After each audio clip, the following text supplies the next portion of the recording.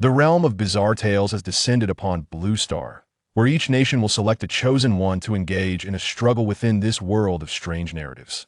The demise of a contestant results in a decline of national fortune, heralding calamity. Conversely, successful navigation through the challenges elevates the nation's luck, bestowing rewards upon its populace. By chance, Chen has been selected, thrust into the terrifying zoo narrative, a derivative work, originally conceived by 16 Coconut. 1. Should you encounter an elephant that appears markedly different from your preconceived notions, remain calm and remind yourself that seeing is believing. 2. This establishment features an aquarium. If any staff offer you tickets to the aquarium, accept them. There exists an alternative exit. 3. The safety measures here are infallible. There is no possibility of animal escape, particularly among the small herbivores, all securely confined in untouchable enclosures. Hence, if you witness a rabbit fleeing, kindly comfort it and hand it over to the staff. The rabbit could provide solace.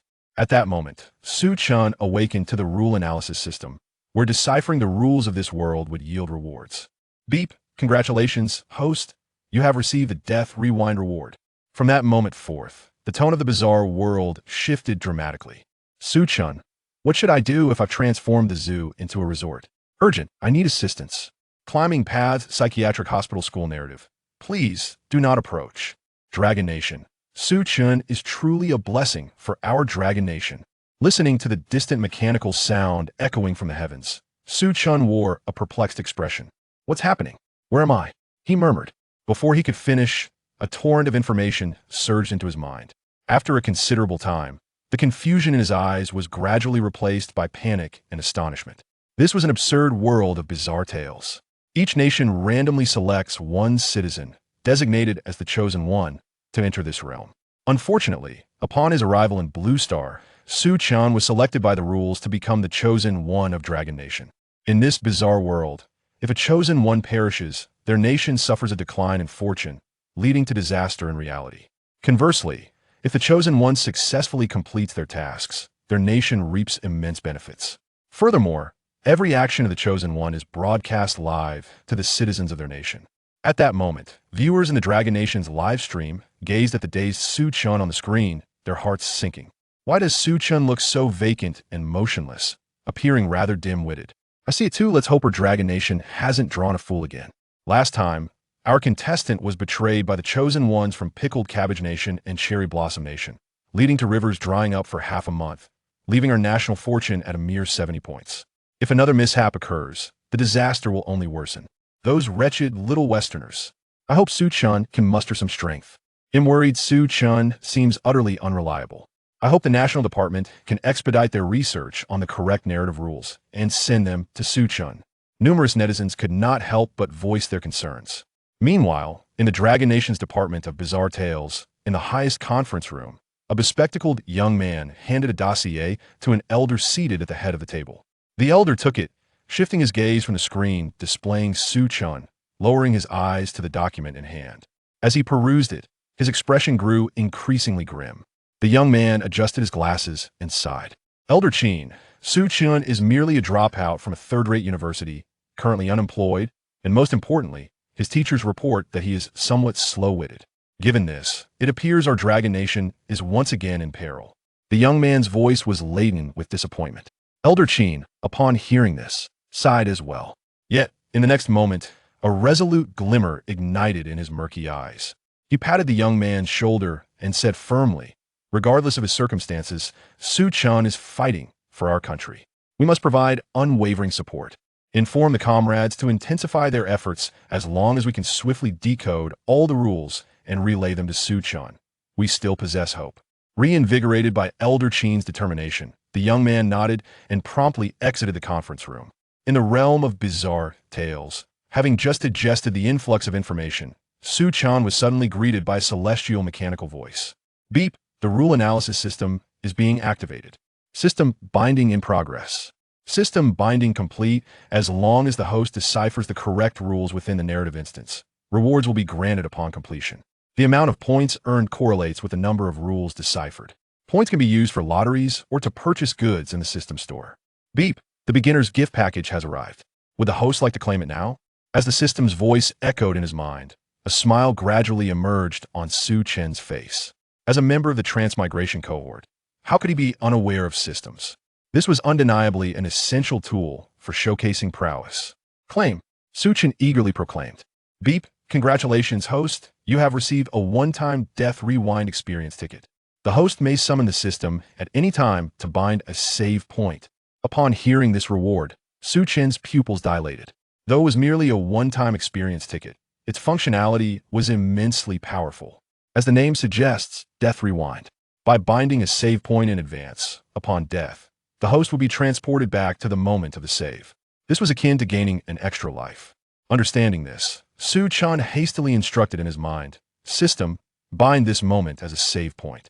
Received, one experience ticket consumed, save point bound. Hearing the cold system voice, Chen felt a warmth in his heart. With a means of safeguarding his life in place, he faced the narrative rules with newfound courage. At that instant, Chen's vision blurred, and he was once again transported to a new world. Once he regained his composure, a massive zoo materialized before all the chosen ones, each clutching a map of the zoo. Chen glanced down at the map. At a cursory glance, it appeared to encompass dozens of animal zones. In the lower right corner, near the entrance, a sizable dashed area was marked, albeit with few animal varieties: a rabbit zone, a white lion zone, a monkey zone, and an elephant zone, which struck him as rather peculiar. Furrowing his brow, Chen found this odd. He then turned the map over. Visitor guidelines for the zoo came into view. Chapter 2, Visitor Rules. What's the deal with the blue text? Dear visitors, welcome to the largest zoo in the city. We have gathered most of the world's animals and ensured that each one is housed in an environment tailored to its needs. We hope you enjoy your visit. During your tour, it is imperative that all visitors adhere to the following rules to ensure your safety. Otherwise, you will bear the consequences. 1. If you're headstrong and stubborn, feel free to disregard these guidelines and enjoy your visit to the fullest. 2. The safety measures here are infallible. There is no possibility of animal escape, particularly among the small herbivores, all securely confined in untouchable enclosures.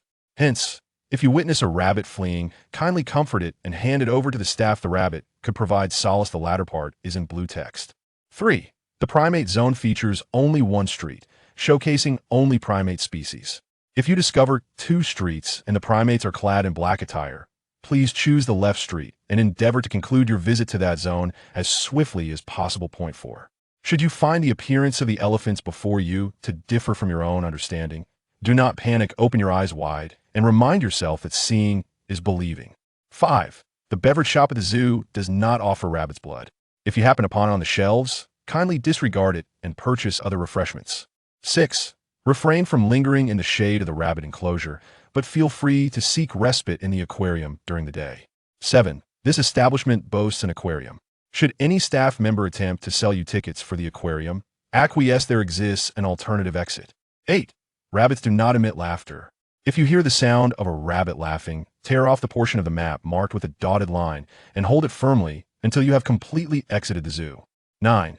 If you violate any of the aforementioned rules, locate the nearest staff member in blue clothing within 15 minutes. They will escort you to the lion enclosure. Do not be afraid. The lions here will not attack you. Once all the white lions begin to roar, the staff will lead you away from the area. 10. There are only 4 white lions in this park. If you observe more than 4 roaring, do not exit the park. Inform the staff and wait until the number of white lions is restored to 4 before departing. 11. If you see individuals adorned with rabbit ear accessories following the crowd into the elephant enclosure, keep your eyes wide open to witness the spectacle, as this will ensure your safety. 12. The lion enclosure is secure. Should you encounter any dangerous situation that you cannot resolve or seek assistance for, immediately and by any means necessary, proceed to the lion enclosure. 13. It is permissible to purchase any animal-themed toys for children age 12 and under for those age 13 to 17. Animal plushies must be discarded within a month of purchase. Individuals aged 18 and above may only purchase rabbit toys. Having perused these rules, Chen felt an immediate buzzing in his mind. Cold sweat trickled down his back. Before his traversal, he had heard tales of zoo-related myths. Although he was unaware of the specifics, he understood that adhering to the dictates of such myths would ensure survival. Yet, trouble loomed ahead. Why were numerous rules emblazoned in blue? Furthermore, many of the black and blue text presented logical contradictions. For instance, the second rule stated that small herbivores are confined within untouchable enclosures. If the black text holds truth, Does that not imply that the unconfined rabbits are not herbivorous? What then is their sustenance? The blue text suggests caressing the rabbits. Could that not lead to demise? However, upon revisiting the blue text of the 5th and 7th rules, one points to the location of an alternative exit, while the other discourages the purchase of rabbit's blood. That rabbit's blood exudes a sinister aura, clearly not a good omen. Ignoring the rabbit's blood appears to be the prudent choice. Moreover, considering the first black rule, if you are willful and stubborn, you may disregard these regulations and enjoy your visit to your heart's content. What does it mean to disregard rules in the realm of mythical regulations? Is this atheist? Does one truly believe they possess a Gatling gun wreathed in blue flames? In this light, the probability that the blue text reflects the correct rules seems significantly higher. Chen's subconscious also leaned T. Chapter 4. A strange transformation? An eerie scene, however. In the next moment, Chen once again displayed that foolish smile. My name is Chen. It's a pleasure to meet you. As he spoke, Chen took the initiative to grasp the other person's hand, feigning great delight. He then continued. May I inquire what the correct rules are? I cannot comprehend this rule. Upon witnessing this, Jin Shiba felt a surge of joy within. He had not anticipated that the other party would be so easily deceived. Based on my experience, only the first rule is valid. Do not trust anything else. Moreover, according to the patterns of past eerie tales, the one who acts first is safer, while those who linger in the back are at greater risk. Therefore, I suggest you set off promptly, Jin Shiba said with a smile. All right, thank you, Chen replied with a grin. And then he boldly stepped through the entrance of the zoo. At that moment, the live stream from Longwa erupted in chaos. Is Chen truly this Navi? How can he still trust someone from Paukai Nation? I'm about to have a stroke. Years of cerebral thrombosis have been cured by Chen's foolishness. The heavens are forsaking Longwa. How could they choose such a fool as their chosen one? I bet Chen won't survive 10 minutes. Otherwise, I'll eat my phone. Following this, furious netizens flooded into the Paukai Nation's live stream. Shiba is so malicious, deceiving our Longwa contestant. Do you not feel any guilt? What are you saying? Clearly, our Gene contestant is valuing friendship with neighboring countries by assisting you, Longwa. Are you not ashamed to lie? This is helping you? You Longwa people are truly uncouth. Last time you accused our Gene contestant of harming your people, and this time our chosen one helps you without holding grudges, yet you still insult him. How lowly of you Easterners. So what if we trick you? It's not our fault that Chen is foolish. If you disagree, hurry and use your one-time hint opportunity. Longwa dogs, hurry back to your live stream. The netizens from Longwa were thoroughly infuriated, all suffering from high blood pressure. Instantly, the live stream was filled with nationalistic fervor. At this moment, Chen strolled into the zoo's entrance. The instant he crossed the threshold, he attempted to retreat, only to find himself thwarted by an invisible wall of air. It seemed that exiting the zoo was impossible until he had completed his tour. However, Chen was not overly concerned, for he had already saved his progress. Thus, he proceeded along the path into the rabbit area. As he explored, he soon noticed several rabbits mysteriously appearing beneath the shade of the trees. Following his earlier conversation with Jin Shiba, he had confirmed that the other would act according to the blue text. With a control group established, Chen decided to take the opposite approach, disregarding all rules written in blue. Therefore, when he spotted the rabbits in the shade, he simply ignored them and crossed through the entire rabbit area. Meanwhile, Jin Shiba noticed that Chen had moved on and began to take action as well. After all, in the world of eerie tales, the speed of clearing the challenges and rankings would influence the final rewards. He had already established the rules, and there was no need to waste any further time. Jin Shiba strode confidently into the rabbit area, his gaze sweeping the surroundings. Soon, he noticed a rabbit concealed beneath the shade of a tree. A smile crept across his face.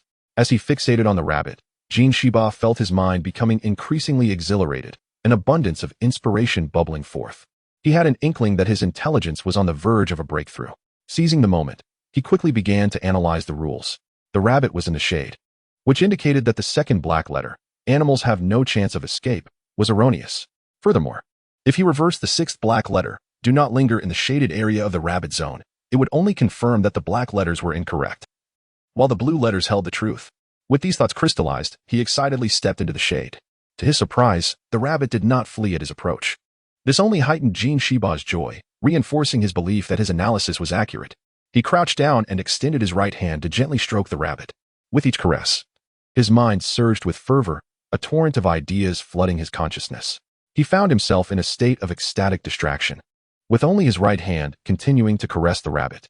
At that moment, The chosen ones from other nations were observing Jin Shiba from a short distance away in the rabbit area. Though they, too, believed the blue letters to be correct, they were curious to see how the representative from the pickled vegetable nation would navigate this perilous situation. After all, rankings paled in comparison to the preservation of life. Just as Jin Shiba caressed the rabbit for the 10th time, an eerie child's laughter echoed from beneath the shade in the rabbit area.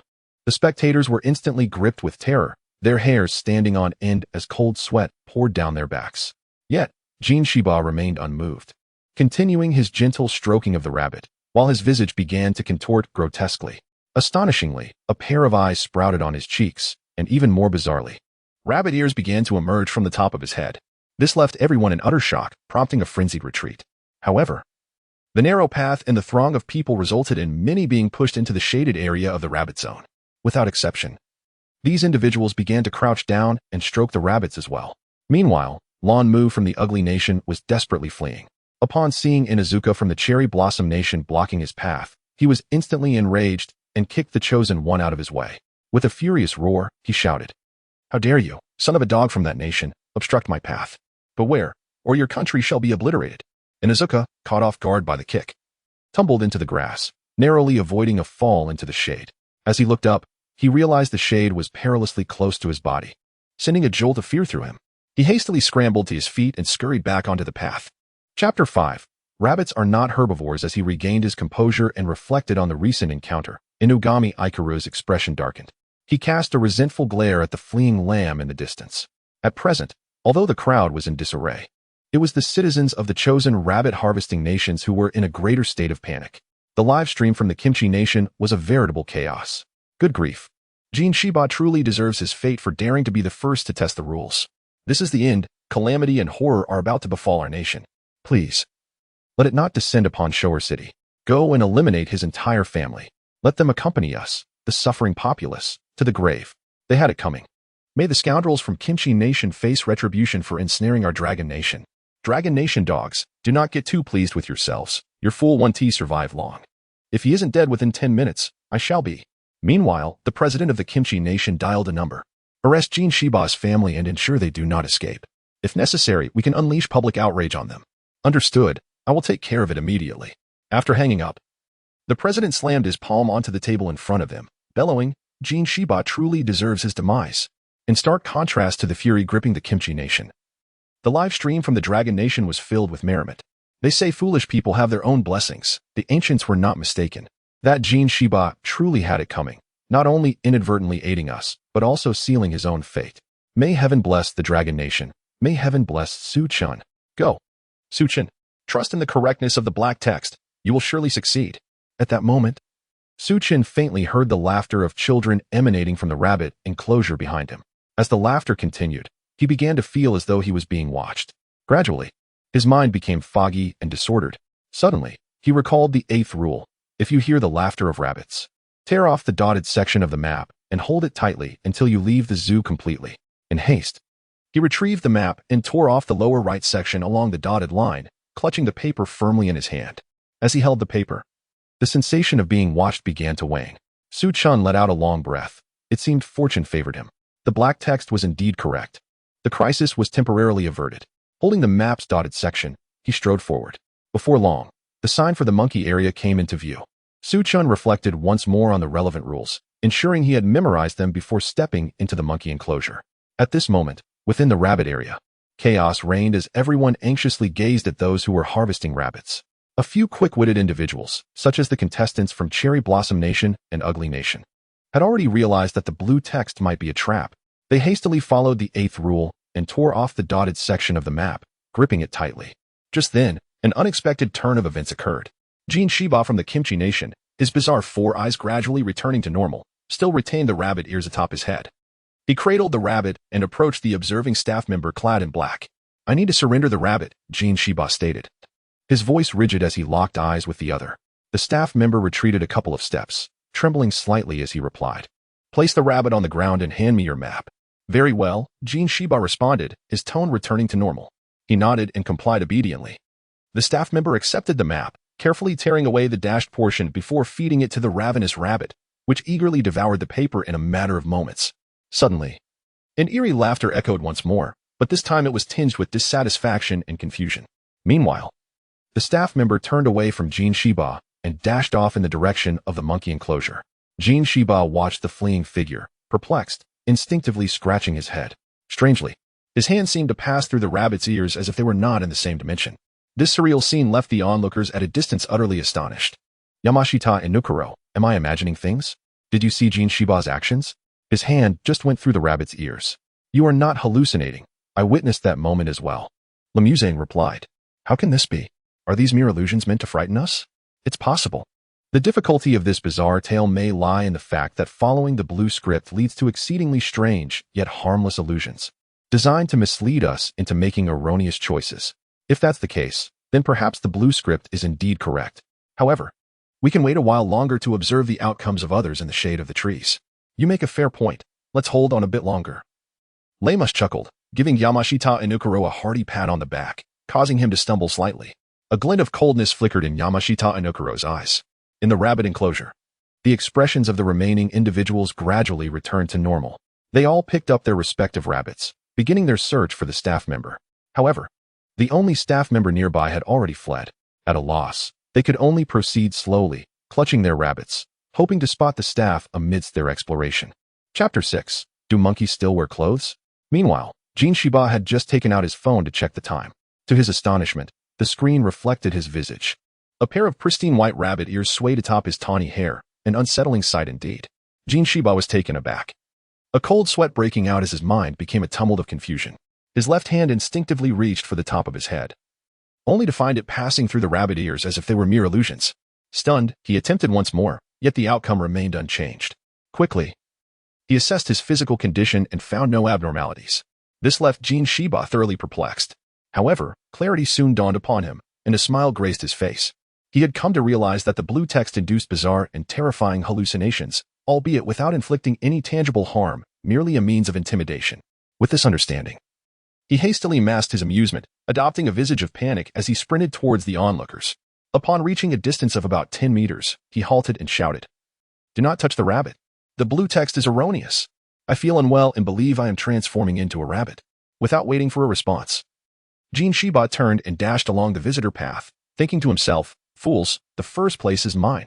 Simultaneously, in the live broadcast room of Pickle Nation, spectators had taken note of Jin Shiba's demeanor. Their expression shifted from despair to exuberance in an instant. Good heavens, what is happening? Jin Shiba has returned to normal. Judging by his behavior, it seems the blue rule, while appearing ominous, is indeed the true rule.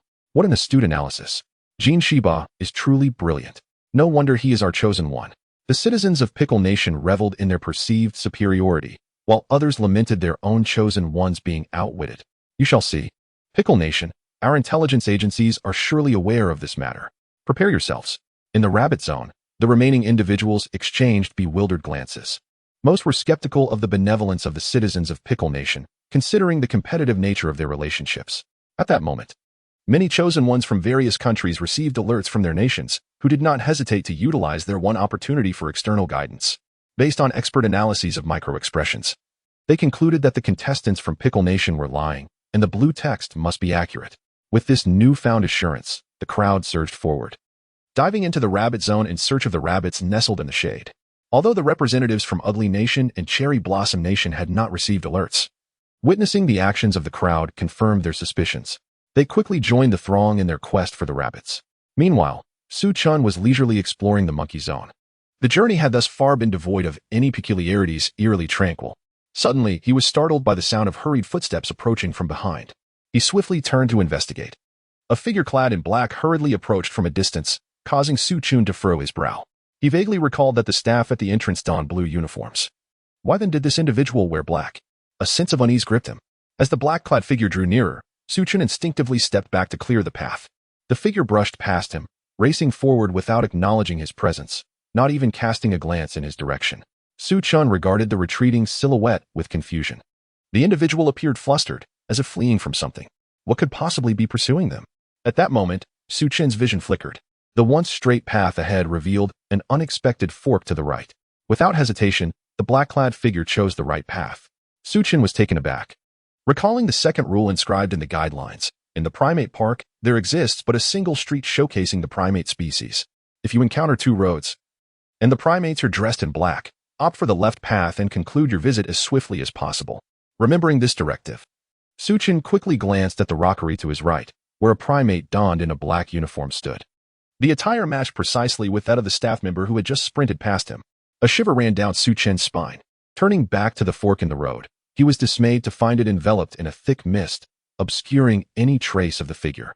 Taking a deep breath to quell his rising panic, he hastened his steps in accordance with the rules. Meanwhile, the live chat from Longu erupted into chaos. This is bad. I saw in other country streams that those terrifying entities are merely illusions. It seems the blue text is the truth. But Chen has been safe following the black text all along. Safe, my foot. Didn't you see that the primate was dressed in black? And now there's a fork in the road? Does that sound safe? It's over. I think Chen has been led astray by the rules. What is our country thinking? Why haven't they notified him yet? Chen is such a fool for believing the words from the pickle country. He is going to get us all killed. The audience from Longwa was in a state of frantic desperation, wishing fervently for their nation to inform Chen to turn back and escape the looming peril. Chapter 7. To the left or to the right? In the conference room of the Dragon Kingdom's Monster Tales department, a divergence of opinions arose among the attendees. Elder Chen, having combined insights from competitors of other nations and intelligence reports, revealed the latest results of the computational analysis. Due to an insufficient sample size, the current calculations still adhered to previous logic, utilizing only 3 major categories for a rough comparison. The probability of the correct rule indicated in blue text was 71:31, while that in black was 23:63, and the probability for both black and blue was 5:06. Should we promptly inform Chen? Inquired a bespectacled young man.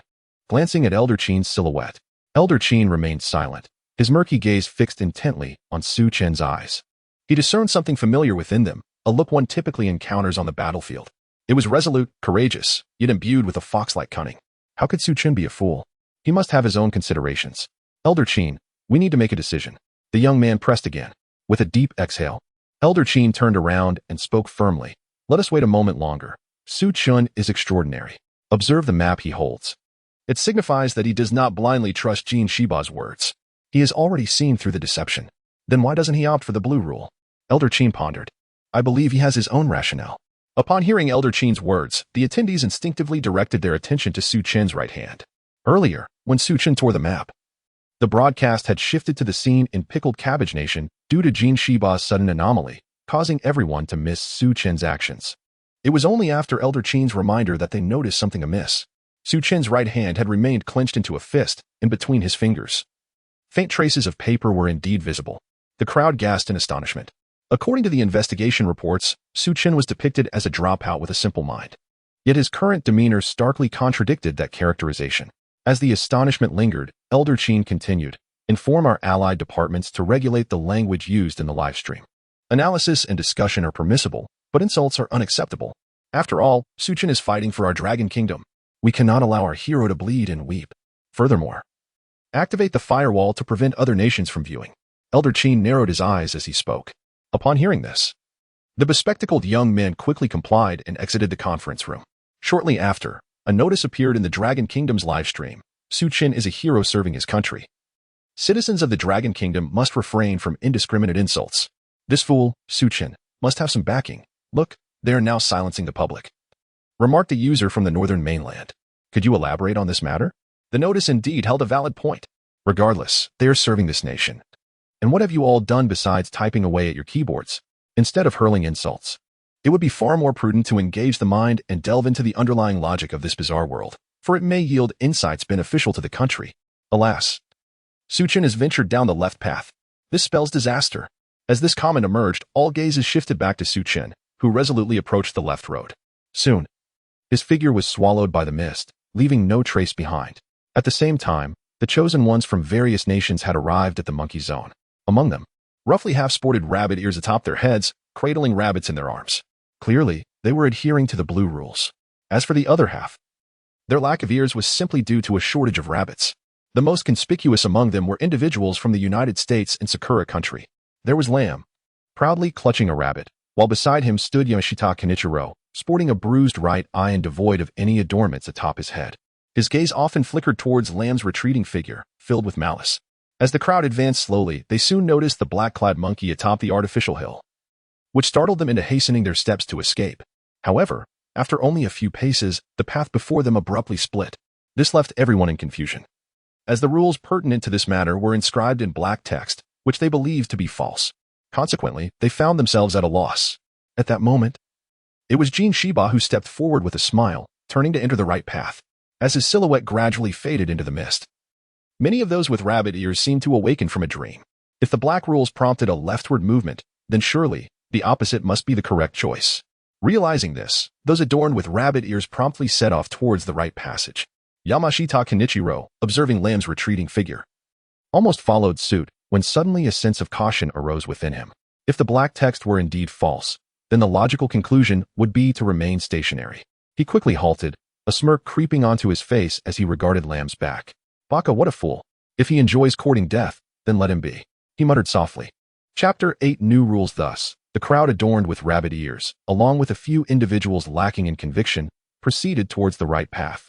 The remaining chosen few, akin to those from the land of cherry blossoms, had deciphered the crucial information. Consequently, they remained stationary. As time elapsed, approximately half an hour passed. Just when Inuyama began to doubt his conjecture, a staff member clad in a blue uniform approached. The chosen ones, upon noticing, hurriedly surrounded him, clamoring to recount the strange occurrences. The blue-clad worker's expression changed drastically upon hearing their accounts. Please wait here a moment. I shall return shortly, he said. And without awaiting further dialogue, he dashed back towards the entrance of the monkey zone. He soon emerged from the roadside bushes with a sign, which he positioned in the center of the path. Bold letters proclaimed, "Monkey Zone temporarily closed." Having concluded this task, the blue-clad worker hurried back, his demeanor fraught with alarm. "Follow me," he urged, striding towards the left path.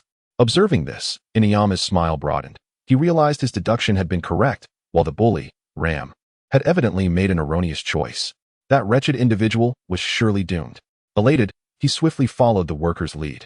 Simultaneously, as Su-chun felt he had wandered through the fog for 10 interminable minutes, he finally emerged into clarity.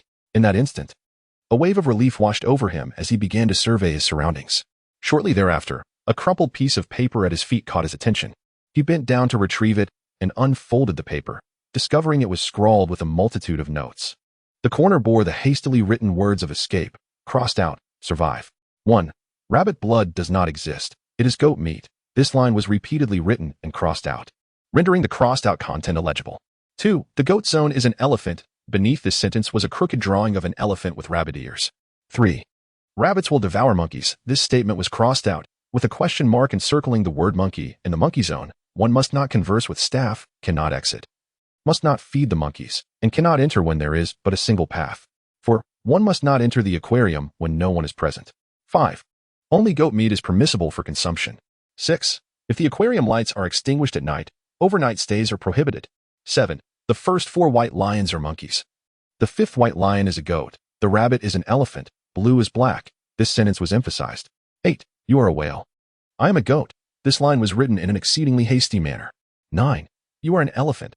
I am a white lion. This line was remarkably neat. As Su-chun scrutinized this note, his expression darkened considerably. The obscure yet chilling phrases instilled an overwhelming sense of discomfort within him. The notion of an elephant adorned with rabbit ears and the rule that rabbits would consume monkeys profoundly unsettled him. Nevertheless, Su-chun possessed a unique strength. Since I cannot comprehend for the time being, I shall not dwell on it any further. Otherwise, if I continue to investigate, I may find myself succumbing not to the tales of the bizarre, but rather to a direct mental breakdown. Su-chun folded the note and surveyed his surroundings once more. At that moment, his attention was drawn to the security room, not far from the shop and the elephant enclosure. He turned and approached the security room, intending to inquire about the situation from the guard. Soon, he arrived at the door of the security room. He raised his hand and knocked several times. However, there was no response. Observing this, Su-chun pushed the door open and entered. The room was devoid of any presence. Only an old desk remained, on which lay a photograph of the guard and a note adorned with an abundance of scribbled words. Su-chun furrowed his brow and approached the desk, first casting a glance at the photograph. It depicted a middle-aged man nearing 40, with dark skin. A long, prominent scar adorned his left arm, seemingly inflicted by a bite, leaving a lasting mark. There was nothing particularly noteworthy beyond that. He then shifted his gaze to the note beside him. Before long, he had read the entirety of the text. A look of astonishment crossed Su-chun's face. To the person who swapped shifts with me. To those who inadvertently wander into the security room, or to the newcomers who may glimpse this note in the future, greetings. During your tenure, please adhere strictly to the instructions outlined in this note. They encompass my accumulated experiences that ensure safety and mental stability. I wish not to lose another colleague, nor to endure inexplicable events again. I believe you share this sentiment. After reading these words of caution, proceed with your duties as if you have not seen them. 1. Always remember the color of your clothing. It may be any hue, red, blue, black. Do not alter the color of your attire. Maintaining a steadfast sense of self-awareness is paramount. Do not allow it to perceive any hesitation or fear in your perception of the outside world. 2. Believe, trust, have faith.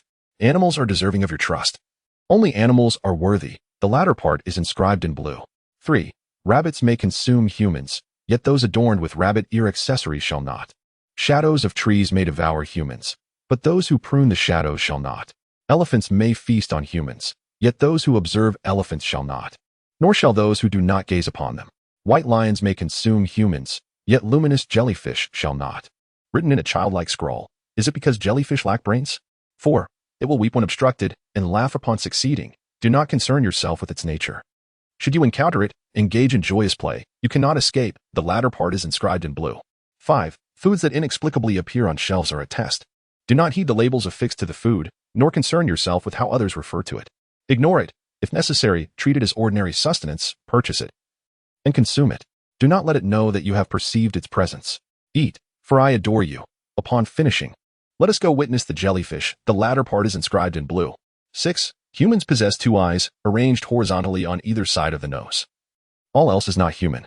The appearance of humanity has transformed, indicating that it is being observed. At this moment, one should strive to maintain a perception consistent with its understanding, or at the very least, refrain from indecision. In a childlike, innocent handwriting, are humans monkeys?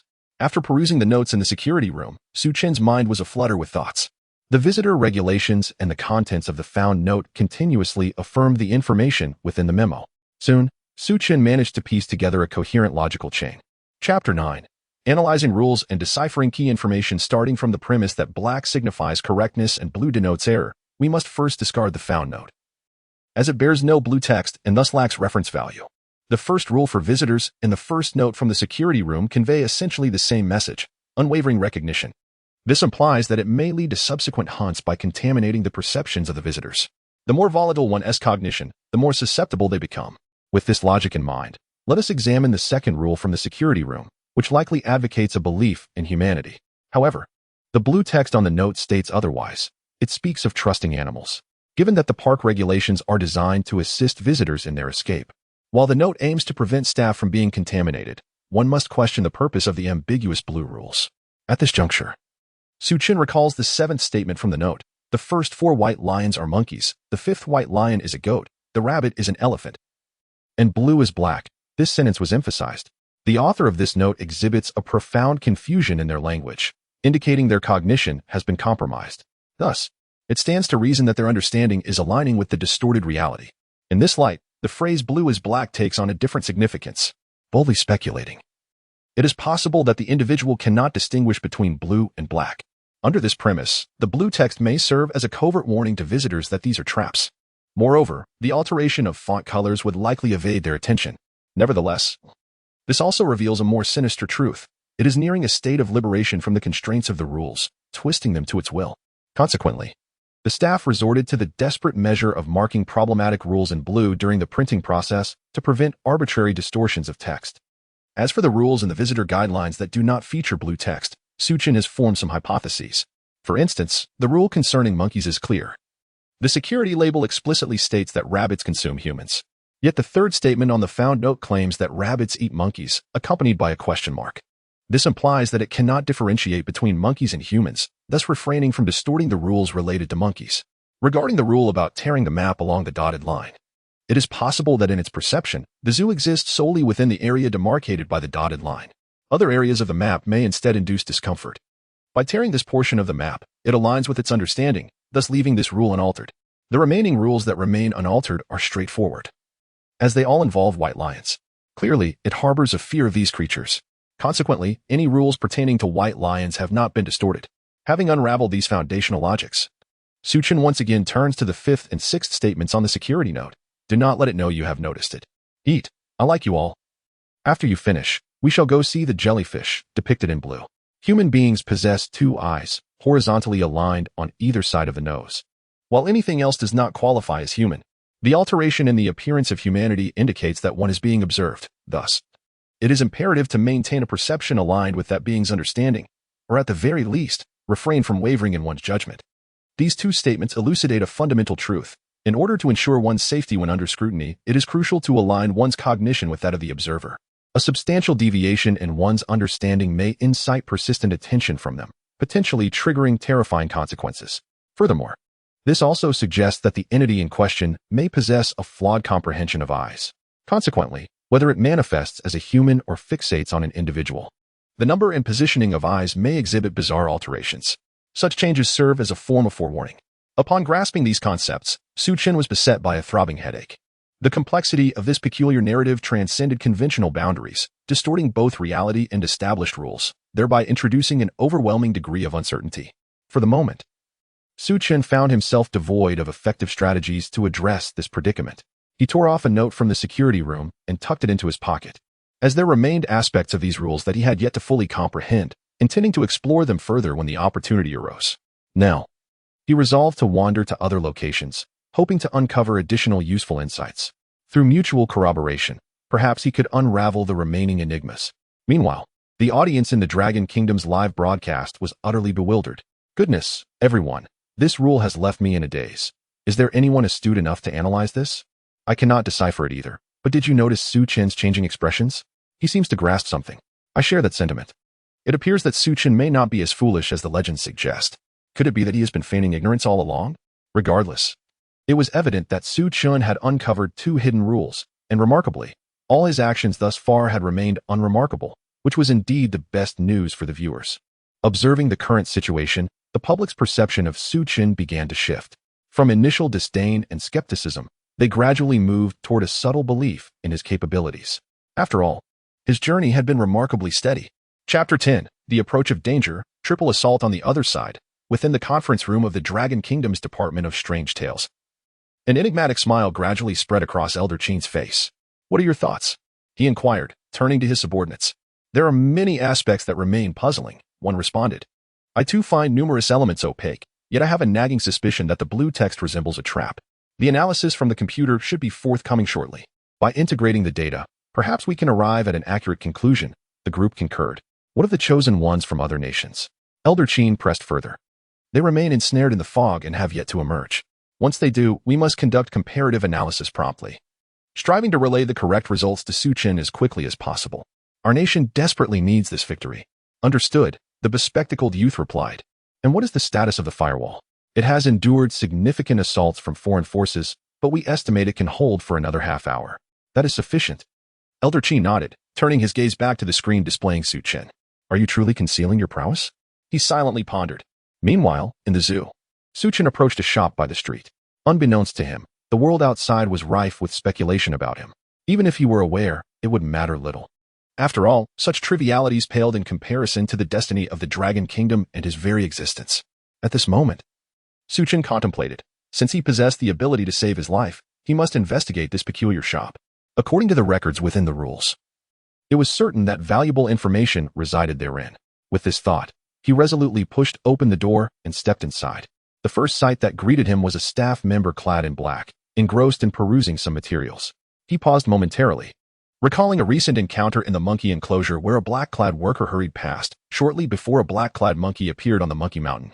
The surreal imagery had left a profound impact on him. Therefore, upon discovering that the shopkeeper was likewise dressed in black, a tremor of unease coursed through him. Though his countenance remained remarkably composed, betraying no outward signs of distress, his gaze swept across the shelves, adopting the demeanor of a casual visitor. However, upon observing the items displayed, he involuntarily shuddered. In the beverage cooler, a striking row of bright red drinks caught his attention. The transparent glass bottles bore the ominous inscription, Rabbit Blood. The viscous, dark red liquid bore an uncanny resemblance to actual blood, inducing a wave of nausea within Chen. Hastily, he averted his gaze. This diversion led him to the toy section, where a collection of dolls drew his eye. Among them, several rabbit dolls appeared particularly unsettling. Their blood-red eyes seemingly fixated on him. In the next moment, the world around Su Chen dimmed, leaving only the pristine white rabbit in his field of vision. In a daze, he discerned that the rabbit doll's mouth had opened, revealing a gory crimson interior. Its three-part mouth began to twist and contort, forming an exaggerated, grotesque smile.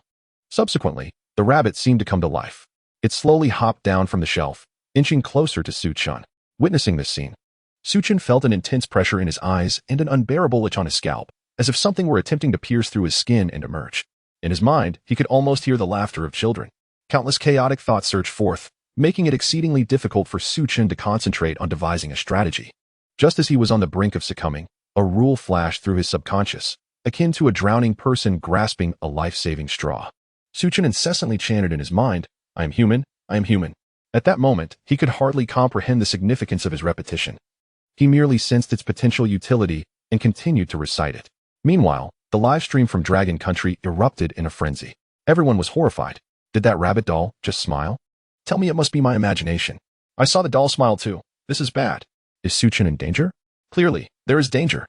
Did you not see Su Chen's eyes, blood red and vacant, resembling that individual from Pickled Vegetable Nation? What the hell? There was nothing wrong before. Why did he have to come to the store for food? Can he not survive without it? Now look, we're in trouble. Don't panic upstairs. Observe Su Chen's eyes. The crimson hue is gradually fading. Perhaps he is all right. The citizens of Dragon Country engaged in animated discussion. Simultaneously, as Su Chen continued his silent mantra, his body gradually regained sensation and control, while his mind began to clear. He quickly closed his eyes and turned away, distancing himself from the source of contamination. He steadfastly reaffirmed his own consciousness. Moments later, when he reopened his eyes, they were filled with determination. He exhaled deeply. This cognitive pollution was exceedingly ruthless, seemingly designed to prevent anyone from passing through unscathed. Su Chen silently criticized the black-clad figure, the blood of the rabbit, and the rabbit doll, all conspicuously placed. Any visitor entering would undoubtedly take note. This trifecta of assault was nothing short of lethal. Had Su Chen not discovered the note in the security room, harboring a subconscious awareness of how to combat cognitive pollution, he would have certainly faltered. Fortunately, he had managed to endure, regaining his composure. Su Chen completely removed the shelves from his line of sight and focused on the black-clad staff member, only to find the individual observing him with keen interest. Chapter 11. Do you know about the aquarium? Is there anything you wish to purchase? In our store, we have just received a new specialty drink, rabbit blood. I wholeheartedly recommend that you give it a try. The man in black noticed Su Chen's gaze upon him and began to cheerfully promote his merchandise. I am not interested in that, Su Chen replied, his heart brimming with caution at the sales pitch. He outright refused. Then perhaps you would consider an exquisite animal plush toy as a souvenir? For instance, that rabbit plush would be quite delightful. As he spoke, the man in black gestured towards the shelf of toys across the way.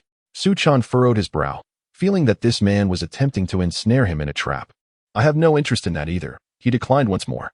Upon hearing the second refusal and noticing that Su Chen's gaze remained unwavering, the man's demeanor shifted to one of irritation. What is it that you wish to buy? Make a choice quickly. Once you've purchased something, leave promptly. Do not delay us in our work, he said, his tone growing unfriendly. Observing the man's growing anger, Su Chen felt a sense of relaxation wash over him. Understanding his adversary's intentions placed the initiative firmly in his hands. With a smile, Su Chen leaned closer to the man in black and quietly inquired, "Do you know about the aquarium? According to the 6th and 7th rules for visitors, do not linger in the shade of the rabbit area. But you may seek refuge in the aquarium during the day. The phrase 'this park features an aquarium. If staff offer you tickets to the aquarium, accept. There is an alternative exit,' was all printed in blue. It became clear that the zoo did not possess an aquarium. Yet, why was a fictitious aquarium being conjured? This perplexity had lingered in Su Chen's mind until now.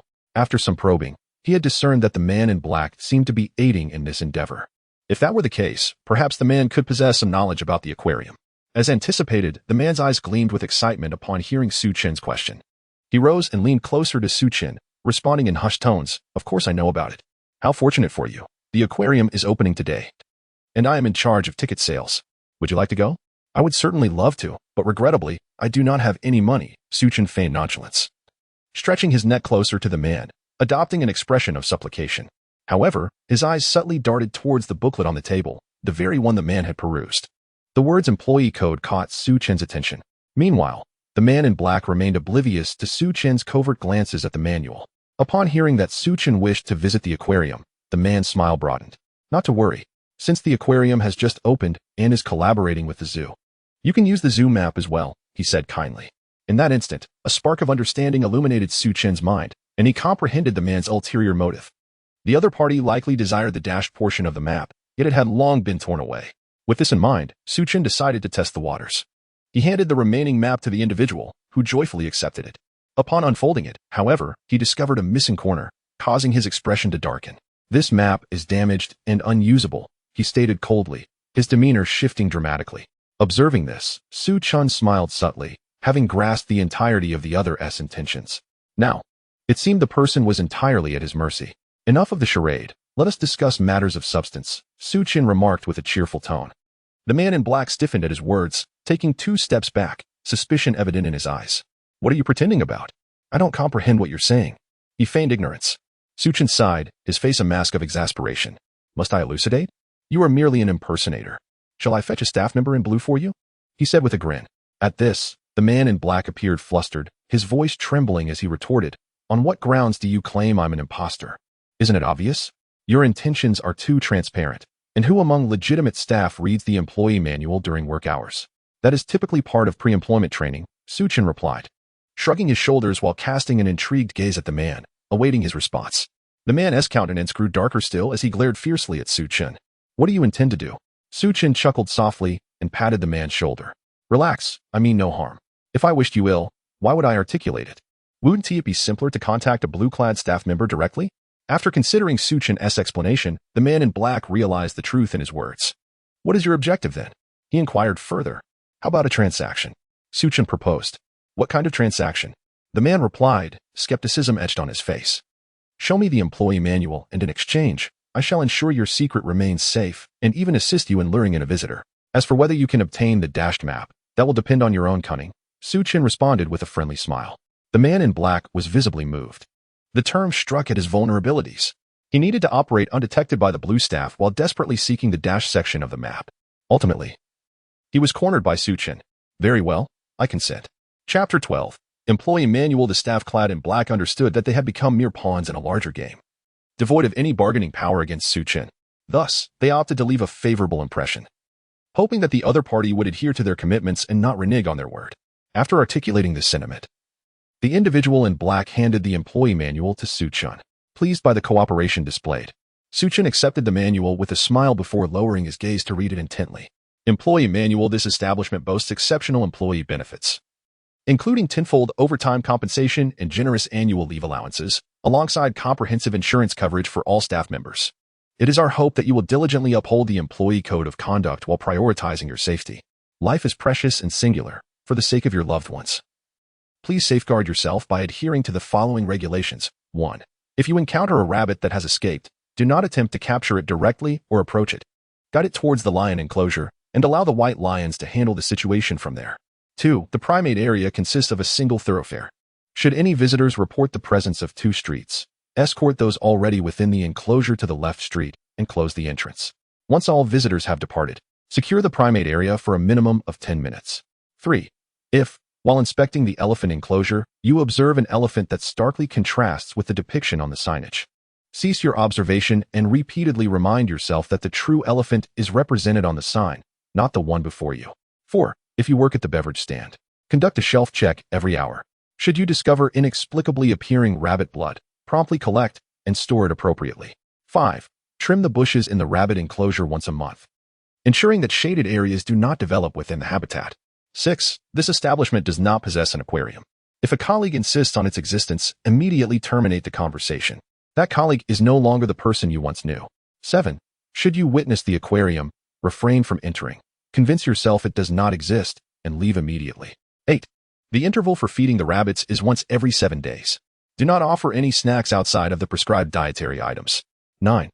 If you hear laughter that clearly does not belong to visitors in the rabbit enclosure, tear out the last page of the employee manual along the dotted line. Hold it in hand and proceed to the elephant enclosure to dispose of the paper on the lawn. Other staff members will understand what transpired and will not reprimand you for littering. 10. If a visitor solicits your assistance, claiming to have violated the visitor code of conduct, promptly escort them to the lion enclosure. During this time, you may encounter colleagues in black uniforms attempting to interfere with your duties. Refuse to acknowledge them. They are not your colleagues. 11. There are only 4 white lions in the lion enclosure. Should their number unexpectedly exceed 4, present the rabbit blood to them and splash it upon the first white lion that approaches. After completing this task, depart immediately, avoiding any lingering gaze upon the additional white lions. 12. Upon noticing an individual adorned with rabbit ear accessories entering the elephant enclosure, promptly disperse the nearby visitors and stand guard at the entrance until the sound of children's screams is heard from within the enclosure. 13. Experiencing tinnitus, chest tightness, migraines, or reddening of the eyes within a 5-minute span is deemed a normal occurrence and should not be a cause for concern. However, should such symptoms persist beyond 5 minutes, cease all activities immediately and make your way to the lion enclosure with utmost urgency. 14. Treat the white lions with kindness. When the number of white lions is limited to 4, there is no need for apprehension, as they have been raised to be amicable towards humans. This section has been crossed out. Should you find yourself unfortunate enough to be attacked by a white lion in its normal state, without succumbing immediately, the 6th and 7th rules become void. Do not hasten to a hospital. Your life is not in jeopardy. After exiting the lion enclosure, proceed to the aquarium, where you will soon discover its location. You will don a black uniform. Upon reviewing these regulations, Chen was taken aback. The employee manual conspicuously lacked any text in blue font. This suggests 2 possibilities. Firstly, that employees possess a means to resist the distortion of the rules. Secondly, and far more unsettlingly, that it remains indifferent to any actions taken by the staff. It is conceivable that it has identified the loopholes within the regulations. In light of these considerations, Chen leaned more towards the first possibility, for the ramifications of the second are indeed too frightening. If it were to disregard the staff guidelines entirely, would that not render this bizarre world an insurmountable challenge? Such a notion is preposterous. With this thought, Chen retracted his musings. Neither scenario would yield a definitive answer upon further contemplation. It would be more prudent to thoroughly study the employee regulations and later, when the opportunity arises, to probe the staff regarding their ability to resist it. Thus, Chen commenced a meticulous examination of these rules, scrutinizing each one in detail. Upon completing the review, most rules appeared unremarkable, merely reinforcing the notion that the blue regulations are traps. In contrast, the final section, which was crossed out, proved to be of greater intrigue. Chapter 13. A minefield of traps, I purchase rabbit blood. This passage indeed confirms the existence of an aquarium here. One of the pathways to the aquarium is through an encounter with a white lion, albeit one that does not result in immediate death. It also indicates that the lion enclosure is not entirely secure. At least under conditions of profound cognitive pollution, the white lion poses a considerable threat. After this analysis, combined with the encounter with the figure in black today, Chen has begun to form some conjectures. Perhaps the aquarium truly represents a means of escape, and it may be the only possible way to evade the increasingly distorted rules of this zoo. However, it is essential to note that once donned in the black work attire, escape becomes impossible. Moreover, the note from the security room serves as a reminder: remember the color of your clothing and refrain from changing it. This may indeed be the key to survival. With these thoughts clarified, Chen felt a wave of exhilaration and returned the employee manual to the figure in black. He then smiled and prepared to leave. At that moment, several rules suddenly flashed through his mind. The first was the 5th rule for visitors. The zoo's beverage shop does not offer rabbit blood. If you see it on the shelves, please ignore it and purchase other food. The last sentence was printed in blue. The blue rule instructed ignoring the rabbit blood and opting for other provisions. Initially, Chen had given it little thought, merely intending to refrain from making any purchases. But now he sensed something amiss. Combining this with the note from security, any food that appears inexplicably on the shelves is a test. Do not heed the labels on the food, nor concern yourself with how others refer to it. Ignore it, and if necessary, treat it as ordinary food to purchase and consume. Does this not imply that he should buy the rabbit blood? Otherwise, this test would draw attention to him. Furthermore, Chen recalled that after being overwhelmed by the rabbit plush toy, the black-clad staff member had deliberately promoted both the rabbit blood and the rabbit plush simultaneously, suggesting that they were akin to strange entities. Perhaps, indeed, he ought to purchase the rabbit blood. Thus, Chen halted his steps and turned towards the counter, his gaze fixed intently on the rabbit blood, daring not to glance at other items. He then picked up a bottle of rabbit blood and presented it to the staff member in black. "I'd like to try a bottle," he stated flatly. The figure in black was taken aback, scrutinizing Chen once more before hastily resuming an indifferent demeanor. Accepting the rabbit blood, he scanned the barcode, indicating that Chen should proceed to pay. The change in the other's expression did not escape Chen's keen eyes. Now, he felt reassured.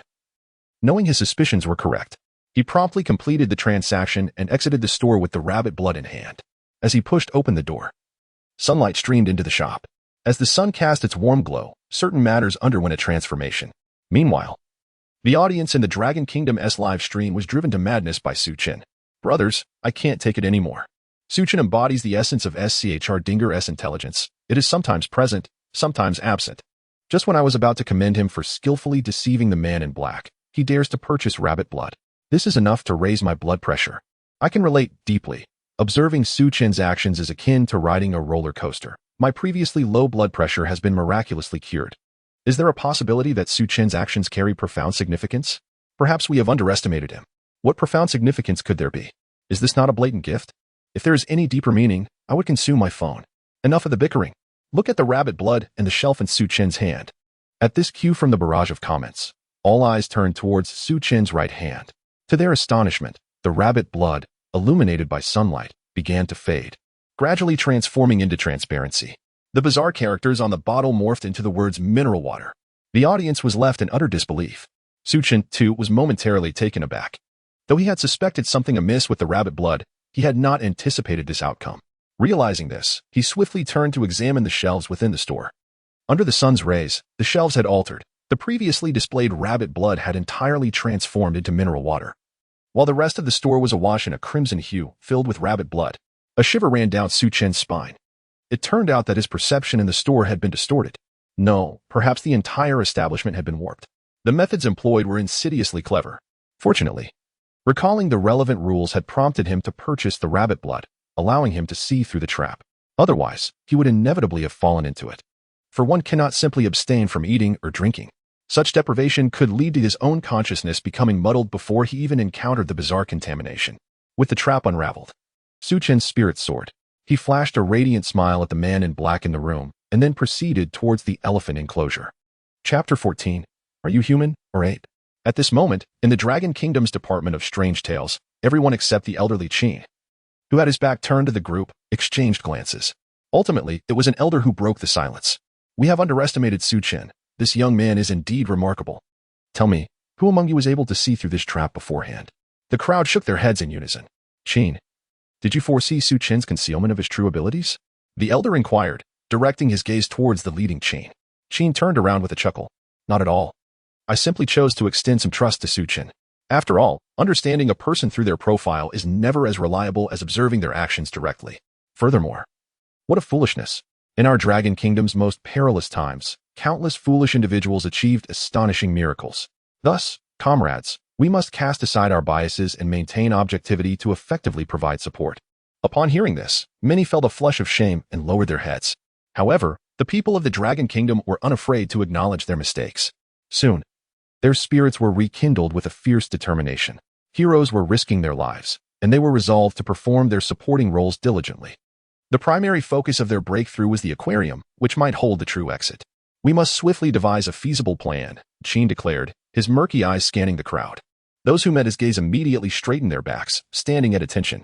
In unison, they responded affirmatively before diving back into the intricate process of data analysis.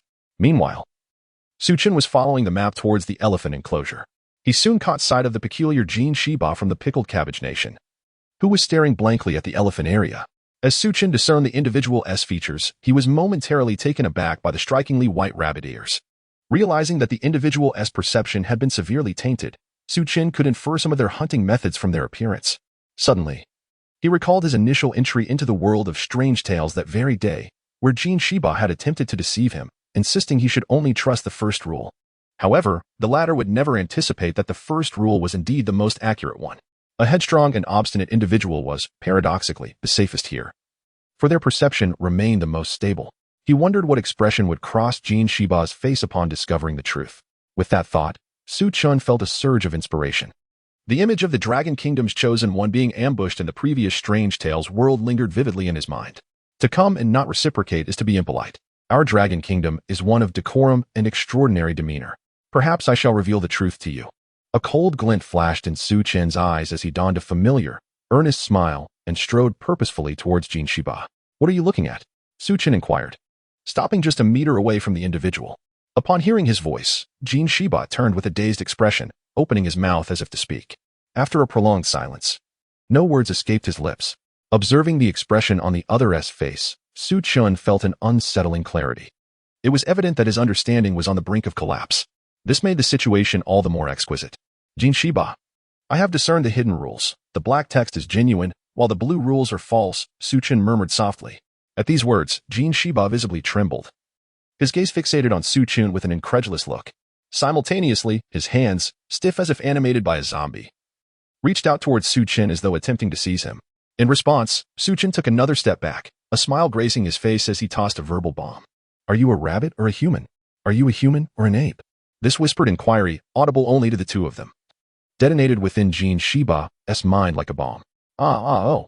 Jin Shiba's visage contorted in agony, his hands curling into claws as he fiercely raked them across his own face. With the movement of his nails, crimson streaks appeared, painting his features. Subsequently, he began to tug at his hair vigorously, clumps of it cascading through the air. Yet, this was merely the beginning. Jin Shiba's eyes reddened increasingly, as if they might weep blood. Then, an odd scene unfolded. The rabbit ears, which seemed to belong to another dimension, made contact with his hands. Witnessing this, Chen squinted slightly, turning away to head towards the elephant enclosure. He understood that Jin Shiba was beyond salvation. His cognition had already been tainted, teetering on the precipice. By revealing that the blue text was the erroneous choice, regardless of whether Jin Shiba believed it, his understanding would inevitably waver once more. At this critical juncture, the pivotal questions arose. Are you a rabbit or a human? Are you a human or an ape? His cognition was already gravitating towards this dilemma, rendering him incapable of answering. It was crucial to note that he could not distinguish between human and ape. Thus, Jin Shiba's perception would continue to oscillate violently until Chapter 15. Promoting the spirit of craftsmanship on the other side, the officials of the pickled vegetable nation began to sense something amiss with Jin Shiba. Although they were hindered by the Dragon Kingdom's firewall and could not access live broadcasts of the Dragon Kingdom's participants, they had their own spies who relayed relevant information about Chen back home. Despite the considerable delay, it was better than being completely in the dark. As a result, they became aware of the visitors' notes and the hidden rules recorded in the security office's memos. Under their expedited processing, they managed to decipher some of the content. Just as they prepared to utilize their one opportunity to hint at Jin Shiba, an unexpected turn of events occurred. Chen from the Dragon Kingdom approached and uttered a couple of sentences that sent Jin Shiba into a frenzy. Witnessing this scene, the officials of the pickled vegetable nation could no longer contain themselves. They hurriedly condensed the information they had obtained and sent it to Jin Shiba. In the broadcast, Jin Shiba stared blankly at the message that appeared before him, halting his self-destructive actions. The officials of the pickled vegetable nation breathed a sigh of relief, grateful for having offered a lifeline at a critical moment. However, they were unaware that, during Jin Shiba's cognitive breakdown, what they believed to be a lifeline was, in fact, the last straw that broke the camel's back. After a brief moment of stupor, Jin Shiba revealed an eerie smile and erupted into maniacal laughter. He then dashed toward the rabbit garden with unrestrained glee. Soon, he plunged into a patch of shade, which, at that very instant, yawned wide open, exposing its dark, sharp teeth. In an instant, Jin Shiba vanished without a trace. Not far away, a comically adorable rabbit appeared in the shade. Moments later, the sound of children's laughter echoed throughout the rabbit garden. Before the selected ones, and in the live broadcast, a message materialized. The chosen one of the pickled vegetable nation, Jin Shiba, has met an untimely demise. Comprehensive assessment. The national fortune of the pickled vegetable nation is reduced by 20 points, leaving a total of 60 points. The drought has descended upon the entirety of the pickled vegetable nation, lasting for 1 month. The officials of the pickled vegetable nation, who believed they had rendered significant assistance, still wore smiles that had yet to fade. However, upon Jin Shiba's sudden disappearance, accompanied by a death notification, their smiles froze in place. The president of the pickled vegetable nation's expression darkened further as he bellowed, "That fool Jin Shiba. We clearly provided him with the correct answer. How could he still perish? This infuriates me. Bring forth his family to quell the public outrage." Upon hearing their leader's furious outcry, someone turned and exited the conference room to carry out the orders. Previously, they had followed the president's directive and captured Jin Shiba's entire family. Consequently, a live broadcast dedicated to placating the public's anger was soon established. Countless citizens of the pickled vegetable nation, left homeless by the death of their chosen one, flocked to the stream. Damn Jin Shiba. With the correct rules, he still meets his end. This enrages me. A month of drought across the nation, how many will perish? It's all his fault. How foolish, how could he be the first to die? Even if death comes a little late, what is the rush? Are they eager to reincarnate? Let their family accompany our nation in mourning. They must perish. Countless enraged individuals, driven mad with fury, unleashed a torrent of invective in the live stream. Meanwhile, At the zoo, all the chosen ones appeared visibly alarmed. Particularly those who emulated Jin Shiba were thrown into a state of panic. Among all the chosen ones, one individual was utterly paralyzed with fear, Yamashita Inuichiro. He hid nearby, witnessing the events unfold. He observed Chen approach and whisper a few words to the other party. Then, Jin Shiba went berserk, disappearing without a trace.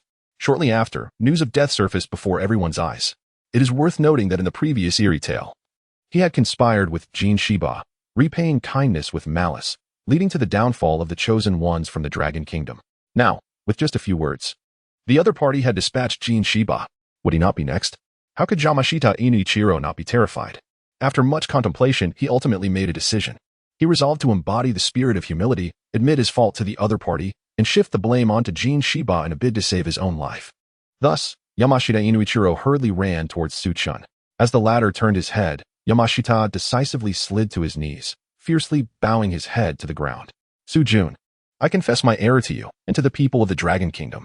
I was wrong not to save your chosen ones in the last eerie tale. However, all those despicable acts were orchestrated by Jin Shiba, and I played no part in them. Nevertheless, the death of a benefactor before my eyes is indeed my fault. I hope for your forgiveness. After uttering this, Yamashita Inuichiro began to bow fervently. This scene left Chen momentarily dumbfounded. However, he quickly regained his composure.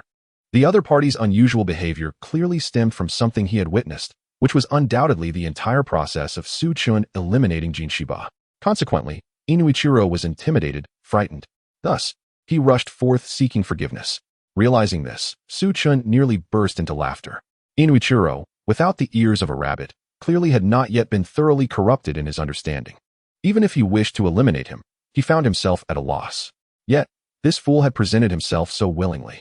To spare his life would be an affront to the countless innocent citizens of the Dragon Kingdom who perished in the previous tale. Chapter 16. Please apologize to the concerned parties. After a brief moment of contemplation, Chen devised a plan. With a gentle smile, he assisted Yamashita Inuichiro to his feet and spoke softly. What are you doing? I am well aware of the incident regarding the ghost stories. It was all due to that Jin Shiba, and you are not to blame, so there is no need for such remorse.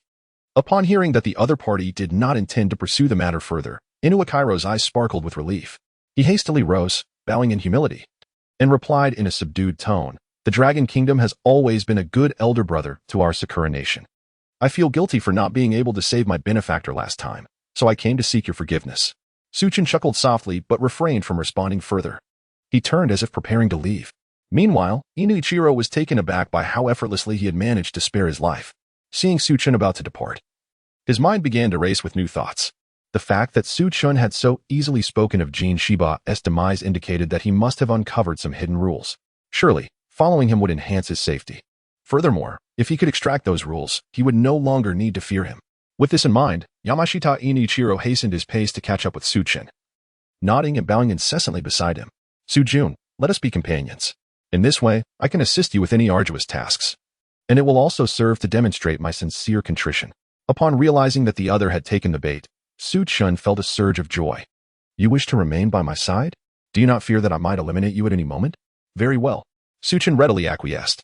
The two then proceeded toward the elephant park together. Along the way, Inuichiro fidgeted restlessly, pondering how to extract information. However, Chen observed his every move. Unable to contain himself any longer, he bluntly inquired, Are you blushing because you wish to ask how Jin Shiba met his end? At this, Inuichiro's expression shifted dramatically, and he quickly waved his hands in denial. And no, I wouldn't dare inquire. What is there to fear? Since we have become companions, I shall be forthright. His demise was a result of my manipulation of hidden rules, which reside within the shop, Chen stated with a grin. Upon hearing this, Inuichiro halted in his tracks. Noticing that the other was intrigued, Chen seized the moment. If you wish to go, then go ahead. I shall wait for you at the elephant park. Oh. And when you encounter the vendor in black attire, be sure to mention that I sent you. He will share additional secrets with you. Jun, I am truly grateful. Yamashita Inuichiro deeply bowed before swiftly turning to dash toward the shop, a sinister smile creeping across his face. Baka, once I uncover the hidden rules, I will surely eliminate you. For the people of Sakura Nation, who held a strong sense of honor and righteousness, this was the case.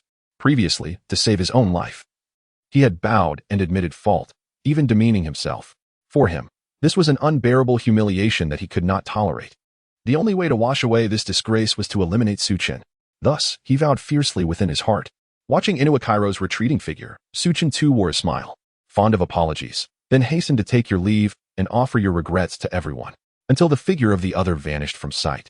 Chen leisurely turned and strolled toward the elephant enclosure. Shortly thereafter, just as he entered the area, Inahira, panting heavily, returned with his mouth agape, resembling a fatigued canine. Upon observing the crimson marks upon his lips, Chen realized that his companion was in dire straits. What did they tell you?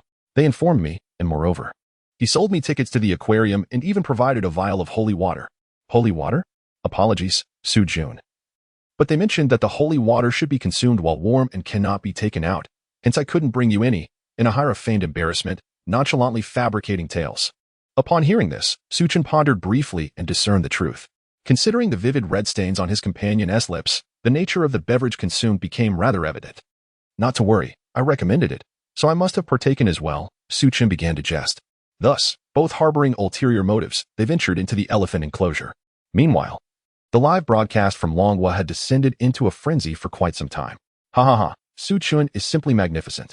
He managed to vanquish Jin Shiba with just 2 sentences. How satisfying. Indeed, his eloquence was comparable to that of Kong Ming vanquishing Wang Lang. Who among you previously called Chen foolish? Step forward and apologize. My brother Su possesses an intellect that surpasses yours. I'm sorry. I apologize. One brothers. Keep an eye on this Inahira. I can blindly guess that his days are numbered. Do we even need to mention it? Entering the death shop. Does he still harbor hopes of survival? What a dream. On the other side, the leadership of the Kimchi nation gradually began to analyze the peculiarities of the situation. It was evident that Jin Shiba's demise was a consequence of Chen's actions, inciting their ire. Consequently, they lodged a formal protest with Longhua, demanding an apology and reparations. Otherwise, they threatened to establish a foolproof defense system across their territory. To this ultimatum, Longhua responded with a single phrase, "Do not test the limits of Longhua." Consider this a forewarning. At that moment, within the zoo, Chen remained oblivious to the uproar his presence had caused in the outside world. He cautiously meandered through the elephant enclosure, suspecting that significant dangers lay ahead. According to the map, apart from the elephant area, only the white lion section remained, which presumably would not be subjected to any drastic alterations. Thus, the threat should not be excessively grave. Reflecting on his past experiences, albeit somewhat arduous, he concluded that aside from the shop, he had encountered little peril. In light of this analysis, it was clear that the elephant enclosure must harbor considerable danger. Indeed, it was bound to present substantial threats. There could be no allowance for guests to traverse unchallenged. Chapter 17. Silent Hill. The inner and outer worlds having comprehended these thoughts, Chen proceeded with utmost caution, fearful that a moment's lapse could lead him into a trap. Beside him, Yamashita Inuyaro lacked such prudence. Whether it was due to his foolishness or the effects of consuming authentic rabbit's blood that clouded his perception, he remained oblivious to the imminent dangers. Gazing about with a demeanor akin to that of a child at a zoo. Suddenly, his expression shifted dramatically. Grasping Chen's arm, he exclaimed, "Look in that direction. Is that not an aquarium?" Chen, startled by his words, quickly followed the direction indicated by Yamashita's finger. However, all he beheld was an expanse of nothingness. Bewildered, he responded, "Where is it?" "It's right there." "Look, wait. Where did it go?" Yamashita pointed towards the entrance, his face now mirroring Chen's confusion. He hastily rubbed his eyes and glanced again into the distance, yet found nothing anew. "Chen, you must believe me. I truly saw the aquarium just now." Yamashita insisted earnestly. Observing the unwavering conviction in his companion's expression, Chen sensed that he was not being deceived. Nevertheless, the aquarium eluded his sight, which was indeed peculiar. In a sudden flash of insight, Chen considered a possibility. Perhaps only those whose perceptions had been tainted could behold the aquarium. If that were the case, Yamashita, having consumed rabbit's blood and been misled by the shadowy figures, had experienced a distortion of his awareness. It was conceivable that his earlier casualness and scattered thoughts allowed him to perceive the aquarium, but once he engaged in dialogue and focused, the cognitive pollution diminished, rendering it invisible to him once more. After a moment of contemplation, Chen deemed this hypothesis the most plausible. However, the aquarium was not his primary concern at present. While it might harbor an alternate exit, if he could not even survive the elephant enclosure, contemplating future strategies was futile. With this thought, Chen redirected his focus to the elephant on his right, meticulously observing for any anomalies in his surroundings. Thus, he and Yamashita joined the throng, meandering slowly through the scene. In the realm of reality, the firewall of the Dragon Kingdom finally crumbled under the assault led by the Ugly Nation. A surge of foreign personnel flooded into the Dragon Kingdom's live broadcast rooms. These nations had, through espionage, gleaned some of the hidden rules. Yet, the specifics of the employee handbook remained elusive to them. Once they acquired this regulation, before they could systematically analyze it, their nation's chosen ones entered the elephant enclosure. According to the analyses from their own scholars, this area was fraught with peril. Naturally, they needed to expedite the sharing of their existing knowledge with their chosen ones. Otherwise, should any fall, the opportunity for guidance would be rendered useless, resulting in tremendous loss. Thus, those nations still possessing advisory opportunities hurriedly transmitted their previously analyzed findings, along with the newly acquired employee guidelines, to their chosen ones. Among them, the Cherry Blossom Nation found itself in the most desperate predicament. Through the video, they witnessed the entire ordeal involving Chen in the store. The sight of rabbit blood transforming into mineral water under the sunlight left them utterly astonished. This led them to reminisce about the entire episode involving Inuyama Kenichiro at the foot of the mountain. They went mad, realizing that he might have been consuming rabbit blood. Consequently, they relayed this information to Inuyama Kenichiro.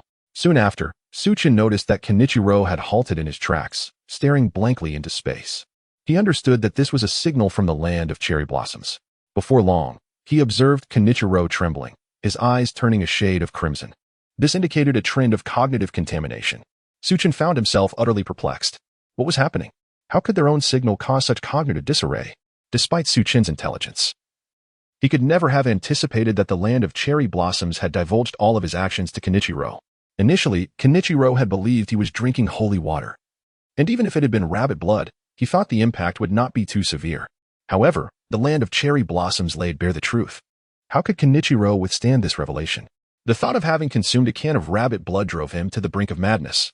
His thoughts were shaken, and the rabbit blood he had ingested began to take effect. Kenichiro's cognition began to waver. Simultaneously, the data analysis from the Dragon Kingdom reached a critical juncture. Yet, time was of the essence. Chen had already entered the elephant exhibit. At that moment, the bespectacled youth suddenly had a flash of insight, as if something had clicked. However, it was merely a fleeting spark, and his mind remained shrouded in fog. Yes, fog. Silent Hill. In that instant, his entire mind illuminated. This aquarium might, much like Silent Hill, represent a world that exists both externally and internally. Realizing this, he hurried to report to Elder Chen. Elder Chen, could it be that this aquarium, akin to Silent Hill, is related to the duality of worlds, with cognitive contamination serving as the key to transition between them? Elder Chen's body stiffened, sensing the possibility. He then glanced at the progress bar on the computer. There was no time to spare. Chen could be in danger at any moment within the elephant exhibit. The pertinent information that had been analyzed could no longer be delayed. It must be delivered to him immediately. Chapter 18. Danger approaches. Compile the existing information, including our conjectures, and send it to Chen, indicating that these are our speculations. Let him analyze it on his own. We unconditionally support any decision he makes. And he should not feel pressured, Chen Lao resolutely replied. Upon hearing Chen Lao's directive, the bespectacled youth turned and exited the conference room to arrange the dissemination of the content. Before long, Chen received the message. The initial portion comprised an analysis of the current rules. He glanced through it and found that it largely aligned with his own analysis, although some individual conjectures diverged slightly. Nevertheless, this did not significantly alter the overall situation. Subsequently, a theory regarding Silent Hill was presented. It suggested that the zoo might exist in an alternate realm, and that the aquarium could potentially lie at the intersection of this inner and outer world. Furthermore, cognitive pollution was posited as the key to shifting between worlds. Upon encountering this theory, Chen's pupils dilated in surprise. This was an unexpected revelation. Previously, through the words and actions of Yamashita Inichiro, he had speculated about some connections. The aquarium appeared to be linked to cognitive pollution. Now, combined with the hints provided by the state, he began to conceive a possible scenario. However, these considerations were not of immediate concern to him and could be set aside for later contemplation. He then looked down to find additional relevant information obtained by competitors from other nations. This clarified the situation regarding Inichiro. He had not anticipated that this individual had suffered a critical blow from his own country. Chen chuckled softly as he continued to read. Finally, there was a message from Longhua. Chen, the above is merely the state's suggestion. You may analyze it and act according to your own decisions. Rest assured, the state will not raise any objections and will unconditionally support your actions. Additionally, do not feel overly burdened. Even in failure, you are our hero. And we fear not the calamities of nature. We, the people of Longhua, will triumph over adversity. Upon reading this final message, a smile spread across Chen's face. The people of Longhua, regardless of the calamities they face, embody a spirit that is both resolute and tender. In the face of enemies and challenges, They reveal their iron will, yet they display profound warmth towards their own. Foreigners may never comprehend how Longhua has ascended from a state of weakness and devastation to a position of prominence in the world. This, indeed, is the reason. A sense of national pride began to ignite within Chen. With my presence, Longhua shall never falter. I will elevate Longhua to its zenith, he vowed resolutely in his heart. He then closed the notification window and shifted his gaze, cautiously surveying his surroundings. To his surprise, Yamashita Inuchiro had managed to endure. The latter was now casting a venomous glare in his direction. However, upon realizing that Chen was looking at him, he quickly donned a facade of a smile. Observing this, Chen couldn't help but chuckle. The cunning nature of this Japanese individual was quite profound, knowing the truth yet managing to conceal his emotions. Engaging in a fade of camaraderie was quite an impressive feat thus. Chen decided not to expose the pretense. Continuing their conversation in a light-hearted manner as they walked forward together. Before long, a commotion arose from the rear of the crowd. Chen's heart raced. Fearing that the situation had escalated, he quickly turned to gaze behind him, only to behold a group of individuals adorned with rabbit ears entering the elephant enclosure, prominently featuring participants from the nation of Cho. Alongside them was another group, their bodies and faces cloaked in dense fur, reminiscent of gorillas. The sight of these individuals instantly reminded Chen of the information relayed to him by Longhua. They must be the individuals who had ventured to the right path in the monkey area. It became evident that the right path was not a means of escape, but rather heavily contaminated. Aside from those already transformed with rabbit ears, the remainder of the group appeared to be undergoing a transformation into primates. Chen sighed, resigned to the fact that there seemed to be no salvation for these individuals. At that moment, his heart skipped a beat. Rabbit ears? Rabbit accessories? He realized he had overlooked certain regulations. Visitor S code. If you see individuals wearing rabbit accessories entering the elephant enclosure with the crowd, be vigilant and observe the performance closely. This will ensure your safety. The latter part of the text is in blue. Employee manual. If you observe individuals with rabbit accessories entering the elephant enclosure, immediately disperse nearby visitors and stand guard at the entrance until you hear the screams of children from within the enclosure. Both of these directives emphasized a singular truth. When rabbit-eared individuals entered the elephant enclosure, an incident was imminent. Chen had previously dismissed this until that very group crossed into the elephant area, and only then did he awaken to the grim reality. This had nothing to do with accessories. The concern lay with those bearing rabbit ears. Simultaneously, a question arose in his mind. Why had he, who had memorized all the rules, been unable to connect the dots until now? Was it the contamination from the shop? Or had he already been affected without realizing it? Chen pondered deeply. Just then, his heart raced again. Cold sweat drenched his back. At such a critical juncture, he found himself lost in thought instead of fleeing. There must be something amiss with him. Fortunately, Chen regained his composure. He hastily pushed through the dazed crowd, desperately making his way toward the exit of the elephant enclosure while repeatedly affirming in his mind, I am human. Chapter 19 Paradox? A deadlock before Chen could run far. A sudden dizziness enveloped him. The scene before his eyes began to warp and distort, with multiple perspectives overlapping. Wait, multiple perspectives? Chen jolted awake, hastily retrieving his phone to inspect his own visage. It was a troubling revelation. He noticed an eye had sprouted on the right side of his brow and another near his left ear. What on earth? Why is it fixating on me? Confusion clouded Chen's mind. Suddenly, a thought struck him. Could it be that my failure to observe the animals has drawn its attention? Does this defiance of a tourist's expected behavior contradict its perception? Chen pondered quietly. After some reflection, he surmised this might indeed be the truth. In its understanding, a visitor is meant to explore the zoo and admire its various creatures.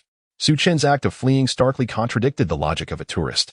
Having grasped this, Chen slowed his pace, adopting a demeanor of one admiring the elephants, gradually moving toward the exit. Not long after he assumed this facade, he noticed his vision returning to normal, the overlapping perspectives dissipating. He realized that it had shifted its gaze.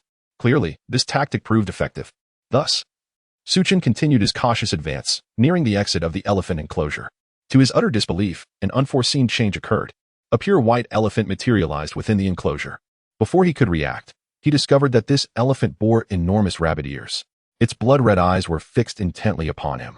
This bizarre sight left Chen momentarily stunned. He recalled the image of the elephant sketched on the note he had found. Previously, he had assumed it to be a distortion of the tourist's perception, a figment of imagination. Little did he know, such an elephant truly existed in this zoo. Realizing the imminent danger, Chen understood he must fortify his own perception. He fervently reminded himself that elephants are colossal beings with long trunks and legs as thick as pillars. Moreover, an elephant's ears should be. What should they be?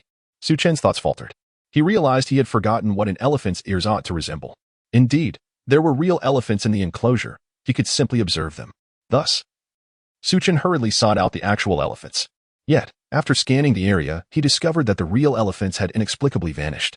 Before astonishment could fully set in, a myriad of elephants with rabbit ears reappeared in the vacant space. Each one, white with rabbit ears and resembling a rabbit in its visage, relentlessly assaulted his understanding. Chen recognized the peril he was in. His perception had been distorted to the extent that he could no longer recall the true form of an elephant. If this continued, he might squander this opportunity to save his progress. Observing the situation, Chen hastily prepared to flee the elephant enclosure. However, he helplessly discovered that his legs no longer obeyed him. To make matters worse, his eyelids were also beyond his control, rendering him incapable of closing his eyes. An overwhelming impulse even led him to feel as though he had transformed into an elephant. In this moment of despair, he recalled the advice inscribed on the security guard's note. Determined, he concentrated his thoughts, reinforcing his identity as a human being. To his relief, this strategy proved effective. Within a minute, Chen's eyelids regained their autonomy. He quickly shut his eyes, isolating himself from the source of contamination. With the source now severed, he finally found respite, and the chaotic thoughts that had been flooding his mind began to settle. Yet, before he could revel in his newfound calm, he was astonished to discover that he could see once more. Moreover, his vision expanded to an unsettling multi-angled perspective. Damn, it has set its sights on him again. Chen realized he had once again defied the entity's perception. Such a captivating elephant, yet the tourists were not observing it. This clearly contradicted its logic. Nature had once again turned its gaze upon Chen. As he beheld the bizarre elephant with its 360-degree view, a flicker of despair washed over him. This was utterly confounding. To comply with its perception meant he had to adopt the demeanor of a spectator, gazing at this peculiar source of pollution. Conversely, to resist its perception would result in being targeted, with his eyes distorting and being compelled to witness the strange contamination. Most importantly, due to the incessant pollution of his cognition, he could not even recall what a true elephant looked like. How is one to navigate such a predicament? Was this not a situation of inevitable doom? At that moment, live streams from various countries were in a state of alarm. The circumstances faced by the chosen ones in other nations were even less favorable than Chen's, particularly those from the United States, who sported rabbit ears. Now, they wore smiles, watching the jubilant white elephant dance with glee, their hands inadvertently brushing against their heads, causing their rabbit ears to sway in delightful rhythm. Chapter 20, Is the Elephant Zone the Goat Zone? In the Dragon Kingdom livestream. What on earth? Why does this elephant look like that? I'm about to wet myself. This is utterly bizarre. I'm covered in goosebumps. And why is Chen standing there in a daze? The exit is right in front of him. Why isn't he moving? This is disastrous. It seems Chen has caught someone's attention. Just look at his face. It's utterly covered in eyes. A ghastly sight. At that moment, the live stream shifted, and Chen's face appeared on the screen. The audience in the Dragon Kingdom was horrified. His face was densely populated with an array of eyes, except for his tightly shut eyelids. The other eyes were incessantly rolling and shifting, fixated on the surrounding environment. The visual was utterly overwhelming. Many with trypophobia fainted on the spot. What is happening? What is going on? Is this directed at us in the Dragon Kingdom? Other places have individuals with 4 eyes. Yet our people are afflicted with a face full of eyes. This is an unprovoked calamity. Clearly, this is the work of a malevolent spirit. Despite Chen having his eyes closed, he was compelled to witness this horror. After a lengthy period of streaming, the viewers had engaged in extensive discussions and had begun to comprehend some of the underlying logic of this eerie world. Upon witnessing Chen's predicament, they understood that this was an insurmountable dilemma. No matter the course of action, they could not escape the contamination of their perceptions. They could only hope that Chen's resolve was sufficiently steadfast to withstand this wave of psychological pollution.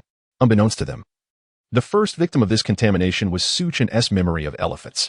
He found himself unable to maintain his convictions. At that moment, Chen was desperately pondering a solution. However, under the scrutiny of so many eyes, his mind was operating at an excruciatingly slow pace, plagued by a myriad of bizarre thoughts that obstructed his reasoning. In this state of distress, Chen reluctantly began to mechanically recite various rules, hoping that these rote memorized guidelines would illuminate a path forward for his chaotic mind. In this manner, he soon reached the 4th rule of visitor conduct. If you notice that the appearance of the elephant you are observing differs significantly from your understanding, do not panic. Open your eyes wide and tell yourself that seeing is believing. A shiver ran down Chen's spine, and a chill crept into his heart. This rule seemed originally intended to document the true appearance of an elephant to bolster visitors' understanding and resist contamination. However, it had been distorted. It was clear that the adversary was well prepared, leaving him no avenue of escape. Yet, Chen was not one to resign himself to fate. Especially with the confidence of having a saved record, he continued to recite the rules. Quickly arriving at the third rule for staff conduct. If you notice that the elephant you are observing in the elephant park does not match the image on the signage, cease observation and repeatedly remind yourself that the true elephant is the one depicted on the signage, not what you are witnessing. Upon reaching this point, Chen paused. His bewildered mind finally grasped a lifeline. Yes, the signage. The sign displayed a depiction of an authentic elephant. Relying steadfastly on the sign would surely ensure survival. Thus, Chen hastily opened his eyes, surveying his surroundings. Soon, he spotted a metallic sign that read elephant enclosure. His expression brightened, and he focused intently on it. In the next moment, a shiver coursed through his body as a chilling sensation surged from his head to his toes. The elephant illustrated on the sign possessed a pair of rabbit ears. Confronted with this, Chen was utterly perplexed. Had he misremembered? Did elephants truly appear this way? Otherwise, why would the sign depict such an elephant? Perhaps this was indeed the true form of an elephant, and he had merely been misled by previous misconceptions. Gradually, Chen's understanding began to align with that of the rabbit-eared elephant. At that moment, he suddenly bit down on the tip of his tongue. The sharp pain briefly cleared his mind. No, this was incorrect. It had distorted the sign. This was also why the employee guidelines remained unaltered. It had grown indifferent. With this realization, despair enveloped Chen. This bizarre world of absurdity was truly treacherous, leading to an unsolvable predicament. Although he could not recall the true appearance of an elephant at present, he could stubbornly refuse to believe in the elephant before him. Yet, by doing so, he was defiantly challenging it right under its gaze. One must understand that when being scrutinized, one must maintain a congruent perception to escape its clutches. However, his understanding diverged sharply from that of the entity over the elephant. Should he succumb to its influence, Chen knew he would be doomed. In that case, he would either transform into an elephant or a rabbit. However, resisting in such a manner was not a viable solution. The entity was consistently observing him, and his perception would gradually succumb to its contamination. Coupled with the bizarre thoughts incessantly bubbling up in his mind, he faced the imminent threat of irrevocable ruin. This was truly a wretched predicament. This was the last thought Chen could articulate. Subsequently, his mind grew increasingly chaotic, and his understanding began to unravel. In the final moment before complete bewilderment, he noticed the inscription on the distant sign had changed. It now read goat enclosure. Wasn't there no goat enclosure on the map? Was he witnessing an alternate realm? Chen bewilderedly pondered within his mind. Soon after, he succumbed entirely to confusion. Chapter 21. The Elephant and the Lion at that moment. The staff and security finally arrived. A security guard, bearing a conspicuous scar on his left arm, picked up a piece of paper from the lawn and then tore off the last page of his employee handbook. He affixed both sheets to the sides of his face. An extraordinary scene unfolded as the guard astonishingly transformed into an elephant, a perfectly ordinary elephant with ears resembling fans. After a brief moment of confusion, the elephant began to follow the blue uniformed staff, parading around the elephant enclosure. Many staff members were shouting through megaphones, urging everyone to wake up and gather at the exit. Accompanied by the staff's calls and the occasional roar of a lion echoing from the loudspeakers, most people gradually regained their senses. Upon encountering the real elephant before them, they experienced an awakening akin to emerging from a dream. They followed the staff's lead, making their way toward the exit. Chen was no exception. When the elephant passed before him, momentarily obscuring his entire line of sight, he felt a jolt through his body. A flash of clarity surged through his muddled mind. The image of the authentic elephant was indelibly etched in his heart, dispelling all his confusion. He soon realized he could control his own body again, prompting him to dash toward the exit. Being quite close to it, he swiftly escaped the elephant enclosure. In that fleeting moment of escape, he turned to glance back. The majestic elephant continued its circuitous route around the area, while the peculiar white elephants, with their eyes aglow, charged toward their counterpart. Subsequently, as the crowd surged forward, Chen completely exited the elephant zone, thus unable to witness what transpired next. Soon, under the guidance of the staff, all visitors were ushered out of the elephant enclosure. A few staff members quickly erected a barrier, sealing off the entire area. At this juncture, many awakened visitors sought to flee the perilous zone, their recent bizarre experiences igniting a sense of panic. However, they were met with resistance from the staff.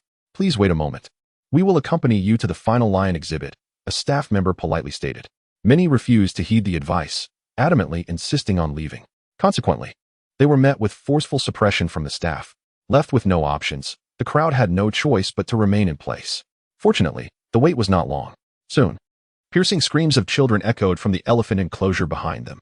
As the screams rang out, The expressions of the staff darkened, and several individuals' eyes glistened with unshed tears. Yet, the staff said nothing, instead donning a facade of amiable smiles as they guided all the visitors toward the lion enclosure. Chen observed all of this, deep in thought. He had nearly grasped the rules, and with the assurance of a safe progress, he felt no fear toward the lion exhibit. He was perplexed about the origin of the real elephant from before. Moreover, the demeanor of the staff clearly suggested that they were concealing certain secrets. Chen committed these observations to memory, preparing to investigate further. Shortly thereafter, the group finally arrived at the lion enclosure. Under the direction of the staff, all the visitors concealed themselves behind a rock formation. Then, one of the staff members emerged from behind the rocks and called out to the white lions from a distance. The white lions, displaying an uncanny intelligence, rose to their feet, glanced at the staff, and then turned to look at the rock formation. At this moment, Chen sensed something amiss. As 4 white lions stood up, he noticed that among them was yet another lion hidden in their midst. According to the record of regulations, there should only be 4 white lions present, yet there were 5.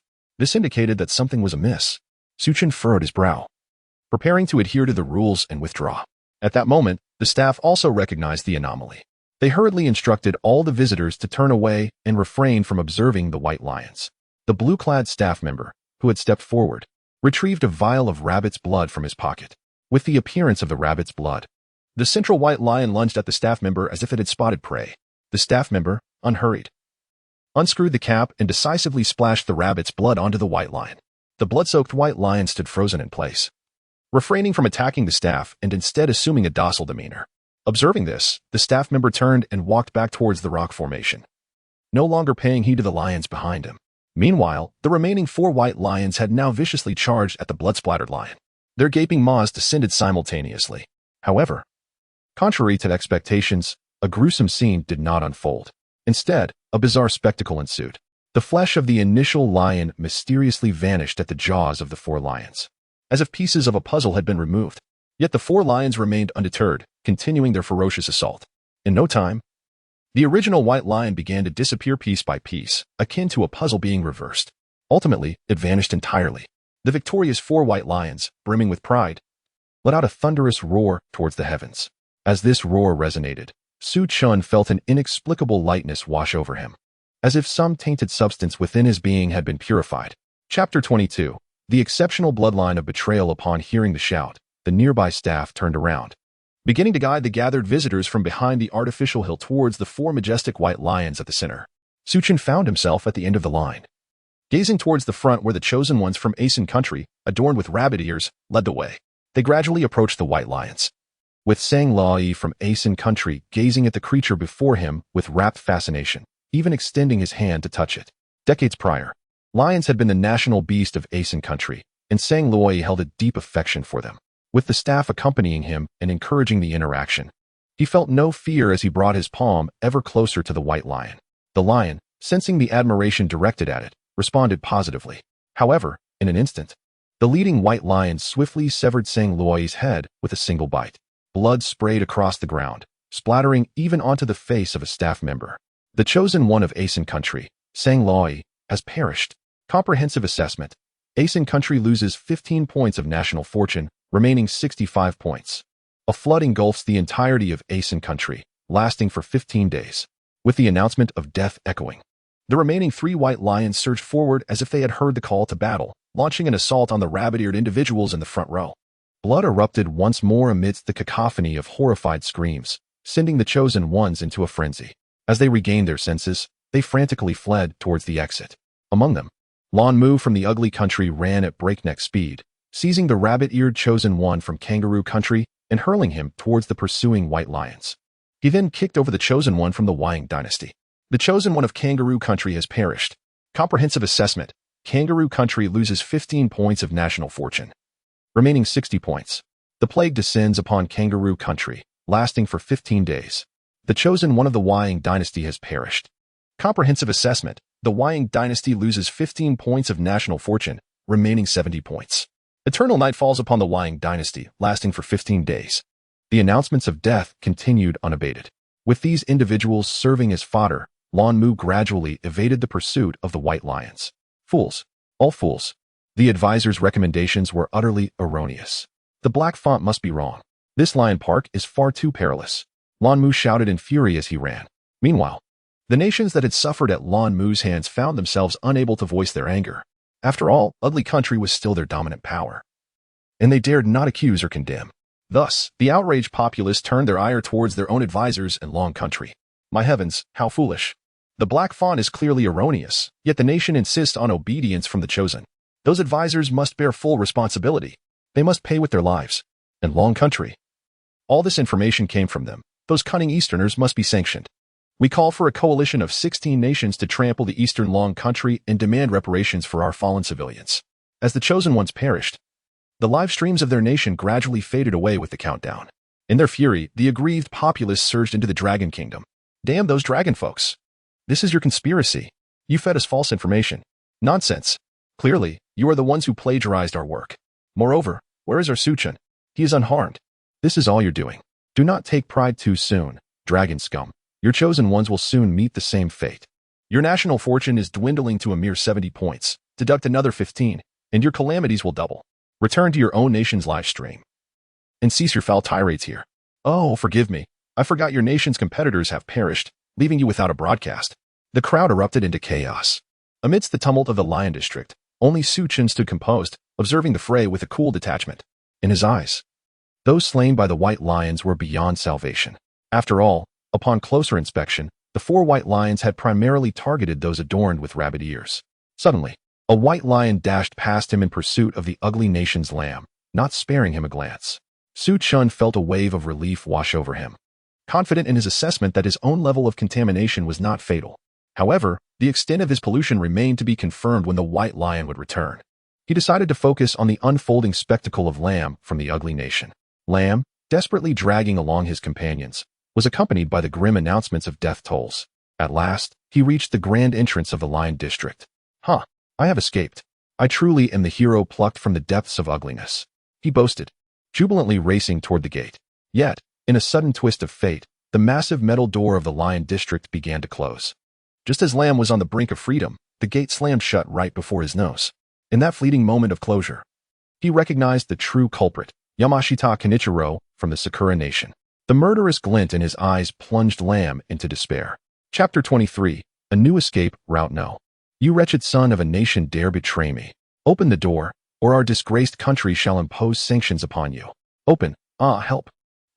Before Lamb could finish his menacing words, the white lion lunged forward. Accompanied by piercing screams, the announcement of death resounded once more. Disgraced country Lamb has perished.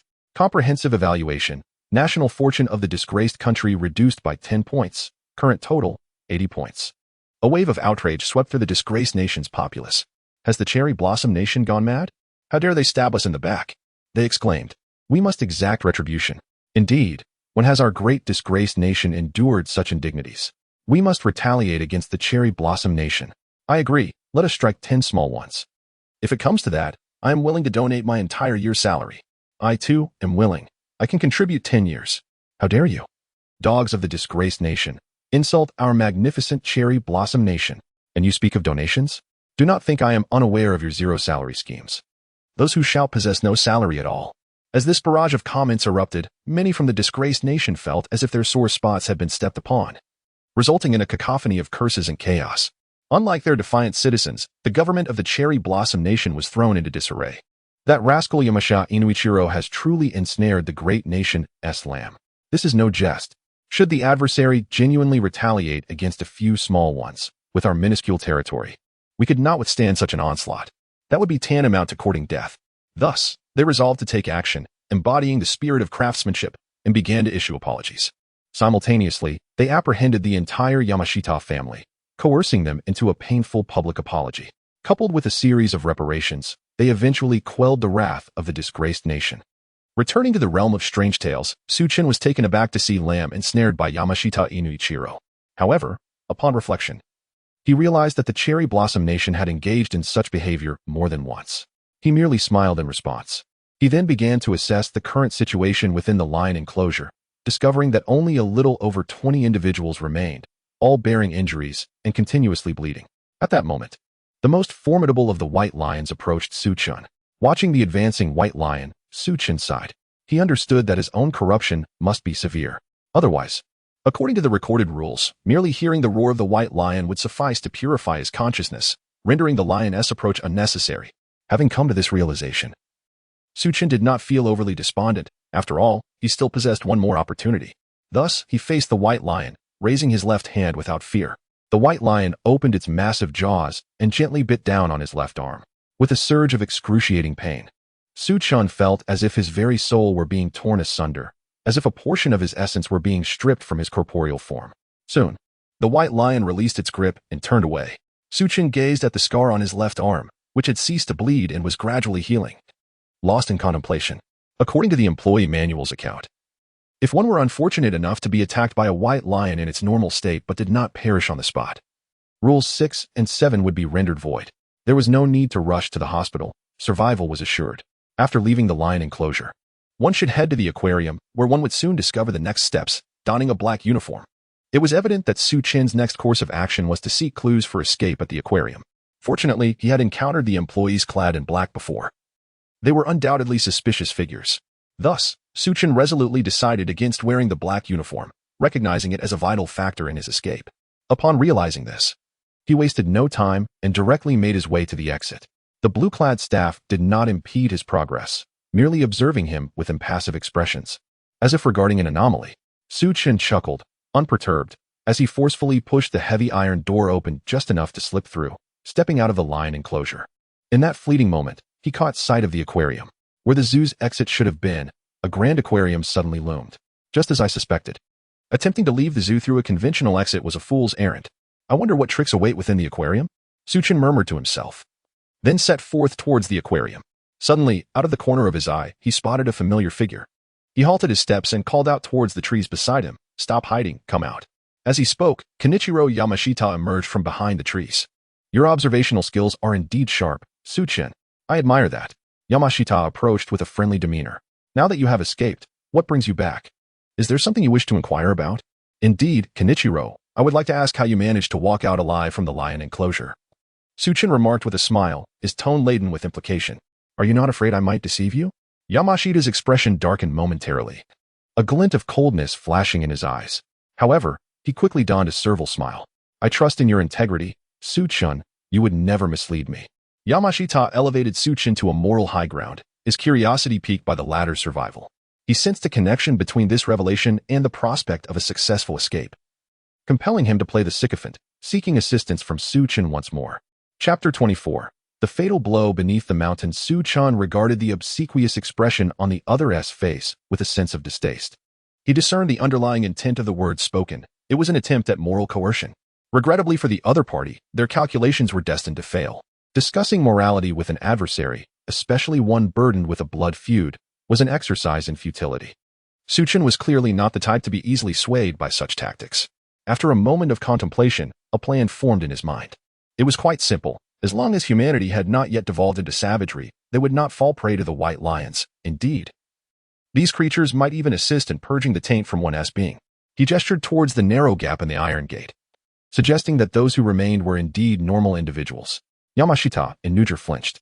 The narrowness of the gate had previously obscured his view of the lion enclosure. Upon seeing Chen emerge alone, he had assumed he was the last survivor. However, upon hearing that others had survived, he hurriedly approached the entrance, cautiously peering through the gap. His anxiety dissipated as he observed the survivors moving towards the exit. A further glance at the deceased confirmed Chen's claims. All the lifeless bodies belonged to those who had undergone mutations. The normal individuals were unharmed. Inujer breathed a sigh of relief. Possessing a resilient nature and a cautious demeanor, he had refrained from engaging with the rabbits or venturing down the right path towards the monkey enclosure. Thus, he had not succumbed to the transformation. Witnessing so many survivors bolstered his faith in Chen's words. Gradually, the remaining survivors emerged, and Yamashita and Nujer's eyes shifted as he discreetly inquired among them. Once all had exited, his conviction solidified. Without further delay, he prepared to re-enter the lion enclosure. Chen, observing this, inquired with a sly smile. "Are you not afraid of being deceived again?" Inujer's expression darkened at the recollection of being misled previously, a shiver coursing through him. Yet, he soon reasoned that he had questioned numerous survivors, all of whom relayed consistent accounts, and the evidence was before him. They were alive. Why then, he pondered, would he be the exception? With this realization, Inujer scoffed, dismissing Su Chen's query, and strode confidently into the lion enclosure. Making his way towards the 4 white lions at the center, it was evident that he had chosen to disregard their previous interactions. Su Chen had anticipated this behavior from Inuger. Such individuals, driven by a distorted sense of honor and moral absolutism, would grovel when in need. But once they perceived themselves as self-sufficient, they would recall their prior humiliation and seek retribution. Now feeling empowered, Inuger's betrayal was to be expected. However, as Su Chen watched the figure retreat into the distance, his smile widened. Upon seeing Inuger approach the vicinity of the white lions, Su Chen called out, "Oh, by the way, I forgot to mention, you cannot enter the lion enclosure after drinking rabbit's blood, so prepare to meet your demise." Upon hearing those words, Inuyama was taken aback, abruptly turning around. However, what met his gaze was Su Chen's radiant smile, gradually obscured by the heavy iron door. With a resounding thud, the door slammed shut. A jolt of dread surged through Inuyama's heart as he realized the gravity of the situation. Concurrently, he recalled the guidelines inscribed in the Code of Conduct. When the number of white lions suddenly surpasses 4, display the rabbit's blood to them and splash it towards the first white lion that rushes forward. After completing this, leave immediately. Do not linger to observe the additional white lions. How dare you deceive me again, Su Chen? Inuyama bellowed in a fit of rage.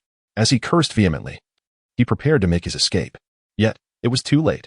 His heart raced and his mind began to spiral, leading him to feel increasingly lightheaded. His eyes throbbed painfully, and a tingling sensation crept over his scalp. In an instant, his fury dissipated, replaced by sheer panic. He felt akin to a rabbit. This is it. I seem to be undergoing a transformation. Why now of all times? Despair engulfed Inuyama. Initially, he believed that despite consuming the rabbit's blood, he had not yet transformed, thinking perhaps he could still evade disaster. Yet now, he found himself on the brink of metamorphosis in such a perilous moment. Regrettably, he remained unaware that had he been less astute, or possessed a lesser understanding of the rules, or perhaps been a bit more carefree, he might have emerged unscathed. It was precisely because he had absorbed too many regulations from the national aid, combined with his suspicious nature and propensity for making connections, that he found himself in this predicament. Every conversation Su Chen had previously engaged in with him had been a deliberate ploy to incite his doubts. Thus, when Su Chen ultimately exclaimed that he had consumed the rabbit's blood and should await his doom, Inuyama quickly recalled the relevant guidelines and conjured dire consequences in his mind. His tumultuous state of mind, coupled with suspicion towards the rabbit's blood, triggered a breach of the rules. Do not heed the labels on food or how others refer to it. Ignore it, if necessary. Treat it as ordinary sustenance and consume it without letting it know you are aware. Consequently, all these factors culminated in Inuyama inadvertently detonating the proverbial time bomb affixed to him in the most treacherous of circumstances. In the next moment, as his eyes turned crimson, the most formidable of the white lions charged at him, its jaws agape. With a splatter, blood erupted forth. Inuyama's headless form slowly knelt before collapsing to the ground, as if in penance for the lives of the citizens of the Dragon Nation whom he had betrayed. Simultaneously, a death announcement echoed. Inuyama from the Cherry Blossom Nation has perished. Comprehensive assessment. The national fortune of the Cherry Blossom Nation is reduced by 10 points, leaving a total of 70 points. Mount Fuji has erupted, continuing for 10 days. With the transmission of this announcement, the populace of the Cherry Blossom Nation descended into utter despair, particularly those residing in close proximity to Mount Fuji. As they seized the moment before the live stream concluded, they unleashed a torrent of vehement vitriol. How foolish is Yamashita Kenichiro to fall for the cunning schemes of the treacherous dragon country. No amount of death could ever absolve him of this disgrace. Even more despicable were the individuals from the dragon country, whose malevolence knew no bounds as they ensnared the chosen ones of our allied nation, displaying a complete lack of morality. Such a wretched race. This individual conveniently overlooked Kenichiro's previous actions in the realm of bizarre tales, allowing his indignation to flow freely. Indeed, we, the Great Sakura Empire, should seize this opportunity to reclaim our military might and deliver a severe lesson to the dragon country, ensuring they remember this moment. Agreed. Chapter 25, The Return of the Dragon and Phoenix. In light of recent events, the nationalist forces of Sakura Nation began to retaliate. Even their leaders perceived this as a chance to reclaim their own armed forces. With the arrival of the world of bizarre tales, nations were preoccupied with their own dilemmas. Sakura Nation seized this opportunity to revoke the agreements imposed upon them as a defeated nation. Knowing full well that no state would dare to impose sanctions upon them in such a tumultuous time, they brazenly unveiled the military they had secretly assembled over the years, bolstered by the support of their formidable ally, and set their sights on a suitable target to devour. As long as their territory expanded, Even in the event of defeat in the world of bizarre tales, they would possess a greater margin for error and could continue to siphon resources from their colonies. Thus, the path to rejuvenation for Sakura Nation seemed assured. They wasted no time in convening a meeting to establish their operational objectives. I propose that we, the Sakura Nation, take advantage of the pretext of Dragon Nation's treachery and launch an offensive against them. Our army is unmatched, and defeating Dragon Nation will be as easy as slaughtering a dog. We shall seize their vast territories, one individual exclaimed. His face flushed with excitement as he pounded the table emphatically. How dare you challenge Dragon Nation with our army's current capabilities? You cannot defeat them, another retorted. Instead, let us seize this chance to launch a surprise attack on our true adversary. Our navy is invincible. Assaulting that nation will be akin to slaughtering a chicken. This spirited exchange ignited a fierce debate between the proponents of the army and navy. Soon, personnel from both factions joined the fray, escalating the argument to a cacophony of insults. Pushing and shoving ensued, reminiscent of the age-old rivalry between the navy and army, a legacy of their ancestors that had resurfaced. It is worth noting that there was a slight divergence from history for the last time the army had proposed an assault on the Bear Nation. Yet the outcome led to a disbandment of their forces and a humiliating defeat at the hands of the Bear, while the navy was similarly vanquished by their adversaries. Clearly, the lessons of history had not been heeded. Meanwhile, chaos reigned in the live broadcast room of Dragon Nation as citizens of Sakura Nation flooded in, hurling vitriolic insults. The actions of Chen from Dragon Nation are utterly vile. How could he betray our allies' chosen one? His entire family must pay with their lives, they clamored. Indeed, Dragon Nation was perceived as a lowly race, with their chosen one seemingly devoid of any sense of honor or integrity. Can the Sakura dogs return to their own broadcast? Spare us your hollow notions of righteousness. Your treacherous hounds have betrayed us, yet you dare to complain. The citizens of Sakura Nation displayed a disturbing lack of moral clarity, demanding apologies while simultaneously refusing to acknowledge their own misdeeds.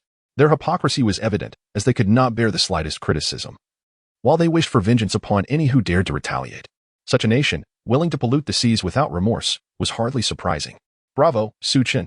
Such actions can be seen as a form of solace for the victims who perished in recent calamities, truly providing a sense of catharsis. Go for it, Chen. Let us triumph over them. In the live stream from the Dragon Country, the audience immediately mobilized in response to the provocations from the Cherry Blossom Nation, unleashing a torrent of verbal onslaughts that swiftly overwhelmed the opposition. Victory in this verbal skirmish was soon theirs. Meanwhile, within the confines of the zoo, Chen glanced at the death report that materialized before him, a radiant smile illuminating his face. He then set forth towards the oceanarium, having avenged his grievances. Now intent on meticulously devising an escape plan, he refused to believe that this zoo was truly inescapable. The oceanarium ahead might just hold the key to his salvation. Before long, he arrived at the entrance of the oceanarium. The survivors who had previously departed were now clustered to the right of the entrance, seemingly engrossed in observing something. Noticing this, Chen pushed his way through the throng, leveraging his commendable physicality to quickly reach the forefront. Before him, a notice came into view. If you are fortunate enough to see this notice, please remain discreet. It is taboo for others to discover that you can read this. As you may discern from the rules on the map, this zoo is far from safe. In fact, it is rather sinister. We are a covert government organization dedicated to safeguarding innocent visitors. Please adhere to the following regulations to ensure your safety. This is your sole means of escaping this zoo. 1. Upon entering the oceanarium, you will find no one present. Collect a black uniform at the entrance and don it. This is the only method to signal our staff that you require assistance. Our personnel will recognize your attire while you are outside. Do not fear any trouble from the zoo's official employees. They will ignore you. 2. Do not enter the lion enclosure. 3. Ensure that wherever you are, there are rabbits, escaping rabbits, toys surrounding rabbits, individuals adorned with rabbit ear accessories, or rabbit blood from the beverage stall. Rabbits are our signal, symbolizing safety and protection. 4. Do not visit the elephant enclosure. 5. Do not trust any slogans on the map, nor follow their instructions. Should you heed any of them, or perceive discrepancies in your understanding, immediately check the map provided at the zoo entrance. Each guest is allotted one. The map contains dotted lines. Tear along these lines to reach the rabbit zone and discreetly feed the paper to the rabbits. Remain there until you hear laughter that clearly does not emanate from tourists. Only then may you exit that area. Subsequently, proceed to the primate section. The emergency exit is at the end of the street to the right. Chen stared at the notice, lost in contemplation. Despite the uniformity of the black text, he sensed numerous discrepancies within its content. He was certain that the first and fifth rules were flawed, for he had witnessed a staff member in black attire run towards the right path in the primate zone. Shortly thereafter, A monkey clad in a black uniform appeared atop Monkey Mountain. Clearly, that staff member had transformed into a primate. Returning to the topic of the black uniforms, Chen had previously encountered individuals clad in such attire at a store. At that time, he nearly fell victim to their deceit. Through a series of dialogues and a web of intrigue, he discerned that the individuals in black were, in fact, serving him. This leads to the conclusion that the first and fifth points must undoubtedly be problematic. Upon revisiting the second and fourth points, one is cautioned against venturing into the lion and elephant enclosures. Could it be that donning the black attire invites an assault from the righteous white lions? If this were the case, it would further substantiate the notion that the black-clad figures are aiding him, acting as accomplices to peril. As for the warning against the elephant enclosure, it may stem from one's severe cognitive contamination, coupled with the fact that the treatment by the white lions has stripped away a portion of the enigmatic essence. This deterioration in one's resilience could pose a significant threat. Moreover, the elephant enclosure is exceedingly bizarre. A return visit could shatter one's perception and lead to an irretrievable abyss. If the aforementioned speculations hold true, we must then examine the third point, approach the rabbits. This directive, upon scrutiny, appears to be malicious. Rabbits inherently distort cognition, and considering the black-clad individuals are already fragmented and incomplete, prolonged exposure would surely lead to their transformation. This seems to be a deliberate invitation to demise. Wait, demise? A spark ignited in Chen's mind as he grasped the pivotal information. Indeed, it is an orchestrated path to the demise of the black-clad individuals. Chapter 26. Entering the aquarium, new discoveries following this line of reasoning. The cloaked individuals should first appear in the rabbit zone to minimize the likelihood of visitors being attacked by the rabbits.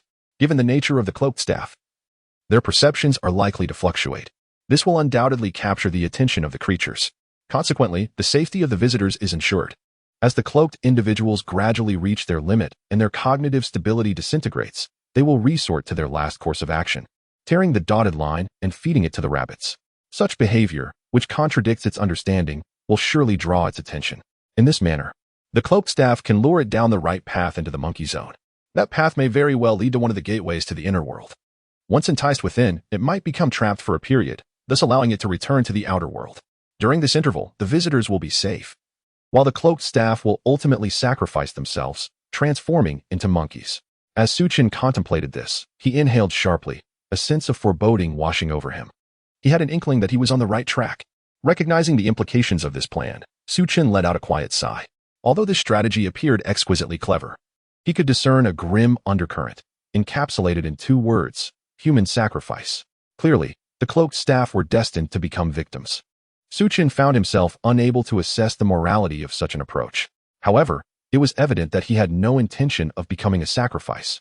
With determination, Chen turned and maneuvered through the crowd, heading towards the entrance of the aquarium. Observers noticed his actions, and several chose to follow in his footsteps.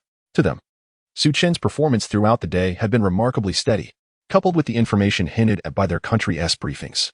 They perceived Chen as the most likely chosen one to escape this terrifying zoo. Thus, it followed that if they closely aligned their actions with Chen's, whatever he did, they would do as well, thereby increasing their own chances of escape. As such, these individuals closely trailed Chen, pushing through the aquarium doors. The moment they entered, a sudden darkness enveloped them, only to be replaced by a blinding brightness as they stepped into an extraordinarily illuminated hall. The group began to survey their surroundings. Soon, they discovered a counter on their right, piled high with neatly stacked black uniforms. A few individuals, noticing this, rushed forward to seize the black attire.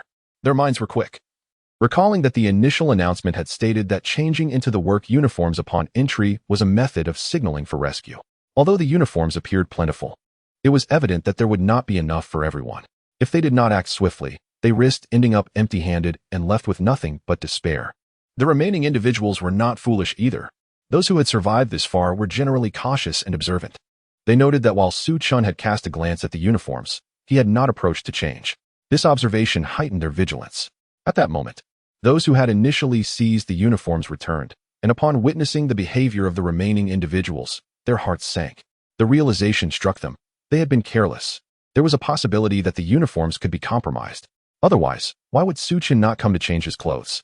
Upon this thought, the group hastily unfastened their clothing buttons, preparing to remove their garments. However, at that moment, Chen spoke. "If you wish to avoid an immediate demise, I advise against disrobing," he stated coldly, fixing his gaze upon them.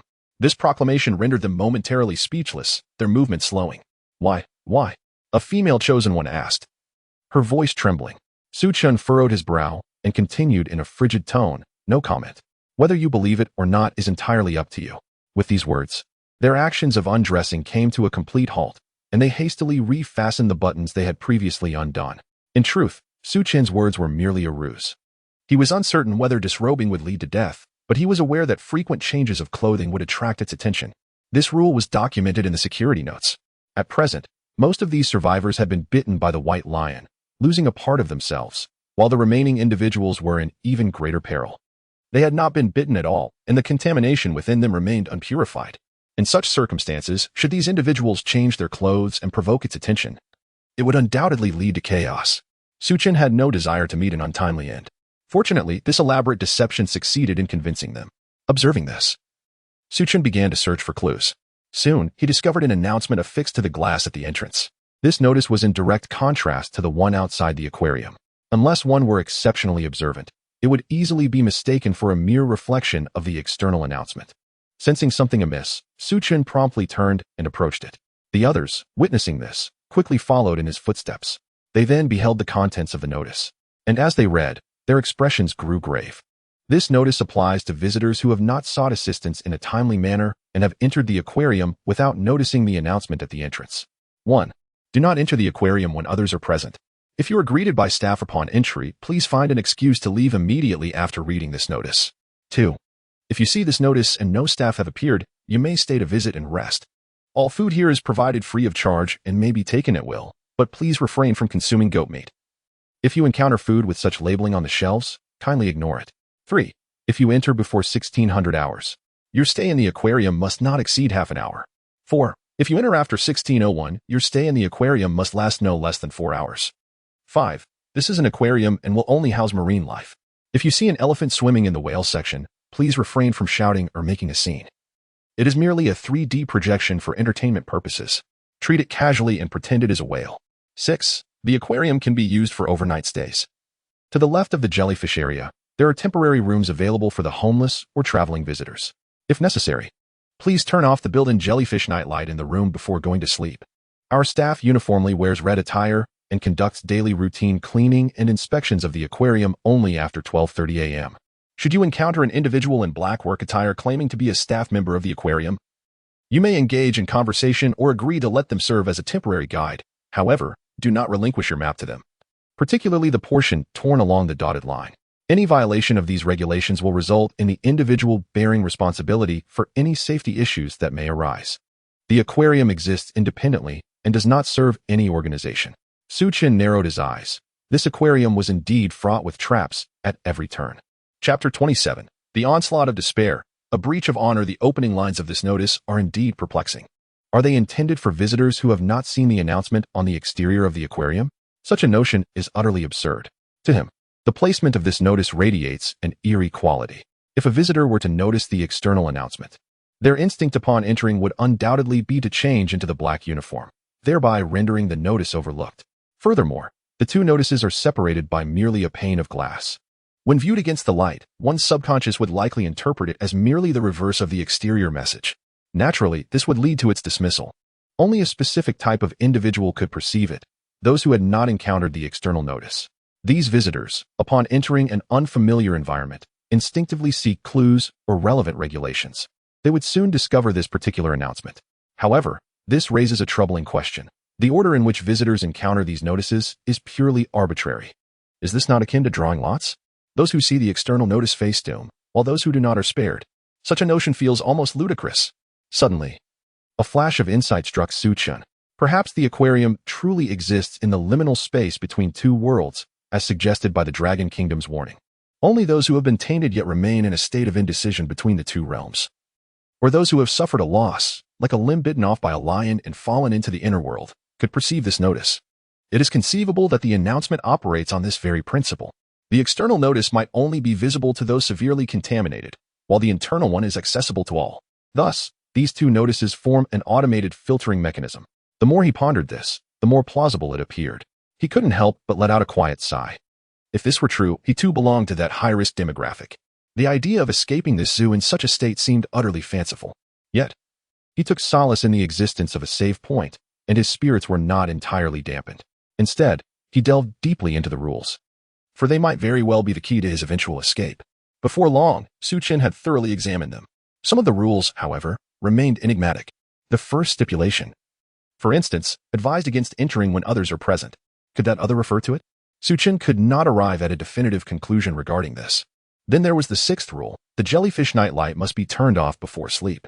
What was the meaning of this? Wasn't the nightlight meant to facilitate sleep? Could the light attract it? This too eluded his understanding. As for the remaining rules, their meanings were straightforward, and Chen harbored no doubts about them. At that moment, a realization struck him. He recalled an important detail. Upon entering the aquarium, he had neglected to check the time. Hastily, he retrieved his phone. Upon glancing at it, a chill ran down his spine. The current time read 15:59. This rule ignited a sense of alarm within him. Why was it that entering before 1600 hours and remaining inside for no more than half an hour was mandated? Was there something about this time frame that made it more susceptible to its presence within the aquarium? Was half an hour truly the duration in which a person could be utterly corrupted? Chen dared not dwell further on such conjectures. At this moment, the most pressing concern was to vacate the premises as swiftly as possible. The aquarium had become perilous. He forcefully pushed through the throng surrounding him, striving toward the exit. Just then, a rather shrill voice resonated throughout the hall. "Visitors, do you require a guide? I shall lead you to see the whales." Upon hearing this voice, a chill ran down Chen's spine. It was indeed true that fear often materializes. Who else could be present in the aquarium at this juncture? The intention of this entity was all too evident. It seemed poised to take matters into its own hands for the hunt. Panic began to swell within Chen. Yet despite his inner trepidation, he did not halt a stride, resolutely advancing toward the exit. "If I can just escape through this door, I shall be safe," he silently affirmed. However, upon reaching the entrance, despair washed over him as he realized he was facing away from the hall, yet could perceive everything within it. An eye manifested at the back of his head. He was being watched, and the gaze twisted once more. Chen understood he had fallen into its trap. His disregard for the guide and desperate flight had undoubtedly attracted attention. Moreover, he was acutely aware that his current physical state could not withstand any further torment. It was prudent to acquiesce to its perception. Otherwise, he risked facing dire consequences. With a resigned sigh, Chen turned around, adopting a compliant demeanor as he regarded the entity.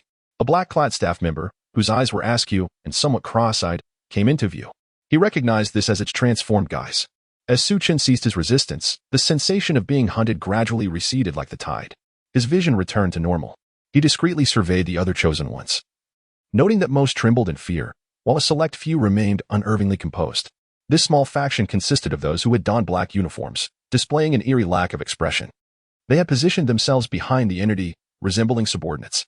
It appeared that, at close range, it could exert some form of control over the black-clad staff. Meanwhile, in the Dragon Kingdom's live stream, viewers had erupted in chaos. Initially believing they had surmounted the trials of the elephant area, they were confident that, with Chen's intellect, he would undoubtedly prevail. Yet, to their astonishment, it had personally entered the fray. This realm of strange tales was proving exceedingly treacherous. What diabolical difficulty was this? It was inconceivable that the indescribable it could transform into a human and engage directly. Utterly exasperated, they lamented that such a challenging instance was effectively a dead end. No one could hope to succeed. It was a pity for Chen. Had he participated in a different scenario, he would surely have triumphed. Alas, it is profoundly disheartening to witness such a diligent and exceptional individual as Chen facing demise in this manner. My heart is laden with discontent. Brothers, does anyone know Chen's hometown? I wish to pay my respects in person. May his legacy endure eternally. Yet, let us not speak of despair. Chen has not yet succumbed. Perhaps there remains a glimmer of hope for his resurgence. The staff of the Dragon Nation's paranormal department share an equal sentiment of despair. They are well acquainted with the rules and, thus, are more acutely aware of the peril at hand compared to the average audience member. With the ominous presence manifesting, how can Chen, a mere mortal, hope to resist? It appears to be a foregone conclusion of fatality. Old Chen, perhaps it would be wise to refrain from watching any further. You have gone without sustenance for an entire day. It may be prudent to rest. The Dragon Nation will need your strength in the days to come, suggested the bespectacled Shaoli gently. He wished to shield Old Chen from the harrowing sight of Chen's potential demise. Given Old Chen's advanced age and his emotional nature, Shaoli feared that the impact of successive failures might prove too burdensome for him. However, Old Chen waved his hand dismissively, not even turning his head. His cloudy eyes remained fixated on Chen's visage. Chen has not yet surrendered. I can perceive his determination. There remains hope for us, old Chen rasped. Xiaoli shook his head, stepping forward to grasp old Chen's hand. Old Chen, in such dire straits, even deities would find it challenging to intervene. Our paramount concern must be to preserve our bodies for the next chapter of the paranormal narrative. We carry the weight of the safety of the Dragon Nation's citizens upon our shoulders. Xiaoli's voice quivered with emotion. Yet, old Chen's resolve remained unchanged upon hearing these words. He continued to gaze intently at the screen, squeezing out a few resolute words, until the final moment, we, the people of the Dragon Nation, shall never concede defeat. Keep your eyes wide open. His hoarse voice conveyed an undeniable conviction. The others, witnessing this, dared not utter another word, standing resolutely behind old Chen as they collectively beheld the hero's imminent fate. Chapter 28. The elephant drowned in the whale zone within the aquarium. Chen's mind raced as he contemplated methods to extricate himself from the predicament. At first glance, donning the black work uniform seemed to offer a temporary reprieve. However, this course of action risked subjugation to the opposing party, relegating him to the status of a subordinate.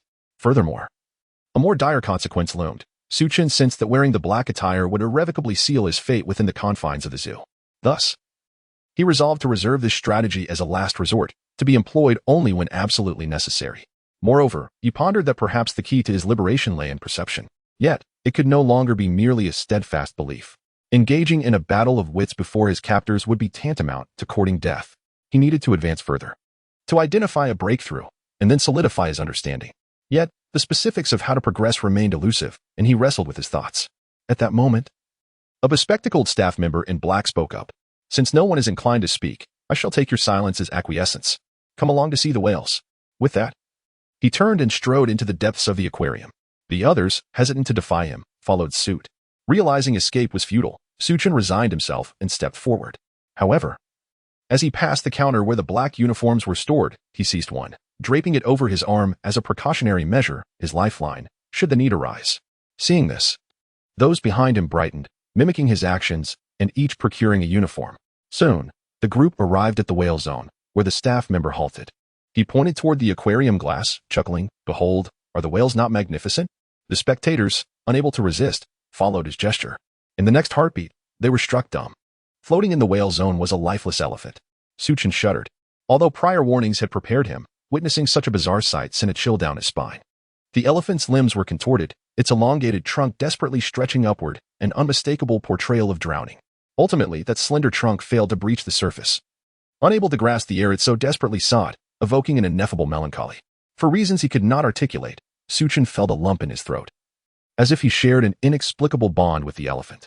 With this sentiment, he scrutinized the creature once more, soon noticing its body was marred with scars, reminiscent of injuries sustained in battles amongst kin.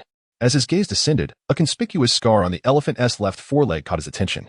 After observing it for some time, he realized the scar bore an uncanny familiarity. He had undoubtedly encountered it before.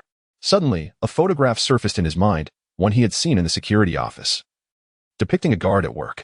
The scar on the guard's left arm mirrored that of the elephant perfectly. A chilling thought struck him. If visitors could transform into animals within this zoo, what of the staff? Could it be that this elephant was once a security guard? With the birth of this thought, Chen felt a chill run down his spine. He then recalled his experience in the elephant enclosure. At the moment when he was utterly trapped, a majestic elephant appeared before him, its massive form blocking his view. This encounter solidified his understanding, and it was precisely for this reason that he was able to escape. Chen vaguely remembered the scar on the elephant's left front leg, coupled with the sorrowful expressions of the blue-clad staff after everyone's rescue as they faced the elephant area. Chen began to piece together the truth. The security guard transformed into an elephant, aiding the staff in conveying messages to help the stranded tourists regain their composure and find their way to safety. Evidently, this action had offended the elephant, leading to the guard's retaliation. Consequently, he was first besieged by a herd of elephants with long rabbit ears, and then thrown into the aquarium. At that moment, Chen's heart was deeply moved. Glancing at the elephant floating in the whale area, his eyes brimmed with admiration. This security guard radiated the brilliance of humanity. He was a true hero. "Isn't the whale enormous? Do you all love whales?" asked the cross-eyed staff member, directing his question at the chosen few. The first few selected individuals, seated closest, suddenly turned pale and exchanged bewildered glances, unsure of how to respond. Just as silence enveloped the group and the cross-eyed man's expression grew increasingly displeased, Chen spoke up. "Indeed, we adore whales. They cherish humanity, and naturally, We reciprocate that affection. Upon hearing a response, the cross-eyed staff member smiled, clapping his hands joyfully like a child. He continued, however, I do not like whales. They are too clumsy, always stranding themselves on land. It takes immense effort to return them to the water. Taking a deep breath, Chen gazed steadily into the staff member's eyes and replied solemnly, you need not concern yourself with them. Perhaps they prefer life on land. Impossible. Whales dwell in water. The staff member countered. You are not a whale. How do you know they do not enjoy life on land? But you are not a whale either. Chen retorted with a laugh. Perhaps, in the future, I too shall be a whale. We are all whales. The cross-eyed man pouted, resembling a child who felt wronged. I do not like whales, he muttered. Then, his expression shifted, and he beamed brightly once more. Now that we have viewed the whales, let us go see the jellyfish. I adore jellyfish. Without waiting for a response, he eagerly strode ahead. The others, feeling helpless, had no choice but to follow his lead towards the jellyfish area. As the group moved forward, Chen paused beside the floating elephant and bowed deeply. Such respect was due to a hero, especially one who had saved his life. Yet, this simple gesture of reverence. He discovered a small paper ball in the corner. Chen surveyed the surrounding individuals and realized they were all gazing at him. Clearly, his inexplicable act of bowing to the elephant was quite peculiar and had drawn their attention.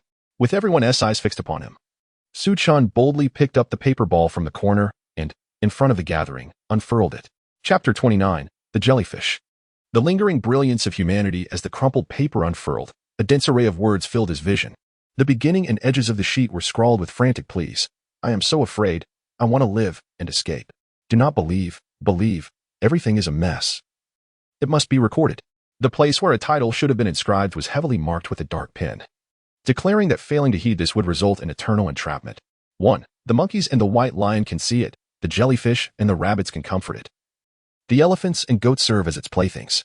2. Trust the white lion. The white lion bites those who can be saved and those who cannot. The roar of the white lion is a warning bell driving it away and a mournful song lamenting the deceased. 3. Changing clothes will lead to discovery. Do not change clothes. 4. The security in the elephant zone can be trusted, but they leave at 1 a.m. every day. Seek help before that. 5. It delights in light, especially at night, and detests confined spaces. Rest must be taken in dark, enclosed rooms. 6. Damn. The goat meat is truly raw. This line is more hastily written than the others. A subsequent, slightly neater note reads, how could one eat this? 7. Standing with the monkeys will prevent detection. 8. Ignore the smiling tourists. They have noticed nothing. Seek out tourists who share my fear. They are trustworthy and already aware. 9. Thank the desiccated jellyfish and the drowned elephants. Remember they perished to protect humanity. A scrawled and frantic note adds, unity, courage, and unwavering loyalty are humanity's greatest virtues. 10. There is an exit. Not within the monkey zone. It is unknown what lies beyond the monkey zone. 11. Always remember, you are human, not an animal. Chen read these words several times. Once he was certain he had memorized them thoroughly, he casually tossed the paper to a nearby individual. Since everyone had seen it, he would not hoard this knowledge to himself, lest it lead to complications. The contestant from Iron Bar Country received the paper and awkwardly thanked Chen in Mandarin. In this bizarre world, due to some force of rules, all the chosen ones spoke their native tongues, yet others understood their meanings instinctively. The choice of this Iron Bar contestant to express gratitude in Mandarin surprised Chen. He smiled back, signaling there was no need for formality. He then hurriedly began to delve into the contents of the rules within his mind. The 5th point emerged as a crucial clue. It indicated a tendency towards light. Coupled with the guidelines for tourists and the information regarding shade, Chen quickly reached a conclusion. It would manifest in the shadows. This clue was significant. It would undoubtedly prove useful in the future. With this realization, Chen seized the moment to ponder the other rules. As he contemplated, he discovered that these rules merely corroborated his suspicions. For instance, the admonition against changing clothes. It could not distinguish between monkeys. The path to the right of the monkey zone was not an exit. Among the various pieces of information, only the 9th item captured Chen's attention the most. The notion that desiccated jellyfish and drowned elephants perished in the service of humanity was intriguing. He could comprehend the plight of the elephants, but what of the jellyfish? After a moment's contemplation, Chen formulated an audacious hypothesis. He recalled a message he had once inscribed on a security note. Is it because jellyfish lack brains? This line, coupled with the speculation that animals are transformed humans, led him to ponder that perhaps those who succumbed to the white lion's bite retained a glimmer of their humanity, which might manifest as jellyfish. He remembered feeling a peculiar loss of part of himself after being bitten by the white lion, suggesting that a fragment of his essence had indeed slipped into the inner world. This could elucidate why, post-bite, he perceived the existence of the aquarium. The individuals who had fallen victim to the white lion were deeply tainted by cognitive pollution, and thus, their corporeal forms that descended into the inner world would be more numerous. What lingered in the outer world were mere vestiges of their humanity. Consequently, he concluded that jellyfish, stripped of cognitive faculties, embodied this notion. Remnants of humanity remained, rendering them devoid of intellect. Through this train of thought, Chen began to clarify his understanding. Firstly, jellyfish possess phototaxis. Secondly, they still retain a semblance of human brilliance. Therefore, at certain pivotal moments, jellyfish might serve as a guiding light, leading him away from peril. This elucidated the message on the note that stated desiccated jellyfish died to protect humanity. As Chen pondered these revelations, the expedition halted. They had arrived at their destination. He surveyed his surroundings and noticed, through the glass to his right, countless jellyfish gracefully drifting about. The faint luminescence they emitted made him feel as though his being was undergoing a purification, a restoration. Chen was taken aback. These jellyfish possessed such remarkable properties. Were they, in essence, offering him the remnants of their humanity? He felt a pang of emotion. These beings were already deceased, mere echoes of their former selves. Devoid of thought, yet, in their current state, they still endeavored to assist and safeguard humanity. This spirit reminded Chen of the phrase inscribed on the note. Unity, courage, and unwavering loyalty are humanity's greatest virtues. Undoubtedly, both the jellyfish and the elephants epitomize these ideals. Chapter 30. You are a jellyfish. Suddenly, Chen felt a stirring in his heart. Something seemed amiss. Why would this individual so benevolently lead visitors to observe the jellyfish? Attempting to mend the physical flaws of the crowd? There must be a conspiracy at play. Chen fixed his gaze upon the peculiar-eyed staff member. He observed the individual. Utterly entranced by the jellyfish, a look of obsession etched upon his face. The jellyfish were indeed enchanting, yet he felt there were not enough of them. He continued to stare at the jellyfish, speaking sideways to the others. Upon hearing this, Chen furrowed his brow. As expected, this fellow was not holding back his intentions.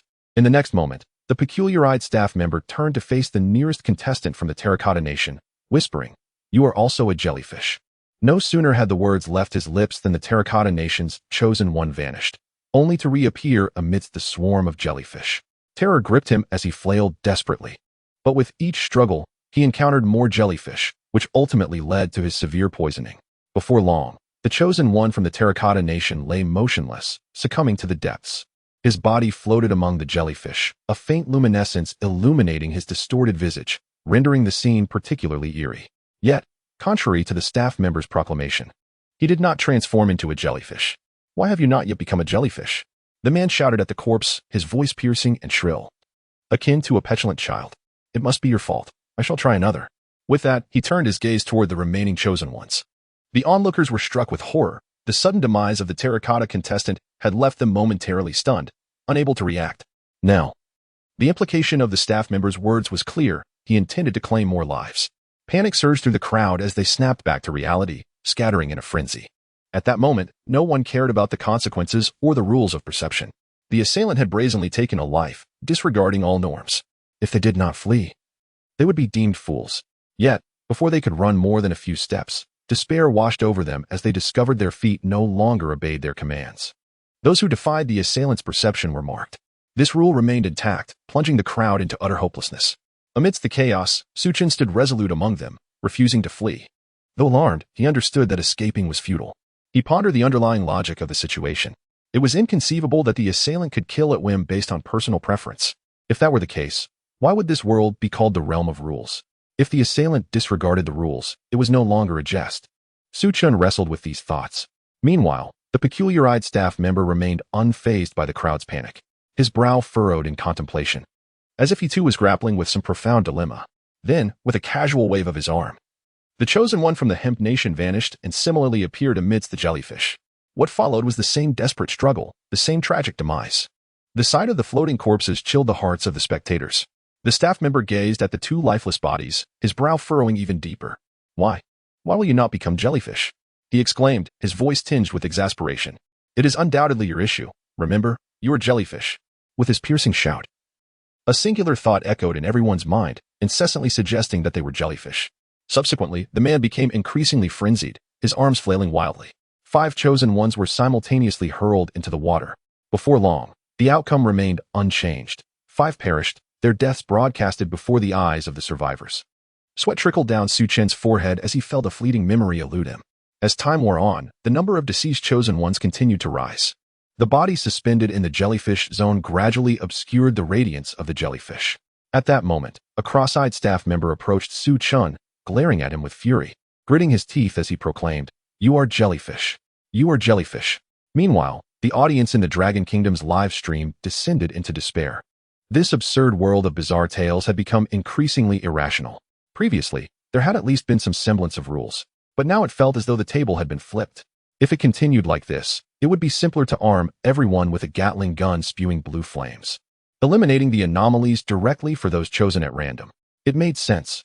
All fear stemmed from insufficient firepower.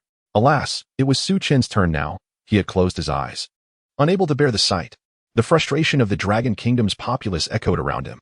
Yet, Su Chen stood his ground, refusing to relinquish his resistance. In that perilous moment, a spark ignited in his mind. He finally grasped why the other party believed the chosen ones were jellyfish. Observing the drowned contestants, Su Chen noted that all the deceased had been bitten by the white lion. Conversely, those untouched by the white lion remained unharmed. This was anomalous. Coupled with his prior deductions regarding jellyfish, it became evident that only those who succumbed to the white lion's bite would transform into jellyfish in the residual realm. Hence, this mentally impaired entity, akin to a child, might have concluded that being bitten by the white lion and subsequently dying would result in becoming a jellyfish. It was well known that jellyfish and rabbits offered it solace, and it held a fondness for jellyfish. However, it harbored a fear of the white lion, which meant it had never witnessed the true origins of jellyfish. Thus, it was highly probable that it had inadvertently received a textual message from the staff. Due to its child's level of comprehension, it had completely misconstrued the entire meaning. At that moment, the individual raised their hand, preparing to cast Su Chen into the water. Finally, Su Chen spoke up. "I am not a jellyfish," he declared decisively. Chapter 31. The escape. The opponent paused, anger flashing across their face. "You are a jellyfish." Their voice sharpened, reminiscent of a petulant child. "I am not. It is the one bitten to death by the white lion that is the jellyfish. The one bitten by the white lion and subsequently drowned is not a jellyfish," Su Chen calmly stated, fixing his gaze upon the adversary's eyes. The opponent faltered at his words, their understanding momentarily shaken. However, within this scenario, they remained the strongest. In an instant, they regained composure, locking their gaze onto Su Chen. Gritting their teeth as they asserted, "No, you are the jellyfish." At that moment, a smile crept across Su Chen's face. He had finally seized the opportunity. "No, I am a monkey," he declared, deepening his own conviction. "Humans evolved from monkeys. What I say is indisputable." He incessantly reinforced this notion in his mind. At that instant, the opponent found themselves once more at a loss. In their perception, they could indeed not distinguish between humans and monkeys. Furthermore, Su Chen's earlier jellyfish theory had struck a chord of confusion. Most importantly, they sensed that Su Chen genuinely believed himself to be a monkey. As the adversary succumbed to bewilderment, Su Chen raised his blackwork uniform. "Look, this is my attire. Those who wear this uniform are all monkeys." With this proclamation, the opponent's confusion deepened, for it was indeed true that the black-clad staff would ultimately transform into monkeys. Yet, Su Chen was not finished. "Your eyes are askew. That is not how proper eyes should appear." This statement once again sent shockwaves through the opponent's cognitive framework. Su Chen's choice of breakthrough was astute. He did not target the opponent's firmly held beliefs, but rather the aspects they could not discern.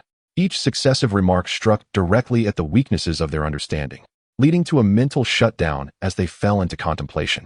Noticing this, Su Chen's eyes sparkled with realization. His scheme had succeeded.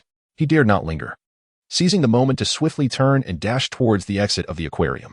The other survivors, equally perplexed, were unaware of how Su Chen's words had so effectively disoriented such a formidable foe. Nevertheless, this did not deter them from fleeing, and they followed closely behind Su Chen. Before long, a throng of individuals surged into the hall. Just as Su Chen pushed open the grand doors of the aquarium, a cacophony of frantic screams erupted from within. Su Chen's heart sank, realizing that the opponent had regained consciousness. Simultaneously, he felt a wave of dizziness wash over him, his chest tightening, his body beginning to stiffen and resist his control. The adversary was attempting to seize control over him once more. In that fleeting moment, Su Chen gritted his teeth, summoning every ounce of remaining strength to retract his front support foot. The next instant, his body froze. However, as he had leaned forward while pushing open the door, combined with the lifting of his front support foot, his body gradually tipped forward. With a loud thud, Su Chen tumbled out of the aquarium. As he escaped from the aquarium, he felt his body return to normal. Facing the setting sun, Su Chen revealed a radiant smile. He knew he had survived. Without wasting a moment, he quickly rose to his feet and hurried towards the lion enclosure. That was the only safe haven left. The viewers in the Dragon Kingdom's live broadcast were astonished by Su Chen's remarkable maneuver, as he truly managed to escape. Everyone was left in a daze, and the barrage of comments momentarily ceased. However, in the next instant, an explosion of comments flooded the screen. What on earth is happening? How did this bizarre situation lead to a miraculous escape? Su God is invincible. He is incredibly strong. I'm amazed. Brothers, is it really possible to survive this? May the heavens bless the Dragon Kingdom and Su Chen. Those upstairs know nothing. This is a testament to human determination triumphing over fate. Su Chen is absolutely formidable. I now believe he can conquer this instance and succeed. I checked other countries' live broadcasts, and it was utterly tragic. The jellyfish zone was filled with corpses. It nearly made me vomit. The survivors were forced into black uniforms. Our Dragon Kingdom might be the only nation capable of clearing this.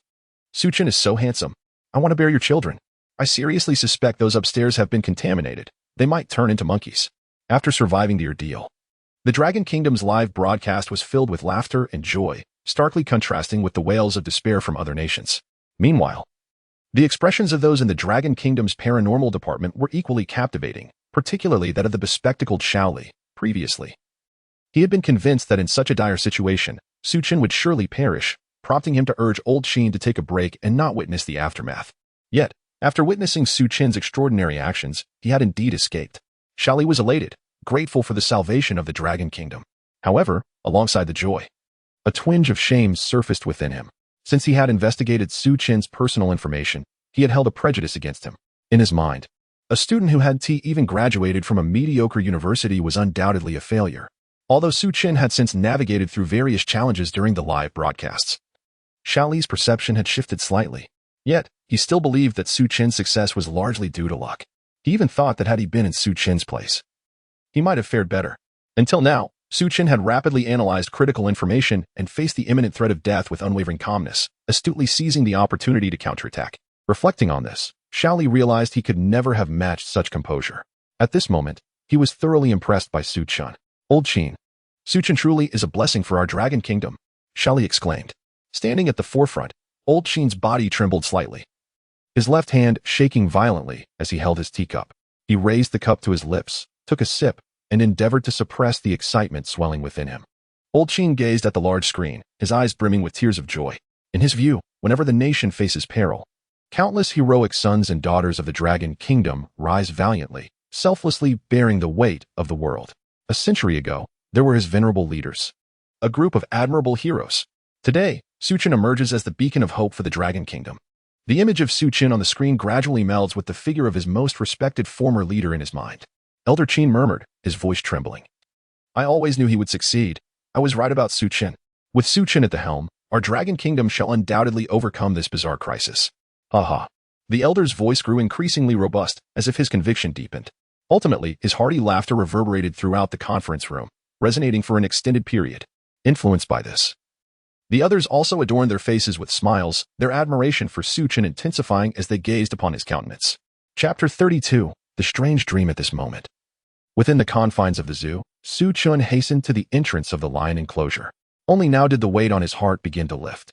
He plopped down onto the grass beside the gate, hastily retrieved the bottle of mineral water he had previously stowed away in his pocket, and gulped down nearly half of it in one go. Subsequently, he reclined on the grass, panting heavily for a considerable time. His recent venture to the aquarium had proven to be infinitely more perilous than his experience in the elephant enclosure.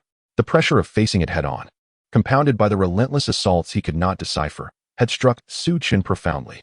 Fortunately, he had stumbled upon a note left by a predecessor and, with his quick-thinking mind, managed to decipher the crucial information. A stroke of luck also played a part in enabling his successful escape. If Su Chen were to undertake this journey again, he would have little confidence in achieving a similar outcome. Thus, he lay back, staring at the azure sky for a long while until he felt entirely composed. Sitting up, he absent-mindedly plucked a blade of grass, twirling it between his fingers as he began to contemplate his subsequent plans. Drawing from his recent experience at the aquarium, Su Chen realized that it had indeed begun to transcend the constraints of the established rules. New cognitions, such as those pertaining to jellyfish, had emerged. This signified an escalation in danger, for there lay an abundance of uncertainties within. Who could say how many new cognitions, unrecorded by the rules, remained hidden? Should he inadvertently fall into another of its traps, the consequences would be dire. Chen understood that from this moment forth, he must avoid direct confrontation. His injured body was ill-equipped for such struggles. Thus, evasion was imperative. Yet, according to his analysis, the aquarium was evidently the exit. If Chen wished to leave, he would indeed need to venture back into the aquarium, creating a paradox. He remained oblivious to its movement patterns. Should he encounter it again within the aquarium, it would be utterly futile. A completely viable plan was essential. At that moment, Chen suddenly recalled the notice posted within the aquarium. Our staff uniformly wear red clothing and conduct daily cleaning inspections of the aquarium only after 12:30 a.m. He had previously paid little heed to this statement. However, now it presented itself as a pivotal piece of information. The aquarium had personnel. Yet, during his visit, Chen had not observed a single individual.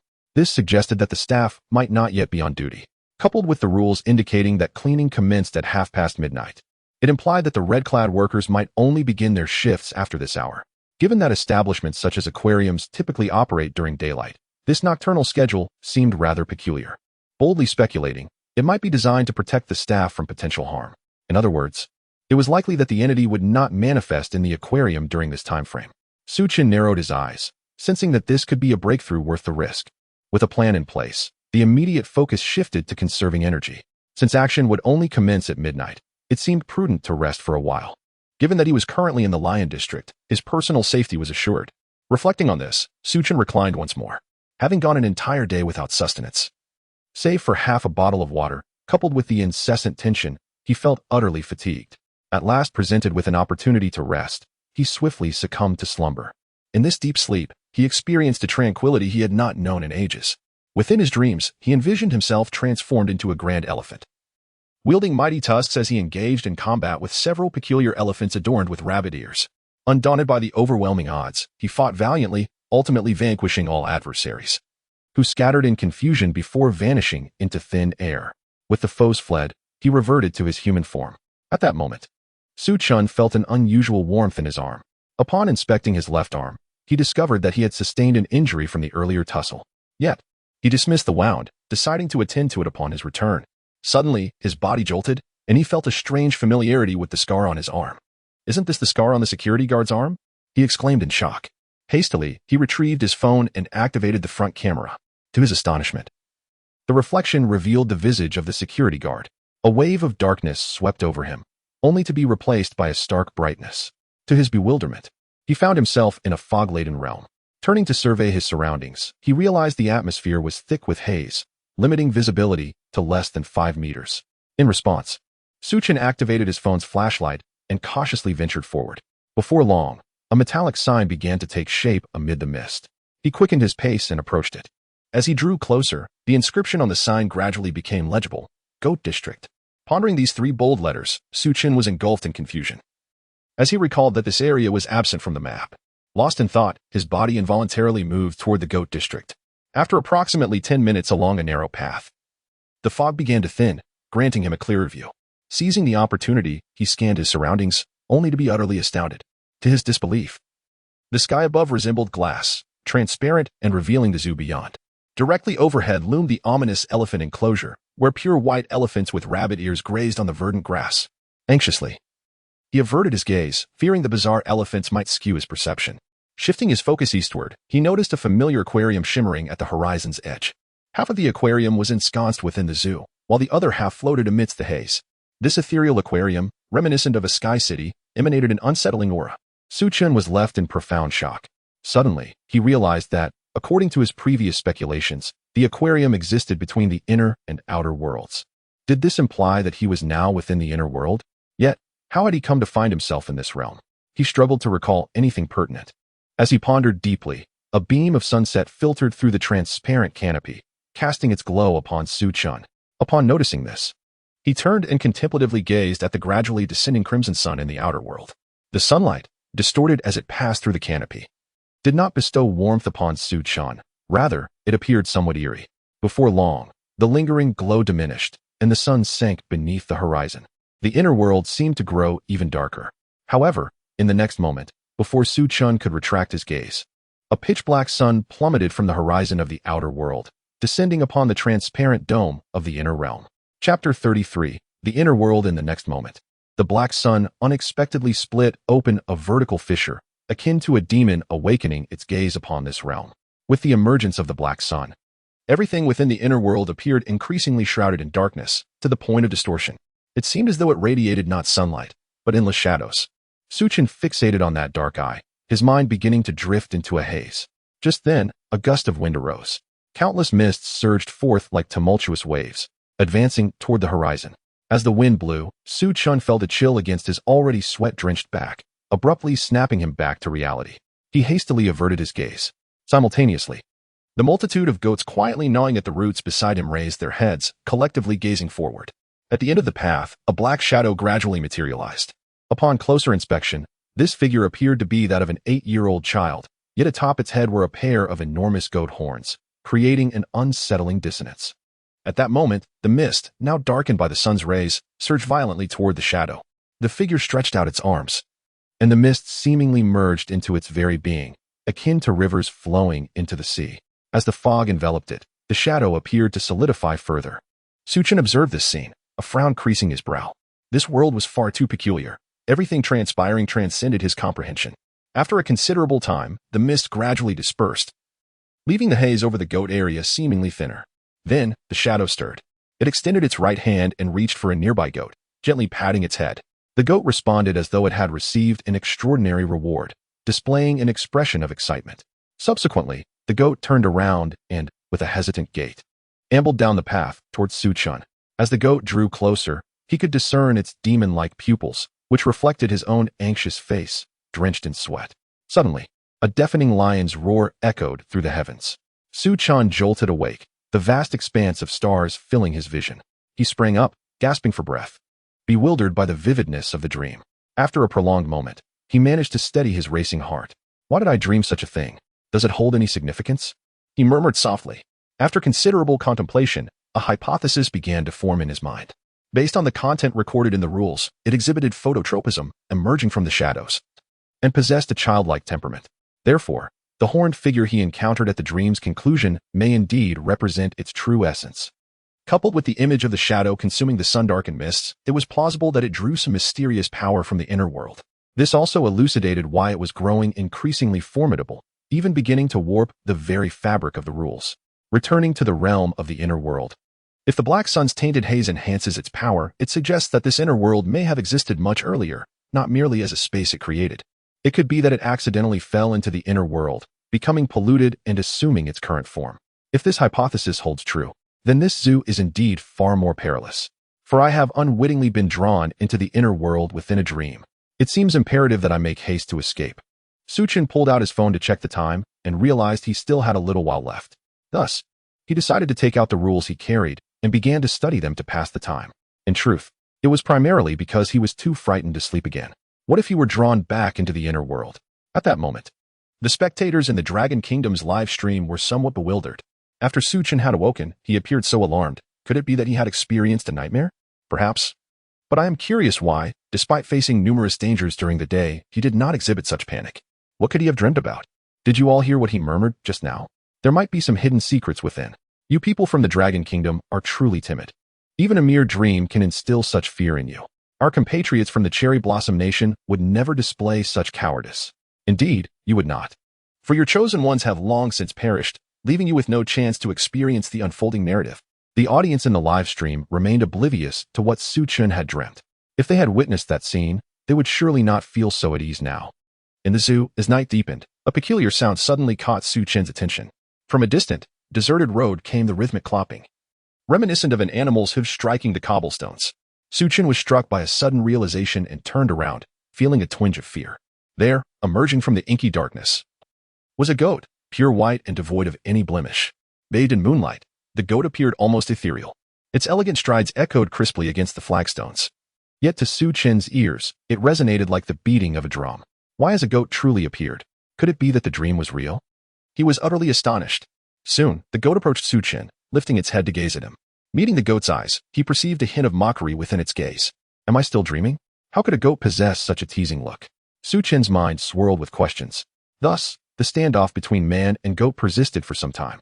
Ultimately, the goat turned and made its way toward the lion enclosure. As it stepped through the entrance, its form began to expand dramatically. In the next instant, it transformed into a majestic white lion, standing tall and exuding authority. This spectacle left Chen utterly perplexed. A goat transforming into a white lion. At that moment, a sudden thought struck Chen. He recalled something crucial. Based on his earlier experiences, when there were 5 white lions within the enclosure, it would lose its purifying effect. At present, the goat has transformed into a white lion. Could it be that the lion enclosure has temporarily lost its purpose? Goodness. The means at its disposal are quite numerous. Chen was utterly speechless. However, despite his grumbling, Chen moved with remarkable agility. He understood that lingering here was unwise. So he hurriedly set off towards the aquarium.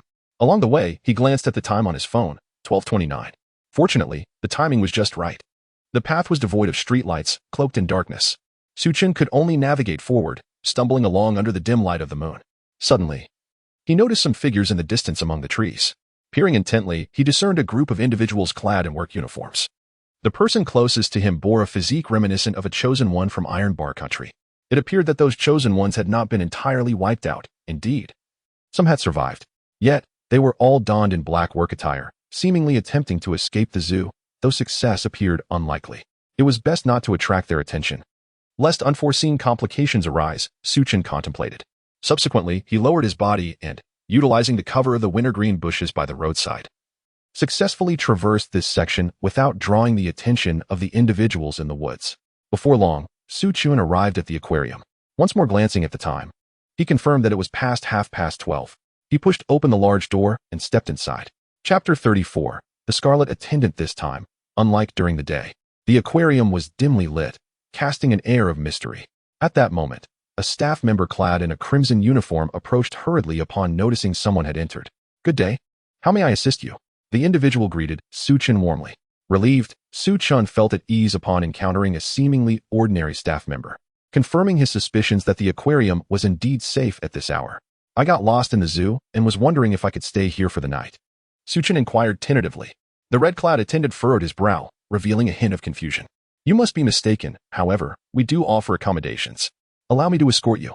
Without waiting for further questions, he swiftly redirected the conversation and headed towards the jellyfish exhibit. Chen discerned that the attendant preferred not to discuss the zoo, indicating that he likely possessed knowledge of certain unspoken rules. Clearly, he needed to find an opportunity to glean more information. Chen quickened his pace to keep up with the attendant. "Are there any precautions I should be aware of?" he asked. "Before 1 a.m. You must turn off the jellyfish night light, and please refrain from leaving the aquarium until 6 a.m. Other than that, there are no additional requirements." "Oh, have you ever encountered uncooperative visitors? For instance, those who refuse to turn off the lights?" "Indeed, we have," the attendant replied with a smile. "We usually attempt persuasion. But if they are you hungry? Let me fetch you something to eat." Realizing mid-sentence that he had divulged too much, he hastily shifted the topic once more and proceeded towards a nearby supply cabinet. With a resigned smile, Chen understood that extracting further information from the attendant would be futile. He needed to devise another plan. Suddenly, the attendant's expression shifted dramatically as he grabbed a large bag of peculiar items from the shelf. Turning to Chen, he instructed, "Please wait here for a moment. I will return shortly. In the meantime, do not wander about." Without allowing Chen to respond, he clutched the hefty bag and dashed towards the whale exhibit. In that fleeting moment, Chen caught a glimpse of a few words: goat meat. It appeared that the aquarium was not entirely safe at this hour after all. He muttered quietly to himself. After waiting for what felt like an eternity without the attendant's return, Chen grew somewhat bored. He decided to wander aimlessly forward. Soon, the jellyfish exhibit came into view, revealing a mesmerizing spectacle of countless luminescent jellyfish gracefully drifting through the water, enchanting in their beauty. As the ethereal glow enveloped him, Chen felt a sense of purification wash over him. The sacred light seemed to mend the voids within his being. What had become of those tormented corpses? Had the staff disposed of them, or had they truly transformed into jellyfish? Chen pondered in astonishment. After all, according to his previous deductions, it was utterly impossible for people to transform into jellyfish under such circumstances. However, if it were the staff handling the situation, would they not feel terror upon witnessing the multitude of deceased bodies? Moreover, considering the timing, they had just begun their shifts and could hardly manage the sheer number of corpses. This led to the question, were there alternative methods of handling the situation? Chen found himself perplexed. Suddenly, a phrase from the note he had discovered came to mind. "Damn. The goat meat is indeed raw." This line was scrawled more hastily than the others. Beneath it was a slightly neater annotation. "Can actually be eaten. Raw meat. Corpses?" Could it be that the goat meat the staff had carried away moments ago was actually the transformed bodies of those unfortunate chosen ones? A shiver ran down Su Chen's spine. He hurriedly shook his head, as if to dispel the horrifying thought from his mind. Just then, the staff member in red returned, holding a loaf of bread and a bottle of water, evidently prepared for Su Chen. How did you end up here? This is your food, he said, extending the provisions to Su Chen. Thank you, Su Chen replied politely, accepting the food. Having eaten nothing throughout the day, he indeed felt famished. The hourly room is almost ready. Please follow me. However, as it is now past 1 in the morning, we cannot turn on the lights, so the room will be quite dark. Please be careful to avoid falling. All right, that's fine, Su Chen responded affirmatively. He then glanced at the small booklet tucked into the staff member's pocket. If he was not mistaken, it should be their employee manual. He needed to find a way to obtain it. Perhaps he could use the darkness of the room as an opportunity, he thought. At this moment, they had traversed the jellyfish area and turned left, arriving at the rest area. Here, there was no illumination, and they could only rely on the faint light emanating from the jellyfish zone to locate the room door. The staff member in red appeared to be a seasoned employee, walking with remarkable steadiness in the dark. Soon, he halted, opening the door to an hourly room. Here is your room. I wish you a pleasant rest, the staff member stated at the threshold. Upon seeing this, Su Chen furrowed his brow. If the other did not step inside, it would be challenging to take action in this situation. Surely, he could not simply snatch it away. I have night blindness. Could you help me inside? Su Chen feigned an inability to see, extending his hand to signal for assistance. Of course, no problem, the staff member readily agreed. He moved in front, while Su Chen followed closely behind, the staff member cautiously guiding him forward by his arm. As they passed through the doorway, Su Chen sensed his opportunity. He deliberately kicked the side of the doorframe with his toe, then stumbled into the staff member's embrace. The staff member, taken by surprise at Su Chen's sudden fall, was momentarily caught off guard, but fortunately, he did not fall as well and instead managed to support Su Chen. With a resounding thud, the bread and bottled water fell to the ground.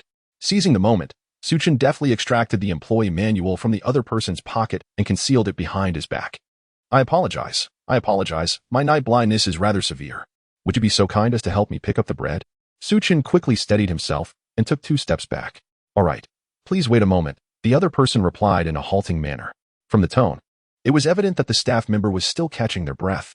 Yet, without delay, they turned around and bent down to search for the fallen food, providing Su Chen with the perfect opportunity to tuck the small booklet into the waistband of his trousers. Chapter 35, The Discovery of an Escape Route Before Long.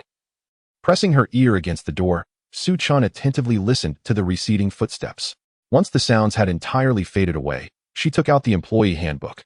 But ensure you do not arrive early or work overtime. 2. Please verify that they turn off the jellyfish night lights by 1 o'clock a.m. If they fail to do so, kindly remind them until they comply. You have the authority to forcibly turn off the jellyfish night lights. Under no circumstances should they remain illuminated after 1:15 a.m. 3. The deceased elephant in the whale area is a subject of experimental 3D projection technology. Regardless of how realistic it appears, you must ignore it. Do not seek out the switch. It does not require turning off. 4. The surveillance equipment in the monitoring room is damaged and difficult to repair, so please patrol every hour. Sudden power outages and unexplained noises are normal occurrences, so there is no need to worry about the safety of the fish. If you feel uneasy, you may rest in the jellyfish area, which is well equipped and will not experience power failures. 5. It is normal for external visitors to carry zoo maps. Do not engage in discussions about the aquarium's location within the zoo. If pressed, you may leave immediately. 6. Remember to charge the jellyfish night lights before the end of your shift on Sundays. Do not forget under any circumstances. 7. Change the food on the shelves daily. If you discover unfamiliar items labeled as goat meat, please place them in the designated storage box in the whale area.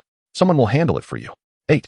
You may stroll anywhere within the aquarium during your shift, but do not leave the premises. If overnight guests attempt to depart before 6 o'clock a.m., discourage them as best as you can. If unable to prevent their departure, do not engage in physical confrontation or follow them. Simply continue with your duties. 9. If an overnight guest wears a black uniform similar to yours, deny them accommodation and use firm measures to expel them. Electric batons and tranquilizer guns are available at the jellyfish workstation. 10. If an overnight guest possesses rabbit-related items, steal them while they sleep and place them in the storage box in the whale area. Guests will not inquire upon waking. 11. If an overnight guest attempts to converse with you, you may engage, provided it does not delay turning off the lights. Do not mention the zoo. If they bring it up, swiftly change the subject. 12. The aquarium operates independently. There is no zoo outside. Keep this in mind. Having thoroughly read the rules and ensured she had committed them all to memory, Chen turned off her phone light. The regulations repeatedly emphasized the necessity of extinguishing the lights by 1 o'clock a.m. They even reminded staff that they could forcibly turn off the night lights, indicating that keeping the lights on during this time was evidently perilous. Although the rules did not mention bright objects like mobile phones, Chen was not idle, deliberately experimenting. In the darkness, he reclined on the bed. He had already deduced much of the content of these rules. Moreover, many had been corroborated. Only the first and eighth rules captured Chen's attention. The working hours for staff are from 12:30 a.m. to 6 o'clock a.m. They may arrive late or leave early, but arriving too early or working overtime is strictly prohibited. If guests attempting to leave before 6 o'clock a.m. should be dissuaded as much as possible. After reading through the entire set of regulations, Chen felt that the connection between the aquarium staff and the bizarre events was not particularly strong. From the nuances of these rules, he sensed they were intended for those unaware of the truth. Furthermore, when comparing them with the guidelines for the blue-clad staff at the zoo, which explicitly stated generous wages and benefits, it became apparent that, generally speaking, financial remuneration often correlates with risk. This information suggested that the aquarium staff were merely ordinary individuals oblivious to the underlying reality. Thus, a critical point emerged. The rules specifically highlighted the end of the workday for these ordinary people. Did this imply that leaving at that hour would allow them to return to the normal world? Another crucial point arose, the prohibition against departing before 6 o'clock a.m. However, another rule indicated that early departure was permissible. Did this not present a contradiction? Chen pondered, realizing that the term appropriate was evidently the key. Yet, he was uncertain about what constituted an appropriate amount of time to leave early. Nevertheless, this did not daunt him. Although he was unclear, the staff must certainly understand it. Given this, if he closely followed the staff's lead, could he not also escape the zoo successfully? A smile crept across Chen's face. After enduring so many trials, he had finally discovered the path to the zoo's conclusion. At that moment, footsteps suddenly echoed in the corridor outside the door. Upon hearing them, Chen realized that someone had discovered the employee manual was missing and was returning to search for it. He casually tossed the manual toward the entrance and then turned over, feigning deep slumber. Soon, with a creak, the door opened. Chen remained unresponsive, continuing to simulate sleep. Next, he heard the sound of the manual being picked up, the rustling of paper, and the creaking of the door as it closed. Gradually, the footsteps receded. Once the sound faded completely, Chen exhaled in relief, knowing he had successfully deceived them. They likely assumed he had dropped it in a moment of panic when he fell. Meanwhile, the live stream in Long Country was abuzz with excitement. Some astute viewers had also deciphered these critical messages. Goodness, Chen is incredibly resourceful. He has indeed found a way to escape. Once he completes his quest, I must bow 3 times in gratitude for his life-saving grace. Brothers, this is utterly exhilarating. While other nations have faltered, our dragon nation has successfully prevailed, bringing us immense pride. Historically, the nation that finishes first receives a boon of 15 points in national fortune, which suggests that our dragon nation's standing will soon ascend to the pinnacle. What about those jubilant cherry blossom enthusiasts from earlier? Come forth and express your sentiments now. Are you envious? And to those shameless entities from the Kimchi nation, do you see? Without the support of our dragon nation, you are utterly insignificant. The entire populace of Dragon Nation is in a state of jubilation. Chapter 36. The Zookeeper's Code. As this news spread, it swiftly reached the ears of the citizens of the ugly nation. Upon hearing that their country's ranking was about to be imperiled, many of them flocked to the live stream of the Dragon Nation. I once thought your competitors from the Dragon Nation were formidable, yet they appear to be rather mediocre. Just previously, in the aquarium, they survived only by sacrificing others. How disgraceful. Ah, indeed, they still pale in comparison to your lamb, who has caused the downfall of numerous foreign competitors, only for those nations to express their gratitude, truly a hallmark of the ugly nation. Humph. Your Chen from the Dragon Nation acquired crucial information through the theft of personal belongings from the staff. The citizens of the Dragon Nation possess an inherent depravity. All mere wretched thieves. Ah, yes, we are indeed narrow-minded, unable to rival your nation's zero-cost shopping. After this exchange, the citizens of the ugly nation found themselves thoroughly overwhelmed by the advanced rhetoric of the Dragon Nation and resorted to furious insults. However, in the next moment, the Dragon Nation's officials swiftly banned those accounts spewing vitriol. Our Dragon Nation is a land of etiquette. We kindly ask everyone to maintain civil discourse. An official announcement appeared prominently on the screen. This incited even greater fury among the citizens of the ugly nation. Bowden, trash Dragon Nation. You show no respect for freedom of speech. What a despicable nation. System prompt. Due to uncivil language, user Bowden has been banned. Bob, Sunshine Beach. You Dragon Nation are fishing for violations. System prompt. Due to uncivil language, user Bob has been banned. As a series of bans transpired, the entire livestream fell into a profound silence. In the aquarium, within the hourly room, Chen abruptly sat up, anxious that if he lingered too long, he might inadvertently succumb to sleep. At this moment, he dared not slumber. First, he feared missing the time and losing his chance for escape. Second, due to that haunting nightmare, he sensed something amiss and decided it best to remain awake. Yet, the long night proved arduous for passing the time. Thus, he resolved to rise and search the room in darkness for any clues. Perhaps there were other hints concealed within this chamber. In this enigmatic zoo, the more information one could gather, the better. Chen, nibbling on a piece of bread, began to rummage through the bedside table. Suddenly, a petite iron box caught his eye. He picked up the box and traced its surface with his fingers. Soon, he discovered a gap in the box. With a little pressure along the seam, it opened with a soft click. He reached inside, and by touch, discerned that it was a piece of paper. Have I truly uncovered a new lead? Chen murmured to himself. Seeing the paper, he deftly retrieved his phone. Unlocking the screen, he directed the faint light towards the paper within the box. The first few prominent characters read, the zookeeper's code. Chen's pupils dilated. Logically, the zookeeper would possess greater knowledge of the zoo than anyone else. Thus, this code must contain more secrets about the zoo itself. He began to meticulously peruse the aforementioned content. 1. Accept any employee, regardless of the color of their attire. Although the zoo provides only blue uniforms, should an individual appear in a similar black or red uniform, treat them with the same regard as any other employee. 2.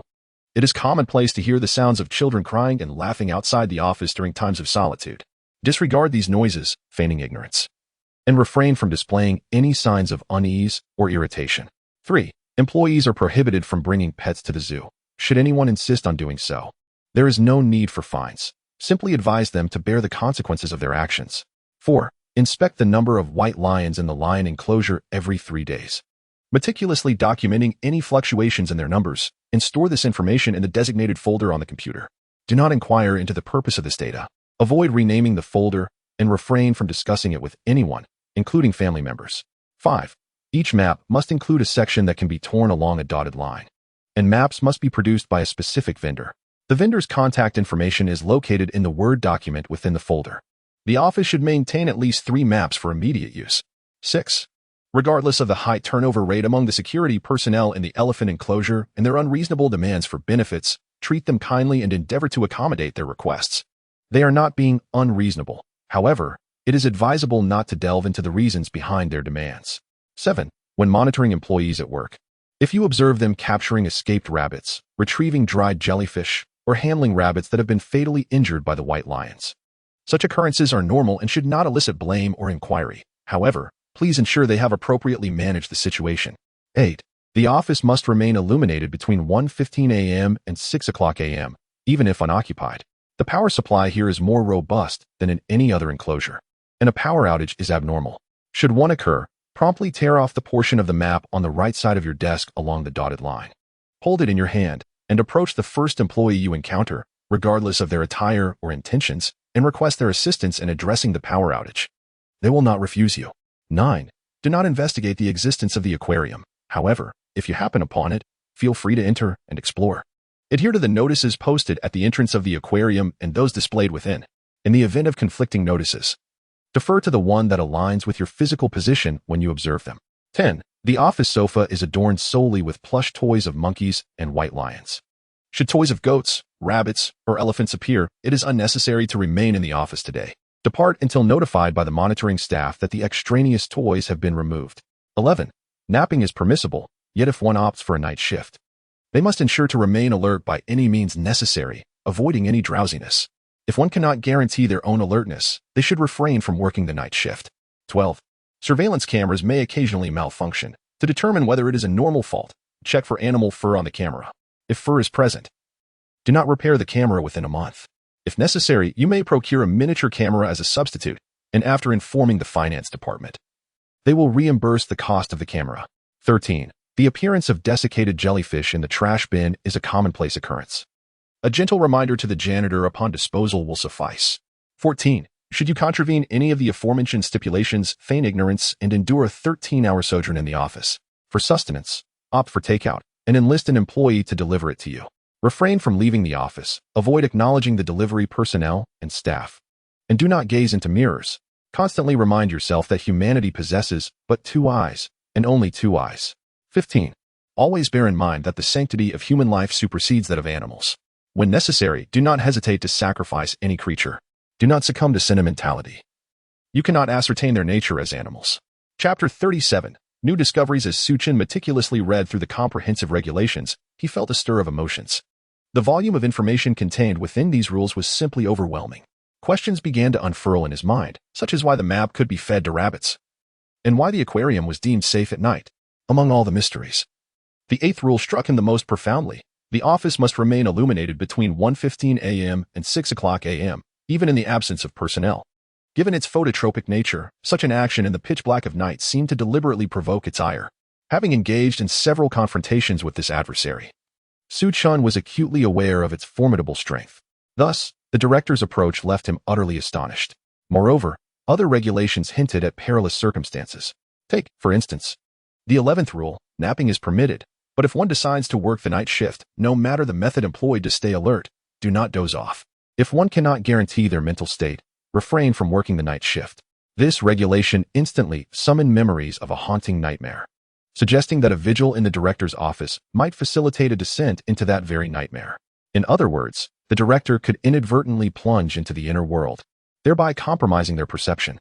Furthermore, the rules indicated that there would occasionally be animals breaching the director's office to wreak havoc.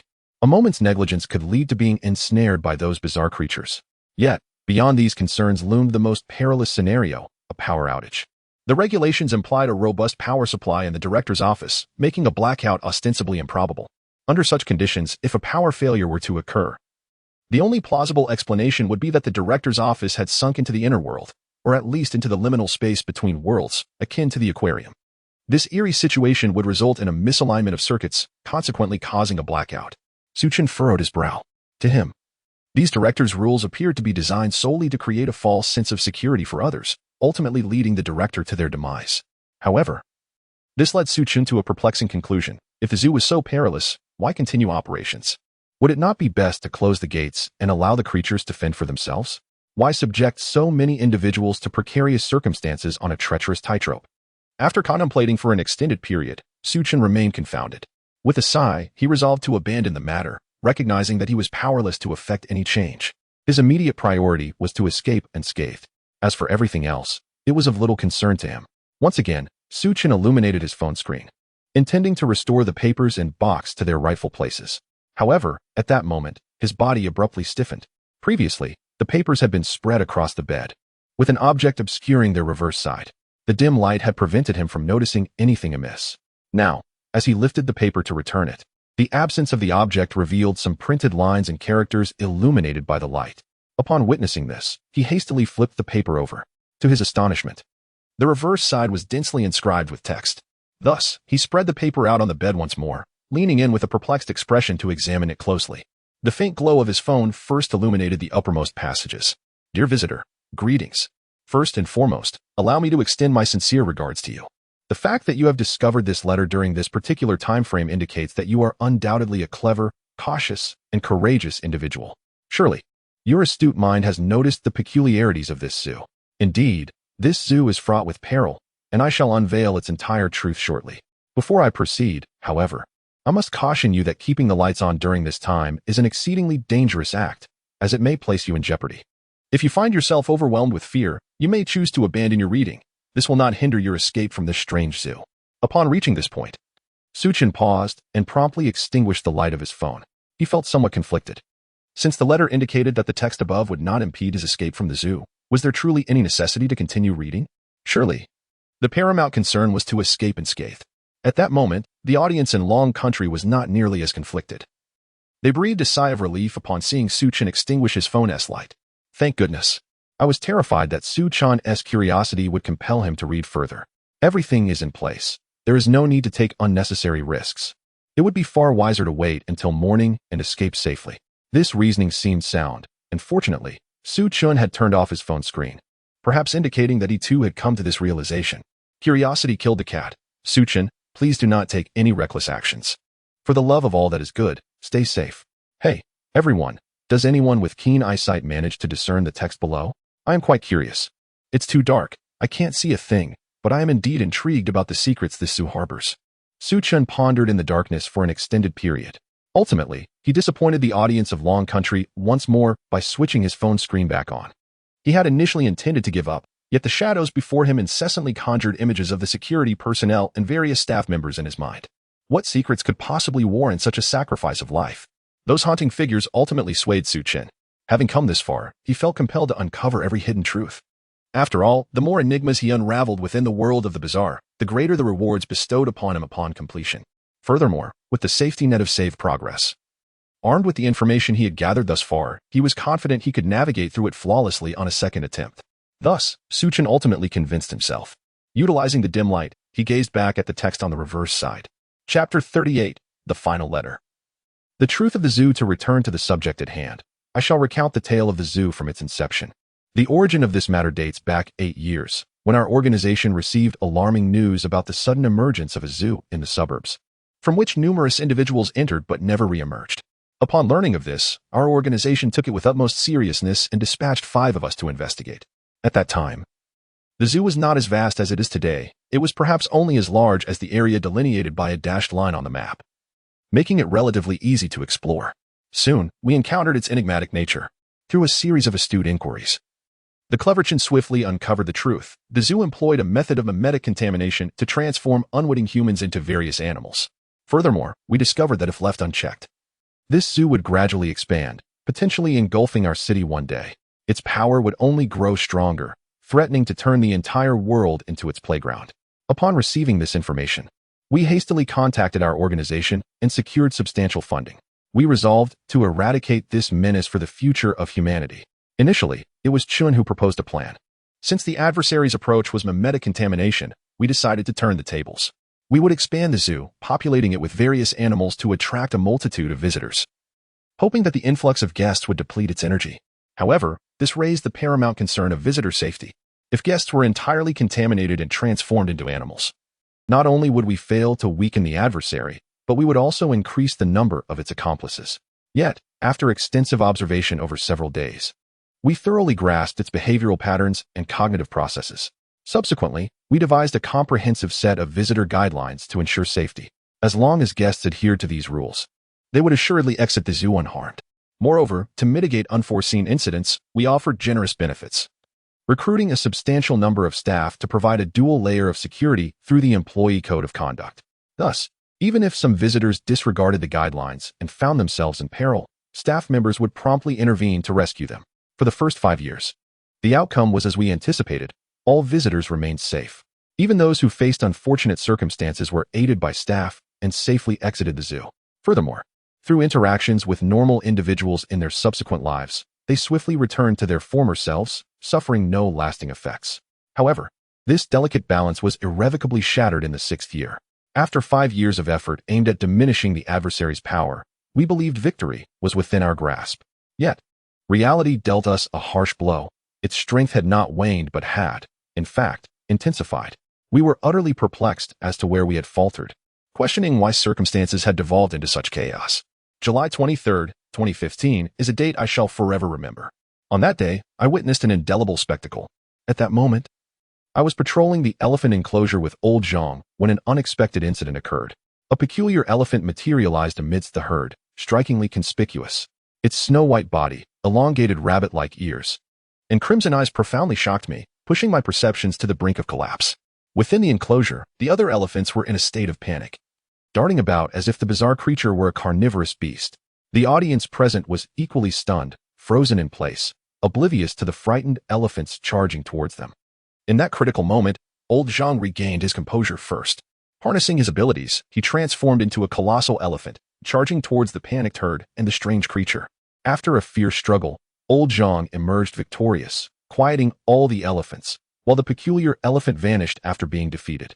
Just as old Zhang was about to revert to his original form, a child's scream suddenly erupted in our ears. In an instant, old Zhang's body inexplicably disappeared. I was taken aback and promptly contacted old Chen and the others. They were equally astonished by the news and hastily organized a search.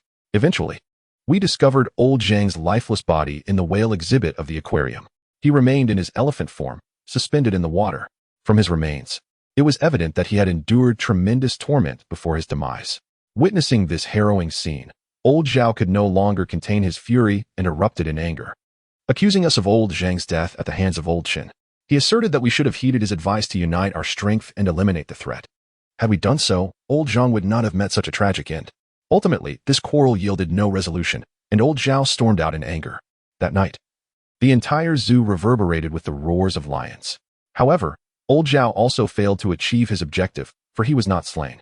From that day forth, a white lion enclosure was established, a territory he dared not enter.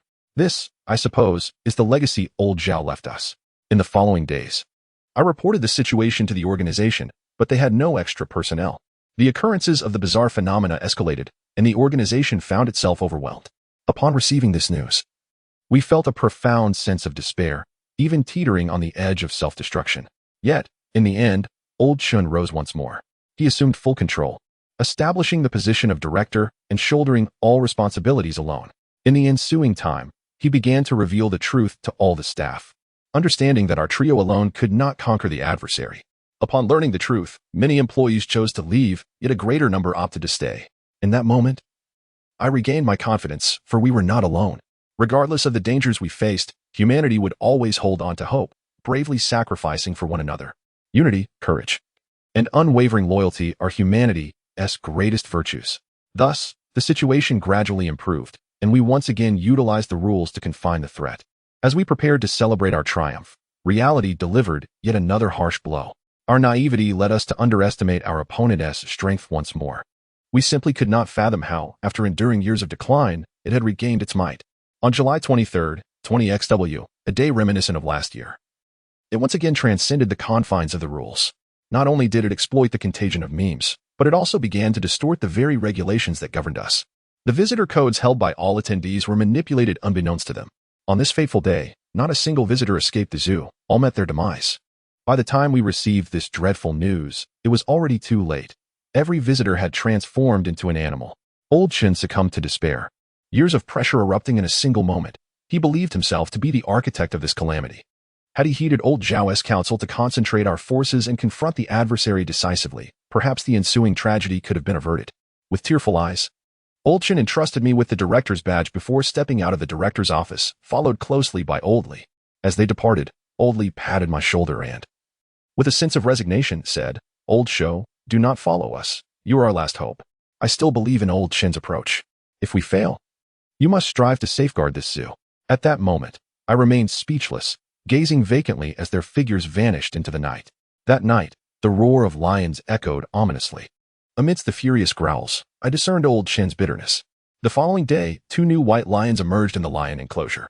We had once again met with failure. Chapter 39. After my departure, you all become me. When I first arrived, there were 5 of us, yet now, I find myself utterly alone. The weight of this immense responsibility has suddenly fallen upon my shoulders, and I struggle to come to terms with it. In truth, my character is exceedingly timid. My inclusion in the 5-member team was entirely due to the assistance of old Chen, coupled with the exceptional capabilities of my teammates. I often found myself merely a bystander during our daily operations. This explains why, that fateful night, neither old Chen nor Old Li summoned me to join them. Their claims of safeguarding the zoo were merely a comforting pretense from Old Li. We were all aware that our mission had met with utter failure. We had lost. With my limited strength, it was impossible for me to protect the zoo. It would soon break free from its final constraints and begin to expand its territory. Yet, despite this mutual understanding, they chose to leave me behind. Out of weakness, I acquiesced. Strangely, the very next day, as the sun rose, my first thought was to escape the zoo, to flee to a distant place untouched by the bizarre incursions, and to end my wretched existence. However, I could not bring myself to leave. At the entrance stood nearly 100 employees who had spontaneously gathered to voice their determination, expressing their willingness to sacrifice everything in a relentless fight against it. In that moment, I wavered. From the resolute faces surrounding me, I caught glimpses of old Chen and the others. Simultaneously, a powerful roar echoed from the lion enclosure behind me, jolting me from my stupor. Where could I possibly flee? Strange occurrences were manifesting everywhere in the world. Even if I managed to escape, what would become of the civilians in the city? What of the impoverished? What of these employees who had toiled for noble ideals over the years? If the other members of our organization reacted to adversity as I did, seeking only to evade, what would become of this world? At that moment, I was overwhelmed with shame, feeling contempt for my prior behavior. In a surge of remorse and regret, I donned the director's badge and returned to the zoo, leading those valiant employees back into the fray. In the ensuing days, I organized all the staff, engaging in collective brainstorming, analysis, and strategy formulation. I understood that courage alone was insufficient. We required astute minds as well. It became evident how astute my decision to involve everyone had been. As the saying goes, the wisdom of the masses is boundless.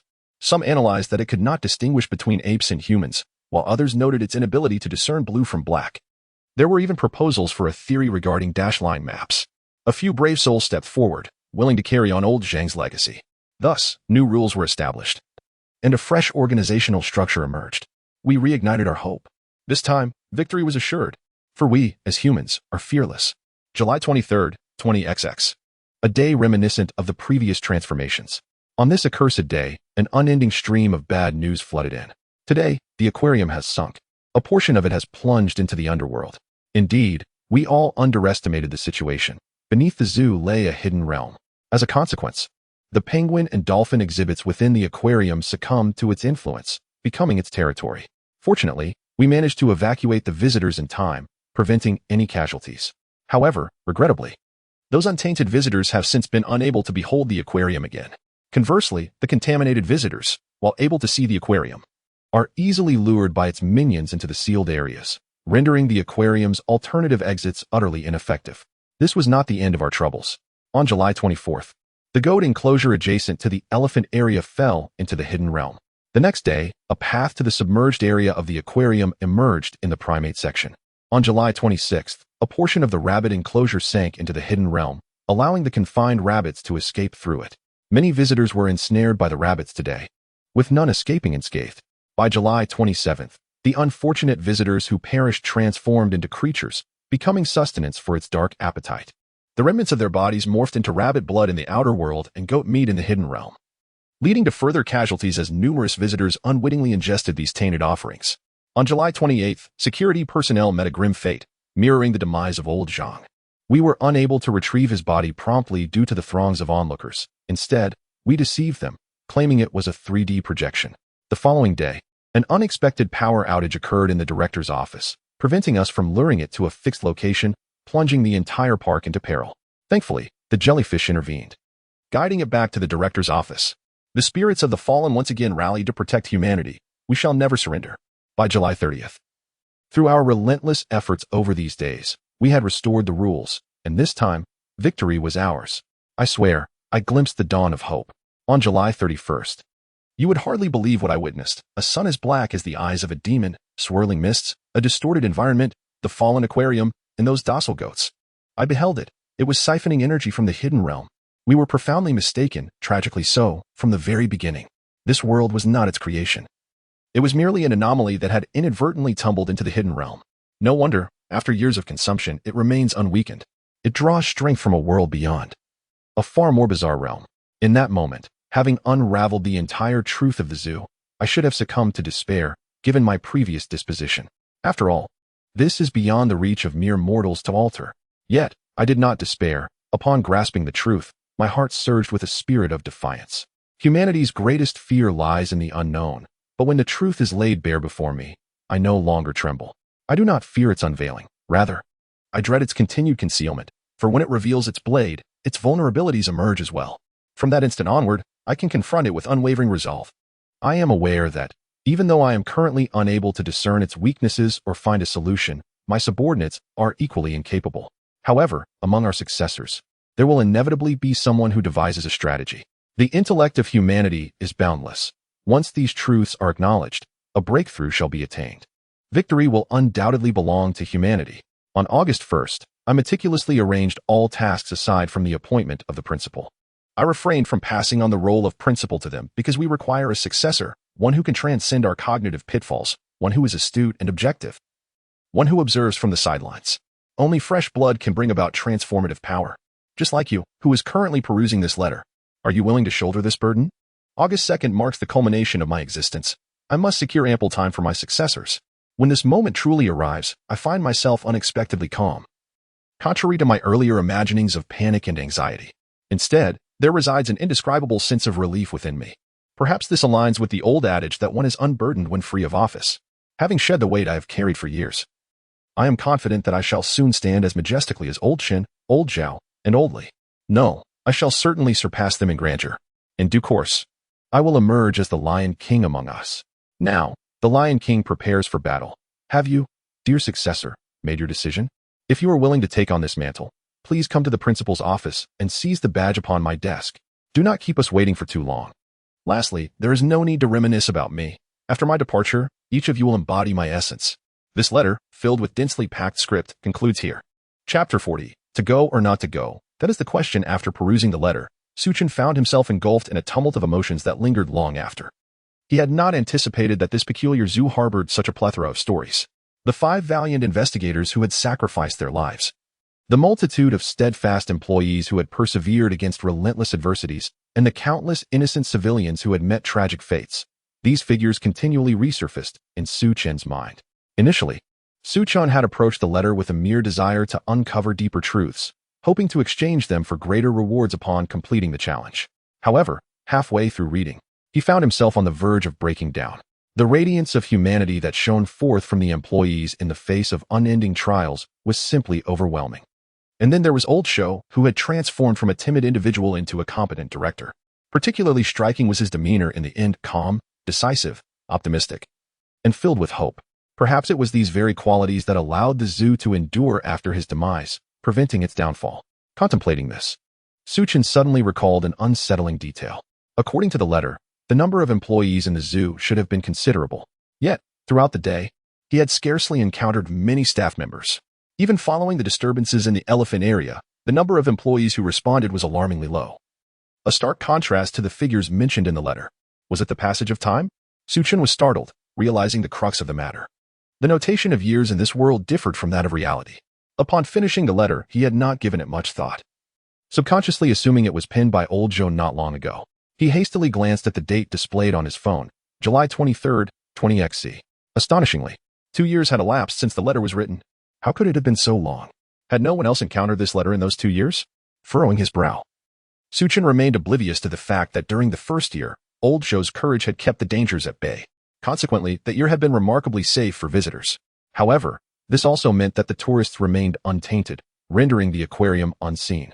A year after old Zhao's demise, the constraints he had imposed were finally breached, and the threat grew even stronger. This time, it was not merely the rules that were distorted, reality itself began to warp. The populace was caught off guard. Furthermore, with the director's position vacant, the staff became rudderless. This led to a near collapse of the zoo's safety measures, resulting in numerous casualties among the visitors. Such a scenario persisted, with countless employees sacrificing their lives to patch the breaches. As the workforce dwindled, the vulnerabilities multiplied, leading to an increase in victimized tourists. Thus, a vicious cycle ensued, with the zoo's protective capabilities deteriorating with each passing day. Naturally, no visitor would stumble upon this suicide note, and Chen was the sole individual to have encountered it in those 2 years. After a moment of reflection, Chen swiftly deduced the general trajectory of the zoo's circumstances over the past 2 years. It seems that this zoo is teetering on the brink of collapse, with the remaining staff far too few, thought Chen. At that moment, he once again noticed the final lines of the letter. Please do not make us wait too long.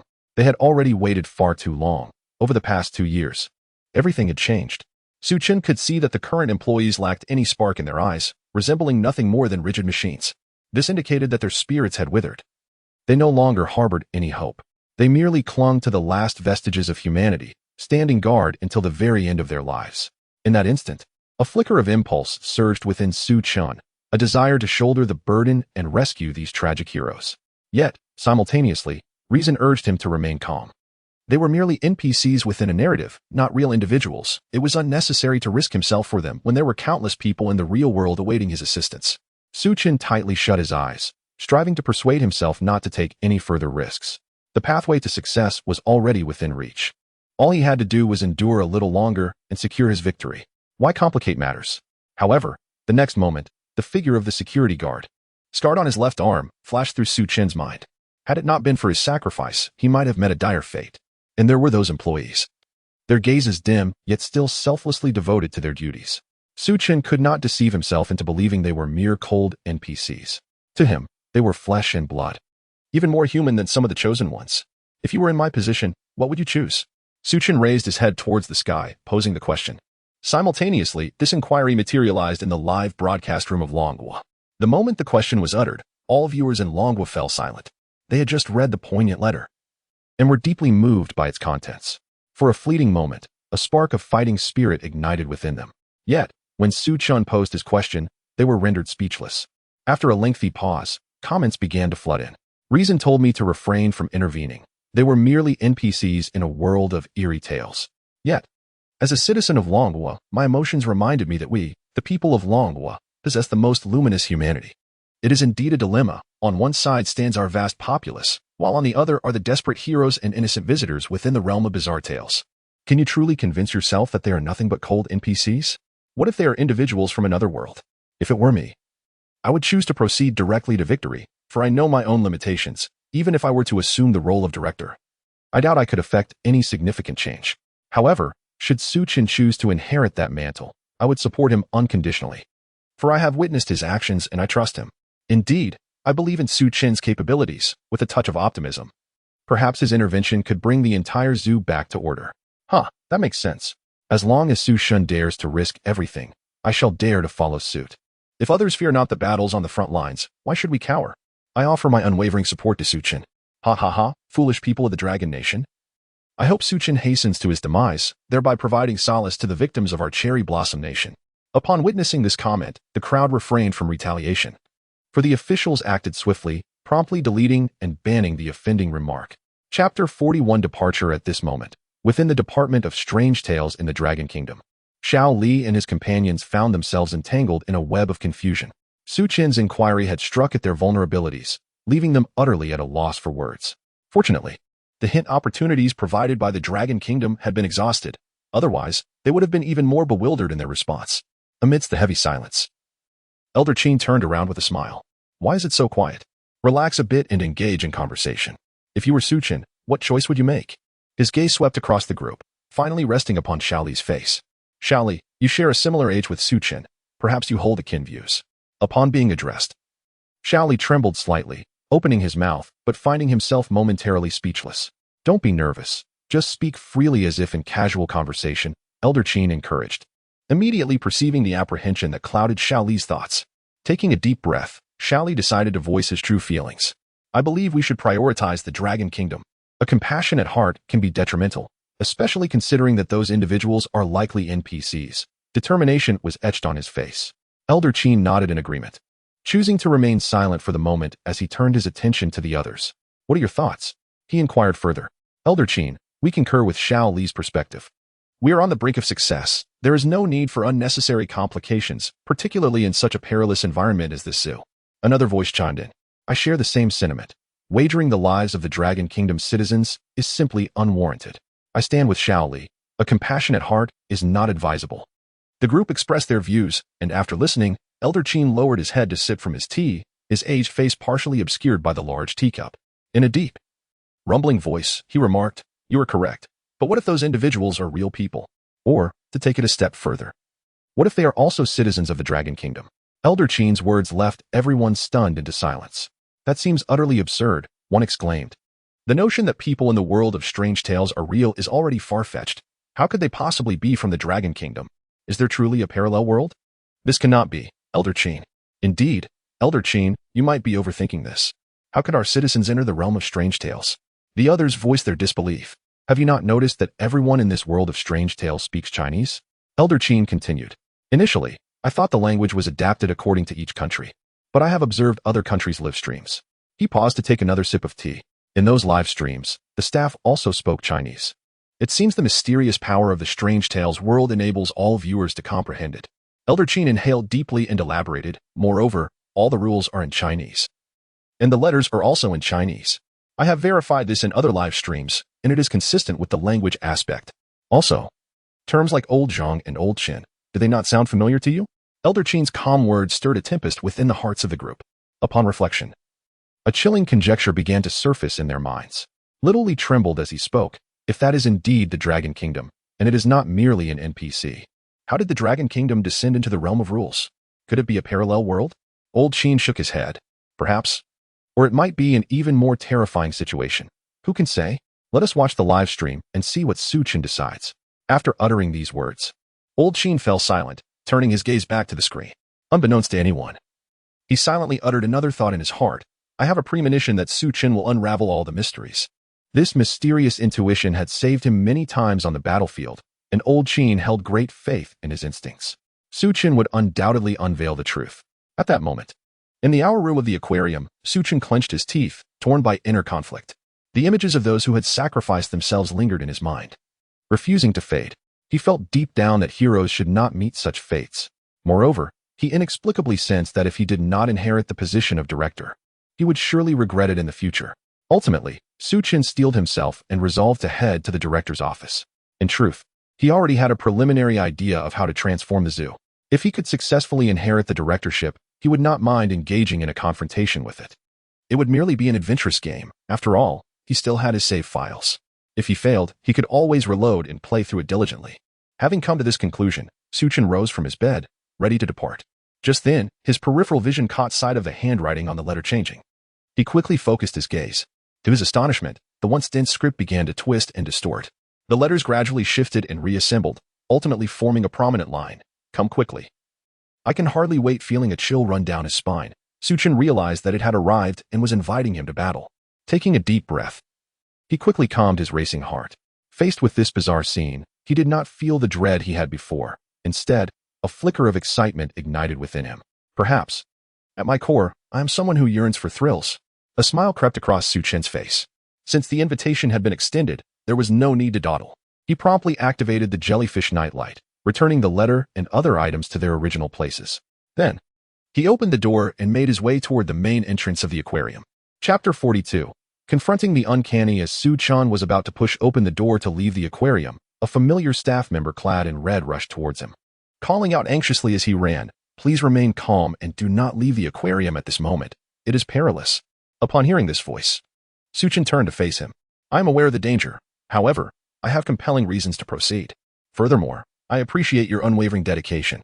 The red-clad staff member was momentarily taken aback, as Su Chen's words carried an enigmatic tone that left him perplexed. Just then, Su Chen seemed to recall something and inquired, "By the way, do you happen to know where the principal's office is?"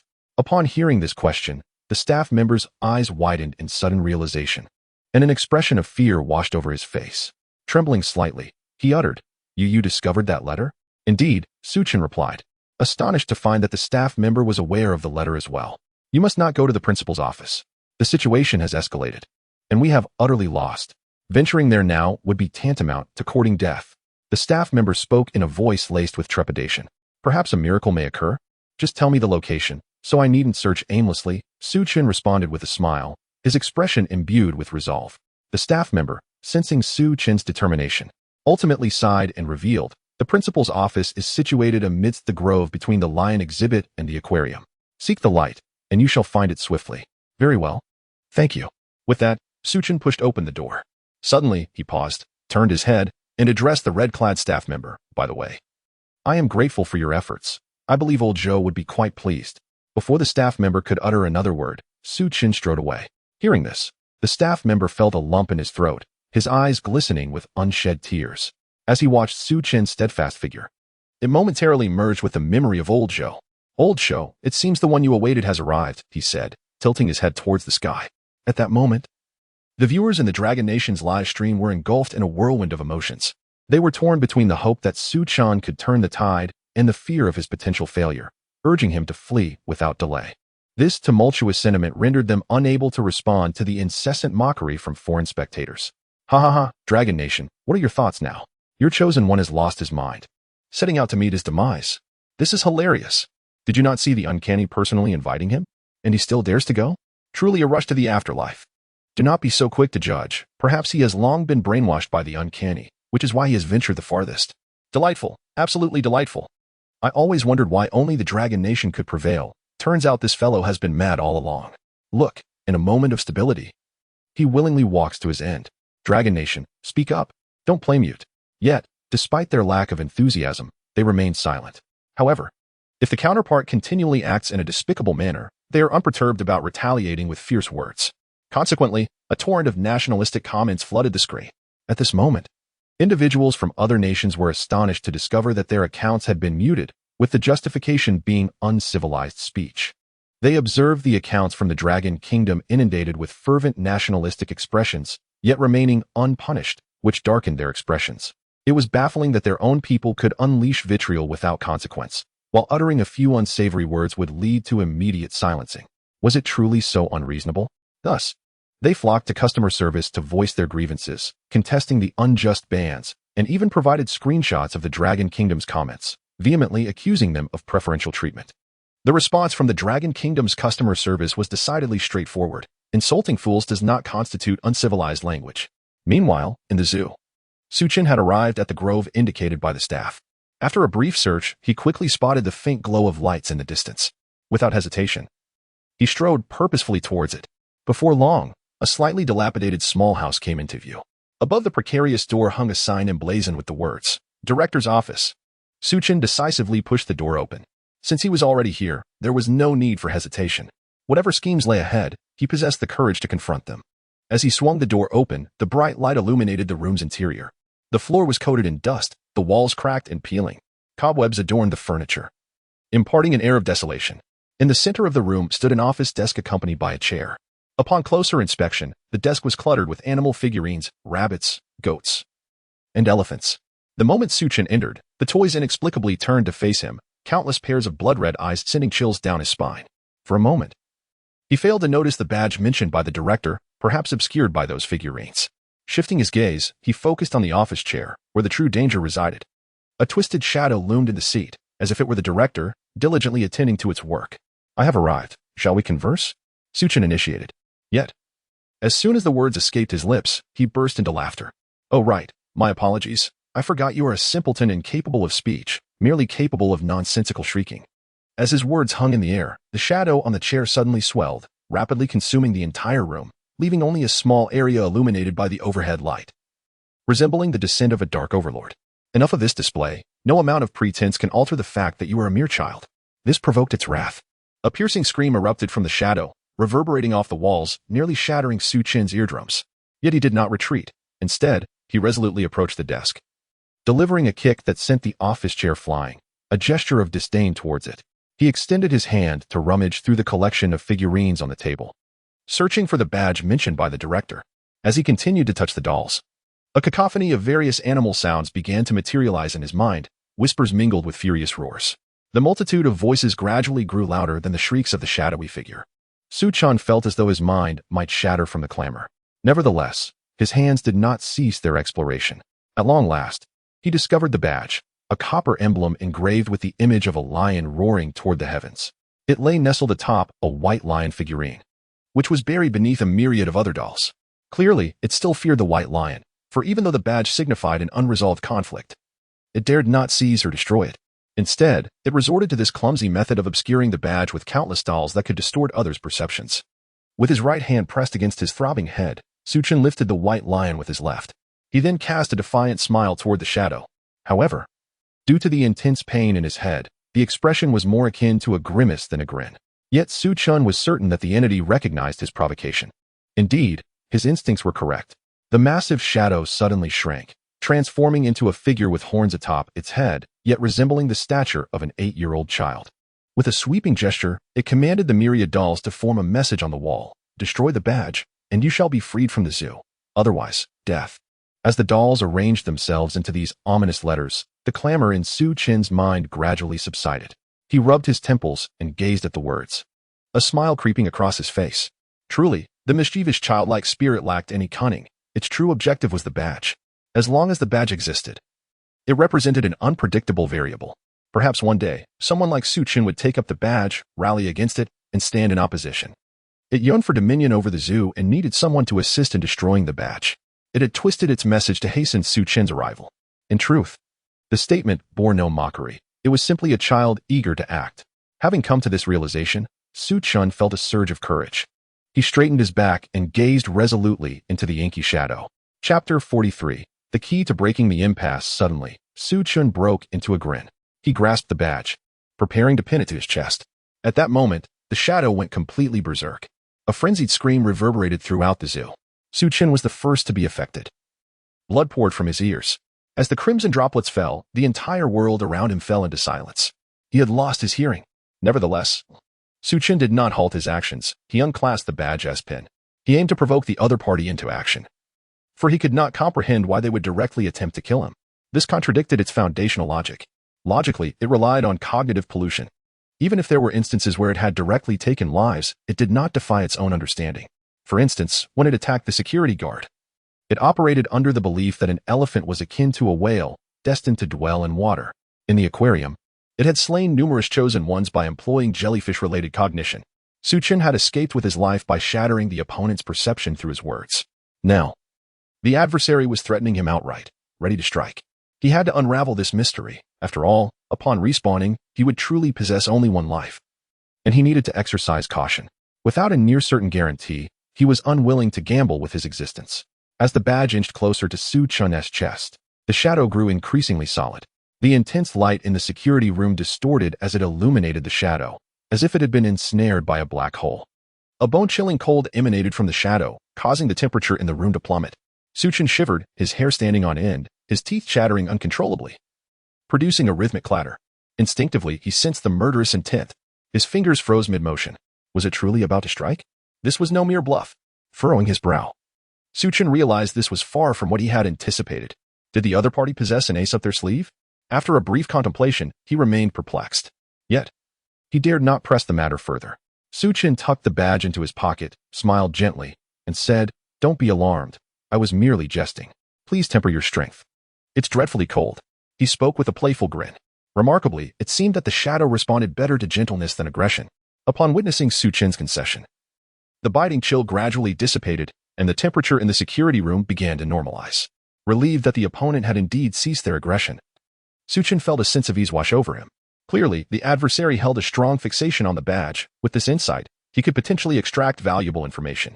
"Well, I can assist you with the badge, but before that, I have a question to pose."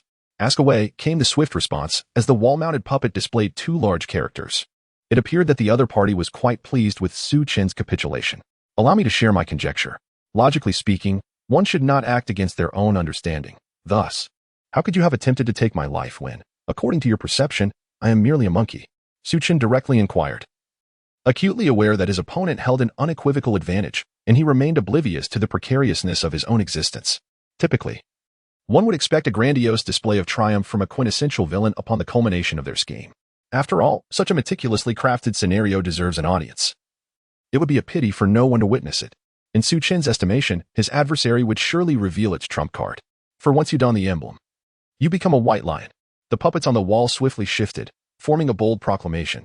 Furthermore, as the words materialized, the shadow humanely scratched its head, seemingly perplexed by the absurdity of Chen's question.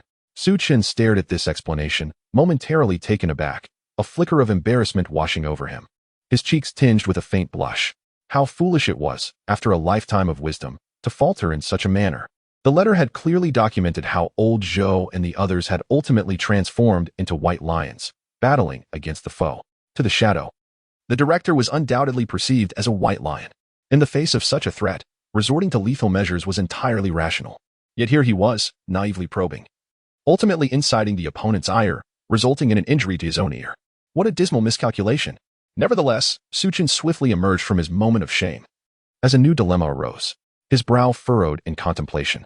While he had gleaned insight into his adversary's murderous rationale, he remained powerless to prevent it. Once adorned with the emblem, he would be viewed as a white lion, and the opponent would not hesitate to strike with lethal intent. Was this a jest?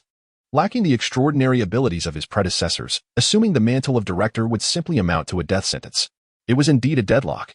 As Chen wrestled with his predicament, he suddenly felt a wave of warmth approaching from behind. Simultaneously, the shadow solidified once more, emanating a piercing chill that pervaded the air. The foe appeared poised to strike once again. What was happening? Why this sudden frenzy? Chen was momentarily bewildered. A thought soon crossed his mind. Perhaps something was approaching from behind him, and due to his ear injury, he had failed to hear it. Slowly, he turned his head. In the next instant, a massive lion's head came into view. Chen was taken aback, instinctively retreating a couple of steps. How had this creature escaped from the lion enclosure? He then glanced behind the white lion, only to behold 3 more white lions advancing towards him from the nearby thicket. Their heavy footsteps exuded an air of regality. As the 4 white lions approached Chen, standing in stark opposition to the shadow, a miraculous transformation occurred. The ominous clouds above parted. The pure white moonlight cascaded upon the forest, illuminating the 4 white lions, rendering them extraordinarily sacred and divine. The most magnificent white lion, leading the pack, stepped forward once again, approaching Chen. It then lowered its proud head and nudged at Chen's pocket, where the principal's badge resided. The lion's intent was clear. It wished for Chen to don the badge and assume the position of the principal. With all 4 lions rallying together, it was evident they were there to support him, signaling that there was no need to fear the ominous shadow with their presence. Chen's safety was assured. Chen exhaled in relief. It seemed a breakthrough was finally at hand. At that moment, the live broadcast from the Dragon Kingdom erupted into a frenzy of excitement. Wow, this is incredible! Chen has actually summoned 4 white lions as his enforcers. I never anticipated this. The viewers rejoiced. We're solid now, brothers. With the flying dragon's might, how could we possibly lose? Considering how it once trembled before the white lions, Chen has effectively taken command of the zoo. What a thrill! While the chosen ones from other nations fight for survival in the zoo, Chen is establishing dominance. Let us see how those other countries continue to mock us. This is truly gratifying. I demand a report. You Dragon Kingdom folks are clearly cheating. Let the supreme rules of the world of strange tales impose sanctions on your nation. Who is this lunatic? Your words are a blatant affront to the world of strange tales. I believe that if sanctions are to be imposed, it should be upon you first. A conspicuous announcement appeared on everyone's screens. The supreme rules of the world of strange tales. Reasonable discourse acknowledged. This rule has obliterated those who scorn it. Once more, do not provoke this rule. Chapter 44. All set at this moment, the viewers of the live broadcast were utterly astonished. What on earth? We were merely jesting. Yet the supreme rule has truly been unleashed. Moreover, not only has it manifested, but it has also obliterated someone instantaneously. This is utterly preposterous. The foreign participants in the Dragon Kingdom's live stream were paralyzed with fear. What kind of background does this Dragon Kingdom possess? When they report cheating, nothing happens to them. Yet when the Dragon Kingdom reports, it results in immediate physical annihilation. Is the world of bizarre tales the progenitor of the Dragon Kingdom? Others could only seethe in silence. As the atmosphere in the Dragon Kingdom's live chat turned remarkably favorable. Meanwhile, within the confines of the zoo, 4 white lions were facing off against a mysterious shadow. Neither side made a move, seemingly awaiting Chen's final decision. Chen, however, felt no urgency, after all, with the white lions backing him. The shadow dared not act against him for the moment. He could take this opportunity to refine his subsequent plans. Suddenly, a thought struck him, illuminating his mind with a new possibility. System, if I exchange the points I have earned through the instance for rewards now, and then revert to a previous save, will the exchanged rewards disappear? Chen inquired internally. Rest assured, the rewards will not vanish. Upon hearing the system's response, Chen's eyes sparkled with increasing brightness. This was indeed the key to breaking the deadlock. Can you inform me how many points I can exchange based on my current rule analysis? The host has currently analyzed 98 of the rules. Based on the completion rate and the difficulty assessment of the instance, it is rated as S-class, allowing for an exchange of 1,000 points. A smile crept onto Chen's face. He opened the system's shop and continued conversing with the system in his mind. In the next moment, a screen appeared before him, visible only to Chen. His gaze swiftly scanned the system's offerings, only to find himself disheartened as he scrolled down. He had not anticipated that the items in the system's shop would be quite so expensive. Although 1,000 points seemed substantial, the quantity of items available for purchase was rather limited. As various products flashed before his eyes, Chen suddenly squinted and halted his scrolling. An item before him, if utilized wisely, could prove to be remarkably advantageous. After a brief contemplation, he merged this with the plan he had previously conceived, meticulously crafting a feasible blueprint. Now, only the final step remained. Chen closed the system interface and grinned at the shadow. He retrieved a medal from his pocket and affixed it to his chest with precision. Upon completing this motion, the shadow could no longer contain itself. Letting out a piercing scream, it lunged directly at Chen, while simultaneously, the 4 white lions roared skyward and charged at the shadow, intercepting it in a tumultuous clash. The air was filled with ear-splitting screams and the thunderous roars of lions, as the fierce battle unfolded, uprooting vast swathes of trees. Watching the dust-laden battlefield, Chen felt an overwhelming sense of awe. Creating such a commotion, it feels as though one is filming a fantastical action drama. Simultaneously, he felt a flicker of relief that he had sustained an ear injury earlier. Otherwise, he might have been rendered senseless by the shouting. Observing that neither side could decisively claim victory, Chen stepped into the inner office of the principal. Before long, he unearthed a dust-laden telephone directory from a cupboard. Shaking off the dust, he flipped to the first page, where the contact information of the person he sought came into view. Department of Operations, Minister, Zhang Heng, phone, 131. Department of Finance, Minister, Jiang Tian, phone, 182. Department of Coordination, Minister, Lin Fei, phone, 156. Chen retrieved his mobile phone and composed a message. My name is Chen, and I have now assumed the position of the ZooS director. I wish to inform the organization and inquire about the available funds I can access. Please respond promptly. He then took a selfie with the badge in view and sent the message along with the photograph to the aforementioned individuals. The reason for opting against a phone call was that Chen was still somewhat deaf at the moment. Soon, 10 minutes passed without any response, causing Chen to furrow his brow in anxiety. Could it be that this organization had met its demise? His mind was awash with uncertainty. Meanwhile, he glanced out the window to observe the ongoing battle. The confrontation remained intense, with vast swathes of forest laid low. Even the cobblestones of the path had been hurled onto the roof of the principal's office. At this point, the shadowy figure appeared slightly dimmed, suggesting it had sustained injuries. However, the 4 white lions were not faring much better, each bearing significant wounds, with one having a foreleg broken. As the situation teetered on the brink of chaos, Chen's anxiety deepened. Suddenly, his phone screen lit up. It was a call from Jiang Tian of the finance department. Chen swiftly answered. And without allowing the other party to speak, he interjected, My ear is injured. I cannot hear your words. Please reply via text. I need to know the amount of funds I can request. After speaking, he set the phone aside and gazed at the screen. Shortly after, the call was disconnected, indicating the other party had understood his words.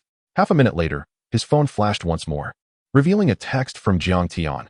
Regarding your assumption of the zoo director position, I have reported this to the organization. A designated individual will contact you shortly for identity verification. As for your inquiry, any expenses related to resolving the zoo's peculiarities will be reimbursed in full by the organization, regardless of the amount. Upon reading this response, Chen broke into a broad smile. The organization exhibited a commendable generosity, and the prospect of reimbursement without a cap brought him immense joy. However, he was aware that their words implied a commitment to assist him in addressing his financial concerns, rather than an unlimited supply of funds. Nevertheless, this was sufficient. With these resources, coupled with the system's tools, he felt entirely confident in successfully transforming the zoo. After all, as the saying goes, money can indeed move mountains. Chen emerged from the principal's office with a cheerful smile, making his way towards the battlefield. Stop fighting and listen to my words for a moment, he shouted loudly. Remarkably, his words proved effective. The 4 white lions took a few steps back, withdrawing from the fray. The shadow, too, seemed disinclined to continue the battle and refrained from pursuing further. All 4 beasts and the shadow turned their attention to Chen. Chapter 45. The escape. The fierce battle abruptly came to a halt. Chen, facing the questioning gazes around him, turned his attention to the leading white lion. I can resolve the issues within the zoo, but my methods may be difficult for you to comprehend or accept. Will you support all my actions? He emphasized. What I require is absolute trust. Chen's resolute eyes locked onto those of his counterpart. The white lion remained silent, observing Chen for a considerable time. Eventually, as if sensing the unwavering determination in Chen's gaze, it nodded in agreement. Very well, I hope for a pleasant collaboration, Chen said with a smile. He then turned his attention to the restless shadow lurking nearby. Do not be hasty to act. I have agreed to your terms. I will assist you in retrieving the badge from the zoo, but in return, could you open a door for me? I am rather impatient to wait for dawn. Chen's smile was inviting, offering a tempting proposition. As soon as he spoke, the other 3 white lions grew anxious, their breaths becoming rapid, and 3 pairs of murderous eyes fixed upon Chen. Even the leading white lion cast a puzzled glance at him. However, it adhered to the agreement and let out a growl toward its brethren. Upon hearing, the 3 lions emitted suppressed roars. After several exchanges, they begrudgingly contained their anger and nodded in a somewhat humanized manner. Meanwhile, the shadow was momentarily taken aback, struggling to comprehend the situation. Was the lion simply idling? It had initially refused to assist in the escape, yet after a confrontation, it changed its stance. Was this a game? Who, indeed, was the one being toyed with? The shadow felt a tinge of frustration, yet it understood the gravity of the situation. The monkey's willingness to retrieve the badge from the zoo and eliminate potential future threats was something it could never refuse. This was also why it had discovered Chen's letter the moment he received it. For the past 2 years, it had been closely monitoring that correspondence, perhaps even more eagerly than old Joe himself. With a swift motion of its arm, the shadow summoned a multitude of toys from the security room, which swiftly arranged themselves on the lawn to form a large message. Bathed in moonlight, the white toys formed an eye-catching inscription. Deal. Go to the room and fetch a flashlight, then follow me. I will escort you out. Seeing the agreement, Chen felt a profound sense of relief wash over him. After taking a deep breath, he re-entered the principal's office and rummaged through a dusty cabinet, retrieving a flashlight covered in grime. Can this even work? He muttered, pressing the switch. In the next moment, a bright beam illuminated the wall. The quality seemed decent. It appeared this organization possessed some merit. He tossed the flashlight playfully in his hand as he exited the room. Upon stepping outside, he first glanced at the leading white lion, whose dark eyes were filled with steadfast determination. The white lion seemed to comprehend, nodding slightly before resolutely turning away, leading his 3 reluctant brothers back to the lion enclosure. Once the white lion had departed, Chen approached the shadow. Let us not squander time. I imagine you were equally eager, Chen remarked with a hint of amusement. As they made their way towards the entrance, they found the exit obstructed by the aquarium, and he advised, try to cast some shadows along the way. Swiftly, the lawn ornaments formed a message. Oh, when I saw you entangled with the white lion earlier, there were no shadows, and you didn't appear affected. Chen seized the opportunity to inquire, hoping to extract more information. I ascended from below. I have no shadow, but it is quite exhausting, the boy replied without guile. Chen's mind stirred, committing this revelation to memory, considering its potential utility in the future. He then led the way towards the entrance near the rabbit enclosure, adhering to his companion's directions by intermittently casting the flashlight's beam into the surrounding woods. The shadows danced in tandem with Chen's steps, creating an eerie spectacle as night enveloped the area, and the animals slumbered peacefully. Within the depths of the forest, a peculiar black shadow flitted about, an image that could only be described as terrifying. However, the audience in the Dragon Kingdom's live stream was not deterred by this sight. Instead, they found themselves perplexed by Chen's actions. Hadn't they agreed to uphold the director's legacy and confront the bizarre with unwavering resolve? How was it that he had so swiftly negotiated terms with the uncanny, now escorted by it towards the exit? This was beyond absurd. Although the prospect of a smooth passage brought some solace to the citizens of the Dragon Kingdom, the prior rhetoric from Chen had raised their expectations, and his apparent capitulation left them feeling somewhat disheartened. Brothers, lift your spirits. Knowing Chen's character, I believe he must have something up his sleeve. He has certainly devised a plan. Just wait and see. The uncanny shall surely face repercussions. Indeed, I share that sentiment. Consider this. If he were truly disinterested in assuming control of the zoo, why would he risk entering the director's office? Surely, he could wait until dawn for an unimpeded exit. You Dragon Kingdom folks deceive yourselves. Your chosen one has clearly faltered. It is shameful to watch the zoo staff await their fate while prioritizing their own survival. Had our competitors from the pickled vegetable nation still been present, they would have bravely stepped forward. Remarkably, when Chen initially sought the director's position, you claimed he was foolish and courting death. Now that he is on the brink of a successful escape, you wax poetic about righteousness. What a plethora of nonsense from your pickled vegetable nation. Look over there. The competitors from Pickled Vegetable Nation are at the tree. This exclamation instantly captivated the crowd's attention, drawing their gaze to the live stream. There, beneath a tree in the rabbit enclosure, stood a dazed rabbit, its hind legs erect, mechanically pounding against the trunk in a repetitive motion. Many had witnessed the transformation of Jin Shiba into a rabbit during the day, and based on the surrounding references, this location was indeed where Jin Shiba had metamorphosed. In that moment, the Dragon Kingdom's live stream erupted into laughter. Wow, my friends from the Pickled Vegetable Nation, your chosen one is indeed brave to step forward. Goo goo. You truly live up to your reputation, as even the Cherry Blossom Nation cannot hold back. We invite the audience from the Pickled Vegetable Nation to share their acceptance speech. My brothers, why can't I see this rabbit's weapon of choice? Is there anyone who can lend me a magnifying glass? As this barrage of comments flooded in, the screen was instantly filled with okay hand gestures. The people from the Pickled Vegetable Nation were quickly thrown off balance. The impact of those gestures was utterly devastating. One by one, they cursed and exited the Dragon Kingdom's live stream. Chapter 46. Claiming rewards on the other side, within the confines of the zoo. Chen brushed past the exuberant rabbit that was busily hammering away. Oblivious to the rabbit's fervor, he hastily approached the entrance, testing the air with a gentle step. It felt as though an invisible barrier of resilient air was impeding his forward movement. His elevated left foot found itself unable to descend. Indeed, without its assistance. Exiting required adherence to the established rules. The entrance was impassable. All right, it has been a pleasant cooperation. Kindly open the door for me, Chen said with a smile, addressing the shadow beside him. This time, the shadow did not present any formalities but instead nodded in a human-like manner, with a subtle gesture accompanied by a soft breeze. Su Chen's obstructed left foot successfully stepped beyond the threshold of the zoo's gates. Simultaneously, an ethereal mechanical voice resonated in his mind. Ding! Congratulations to the host for successfully completing the zoo horror tale instance. The host has currently deciphered 98 of the rules. Based on the completion rate and instance difficulty assessment, the evaluation is rated as S-class, earning a total of 1,000 points. In the next moment, a mechanical sound echoed from the skies. This was a proclamation from the highest authority of the horror tale world. Chosen one of the Dragon Kingdom, Su Chen, has successfully completed the zoo horror tale. Comprehensive assessment indicates a 10-point increase in the national fortune of the Dragon Kingdom, currently totaling 80 points.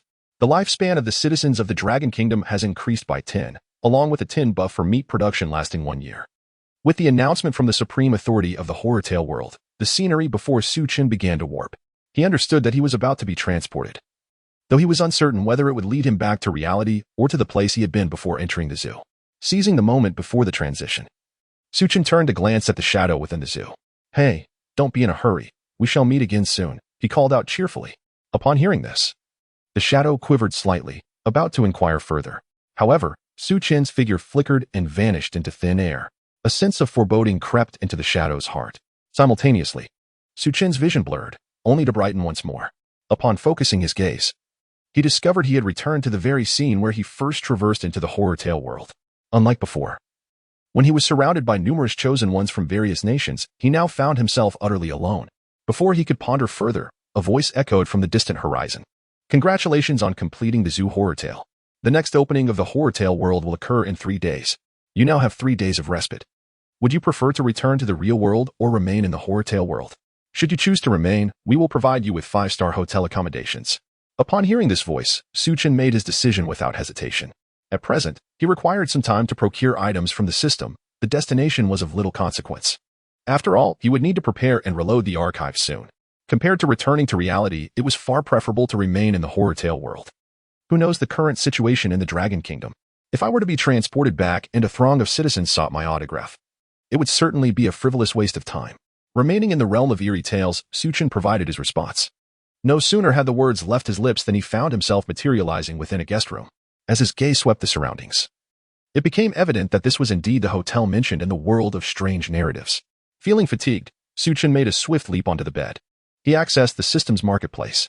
In the next moment, a screen, visible only to Su Chen, appeared in the void before him. With prior preparations in mind, he quickly located the previously selected item, the subconscious amplification device. Beep, purchase successful, total expenditure, 500 points. Would the host like to claim it now? A petite, palm-sized tower-like device materialized before Su Chen. The metallic lines at its apex spun incessantly, exuding a sense of technological advancement. At first glance, it bore resemblance to a mind control device from a game he had played in his past life, Command Conquer, Red Alert. However, this device was far less formidable. It appeared impressive, yet lacked substantial functionality. In comparison to the exorbitantly priced items within the system's marketplace, it was rather insignificant. To put it plainly, this device could enhance subconscious storage of sounds within its coverage area to a certain extent. Simplified, it could be understood as a mechanism for reinforcing deep memory. Although its utility might be more beneficial for memorizing texts, Su Chen derived inspiration from this device. If utilized effectively, it could serve as a formidable tool against the peculiarities found in a zoo. He decided to store it in the system space. Received, stored in system space. The host may retrieve it at any time. Having secured this crucial item, Su Chen noted he still possessed 500 points and contemplated what else to purchase. Ultimately, he resolved to try his luck with a lottery, which conveniently required the same amount of points. After all, once he restored his save file, he could accumulate points anew, making this a worthwhile endeavor. As for why he did not purchase a Death Rewind experience voucher, it was simply beyond his means. System, initiate the lottery. Received, processing lottery. Congratulations, the host has obtained 3 mental strength. Unlocking character attribute panel. As the system's voice echoed, an attribute panel emerged before Su Chen. Name Su Chen, age 19, constitution 6, strength 5, agility 6, endurance 5, mental strength 10. Note, the maximum value for an ordinary person in each attribute is 10. Upon reviewing the attribute interface, Su Chen gained a renewed understanding of his own condition. According to the system, the typical limit for an ordinary individual is generally 10 points. It appeared that, following the enhancement, His mental strength had indeed reached the pinnacle of human capability. This augment would undoubtedly bolster his prowess in the zoo, affording him greater resilience against the threats of mean contamination than most. The remaining attributes appear to be quite satisfactory, at least above average, and certainly sufficient for use within the confines of a zoo. Ding. A reminder for the host. The system recommends that the host engage in more lotteries. After completing 4 additional draws, the quality of the prize pool will experience a significant enhancement. Upon hearing this, Chen instinctively nodded in agreement. At first glance, it indeed seems that participating in the lottery yields greater rewards than purchasing merchandise. Henceforth, he resolved to partake in more lotteries. Having completed all the necessary preparations, Chen allowed himself to relax completely. He was now ready to return to the zoo at any moment. Suddenly, he yawned, feeling his eyelids grow heavy. It dawned on him that he had scarcely rested throughout the day, remaining in a state of heightened tension. After a much-needed short nap, he was plagued by a nightmare. Now that he had finished all his preparations, the moment he let down his guard, weariness washed over him like a tidal wave. It would be wise to indulge in a restorative slumber. Murmuring to himself, Chen turned over and swiftly succumbed to deep sleep. Chapter 47. The Rewind. At this moment, the audience in the Dragon Kingdom's live broadcast room was utterly bewildered. What was happening? They failed to comprehend Chen's combination of actions. Wasn't he supposed to save the zoo? How did he manage to clear the level so effortlessly and then fall into a deep slumber? Were they deceived by Chen? They had anticipated him to become a hero. Although they felt a sense of joy at the successful completion, there lingered an unshakable feeling of grievance, a sense of incompleteness. Could it be possible that this was part of Chen's plan? Stop the nonsense. This has already been transmitted. What plan could there be? If this were indeed a plan, I would do a handstand and spray. One brother from above chimed in, requesting a live stream link, asserting that his show was more entertaining than Chen's. As the crowd engaged in idle chatter, the Dragon Kingdom's live stream abruptly concluded. Consequently, apart from those reluctantly donned in black uniforms, all the other nations' live streams were entirely shut down. With no broadcasts to watch, the audience gradually dispersed, exhausted after a day of intense viewing. Soon, with a hint of regret, they succumbed to slumber. Hours later, Chen opened his eyes, slightly dazed, staring at the ceiling, momentarily disoriented regarding his whereabouts. After stretching lazily in bed, he began to recollect the events of the previous day. Having rested well, he felt it was time to reclaim his territory. Rising, he moved about, assessing his physical condition, which he found to be exceptional. He then proceeded to the bathroom. Accompanied by the sound of running water, he mentally reviewed his plan once more. After confirming there were no oversights, a satisfied expression spread across his face. Today, I shall overturn your zoo and rid the world of its menace, he proclaimed with excitement. Shortly thereafter, Chen emerged from the bathroom, fully dressed. System, load the save, he declared with unwavering determination. Received, loading save. Save loaded, reverting to previous state. As the system's voice echoed in his mind, Chen's surroundings began to warp and blur, enveloped in a cascade of light. With a flash, he found himself back in the waiting area of the eerie narrative world. Upon opening his eyes, he was met by the familiar faces of the Chosen Ones, who appeared panicked and scanning their surroundings, mirroring their behavior from the previous day. Relieved, Chen realized that no glitches had occurred. These individuals possessed no memories of yesterday, ensuring that his actions today would remain unaffected. The timing and location of their appearance were unchanged, which was significant for Chen. At that moment, the world before him began to distort once more. He understood this to be the initiation of the teleportation to the zoo, and unlike the other participants, he remained calm. Soon, everyone found themselves before the familiar gates of the zoo. Simultaneously, all nations' live streams resumed. It is noteworthy that the real world had not undergone a rewind, a fact that Chen was oblivious to. The officials of various nations quickly realized that the live broadcast had commenced, and they were taken aback. Was it not agreed that the next round would begin 3 days later? Why was there another bizarre live stream today? This is simply unbearable. The officials across the globe were on the brink of madness. However, when they finally discerned the content of the broadcast, their bewilderment escalated. My God, what is the meaning of this? Why has everyone been resurrected? God bless us. Divine intervention has occurred. Surely, our nation will triumph this time. At that moment, the Department of Bizarre Tales in the Dragon Kingdom was equally perplexed. What is happening? Did not our Chen already complete the challenge? Why has he been transported back to the entrance of the zoo? Has the world of Bizarre Tales lost all reason? Elder Chen, infuriated, smashed his cherished enamel tea jar onto the ground. What on earth is going on? Is this targeted at our Dragon Kingdom?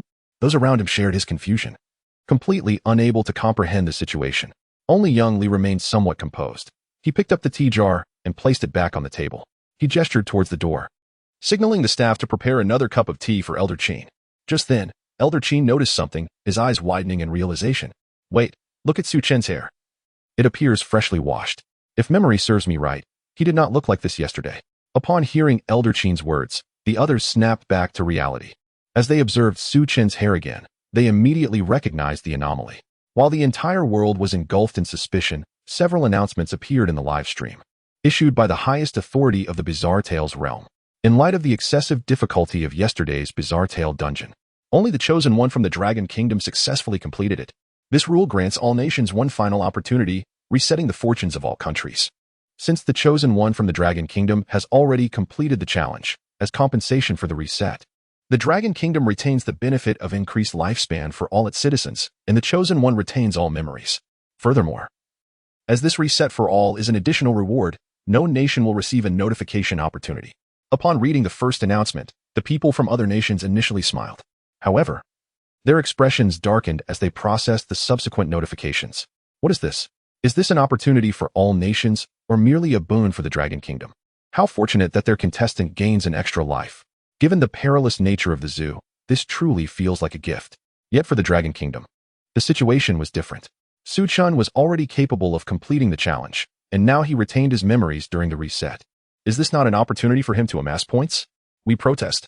The Kingdom of Lakes protests. This is unjust. The Kingdom of Lakes was the first to voice their dissent in their own live stream. In response to the protest from the Kingdom of Lakes, the highest authority retracts the rewards for the Kingdom of Lakes. With this announcement, the chosen one from the Kingdom of Lakes vanished into thin air. Simultaneously, the drought that had afflicted the Kingdom of Lakes the previous day returned. We retract our protest. We were wrong. This is fair, exceedingly fair. Please, highest authority, grant us another chance. The officials of the Kingdom of Lakes were in a frenzy, hastily offering their apologies. However, despite the prolonged barrage of comments, the supreme authority remained unresponsive. The populace of Lake Nation was incensed. What kind of foolishness is this from our leaders? You dare to protest? Have you not seen that even the despised nation has not opposed? They exclaimed.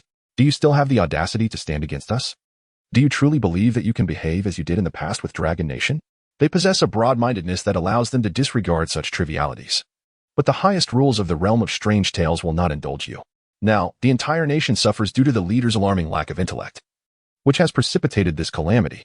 The people could no longer endure it and began to spontaneously gather in rebellion. Chapter 48. The rescue of a band of good brothers. Let us not dwell on the chaos engulfing the Lake Nation. Other countries, witnessing the severe repercussions faced by Lake Nation from the supreme rules, could not help but feel a sense of relief, grateful that such a foolish entity dared to test the waters. With this precedent established, they hastily pressed the delete key on their keyboards, erasing all previously penned protestations. Perhaps, without the opportunity for a warning, the outcome might have been more favorable. This was the contemplation of the leader who had previously reassured their contestants that the blue rules were indeed the correct ones. If only we had refrained from alerting Jin Shiba, he might have escaped his grim fate. This was the sentiment shared among the people of Pickled Vegetable Nation. After a day of reflection, they came to a realization. The guidance they provided had inadvertently become the final straw that crushed Jin Shiba's understanding. By withholding warnings this time, perhaps their chosen one could survive. Thus, they indulged in self-deception. Oh, if we do not give any hints, perhaps Yama Shunichiro would remain oblivious to the secrets of rabbit blood, and calamity could be averted.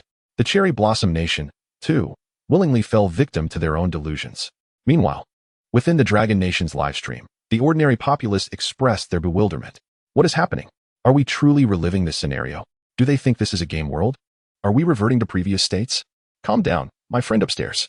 Did you not see the announcement from the Supreme Rules? Su Chen is returning with the memories of yesterday. This time, he will undoubtedly triumph, and perhaps even resolve the enigma surrounding the zoo, thus earning greater national fortune. Wait, resolve the animal enigma? You sparked an idea. Is it possible that Su Chen anticipated this rewind? My goodness, I'm getting goosebumps. When you think about it, it could very well be true. Recall his conversation with the white lion yesterday, and then consider what he said after exiting the zoo. We shall meet again soon.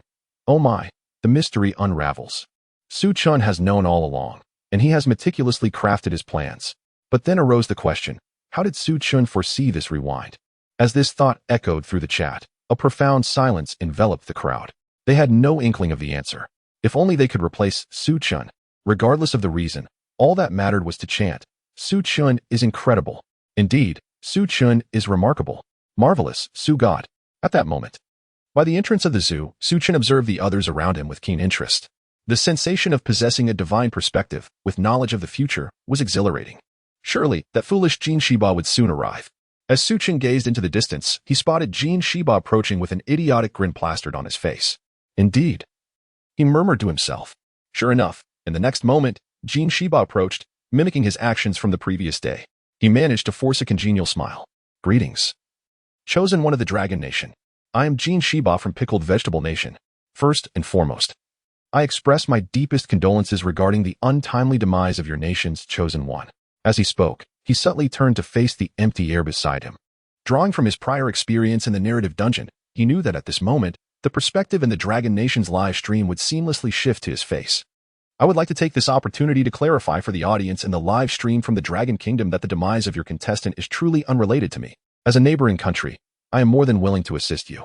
To demonstrate my sincerity, I can help your chosen one navigate the challenges ahead. I have heard that your nation's fortunes have dwindled to a mere 70 points. Fear not, for I shall enlighten you with the correct rules. After saying this, Jin Shiba patted Su Chen on the shoulder, adopting the demeanor of an older brother.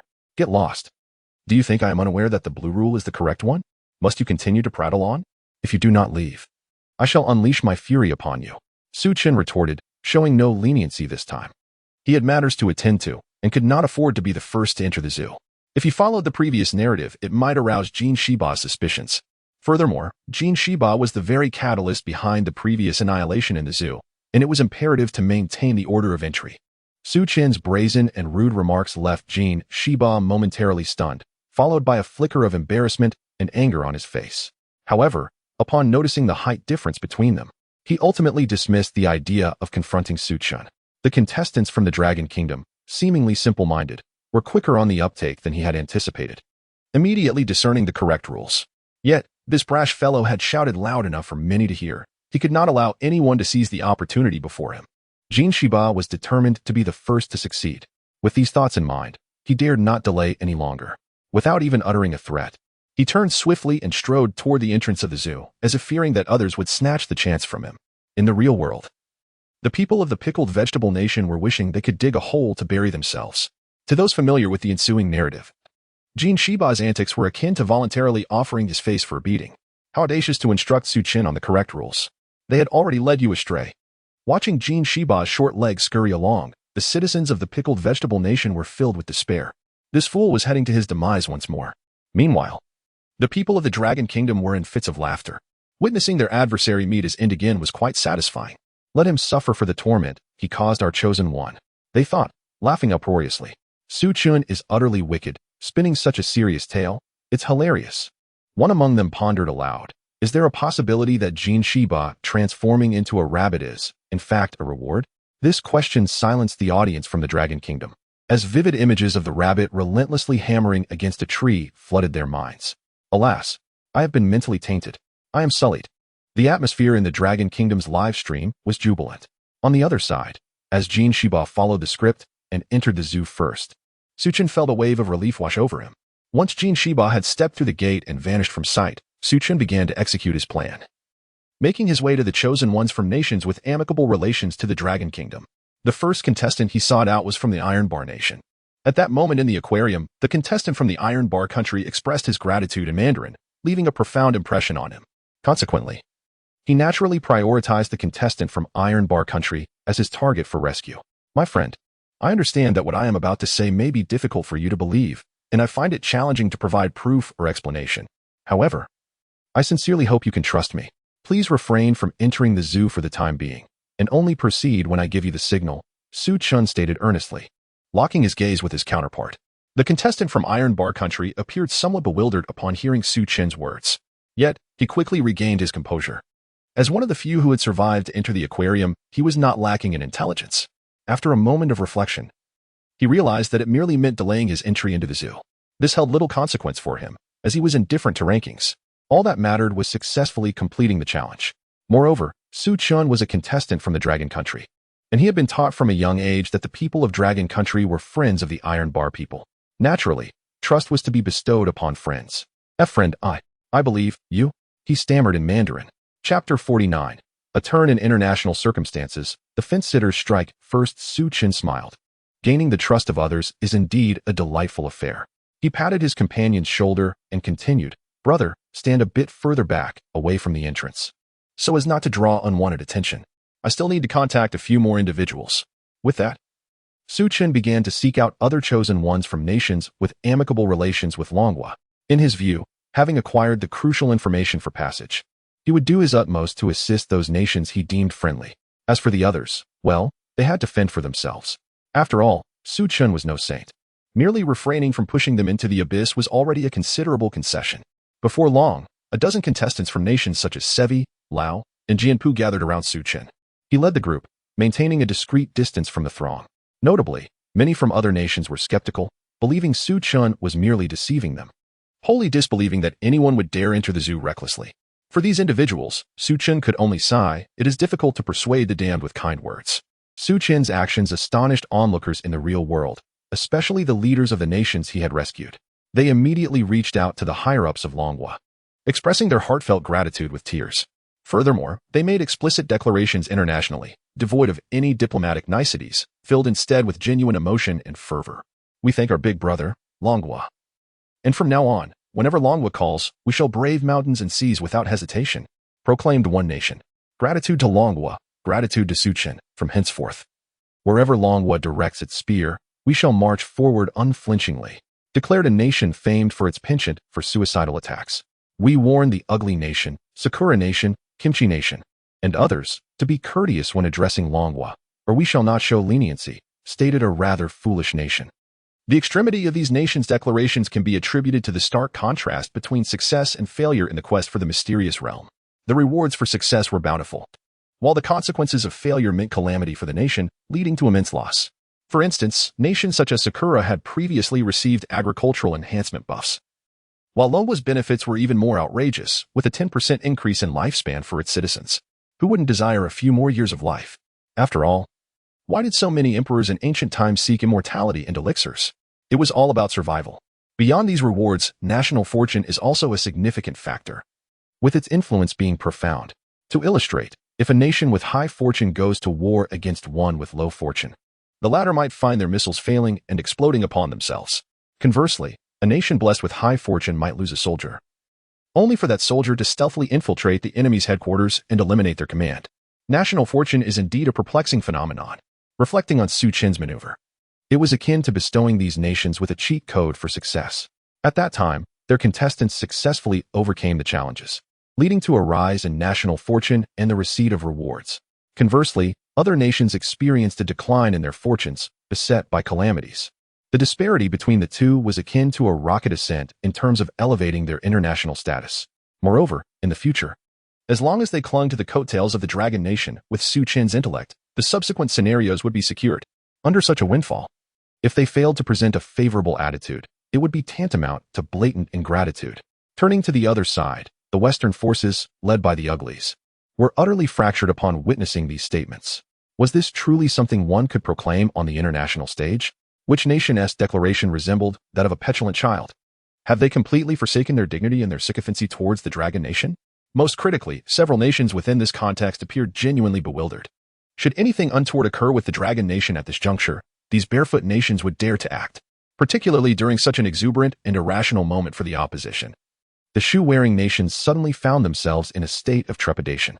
Their previously drafted condemnations of the Dragon Nation for disregarding international camaraderie and neglecting to assist in times of peril were swiftly rescinded, as they dared not publish them. International dynamics, however, were not solely confined to these two factions. At this moment, some astute nations discerned the peculiarities of the situation, especially the renowned fence-sitters, the Dali Nation. Masters of opportunism, the leaders of Dali promptly reached out to the upper echelons of the Dragon Nation. They expressed their willingness to return all artifacts plundered from the Dragon Nation during wartime, providing compensation at 5 times the international interest rate, and offered to serve as a transit hub for trade with the Dragon Nation, seeking assistance in future ghostly narrative challenges. Dali Nation displayed sincere intentions, promptly defecting from the coalition against the Dragon Nation. The notion of besieging or sanctioning the Dragon Nation was cast aside, as the most perceptive of fence-sitters. Dali had already sensed the underlying currents. Chen was evidently the favored child of the ghostly narrative realm. In times of peril, he turned misfortune into fortune, confronting the eerie white lion with unwavering courage. He even had the ability to rewind time, returning with memories intact. Was he not the favored offspring of the ghostly narrative world? Or perhaps he was its revered ancestor, regardless of his identity. It clearly indicated a remarkably bright future for the Dragon Nation. At such a juncture, failing to ally with a powerful entity would leave one with no recourse for lamentation in the future. The Dragon Nation received this news with great astonishment. However, upon reflection, they comprehended the intentions of their counterparts. Concurrently, the leadership of the Dragon Nation began to extol Chen. They had never anticipated that the long-standing conundrum of breaking free from the Western encirclement and sanctions would be so effortlessly unraveled by Chen. Although currently only Dali had capitulated, it marked a milestone victory. The Dragon Nation could utilize Dali as a stepping stone to break free from Western constraints. The Dragon Nation expressed delight that Dali could confront and reflect upon history, upholding the principles of unity and mutual respect. They were eager to join hands with Dali in facing future challenges. The Dragon Nation did not impose many conditions, graciously accepting their proposal. At this moment, for the Dragon Nation, the investment in goodwill proved to be immensely beneficial. The Western Alliance is undoubtedly destined for gradual disintegration. On the following day, the nation of Appear revealed an unprecedented level of efficiency. All cultural relics from the Dragon Kingdom were meticulously packed and dispatched towards that enigmatic eastern continent. Artifacts that had wandered abroad for years were finally returning home. Yet, this is merely the beginning. Chapter 50. Entering the park. Assuming the role of director returning to the previous scene, at the entrance of the zoo, aside from Chen and his group, contestants from other nations had already entered through the gates. Their eagerness was not entirely their own. Rather, it was largely due to Jean Shiba from the Pickled Cabbage Nation, who was ostentatiously testing the waters for everyone. It would be a grave loss to miss out on this spectacle, especially as it could determine their chances of success. Observing this, the participants from Sevi Nation had suggested to Chen that he should take a look as well. However, Chen declined outright. After all, he was the sole champion who had successfully cleared the challenges. Why should he watch others stumble? Moreover, he surmised that the enigmatic forces were likely drawn to Jean Shiba at that moment, and he had no desire to join the fray.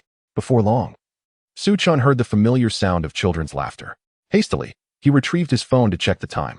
Fortunately, it aligned with the timing of the last laughter he had heard, indicating that this reset had not precipitated a significant butterfly effect. Nevertheless, while the overall trajectory remained unchanged, minor details had indeed been influenced. For instance, Jean Shiba's flamboyant antics had left the contestants from other nations utterly terrified. Under normal circumstances, these participants would have received directives from their countries to follow Jean Shiba's lead, as the blue rule was indeed sound. Yet now, bereft of their nation's misguided instructions, they hesitated to act, resulting in many inadvertently escaping danger. This twist of fate meant that there were now enough rabbits to distribute. Previously, due to an insufficient number of rabbits, Yamashita Kenichiro had not only failed to seize one, but had also been beaten by the unattractive nation Lanmu. This time, however, fortune smiled upon him as he managed to snatch a rabbit. With remarkable fervor, he unleashed his traditional skills, vigorously brandishing the rabbit. In no time, he was adorned with the rabbit's white ears. Meanwhile, Chen remained oblivious to this dramatic turn of events, his focus firmly on the time displayed on his phone as he calculated the trajectory of the enigma. According to his deductions, at this hour, the anomaly should be led by the fleeing staff member towards the right side of the primate area. Considering the employee guidelines, he knew that the transition period between the two realms lasted 10 minutes. By analyzing the lighting patterns of the aquarium and the director's office, he was able to ascertain the speed of its movements. Thus, Chen had successfully calculated a time frame within which he could act safely. As the moment approached, he turned to those around him. "You all remember the rules I explained earlier, don't you?" he inquired. "Of course, we do," they replied with nods of affirmation. "Good. I will enter the zoo now, but you should hold back for the time being. Await my signal. Should you inadvertently step inside, refrain from running wildly. Instead, follow the self-rescue strategies I outlined and hold out until I can reach you," Chen instructed earnestly. "Rest assured, we will," they assured him confidently, patting their chests. Satisfied with their cooperation, Chen felt reassured as he prepared to enter the zoo. The time had come. With purposeful strides, he stepped through the zoo's grand entrance. Strangely, however, he did not proceed along the designated path towards the rabbit enclosure. Instead, he veered directly into the perilous woods, making a beeline towards the director's office near the exit. This was the most expedient route. "No, it has been lured away," and Chen need not fear the shadow's threat any longer. Before long, the dilapidated office of the principal came into view once more. Drawing from his previous experience, Chen boldly pushed the door open and, with his eyes closed, rushed toward the desk, feeling around in a frenzy. His hands encountered a mass of fluff. He recognized that this peculiar arrangement was meant to prevent visitors from inadvertently taking the principal's badge. Thus, an assortment of toys designed to distort human perception had been placed there. However, Chen remained resolute in keeping his eyes shut, avoiding any gaze upon the dolls. Moreover, his attributes had since improved, and his mental fortitude had reached the upper limits of normality. The moment he touched the dolls, any intrusive thoughts that surged in his mind were swiftly subdued, failing to stir any turbulence. In the face of cognitive pollution, his resistance was remarkably high. Soon, guided by the memory of his previous visit, Chen located both the badge and the white lion doll. Clutching the doll and badge, he spun around and dashed toward the white lion enclosure. Along the way, he deftly pinned the badge to his left chest. Just as he secured the badge, a piercing scream echoed from the vicinity of the elephant enclosure. Chen recognized that someone had become aware of his presence. But what of it? He felt no fear now. It was daytime, the time when their abilities were at their weakest. Moreover, the lion enclosure lay just ahead. Chen quickened his pace and stepped through the grand entrance of the lion enclosure. In the next moment, four astonished white lions, their eyes wide with surprise, stared at the panting Chen.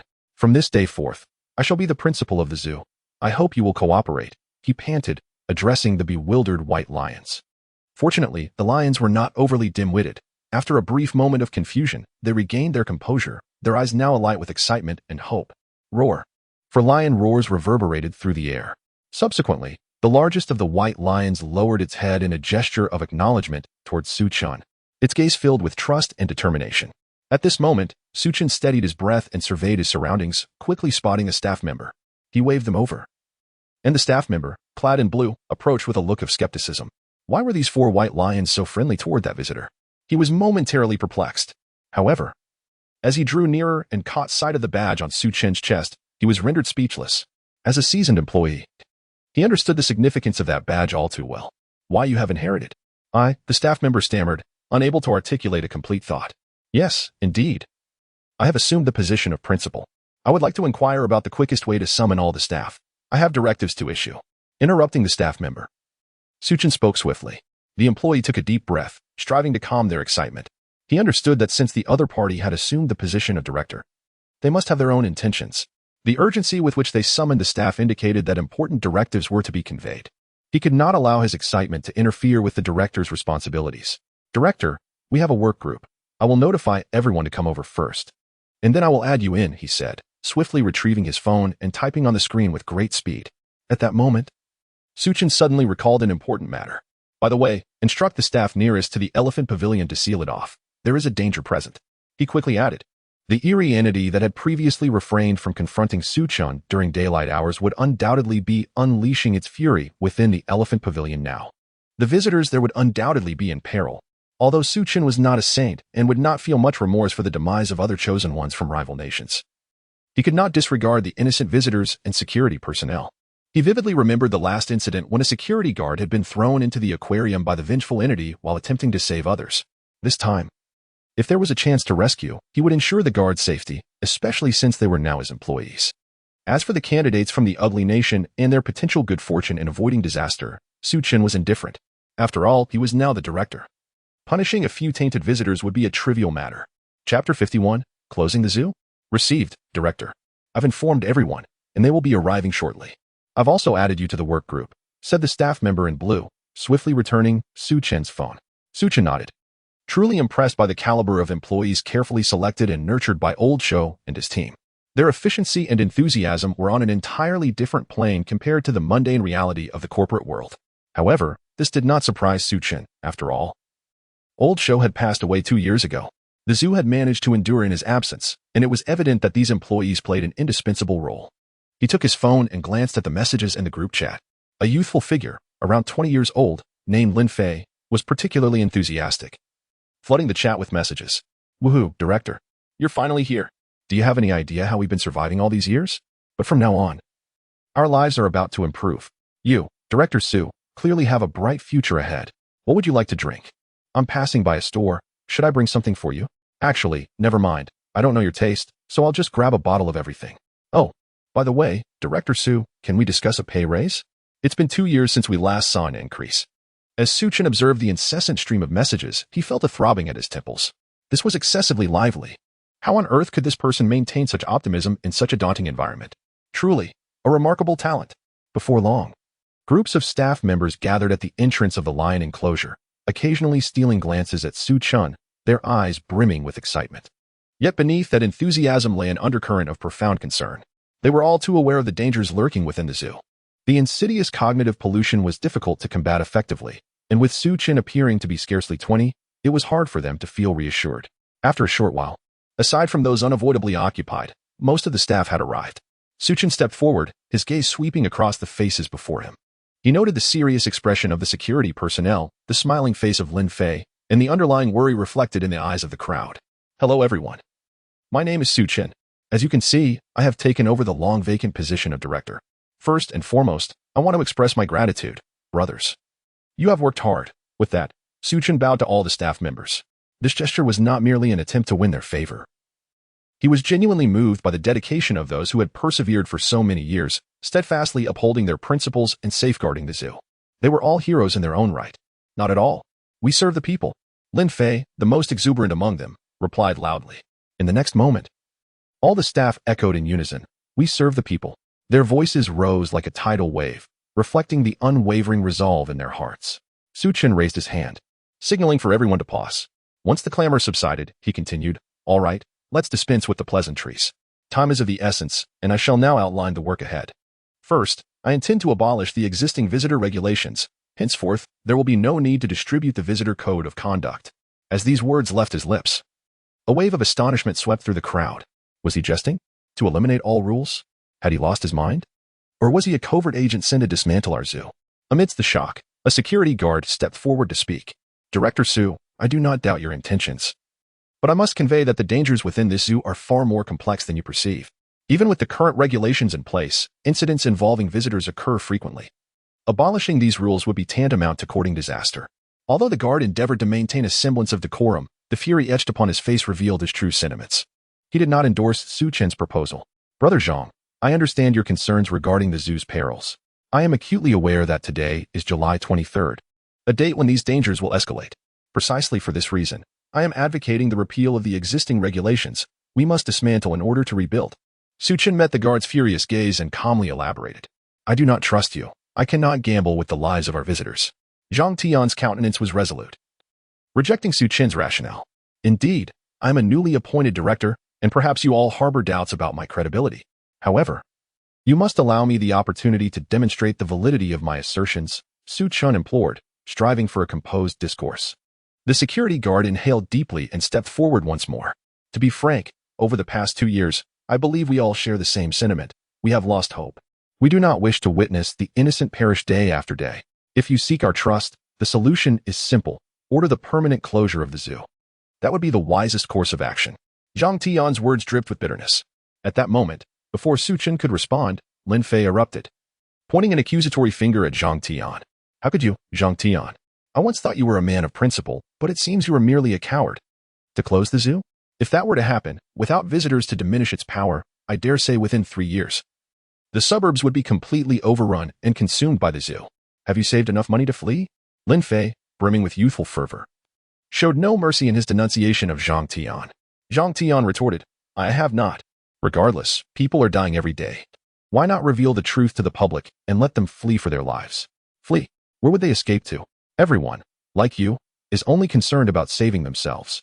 Soon, there will be no safe corner left in the world. Lin Fei countered with rapid-fire eloquence. His words rendered Zhang Tian speechless, for he recognized the absurdity of his own arguments. Yet, witnessing the innocent lose their lives day in and day out was taking a toll on his sanity, driving him to the brink of despair and self-destruction.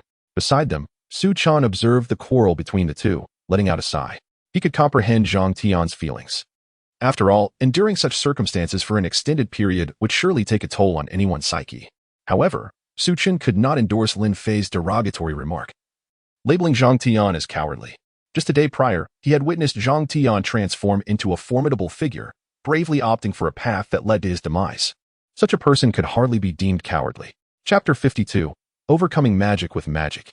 Chen stepped forward, interposing himself between the two individuals. I can comprehend your sentiments. It is indeed disheartening to see no glimmer of hope. However, I implore you to allow me to finish my discourse. He then proclaimed the first directive from the director. From this day forth, should the zoo not show signs of improvement, I shall resign from my position. Will this alleviate your concerns? Chen asserted with unwavering conviction. Upon hearing this, the crowd fell into stunned silence once more.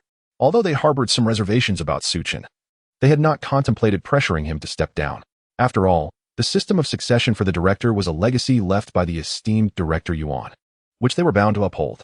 Thus, they drew closer, each person fervently expressing that this was not their intention, assuring Chen that he need not worry. Raising his hand, Chen silenced the meaningless chatter. Enough. Time is of the essence. We have exchanged pleasantries. Now I shall elucidate my approach. Should you find it unsatisfactory, we shall part ways amicably, and I will take my leave immediately. However, I request that you refrain from interrupting me while I speak. His tone was imbued with authority. And as his gaze swept across the assembly, everyone nodded in agreement, closing their mouths in respect. Even Zhang Tian and his companion ceased their banter, retreating into the crowd. Seeing this, Chen felt a sense of satisfaction. Everyone understood that the primary tactic employed by the adversary was to manipulate cognitive perception through mimetic pollution, ultimately leading to the demise of visitors. Realizing this, he resolved to harness the power of human subconscious thought to fortify their own awareness. Upon hearing his words, the crowd nodded in unison. They could not deny that Chen was correct. The foundational logic of their foe's murderous intent indeed stemmed from cognitive pollution. If they could leverage human subconsciousness to resist this cognitive degradation, it would indeed be a promising strategy. However, while it sounded simple in theory, the practical execution proved exceedingly challenging. Director Su, someone ventured, their expression betraying confusion. Chen raised his hand to halt the interruption and continued. I am aware of your inquiries. To resist cognitive pollution through subconscious means may seem like a fanciful notion. Yet, I assure you, it is quite feasible. Utilizing the principles of brainwashing, it is a well-acknowledged truth that there is no such thing as a free lunch. Therefore, if we were to inform visitors that our zoo has adopted cutting-edge technology to create a magical-themed experience and currently is offering grand promotions, wherein anyone who can unveil the secrets of any magic trick would be rewarded with a prize of 1,000 yuan, what do you think their subconscious response would be? As these words left his lips, the crowd fell into a contemplative silence. They began to envision themselves as unsuspecting visitors. Are they promoting a magic-themed zoo? Revealing secrets for monetary rewards? My initial thought would be that there is no such thing as a free lunch. My second thought would be, could this be a deception? Yet, upon further reflection, they had already purchased tickets, and there was no additional charge. What could they possibly be deceiving themselves about? It is certainly worth a try. It appears that the other party is quite confident in their own magic. No, I must unveil the secret and earn this 1,000 yuan. Just as everyone was beginning to grasp this connection, Chen continued to speak.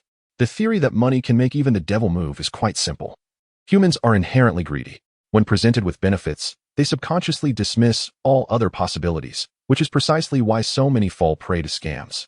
Moreover, this leads them to stumble into a second pitfall, for human nature also harbors arrogance. Spending money at a zoo to seek a solution? Such pretentiousness.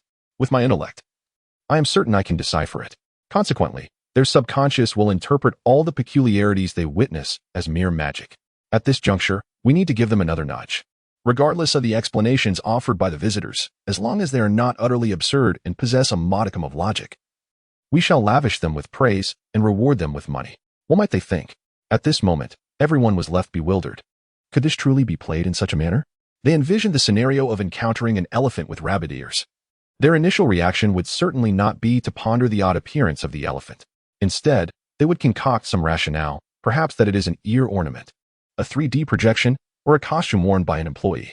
Regardless of the explanation, once they formulate a reason, they would swiftly rush to the staff in hopes of claiming their prize. If they were to actually receive money or witness others doing so, all the staff would shudder. This would undoubtedly reinforce their belief that it is magic. Having tasted the sweetness of success and seen the evidence firsthand, altering their perception thereafter would be nearly impossible. Even if one were to tell them that it is merely a peculiarity and not magic, they would retort vehemently, dismissing any notions that could hinder their pursuit of profit. Chen continued his discourse. Relying solely on peculiarities is insufficient. You must also continuously learn more about magic and recruit top-tier magicians to deepen the audience's impression, blending truth and illusion without fear of leading them astray. Everyone, do you not see? The peculiarities alone are insufficient. The terrifying images produced should simply be utilized as an immersive theme park experience. And what of your scam theories? Absurd. Was your original profession that of a swindler? However, while our organization possesses wealth, we cannot perpetually play the fool, can we? Thus, once we are on the right track and have garnered a loyal clientele, we must alter our prize distribution model. For instance, we could reward the first 100 visitors who unveil 10 magic tricks, or establish a leaderboard based on the number of secrets revealed and the time taken. With competition, they would be far more inclined to participate. Subsequently, we shall raise the ticket prices, generating ample buzz and establishing a world-class zoo. We cannot continuously operate at a loss. Such a collection of pretentious visitors will undoubtedly flock to us. After all, with a renowned reputation, it provides them an opportunity to boast on social media. Thus, would this not create a virtuous cycle? All the staff were utterly convinced by this line of reasoning. Behold the ingenuity of Chen, whose vision is poised to elevate the zoo to an international stage. Following his guidelines, it is entirely conceivable that this zoo may soon overshadow both Disney and Universal Studios. After all, which amusement park possesses the peculiar advantage of having enigmatic beings as free labor? In that moment, a vivid image of the future blossomed in the minds of all present. The dawn of a new era truly has arrived. Yet, the spectacle does not end here. Chen discreetly reached into his pocket, retrieving a subconscious amplification device. It is indeed astonishing to conjure a tower seemingly from thin air. This is merely the theoretical foundation. Complemented by a material basis, the tower represents the organization's latest innovation in subconscious amplification technology with a coverage radius of 100 meters. The device enhances the subconscious memory of the auditory stimuli it emits. Since the enigmatic entities enjoy manipulating mimetic pollution, we shall preemptively indoctrinate our visitors into our form at the ticketing phase, leaving them no choice but to engage with us on our terms. Chen cradled the small tower, beaming with radiant delight. Chapter 53. Is Chen the prodigal son of the world of supernatural tales? At this moment, the staff were even more astounded. Although Chen's previous theories were feasible, they still posed certain risks. After all, not everyone shares the same psyche. There will always be some who are unconventional. Moreover, one could worry that some individuals might simply disregard the information. However, with the introduction of this small tower, everything changed. The enhancement of subconscious memory? As Chen so plainly articulated, it is essentially about conditioning the visitors' minds in advance to fit the desired mold. The most effective way to counter magic is to employ magic itself. We leverage cognitive pollution, striking first. Furthermore, it is evident that the credibility of the staff's words is significantly higher. If the visitors do not trust us, whom can they believe? In that instant, a fervor ignited within the hearts of all employees. After enduring for years, it was time for a comeback. Oh, the jubilant cheers soared into the heavens. Amidst the frenzied shouts, Lin Fei's voice rang out distinctly. Director Su is magnificent. Director Su is formidable. Lin Fei leapt about in excitement. Meanwhile, the audience in the Dragon Kingdom's livestream room was left in utter disbelief. Can this really be happening? Brothers, my mind is blown. I never expected Chen to devise such an ingenious scheme. I am utterly in awe. Su God lives up to his name. No challenge can thwart him. I wish I could bear his offspring. Is it possible that Chen's previous profession was in multi-level marketing? This is too outrageous. I feel as though I have been brainwashed. Previously, I had felt sympathy for the visitors in the world of supernatural tales. Now, I envy them. Visiting the zoo now feels like a windfall. Am I the only one who thinks that the bizarre situation is truly tragic? From now on, it seems I can only endure a laborious existence, earning not a single penny. Chen is more exploitative than our boss. Brothers upstairs, please, spare me. I'm tearing up. Chen's approach was remarkably straightforward, and the majority of the public quickly grasped the essence. This led to an even greater admiration for him. Such a simple method. Why hadn't anyone thought of it before? Meanwhile, in the Dragon Kingdom's department of supernatural tales, everyone's jaws nearly dislocated in shock. You didn't make a mistake while investigating Chen's background, did you? I can't help but feel he is involved in some kind of Amway. Little Lee wiped the sweat from his brow and inquired of the staff. Brotherly, there's absolutely no issue. We've verified it multiple times. There can't be any mistakes, the staff responded earnestly. Then does that imply that Chen spent the first 10 years deliberately suppressing his true nature, and now, upon entering the world of supernatural tales, he has unleashed it? This collection of persuasive theories would make him a little tyrant in the real world. Little Lee felt utterly embarrassed. The contrast between Chen's and his actual persona was simply too vast. During his initial visit to the zoo, Chen had indeed displayed intelligence, which could be attributed to innate talent. However, upon his return to the zoo, his entire brainwashing theory left everyone astounded. both internally and externally. His grasp of human nature was astoundingly precise. He was truly a remarkable individual. At this moment, who would dare to call Chen foolish? Anyone who did would receive a stern reprimand. Foolish? Can a simpleton truly manipulate the bazaar as a source of free labor? Just as the crowd fell into silence, Elder Chen cleared his throat twice. You all, lacking in progress, how many times must I reiterate that one should not judge a situation based solely on its surface?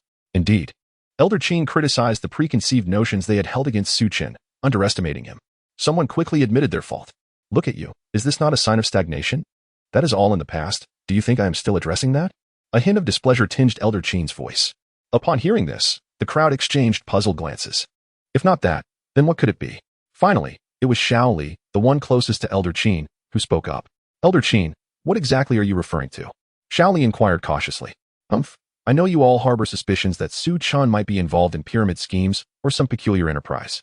Yet have you not grasped the crux of the matter? The crowd remained bewildered. At that moment, a spark of realization ignited in Xiao Li's mind. In their shock, they had indeed overlooked the key point. That strange tower-shaped device. He had formulated this theory specifically based on that device. Xiao Li suddenly understood Elder Chen's words. The theory proposed by the other party was evidently flawed, entirely reliant on that bug-ridden device for its validity. Thus, it could be inferred that the tower came first, followed by the methodology. Chen was not as they had presumed. However, this raised a new question. Where had the tower originated? Upon hearing this, Elder Chen nodded. Exactly. I am referring to this. Who among you can tell me where the tower came from? His inquiry left everyone at a loss for words. After a lengthy silence, it was Xiao Li who ventured to speak. When Chen exited the dean's office, he made a gesture as if he had something in his pocket. Could it be that he took it from the dean's desk? Xiao Li's tone was filled with uncertainty. Even so, we have been watching the live feed all along. Did anyone notice the tower beforehand? How could he have known where it was? Elder Chen continued to press. Everyone pondered for a considerable time before shaking their heads. And there it is, the focal point has emerged. Elder Chen's tone was calm, yet his words stirred a tempest within everyone's hearts.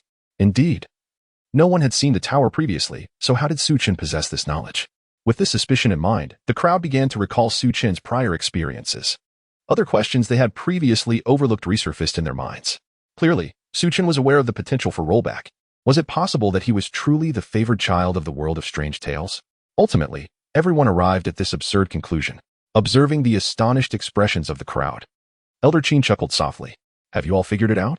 Regardless of whether the outcome aligns with our speculations, it is undeniably advantageous for our Dragon Nation at this moment. The primary focus now is to alleviate Chen's concerns and ensure the well-being of his family and friends. Yes, I will arrange for people to handle this immediately. Xiao Li hurriedly exited the conference room. Meanwhile, at the zoo, under Chen's diligent efforts to soothe the staff, their excited hearts finally found some semblance of calm. Nevertheless, each individual still bore expressions brimming with enthusiasm, their eyes fixed intently on Chen, eagerly awaiting his next command.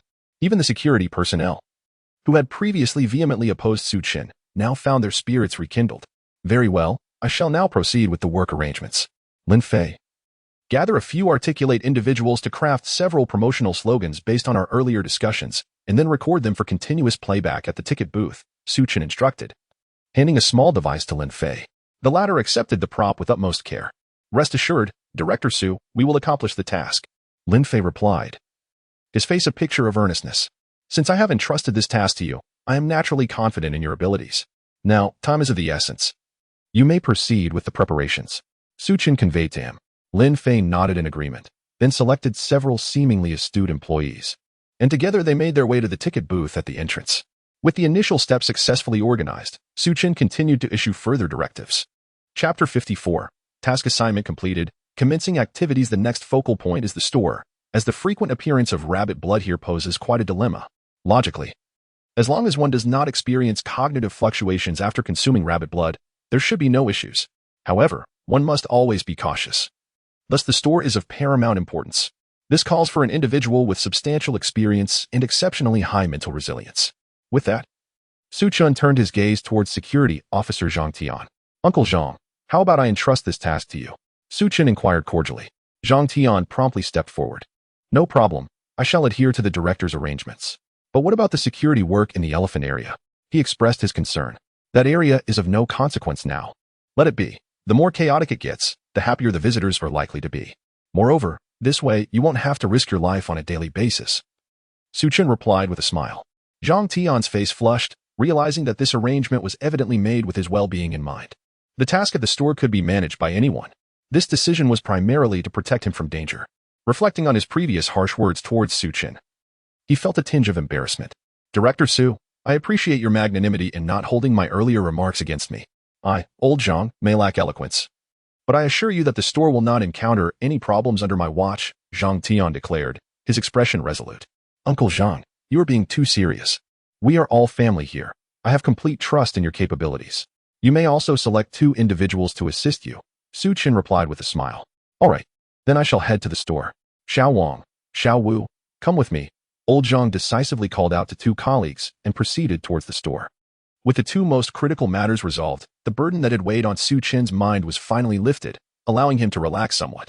As the overall situation in the zoo improved, the issues in the monkey area would gradually resolve as well. However, we must remain vigilant for now. Let us have the person in charge of the monkey area select 10 individuals to take turns standing guard, preventing visitors from inadvertently entering the right side path. Su Chen continued to delegate the remaining tasks. Upon hearing this directive, a slender man stepped forward. Yes, I assure the completion of this task. He was a decisive character. Immediately selecting 9 others to accompany him, the group hurried off towards the monkey area. Su Chen scanned the remaining personnel and noted that all key tasks had been assigned. Yet there were still quite a few individuals left. He couldn't help but marvel at the fact that there seemed to be a considerable number of staff members in this zoo.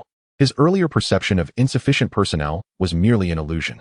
However, upon further reflection, it became clear that the zoo had previously faced numerous bizarre occurrences, necessitating staff to be deployed in various emergency situations. Furthermore, the elephant area and the lion area required a substantial workforce, which contributed to the impression of a shortage. With the recent reassignment, the elephant and lion areas no longer required personnel, resulting in a sudden surplus of labor. That being said, let us divide the remaining individuals into 3 equal groups, he suggested. In the initial group, your task is of considerable significance. You are specifically responsible for the rabbit enclosure, ensuring that no visitors are able to touch the rabbits.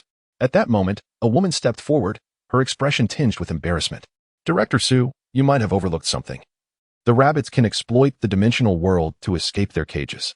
If a large number of visitors happen to arrive simultaneously, and a multitude of rabbits manage to escape, it could indeed pose a considerable danger.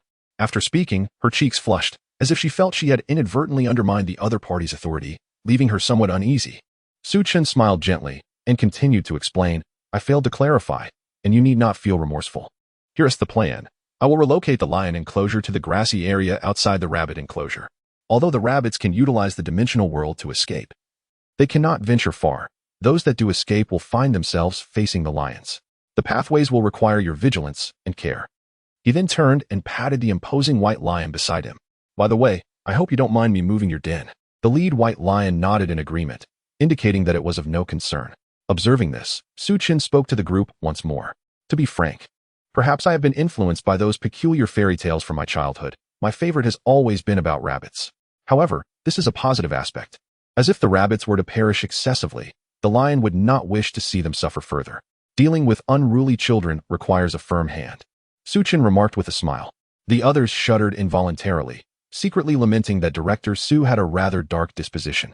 His approach was akin to a child who, upon disobedience, would relentlessly take away their toys. Not even the most unruly of children could withstand such torment. I have no further issues. The woman retreated back into the group. Since there are no objections, I will now address the second group. This group is primarily responsible for daily patrols and emergency responses. Should any issues arise, you must attend to them promptly and report back to me. Su Chen continued to issue directives. This time, there were no dissenting voices. The arrangement was entirely reasonable. While everyone felt that the current measures ensured safety, no one could guarantee that accidents would not occur. Who knows what reckless visitors might attempt? Noticing the absence of objections, Su Chen proceeded. The final group is tasked with secondary publicity, revealing the magic and handling prize distribution. Once you have organized yourselves into groups, I will arrange for the funding to be allocated to you. After completing his final assignment, the group quickly organized themselves into 3 factions. The first and second groups departed immediately to commence their duties as directed by Su Chen, while the third group remained behind. They not only awaited Su Chen's allocation of funds, but also needed to learn promotional phrases from Lin Fei at the ticket office. Thus, Su Chen hastened to contact Jiang Tian from the finance department. He had memorized the only number through which he could reach her after sending a message previously. With that experience in mind, he navigated the process with ease. Before long, the call was answered. "Greetings, I have assumed the role of the director of the zoo. And the situation is urgent.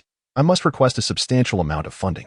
Chen straightforwardly articulated the purpose of the conversation. The recipient was taken aback to learn that someone had taken over as the zoo director. However, it was evident that they were professionally trained, and they quickly regained their composure. "Certainly, please send me your card number and the amount via text message, and we will expedite the transfer. However, prior to that, our organization will have a dedicated individual contact you to verify your identity. Provided there are no issues, the funds will be transferred immediately."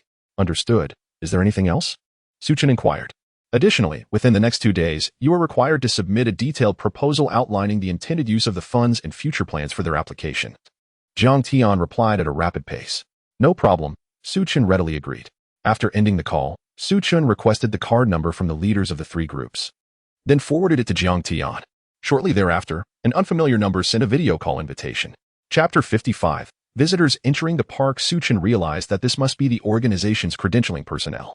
Upon answering the call, the screen revealed a man clad in military attire, adorned with a peculiar chest-piece mask. The individual first glanced at the badge on Chen's chest before inquiring, "How did you come across this badge?" With a furrowed brow, Chen pondered the bizarre appearance of the man, yet this did not hinder his response. He succinctly elucidated the contents of old Zhou's farewell letter. After a few seconds of silence, the man spoke again, "Credentialing completed. The funds you requested will be deposited shortly." "Very well," Chen acknowledged. At this moment, the man lapsed into silence once more. Suddenly, without any preamble, he exclaimed, "Unity, courage, and unwavering loyalty are humanity's greatest virtues." Following this cryptic declaration, he abruptly terminated the call, leaving Chen in a state of bewilderment. "What an odd fellow," Chen muttered to himself.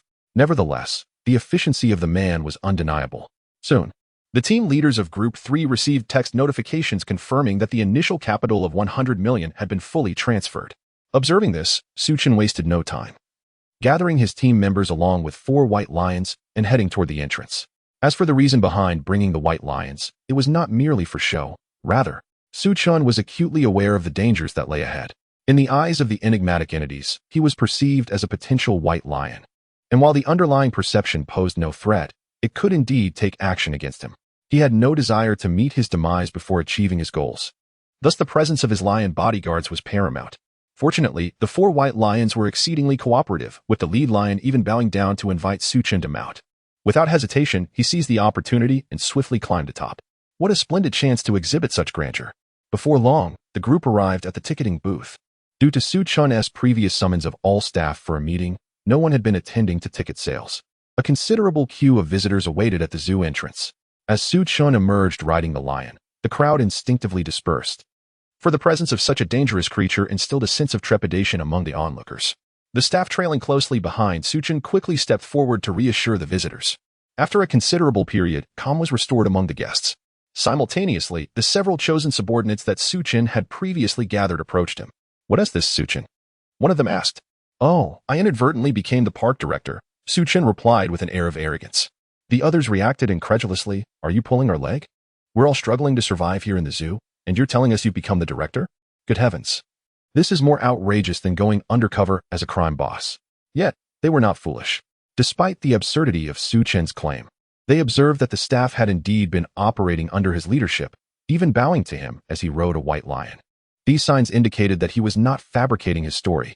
"Since you are the director now, does that mean we can enter the zoo?" someone cautiously inquired. Chen leaped down from the lion, shaking his head.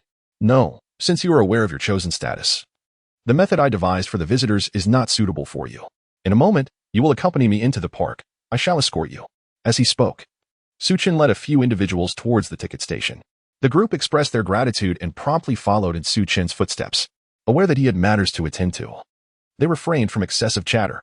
"Lin Fei, how's it going?" Chen inquired, leaning against the ticket window. Upon hearing the question, Lin Fei lifted his head. His face lit up with a broad smile upon seeing Chen. "It's all set. Director Su, please take a look at our promotional slogans.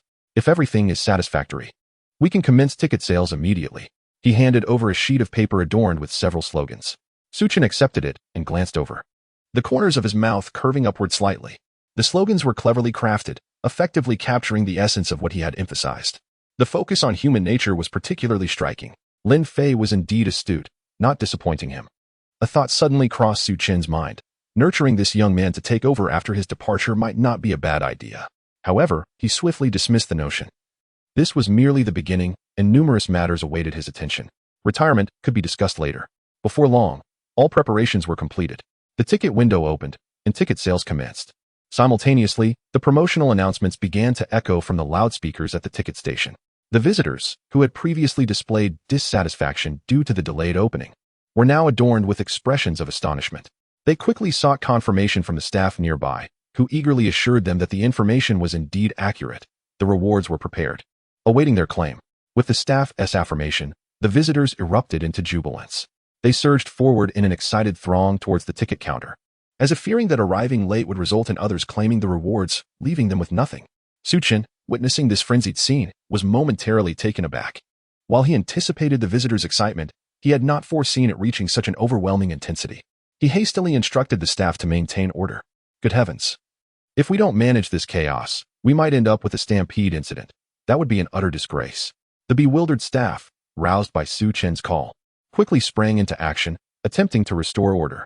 However, their numbers were insufficient, and the visitors were utterly frantic.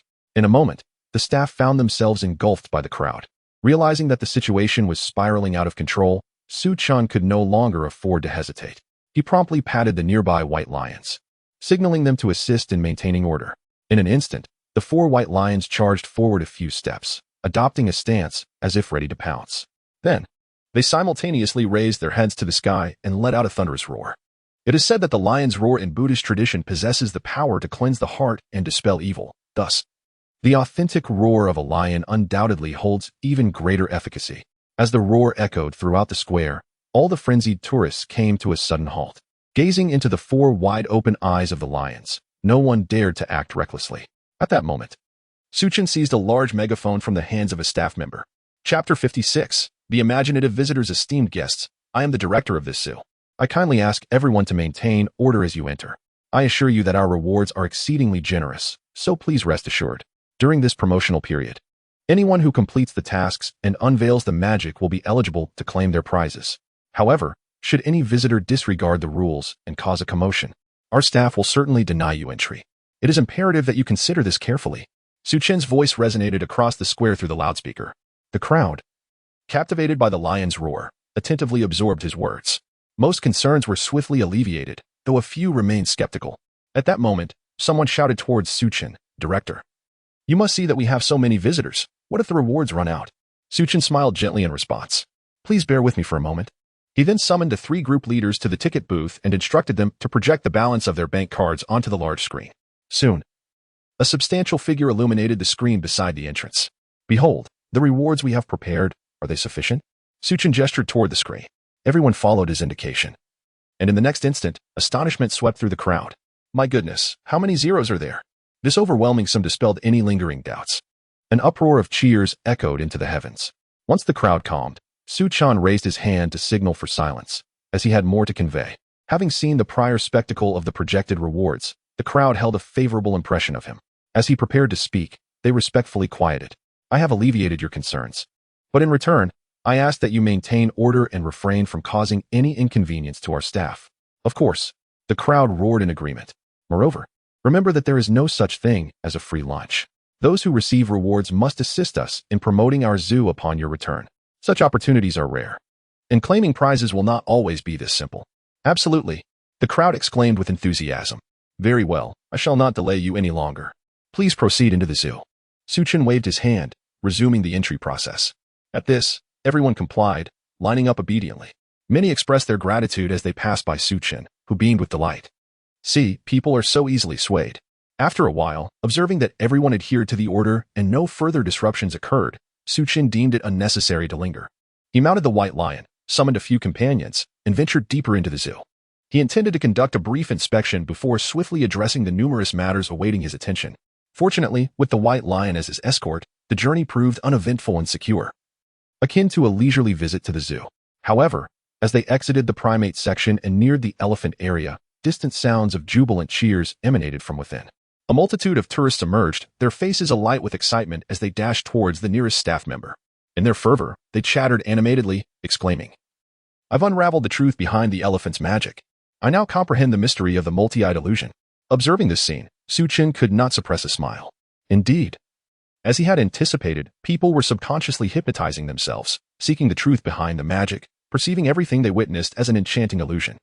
No amount of bizarre trickery could tarnish human cognition.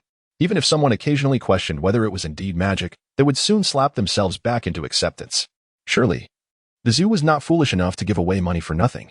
Clearly, the magic was sophisticated enough to warrant thorough examination.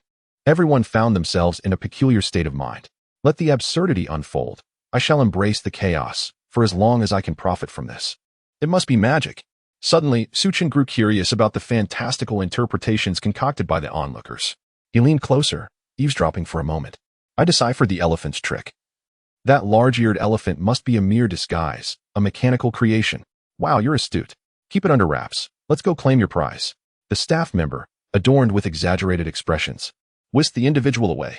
I just witnessed someone magically sprout 4 eyes. I suspect he must be the heir to a face-changing technique. Indeed, you possess insight. However, your staff's face-changing skill is remarkable. I couldn't discern the mask at all. Even more astonishing, he fitted me with a mask without my noticing. Precisely, that is. The staff member's face twitched as they escorted the individual away. Meanwhile, viewers in the Dragon Kingdom's live stream erupted in laughter at the spectacle. This is hilarious. These people truly possess vivid imaginations. I am curious about the pathways their thoughts traverse. Hey upstairs, refrain from mocking. You have the advantage of divine perspective. If you were tossed into their situation, you might be even more abstract. I envy these tourists for their ability to profit from absurdity. I wish to join. With my unparalleled wisdom, akin to the legendary strategists, I would surely thrive. But what if the bazaar also comes to claim its share of wealth? After all, money can move mountains. In the zoo, Chen continued to relish the whimsical musings of the crowd. Goodness, I just saw a group of people with rabbit ears sprouting from their heads, yet they couldn't touch them. I surmise you employed the most advanced 3D projection technology. Congratulations. You guessed correctly. The staff member smiled, ready to lead him to claim his reward. At that moment, Chen furrowed his brow, suddenly recalling the troublesome group from earlier. Goodness. In my haste to organize, I momentarily forgot about them. Those individuals must be thoroughly influenced by now, potentially transforming into animals at any moment. If they were to become animals, mere playthings for it, wouldn't that only augment its power?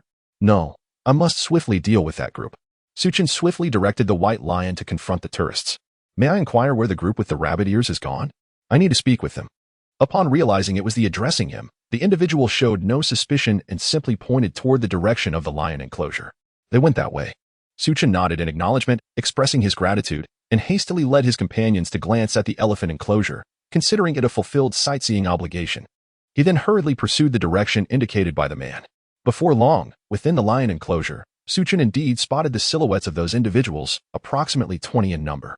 Quickening his pace to approach, he observed that the chosen ones appeared dazed, aimlessly wandering near the entrance of the lion enclosure. It was evident that their cognitive dissonance was profoundly severe, with the potential for complete collapse looming at any moment. Perplexed, Chen reflected on past experiences. Under such circumstances, they would typically gravitate toward the rabbit enclosure. Why had they come here instead? After a moment of contemplation, the realization dawned upon him. He had obstructed their path with 4 white lions, preventing the bizarre entity from ushering them toward the rabbit enclosure. Consequently, these individuals could only be compelled forward by the white lions. Yet, upon reaching this point, moving further would lead them to the exit and the aquarium. Clearly, the entity was reluctant to relinquish the rabbit toys they had captured, nor did it wish for these individuals to don black uniforms and transform into unappealing monkeys. This impasse resulted in their continuous aimless wandering in this location. Chapter 57. Sending you on your way. Upon contemplating these matters, Chen surveyed his surroundings, only to find the area remarkably expansive, causing him to furrow his brow. This location was hardly suitable for dealing with this group of potential threats. Should these individuals scatter in a panic, managing the situation could prove quite challenging. However, he swiftly devised a plan. He leapt down from the white lion and approached the crowd. Jinshiba, Yamashita Kenichiro, Ram, everyone look at me. I have become the director. And I can lead you all to safety. Chen endeavored to suppress the disdain he felt towards them, adopting a congenial demeanor as he called out to the others. As his words resonated, a collective gasp echoed as all heads turned simultaneously to face Chen. Their rigid movements momentarily made him feel as though he was confronting a horde of zombies. Yet, soon enough, a flicker of vitality returned to their dazed gazes. Enticed by Su Chen's words, their residual instincts briefly triumphed over the chaotic thoughts clouding their minds, gradually restoring a modicum of cognitive function. Is what you say true? One individual stammered, uncertainty lacing his voice. Indeed. You can verify my position by glancing at the badge on my chest, and if you remain skeptical, feel free to inquire with the staff. As he spoke, Su Chen scanned the vicinity, spotting a staff member and promptly gesturing for them to approach. Please come and confirm that I am now the director, he instructed. The staff member hurried over, quickly grasping the situation, and addressed the crowd. Indeed. Su Chen is now the director of our zoo. Upon hearing this confirmation, the chosen one's eyes brightened, their will to survive temporarily stabilizing their fractured perceptions. Su Chen, you must help us. Our nation, the pickled vegetable kingdom, was once a vassal of your dragon kingdom. We are all one family. Jin Shiba exclaimed, approaching with a somewhat disingenuous eagerness. His tone carried a hint of awkwardness, as though his tongue were reluctant to cooperate. Beside him, Yamashita Kenichiro fervently rubbed his face, striving to produce a semblance of a smile. Su-jun, our cherry blossom kingdom also descends from your dragon kingdom. You cannot turn a blind eye to our plight. Ram interjected, his countenance noticeably altered. Yet, as a citizen of the ugly kingdom, his pride forbade him from adopting the same subservient tone as the others. Ultimately, he spoke with a hint of arrogance. Su Chen, if you rescue us, our ugly kingdom shall surely repay you, perhaps even with a few trade orders. Or we may lift the economic sanctions imposed upon your dragon kingdom. You must consider carefully. If you choose not to save us, the ugly kingdom will not spare your dragon kingdom. I have formidable backing. Upon hearing this, Su Chen felt a surge of indignation, nearly incensed by Ram's audacity. Well, thank you very much. The ugly kingdom will repay us with trade orders and lift sanctions? And you consider yourselves our powerful allies? Are you under the impression that you are bestowing charity upon beggars? Believing that our dragon nation is made of clay, I could easily eliminate you and see what your wretched country dares to utter. Furious, Su Chen nearly commanded the white lion to dispatch this arrogant fool. However, considering the chaos that might ensue if others panicked and fled, resulting in a few being bizarrely transformed into animals, he restrained his anger and maintained a cordial smile. Rest assured, I will certainly lead you out. Come, let us first head to the lion enclosure to regroup. I need to retrieve the passes. With that, he took the lead, accompanied by several white lions, as they entered through the grand gate. Seeing this, the others followed eagerly, trusting in Su Chen's intentions. Meanwhile, in live broadcasts around the world, viewers rejoiced at Su Chen's efforts to rescue their chosen one.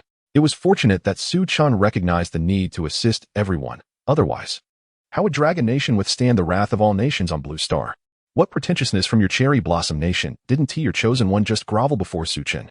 It is evident that our powerful, ugly nation is the reason Su Chen hesitates to offend. You other nations merely bask in our glory. Indeed. Were it not for our ugly nation, how could Su Chen, with his temperament, possibly come to your aid?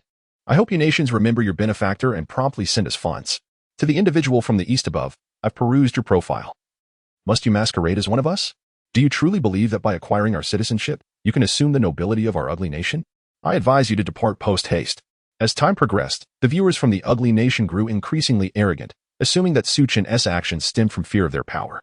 Consequently, they flooded into the Dragon Nation's livestream, brimming with hubris. Naturally, the citizens of Dragon Nation did not indulge these fools. After a round of scathing remarks and muting, the livestream finally fell silent. However, despite having triumphed over the foreign audience in verbal skirmishes, the viewers from Dragon Nation were left perplexed. What on earth was happening? Why did Su Chen suddenly exhibit such benevolence? Choosing to save the chosen one from a rival nation? I believe we have underestimated him. Given Su Chen's intellect, he must be devising a plan. Indeed. After watching the live stream for so long, do you still doubt Su Chen's character? Just watch the stream and observe. Something feels amiss. I would wager that Su Chen is overwhelmed with compassion. Otherwise, I'll eat my hat live. Goodness. The fellow above seems to have come merely for free food and drink. Amidst the fervent discussions among the audience, Su Chen and his companions were advancing deeper into the lion enclosure. As they entered, Su Chen noticed that several tourists were gathered near the artificial hills of the lion area. If the white lions were to unleash their wrath upon this unfortunate group of chosen ones while being observed by tourists, it would undoubtedly pose a problem. He vividly recalled the gruesome scene from before. Suddenly, he recalled the moment when the white lion killed the fifth counterfeit lion, where the parts of the imposter bitten by the white lion seemed to vanish into thin air. If he could achieve a similar effect while dealing with these polluted individuals, there might be a chance to deceive the onlookers. It is uncertain whether this is an attribute of the white lion or a characteristic of the counterfeit. When you confront this group, Could you refrain from shedding blood and instead allow them to vanish into the underworld, creating an impression of spontaneous disappearance? Chen leaned closer to the white lion's ear, inquiring softly. The leading lion pondered for a moment, then turned to the other 3 white lions, emitting a low rumbling sound from its throat. Subsequently, the lion glanced back at Chen and nodded decisively. With the white lion's assurance, Chen felt a sense of relief, confident that he could easily deceive the visitors. Before long, all the guests entered the lion enclosure. Chen took out his phone and issued a directive in the workgroup, instructing the staff to seal the entrance of the lion enclosure. At a signal, the heavy iron gate was swiftly locked. The visitors within the enclosure appeared somewhat flustered, their faces reflecting confusion as they wondered about the purpose of the locked gate. Chen then picked up a large megaphone and began to engage the crowd. "Ladies and gentlemen, look at me. Congratulations, you have been chosen as the fortunate visitors. We are about to present a classic magic act of transformation, so let us hear some applause." Upon hearing this, the crowd turned their attention to Chen. Once they recognized him as the park director, their doubts began to dissipate, replaced by a flicker of excitement. What a spectacle! Another magic show, this time. I must decipher the trick. Over the past few days, many had received rewards, igniting envy among the onlookers who would not let such a splendid opportunity slip away. A thunderous cheer erupted, echoing into the heavens. At that moment, Lamb approached Chen with an air of arrogance, patting him on the shoulder. With his nostrils flared, he declared, "Why the delay in performing magic? Don't waste time. Hurry and provide us with our passes to leave." Chen brushed aside Lamb's hand with a swift motion, narrowing his eyes. "So eager to leave? Very well, I shall send you on your way first." Chapter 58. The mowing game. Upon hearing those words, Lamb's expression brightened somewhat. He feigned nonchalance and declared, "At least you're somewhat perceptive. Now, hurry and escort me out." Chen nodded in agreement, then turned to face the audience, proclaiming loudly, "Ladies and gentlemen, the magic is about to commence." A resounding cheer erupted from the crowd, and a manic smile spread across Chen's face. Finally, he thought, "I can put an end to this pretentious fool." With a swift motion of his right arm, 4 white lions surged forward like bolts of white lightning, pouncing on the bewildered Lamb. In the next instant, 4 gaping maws descended simultaneously. A collective gasp arose from the audience as they witnessed the lions launching a brutal attack on a human. Shock coursed through the crowd, their hearts racing with trepidation. Yet, to their astonishment, no gruesome scene unfolded as anticipated. Instead, Lamb's form vanished into thin air as the lion's jaws snapped shut. A stunned silence enveloped the arena, particularly among the chosen ones surrounding Chen, who were left utterly dumbfounded. What just transpired? How could such a large individual simply disappear? It was as if he had been transformed into a living illusion. The quiet lasted but a fleeting moment before the audience erupted in thunderous applause. "Incredible! This is the most astonishing magic I have ever witnessed." One exclaimed, "I wish those so-called masters of magic could see this. This is true sorcery, utterly remarkable. Stop bragging. Find a way to unveil the secret. There is money at stake." Another urged, "Forget it, brother. I've given up. This magic is simply too powerful." The audience's reaction was overwhelmingly enthusiastic. However, in stark contrast to the crowd's excitement, many of the chosen ones with rabbit ears sensed something amiss. They felt uncomfortable due to the lingering pollution, and knowing they were in a perilous realm of eerie tales only heightened their unease. The sight of Lamb disappearing before their eyes was enough to raise their alarm. Instinctively, they took several steps back. At this moment, Jin Shiba spoke, trembling with fear. Chen, where have you taken Lamb?" His gaze was filled with trepidation.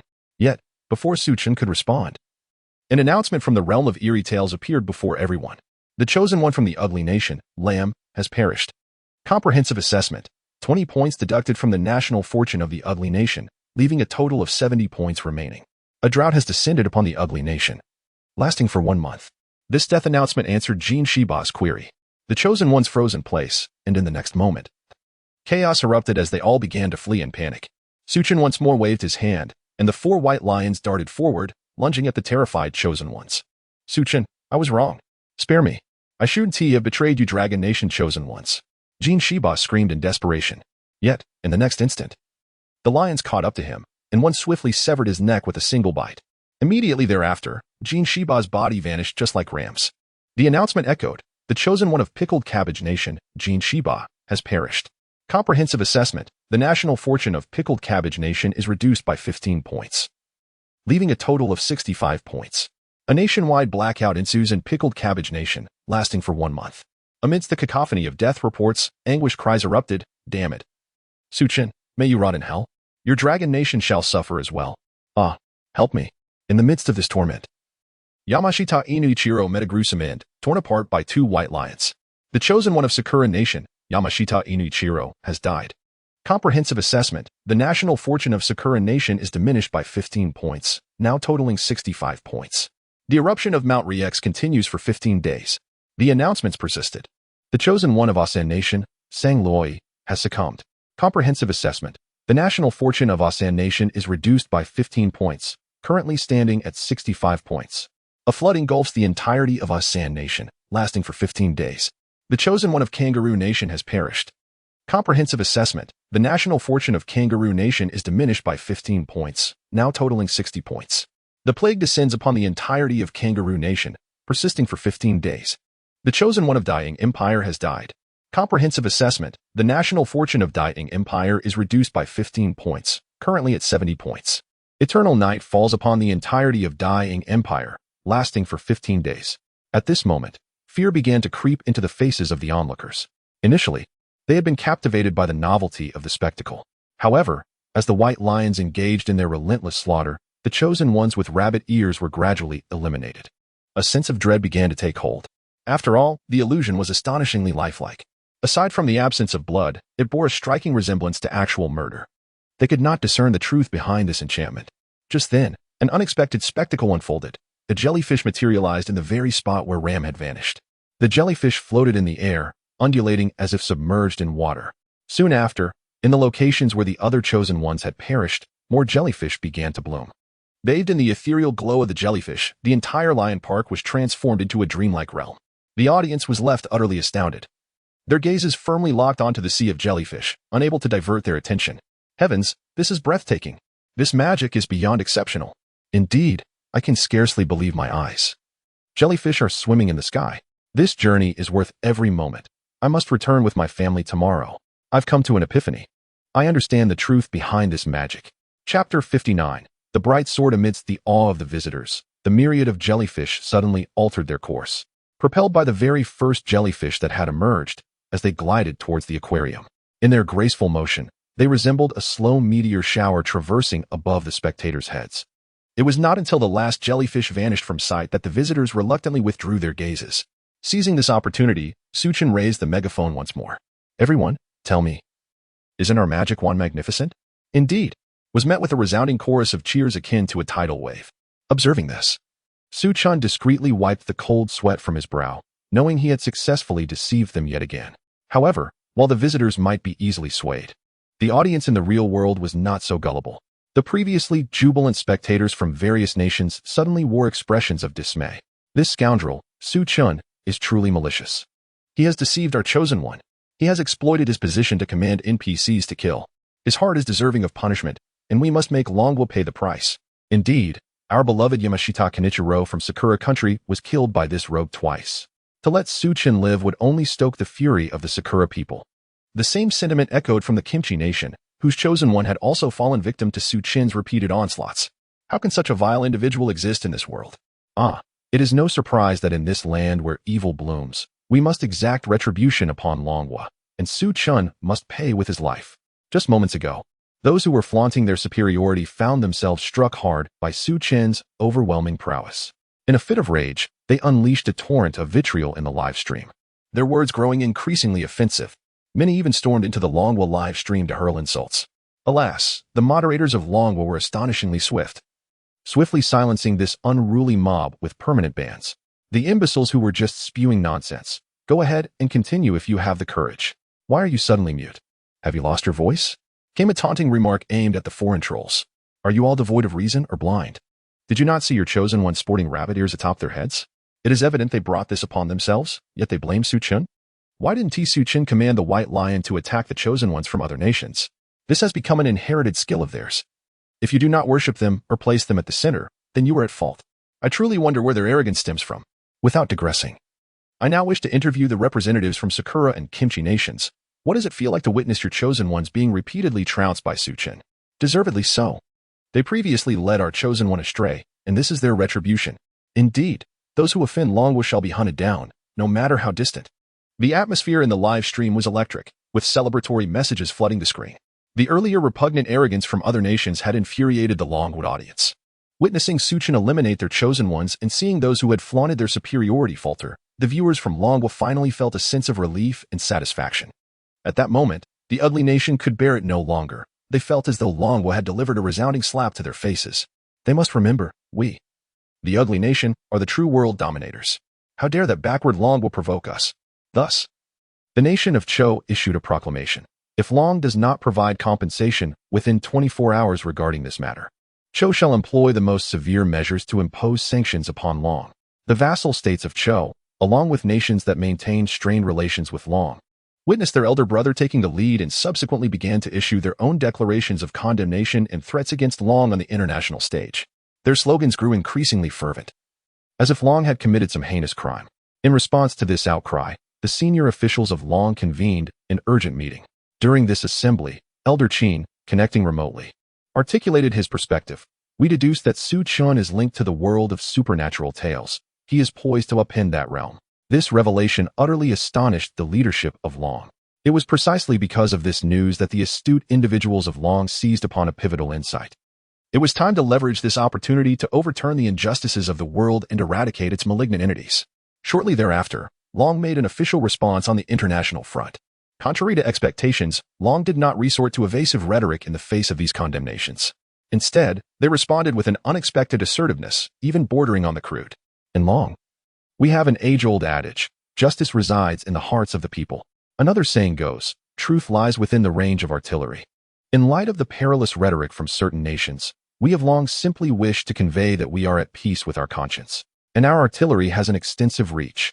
So, petty jesters, cease your prattle. If you possess the courage, let us engage in a genuine contest. This bold declaration sent shockwaves through the world. Was this truly the same Long that had previously been known for its genteel demeanor and penchant for equivocation? The audacity of Long's response left many nations bewildered. For those vassal states of Chou, they merely acted as cheerleaders, waving flags in support of Chou, hoping for a share of the spoils. While they might indulge in disparaging remarks about Long, when faced with the prospect of actual conflict, they would not dare to act. It is crucial to recognize that Long's current international standing is upheld not only by its economic prowess but also by its storied martial achievements. Consider the War of Kimchi, or the subsequent confrontations with Xiong, where Long nearly engaged in a high-stakes exchange. This spirited nation should not be mistaken for a soft target. In light of Long's assertive stance, the attitudes of nations around the globe swiftly transitioned from righteous indignation to a more ambiguous posture, akin to the art of face-changing masters. Even those adept at shifting allegiances began clandestine communications with Long, declaring that they were compelled by Chou's coercion and dared not show disrespect to Long. Meanwhile, Chou found itself in a precarious position, momentarily rendered speechless. Chou's ultimate objective has always been profit and the maintenance of its hegemonic status. To engage in a confrontation with Long would be tantamount to courting disaster. Regardless of the outcome, Chou would suffer significant losses, a reality that its elite could not abide. Thus, they executed a swift and decisive retraction, no longer mentioning the sanctions against the Dragon Nation. However, amidst the peculiar atmosphere on the international stage, a certain astute nation found it intolerable. The upper echelons of the Cherry Blossom Nation were exceedingly exhilarated. Previously, they had intended to use Su Chen's pretext to reorganize their military and assert dominance in the East. Unexpectedly, a splendid opportunity had now presented itself.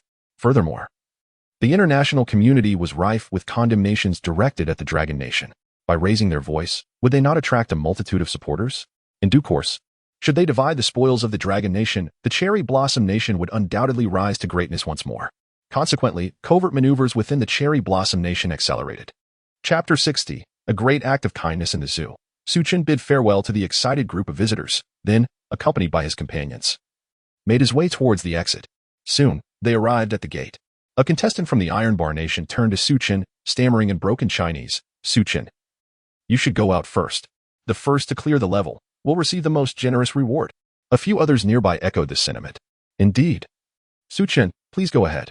We are already immensely grateful for your guidance in helping us pass through this challenge. Such kindness deserves no thanks. You must claim the first prize. We do not deserve it. As they spoke, the group encouraged Su Chen to accept the first-place reward. However, Su Chen graciously declined their kind offer with a smile. I have matters to attend to. You all go ahead. Since you have business to attend to, we can wait for you to finish before leaving. We are in no rush, replied a contestant from the Suri Nation. Su Chen understood that their intentions were noble. They wished to reserve the most substantial reward for him. Yet, He realized that he could not exit just yet. What if he were transported away immediately after clearing the level? What would happen to the people within the zoo? Having interacted with Lin, Fei, and others, he no longer viewed these individuals as mere NPCs. He genuinely cared for their safety. Although the zoo seemed to present a solution and appeared less perilous, Chen remained uneasy. After all, there was still an uncertain factor: the inner world. This enigmatic and mysterious phenomenon left him without a clear resolution. He could only stay behind for a while, observing the unfolding events. Please, you all go ahead. I have acquired the position of director. The reward for clearing the level will undoubtedly be substantial, Chen urged the group. Upon hearing his words, everyone paused, recognizing the wisdom in his reasoning. Coupled with Chen's insistence, they chose not to press further. The group gathered together and decided the order of clearing the level through a game of rock, paper, scissors. After bidding farewell to Chen, they exited the zoo safely. The chosen one from the Surwey Nation first cleared the zoo's mystery. Comprehensive evaluation. Surwey Nation's fortune increased by 15 points, remaining points, 60. Surwey Nation's food production permanently increased by 10. The chosen one from the Iron Bar Nation cleared the zoo's mystery. Comprehensive evaluation. Iron Bar Nation's fortune increased by 10 points, remaining points, 55. Iron Bar Nation's mineral production increased by 10, lasting for 1 year. A series of clearance announcements materialized before all the remaining chosen ones. Chen smiled with satisfaction. After seeing off his companions, he turned and headed towards the rabbit enclosure, accompanied by 4 white lions. The rabbit area was currently the most perilous location, necessitating the presence of the white lions for protection. Before long, Chen returned to the rabbit enclosure. Upon approaching, he observed that indeed, the pressure was at its peak. A team of staff members was frantically trying to round up the rabbits that had escaped, desperately attempting to confine the wayward creatures once more. Moreover, the crowd, having been in prolonged contact with the rabbits and aware of the truth, could not be easily swayed by the illusions of magic. Many staff members were beginning to show signs of slight bloodshot eyes. Observing this, Chen felt a pang of regret. He hurriedly instructed the white lions to assist the staff in capturing the rabbits that were scattering about.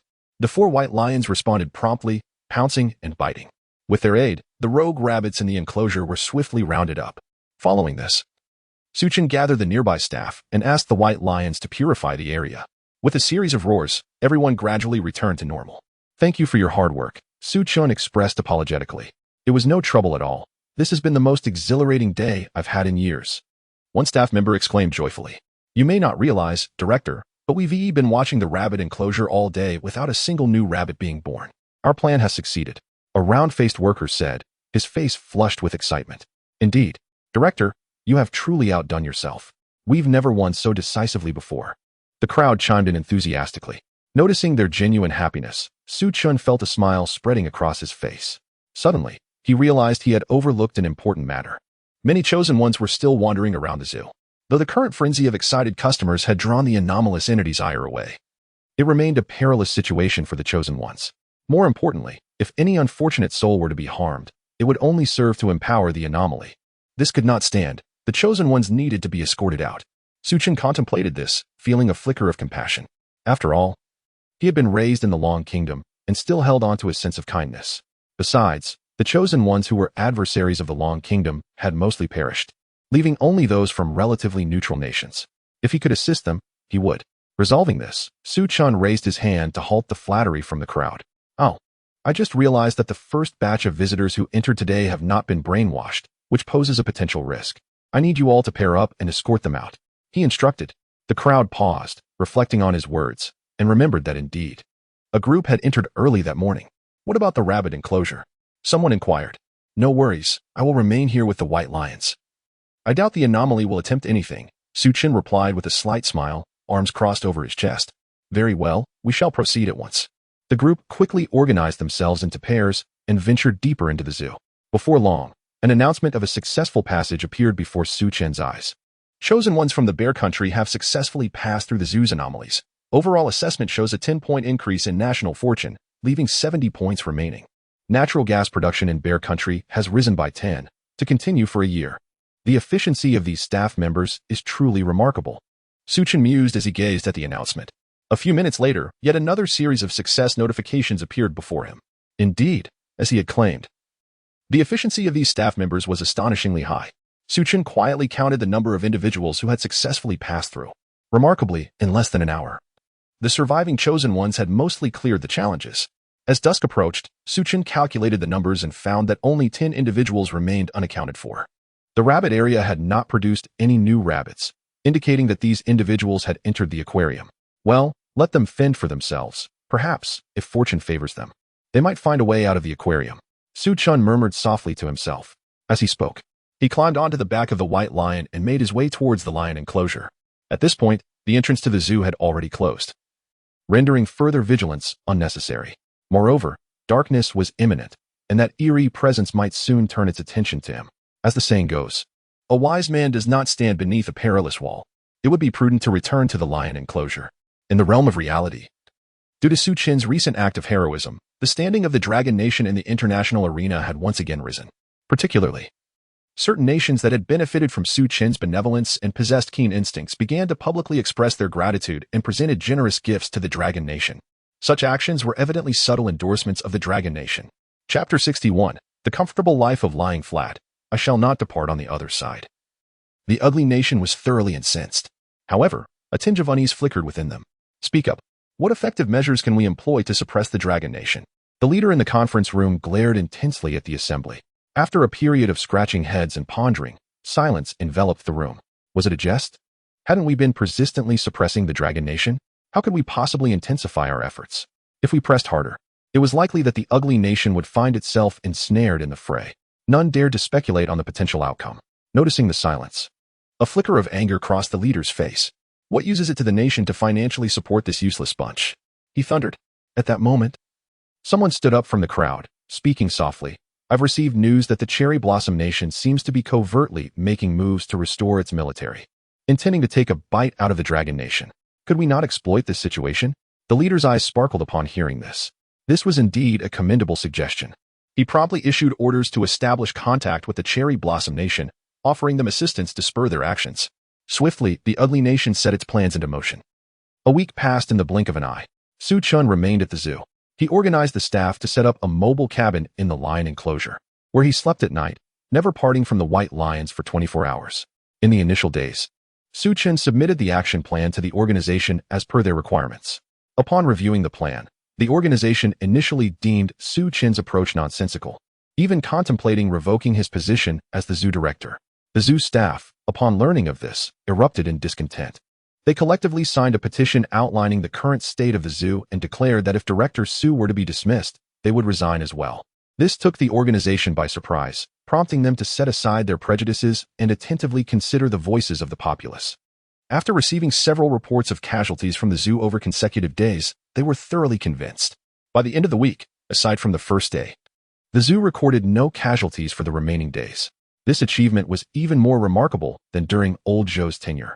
Consequently, the organization hastily apologized to Chen and voluntarily enhanced his benefits. Chen, however, regarded these enhancements as inconsequential. After all, his presence at the zoo was not for monetary gain, and such funds could not be transferred to the real world for his use. His accommodations were fully covered by the zoo. He merely needed it to remain operational. As for the peculiar entity in the initial days, it too sensed something amiss and attempted to assault Chen. Yet, the 4 white lions were exceptionally vigilant, never granting the entity an opportunity. After several probing attempts, the entity ceased its actions, seemingly having given up. Ultimately, it was merely a mischievous child, lacking in patience. This was Chen's assessment of the peculiar being. Thus, a month swiftly elapsed. The entire zoo remained remarkably stable, with not a single safety incident occurring. The only truly perilous moment occurred when the bizarre performer, in a fit of fervor, nearly caused a tourist to choke on their milk tea in a moment of excitement.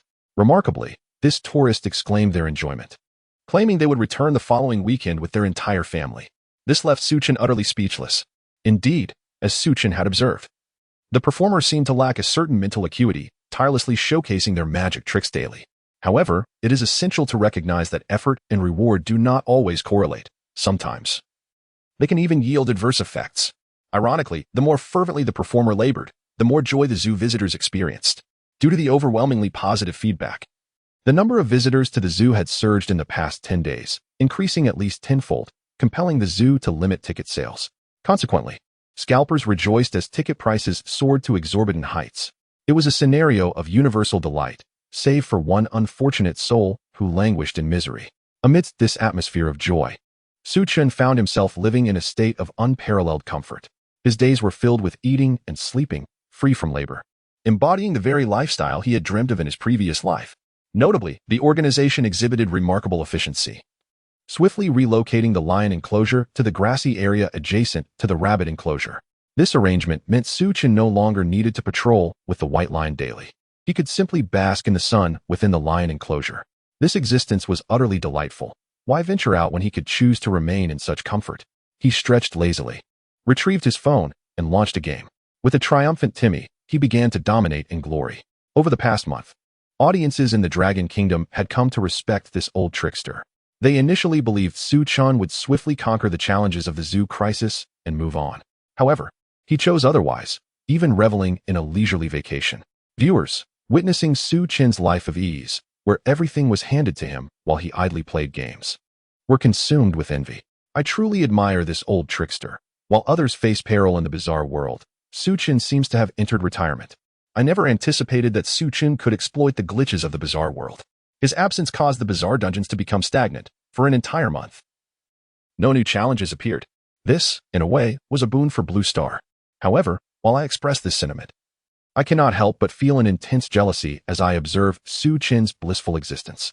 What truly irks me is the game he plays. Could it be a game unique to the bizarre world? When will our Blue Star developers create something similar? I yearn to partake. Just as the crowd fervently critiqued Chen's leisurely lifestyle, the live broadcast finally shifted. Lin Fei entered the frame and addressed Chen, "Director, I have several matters to discuss with you."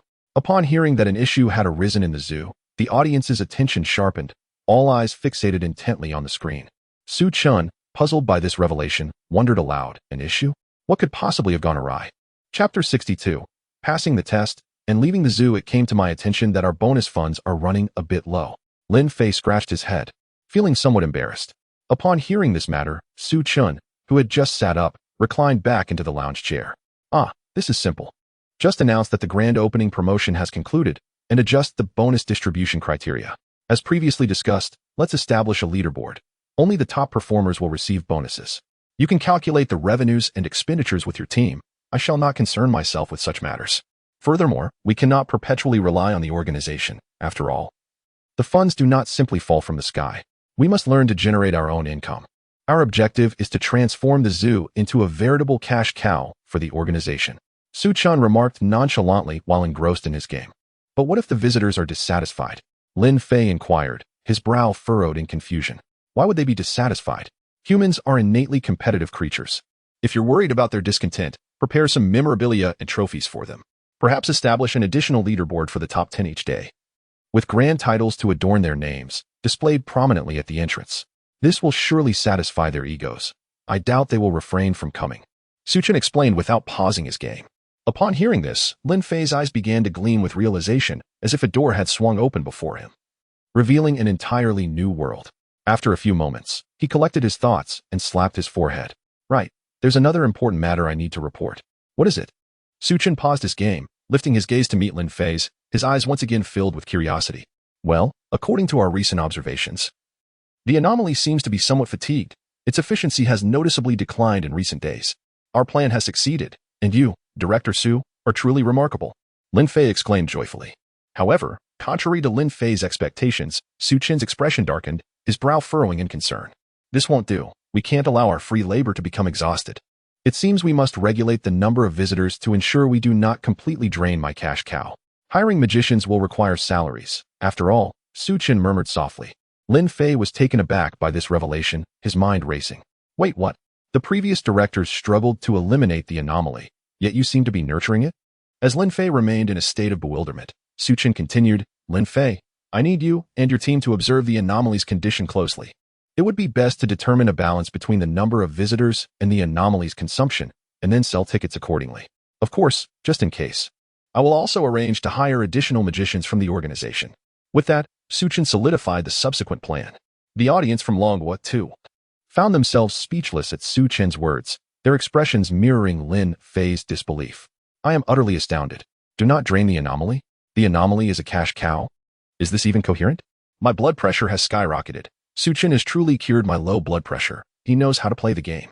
It must be said that Chen has truly mastered the essence of Longhua, executing the principles of sustainable development with remarkable finesse. I can't help but feel sympathy for the anomaly. Should I report Chen for exploiting child labor? The anomaly exclaimed, just give me a break.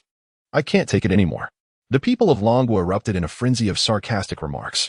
At that moment, Lin Fei gradually regained his composure. Director, isn't our objective to eliminate the anomaly? Why not take this opportunity to exhaust them? Lin Fei found himself perplexed by the other's line of reasoning. If you eliminate my cash cow, no. If you kill the anomaly, how will we manage the inner world? What if other demons inadvertently enter the inner world? That would lead to significant trouble. It might be wiser to let this anomaly continue to siphon energy from the inner world. Chen regarded Lin Fei with an expression of bewilderment, beginning to question why this individual had become less astute lately. If he were to depart, could Lin Fei truly take over this position? If that were the case, perhaps he should reconsider leaving and remain here instead. This wasn't merely a matter of exploiting a glitch. It was that no one else could assume the role. Indeed, with greater power comes greater responsibility. Chen fervently reassured himself. Meanwhile, Lin Fei, upon hearing Chen's reasoning, widened his eyes in astonishment. Then, he slapped his forehead with vigor. Truly, Director Su, your perspective is always so comprehensive. I will convey your directives to everyone immediately. With that, Lin Fei exited, his face alight with admiration. Chen shook his head at the departing figure and continued his diligent efforts on the battlefield of glory. Goodness, truly the mighty Su, we were so naive. My apologies. Su, for speaking too loudly earlier. What is a grand vision? What is true insight? I am humbled. I must pay my respects to Chen. The audience, who had previously criticized Chen, experienced a sudden and complete change of heart, transforming into fervent admirers. In the zoo, Chen was still commanding Li Bai with great prowess. Suddenly, a familiar announcement interface abruptly appeared before him. Warning. Chosen One, do not maliciously exploit bugs to remain in the instance. This is a warning. If you do not clear the level by tomorrow, the highest rules of the world of strange tales will eradicate you. As Chen beheld the announcement, his expression darkened. What the hell? Is there no sense of reason? You didn't mention any time constraints before I entered. Why must I complete the level by tomorrow? And to threaten me with annihilation? Do they truly believe I am easily intimidated? Do they not know I have a system to protect me? Thus, Chen decisively summoned Lin Fei, who had just departed. By the way, I will be leaving shortly. I have decided to pass the position of director to you. I need not elaborate on the matters at hand. As long as you continue my policies, this zoo will remain trouble-free, Chen stated earnestly. Upon hearing that Director Su was leaving and transferring his position to him, Lin Fei was once again taken aback. No, Director Su, you have accomplished so much. How can you leave just as you are about to savor the fruits of victory? Lin Fei urged anxiously. Because my aspirations reach for the stars and the sea. As Chen gazed into the distant sky, he spoke with an air of pretentiousness. This prompted Lin Fei to adopt a more serious demeanor, a look of respect dawning upon his face. I understand, Director. You intend to assist the organization with other peculiar matters, do you not? Indeed, a talent such as yours ought not to remain confined within this modest zoo. Feeling somewhat embarrassed by his own offhand remarks, which the other party had elaborated upon, Chen refrained from offering any clarification and tacitly accepted the interpretation. Soon, all the staff learned of the situation and came forth to bid Chen farewell. Their deep reluctance led them to organize a lavish farewell banquet, which continued in joyful revelry until nearly midnight. As the final hour approached, Chen said his goodbyes and made his way toward the exit. It is worth noting that due to the unwavering insistence of his colleagues, he could not refuse them, and thus retained his position as director. Instead, he appointed Lin Fei as the acting director to oversee the daily affairs in his stead. Thus, under the watchful gaze of all, Chen stepped through the gates of the zoo. In the next moment, an announcement appeared before Chen and the audience of Long Nation. The chosen one of Long Nation, Chen, has successfully cleared the zoo's eerie trials and resolved the current issues plaguing the establishment. As a result, the national fortune of Long Nation has increased by 20 points, now totaling 90 points. The technological research and development pace of Long Nation has accelerated by 10, and a resource production enhancement of 10 will be sustained for 1 year.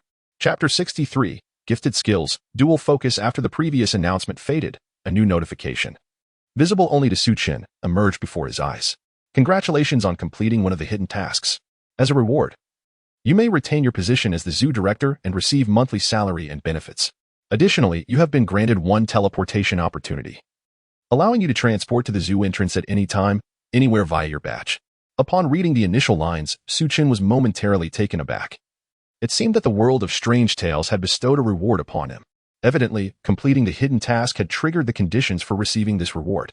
However, the wording of the announcement piqued his interest. One of the hidden tasks? This implied that there were additional hidden tasks, and it was possible that completely resolving the inner world constituted another such task. Yet, considering his current capabilities, the notion of addressing the inner world felt like an impossible dream. He then turned his attention to the reward details. One teleportation opportunity? At first glance, this reward resembled a chance to save his life. In subsequent instances within the narrative, should he encounter danger, he could forcefully teleport to the safety of the zoo. However, after a brief contemplation, Chen felt this was merely a trap set by the world of strange tales. Upon returning, he might inadvertently trigger some troublesome hidden task, compelling him to confront the inner world. Shaking his head, he resolutely decided that he would not utilize this troublesome function. As these thoughts lingered, another announcement from the world of strange tales appeared. Congratulations on completing the zoo narrative. The next opening of the world of strange tales will be in 3 days. You now have 3 days to rest. Would you prefer to return to the real world or remain in the world of strange tales? If you choose to stay in the world of strange tales, you may select between a 5-star hotel or the zoo. After deliberating, Chen realized that returning to reality would necessitate interactions with relatives, friends, and even the state. After all, he had traversed dimensions, and many of his habits differed significantly from those of the previous Chen. Furthermore, numerous actions he had taken in the world of strange tales would be difficult to explain. If inquiries arose, it would certainly complicate matters. Thus, he resolved not to return. As for the zoo, he was even less inclined to choose that option. Given the potential traps lurking within the zoo, there was no way he would go back. Chen quickly made his decision. I choose the 5-star hotel. No sooner had he spoken than the familiar sensation of distortion enveloped him once more. Amidst the intertwining beams of light, he found himself back in the hotel room. Taking in the accommodation, Chen stretched lazily and collapsed onto the soft bed. System. Is the real world still under surveillance? He silently pondered. Rest assured, the live broadcast has ceased, and the world of strange tales is not monitoring you. You may move freely. Hearing this, Chen felt a wave of relief wash over him. After all, being observed continuously was rather uncomfortable. System, what about my reward? He inquired. Please hold on. The system is currently evaluating your completion level. Analysis complete. Ding. Congratulations on successfully completing the zoo narrative and triggering the hidden ending. Ignore the rules. Based on the current completion rate and the difficulty assessment of the dungeon, he was rated at SS level, earning a total of 2,000 points. A cool, mechanical voice resonated in his mind. Upon hearing that he had unexpectedly acquired 2,000 points, Chen was overjoyed. Indeed, reverting to a previous save was a wise choice. To not seize such an opportunity would be akin to a crime. Suddenly, an idea struck him. Should he not stockpile some save experience vouchers? When the next dungeon arrived, he could grind for points and indulge in a shopping spree, filling his inventory with all useful items. What a delightful prospect. It is well known that all fears stem from a lack of firepower. If he were fully equipped, would the eerie foes still dare to confront him? He could simply beat them into submission. System, open the system store, he declared with excitement. In an instant, a virtual screen materialized in the air before him. Chen's eyes swiftly scanned through the various items until he quickly located the save experience voucher. However, his expression darkened in the next moment. The voucher was priced at 3,000 points, far beyond his reach. This revelation stung Chen.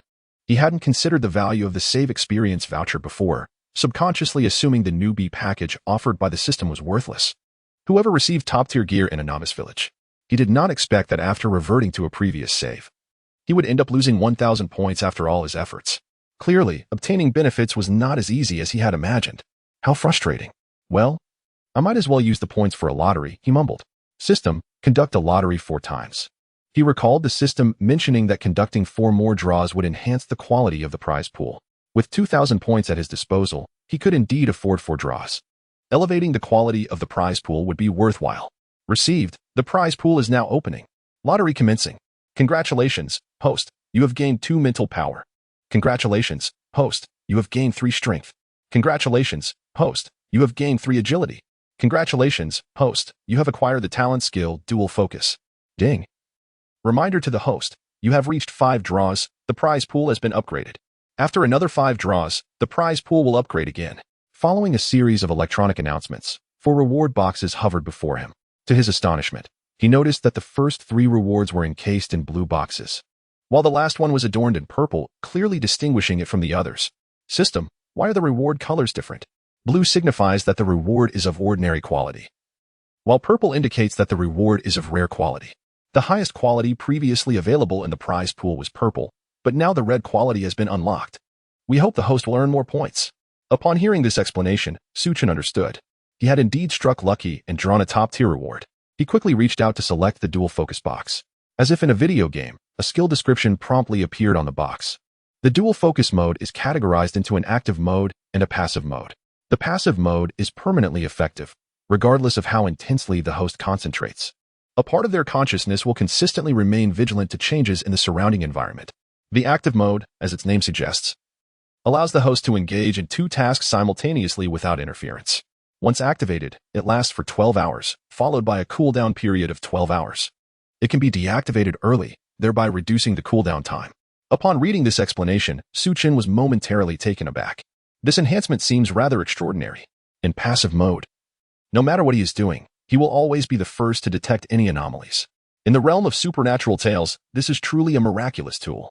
Furthermore, the active mode essentially grants him a semblance of a doppelganger, maximizing his efficiency, even in the face of danger, when force is required to resolve an issue. The technique of mutual combat could potentially enhance his combat capability by at least 50%. After all, he is now affectionately referred to as the Little Rascal. Chen grin stretched from ear to ear. System, I wish to claim my reward, he declared loudly. Chapter 64, National Fortune? Meteorite? Received. Rewards are beginning to be distributed. As the electronic sound of the system resonated, several warm currents surged into his body. Immediately, Chen keenly perceived a tremendous enhancement in both his physical strength and agility. This improvement was not as abstract as an increase in mental power. He sensed the change as it occurred. Simultaneously, his mind grasped the method to unlock his innate skills, and the passive effect of multitasking was activated as well. The ambience of the entire room suddenly became vivid in his mind, akin to uncovering a new map in a video game. Wow, this is incredible.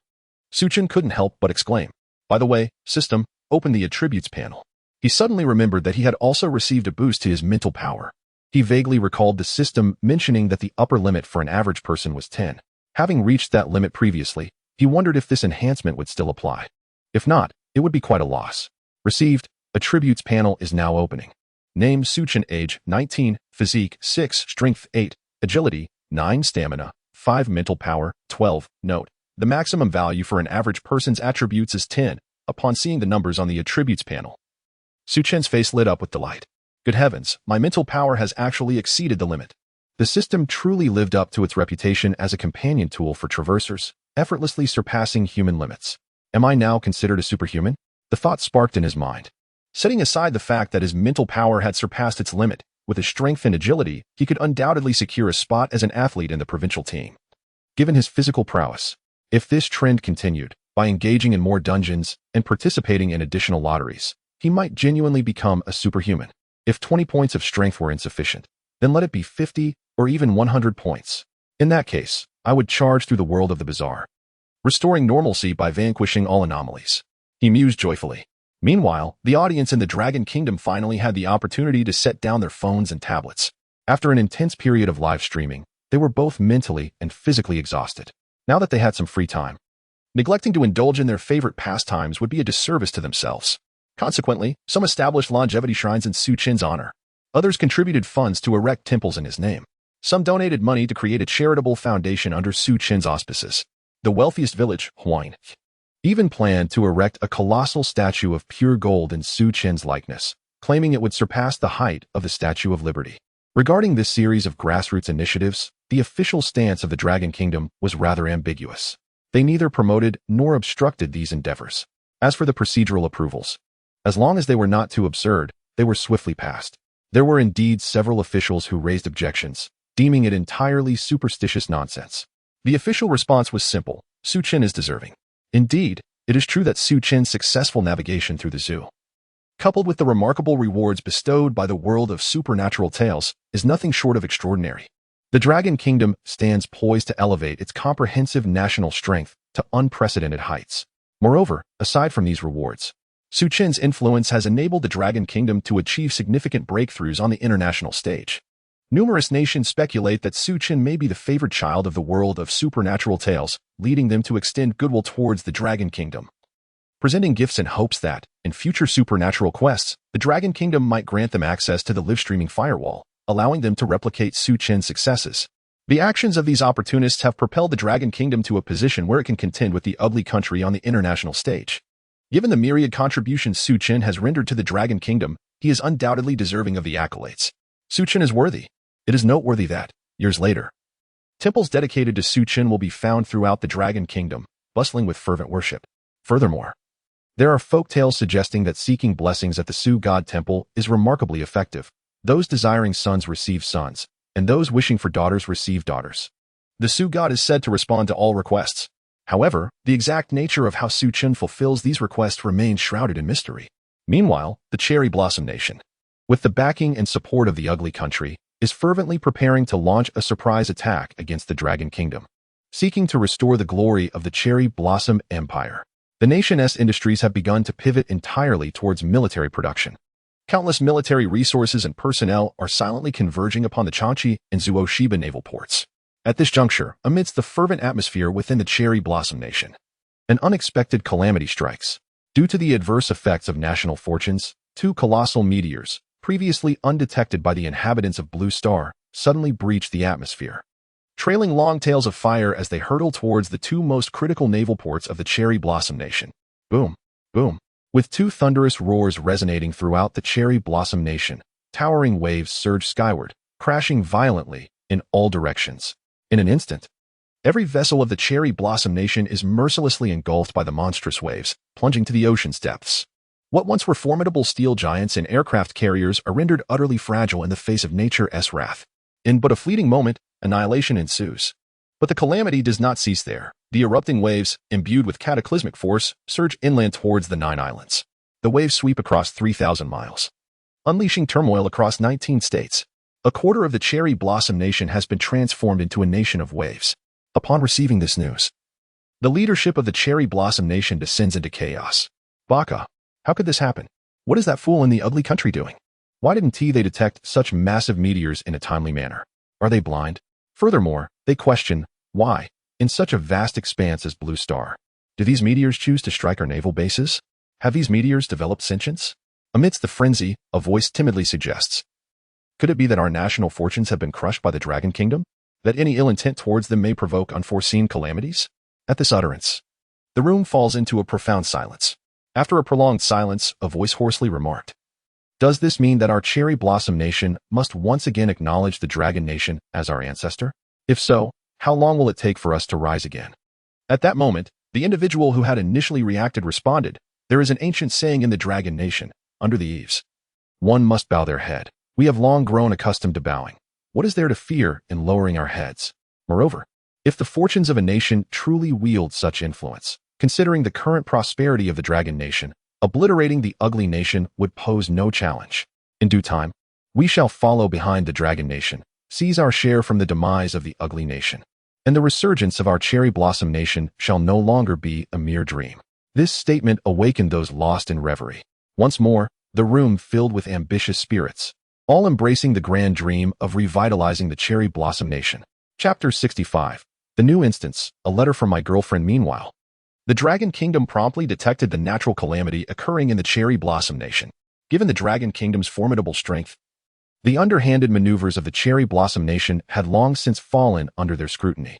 The reason the Dragon Kingdom refrained from exposing the matter on the international stage was that they were patiently awaiting the adversary's self-destructive folly. Furthermore, this situation afforded the Dragon Kingdom an opportunity to exhibit its might openly, thereby intimidating any malefactors who might seek to harass them in the future.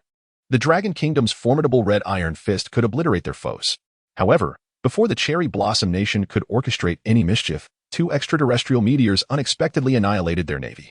This left the Dragon Kingdom in a state of bewilderment.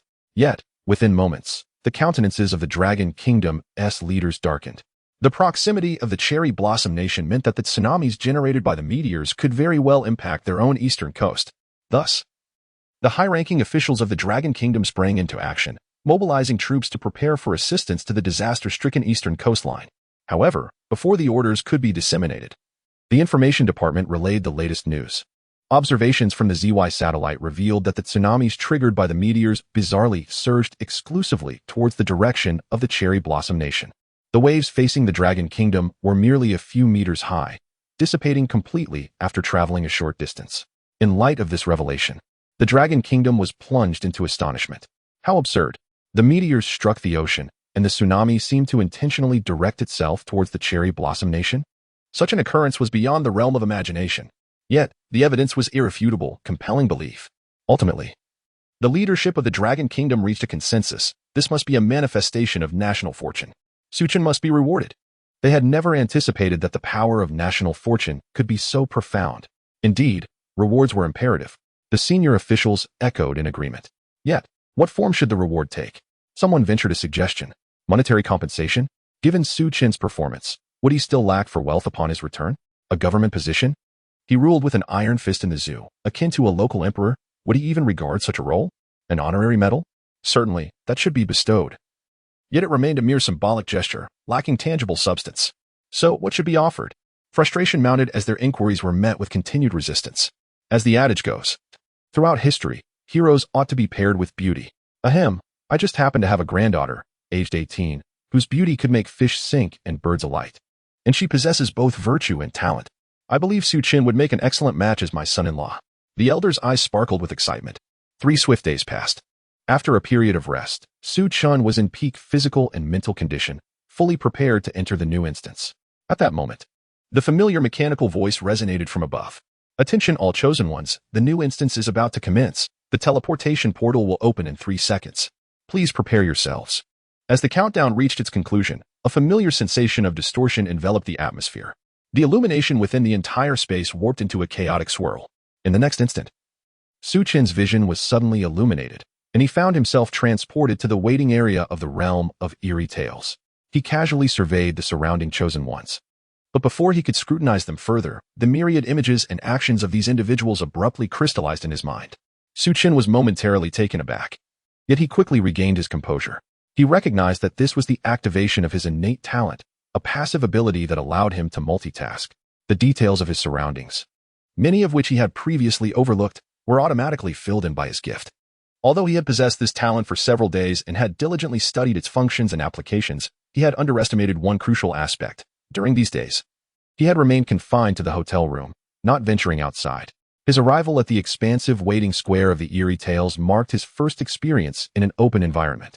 Remarkably, even in this vast setting, his talent was able to instantaneously compensate for all the previously neglected details. It was worth noting that this square dwarfed the dimensions of his hotel room by immeasurable proportions. This ability was astonishingly formidable. At this moment, he felt akin to a human radar, perceiving every detail within his line of sight, while Chen reveled in the extraordinary nature of his gift. Many of the other chosen ones were not in such a positive state of mind.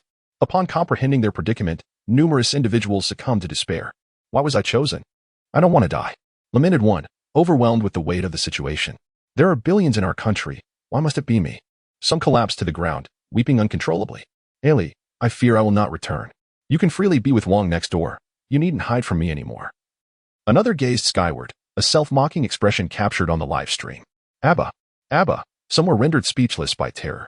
However, human responses varied. While some were gripped by fear, others were exhilarated. For instance, Park Duandiao from the land of kimchi wore an expression of exuberance, continuously shouting, "Believe in me, everyone. I will lead our nation to the pinnacle. But I hope that upon success, all the beautiful ladies will bestow upon me a sweet kiss." As chaos reigned in the square, a mechanical voice from the realm of rules resonated from above. Welcome, both new and veteran chosen ones, to the realm of eerie tales. Please maintain your composure and caution. Your actions will influence the fate of your nation. This time, our eerie tale is titled, The Letter from a Girlfriend. The conditions for clearing this eerie tale survive for 7 days. We are about to commence the transmission. Please prepare yourselves. As these words were spoken, the waiting square of the Strange Tales world began to gradually turn transparent, and the floor beneath everyone's feet resembled glass. In the next moment, a sharp crack echoed through the air. The glass-like floor shattered, and all individuals began to plummet rapidly downward. Chapter 66, New Rules. The wind howled past Chen's ears, and the sensation of weightlessness left him feeling exceedingly uncomfortable, even leading him to vaguely sense some enigmatic essence dissipating from his body. He was taken aback. What was this peculiar method? It was nothing like the teleportation he had previously experienced. Yet, before he could grasp the situation, he suddenly collided with a soft object. The abrupt impact left him disoriented, his limbs feeling weak, unable to rise for a while. After nearly a minute, he gradually regained his composure, only to discover that he had fallen onto a bed. At that moment, Chen did not hasten to get up. Instead, he meticulously assessed his physical condition. The mysterious substance that had seemingly dispersed during his fall heightened his alertness. Soon, he realized that his mental fortitude seemed amiss. Having experienced 2 enhancements to his mental power, he could still detect anomalies upon careful examination. His mental strength had been diminished. Judging by his attributes, it was roughly at a score of 10. A tremor coursed through Chen's heart. What could be the reason? Was it only his strength that had waned, or was it a collective diminishment? If it were solely his, it would imply that the world of bizarre tales had discovered his mental prowess exceeded the ordinary limits, and such an action was likely aimed at restraining him. Conversely, if everyone had been weakened, it would suggest a more intriguing scenario. This could indicate that this particular quest harbored elements of danger and psychological strain. More importantly, it hinted at deeper significance. Generally, after adequate rest, one's mental faculties should rejuvenate. With the world of bizarre tales presenting such a substantial pitfall from the outset, peril was undoubtedly imminent. Realizing the likely heightened difficulty of this quest, Chen took a few deep breaths to calm his emotions. Maintaining composure in a crisis was essential for survival. He then slowly rose from the bed and turned to survey his surroundings. Soon, he discerned that he appeared to be in a cozy bedroom, far from the rough decor one would expect from a man. Glancing towards the bed, he noticed 2 pillows adorning the headboard, indicating that 2 individuals resided here. At that moment, Chen abruptly noticed the bedroom door ajar, with a gentle breeze flowing in through the crack. The slightly chilly air sent shivers down his spine, causing goosebumps to rise on his arms. Observing this, he pulled open the door and stepped outside. Upon entering the living room, he keenly observed that the temperature had dropped further and the wind had intensified. Furrowing his brow, he checked his phone. The date read September 1st, 20XC. Continuing from the timeline of the previous zoo adventure, it appeared that in the world of bizarre tales, time progressed steadily in each quest rather than existing as a parallel dimension. However, a conundrum emerged. September should not be this cold. Thus, Chen, still frowning, cautiously followed the direction of the wind. After turning a corner, he arrived at the kitchen, where the wind grew stronger.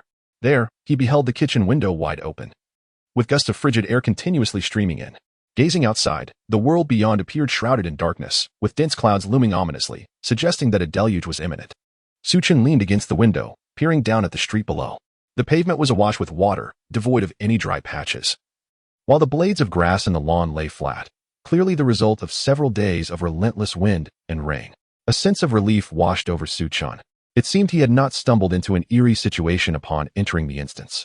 The recent spate of rain and the drop in temperature were likely to blame. He casually shut the window and returned to the living room. The most pressing matter at hand was to swiftly decipher the rules of this peculiar tale. For within the realm of the supernatural, rules are the essence of survival. Moreover, he noted that upon being transported to this instance, the rules had not been directly bestowed upon the chosen one as they had been in previous scenarios. It appeared that uncovering the rules in this instance was an integral part of the challenge. After a thorough search, utilizing his innate skills, Chen ultimately discovered a set of keys resting atop the shoe cabinet by the entrance, accompanied by a takeout flyer and beneath it, a folded note. Upon unfolding it, he found it detailed the rules of this supernatural instance. Dear, due to health reasons, I require hospitalization for a period. During my absence, please take good care of yourself, for it would pay me otherwise. To prevent you from falling ill as I have, here are some crucial guidelines that you must adhere to. Love you dearly. 1. The refrigerator is stocked with ample food to last until my return, so eat without worry. 2. You are home alone, so if someone knocks, please refrain from opening the door, regardless of what they say. Do not trust them unless you are certain they are worthy of your trust. 3. If supplies dwindle, you may supplement your necessities through takeout, but be cautious. When the delivery person knocks, observe carefully through the peephole and inquire their identity. If they claim to be the delivery person, do not open the door. They are not the genuine delivery person. 4. Not all delivery personnel are untrustworthy. If they draw a pentagram in the air, you may open the door, for the light of the stars will safeguard you. 5. The bedroom is equipped with state-of-the-art soundproofing materials, ensuring that you will not hear any strange noises from outside while you rest. However, if by chance you do, first check that the doors and windows are secured. If you ascertain they are, immediately hide beneath the bed and remain silent until 6 o'clock the following morning. 6. Do not venture outside during the day. If you must leave at other times, avoid doing so at 6 in the morning and 6 in the evening, for you would not wish to be out at those hours. 7. It is well known that night should be serene and peaceful. Thus, if you go out at night, do so without making a sound. 8. If you reach the entrance without encountering anyone, you are fortunate. You may leave directly. 9. Do not step outside the unit. 10. At 6 in the morning and evening, please check the color of the long dress in the bedroom closet. If it is red, rest assured that the next 12 hours will be safe within the home, and you may move about freely.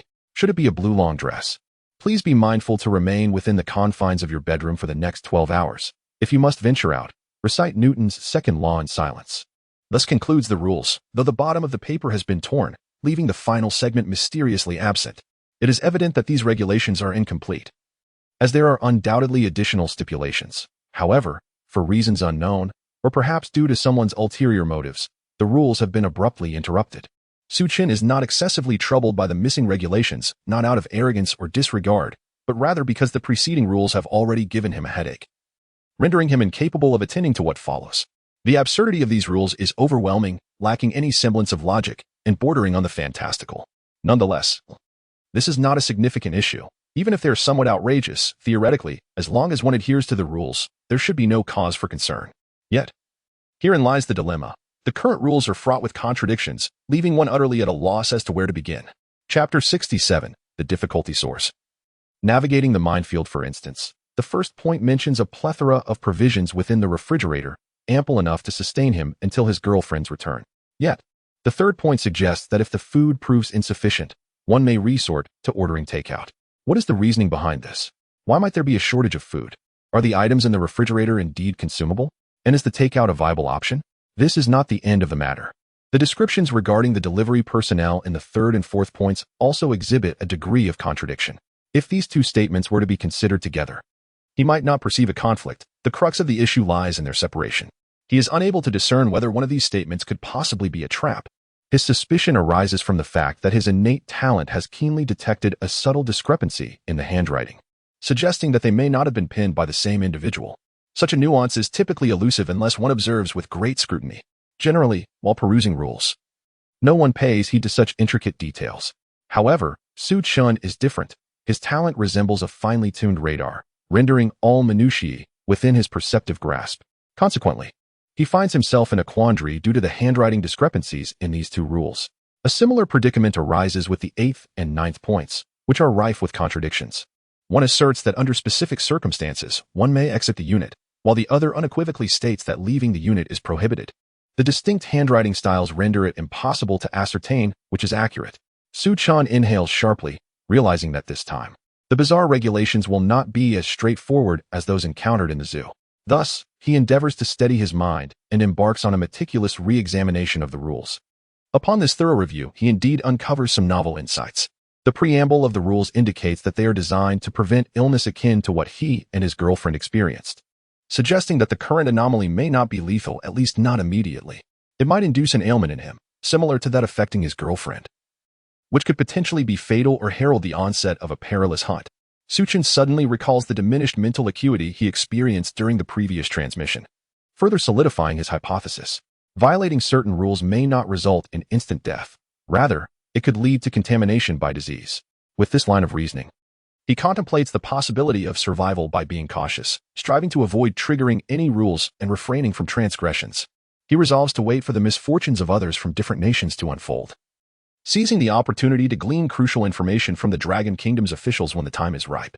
This appears to be a promising path to survival. Having reached this conclusion, Chen meticulously scrutinizes the rules, hoping to identify those that can be circumvented in the ensuing days.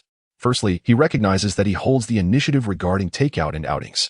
Thus, the 3rd, 4th, 6th, 7th, 8th, and 9th rules can be temporarily avoided. Turning his attention back to the 2nd rule, he notes the mention of he and she, indicating some hidden intricacies.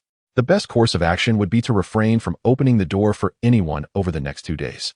With these potential hazards temporarily bypassed, only 3 rules remain to be considered. Chen first approaches the refrigerator. Upon opening it, he finds it brimming with provisions. However, a closer inspection reveals that the majority consists of meat products. His girlfriend meticulously divided the meat into 7 portions, each carefully sealed in plastic bags. It appeared to be an abundant supply of food prepared for himself. Chen sighed, pondering the notion of consuming meat in a world filled with bizarre tales. Who on earth would dare to partake? His thoughts drifted back to the blood of rabbits and goat meat he had witnessed at the zoo, remnants of grotesque feasts. Who could possibly ascertain what kind of meat lay within the refrigerator now? Frowning, Chen rummaged through the fridge, hoping to uncover other ingredients. Ultimately, he resigned himself to the disheartening reality. Apart from the copious amounts of meat, there were merely 2 packets of instant noodles, a small quantity of rice, a few vegetables, and 2 eggs. This meager selection was scarcely sufficient to sustain him for a day. He lamented inwardly, feeling compelled to order takeout. Logically speaking, one could survive for a week on such provisions. Yet one must acknowledge that a person in a state of hunger suffers from diminished mental acuity.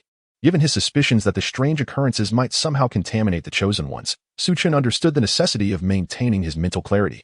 He cast another glance at the note on the table, scrutinizing the last 2 remaining rules. Finally, he gritted his teeth, steeled his resolve, and decided to expedite his plans, inviting the chosen ones from other countries to assist him in navigating these trials. They say that in times of hardship, one should focus on self-preservation. When fortune smiles, one may extend a hand to others. Now that he found himself ensnared in peril, he could not afford the luxury of a bleeding heart. Aiding the chosen ones from other nations, his priority was to ensure his own survival and protect Longwa from calamity. To the officials of Longwa, I grant you 10 minutes to sever the live broadcast nationwide and retain only your official footage. After 10 minutes, I shall have something to convey, Chen declared, tilting his head toward the ceiling. Meanwhile, the Department of Strange Tales in Longwa was engaged in an analysis of the current rules. Much like Chen, they were entirely unaware of which rules might be flawed. In fact, one could argue that they were more perplexed than Chen, as they had yet to discern the subtle discrepancies in the handwriting. Old Chen, the computer has completed its upgrade. The current rules have been entrusted to it for analysis and computation. We expect to receive guiding insights in approximately 12 hours, reported Shaoli. Good. Old Chen replied, cradling his ever-present large tea mug, nodding in acknowledgement. Old Chen, you are aware that Chen struggles academically. Do you think it's possible he is unfamiliar with Newton's second law? Shaoli cautiously inquired. Old Chen's hand froze momentarily as he contemplated the question, finding it to possess a degree of validity. Although the individual was bright and astute, that did not necessarily imply knowledge of such formulas and principles. Based on his arsum, there was indeed a significant probability that he might not be acquainted with it. Let us hold off for a moment and observe him, Old Chen muttered, furrowing his brow. However, before he could finish his sentence, Chen faced the camera and articulated his request to halt the broadcast. Old Chen was taken aback, his words dying on his lips. The others present also jolted at Chen's proclamation, astonishment washing over them. Had he uncovered something? Was there a need for confidential communication with the authorities? However, the repercussions of severing nationwide broadcasts are fraught with peril. Prior to Chen's traversal, when the enigmatic rules of the world first emerged, a decree was issued forbidding any nation's officials from discontinuing nationwide transmissions. Previously, the Dragon Kingdom's firewall prevented foreign viewers from accessing content, which could somewhat be justified. Yet now, if the Dragon Kingdom were to abruptly cut off all broadcasts except for those sanctioned by the authorities, it is conceivable that the realm of rules may impose punitive measures. Such consequences are not burdens that everyone can bear. Chapter 68. The beginning is fraught with pitfalls. Old Chen, is this not overly hasty? The risks of disconnecting the live stream are too great. A voice of concern arose among the crowd. Indeed, at this moment, Chen has just entered the realm of horror stories. We still have time to decipher the rules. Is it truly necessary to take such a considerable risk? Another voice chimed in. Old Chen let out a cold snort, his expression darkening as he retorted. Are you all placing your lives on the line in this horror tale, or is it Chen who is gambling his life? You speak as if you bear no burden, while he is indeed wagering his very existence. Given Chen's previous performance at the zoo, do you not understand his character? If he insists on disconnecting the live stream, there must be a compelling reason behind it. He continued, moreover, what is the role of the state? It serves as a stronghold. The state can shoulder this risk, but we must not allow Chen to bear it. His words resonated deeply, leaving the crowd momentarily stunned, followed by expressions of shame. It was not entirely their fault for opposing the disconnection earlier. After all, no one could predict the consequences. If the penalties were excessively severe, it would indeed be a case of suffering more than the gain, coupled with their somewhat blind trust in Chen's abilities. They believed he could handle it without such a significant risk. Only after Old Chen had articulated his thoughts did they awaken from their stupor, feeling deeply remorseful. What are you all still standing there for? Contact the technical department and have them disconnect the live stream immediately, Old Chen bellowed.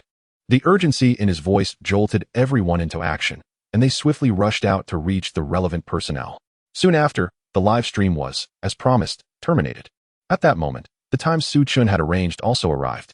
As the time has come, I shall assume that you have successfully disconnected the live stream. I have certain matters to discuss with you. If you have not, I will devise a plan in the end, and I hope you will cooperate. With that, Chen produced a piece of paper and a pen, meticulously inscribing the essence of Newton's second law, signaling his understanding of the concept. I suspect this is what you are worried about. However, rest assured, although I may not excel academically, I am familiar with this subject. Please listen closely. For the crux of the matter is at hand. I have doubts about the current time, and I need to verify it. Yet, this cannot be known to the chosen ones from other nations. I will explain why shortly. As he spoke, Chen retrieved his phone, opened the browser, and began to search for the correct time for comparison. Before long, the results emerged, revealing that both his phone and the clocks in his home were running 1 hour ahead of the actual time. If he were to check the colors of the clothes in his wardrobe according to his phone's time, he would be utterly oblivious to the dangers lurking ahead.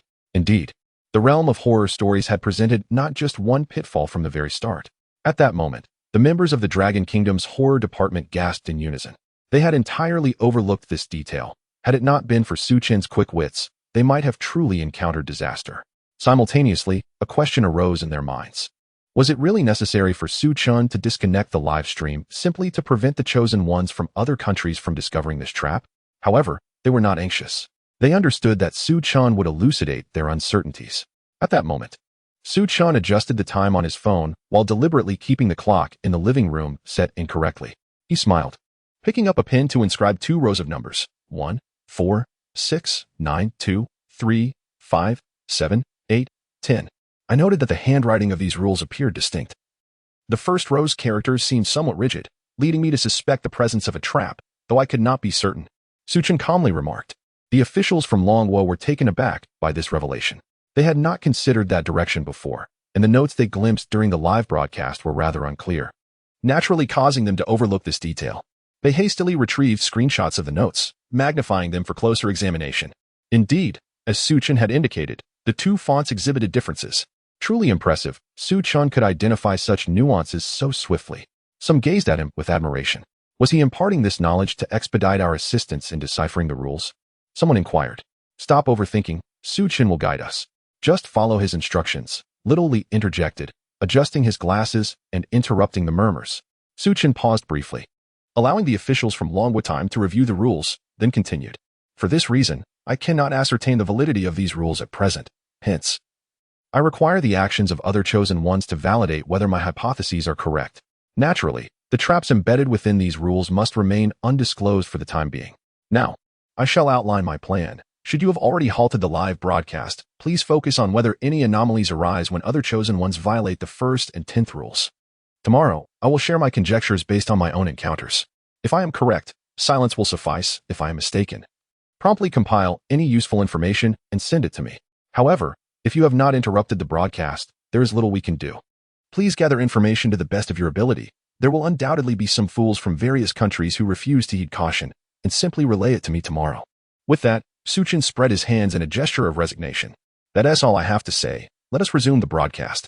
Prolonging this may provoke the world of strange tales.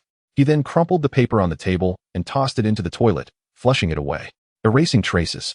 Simultaneously, a notification abruptly appeared on Longwo's live broadcast screen, warning to Longwo, immediately restore the national live broadcast.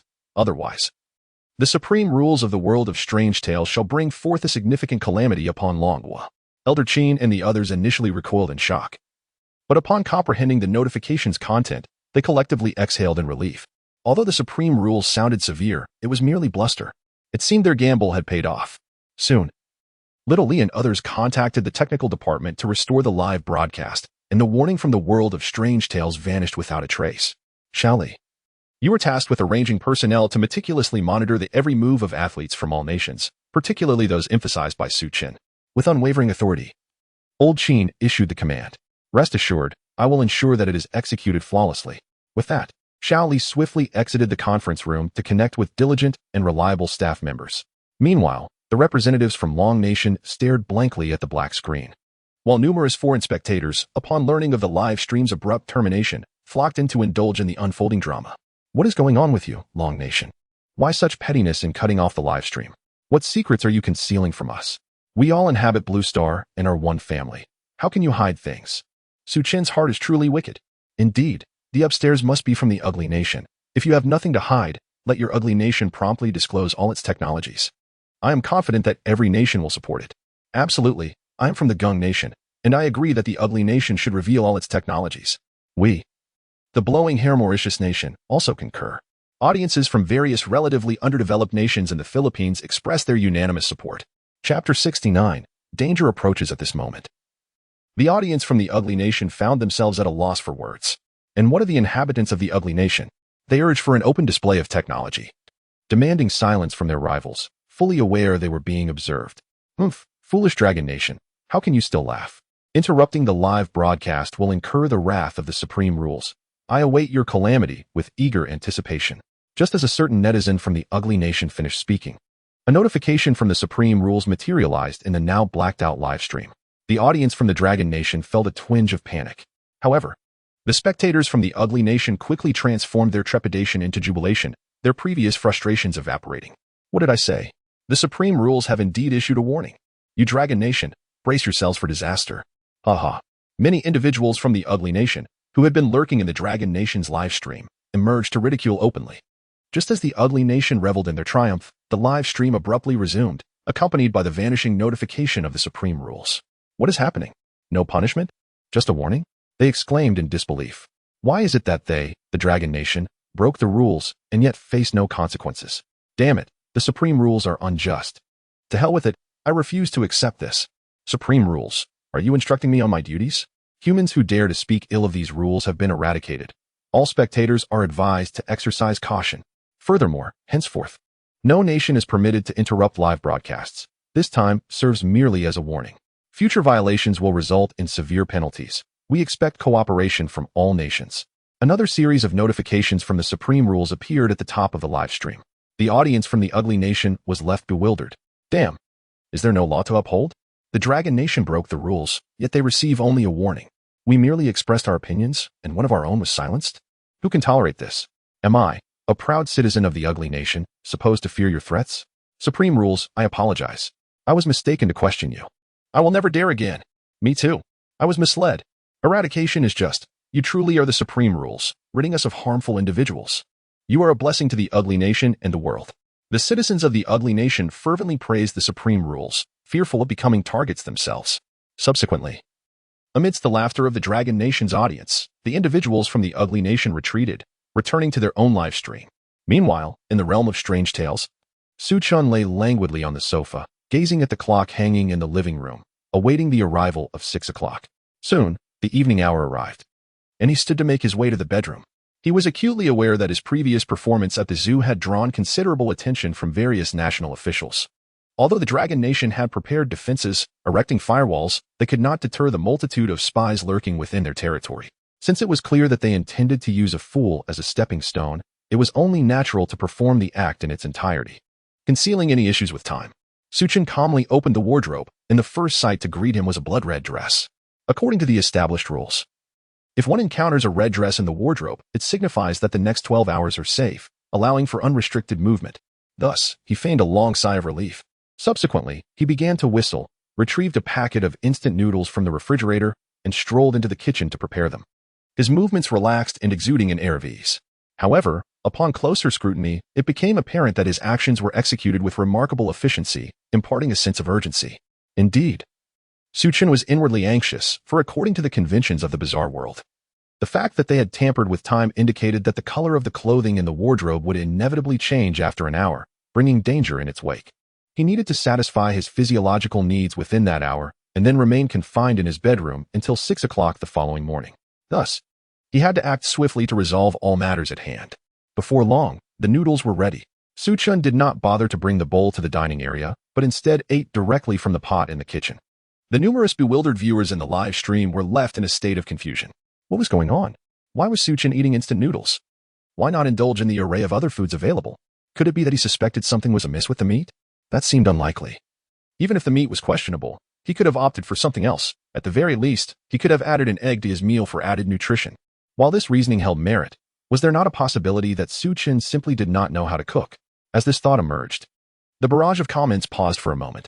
Viewers reflected on Chen's previous actions during the live stream and realized that he had indeed never cooked. At the zoo, The staff had always served him his meals, and he simply ate. It seemed quite possible that Chen might not be adept in the kitchen. But why not order takeout? Perhaps he had deduced that ordering food posed a threat. That would spell disaster after surviving for 7 days. 2 packets of instant noodles would hardly suffice. Following this line of thought were several expressions of panic. At that moment, individuals from other countries, previously silenced by ridicule from the citizens of the Dragon Nation, began to emerge. Ha ha ha, this is hilarious. A grown man who can't cook? And he dares to claim his country is a culinary paradise? Just wait and see him starve. Yet it was not guaranteed he would perish from hunger. If Chen understood the culture of our beloved Sakura nation, he could easily prepare the raw meat for consumption. To hell with you. Your so-called Sakura culture is nothing but a theft of our Dragon Nation's heritage. The crowd erupted into chaos. Unbeknownst to them, due to the firewall established by the Dragon Nation, citizens from other countries were momentarily unable to access the live streams. In pursuit of Chen's intelligence, numerous spies lurking in various cities of the Dragon Nation were attentively watching the broadcasts, eager to uncover critical clues to report back to their countries for monetary gain. Upon witnessing this scene, smiles blossomed among the onlookers as they began to edit the news. Breaking news: Chen is unable to cook and has only consumed instant noodles tonight. However, he has refrained from ordering takeout, perhaps due to the potential pitfalls associated with the ordering rules. Upon receiving this information, officials from various countries felt a tightening in their chests, promptly fixating their gaze on their chosen representatives, fearful that they might err in their actions. Meanwhile, several nations with alarmingly low fortunes, unable to afford any losses, have prepared themselves. Should their contestant attempt to order takeout, they will seize the singular opportunity for a hint to thwart the endeavor. On the other side, in the realm of bizarre tales, Chen finished a packet of instant noodles, feeling unsatisfied and tempted to indulge in another. Nevertheless, he ultimately refrained. Unbeknownst to him, tomorrow may bring news from the Dragon Country's officials, and he might need to rely on his remaining provisions to survive for the next 7 days. Thus, it would be wise to conserve his supplies. Chapter 70. Braised pork? Food poisoning? Rubbing his stomach, Chen made his way to the restroom, determined to swiftly address his essential physiological needs and indulge in a refreshing bath. Fortunately, the live broadcast of the Bizarre Tales world demonstrated a semblance of humanity, refraining from directly airing his bathing escapades. Instead, an inquiry emerged. Dear Chosen One, would you like to broadcast your bathing scene? Having been accustomed to such queries during his time in the zoo, Chen resolutely declined. No live broadcast. As soon as these words escaped his lips, a veil of mist enveloped the screen, obscuring his figure to a mere silhouette. This development displeased certain female viewers from the Dragon Kingdom immensely. Previously denied a glimpse in the zoo, they were now denied once more. How stingy. A mere peek wouldn't cost him anything. Wah, I can't see Subao's abs. I'm going to perish. Dear sisters, there is still a silhouette. We must learn to use our imagination. Ah, I can't hold on. The lamentations of his female admirers echoed. It is noteworthy that these fans had formed a group named Protect Subao. One wonders how Chen would react upon discovering this. Returning to the matter at hand, Chen emerged from the bathroom, clad in a towel, and glanced at the living room clock, 1855. Sensing impending danger, he hurriedly gathered his belongings and hastened to the bedroom. With a loud bang, he firmly locked the door, even engaging the deadbolt. Subsequently, he slipped under the covers. It is widely acknowledged that, in the depths of human subconscious, one's bed is the ultimate sanctuary. Meanwhile, in the land of kimchi, the Chosen One Park Duandiao was showcasing his haphazard culinary skills. He had successfully deciphered the rules and, having noted the color of the dress in the wardrobe, recognized that it was now a safe time. With 12 hours of tranquility ahead and nothing pressing to occupy his time, he pondered that it would be delightful to flaunt his merits in front of the nation's sisters. Coincidentally, he had recently stumbled upon a recipe for Dragon Kingdom's braised pork online, making it an ideal choice for the moment. Not only would he demonstrate his cooking prowess, but he would also showcase his gentle demeanor, potentially guiding the land of kimchi through the Bizarre Tales dungeon. Once he emerged victorious, wouldn't he that maximize his options for a partner and lead him to the pinnacle of life? With this thought in mind, he adopted an even softer tone. The dish I am preparing is called braised pork, hailing from the mysterious Dragon Kingdom. However, I have improved upon it, making it 1,000 times more delectable than the traditional version. My braised pork melts in your mouth, rich yet not greasy, sweet and tender, leaving an unforgettable aftertaste. I assure you, you will want to devour your very tongue. He concluded with a self-satisfied grin, believing it to be irresistibly charming, though it resembled the greasy smile of a pond owner. At that moment, he felt undeniably handsome, undoubtedly the dream of countless young maidens. Amidst his narcissistic musings, A plate of charred braised pork and a small bowl of rice were placed upon the table. Park Duan-Shu picked up a piece of meat and brought it to his lips. The next instant, his countenance darkened, nearly causing him to spit it out. How infuriating! In his pretentiousness, he had mistaken salt for sugar and vinegar for soy sauce. Moreover, the meat was overcooked and burnt. However, a fleeting thought crossed his mind. If he were to spit it out, all his prior pretentiousness would be in vain. What would remain of the romantic candlelit dinner? The dragon and 2 phoenixes? For the sake of his reputation, he must endure, no matter how unpalatable. Thus, he feigned enjoyment, closing his eyes, slightly lifting his neck, and chewing slowly. Only at the moment of swallowing did the sudden tightening of his throat reveal just how dreadful the dish was. Ah, it was truly a culinary delight. Who could say which fortunate lady would one day savor such exquisite flavors? Park Duan-Xiao proclaimed. At this moment, the majority of the onlookers from the land of pickled vegetables gazed at him with admiration. My goodness, Teacher Park is remarkable. Not only is he intelligent and bold, but he can also prepare dishes from the Dragon Kingdom, truly a paragon of manhood. One could only envy the lady who dines with Teacher Park. How I wish I could undergo cosmetic surgery in time for tomorrow. Indeed, our land of pickled vegetables is the greatest, always capable of refining the relatively backward items and culture of the Dragon Kingdom. The Dragon Kingdom ought to express their gratitude to us. By the way, I've been to the Dragon Kingdom, and doesn't braised pork look different from this? Is Teacher Park perhaps overcooking it? What nonsense is being spoken upstairs? How dare you question our esteemed Teacher Park? You know nothing, you traitor. Exactly, it's just a visit to the Dragon Kingdom. What is there to be proud of? It's not as if one has visited the ugly country. Forgetting one's roots, you scoundrel. A chorus of insults erupted against the one who dared to voice doubt. Such is the nature of those lacking cultural confidence. They cannot tolerate any scrutiny, fearing ridicule from others. Nevertheless, they were merely projecting their own insecurities.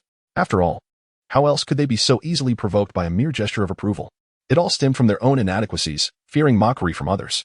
Park Duan-Xiao remained oblivious to the quarrel ignited among his compatriots due to his presence.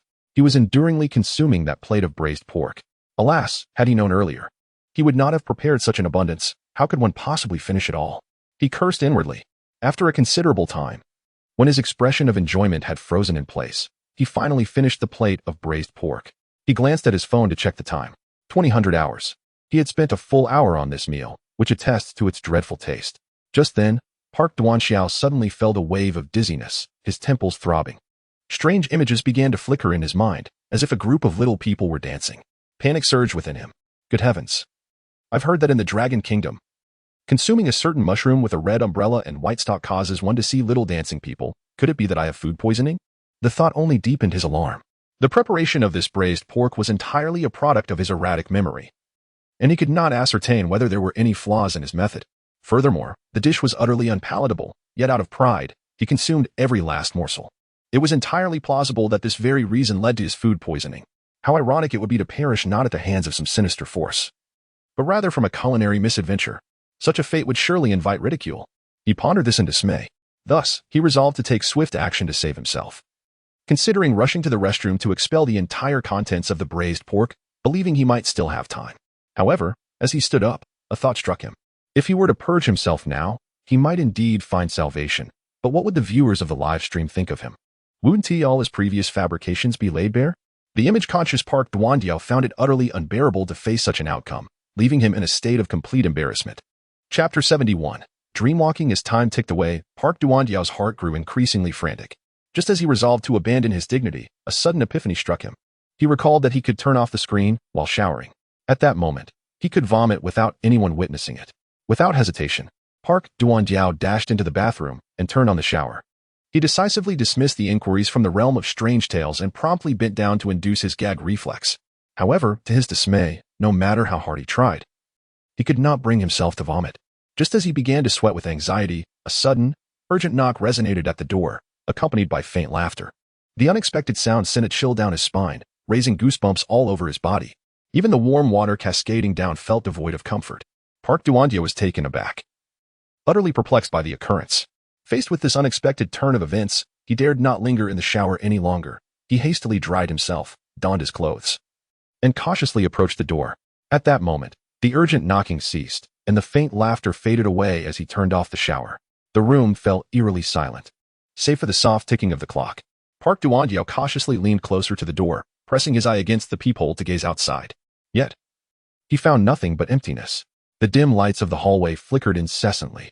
Seeing no one outside, he withdrew his gaze, sighing in relief, and swiftly returned to the living room. To his astonishment, he realized that he no longer felt dizzy, nor did he experience any discomfort. He speculated that perhaps the food poisoning had caused auditory hallucinations, leading him to perceive the knocking and eerie laughter. In truth, no bizarre occurrences had transpired.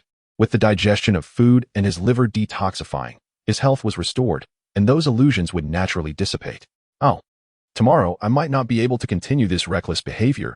I nearly landed myself in a grave situation. If all else fails, perhaps I should just order takeout tomorrow. He mused internally. After the tumult of the evening, Park Duandiao was utterly fatigued, devoid of the energy to boast to his audience any longer. Thus, he resolved to retire early. Dear audience, I shall take my leave to rest. Only by maintaining a sound mental state can I confront the challenges of the realm of strange tales. Do ensure you rest well too. Park Duandiao forced a warm smile and briskly made his way to the bedroom. Unbeknownst to him, he was heading towards the guest room. In his mind, that was indeed the bedroom. He pushed open the door to the guest room without turning on the light, and in the darkness, he climbed onto the bed. He carelessly tossed his clothes onto the floor and nestled under the covers. Strangely, he did not find himself insomniac due to the new surroundings. As soon as his head touched the pillow, he succumbed to slumber, his deep snores soon filling the air. What a remarkable feat! True to his character, Park Duandiao was able to fall asleep so swiftly in the perilous world of strange tales, truly a testament to his audacity and skill. Indeed, having Teacher Park is truly a blessing for our nation of kimchi. This time, we shall undoubtedly triumph and relish in the opportunity to humiliate those from the Dragon Kingdom. Teacher Park has already given them a taste of defeat. Have you not heard? Chen from the neighboring Dragon Kingdom couldn't even manage to cook a proper meal, resorting instead to a mere packet of instant noodles. Utterly laughable. Is that so? Let us all gather in the Dragon Kingdom's live broadcast tomorrow to mock them collectively and vent our frustrations. As the night deepened, most had retired for the evening, and the barrage of comments dwindled. Yet, a number of viewers remained in the live stream, engaged in desultory conversation. Suddenly, a comment flashed across the screen, capturing everyone's attention. Did you all just see that? Teacher Park's blanket moved. What of it? Perhaps he merely turned in his sleep, came the response. No, look closely. It appeared that something was sliding down from Teacher Park's chest, eventually settling below his waist, moving up and down as if engaged in some illicit activity. With that comment, curiosity piqued, all eyes turned to the dimly lit broadcast. Upon closer inspection, many began to sense something amiss. Goodness, it seems to be true. But wasn't Teacher Park asleep? Is he sleepwalking? Ha ha, what a sight. Who would have thought Teacher Park had such peculiar interests while in a dream state? I'm utterly astounded. How disgusting. I once thought him a decent man, even considering dining with him post-victory. Yet here he is, so lewd. What is so disgusting? What is so lewd? Don't you understand that desire is a part of human nature? Teacher Park is merely bringing glory to our nation. What harm is there in indulging a little? The jovial crowd continued to banter. At that moment, Teacher Park abruptly sat up, terror etched upon his face. Who was touching me? He shouted. In a flurry, he leapt from his bed, not even donning his clothes, hastily turning on the light and scanning his surroundings anxiously. After rummaging through his belongings, he found nothing amiss. Everything appeared normal. There's nothing here. Could it be that I was merely dreaming? He muttered softly. He then climbed back into bed, this time leaving the light on. Soon, he slipped back into a deep slumber. The viewers in the live stream were thoroughly entertained. Ha ha. Teacher Park was frightened by his own sleepwalking, so much so that he forgot to dress. Wait. Didn't Teacher Park claim to have an 8-pack? Yet, I see only one. What good are abs? In a scenario where food scarcity might arise, it is the presence of fat that ensures survival. Like that Chen from the Dragon Kingdom. I doubt he would last 3 days without sustenance. Well said, my friend. Now, everyone, stop boasting and pay attention to the live stream. Quiet down and turn up the volume. Listen to what is happening. Someone reminded the viewers to focus on Teacher Park's antics in the broadcast. Upon realizing this, the audience adjusted their volume, eager to listen intently.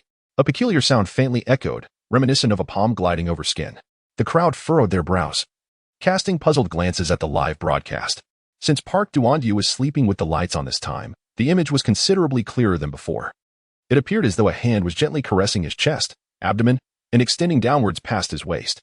The audience was taken aback, bewildered by the situation. However, their confusion was soon dispelled as a corner of the blanket was lifted, revealing that the mysterious hand was, in fact, Park Duandiao's left hand. It was a moment of silent disbelief. They thought something alarming had occurred, only to realize that the esteemed teacher was merely sleepwalking again. I must admit, It is rather amusing how he indulges in such antics during his dreams.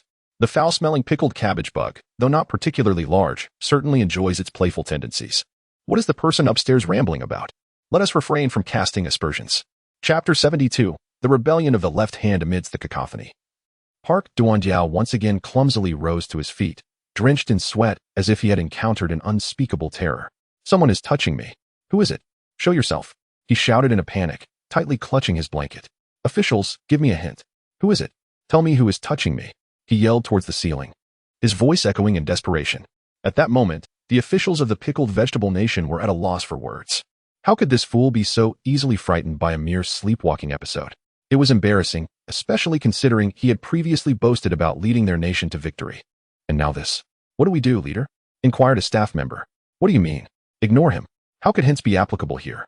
Let him shout, came the dismissive reply from the leader.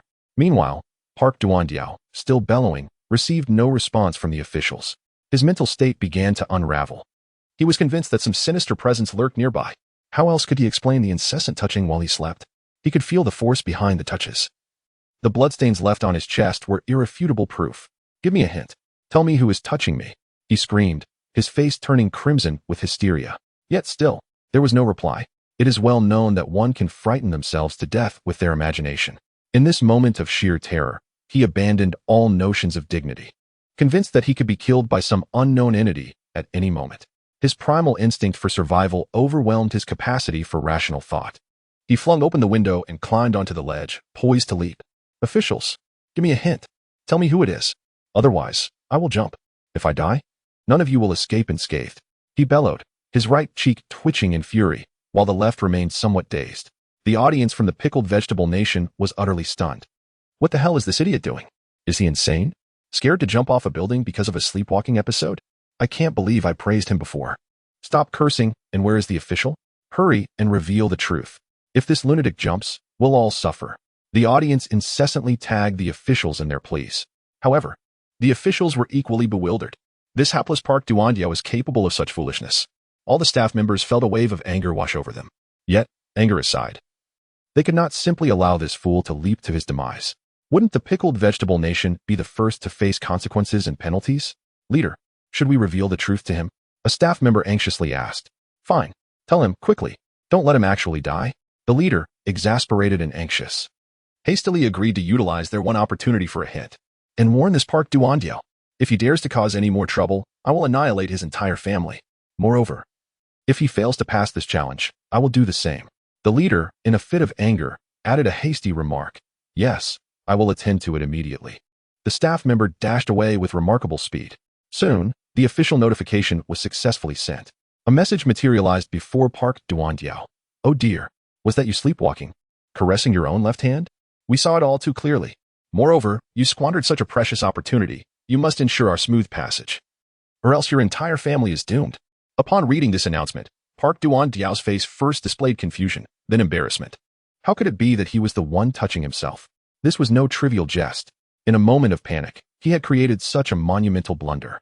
He glanced at the content of the notification once more, a chill running down his spine. If he did not secure a successful passage, his family would surely meet a grim fate. My apologies, I was merely joking earlier, he said with an awkward smile. Having uttered those words, he swiftly dove back under the covers, enveloping himself tightly in the blanket, fearful that others might witness his current foolishness. However, bizarre events unfolded once more. Logically, after such an embarrassing incident, it would be impossible for anyone to fall asleep. Yet, merely half a minute later, Park Duandiao's voice echoed once again from the live stream. How utterly foolish to engage in such antics and still manage to sleep immediately afterward. He truly lacked any sense of caution. How could someone possess such a thick skin? How could such a person exist in our nation?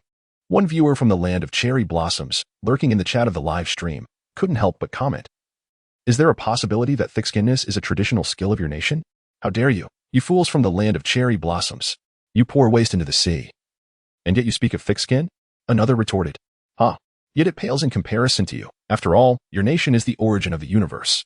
The two groups of viewers erupted into a heated argument. Just as they engaged in a fervent dispute, Park Duandiao began to writhe uncontrollably beneath the covers, moving like a wriggling worm. As his movements grew increasingly frantic, the bed creaked ominously. The audience in the live stream finally took notice of this scene, halting their quarrel. their faces darkening as they focused on the unfolding spectacle. They were eager to witness the antics of this foolish individual. Before long, Park Duan-Diao's struggles escalated to a frenzied state. With a sudden kick, he sent the blanket flying. His entire form became visible on the live stream, revealing his left hand tightly gripping his throat while his right hand desperately attempted to pry it free. His face was flushed crimson from the lack of oxygen. What on earth was happening? Had he sleepwalked to the point of attempting to harm himself? Who would sleepwalk in such a manner? Something must have gone awry. Look. His eyes are wide open, and his right hand is fighting back. This does not resemble sleepwalking at all. It appears as if he is possessed. The moment those words were spoken, a chill ran down the spines of all the viewers. Could it be? Had he never been sleepwalking at all, but rather encountered something sinister? Oh no, why was our nation plagued with such misfortune? How could we be confronted with the uncanny? The crowd lamented in despair. Time passed by second, yet fortunately, Park Duan-Diao was not left-handed. His right hand possessed greater strength, ultimately allowing him to free himself from the constraints of his left. He gasped for breath, rising to his feet, panting heavily. After a considerable duration, he gradually regained his composure. Am I truly sleepwalking? Am I actually strangling myself in my sleep? He bellowed in despair, cursing, useless. All of you are useless. You officials are utterly incompetent. In a fit of rage, Park Duan-Diao began to wildly throw and smash the objects around him, venting the frustrations that consumed him. Chapter 73. New discoveries in the guest room, subsequent regulations? Meanwhile, the officials of the pickled vegetable nation were utterly bewildered. They could not fathom how such a situation had arisen. At that moment, a staff member rushed in, anxiously exclaiming, "Leadership, something terrible has happened. Some chosen ones from other nations are also experiencing somnambulism, but Park Duan-Diao is not merely sleepwalking. He has encountered something sinister." What? How could this be? The leader gasped. Moreover, due to the firewall set up by the Dragon Nation's live broadcast, we have only just received the latest news. Chen has discovered new rules. What? The leader cried out in despair, collapsing to the ground, his face ashen. However, his concern was not for the future of the pickled vegetable nation. He was primarily worried about his own career. After all, this live broadcast was being watched by the entire nation, and everyone knew he had approved the previous hits. The resulting blunder not only affected the judgment of their chosen ones, but also prevented them from conveying the Dragon Nation's latest updates to Park Duan-Diao. He was certain he would have to take responsibility for this debacle. Was his career not doomed to ruin? His house, money, car, and even his romantic prospects were all at stake. The head of the Supernatural Tales department felt a wave of darkness wash over him and promptly fainted. Meanwhile, in the world of strange occurrences, after venting his frustrations, Park Duan-Diao gradually calmed down, beginning to reflect on where he had gone wrong, which led him to become entangled in this enigma. After deep contemplation and elimination of possibilities, he surmised that the issue lay with the meat. There was something amiss with it. With this premise in mind, he began to devise a strategy. First and foremost, he could no longer consume that meat, if necessary. He could order takeout tomorrow. Additionally, tonight's bizarre happenings indicated that this malevolence did not kill directly, but rather through somnambulism, which was indeed a silver lining. Thus, when he slept, he could attempt to bind his hands and feet to avoid danger. With this plan, he felt a renewed sense of hope for a successful resolution. With his strategy in mind, a confident smile returned to Park Duan-Diao's face. "You inept fools, watch how I lead the pickled vegetable nation to greatness," he proclaimed proudly to everyone.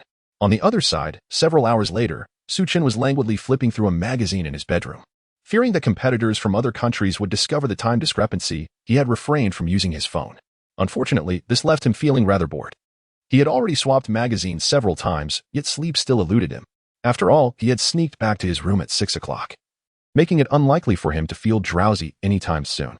Indeed, it seemed that modern individuals could hardly survive without their phones, he mused inwardly. After an hour of mindless staring, Chen suddenly felt the urge to relieve himself. Damn it, I really don't want to step out of the bedroom. Well aware that this was a perilous time, he was reluctant to venture outside. However, considering the potential health risks of holding in his urine, he finally rose to approach the bedroom door. After all, he did not wish to be questioned by his girlfriend in the future about his capabilities. Cautiously, he opened the bedroom door and, utilizing his innate abilities, peered outside, discovering nothing out of the ordinary. Chen swiftly dashed into the restroom, his mind echoing the stipulations of the rules, particularly the recitation of Newton's second law. The magnitude of an object's acceleration is directly proportional to the force applied and inversely proportional to the object's mass. The direction of the acceleration aligns with that of the applied force. He incessantly repeated these principles in his mind like a mantra. It was quite peculiar. He mused that such scientific concepts would manifest in this realm of strange tales. Indeed, in a world rife with bizarre phenomena, one would expect an abundance of the uncanny and supernatural. Yet here he was, reciting Newton's second law. One might mistakenly believe this strange world was merely a tutoring center.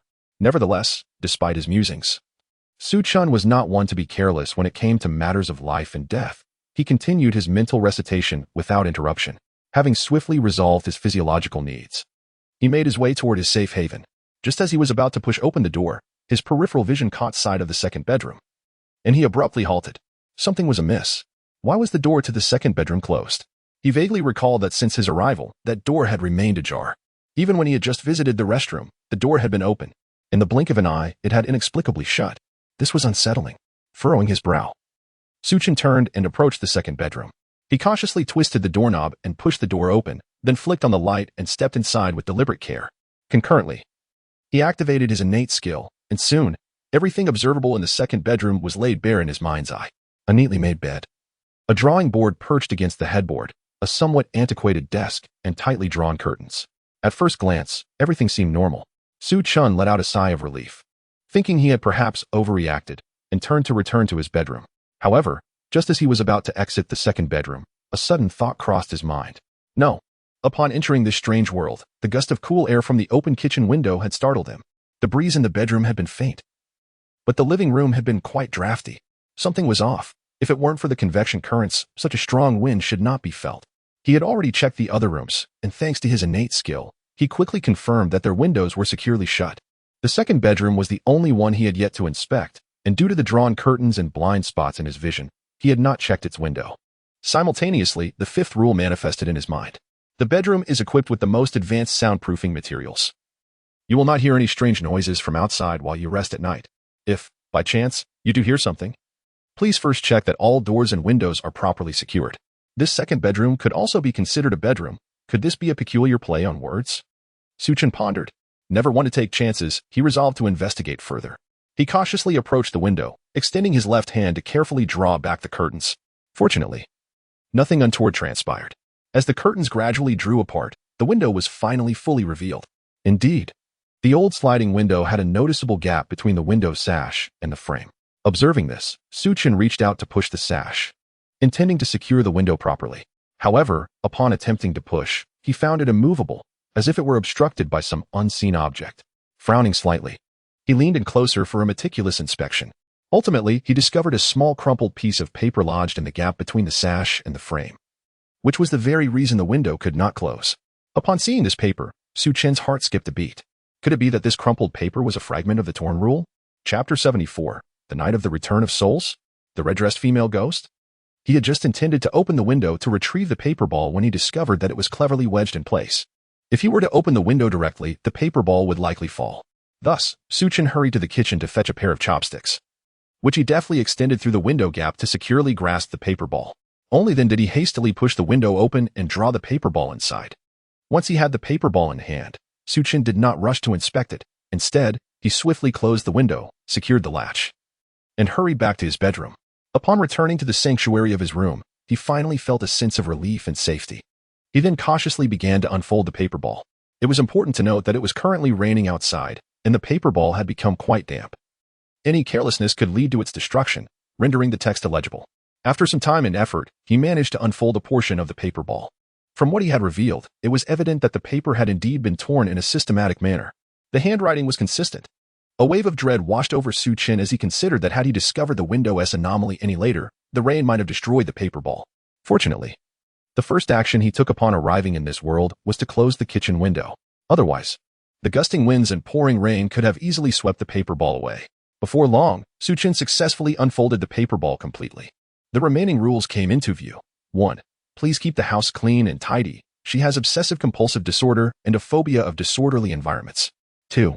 During the time I am away, if you feel lightheaded or confused, immerse yourself in work. It will keep your mind alert. 3. My graduation project, an oil painting, is only halfway completed. If you find yourself bored in your leisure, please help me finish it, my great artist. I shall reward you. 4. I will return on the night of the 7th day, wearing a red dress. If you see me in a blue dress, do not open the door. 5. I will never return. After reading these rules, Chen felt a chill run down his spine. Although he had yet to analyze the rules in detail, he was certain of one thing: These rules were undoubtedly penned by two individuals. Setting aside the differing handwriting in the subsequent rules, the last two were particularly contradictory.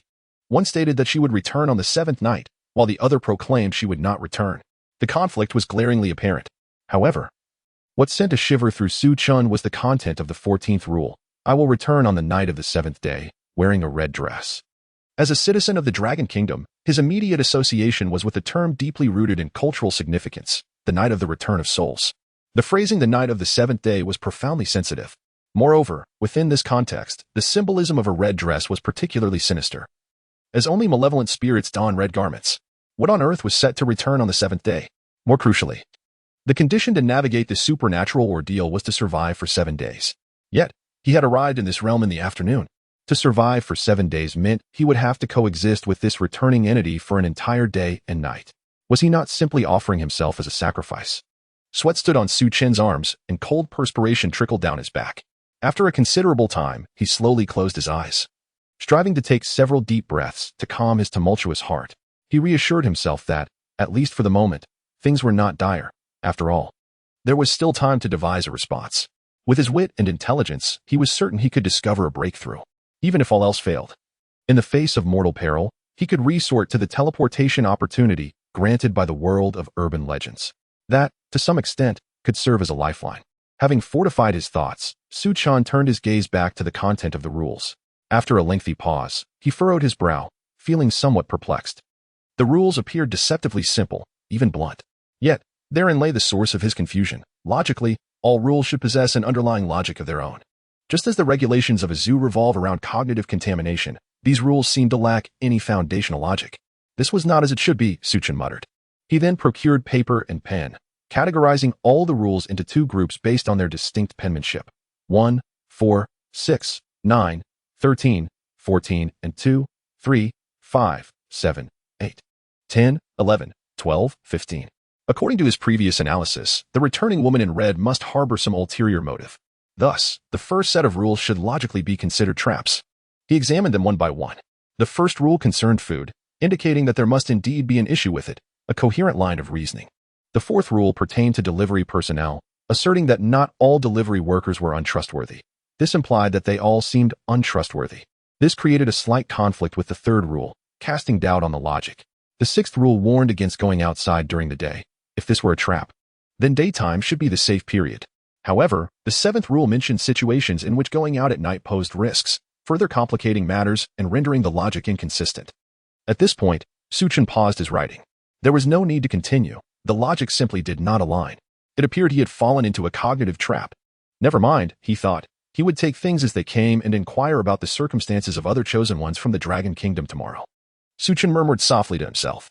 With that, he gathered all the papers, mindful of the rules that mandated maintaining cleanliness within the room, better to adhere to them if possible. Once tidied up, he lay down on his bed, preparing to retire early. Given the perilous nature of this particular quest, ensuring his mental state remained stable was of utmost importance. Before long, his breathing became steady, and he slipped into a deep slumber. Meanwhile, in the Dragon Kingdom's livestream, discussions erupted wildly as comments scrolled rapidly across the top of the screen.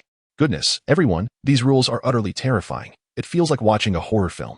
Do you think there's a possibility that the night of resurrection might not pose any danger? After all, it's my girlfriend. Well, you really think this is akin to a tale of unfulfilled love? You believe the ghost is like Chen? That is a malevolent specter in red. Moreover, who has claimed that this specter is a girlfriend? It is quite possible that the lady in red is the true culprit behind his girlfriend's ailment. Fear not, my friends. For with Su Chen's intelligence and a series of ingenious maneuvers, he shall undoubtedly prevail. Indeed, let us place our faith in the prowess of Su. Additionally, let us not forget that among all the chosen ones, only Su has discovered the subsequent notes, which signifies what? It signifies Su Chen's remarkable capabilities. He is bound to succeed. My friends, do not fret unnecessarily. Just observe how peacefully he sleeps. If he were uncertain, would he be able to rest so soundly? Such reasoning holds great merit. Following this exchange, the collective trust in Su Chen alleviated much of the concern that weighed upon their hearts. Chapter 75. Logical Inconsistency, however. The audience of the Dragon Country felt reassured, while the spies from other nations were as restless as ants on a hot stove. Their own contestants were still oblivious to the subsequent intelligence conveyed on the slips of paper. It was imperative that they report back to their officials immediately. In a flurry of urgency, Peter retrieved the equipment that the ugly nation had prepared for him from the depths of the cupboard, intending to use it to establish contact with them. Just as he powered on the device, a knock resounded at the door. Furrowing his brow, he inquired, "Who is it?" "A delivery person," came the reply. Upon hearing this, he relaxed slightly, recalling that he had indeed ordered takeout. He hurried to the door, but instead of opening it directly, he peered through the peephole and confirmed that the figure outside was indeed dressed as a delivery person. He then took out his phone, opened the delivery app, found the relevant information about the courier, and dialed their number. In the next moment, the delivery person outside answered the call. "Hello?" Peter heard the voice emanating from both outside and his phone, and he finally felt a sense of relief. He ended the call and opened the door. "Why are you so late? You're past the deadline, you know. Do you believe I'll give you a bad review? Such subpar individuals from the Dragon Country. Utterly untrustworthy." Before he could finish his tirade, a large hand emerged from the blind spot beside the door, forcefully pushing it open. Suddenly, several individuals clad in Dragon Country uniforms surged into the room, swiftly pinning the bewildered Peter to the ground. "What are you doing? I am a noble citizen of the ugly nation. What do you intend to do?" Peter shouted desperately, struggling against their grip. "Silence. You think the ugly nation will spare us? You have been spying on our secrets. We, the Dragon Country, will not show you mercy," the leader said, his expression stern. At that moment, someone retrieved Peter's equipment, and he felt a chill run down his spine, realizing that his fate was sealed. With the evidence against him laid bare, he slumped to the ground, ceasing his resistance. That night, numerous spies from various nations were apprehended by the Dragon Country, with only the pickled vegetable nation managing to evade capture. However, their misfortune was compounded by the time Peter relayed the news back home. Their officials had already expended their one opportunity for a hint. Furthermore, due to the earlier incident involving Park Duandiao's madness and his attempt to leap from the window, the mysterious little paper had long since fallen outside and was irretrievable. Nevertheless, there were several nations that celebrated this night. For instance, those with strong ties to the Dragon Country, as well as the fence-sitting countries, led by the Pear Nation, which had paid handsomely to persuade the Dragon Country to show leniency. Their officials, under the assurance of absolute confidentiality, were granted a direct live stream from the Dragon Country. They received this monumental news at the earliest opportunity, and thus they couldn't help but secretly rejoice at having chosen the right side. Sticking with the ugly nation meant going hungry 3 days out of 9. It was far better to align with the Dragon Country. This elder brother was reliable. In the realm of peculiar tales, at 6:50, real-time 5:50, Chen's phone alarm blared. He groggily rose, reached out to silence the alarm, and then promptly collapsed back onto his pillow. Accustomed to the leisurely life of waking naturally after a long slumber in the zoo, he found himself unaccustomed to rising so early. Fortunately, he was aware that he was currently in the realm of eerie tales, where important matters awaited his attention. A few minutes later, he rubbed his cheeks and, with his hair disheveled like a bird's nest, sat up. After stretching his neck and back, Chen was fully awake. He first assessed his mental state and discovered an increase in his mental strength compared to the previous day. It appeared that the realm of strange tales was not targeting him specifically. Rather, it had deliberately diminished the mental strength of all chosen ones due to the trap set the night before. This suggested that those chosen ones who had not detected the trap must have encountered unforeseen circumstances. Chen squinted, deciding to seek confirmation from the officials of the Dragon Country. "Are the officials of the Dragon Country present? I wish to verify a few matters. I suspect that someone must have consumed food from the refrigerator last night, particularly meat products, in accordance with the first rule." Simultaneously, many among them likely fell into the time trap and did not retreat to their bedrooms, as stipulated by the 10th rule. I surmise that those chosen ones meeting these two criteria must have exhibited peculiar symptoms last night, possibly disorientation, lack of coordination, or even bizarre behavior. If my conjecture is correct, please remain silent and offer no hints. Chen spoke softly, almost as if to himself. Meanwhile, the members of the Dragon Country's Department of Eerie Tales exchanged startled glances. They had not anticipated that Chen would make such an accurate deduction. Last night, personnel dispatched worldwide to gather information had already compiled their reports. Chosen ones from countries such as Pickled Vegetable Nation and Pottery Bowl Nation indeed met the conditions outlined by Chen. As he had predicted, they exhibited unusual behavior. Some displayed extreme lethargy, while others were overly energetic, singing throughout the night. A few even exhibited symptoms akin to sleepwalking, their limbs unresponsive to commands. "How did you deduce this?" someone asked in astonishment. Since he disconnected the live stream yesterday to verify this information, it indicates he had already formed a hypothesis. "We shall observe in silence," Chen Lao said calmly. "But this is incredible. To deduce the trap within the rules is already impressive. Yet he even predicted the symptoms. "I'm in awe," exclaimed Shaoli, his face a mask of shock. "This is Chen. He always surprises us, transforming the zoo into a resort while squeezing the strange workers for every bit of effort. It cannot be simple. I now eagerly anticipate what marvel he will conjure next." Qin Lao chuckled. Minutes later, as Chen had yet to receive any notification from the Dragon Country, he furrowed his brow, realizing his suspicions were not unfounded. Moreover, the Dragon Country had indeed followed his instructions to disconnect the live stream. Otherwise, he would have surely received an official prompt by now. Being right only adds to the headache. Chen lamented inwardly. He did not find it as effortless and leisurely as praised by Elder Qin and others. Rather, the pressure within him had increased manifold. According to the official verification from the Dragon Kingdom, consuming food from the refrigerator, coupled with an individual who failed to evade the time trap by not retreating to the bedroom in due time, would encounter peculiarities. Firstly, the handwriting of the two known rules differs, indicating they were penned by two distinct individuals. If we assume the first rule to be true, then consuming food from the refrigerator should not lead to any mishap. Consequently, the 10th rule would then be a falsehood, and violating it would bear no consequences. In this scenario, the chosen one from last night would not experience any abnormality. Hence, the deduction proves incorrect. This leaves us with a rather straightforward alternative. The first rule is false, and consuming meat will indeed result in trouble. The 10th rule is true. A lack of understanding of the time trap would also lead to complications in breaching the 10th rule. Thus, all those chosen encountered strange occurrences. This aligns with Chen's prior conjectures, which have also been corroborated by the Dragon Kingdom. However, this leads to a new dilemma, one that had left Chen perplexed last night. The two handwritings, one true and the other false, stand in opposition, rendering the logic of the remaining rules inscrutable. He had already deduced this the previous night. This is indeed a grave situation. Chen muttered under his breath in exasperation. Chapter 76. Survival as the ultimate principle at present. After synthesizing all the available information, only one possibility emerges to clarify the logic. The two fonts are not entirely antagonistic. Within them lie both truth and falsehood, along with countless possibilities. Consequently, the challenges for survival in the coming days have escalated exponentially, even beyond my previous expectations.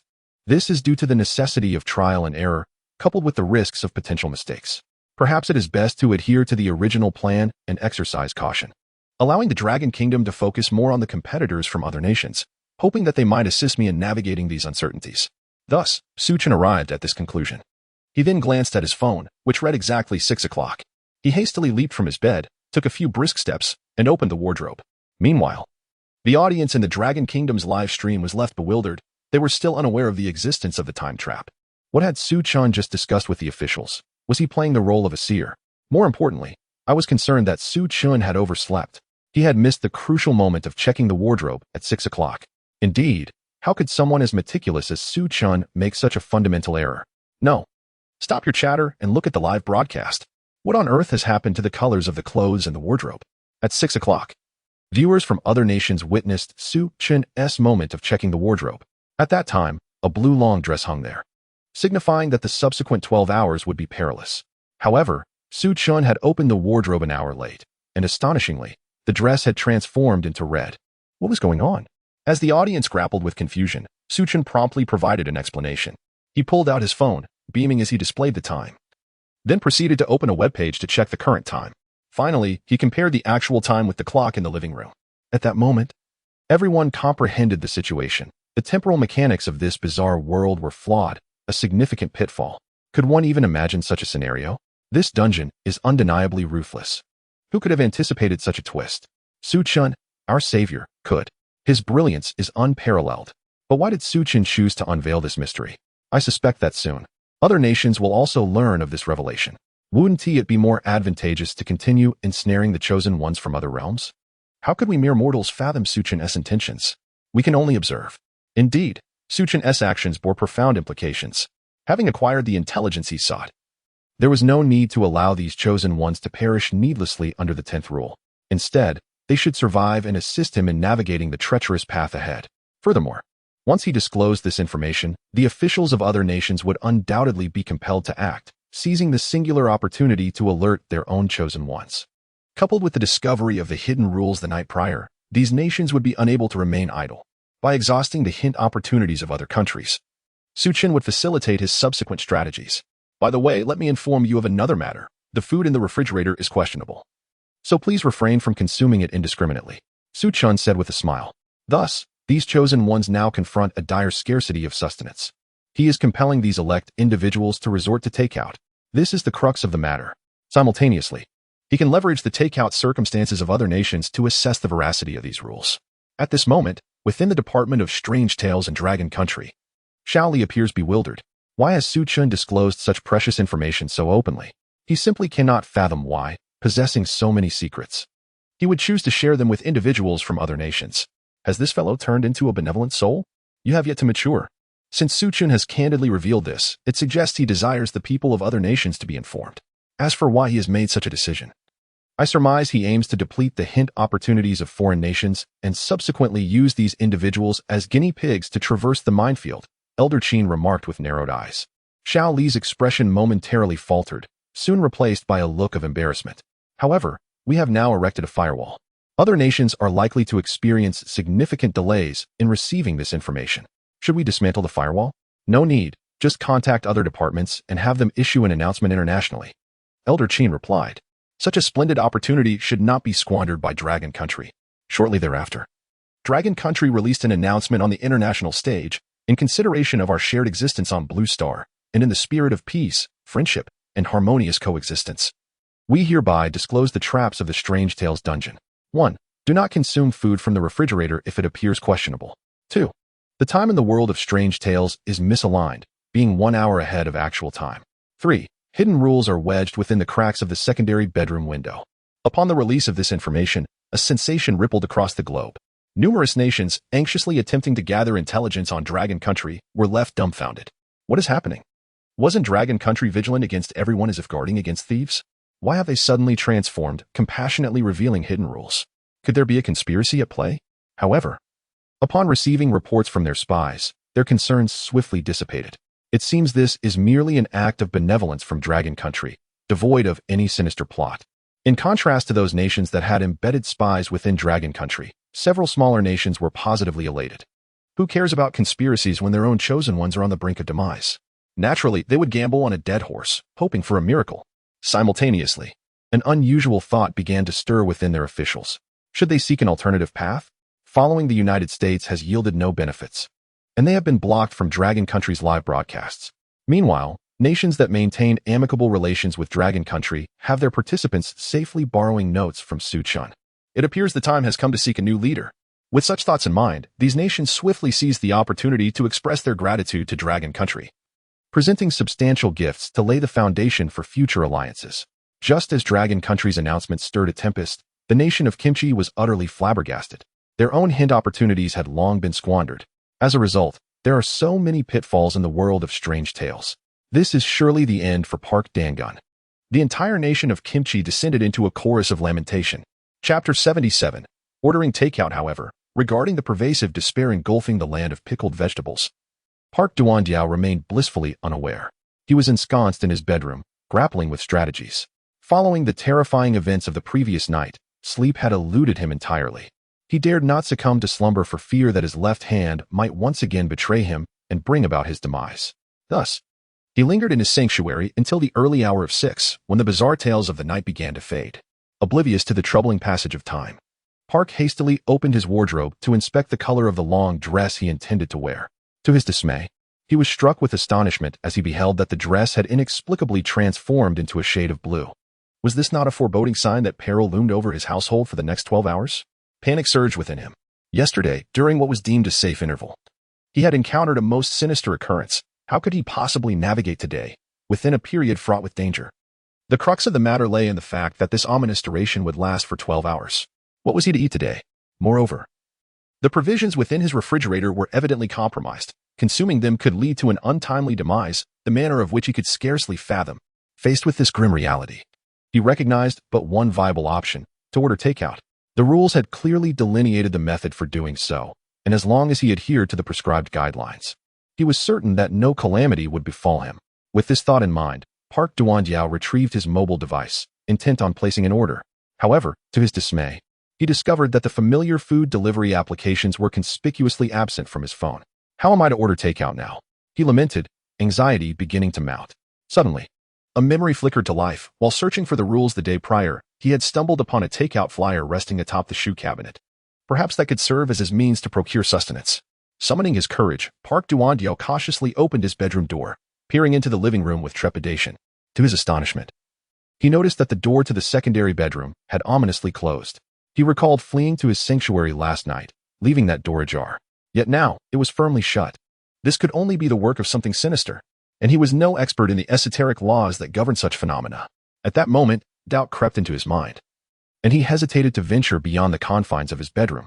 However, reasoning that the shoe cabinet was not far and that he would surely starve without the flyer, he gathered his resolve. In a burst of determination, he dashed towards the shoe cabinet, snatched the flyer, and sprinted back to his room with the speed of a sprinter. With a resounding thud, he slammed the bedroom door shut. Panting heavily, he muttered to himself, "This is utterly terrifying." After regaining his composure, he turned his attention to the content of the flyer. At the top, a bold title proclaimed, "Have you eaten yet, app?" Followed by an enticing announcement, "Now live with a special offer of 300 yuan in coupons." Below were mouth-watering images showcasing the signature dishes from the restaurants under his household's banner, each more appetizing than the last. Just yesterday, he had endured a charred dish. And now, seeing these delectable offerings, his mouth watered uncontrollably. As he continued to peruse the flyer, he eventually came across a QR code at the bottom. To order takeout, please scan the QR code below to download the Have You Eaten Yet app.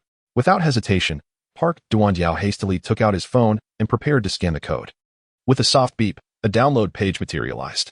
Reaching out, I clicked, and soon the software was downloaded.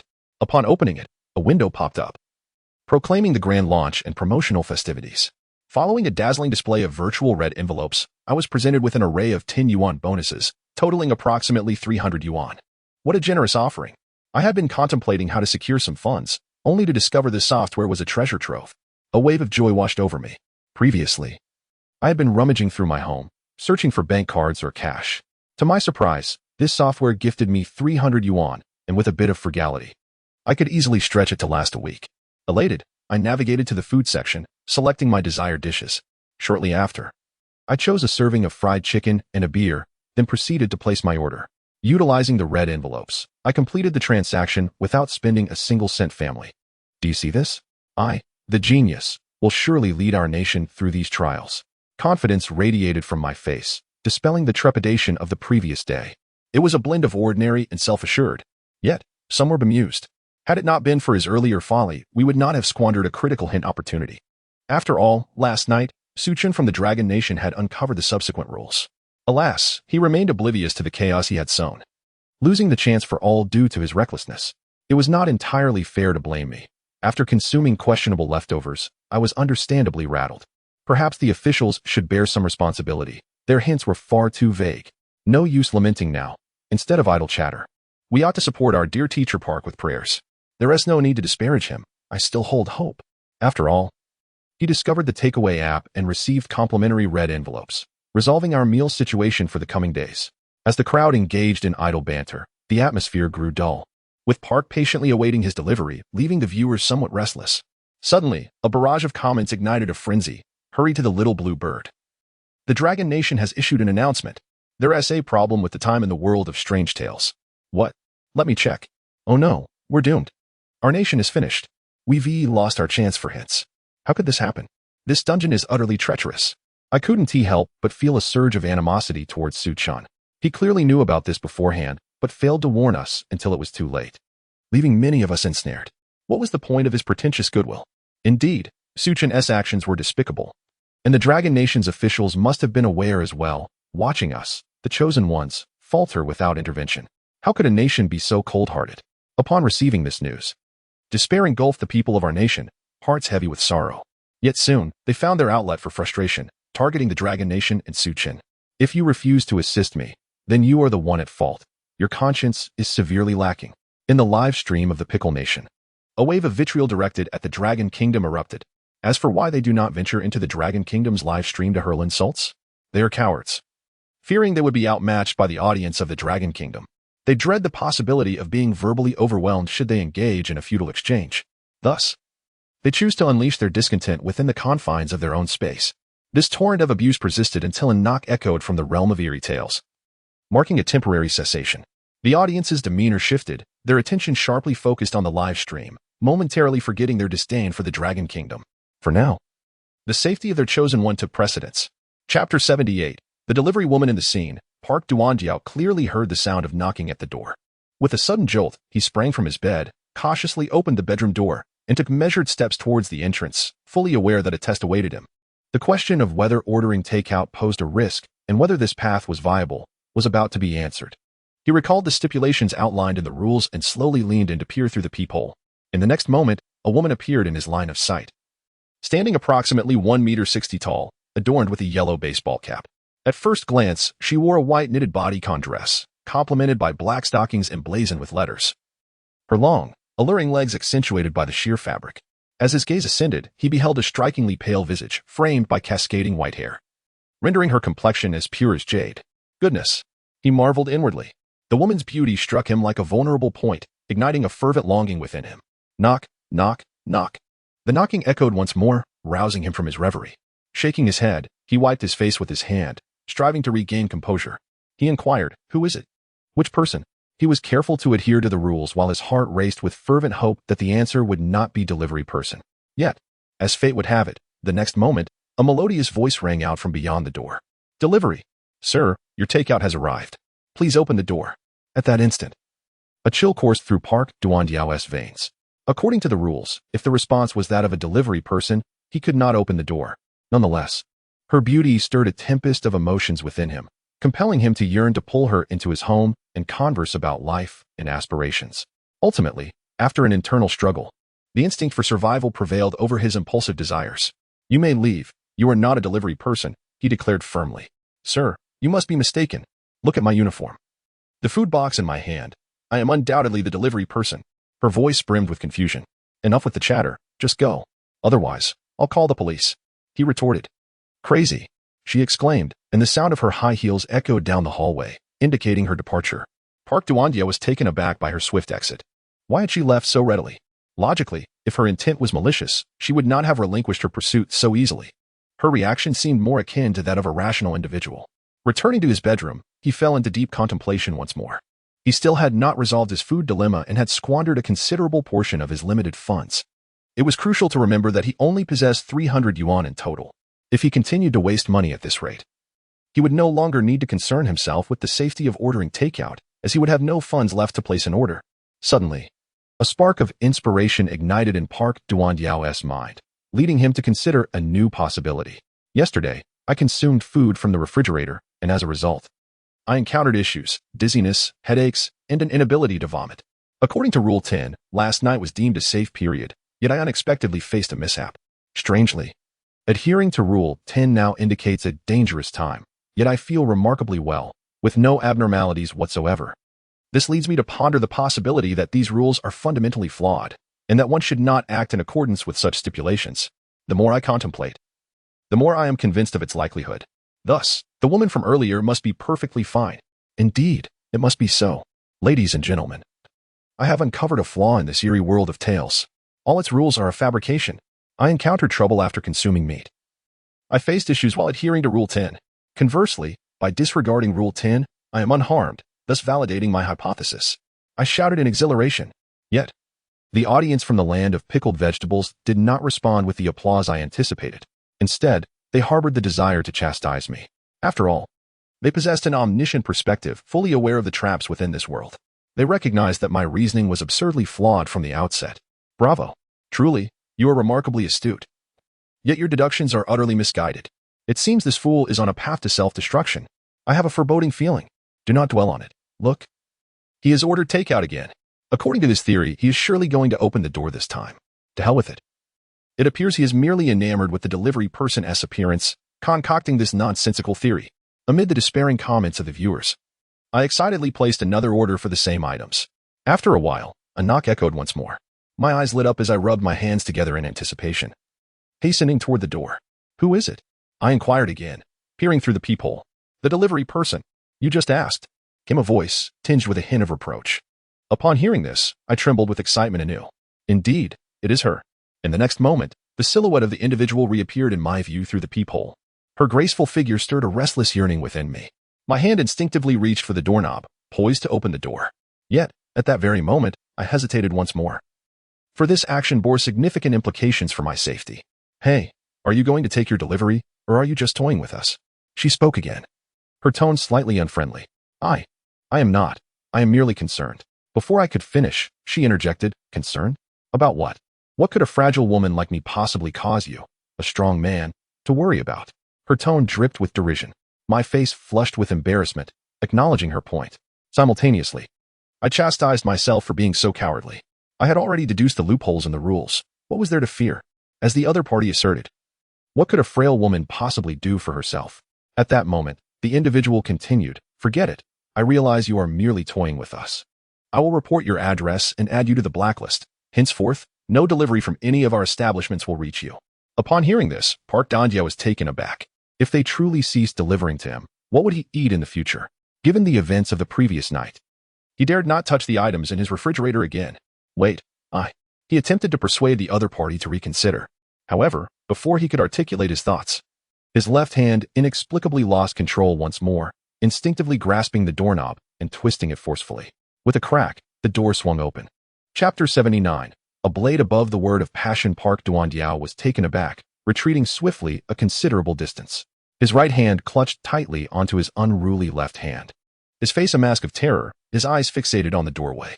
In the next moment, a woman sauntered in, carrying a food box. The rhythm of her high-heeled shoes echoed ominously in Park Duandiao's heart. She blinked her beautiful eyes, filled with curiosity, and gazed at him. Sir? What seems to be the matter? I'm fine, Park Duandia responded, feigning composure as he concealed both hands behind him, his right hand firmly restraining the left. This bizarre turn of events unsettled him. That's a relief. Allow me to place your takeout on the table. The woman stepped forward briskly, setting the food down. By the way, our establishment is currently offering a complimentary feeding service. Would you be interested? She smiled warmly at Park Duandiao. Upon hearing this, his heart fluttered, and vivid images of her feeding him danced in his mind. He nearly acquiesced, but considering the strange circumstances, he refrained. After a brief internal struggle, he ultimately declined. No. Thank you. Very well, then I wish you a pleasant meal. I shall take my leave. The woman responded decisively, turning to exit without further ado. As Park Duandiao observed her decisive silhouette and the mesmerizing sway of her legs beneath her skirt, an insatiable yearning surged within him. It felt as though his desires had split into two, with the suppressed demon of longing awakening entirely. If she harbored ill intentions, she would not have departed so promptly. Perhaps he was overthinking it, another voice in his mind reasoned. In the next moment, he hastened a few steps to catch up with her. Wait a moment. I have suddenly developed an interest in your feeding service. The woman paused, gracefully turning around with a smile. Of course. The audience from the land of kimchi watched in sheer horror as Park Duandiao's left hand seemed to act of its own accord, flinging open the door, nearly causing them to lose composure. They exhaled in relief only when the woman set down the takeout and turned to leave. Yet, Park Duandiao called her back, sending the audience into a frenzy once more. Is Park Duandiao out of his mind? This is the realm of strange tales. How could he dare to retain her? Has he been bewitched by her beauty? Truly reckless. Look at his expression and demeanor. Does it not seem off? I suspect he has been tainted by the bizarre, otherwise. Such irrationality is unfathomable. It's possible. Observe how his hands, previously the right gripping the left, now show the left pressing down on the right. It's quite peculiar. Enough. I am already in a state of panic. If Park Duandiao meets his demise, we shall perish alongside him. Oh, heavens, grant us assistance. Unbeknownst to Park Duandiao, the audience from the land of kimchi was in a state of turmoil. He was entirely consumed by the desires raging within him, seated at the dining chair, reveling in the exquisite experience of being fed by a beautiful woman. Sir, how does our food taste? She inquired with a cheerful smile. The ingredients appear to be meticulously selected, though the culinary skills seem to fall somewhat short in comparison to my own. Park Duandiao, while enjoying the service, cannot help but indulge in a bit of pretentiousness. Sir, you make a fair point regarding the freshness of our ingredients. However, I must respectfully disagree about our culinary prowess.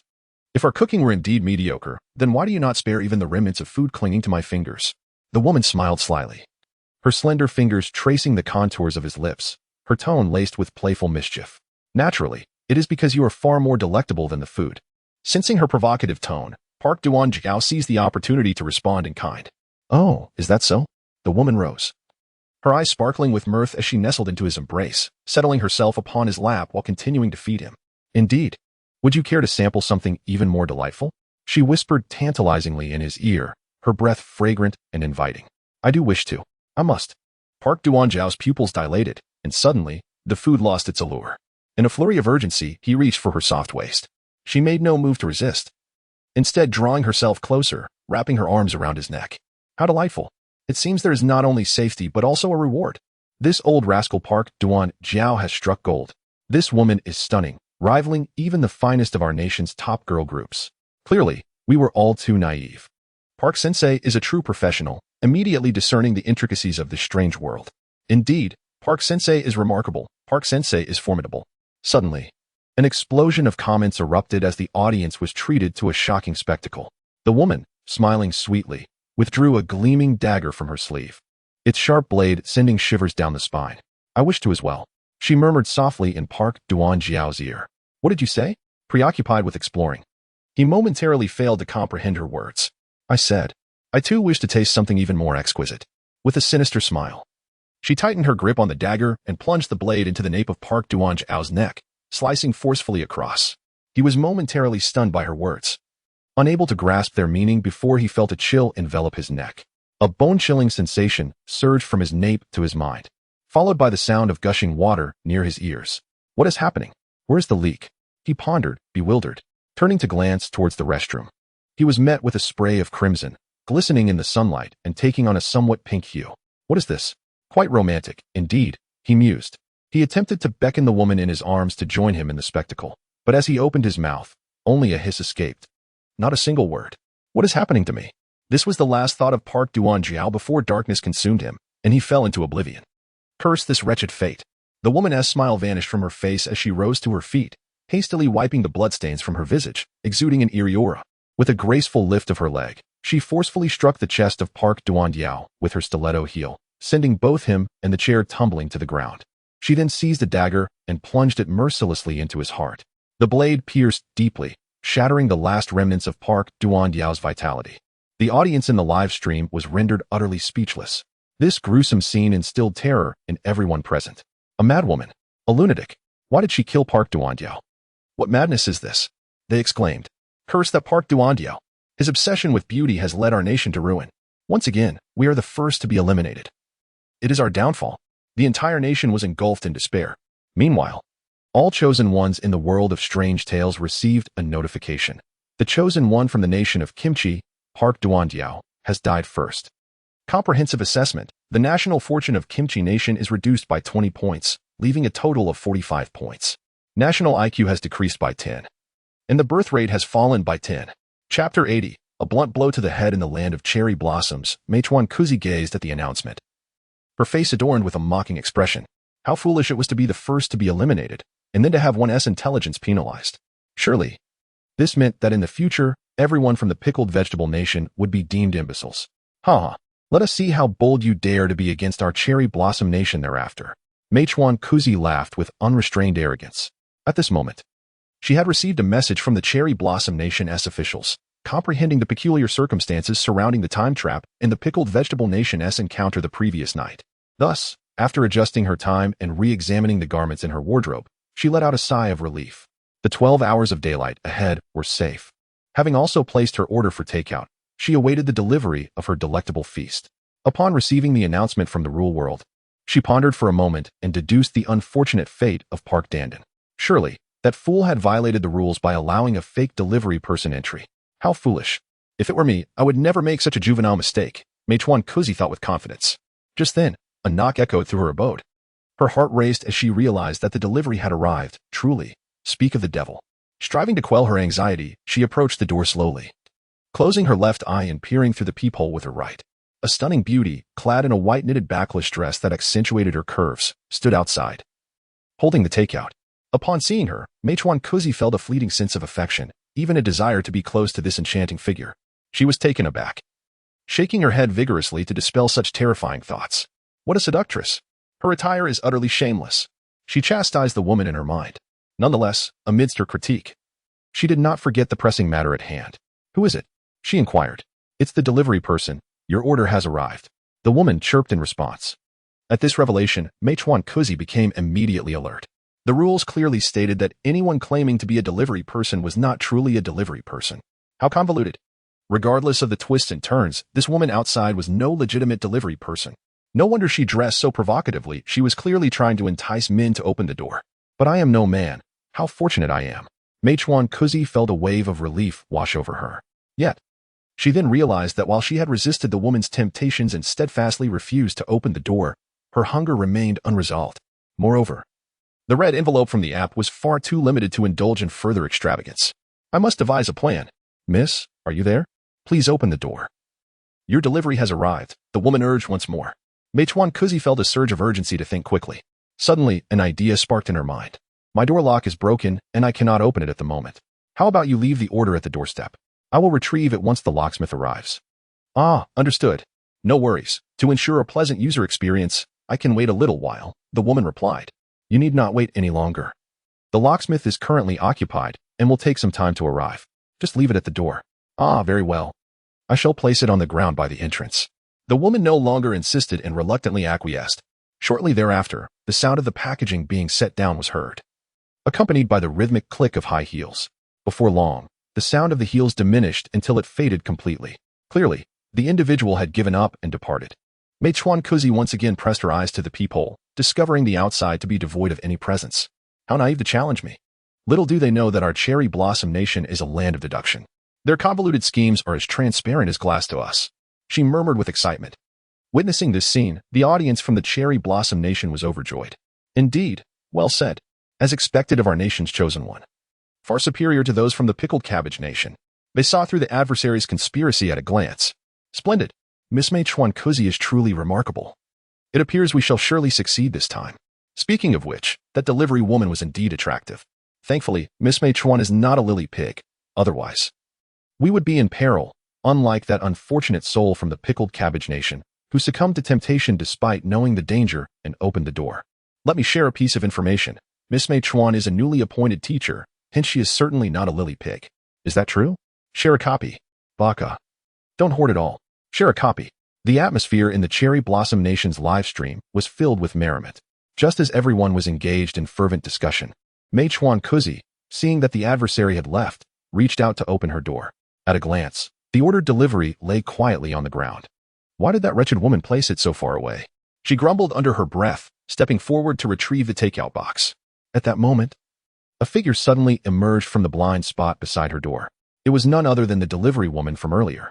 With a steel pipe raised high, she swung it fiercely towards the back of Meichuan Kuzi's head. A loud crash echoed. Meichuan Kuzi fell to the ground in response. You foolish lamb. The woman smirked, her lips curling upwards. Meichuan Kuzi felt the world around her twist violently, her body uncontrollably collapsing. A pair of delicate feet clad in black stockings appeared in her line of sight. Straining to look up, she saw the returning delivery woman, who had evidently slipped back barefoot after leaving in her high heels, creating the illusion that she had departed. You treacherous fiend, you've led me to ruin. This was the last thought of Meichuan Kuzi. Subsequently, the delivery woman drew a sharp dagger from her sleeve and mercilessly plunged it into Meichuan Kuzi's heart, twisting it incessantly. As the blade twisted, the woman's smile grew increasingly deranged. Filth. She spat. At that moment, the audience in the Cherry Blossom Nation's live stream was utterly bewildered. What had begun as a scene of joy instantaneously descended into the depths of despair. Baka. That woman did not leave after all. She secretly returned. How utterly treacherous. Who could have anticipated this? If only the unfortunate Meichuan Kuko had been more cautious and surveyed her surroundings before venturing out. What a foolish woman, dragging down our Sakura nation in her wake. It is over. Our national fortunes are destined to plummet below 60, subjecting us to the same dire penalties as the Kimchi nation. Simultaneously, the remaining chosen ones received two announcements almost in unison. The chosen one of Sakura Nation, Meichuan Kuko, has perished. Comprehensive assessment, Sakura Nation's fortunes are reduced by 15 points, leaving a total of 50 points. The overall intelligence quotient of Sakura Nation has decreased by 10. The chosen one of Ceramics Nation, Kiers, has also met his demise. Comprehensive assessment, Ceramics Nation's fortunes are reduced by 15 points, currently totaling 45 points. The overall physical fitness of Ceramics Nation has diminished by 10, with all resources also declining by 10. Chapter 81. Discovering the trick, Chen furrowed his brow as he gazed at the notice before him. He had previously disseminated information through Longhua, and it was evident that most of the chosen ones were now aware of the time traps and food traps. The continuous fatalities at this juncture could only signify one thing. The takeaway was perilous, likely riddled with pitfalls. He scrutinized the food he was about to order on his phone, ultimately deleting some items and settling for half portions of each. The total came to exactly 10 yuan. allowing him to use a red envelope for payment. By economizing, he could place additional orders to discern patterns. At this moment, every penny counted. Chen pressed the submit button for his order. Shortly thereafter, a knock echoed through the door. He cautiously approached, peering through the peephole, much like the other chosen ones. It was indeed the same elegant woman who had arrived. However, this time, she stood rather close to the door, allowing Chen to see only her face. She was stunning. Upon the first glance, his heart inexplicably leapt, stirring a profound fondness within him, even igniting an impulse to open the door and draw nearer to her. Yet, in an instant, he regained his composure. After all, his mental acuity far surpassed that of the average person. He could quickly recognize any anomalies in his state during such extraordinary circumstances. Good heavens, this is treacherous. I nearly fell for her ploy. No wonder so many have perished. Who among the seasoned veterans could withstand such a test? He silently scoffed. Mr. Su, are you home? Your takeaway has arrived. Just as Chen was contemplating. A soft and alluring voice wafted through the door.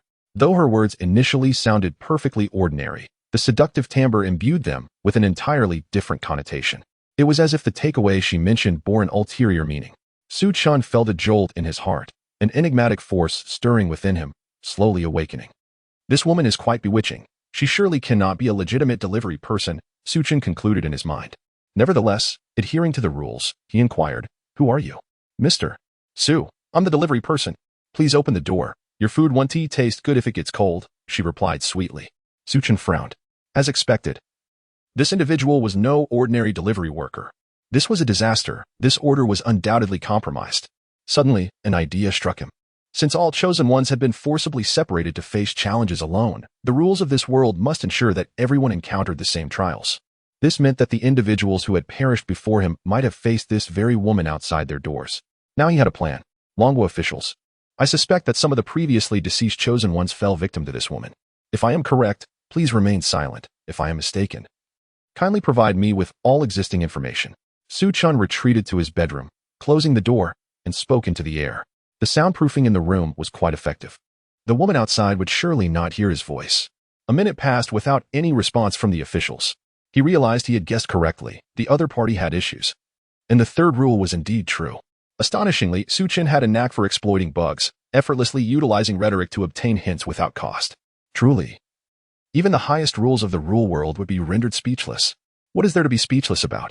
It is simply that Chen's prowess surpasses others, allowing him to uncover hidden regulations ahead of time. Otherwise, why do competitors from other nations not exploit bugs? It is merely because they have long exhausted their opportunities for hints. This reasoning holds water. Ultimately, it is because Chen is superior. Yet, even if he is aware that this woman poses a danger, what can he do? The issue of sustenance remains unresolved, as the food supply at home has dwindled. Do not worry. Trust in Chen. I believe he will find a way. The people of the Dragon Kingdom engaged in fervent discussion. Meanwhile, Chen stepped out of his bedroom and approached the front door. The other party continued to knock incessantly, uttering words that stirred the imagination. Chen peered through the peephole once more, determined to scrutinize the individual for any clues. Miss, have you knocked on the wrong door? My app shows that the delivery has yet to arrive. You are not a scammer, are you? He quipped casually. Of course not. I haven't made a mistake. Perhaps it's a glitch in the app. Sir, if you open the door, you can confirm it. How about this, to prevent you from being a fraud? Step back and show me the delivery. If it truly belongs to me, I shall open the door. Very well, sir. The woman readily complied, stepping back gracefully. One hand lifting the delivery bag while the other opened it to display its contents for Chen's inspection. At that moment, Chen's innate skill activated at full capacity, revealing every detail of the individual in his mind. He then commenced an analysis of all the particulars concerning the woman. The type of delivery was standard, consisting of items he had ordered. The woman possessed an athletic physique, devoid of excess fat, with well-developed thigh muscles, indicating regular exercise. Her strength was likely considerable. However, compared to himself, she was still vastly inferior, and in a physical confrontation, she would not hold an advantage. Her bright eyes and serious expression conveyed no hint of malicious intent, although it remained possible that she was skilled enough to masterfully control her demeanor and emotions. All right. You may lower the box now, Chen signaled, indicating that the delivery container obstructed his view of various aspects of her form. Okay, I'll say there is no problem then. The woman promptly set down the delivery bag. Suddenly, Chen's pupils contracted in alarm. Something was amiss. The weight of the food container fell off. He had only ordered half portions to save money, so the box should be light. The way the bag swayed as she set it down was also peculiar. More importantly, at the moment her arm descended, the loose sleeve of her garment was propped up by some foreign object, clearly not her arm. To Chen, it appeared more like a rigid rod or similar item. This individual had far more serious issues than he had anticipated. Sir, you have reviewed it. There are no issues. Please open the door. The other party urged with a hint of impatience. Chapter 82. A peculiar news program. Is this takeout not a half portion? I ordered a half portion. Oh, I see. We didn't notice earlier and accidentally packaged it as a full portion. No need to worry. You won't be charged extra. The woman smiled sweetly. How generous. This only heightens my suspicion that you might be a fraud. How about this? If you follow my instructions and perform a few actions, I shall believe you. What actions? The other party grew increasingly impatient. Roll up both of your sleeves, Chen said with a chuckle. Upon hearing this, the woman's expression changed dramatically, but only for a fleeting moment before she regained her composure. Sir, you're joking. A strong man like you is afraid that I, a weak woman, might be deceitful? However, if you don't trust me, I can't help it. Let's do this. I'll leave the takeout at your door, and you can collect it later. The tone of the other party was slightly irate. Very well, leave it outside, Chen replied. Soon, the sound of the takeout being placed outside and the click of high heels retreating could be heard. However, Chen did not open the door to retrieve the meal. Once he deduced that something was amiss, he certainly would not open the door. Moreover, allowing the food to be left outside for him to collect was a method proposed by the other party, which could very well harbor ulterior motives. It was imperative to tread carefully. Suddenly, an idea struck Chen. He called out towards the door. Don't hide, come out. I know you've returned. Silence enveloped the outside, with no response. Oh? Still silent? What are you pretending for? I can hear your footsteps, and look, your black shoe is peeking out. Chen continued. Yet, still, there was no movement. You may wait as long as you like. I certainly will not open the door. With that, Chen retreated to the living room, reclined on the sofa, turned on the television, and increased the volume to feign engrossment in the program. Nevertheless, his ears remained alert to the sounds outside. Minutes passed in silence. Chen furrowed his brow. Could he have misjudged? Had the other party truly left? Just then, a loud, furious knock reverberated through the door, accompanied by an agitated voice. Fine, you stay inside. If you have the guts, never come out again. I'll let you starve. You scoundrel. Oh, not hiding anymore? Chen said with a smile as he approached the door and peered through the peephole. He observed that the woman could no longer maintain her composure, her face contorted with rage as she pounded on the door as if it concealed her sworn enemy. Still not leaving? Planning to linger here? Don't get too cocky. You better watch out or we'll blacklist you, and you'll never receive another delivery. Let us see how you'll manage without food. Enough of your nonsense. If you could blacklist me, you would have done so long ago. Why threaten me? Just let me starve. Wouldn't that be a more decisive end? Chen replied with a chuckle. From the woman's words, it was evident that she harbored intense animosity towards him. Although he was unaware of the origins of this resentment, it did not hinder his reasoning. If she truly had the means to starve him, she would not be wasting breath but would act directly. Thus, he dismissed her current threats entirely. Open the door. You scoundrel. The woman grew increasingly frantic. Madness, do as you please. You're the one who is insane. Your entire family is insane. The woman screamed with a heart-wrenching intensity. Chen furrowed his brow and retreated to his bedroom, closing the door behind him, instantly enveloped in tranquility. The soundproofing was indeed commendable. He then retrieved his mobile phone, seeking another establishment to place an order, just in case. After completing this order, he awaited the notification that the delivery had commenced, only to place yet another order with a different restaurant. This strategy would prevent the deranged woman from intercepting his meal while allowing him to further assess the situation. Once his orders were secured, Chen emerged from his room. The atmosphere outside the front door had settled into silence. He peered through the peephole, discovering an empty exterior. The takeout he had left on the ground had vanished. Clearly taken by that woman, she seemed intent on starving him. Resigned, he returned to the sofa, aimlessly watching television while anticipating his food's arrival. After a tumultuous morning, it was now past noon, and his stomach had begun to rebel with audible protests. He was on the verge of devouring the last packet of instant noodles. It had been nearly 24 hours since he entered this bizarre world, subsisting on just that single packet of noodles. Naturally, he was famished. Suddenly, a midday news segment captured his attention. It reported that all the doctors at a certain neurology hospital had mysteriously vanished overnight, with the police finding no leads after days of investigation, as though these individuals had evaporated into thin air. Chen frowned. This incident bore the hallmarks of the supernatural. Coupled with his current surroundings, he couldn't help but suspect that these doctors might be connected to his current predicament. He glanced at the rolling news ticker at the bottom of the screen, which indicated that the disappearance occurred on the evening of August 28th, 20xc. His eyes narrowed. That date coincided precisely with his arrival at the zoo. Based on his deductions, the timelines in this world of strange tales seemed to be continuous. Following his completion of the zoo chapter, the rules likely initiated preparations for the next segment, which could explain the abduction of those doctors. Thus, the key to unraveling the mystery might be intertwined with this event. Sitting upright, Chen prepared to scrutinize the news further. However, the report abruptly ceased. The police had revealed that they uncovered new leads from the hospital's patient registration documents, but specifics were not yet available for public disclosure.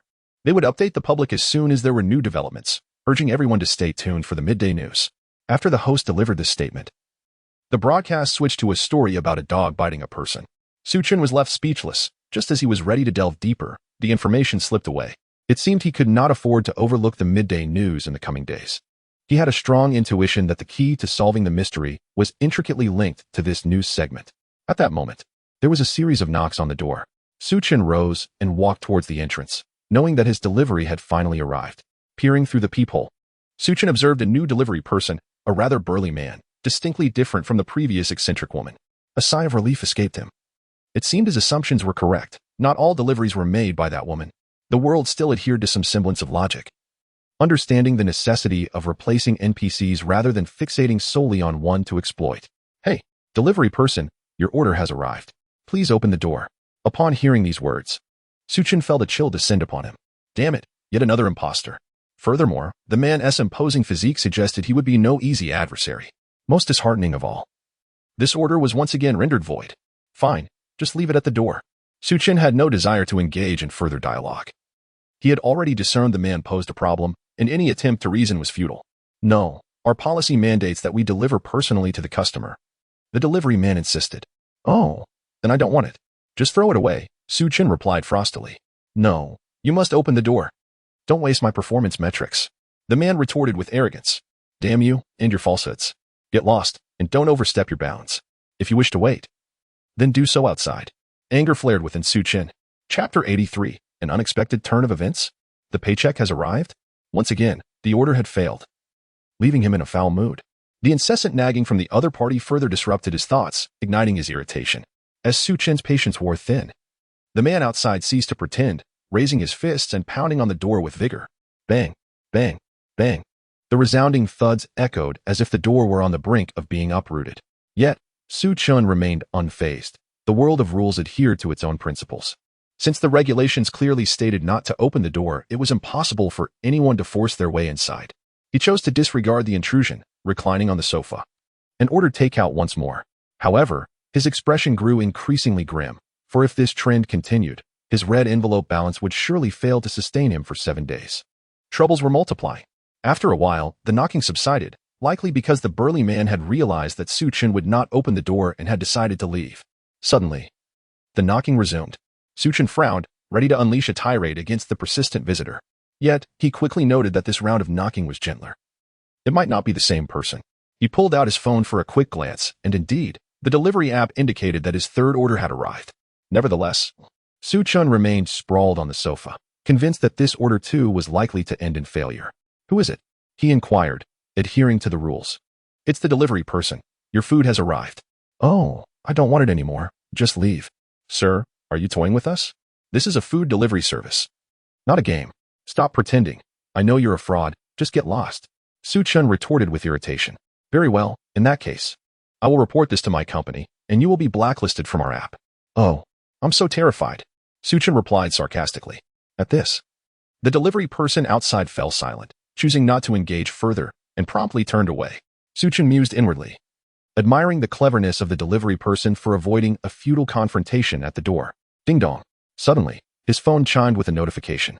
He picked it up and glanced at the screen. In the next moment, he sprang up in shock. The message was from the food delivery service. Dear esteemed user, due to your repeated refusals of orders and multiple reports against you, your red envelope balance has been cleared. All ongoing deliveries have also been canceled. Chen was left dumbfounded. Could it be that the fraudulent delivery person had spoken the truth? How could this be? How could a mere pretender wield such power? Were these individuals truly delivery personnel? If so, why did they harbor animosity towards him? This unexpected turn had shattered his plans without the red envelope. He found himself devoid of funds in this peculiar world. Previously, he had searched at home using his unique skills but had uncovered no wealth. Was this truly a deadlock? Would he have to rely solely on the food in his refrigerator to survive? As Su Chen's complexion grew increasingly pallid, he ultimately had to concede that he lacked a superior solution. The only escape lay in relying on his formidable mental fortitude to withstand the contamination inflicted by the food in the refrigerator. Cursed fate, how the tables have turned. He regretted not having opened the door for that beautiful woman. At that moment, had he summoned his strength and agility, it would not have been impossible to suppress her by force. Just as Su Chen resolved to confront the contamination head-on by opening the refrigerator, his phone chimed once more. Ding dong. The crisp notification sound caused his arm, poised to retrieve food, to pause. A look of bewilderment crossed his face, uncertain of who had sent yet another message. Upon picking up his phone, astonishment washed over him, quickly followed by an uncontrollable expression of joy. Hello, Director Su. As you have not submitted your bank card number to the organization, we have taken the liberty of issuing one for you. The card number is, and the password is. Your salary for last month has been credited to this account. Good heavens. Could it be that these missions truly exist within the same realm? Su Chen was taken aback. Although he had previously speculated such a possibility, this message confirmed everything. He swiftly retrieved his phone and dialed the bank's customer service. Following the automated prompts, he quickly accessed his account balance. 100,000 yuan in total. Wealth at last. With this sum, he could effortlessly order 100 takeout meals each day. Under the strategy of sheer numbers, he was resolute in uncovering the truth behind the rules. Without hesitation, Su Chen linked his bank card to a payment app and then proceeded to place orders at an astonishing rate of one every 5 minutes on the Full Stomach app. After placing 10 orders, a knock echoed through the room. Preoccupied with his ordering frenzy, he did not lift his head and casually inquired, "Who is it?" "Delivery." "Oh, you can leave." "A delivery person?" "Sir, if you maliciously order using our red envelopes, we will void your balance." "Fine, I couldn't care less." Another delivery person. Moments later, another knock resounded. "Sir, I'm the delivery person. Your order has arrived. Enjoy your meal. I don't want it. Using our system's red envelopes. I have money. I do as I please." Su Chen abruptly interrupted the delivery person's attempt at persuasion. Delivery person number 2. After a while, footsteps approached again. This time, however, the individual did not knock first, but instead inquired with surprise, "What's going on? Why are you all waiting here? This fellow inside won't open the door. Didn't you tell him that malicious orders using red envelopes would result in their balance being cleared? This young man seems to be quite affluent. Money is no object." Delivery person number 3. Nonetheless, he did not readily concede defeat and knocked on the door once more. "Cease your knocking. I am not deaf. And I have overheard your conversation. Do you take me for a fool? Depart at once." Without waiting for a response, Su Chen laid his cards on the table. Outside, the delivery personnel continued to gather, enough to form a football team. The audience from Long Country was utterly bewildered. Is this truly how it is played? A tactic of sheer numbers? I was frantic when my red envelope was emptied, yet to my astonishment, the zoo has commenced distributing salaries. Who could have imagined that we inhabit the same world? I am in awe. Su Chen never ceases to deliver unexpected surprises. My friends, I notice several competitors from nations with whom we share a tenuous rapport have had their red envelopes drained. Should we not share this segment of Su Chen's live broadcast with them? Ha ha, the brother upstairs is quite mischievous, but I appreciate it. Let us hasten to share. And do provide us with the link shortly, and we shall elevate your post. Upon hearing of an opportunity to see their adversaries falter, the audience from Long Country instantly ignited with excitement. Chapter 84. A turning point in response to the fervent discussions among netizens. The authorities chose not to impose any restrictions, but rather facilitated the situation by temporarily unlocking the screen recording feature, thus offering a convenient avenue for users. Soon enough, a recording of Su Chen's live stream surfaced on various foreign platforms, such as Twitter and YouTube. With the inclusion of keywords related to Su Chen from the Dragon Kingdom and the fervent sharing and liking by viewers from that region, the video swiftly gained immense popularity beyond its original confines. A multitude of international viewers, upon encountering the video, began to flood the comment section. "Oh, the self-important people of the Dragon Kingdom, how audacious to place so many orders. Are you unaware of the penalties for refusing orders? Your red envelopes will be emptied." Laughter echoed through the comments. It's utterly comical. The Dragon Kingdom dares to flaunt this. I'm eager to witness the expressions of the Dragon Kingdom citizens once Su Chen's red envelope is emptied. I maintain that the Dragon Kingdom merely enjoys a stroke of luck. Look now, Su Chen has unveiled his foolishness. Greetings, I am from the Dragon Kingdom, and I can confirm that Su Chen's red envelope has indeed been emptied. This comment quickly garnered a significant number of likes and responses, swiftly ascending to the top. I told you, Su Chen is truly dim-witted. Let us see how the Dragon Kingdom handles this predicament. It's all over for him. Whether he eats the food from the fridge or not, he is doomed. Aha. Oh, the feeble citizens of the Dragon Kingdom, unlike us from Kangaroo Country, who are robust. Our competitors boldly seized takeout from the hands of a woman, and now they are feasting abundantly. Our chosen ones from the ugly country are boxers who also snatch takeout. The Dragon Kingdom's people are so timid they don't dare to do the same. Well, now they starve without their red envelopes. Ah, indeed. When it comes to shamelessness and snatching, the Dragon Kingdom can never compete with you from the ugly country and Kangaroo Country. As the online debate intensified, another comment emerged, swiftly claiming the top spot. Oh, by the way, I forgot to mention, the zoo has paid Su Chen a salary of 100,000 yuan. He has ample funds to order takeout and experiment. With this revelation, the previously boastful international audience fell silent, as if choked on their own words. What good is that? With Su Chen's slight stature, even with abundant money, he wouldn't dare to snatch. Exactly. Although our competitors from the ugly country may lack funds, at least we aren't starving, while Su Chen from the Dragon Kingdom is still hungry. Some spectators from other nations continued to hold their ground.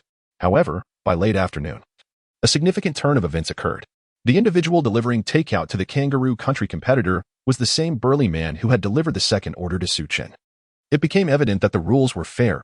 All competitors encountered identical NPCs. Yet, Abanis from Kangaroo Country did not employ the cat's eye observation or inquire further. Having learned from the day's earlier experiences, he was fully prepared to seize the opportunity. With unwavering confidence, he swung the door open and launched a surprise punch. Just as his fist was about to connect with the man's jaw, the burly figure struck first, delivering a powerful kick to Abanis' abdomen. With a resounding crash, Abanis was struck as if by a cannonball, sent hurtling into the room. He landed with a series of rolls, akin to a tumbling gourd, finally coming to a halt against the wall. The force of the blow left Abanis' mind in disarray, and his abdomen throbbed with excruciating pain, rendering him incapable of resistance. Worthless trash, spat the burly man as he stepped forward, a sinister grin spreading across his face as he raised his fist, the size of a cooking pot, and brought it down mercilessly onto Abanis' head. A sickening crack echoed, signaling the shattering of vertebrae. The chosen one of Kangaroo Nation has perished. Comprehensive assessment. Kangaroo Nation's fortune has been reduced by 15 points, leaving 45 points remaining. 10 of Kangaroo Nation's territory has submerged. A notification of death suddenly appeared before all the chosen ones. Meanwhile, John from the Ugly Nation was engaged in a fierce duel with the burly man. Fortunately, John was a boxer, and the two were evenly matched. Ultimately, witnessing his inability to subdue the contestant from the Ugly Nation, the burly man, in a fit of rage, snatched up a takeout bag and stormed away. This turn of events caused public opinion on Little Blue Bird to pivot dramatically. Aren't you Kangaroo Nation so arrogant? Try robbing another one. And Ugly Nation, why are you starving? It was laughable. Did they genuinely believe they could obtain things for free in the world of strange tales? Don't celebrate too early, Dragon Nation. Even with his wealth, Su Chen won't be able to eat. We all start from the same line. Discussions surrounding Su Chen exploded across international forums. Unbeknownst to him, Su Chen remained tirelessly placing orders, resolute in his belief that there must be a solution to this scenario. Suddenly, his phone's alarm rang out. His expression shifted as he silenced the alarm, glancing at the time on his phone, which revealed it was already 6 o'clock in the evening. Just when misfortune seemed to compound, based on past experiences. He anticipated that the clothes in his wardrobe would change color, and the entire room would be plunged into peril. Without delay, Su Chen hurried into the bedroom and opened the wardrobe door. Inside hung the same red gown, indicating that the next 12 hours were still a safe period. He couldn't help but feel perplexed. Could it be that time had malfunctioned again? He checked online to verify the time and found no discrepancies. It appeared he had misjudged. The color change of the garments in the wardrobe was entirely random rather than following a discernible pattern. Nonetheless, this was somewhat reassuring, as he was still frantically attempting to experiment with takeout orders. Being within a safe time frame provided him with a sense of security. At that moment, a knock echoed once more. Su Chen sighed and casually inquired, "Who is it?" However, there was no response, just the persistent knocking. His pupils constricted sharply. This person was markedly different from all the delivery workers he had encountered that day. They did not respond when asked. He quickly approached the door and peered through the peephole. Upon recognizing the visitor's face, his brow furrowed. It was, astonishingly, the very first delivery woman. Though this time she had changed her attire, donning a JK outfit on top and white stockings below. Beneath this attire, the other person's demeanor underwent a striking transformation from that of the day, appearing exceedingly adorable and pure. "Who might you be?" Su Chen inquired once more, testing the waters. The woman, however, did not respond verbally. Instead, she utilized her free left hand to perform a series of gestures in sign language. Su Chen observed but was unable to comprehend. Subsequently, she raised her left hand and traced a pentagram in the air. Su Chen's body jolted at the realization that her state perfectly aligned with the fourth rule. Yet, it was crucial to note that the fourth rule bore an identical script to that of the one claiming to have returned on the night of resurrection. He found himself momentarily engulfed in hesitation. Chapter 85. While you feast on meager fare, I indulge in hot pot nevertheless, in light of the prevailing circumstances. This moment could be regarded as the sole deviation from the monotony of his day of probing. If he did not dare to take a risk and test the waters, would not the efforts of the day be rendered futile? Moreover, through careful observation, Su Chen noted that his counterpart was unarmed this time. Should a confrontation arise, given the other's physique, he harbored no fear. Ultimately, with a steely resolve, Su Chen decided to proceed with his experiment. You may set the delivery on the ground, he instructed. Upon hearing this, the woman nodded obediently, placing the takeout on the floor before swiftly turning away without hesitation. As the sound of her footsteps faded into the distance, Su Chen dashed into the kitchen, seizing a broom for precautionary measures. It was prudent to exercise a modicum of caution. He then opened the door, stepping back 2 paces, and with the broom's extended reach, he deftly hooked the takeout bag onto the handle. Simultaneously, his innate talent surged into full activation, his gaze firmly fixed on the entrance, his muscles taut, prepared to react at the slightest hint of irregularity. However, until he retrieved the takeout and secured the door, nothing untoward transpired. Remarkably, everything proceeded smoothly.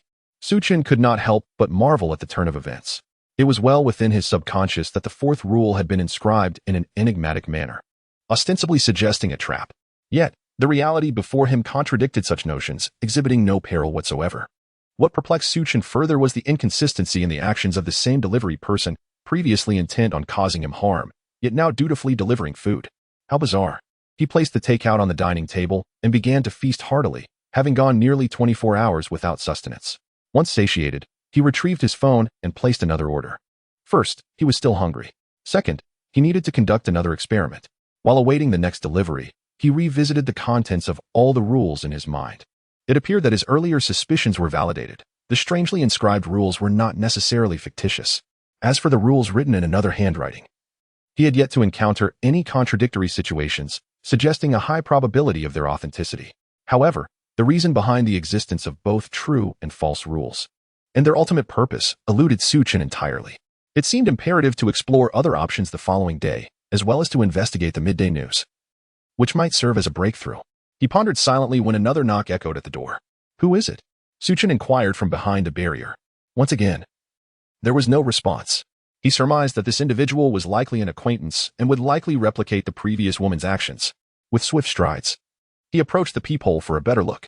As anticipated, the visitor was the burly man from earlier, who was now gesturing with his free left hand, subsequently raising his arm to sketch a 5-pointed star in the air. Though a sigh of relief involuntarily escaped him, Su Chen refrained from hastily opening the door, firmly imprinting caution in his mind. Please leave the takeout at the door. Upon hearing these words, the other party nodded decisively, setting down the takeout and turning to leave. As the footsteps faded into the distance, Su Chen resorted to his previous tactic, using a broom to draw the takeout bag closer. This time, as before, nothing unusual occurred.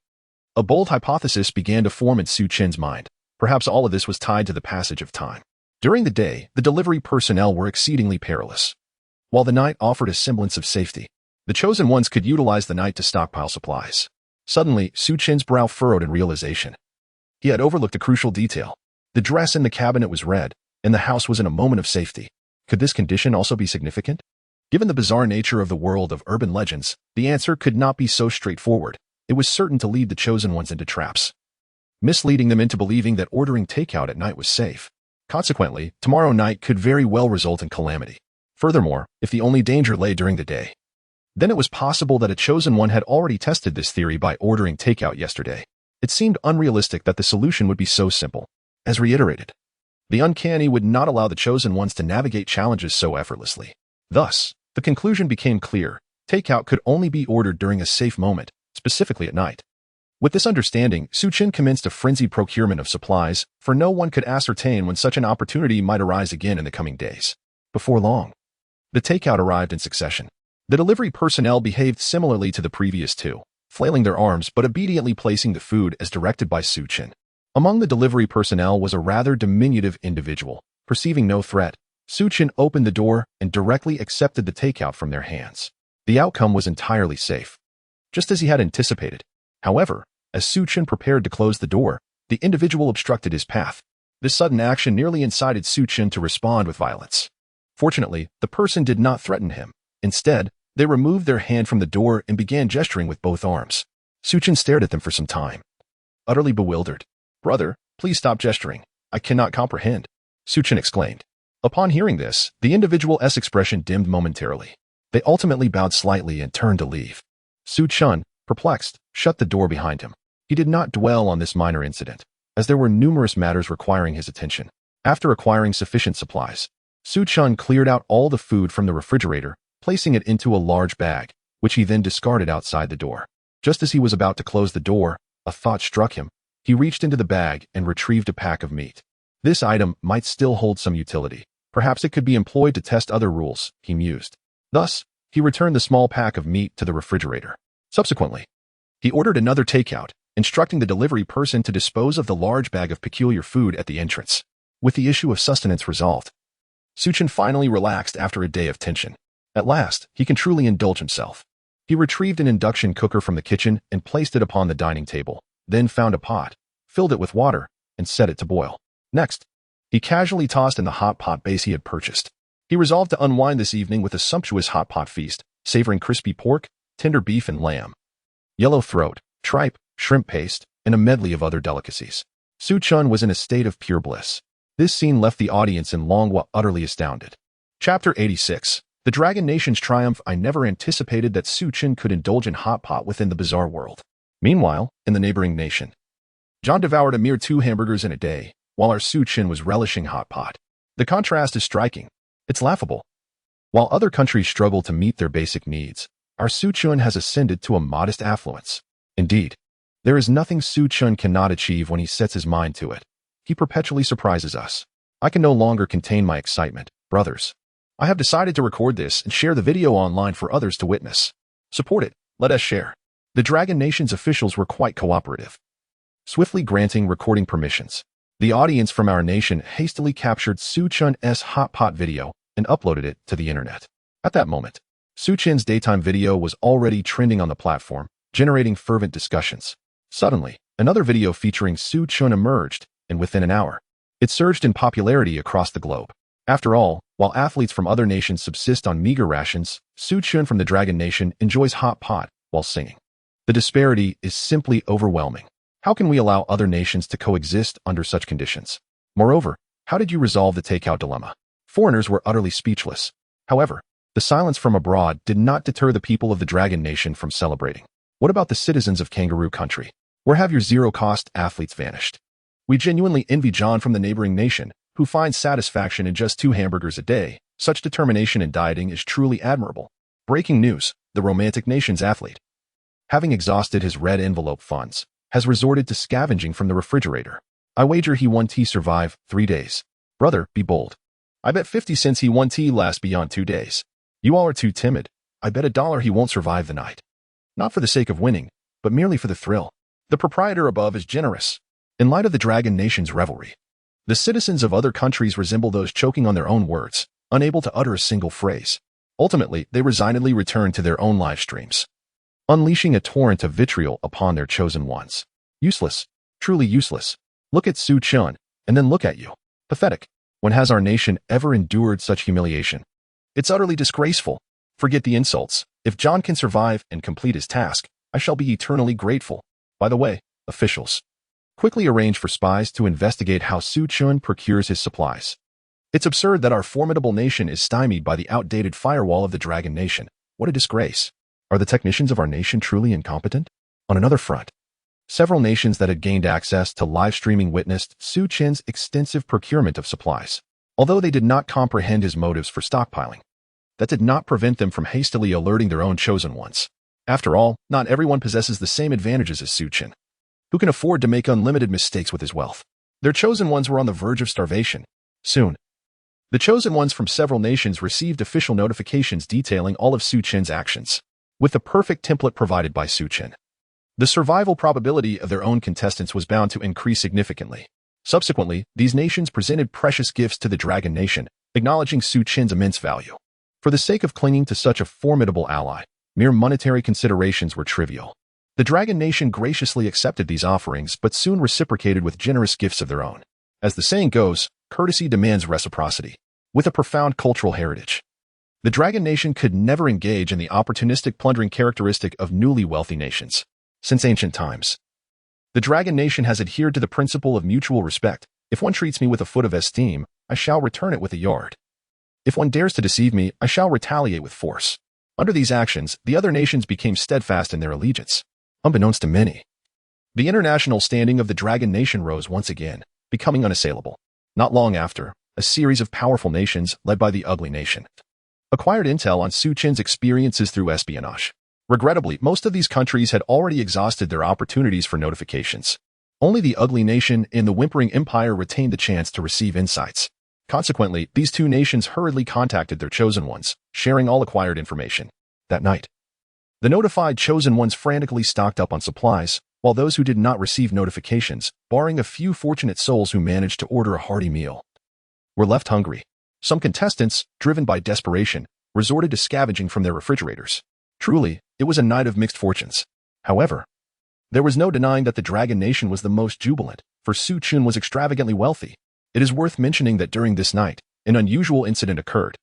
As John from the Ugly Nation placed his second food order, the burly man reappeared. Having received the official notification, John felt a sense of relaxation and neglected to glance through the peephole. Only upon opening the door and seeing the man's face did he realize his error, startling him into a reflexive punch to the man's face. The man, taken aback by John's sudden attack, stumbled backward. Instantly, the previously amiable giant's demeanor transformed. Wiping the blood from his lip, he stood up, loosened his muscles, and then, with a swift movement, charged at John. At that moment, John regretted his reaction. He knew from the official notification that the man posed no threat at this hour. Yet, due to his instinctive professional training, he had struck out. Feeling a twinge of embarrassment, he began to apologize, but before he could finish, the giant was upon him. A fist, as large as a cooking pot, came crashing toward his chin. Fortunately, as a professional contestant, John managed to bend low just in time to evade the blow. However, in the next instant, another fist loomed before him. With a resounding thud, the scene unfolded. The robust man's left fist struck John's nose with a resounding thud. A crack echoed, the sound of bones fracturing. Blood erupted from his nose, splattering into the air. John's hefty form was propelled backward, crashing to the ground and rolling several times before coming to a halt. Reeling from the blow, darkness enveloped his vision, and blood and tears streamed down his face. He leaned against the wall, desperately attempting to rise, yet dizziness caused him to lose his balance, and he collapsed once more. In that moment, despair gripped John's heart. He realized that his negligence had led to grave injury. In such a state, his opponent could easily end his life. The spectators from the Ugly Nation shared in this sense of dread. Witnessing the entire incident, they were utterly demoralized. Damn, did John turn his brain into muscle? It was stated that this period posed no danger, yet he still chose to attack. If he was going to strike, he should have committed fully, but instead, he stood there like a fool, waiting to be hit. What a moron. It's over for us. This is the end for our Ugly Nation. How could there be such an imbecile? Sun Beach. John's entire family must pay for this. I know John's address. We must go and seek vengeance for our country. Brothers upstairs, take me with you. Chapter 87. Flights of Fancy. Just as the audience from the Ugly Nation prepared to storm John's home for a spree of zero-cost purchases, an unexpected turn of events unfolded. Contrary to everyone's anticipation, the burly man did not rush forward to annihilate John. Instead, he merely spat at him, and then picked up his takeout, turning to leave. After a prolonged wait, the anticipated iron fist did not descend. John gradually regained his composure, opened his eyes, and surveyed his surroundings. The man had already departed. Sighing with relief, he silently rejoiced in his unexpected survival. It seemed that this time frame was indeed safe. After a while, John finally composed himself. He first utilized his professional experience to tend to his injured nose, and then he tidied up his home. He remembered the rule that mandated the maintenance of a clean living space. Once everything was in order, he began to reflect on the earlier confrontation. He sensed something peculiar and amiss. After much contemplation, a realization struck him. The opponent's left hand was evidently more agile and powerful than the right. He was a left-handed individual. This explained how he managed to evade the first punch despite the oversight. However, a conundrum arose. During the day, the adversary was a right-handed fighter. John found himself utterly perplexed. A swift night passed. On the third day, Chen was once again jolted awake by the irritating alarm clock. Slightly grumpy, he scratched his head, attempting to tame his unruly hair. He then shuffled towards the wardrobe, his face a mask of displeasure. Upon opening it, he found the same red long dress. This sight roused him slightly. It seemed unusual. 3 consecutive safe moments did not align with the typical nature of the world of strange tales. Logically, the realm of rules would not afford chosen ones prolonged periods of safety unless it harbored sinister intentions. Perhaps, after today, the remaining moments would be fraught with peril as well. Forget it. I'll face whatever comes my way. Chen muttered to himself as he lazily turned towards the bathroom. After a quick shower, Chen emerged with a toothbrush in his mouth, wrapped in a simple towel. His expression indicated that he had shaken off his drowsiness and was now fully awake. Alongside him, countless young women from Long Nation shared in this awakening. Unbeknownst to him, the moment he wrapped the towel around himself and stepped out of the bathroom, the old rule world resumed its live broadcast. At that instant, numerous women and admirers from Long Nation widened their eyes in astonishment, utterly captivated. Initially, they had risen early to watch the live stream, still appearing half asleep. Little did they anticipate that the rule world would suddenly offer such a delightful surprise. Having undergone system enhancements, Chen's physique was strikingly exquisite, complemented by his delicate features, igniting a fervor within the hearts of countless young women. Mom, don't ask me why I'm glued to the screen. I've fallen in love. Oh, even through the towel. I can imagine my husband's physique. Hurry home, darling. I've prepared an oyster feast for you. Hey, upstairs, put on some pants. That's my husband. Can women truly ascend? Only the bond between men is genuine love. A true man ought to wield a sword. Oh, how I adore the supreme rules. I must bestow upon you a 5-star rating. No, 10 stars. Indeed, I grant the supreme rules a resounding 10,000-star review. And I fervently hope for your continued excellence in the future. Amidst the fervent celebrations of the fans in the Dragon Kingdom, an announcement from the supreme rules appeared in the live broadcast. We express our gratitude for the love from the Dragon Kingdom audience. In return, we shall present more splendid content tomorrow. Alas, the figure of the rules has emerged. If tomorrow still holds this spectacle, you shall be my true father. Oh, esteemed rules. Might we witness a live stream of the bathing ritual tomorrow? Dear ancestors of the rules, please ensure a live broadcast of Chen's bath. However, let me temper your enthusiasm. Dear friends, a live bathing stream might not pass the review. I advise the Dragon Kingdom officials to refrain from meddling. Simultaneously, the paranormal department of the Dragon Kingdom was utterly bewildered. Good heavens, has the frigid realm of the supernatural begun to engage in such antics? This defies logic. Elder Chen, if the supreme rules were indeed to live stream Chen's bath, would that not conflict with our broadcasting regulations? Shally adjusted his glasses, awkwardly voicing his concern. Elder Chen, though slightly embarrassed, cleared his throat and resumed a composed demeanor. How many times must I remind you to approach matters from various perspectives and apply critical thinking? Is the focus truly on Chen's bath? The crux lies in why the supreme rules would undertake such an action, specifically directed at Chen. What profound implications lie within this? Elder Chen spoke solemnly. Upon hearing this, the expressions of all present shifted dramatically. The previous amusement had vanished. Are you suggesting that the supreme rules are beginning to exhibit human-like traits? Someone queried, bewildered. No, rules are merely rules. They are cold instruments. Elder Chen shook his head. Then what do you imply? Have you not yet discerned? If rules are indeed mere instruments, why would they engage in such behavior? Is it due to manipulation from behind the scenes, or does a connection exist between the supreme rules and Chen? Elder Chen articulated his thoughts with deliberate calmness. The crowd shuddered, and after a moment of contemplation, a chill crept into their hearts, leaving them uneasy. At this moment, in the realm of the supernatural, Chen had just finished his ablutions and was preparing to untie his towel to change his attire. Suddenly, a chilling voice resonated. May I inquire, chosen one Chen? Do you wish to disconnect the live stream? Chen's hands froze as he attempted to loosen the bath towel, and he hurriedly wrapped it tighter around himself. What on earth? Hadn't the live broadcast already been cut off? Chen widened his eyes, perplexed. The moment you stepped out of the bathroom, securely wrapped in your towel, the live stream resumed. What? Chen was utterly astonished. Could it be that while he was striking poses in front of the mirror, the entire performance was broadcasted live? This was disastrous. If too many young ladies were drawn in, he wouldn't be able to handle it. No, after this level, he must enhance his stamina. As Chen's mind wandered, the audience erupted in laughter. Unaware of his thoughts, they assumed he was simply embarrassed. Observing his dazed expression, everyone felt a surge of delight. Chapter 88. Consuming the enigmatic flesh, my dear, do not worry. Having seen your body, I shall take responsibility. Be careful not to catch a chill, darling. Quickly unwrap the towel and change your clothes. Indeed, hurry and change. There's no need to feel shy. We've all seen quite a lot. Could you all please wipe away your drool? We would want to frighten Chen.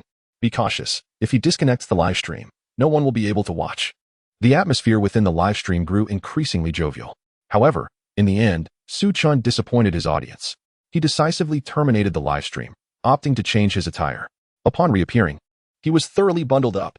Given the recent weather of persistent rain and dropping temperatures, he had also donned a long-sleeve jacket. His somewhat timid demeanor prompted a flurry of teasing from the viewers.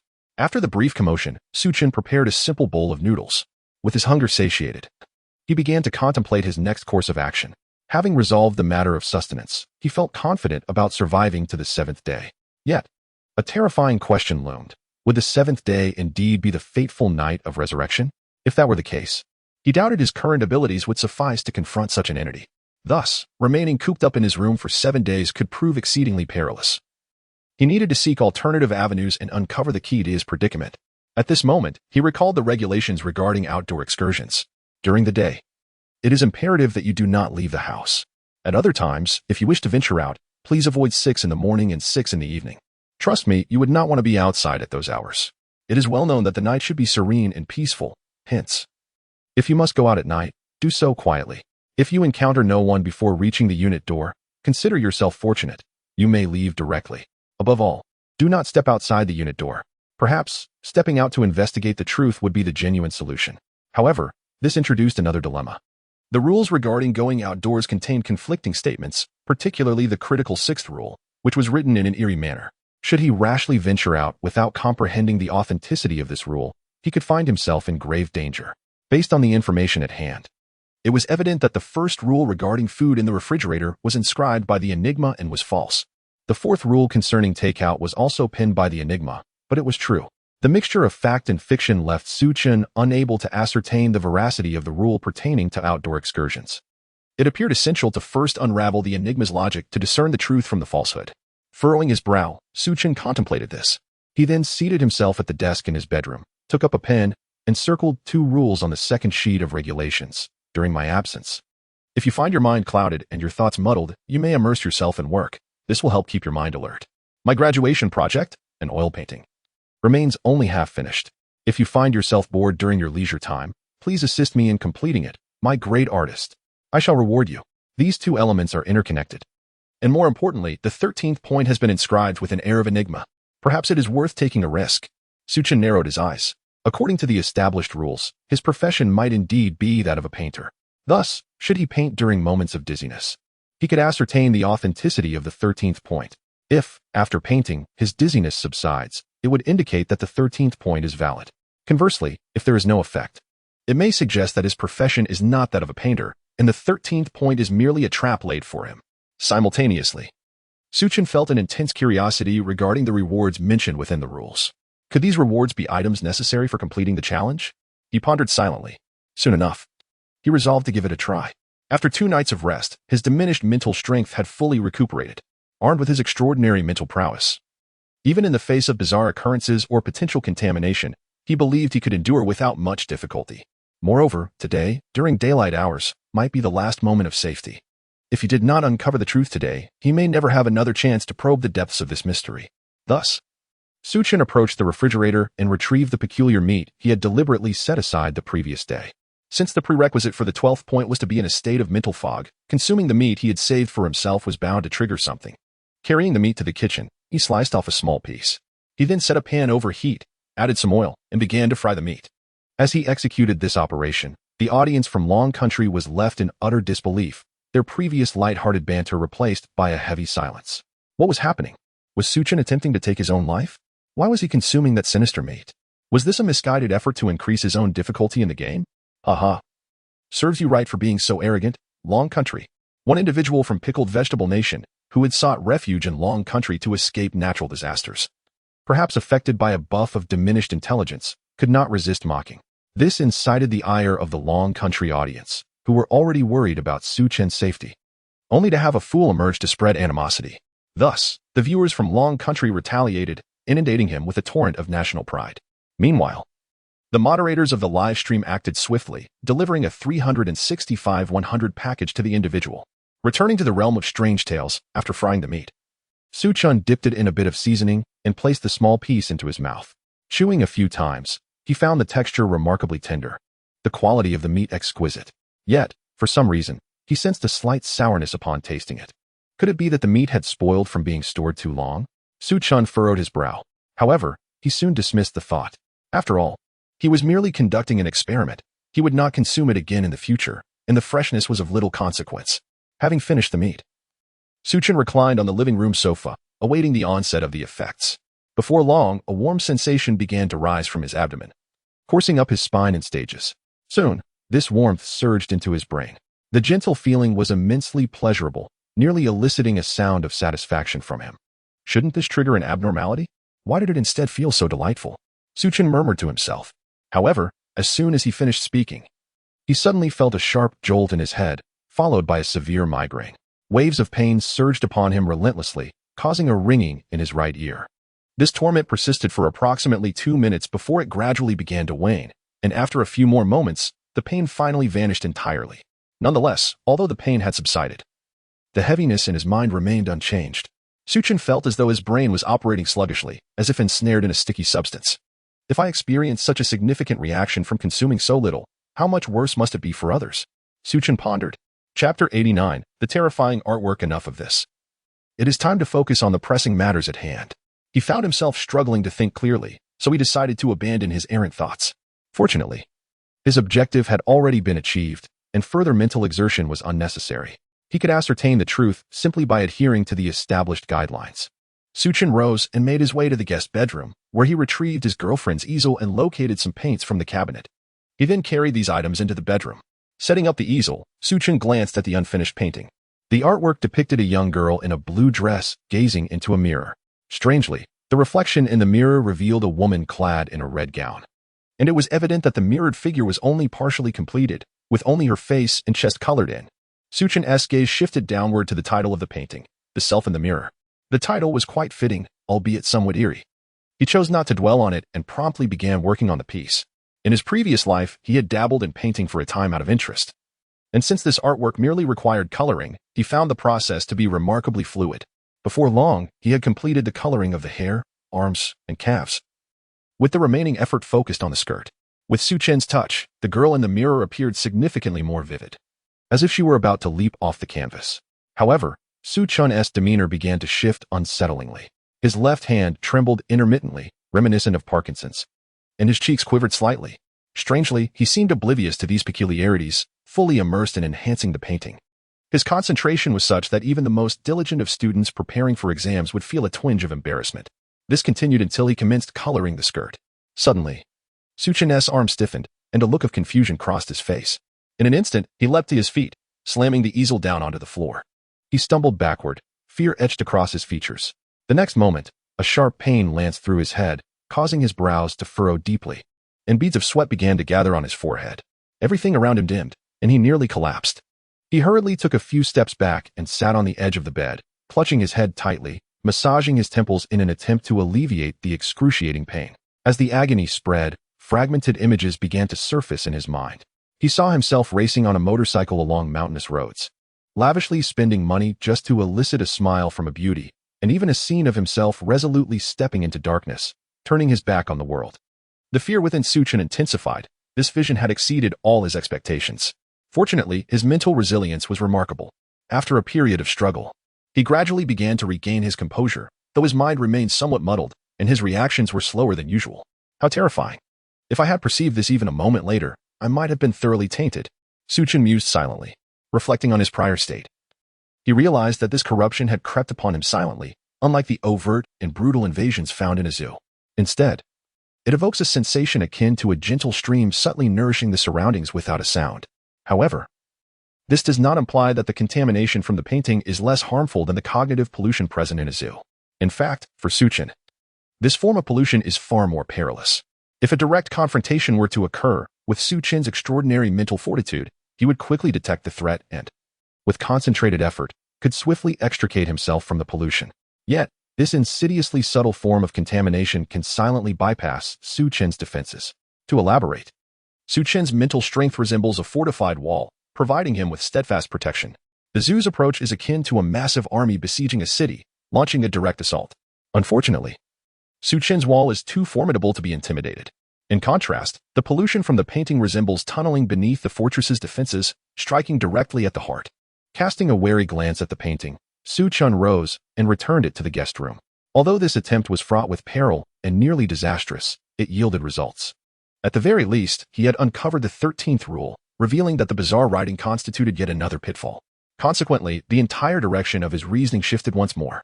Now that he was aware of several false rules within the strange writing, the immediate breakthrough lay in deciphering the purpose behind these deceptive regulations. What was its logic for destruction? Seated at his desk, Chen took the sheet containing the rules and transcribed all the bizarrely inscribed regulations onto another piece of paper. Among the rules, 1, 4, 6, 9, 13, 14, all but the 6th and 9th could be largely confirmed as true or false. The first rule regarding food from the refrigerator was deemed false, the 4th concerning takeout was true, and the 13th, just verified, was also false. The 14th rule, pertaining to the Night of Souls, remained uncertain, although it was likely true, as there seemed no reason for the entity to deceive him. Thus, a portion of the logical sequence began to emerge. From the first rule, one could infer that the bizarre entity intended for him to consume food from the refrigerator. However, the 4th rule guided him towards obtaining takeout. This stark contradiction illuminated certain issues. Examining the content of the 4th rule, it appeared to serve as a supplementary explanation to the 3rd, indicating under what circumstances it would be safe to acquire takeout. The entity's objective was rather straightforward: to prevent his demise, at least to ensure he did not perish at the hands of the delivery person. With this logic in mind, returning to the first rule about consuming food from the refrigerator, and considering his earlier reactions after eating a piece of meat, the entity's intention could be surmised. Since it did not wish for him to die, it was likely aiming to contaminate him with that meat. Perhaps once his pollution reached a certain threshold, the entity would achieve some ulterior objective. This scenario was further corroborated by the 13th rule. Chen did not sense a threat of death. Rather, he felt an overwhelming presence of mental pollution. The vivid images that materialized in his mind indicated a significant issue. He could assure himself that he had never engaged in those actions, neither in this life nor in any previous existence. The other party's intention might be to transform their persona into that of another individual through these means. Chen ultimately arrived at this conjecture, however. It remains merely a hypothesis, one that cannot be substantiated at present. Nevertheless, this suffices, as the objectives revealed by the other party are sufficient for him to discern the veracity of the remaining rules. Chapter 90. The mathematical tome in the crevice during daylight hours. It is imperative to refrain from venturing outside. At other times, if you must step out, kindly avoid the hours of 6 in the morning and 6 in the evening. Trust me, you will not wish to be out during those times. Above all, do not exit the unit door. Let us first examine the 6th rule. If the other party is averse to your demise, it suggests that this rule is relatively benign and not intended to ensnare you. Even if there are traps, at the very least, they will not endanger your life. Rather, they are likely to pertain to psychological matters. Therefore, it is permissible to abide by the rules and venture out in the evening for reconnaissance. Though the 9th rule is succinct, it proves to be the most challenging to comprehend, as it can be interpreted in 2 distinct ways. The first interpretation posits that the other party, for some ulterior motive, seeks to contaminate you and thus is reluctant to let you leave, resorting to deception. The second interpretation is simpler. Exiting the unit door may trigger some form of danger, and the other party, wishing to prevent your death, is advising against it. Both scenarios are highly plausible, yet Chen leans towards the belief that both interpretations hold merit. After meticulously analyzing all the rules, Chen exhaled a sigh of relief. He had finally untangled the logic, but the bizarre motives remained somewhat obscured. Nonetheless, this did not deter him from embarking on his exploration. Perhaps upon stepping outside, the entirety of the truth would unveil itself. He tossed his pen onto the desk, leaned back in his chair, and stretched lazily. With a clatter, the pen rolled across the tabletop and fell into the crevice between the desk and the wall, landing on the floor with a soft thud. Noticing this, Chen pushed his chair aside, bent down, and crawled beneath the desk to retrieve the pen, just as he secured it and prepared to rise. His peripheral vision inadvertently caught sight of a gap between the desk, the bookshelf, and the wall. Suddenly, his innate talent activated, and the scene within the crevice became vividly clear in his mind. There appeared to be something within, perhaps a collection of books. Chen's body jolted with astonishment. It is worth noting that this desk resembles a computer desk, with a cable management panel and a bookshelf below. Thus, without crouching down, it is impossible to discern the gap between the bookshelf and the wall. This was precisely why, despite residing here for an extended period, Chen had never discovered it. He stood up and forcefully pushed the desk aside. Given that his augmented strength had reached 8, he found moving the heavy desk to be a manageable task. Once the desk was shifted, the contents within the gap between the bookshelf and the wall became increasingly discernible. Chen could ascertain that they were indeed books, and numerous ones at that. He attempted to reach for them, but found his arm insufficiently long. Ultimately, he resorted to a trusty broom, swiftly extracting all the books from the crevice. Rather than hastily perusing the volumes, Chen first examined their exterior. At first glance, the books appeared quite clean, with only the portions near the floor marred by the dust accumulated over the years. This detail suggested that these books had likely been concealed recently, piquing Chen's curiosity. There must be a conspiracy at play. He then flipped the books over to inspect their covers, and he could not help but be taken aback. These books are surprisingly high school mathematics textbooks. Moreover, upon opening a few notebooks, he discovered they contained lesson plans. In a fleeting moment, Chen's mind raced, and he comprehended everything. His profession might very well be that of a mathematics teacher. The 13th rule had been a complete misdirection. He then recalled the content of the 12th rule. During my absence, if you find your mind foggy and your thoughts disordered, immersing yourself in work will keep your brain alert. At that moment, his spirit had not yet fully recovered, making it an opportune time to test this theory. If his symptoms alleviated, it would indicate his vocation as a mathematics teacher. Conversely, it would suggest yet another trap. Perhaps one should not blindly trust the alternative rules. Resolute in his decision, Chen seized the lesson plan, perused it, and upon discerning the teaching schedule, he located the corresponding mathematics book and began to study diligently. In his previous life, he had been a science student and had performed quite well. As he gazed at the textbook, memories of high school mathematics began to crystallize in his mind. A faint smile appeared on his lips as he diligently transcribed notes in line with the lesson plan's progression. However, this time he did not immerse himself completely. Armed with prior experience, he maintained a sense of vigilance, checking his condition every minute. Meanwhile, the members of the Dragon Kingdom's Department of Strange Tales were in a state of bewilderment. Chen's previous series of actions and anomalies had sent their hearts racing. They finally exhaled when Chen seemed to regain his composure. Yet, to their dismay, he boldly challenged the rules once more, filling them with apprehension. He truly possessed audacity. After encountering danger, he dared to try again. Indeed, perhaps this was what one called the boldness of the skilled. If it were them, they would have chosen to bide their time until the 7th day, awaiting an official analysis of the situation. Thus, while sharing the same surname, one was a deity, and the other mere dross. A few individuals whispered among themselves. At that moment, Shaoli wished to speak, but upon seeing old Chen's focused gaze, he promptly sealed his lips. Consider the problem from multiple angles. He recalled old Chen's teachings. Consequently, he concentrated and began to scrutinize the live broadcast. Before long, his pupils widened in shock. Something was amiss. Old Chen, I remember Chen scored only 61 in mathematics on the college entrance exam. He leaned closer to old Chen, speaking in a tone audible only to the two of them. Upon hearing this, old Chen glanced at Shaoli, a smile creeping onto his face. Have you noticed? Shaoli nodded. According to the information they had gathered, Chen was merely a dropout from a mediocre school. His college entrance examination results had been subpar, which they had reviewed previously. How could someone with a mere 61 in mathematics manage to write a lesson plan? Moreover, it was quite well crafted. This was utterly absurd. I had my doubts during the discussion of Newton's second law. How could Chen, originally a student in a liberal arts class and a poor performer, possess such knowledge? The act of composing lesson plans at this juncture is indeed astonishing, murmured Elder Chen softly. It is indeed perplexing how such a significant disparity has emerged, echoed Shaoli in agreement. This is precisely the aspect of Chen that increasingly eludes my understanding. Not only this, but there are numerous other bewildering facets as well. As he spoke, Elder Chen retrieved an analytical report from his pocket and handed it to Shaoli. Take a look for yourself, and be sure to destroy it afterward, he instructed. Shaoli nodded eagerly, accepting the report with both hands. Upon a mere glance, he was rendered speechless. This document contained a comprehensive analysis of Chen's physique. Given that Chen had only donned a bathrobe when he connected to the live broadcast that morning, his muscular contours had been meticulously scanned by the advanced technology of the Dragon Nation, coupled with his recent performances and a comparison to those observed at the zoo. Relevant data was swiftly computed. The results indicated that within a mere 3 days of rest, Chen's strength had surged to at least 1.5 times its previous capacity. This revelation transcends the boundaries of human scientific understanding. Chapter 91. Mastering Mathematics and Physics, Fearless in the World of Strange Tales? Shaoli was momentarily at a loss for words, utterly astonished by the revelations that had shattered his worldview. It seems that Chen harbors numerous secrets, he mused, as Chen Lao chuckled knowingly. Should we continue our investigation?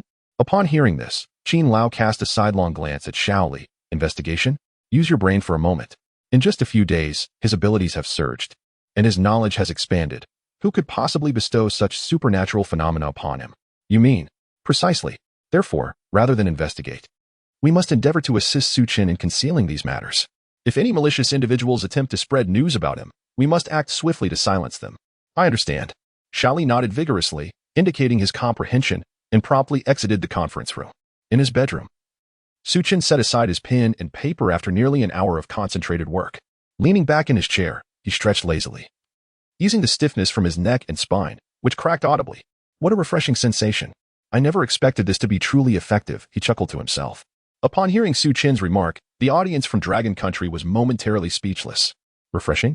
Is that even possible? Could there really be someone who enjoys mathematics? No way. No way.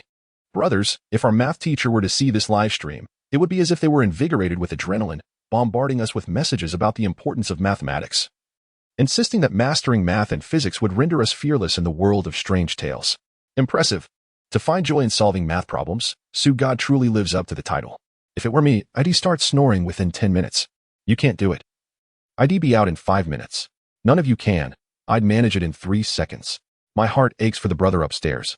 Oh wait, I mean for your wife. It feels like something just brushed past my face.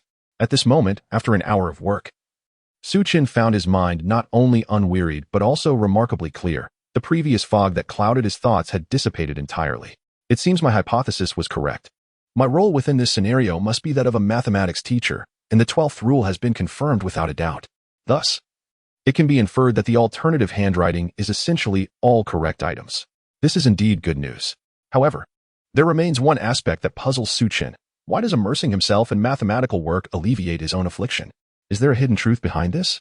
Suddenly, a frown creased Chen's brow as he recalled the 10th rule. If wearing a blue long dress, please refrain from leaving the bedroom for the next 12 hours. Should you need to leave, quietly recite Newton's second law. What logic lies behind this Newton's second law? Why would reciting it during a moment of peril be beneficial? Could it be related to engaging in mathematical work? After pondering, Chen concluded that the only connection between these two elements lies within the realm of the sciences. In this context, can science truly constrain the bizarre? Such a notion seems utterly absurd. Could it be that the strange entity was inept in the sciences during its lifetime, hence resorting to using scientific principles as a means to vex its adversary? What a peculiar thought. Chen chuckled wryly, dismissing the ludicrous idea. However, at that moment, another thought crossed his mind. Is painting considered a form of liberal arts? When he was engaged in painting, the pollution gradually intensified. Does that imply that engaging in liberal arts might indeed attract the bizarre? If that were the case, perhaps the earlier outrageous theory possesses a modicum of validity. Ultimately, Chen shook his head, banishing such thoughts from his mind. This theory remains absurd, and it is difficult for him to accept. Moreover, the lack of evidence is a significant barrier to supporting such a conclusion. Maintaining a tidy household, Chen organized his desk, arranging all his books neatly before heading to the kitchen. With noon approaching, coupled with a morning of mental exertion, he found himself quite hungry. He first rinsed the rice and cooked a pot of it. Following that, he boiled water, blanched the meat, chopped it into pieces, sauteed spices, and then added the meat to commence cooking, executing the sequence of actions with remarkable fluidity, regardless of the final dish's flavor. With such professional techniques and knife skills, Chen could easily secure a place as a chef upon his return from the realm of strange tales. As the braised pork simmered, he prepared another pot, quickly whipping up a classic dish of scrambled eggs with tomatoes. One must always pair rice with the timeless combination of scrambled eggs and tomatoes. At this moment, viewers from Longwo were captivated, their appetites stirred, and many began to order takeout, lured by Chen's culinary display. It was not due to their inability to cook nor a lack of desire, but rather an unwillingness to divert their gaze from the screen. A man cooking indeed possesses a certain allure, especially when he is handsome.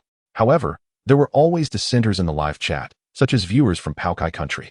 It is worth noting that, since the opportunities for viewers from other countries had already been exhausted, Longwa felt no need for further precautions. Moreover, with the incessant attacks on Longwa's firewall led by the United States, the staff found it quite troublesome to maintain.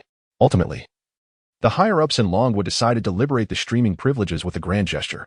Those who wished to watch could do so, as long as they were prepared for the potential frustration Chen might evoke.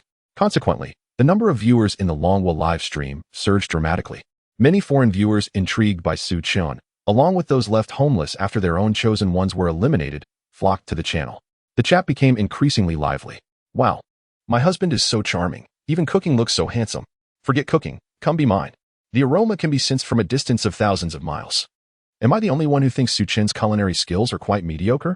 Compared to our Paokai country's Park Dandao, he falls short in both knife skills and presentation. I suspect the taste is just as average. I adore how you all, despite your jealousy, still put on a brave front. That blackened dish by Park Dandao hardly qualifies as braised pork. You're all flustered, aren't you? When you can't compete, you just get agitated. Longwa's narrow-mindedness is truly amusing. Oh, we are not in a hurry, for some chosen ones from certain nations have already met their demise. The audience from the land of kimchi is still entranced by the allure of feminine beauty. Furthermore, a grown man was, after all, slain by a frail woman. The audience from the land of kimchi, brother. Let us instead converse about the art of cooking. Chapter 92. Key information. Just one step away from decoding. Meanwhile, Su Chen was already seated in the living room, enjoying a meal. Glancing at the clock, he noted it was nearly noon. He recalled the news report from yesterday's midday broadcast, which mentioned that new developments would be disclosed to the public. He pondered the efficiency of the police in this world. With that thought, he picked up the remote control and switched on the television. Coincidentally, the midday news had just commenced, yet it did not cover the matters that concerned Su Chen. Instead, it showcased peculiar stories. For instance, it reported on the emergence of numerous local talents whose musical compositions and artistic skills were notably exceptional, captivating the audience's attention. Regrettably, these individuals had declined interviews with the television station. Shortly thereafter, the screen displayed some of their creations. Su Chen scrutinized the paintings and listened to the compositions, ultimately letting out a helpless smile. Objectively speaking, the quality of these works was merely average, while some were indeed impressive. They fell short of the extraordinary talent the station had proclaimed. However, considering it was a local station, one could understand their inclination to promote the community. At that moment, the news transitioned to a topic of public interest, the case of missing patients from a hospital. The station's reporters had relayed the latest updates, revealing that the police had obtained new information and were issuing a public appeal for assistance. Now, let us delve into the detailed report. Upon hearing the anchor's words, Su Chen was momentarily taken aback, his chopsticks halting midair. He hastily set aside his bowl and focused intently on the news. However, the initial minutes were filled with repetitive statements, failing to convey any significant information, merely reiterating yesterday's news. Su Chen found his attention wavering. Suddenly, he noticed a small figure in the corner of the screen, diligently performing sign language, seemingly to ensure that the hearing impaired could comprehend the news. This revelation sparked a light in Su Chen's mind, reminding him of the delivery workers. Yesterday, as he received his order, he had observed those workers using only their left hand to gesture while their right hand was occupied, but he hadn't given it much thought until now. Watching the television made him realize that those gestures might have been sign language. As for the meaning conveyed, he was uncertain, as he was not well versed in sign language. With this in mind, he took out his phone, intending to search for sign language interpretations to see if they aligned with his hypothesis. Just as he was about to do so, the television screen shifted once more, and the anchor began reporting the latest developments. His actions were once again interrupted, and his attention returned to the screen. The police, after conducting extensive investigations, confirmed that all patients listed in the hospital's registration had gone missing. They proceeded to release the photographs of the missing individuals, appealing to the public for assistance, urging anyone with information to contact the authorities. Once the anchor concluded, the television screen displayed a layout of a dozen photographs of the missing patients. Su Chen glanced at the images, realizing he did not recognize any of them. Turning the page, he continued to find unfamiliar faces. However, when he flipped to the next page, he froze in disbelief. On this page, most individuals are familiar to him. These individuals were the delivery personnel from yesterday. Su Chen's brow furrowed suddenly. As he had suspected, this scenario was profoundly linked to the news report. Every event within the realm of rules carries significant implications. The images on the television screen continued to play, revealing unfamiliar faces until the final page. When the last photograph appeared, his passive ability unexpectedly activated. A figure distinctly emerged in his mind. It was the girl from the canvas. In other words, that should be his girlfriend. A wave of goosebumps surged across Su Chen's arms, and his heart began to race. It is essential to note that, through the established rules, he had essentially deduced that his girlfriend was indeed the anomaly. Consequently, her transformation into this entity might be related to that hospital, perhaps for some unspeakable purpose. The hospital inadvertently altered his girlfriend into a bizarre form. In retaliation, she began targeting the hospital, which might explain the series of disappearances connected to her. However, there remains a possibility that the hospital is a clandestine organization capable of metamorphosing individuals into anomalies. with his girlfriend merely serving as a minor antagonist while the true mastermind lurks within the institution. Regardless of the scenario, the implications for him remain minimal. He merely needs to manage his girlfriend and survive for 7 days to successfully navigate this ordeal. According to Chen's understanding, the typical approach in the world of horror tales is to quell the grievances of the anomalies to ensure passage. Thus, investigating the hospital's inner workings might yield the desired resolution. Unfortunately, it seems that most local citizens possess considerable knowledge of this hospital, leading to the midday news providing scant information, merely skimming over the essential details. Now, apart from knowing the hospital's name, Chen was left in the dark regarding everything else, even its primary medical specialties. Yet, this did not daunt him. He took out his phone, opened a search engine, and entered the hospital's name. Upon searching, he found no results. Chen was taken aback and double-checked the name he had inputted. There were no errors. Searching again yielded the same result. No entries found. Chen frowned, taking a deep breath. He realized that perhaps this rule-bound world was obstructing his inquiries. To test his hypothesis, he directly dialed the emergency number. As he anticipated, the outcome was as follows. The number was non-existent. The loopholes in this rule-bound realm are not easily navigated. He must adhere to the stipulated rules to unravel the situation. Understanding this, Chen conducted a search for sign language. Based on the content of his conjectured dialogue, he swiftly found answers that matched the actions of those delivery personnel. Delivery personnel. This only deepened Chen's confusion. The rules indicated that if the counterpart identified themselves as delivery personnel, he should not open the door. Official verification confirmed that those who opened the door met dire fates. Yet, why was it that responding in sign language to the delivery personnel posed no risk? Furthermore, why was it always the same individual, appearing normal in the morning and transforming into a mute by night, executing the sign language with such fluency? How could an ordinary person possibly learn sign language? Chen found himself increasingly perplexed. Ultimately, he resolved to first search for clues regarding his girlfriend's illness. He recalled her mentioning her sickness in passing. Surely, there would be some trace left behind in their home, such as medications. With this lead, perhaps all his uncertainties could be resolved. Without hesitation, Chen swiftly consumed the now-cold meal, then efficiently washed the dishes and tidied up the utensils. He began rummaging through the house, seeking any elusive clues. From the master bedroom to the guest room, from the kitchen to the bathroom, and finally to the living room, Chen maximized his innate abilities. Yet he still found nothing. It was inconceivable. How could there be no clues at all? This was not in keeping with the usual nature of the rule-bound world. His brow furrowed in frustration.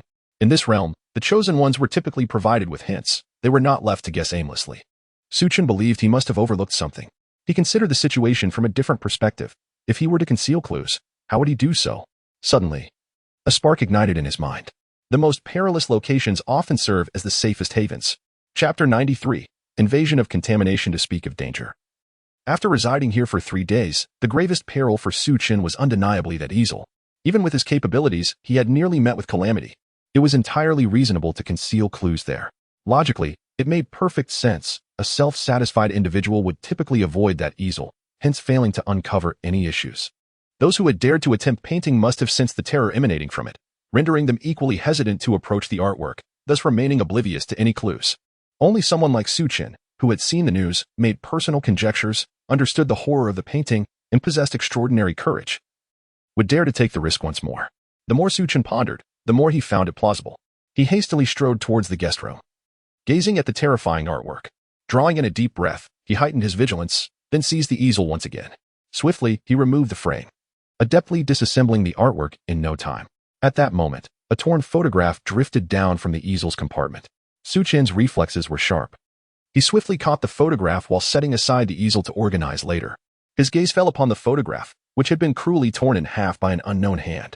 From what remained, it was evident that it had originally been a picture of 2 people, but now only his girlfriend remained in the frame. Chen furrowed his brow and flipped the photograph over. On the back, half a heart was drawn in ink, accompanied by the name Wang Xian. From the handwriting, it was discernible that this was likely penned by his girlfriend herself, with Wang Xian possibly being her name. Squinting slightly, Chen realized that indeed, there was something hidden, aligning with his earlier suspicions. However, this concealed photograph did not provide any substantial clues. To think more broadly, it was entirely plausible that the individual had used a photograph of themselves to create a self-portrait. This was nothing out of the ordinary. At this juncture, what Chen sought was information regarding his girlfriend's illness and any relevant details about the hospital. A mere photograph was utterly useless. With a sigh, Chen suddenly shifted his gaze back to the photograph, a spark of insight igniting in his eyes. Wait a moment, why had this photograph been torn? Could it be that the other half contained vital information? According to the rules of this world, it would be improbable to conceal trivial information. Thus, it seemed he was but one step away from deciphering the crucial information. Furrowing his brow, Chen's gaze swept across the house, contemplating where else clues might be hidden. When his eyes landed on the bedroom across the hall, his pupils widened in realization. Simultaneously, he chastised himself for his oversight. How could he have overlooked such a simple detail? If the most perilous location harbored a glimmer of hope, then the safest place was undoubtedly fraught with danger. If one were to consider the safest environment, it would surely be the bedroom. The answer was becoming clear. The wardrobe within the bedroom was undoubtedly a site of peril. Chen hastily entered the bedroom and slowly opened the wardrobe doors. At that moment, amidst the safety, hung the blood-red gown. The blinding red hue caused Chen's eyes to ache, compelling him to avert his gaze. Goodness, who among ordinary folk would dare to touch such a long dress? He could not help but silently marvel at the audacity. Yet, precisely for this reason, he surmised that the hidden clues must reside within this crimson gown. Due to his discomfort, he could only analyze the dress through peripheral vision, pondering where the clues might be concealed. Fortunately, he possessed a remarkable talent. Under the full activation of his passive ability, although he could not gaze directly at the red dress, its entire silhouette remained vividly etched in his mind. He first surveyed the design of the gown in his thoughts, quickly concluding that the clues were unlikely to be situated on the dress itself, as it bore no pockets. Indeed, women's clothing often lacks pockets, otherwise, how could they sell handbags? Faced with the perilous long dress, Chen could not resist a quip. This prompted the previously tense audience from Long Country to erupt in laughter. Ha ha ha, Chen truly understands women. Oh dear. I glanced at my own wallet and vowed eternal enmity with the fashion designer. Darling, henceforth I shall not permit you to buy me any bags. To the girl upstairs. Given the fierce competition, might you consider me? The girl from before swiftly replied after glancing at this fellow's avatar, asking, will you buy me a bag then? Ha ha ha. I have discovered that a girl's materialistic tendencies are contingent upon the individual. Should anyone dare to claim that young women are materialistic, I shall respond with 2 resounding slaps. If you were Chen, not only would you be spared from buying a bag, but even the betrothal gifts would be unnecessary. Enough said, my tears cannot be contained. It is quite reasonable. Marrying Chen, I would demand no betrothal gifts, and would even contribute a dowry of 500,000. I would offer 2 million, along with a company. Is it this competitive? I would bring a younger sister. The audience from Long Country engaged in light-hearted banter, completely diverting the topic. Yet, this very diversion alleviated the previously ominous atmosphere. They no longer felt fear. However, at that moment, Chen did not share the audience's ease. His pressure remained considerable. Based on his analysis, since the clues did not lie upon the red dress, there was but one conclusion to draw. The clues must be concealed behind the gown, given that the dress was hanging at an angle. It concealed a vast space at the back. Yet, this meant that Chen would have to physically touch the red dress, a task he was loath to undertake. Merely observing was enough to reveal the gown's sinister nature. Coupled with its bizarre attire, he genuinely wished to avoid contact unless absolutely necessary. Alas, it appeared that touching was now unavoidable. Chen furrowed his brow, extending a finger cautiously towards the hanger, hoping to push it aside and resolve his dilemma. However, he soon realized he had been overly naive. This world of eerie tales truly disregards humanity. The hanger remained utterly unmoved. Damn, he cursed inwardly. Ultimately, he steeled his resolve, focusing his mind intently, and reached out to attempt lifting the red dress. However, at the moment his fingers brushed against the crimson dress, he felt as though his mind was akin to water brought to a boil, surging with fervor. The peculiar images that had flickered through his consciousness while painting resurfaced with startling clarity and vividness. He envisioned himself racing wildly on a motorcycle along a mountainous path. With someone embracing his waist from behind, the softness was undeniably real. The sensation of lavishly throwing money, the tactile experience of bills striking others' faces, stirred a torrent of emotions that felt authentic. As for the descent into darkness, the bone-chilling winds resonated deeply within him, even with Chen's formidable mental strength. There were moments when he nearly succumbed to these illusory reflections. Fortunately, his mental fortitude proved exceptional, and his resolve remained steadfast. Ultimately, he persevered. At that instant, a sigh echoed in his mind. Why resist? I am you. This chilling voice sent shivers down Chen's spine. Chapter 94. Does my boyfriend have another? Is today the night of rebirth? The sound was startlingly real, almost indistinguishable from his own voice. Chen, taken aback, swiftly turned his head to scan the room, nearly retracting his hand in alarm. Thankfully, at the last moment, he realized it was all an illusion. Bracing himself against the rising anxiety, he ultimately lifted the red gown. The space behind the wardrobe finally revealed itself to him. Immediately, Chen's gaze narrowed. He noticed a corner of a photograph protruding from the wardrobe's corner. Hastily, he extended his other hand and quickly extracted the photo. The moment he pulled it from the wardrobe, he faintly heard a woman scream, as if something precious had been snatched away from her. A chill ran through Chen, prompting him to retract his hand, step back, and swiftly close the cabinet door. Only then did he become aware of his racing heartbeat. That experience had been utterly exhilarating.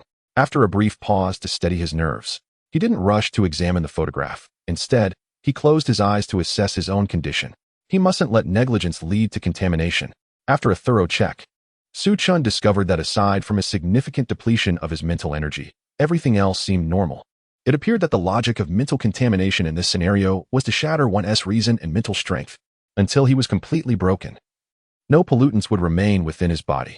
With this realization, he felt a sense of relief and opened his eyes to regard the photograph in his hand. The first thing that caught his eye was the back of the photo. The torn edges indicated it matched the previous half. Turning it over, he examined the content. Like the other half, it depicted a half heart, which when combined formed a complete heart. In the center of the heart were the words Zhang Yang. Upon seeing this name, Chen's brow furrowed and a sense of foreboding washed over him. He hurriedly flipped the photograph over. In the next moment, the face of an unfamiliar man emerged in the photo. Trembling, Chen picked up the other half of the photograph and aligned the two pieces together, fitting them seamlessly. The image depicted his girlfriend tightly embracing the stranger's arm, her smile radiant. The man, in turn, had his arms wrapped around her waist, exuding an air of intimacy. Chen's fingers quivered, and the two photographs fluttered to the ground, landing with the backs facing up. The names Zhang Yang and Wang Xin reappeared before his eyes. A cold sweat broke out on Chen's back. This was a grave matter. He had been gravely mistaken. Who on earth had suggested that the eerie figure was his girlfriend? When he initially saw the title of this bizarre scenario, The Letter from My Girlfriend, he had not given it much thought and had fallen into a misunderstanding. It was also his own carelessness that had led him into such a trap. However, given that the situation had reached this point, there was no use in regretting. The most pressing concern now was to ascertain whether he had made an irreparable mistake under this misapprehension. Soon, Chen's cold sweat intensified, beads forming on his forehead. As he pondered the situation, he came to the unsettling realization that if he were not the peculiar boyfriend, then this bizarre letter was not intended for him. What day, he wondered, was inscribed on the letter?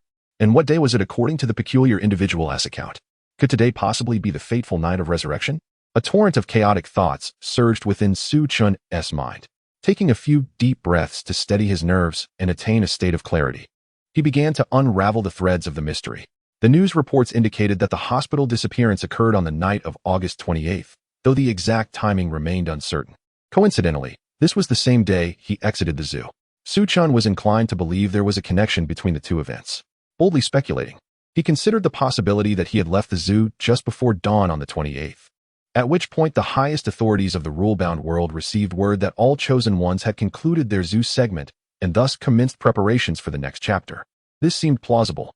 Therefore, the disappearance might have transpired in the early hours.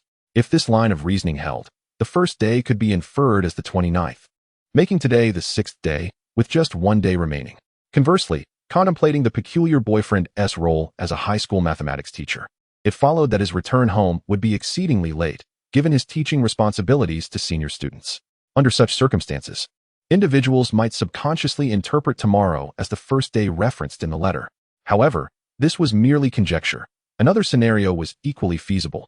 Today could indeed be the 7th day, the night of resurrection. At that moment, the members of the Dragon Nation's paranormal discussion group were taken aback. They had scarcely anticipated that the boyfriend would be someone else entirely. They fervently cursed the rule-bound world for its trickery. Do you think today is the night of resurrection? One mused.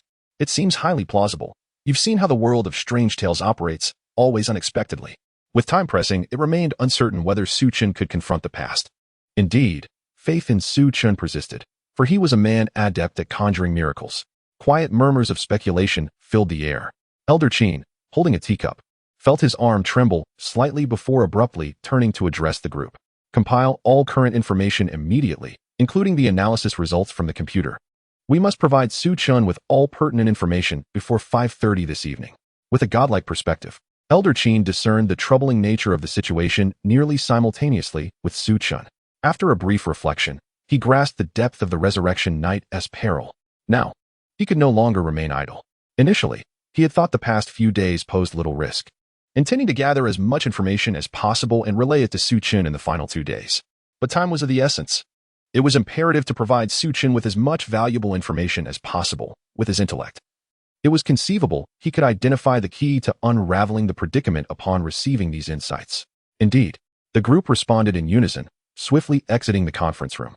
Meanwhile, the Dragon Nation had dismantled the firewall of the live stream, allowing high-ranking officials from other countries worldwide to be promptly informed of the developments. After thorough analysis by their nation's think tank, they soon arrived at the same conclusion. This revelation struck terror into their hearts. For instance, the higher-ups in the United States, who had previously felt a sense of relief that their own John had survived thus far, believed their contender was not inferior to Chen from the Dragon Nation. However, upon learning this news, they were paralyzed with fear. Glancing at their oblivious and soundly sleeping John, they could only conclude that he had been utterly outclassed by Chen. With his limited intellect, he would remain oblivious to the truth until his dying day. Regrettably, their opportunity for hints had already been exhausted. A pervasive sense of despair swept across the entirety of the United States. Chapter 95, The Struggle of the Chosen One of the Romantic Nation. As for the Romantic Nation, despair enveloped them. Their chosen one had been deprived of takeout rewards and had subsisted on refrigerator food for 2 days. At this moment, he was as deranged as an unhinged soul, alternating between laughter and tears. He often engaged in soliloquies, conversing with himself as if in playful banter. Occasionally, he would indulge in bouts of shadowboxing, reveling in the absurdity of it all. The news of the night of return was akin to the final straw that broke the camel's back. Their morale shattered completely, and an unsettling impulse arose to hasten the demise of their own contender, wishing fervently to end this torment. Despair loomed over nations worldwide. Save for the citizens of the Dragon Nation, who still clung to hope, not out of sheer optimism, but because their chosen one was named Chen. They had faith in Chen. Meanwhile, Chen collected his thoughts and returned to reality. He carefully tucked 2 photographs into his pocket and proceeded to the guest room, where he meticulously rearranged the easel. It was not yet time to venture outside. Adhering to the rules remained paramount. Notably, Chen had prepared himself. Whether tonight was the night of return or tomorrow, he was resolved to explore the outside world. Given that he had previously deduced that night outings were permissible, this would also allow him to evade the peculiarities of the night of return. This course of action was, indeed, the most prudent choice at present. Moreover, since he could not uncover any relevant information about the anomalies within the confines of his home, logic dictated that the clues must lie outdoors. Thus, venturing out was imperative. After formulating this plan, Chen first went to the kitchen to cook several flatbreads, deliberately adding a pinch of salt. He was uncertain whether he would be able to return home after leaving, so it was wise to prepare sustenance. The choice of flatbreads was practical, as they were less likely to spoil, and the salt would ensure his daily nutritional needs were met. This arrangement would suffice for his immediate food requirements. Next, he rummaged through his supplies and retrieved some compressed biscuits and several bottles of mineral water. Together, these provisions would comfortably sustain him for 3 to 4 days. Subsequently, he found a backpack and carefully packed all the food inside. However, this was not the end of his preparations. Ensuring his phone was charged was of utmost importance. Once he had charged his power bank, he finally exhaled in relief. Having completed these tasks, Chen stretched his limbs and ambled back to his bedroom. After a day filled with exploration and contemplation, compounded by the pollution of the anomalous events, his mental energy had been considerably depleted. Since he had resolved to venture out, restoring his mental acuity was essential, given that he had already exhausted so much energy in his search for clues at home. The dangers of the outside world loomed larger. Who could predict what direct encounters with the anomalies awaited him? Thus, he needed to rejuvenate his mental faculties to their optimal state. The most suitable method for restoring his mental energy was, of course, sleep. Chen set an alarm for 5:30 and then lay down on his bed, pulling the covers over him, swiftly shedding his clothes. Soon, his breathing became steady as he succumbed to slumber. Meanwhile, in the realm of romance, Albin exhibited a rare return to lucidity. It was unclear whether this was merely a fleeting moment of clarity or the result of prolonged mental contamination that had finally culminated in brainwashing. Regardless, to the onlookers, their chosen one appeared to have regained normalcy. Oh heavens, may the divine bless our romance nation. Albin has seemingly returned to his senses. Thank God. Yet, I noticed that the live stream from Dragon Country is abuzz with talk of a night of resurrection. I wonder if Albin's current state can withstand it. After days of anxiety, I have resigned myself to fate. Let destruction reign. But do not abandon hope. Look, Albin has regained his composure. Perhaps he might deduce the answers from the photographs. Ah, look at Albin's movements. He is heading towards the secondary bedroom. Could it be? As this message appeared in the chat, everyone's attention was once again drawn to the live feed. There, Albin sat on the living room sofa, hands clasped around his head, brow furrowed, and a pained expression adorning his face. He then clenched his fists and struck his own head as if attempting to shatter some thought tormenting him. Subsequently, he stood up, a newfound determination evident in his gaze, his eyes glistening with unshed tears as he strode purposefully towards the secondary bedroom. I will definitely drive you out. Mark my words, he muttered to himself. Upon entering the bedroom, Albin retrieved his easel and paints, returning to the living room. Setting up the easel, he plopped down onto the sofa, hands raised in a gesture of prayer. Oh God, please let my 12th rule be correct. I do not wish to die yet. Albin's sincerity was palpable.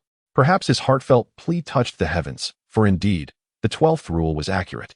However, due to his folly, he failed to contemplate further, subconsciously identifying himself as a painter. This moment could be described as a prayer that missed its mark. This turn of events doused the audience from romance in cold water, extinguishing the flicker of hope that had just ignited. I had assumed he was seeking clues, yet it appeared he was courting demise. Despair enveloped us. Even Chen from Dragon Country nearly faltered, for Albin's demise seemed inevitable. Ha ha ha, I warned against harboring hope. It's better to lie flat and enjoy the spectacle. I too have reached my limit. Let destruction come swiftly. Could the officials not quickly cling to Dragon Country for support? It would be far better for our chosen ones to survive, waiting to copy their assignments.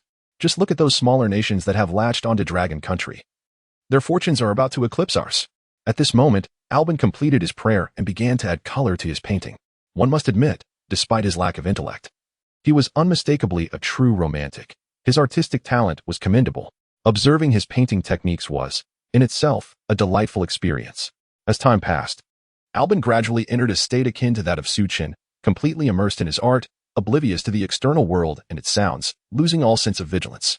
He was wholly absorbed in painting, as though this was the ultimate pursuit of his life. Gradually, an enigmatic smile emerged upon his countenance, and unbeknownst to him, his brush was now gripped by his left hand. Remarkably, this switch to his non-dominant hand did not diminish the quality of his artistry. Rather, it enhanced its expressiveness. In fact, he even ventured into innovative reinterpretations in certain areas. Had Chen been present to witness this, he would undoubtedly be astounded. The style of the artwork bore a striking resemblance to that of folk artists featured in midday news reports. At first glance, it appeared unrefined and the technique was rather ordinary. However, the meticulous attention to detail offered a refreshing surprise. It was akin to the work of a naturally gifted individual who only embraced the realm of art in the latter part of their life. Chapter 96, Mad Behavior and Self-Harm. At this moment, the audience from the romantic nation observed Albin's facial expressions gradually liberating themselves, descending into a state of utter abandon, each one embodying a spirit of amusement. Ah, this fellow possesses some talent. This painting is rather impressive. Indeed, it was unexpected that Albin harbored such skill. I have finally discovered the aspect in which our chosen ones surpass Chen. Our romantic nation is not devoid of merit. Depicting a beautiful woman meeting her demise, what do we call this? It is the essence of ghostly allure, while the spectators reveled in the spectacle, engaging in nonsensical banter. An abrupt turn of events unfolded. Albin was on the verge of completing his artwork, almost ready to add color to the red dress. Rather than changing his palette, he lifted his left hand, placing the tip of his index finger into his mouth and biting down fiercely. A sudden gush of blood erupted forth. According to the saying that one's fingers are connected to the heart, such an act should have elicited considerable pain. Yet, Albin's visage bore no trace of anguish. Instead, it radiated exhilaration. Ecstatically, he extended his bloodied finger towards the canvas, using his blood in place of paint to color the crimson hem of the dress. As he painted, his mouth moved in a futile attempt to articulate something, though words eluded him. This bizarre behavior appeared exceedingly odd. After a while, as his blood began to congeal, the flow from his injured finger ceased. Observing this, Albin once more thrust the wounded digit into his mouth, biting down with fervor. This time, in his heightened state of excitement, he misjudged the force required. A sharp crunch echoed as he bit off not only the tip of his finger but also the nail. Blood gushed forth, filling his mouth. He extended his tongue to taste the blood at the corner of his lips, chewing and swallowing the remnants of his fingertip with a grotesque delight. His expression suggested an absence of pain. Rather, he seemed to revel in an overwhelming pleasure. With a look of rapture, he resumed his artistic endeavor. Due to the considerable wound, blood continued to pour forth, trickling down the canvas under the influence of gravity. Ultimately, several erratic crimson lines extended from the hem of the dress in the artwork. Now, the entire piece appeared even more uncanny. The girl in the red dress seemed as though she had just emerged from a river of blood, the crimson staining her blue gown, with droplets of blood incessantly dripping from the hem. A few drops of blood even splattered upon the girl's pupils, causing the ruby beads to quiver, veiling her visage in an alluring, sinister aura. The viewers of the live broadcast could not help but shudder, despite their shattered mental states and complete abandonment. The sight of this scene sent a chill down their spines. After all, fear is an innate response, unyielding to the constraints of reason. Yet, unexpectedly, Albin was devoid of any fear. Instead, he was enveloped in profound joy. He held his artwork aloft, scrutinizing it with increasing satisfaction, having long forgotten the purpose of his creation. At that moment, a photograph slipped from the crevice of the canvas. The photograph, gently descending, left Albin momentarily stunned. A flicker of confusion crossed his face. However, driven by instinct, he bent down to retrieve the half-torn image. After a brief moment of contemplation, his gaze ultimately settled upon the dress depicted in the photograph. It was a shade of blue, as pristine as the waters of a serene lake. Albin's expression grew increasingly anguished, his lips parting repeatedly, yet no sound emerged. After a prolonged struggle, he finally managed to utter a phrase, though his voice was as stiff and lifeless as that of a corpse. "Who are you?" The room remained silent, with no reply. Yet, Albin seemed to perceive an answer. "No, I do not believe. Get out," he muttered to the empty air. A few seconds later, his countenance darkened further, and the muscles in his face twitched sporadically. "Prove it to me." In a surprising turn, his voice returned to normal, fueled by rage. No sooner had he spoken than his left hand shot up abruptly, and with a forceful slap, he struck his own face. A crisp sound echoed as a crimson imprint blossomed on his skin. "Why is this happening? I still do not believe," Albin bellowed in a fit of desperation. In the next moment, he staggered towards the kitchen, his movements distorted, resembling a child just learning to walk. Upon reaching the kitchen, Albin seized a chef's knife with his left hand and, with a brutal swing, brought it down upon his unsuspecting right hand. His eyes widened, pupils quaking as though witnessing the apocalypse. His mouth gaped open, seemingly attempting to scream, yet not a syllable escaped, rendering him mute. Only the sound of the knife slicing through the air and the crack of bone echoed in the silence. With a splatter, blood erupted, and amidst the shower of crimson, his severed right hand fell helplessly to the ground with a thud. Albin gazed at his hand on the floor, a look of unfamiliarity in his eyes. In the next moment, his expression gradually transitioned from left to right, calming as the tension in his facial muscles dissipated, like a windshield wiper. It swept away all traces of terror from his visage. Then, a subtle smile graced his lips, transforming his demeanor into that of a genteel gentleman. He bent down to pick up his severed hand and tossed it onto the cutting board, then grasped the knife with his left hand to begin the task of bone removal. He worked with the precision of a craftsman, as if he were preparing a delicate dish. In a macabre twist, he continued to allow his right wrist to bleed profusely, showing no signs of pain. This bizarre scene created an unsettling illusion that the severed hand was not truly a part of him. Blood flowed incessantly, staining the floor, while Albin's complexion grew paler. Yet, he remained undeterred, diligently engaged in his culinary endeavors, as he prepared a steak. Before long, dinner was prepared. He unsteadily carried dish after dish to the dining table. Subsequently, he rummaged through the guest room to find several white candles, igniting them on the stove before placing them upon the table, as if orchestrating a candlelit dinner. However, the flickering white candles failed to impart even a hint of warmth. Instead, they evoked the somber ambience of a final supper. Albin, with a smile gracing his lips, settled at the table, his gentle gaze fixed upon the door, imbued with profound yearning. It appeared he was awaiting someone's return. Yet, his frail condition did not permit him the luxury of waiting for that individual. Tick-tock, tick-tock. The sound of his blood dripping harmonized perfectly with the ticking of the clock's second hand.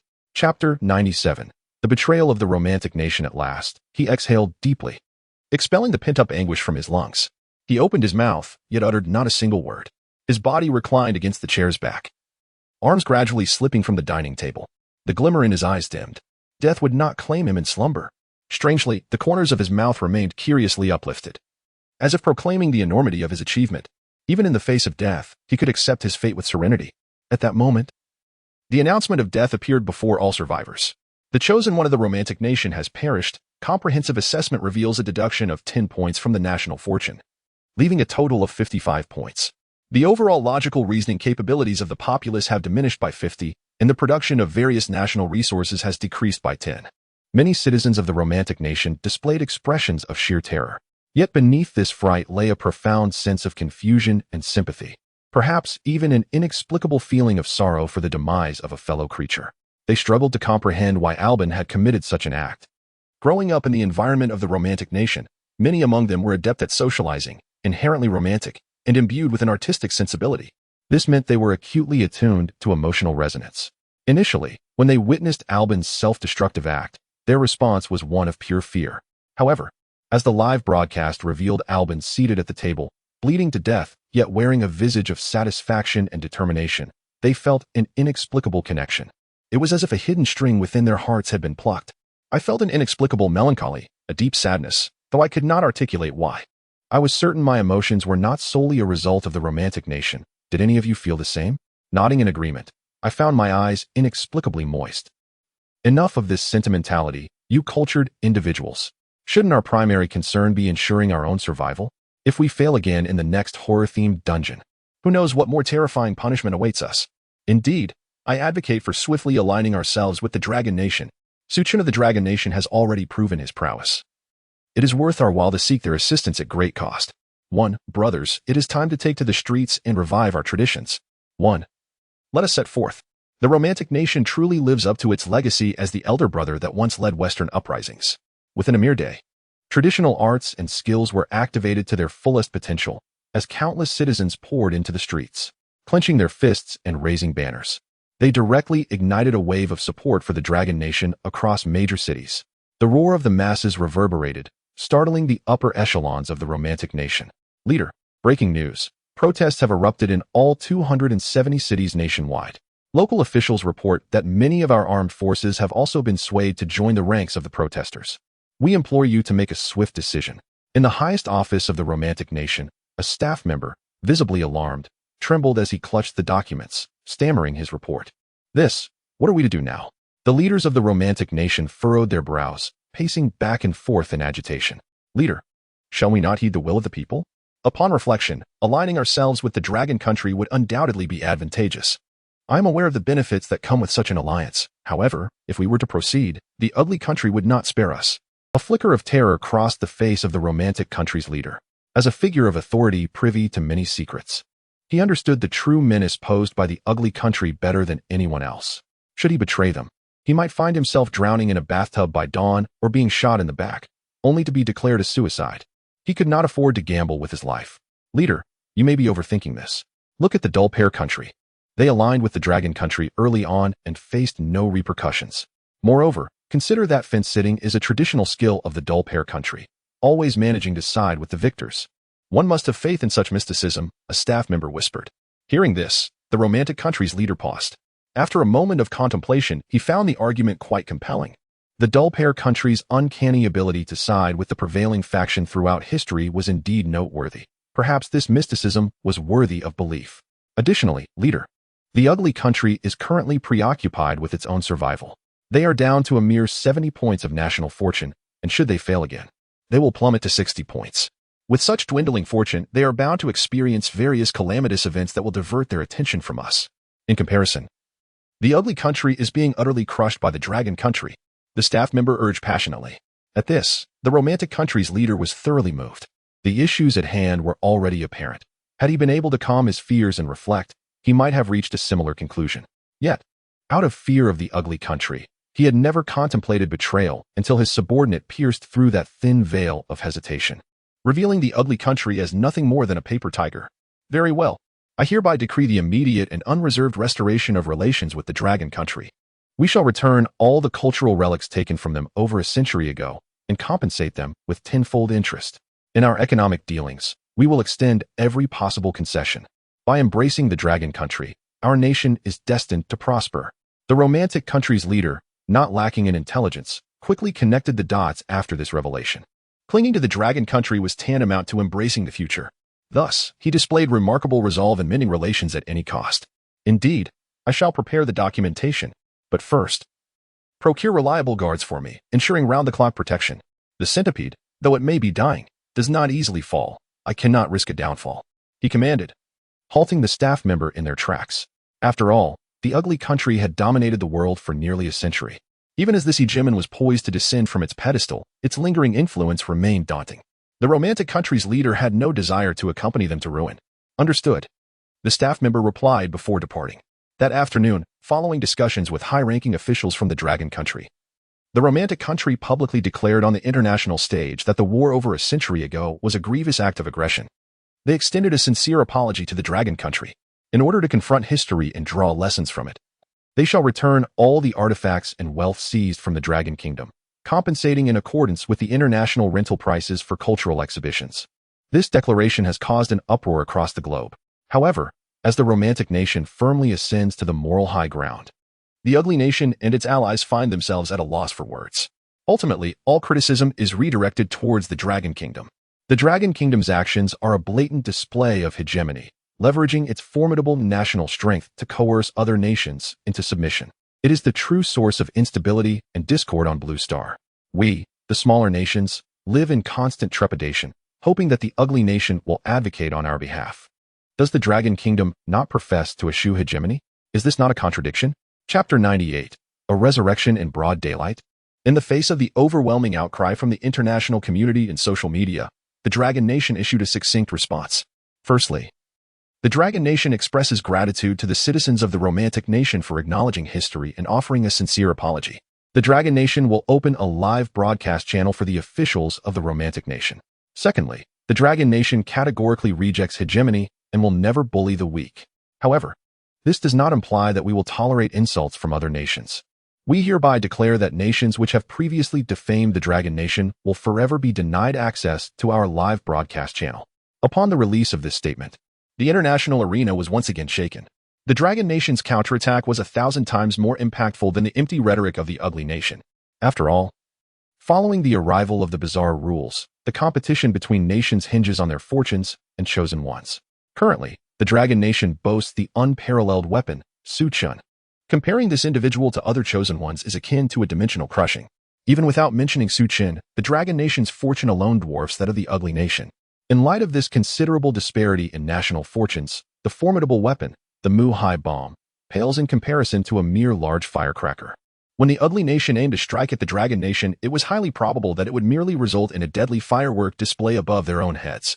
Consequently, upon the announcement of this statement, the minions of the ugly nation were rendered speechless. The nations that had previously echoed the ugly nation's derision towards the Dragon Nation were now filled with regret, wishing they could chastise themselves. They had merely sought to gain a meager share from the ugly nation's scraps, only to find that the Dragon Nation had swept their plates away. As this news reached their homelands, the citizens erupted in fury, storming their presidential palaces with indignation. Within a few days, the leaders of these nations were ousted in disgrace. Following this incident, the smaller nations of the world trembled in fear, no longer daring to blindly follow the ugly nation in their attempts to provoke the Dragon Nation. Rewind to a day earlier. Chen awoke, rubbing the sleep from his eyes, and silenced the still-ringing alarm clock. Stretching languidly, he finally noticed the floating announcement before him. The chosen one of the Romantic nation had perished? Chen muttered in confusion. Today was supposed to be a safe period. How could this individual have suddenly died? He found himself puzzled. At that moment, the information before him refreshed, revealing a large block of text. This was the Dragon Nation utilizing their sole opportunity for a prompt to convey vital information. Chen adjusted his stiff neck and began to read attentively. Before long, he had absorbed all the content. The Dragon Nation initially provided a detailed explanation of representative death cases for Chen's understanding. Following these cases, they released the computer analysis data en masse, allowing Chen to make his own judgments. This action underscored the Dragon Nation's profound trust in Chen. Fearing any misdirection in his thoughts, Chen narrowed his eyes. Some of the initial cases did not exceed his expectations, though certain details diverged slightly from his assumptions. However, the demise of the Romantic nation's Alban was entirely beyond his anticipation. It was not the fact of the death that surprised him, but rather the manner of death that left him bewildered. According to the description of the Dragon Kingdom, the final state of the other party resembles symptoms of schizophrenia. However, why would such a demise occur? Merely drawing a picture leads to madness. Where lies the logic in that? Could it be that this mental pollution is intended to cultivate a second personality? Chen paused to reflect, contemplating the possibility. After all, based on the known information, the rules were pinned by two individuals, the cabinet contained dresses of two distinct colors, and the drawing board depicted two women. All signs seemed to corroborate this hypothesis. Suddenly, he recalled the moment he was struck by the pollution while retrieving a photograph from the wardrobe. He too had experienced auditory hallucinations. It seemed as though a voice had uttered, "Why resist? I am you." A chill coursed through Chen. Indeed, this possibility seemed plausible. If that were the case, the bizarre objective was to transform individuals into patients suffering from schizophrenia. Building upon this foundation, one could speculate that his girlfriend had sought treatment for her mental illness, only for certain events to transpire, leading to her strange rebirth. Perhaps it was an act of vengeance, prompting these occurrences. As he reached this conclusion, Chen abruptly halted, a glimmer of insight flashing in his eyes. Something was amiss. The logical chain had fractured. According to this reasoning, what then of the delivery personnel? If the means of revenge was to induce madness, why resort to outright murder? This contradicted the peculiar method of killing. Moreover, at specific moments, why would they masquerade as genuine delivery personnel to bring him meals? No, his reasoning must have contained flaws. Chen shook his head, discarding his previous thoughts. Never mind. He decided he would await further clues outside before delving deeper into this mystery. Rising, Chen began to gather his belongings in preparation for his imminent departure. Before long, the clock struck 6. He dutifully glanced at the colors of the dresses in the cabinet, as the rules dictated that one could not venture outside between 6 and 7 o'clock. He needed to remain at home until after 7, making the observation of the dress colors quite significant. Upon opening the wardrobe, he found a blue long dress hanging inside. With a sigh, Chen realized that the moments of safety over the past few days had merely served to gather momentum for the forthcoming perilous times. It was evident that the days ahead would likely be fraught with danger. He tossed his backpack onto the bed in the bedroom and leaned against the headboard, picking up a book from the bedside table to pass the time. Minutes later, he was startled by peculiar footsteps. Straining to listen, he discerned that they emanated from the living room. Judging by the sound's intensity, he inferred someone was moving from the living room toward the bathroom. Shortly thereafter, a loud banging reverberated from the bathroom, as though something was being vigorously chopped with a knife. Chen's hair stood on end. What in the world was happening? He was alone in the house. Who could be outside? Was today truly the Night of Souls? Yet that couldn't be right. The Night of Souls was traditionally at midnight, and it was still early. The occurrence of a spirit returning in broad daylight is rather absurd. At that moment, he recalled the 5th rule. The bedroom is equipped with state-of-the-art soundproofing materials, ensuring that during your nighttime rest, you will not hear any peculiar sounds from outside. Should you, by chance, hear such sounds, please first verify that all doors and windows are securely closed. If you are certain that they are indeed closed, immediately seek refuge beneath the bed and refrain from making any noise until 6 o'clock the following morning. This rule is quite pertinent to the current situation. Chapter 99. I found Chen dared not squander any more time. He hastily rose to inspect the doors and windows of the bedroom. Upon confirming that they were indeed securely closed, he quickly crouched down and skillfully slipped beneath the bed. The space was exceedingly cramped, forcing him to press his body flat against the floor. To his surprise, the sounds from outside became remarkably clearer. Feeling a twinge of astonishment, he pressed his ear against the ground. Accompanied by the sound of vigorous chopping, he sensed the floor trembling ever so slightly. What could possibly require such force? Chen pondered. After a while, the noises from the bathroom subsided, replaced by the sound of a shower. The cascading water masked all other peculiar sounds. Moments later, the water ceased, and footsteps echoed once more in the living room. The footsteps grew louder, seemingly approaching the bedroom. Chen's heart tightened, and he quickly held his breath. In the next instant, the bedroom door lock turned, and the door swung open. A figure stepped into the room. Chen's eyes widened in shock as he caught sight of a flowing red dress swaying gently before him through the gap beneath the bed. Droplets of crimson liquid cascaded from beneath the hem, resembling blood as they fell. Plop! The droplets struck the floor, splattering and landing on Chen's cheek. Even while holding his breath, he could faintly perceive the metallic scent on his face. Perhaps it was a mere psychological effect. Chen did not dwell on the cause, for he noticed that before him, only the gently swaying red fabric remained. Below the hem, there was nothing but emptiness. Where legs should have been, there was now only a void. Cold sweat trickled down Chen's back, and the hairs on his arms stood on end. Good heavens, he was terrified. There were no legs? This was truly a ghostly apparition. My word, wasn't it said that such entities could not exist in modern society? Wake up upstairs. This is the realm of ghost stories. Encountering such spirits is quite ordinary. No, in the face of such horrifying events, why was no one concerned for Chen? What good would concern do? He must rely on himself to navigate this perilous situation. Moreover, Chen had repeatedly shattered my worldview. I now trust him implicitly. 1. I even feel that watching Chen face challenges is not thrilling enough. I plan to explore live streams from other countries. Given their level of intelligence, I bet it will be far more exhilarating than any horror film. As the audience from the Dragon Kingdom flocked to international horror films, Chen keenly sensed the temperature in the bedroom plummeting. It should have been the late summer or early autumn, yet it felt as though winter had abruptly descended. The chill rising from the floor rendered his body somewhat numb. To prevent the cold from causing him to shiver and produce any noise, Chen decisively stuffed his fingers into his mouth. The pain from his teeth gnawing on his fingers kept his mind alert. After a tense standoff lasting what felt like an eternity, the figure in the crimson dress finally turned and floated away. The bedroom door swung shut behind her with a soft click. At last, Chen could exhale. He had been holding his breath so long he felt as though his lungs might burst. Gasping for air, his oxygen-deprived mind slowly regained its clarity. How unfortunate to have been inexplicably blocked. Chen raged inwardly. He had prepared to venture out in search of clues, only to encounter this unforeseen obstacle at the final moment. The bizarre entity had returned without warning. No, that couldn't be right. There must be a reason for this. The realm of rules would not present a true deadlock, he reassured himself. After half a minute of mental fortification, he managed to calm his anxious thoughts, allowing himself to think more clearly. Logically, he had only seen the news at noon today.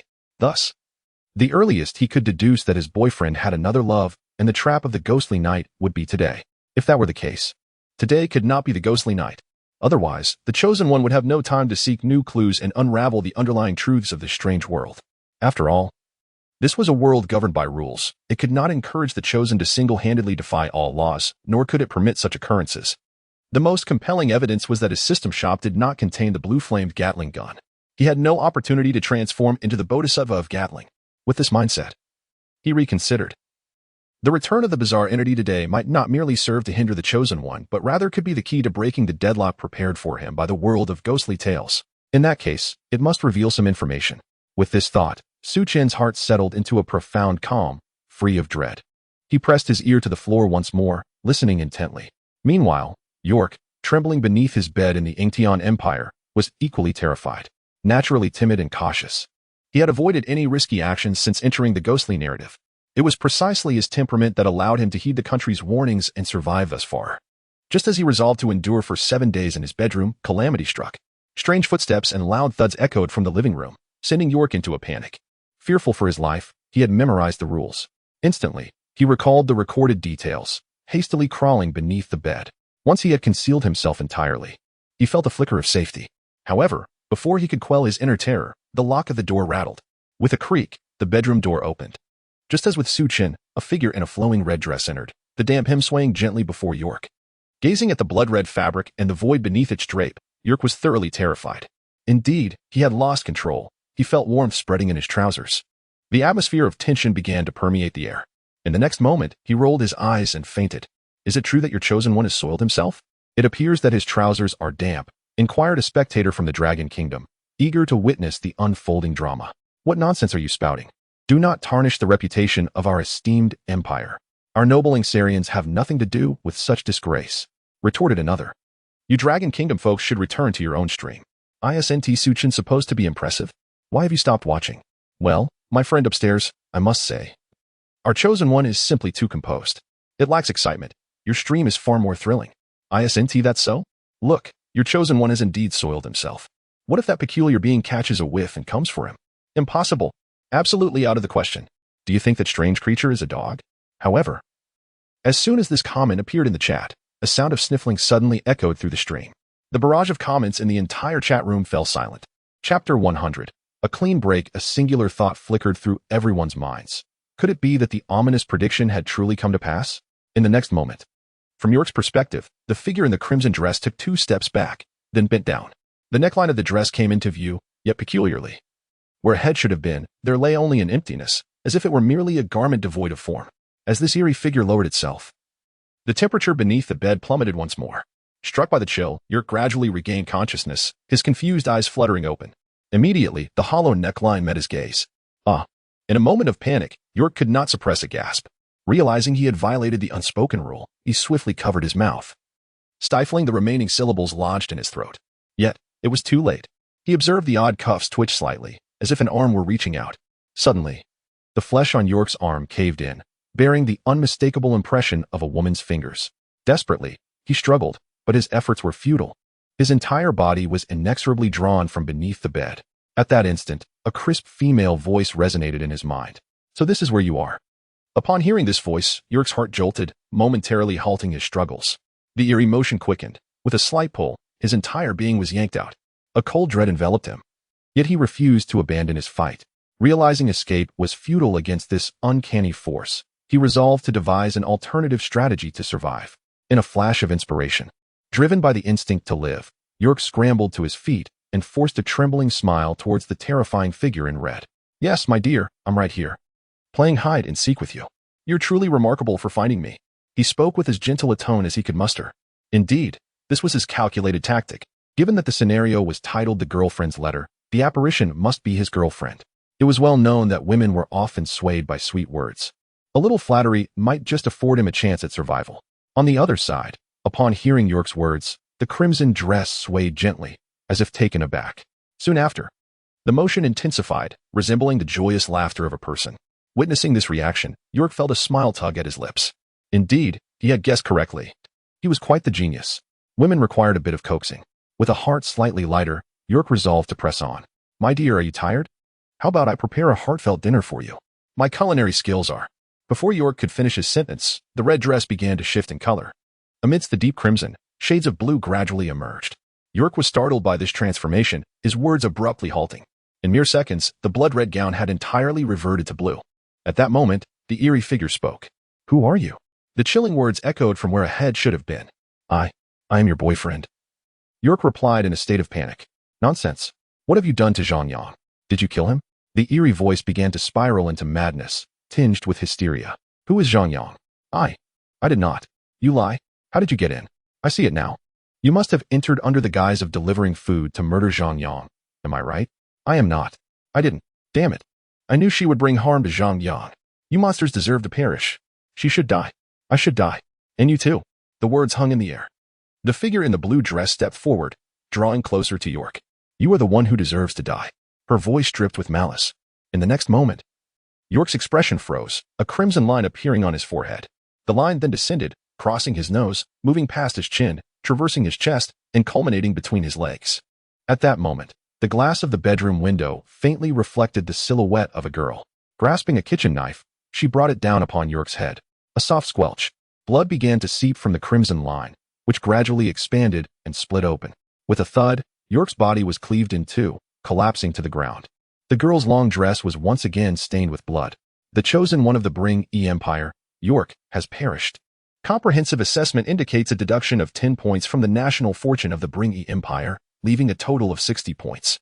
A frigid climate has descended upon the Bring-E Empire, lasting for 1 month. How could this happen? How did York die? Look at the glass reflection. That eerie figure with the knife cleaved York. Seriously, this fool York pretended to be someone's boyfriend. He made them think he killed Zhang Yang. What a fool. It's terrifying. I'm nearly scared to death. Thankfully, we, Su Chen and I, managed to escape this ordeal. Otherwise, with such bizarre combat abilities, even Su Chen would not withstand it. Brothers from the Dragon Kingdom, hurry to the Lion Kingdom. It's even more terrifying there. They're coming. They're coming. Moments earlier, the chosen one of the Lion Kingdom, Li Jiatu, was deeply engrossed in painting. As his delivery red envelope was emptied, he had to survive on instant noodles and vegetables. Once those provisions were consumed, hunger compelled him to eat some meat from the refrigerator. Shortly after, he felt his mind turn to mush, engulfed in confusion. The lack of food also left him feeling exceptionally cold. To alleviate these symptoms, he retrieved a set of autumn-winter clothing from his bedroom wardrobe, then collected a drawing board from the next room according to the rule's description and began to paint fervently. Like Su Chen and All Bang, Li Jiatu soon fell into a profound state of creativity. His left hand danced tirelessly, vibrant colors blossoming on the canvas. The sensations of hunger and cold gradually receded, replaced by immense spiritual fulfillment. Pitter-patter, footsteps approached Li Jiatu, yet he remained oblivious. In the live stream, a figure in a red dress slowly drifted behind him, then came to a halt, no longer moving. It appears that the observer is captivated by the artistry of Ricardo. At that moment, Ricardo begins to apply color to the red dress. In a manner reminiscent of Albin, he decisively pierces the tip of his left finger, allowing droplets of blood to flow and be smeared onto the canvas. As the hue of the red gown is completed, an eerie scene unfolds within the room. The spectral figure begins to solidify gradually. Initially, a semi-transparent visage emerges from the area of the head, followed by arms that start to materialize from the void. The ethereal form evokes a sense of otherworldliness. When combined with the woman's exquisite features, she appears strikingly beautiful, evoking not a sense of eeriness, but rather resembling a celestial being descended into the mortal realm. Chapter 101. Why are you wearing Pinru's clothes? The young woman smiled gently, leaning against Li Jiado's back while wrapping her right arm around his waist. With her left hand, she held his finger, guiding him to enhance certain intricate details in his artwork. This scene exuded an aura of intimacy that profoundly impacted all observers. In awe, the spectators from the Lion Kingdom marveled at Li Jiado's extraordinary charm, exclaiming, "Incredible! Our Li Jiado has captured the heart of an enigmatic beauty." It appeared that Li Jiado's striking handsomeness had indeed enchanted the unusual woman, proving she was also drawn to good looks. This is a triumph for our Lion Kingdom. Li Jiado has decisively outshone Su Chen from the Dragon Kingdom, they declared, dismissing Su Chen as insignificant, while our chosen one is sharing tender moments with the mysterious lady. Su Chen is still hiding beneath the bed. What a pitiful sight. As the Lion Kingdom's populace reveled in their triumph over the Dragon Kingdom, the latter's audience began to feel uneasy. Could it be, one pondered, that your chosen one, dressed flamboyantly in Pinru's attire, led the enigmatic figure to mistake him for someone else? Impossible. Absolutely inconceivable. Our Li Jiado's allure is undeniable. It is his looks that have captivated the enigmatic beauty. They insisted. Ah, yes, as long as you're happy. Just a friendly reminder. That individual previously boasted about his prowess after eliminating a competitor from the Yinging Empire. As Li Jiado's movements accelerated, the artwork gradually approached completion, and his expression morphed into one of fervor, as if a suppressed demon within him had been fully awakened. With the final stroke of crimson paint, the painting was complete, and the ethereal woman's form solidified, losing its previous insubstantiality and appearing almost lifelike. Yet, all understood that she was still an enigma, incapable of being regarded as human. Suddenly, Li Jiado sprang to his feet. Oddly, his body passed through the figure's form. The seemingly solid woman remained merely a shadow. He glanced down at his own body, noticing the pristine white arm emerging through him, his brow furrowing slightly. Strangely, he felt no panic, only mild surprise, embodying an air of detachment. Turning around, he faced the enigmatic figure, who had just retracted her arm and stood up. Their eyes locked. In an instant, the expression on the woman's face shifted dramatically. The serene smile transformed into shock, and her lips quivered as if she wished to speak. Yet the words remained unvoiced. The blood-red hem of her dress began to sway violently, as if stirred by an unseen wind. This is it. I witnessed a similar scene in the Yinging Empire. This enigma is about to unleash violence. Someone exclaimed. What a betrayal. How could she turn on him so swiftly? What gives? They were so affectionate just moments ago. Could it be that the earlier comment from a Dragon Kingdom spectator has come true? That Li Jiado's flamboyant clothing led the enigmatic woman to mistake him for another? Is this some kind of a joke? I understand your urgency. But let us not panic just yet. Perhaps this enigma will show mercy, retorted the Dragon Kingdom skeptic. Enough of this charade. Do not feign sympathy. For we all know you are merely here for the spectacle. If we manage to survive this ordeal, I hereby declare that the Dragon Kingdom shall henceforth be the progenitor of the Lion Kingdom. What pretense of benevolence is this from the Dragon Kingdom? We, the chosen ones, have perished, and you may very well be secretly rejoicing. Those above can be bolder. Let us remove any doubt. People from the Dragon Kingdom are indeed cold-hearted. The populace of the Lion Kingdom does not accept the hollow comfort from the Dragon Kingdom. At that moment, Li Jiado discerned the identity of the newcomer. His previously furrowed brow suddenly relaxed, and a smile began to grace his lips, indicating a surprising sense of joy. He moved his lips aimlessly for a moment, then gave a reluctant smile. He raised his hands to perform a series of simple gestures. However, it was clear that these were not standard sign language, but rather improvised expressions of his own meaning, a spontaneous creation in the heat of the moment. Despite their simplicity, many of his gestures conveyed some semblance of meaning to the audience, such as expressions of gratitude and joy. Yet, due to the mixture of bizarre movements, the precise intention behind Li Jiado's actions remained elusive to the spectators. Strangely, it appeared that the enigmatic figure seemed to comprehend him. The once tumultuous crimson dress began to settle, and the flickers of blue gradually faded. Even the enigmatic woman's face bore a smile that was tantalizingly enigmatic. In the next moment, Li Jiado's expression shifted sharply, his movements abruptly halting as if he had heard something astonishing. He began nodding fervently, even kneeling in excitement, repeatedly bowing his head before her. The woman offered no reaction to his supplication, neither hindering nor encouraging, simply observing in silence. After a brief interval, Li Jiado's action ceased once more. He lifted his gaze to the woman and continued to nod. She smiled slightly, waved her hand, and began to walk towards the door. Upon witnessing this, Li Jiado's face illuminated with a look akin to that of a pilgrim, rising to follow her closely. With a resounding thud, as the two exited, the door swung shut behind them. Simultaneously, an announcement abruptly materialized before the live audience and all surviving chosen ones. Legiato of the Lion Kingdom has descended into the realm of peculiar tales. Comprehensive evaluation indicates a deduction of 10 points from the national fortune of the Lion Kingdom, leaving a total of 55 points. One of the populace of the Lion Kingdom will be randomly selected to enter the realm of peculiar tales. Upon this proclamation, the audience from the Lion Kingdom was left in utter shock. What is happening here? How is this different from before? Did not failure of the chosen ones always equate to death? Why, then, has it become a descent into a world of strange tales? Most importantly, why has the calamity shifted from affecting the nation to selecting a few fortunate spectators for this journey? Previously, we faced adversities together. Now we are merely choosing the unfortunate.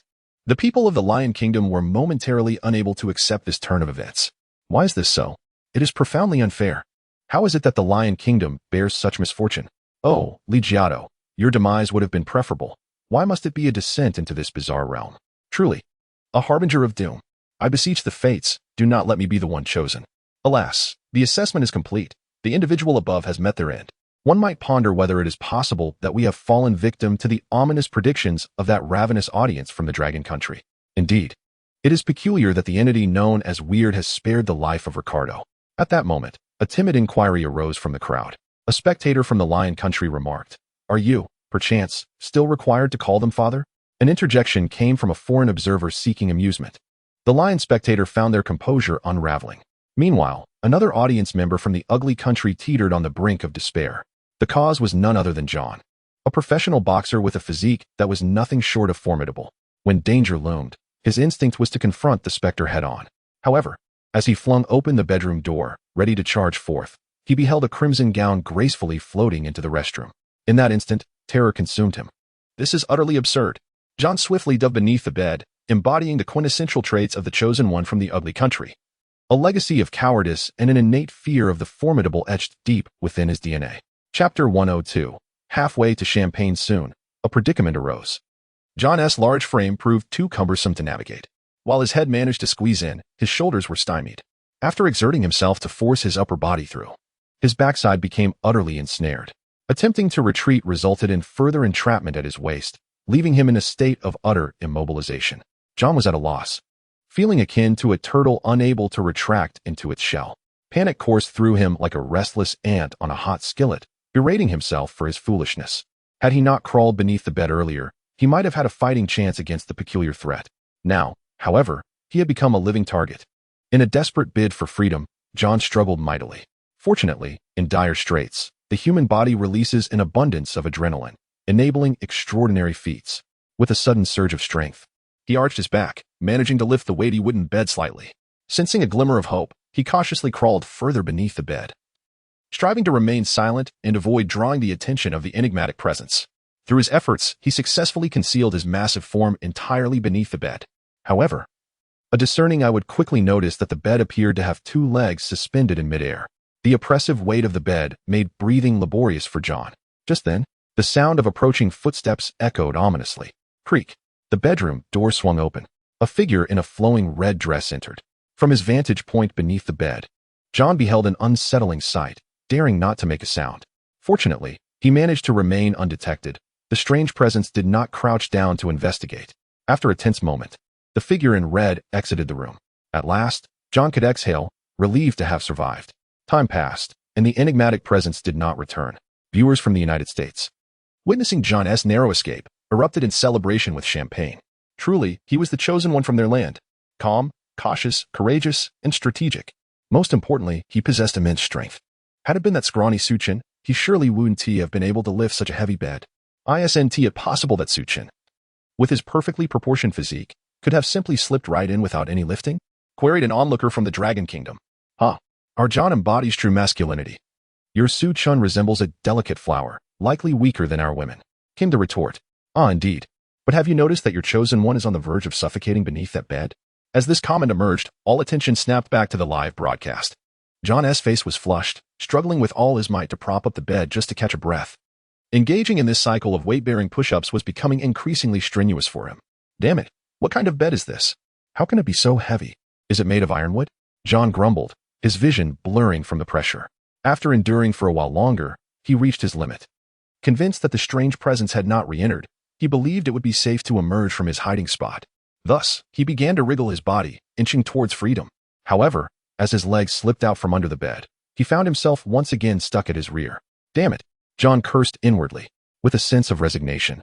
He mustered all his strength to raise the bed board once more. At that very moment, the door creaked open unexpectedly. The eerie figure re-entered the room. But unlike the last encounter, this time her form had solidified into a corporeal presence. The woman stepped forward, and upon noticing John wedged beneath the bed, her movement faltered. A hint of confusion crossed her exquisite features, as it was evident that even she was overwhelmed, unable to comprehend his actions. After a few seconds of silence, her bewilderment transformed into fury.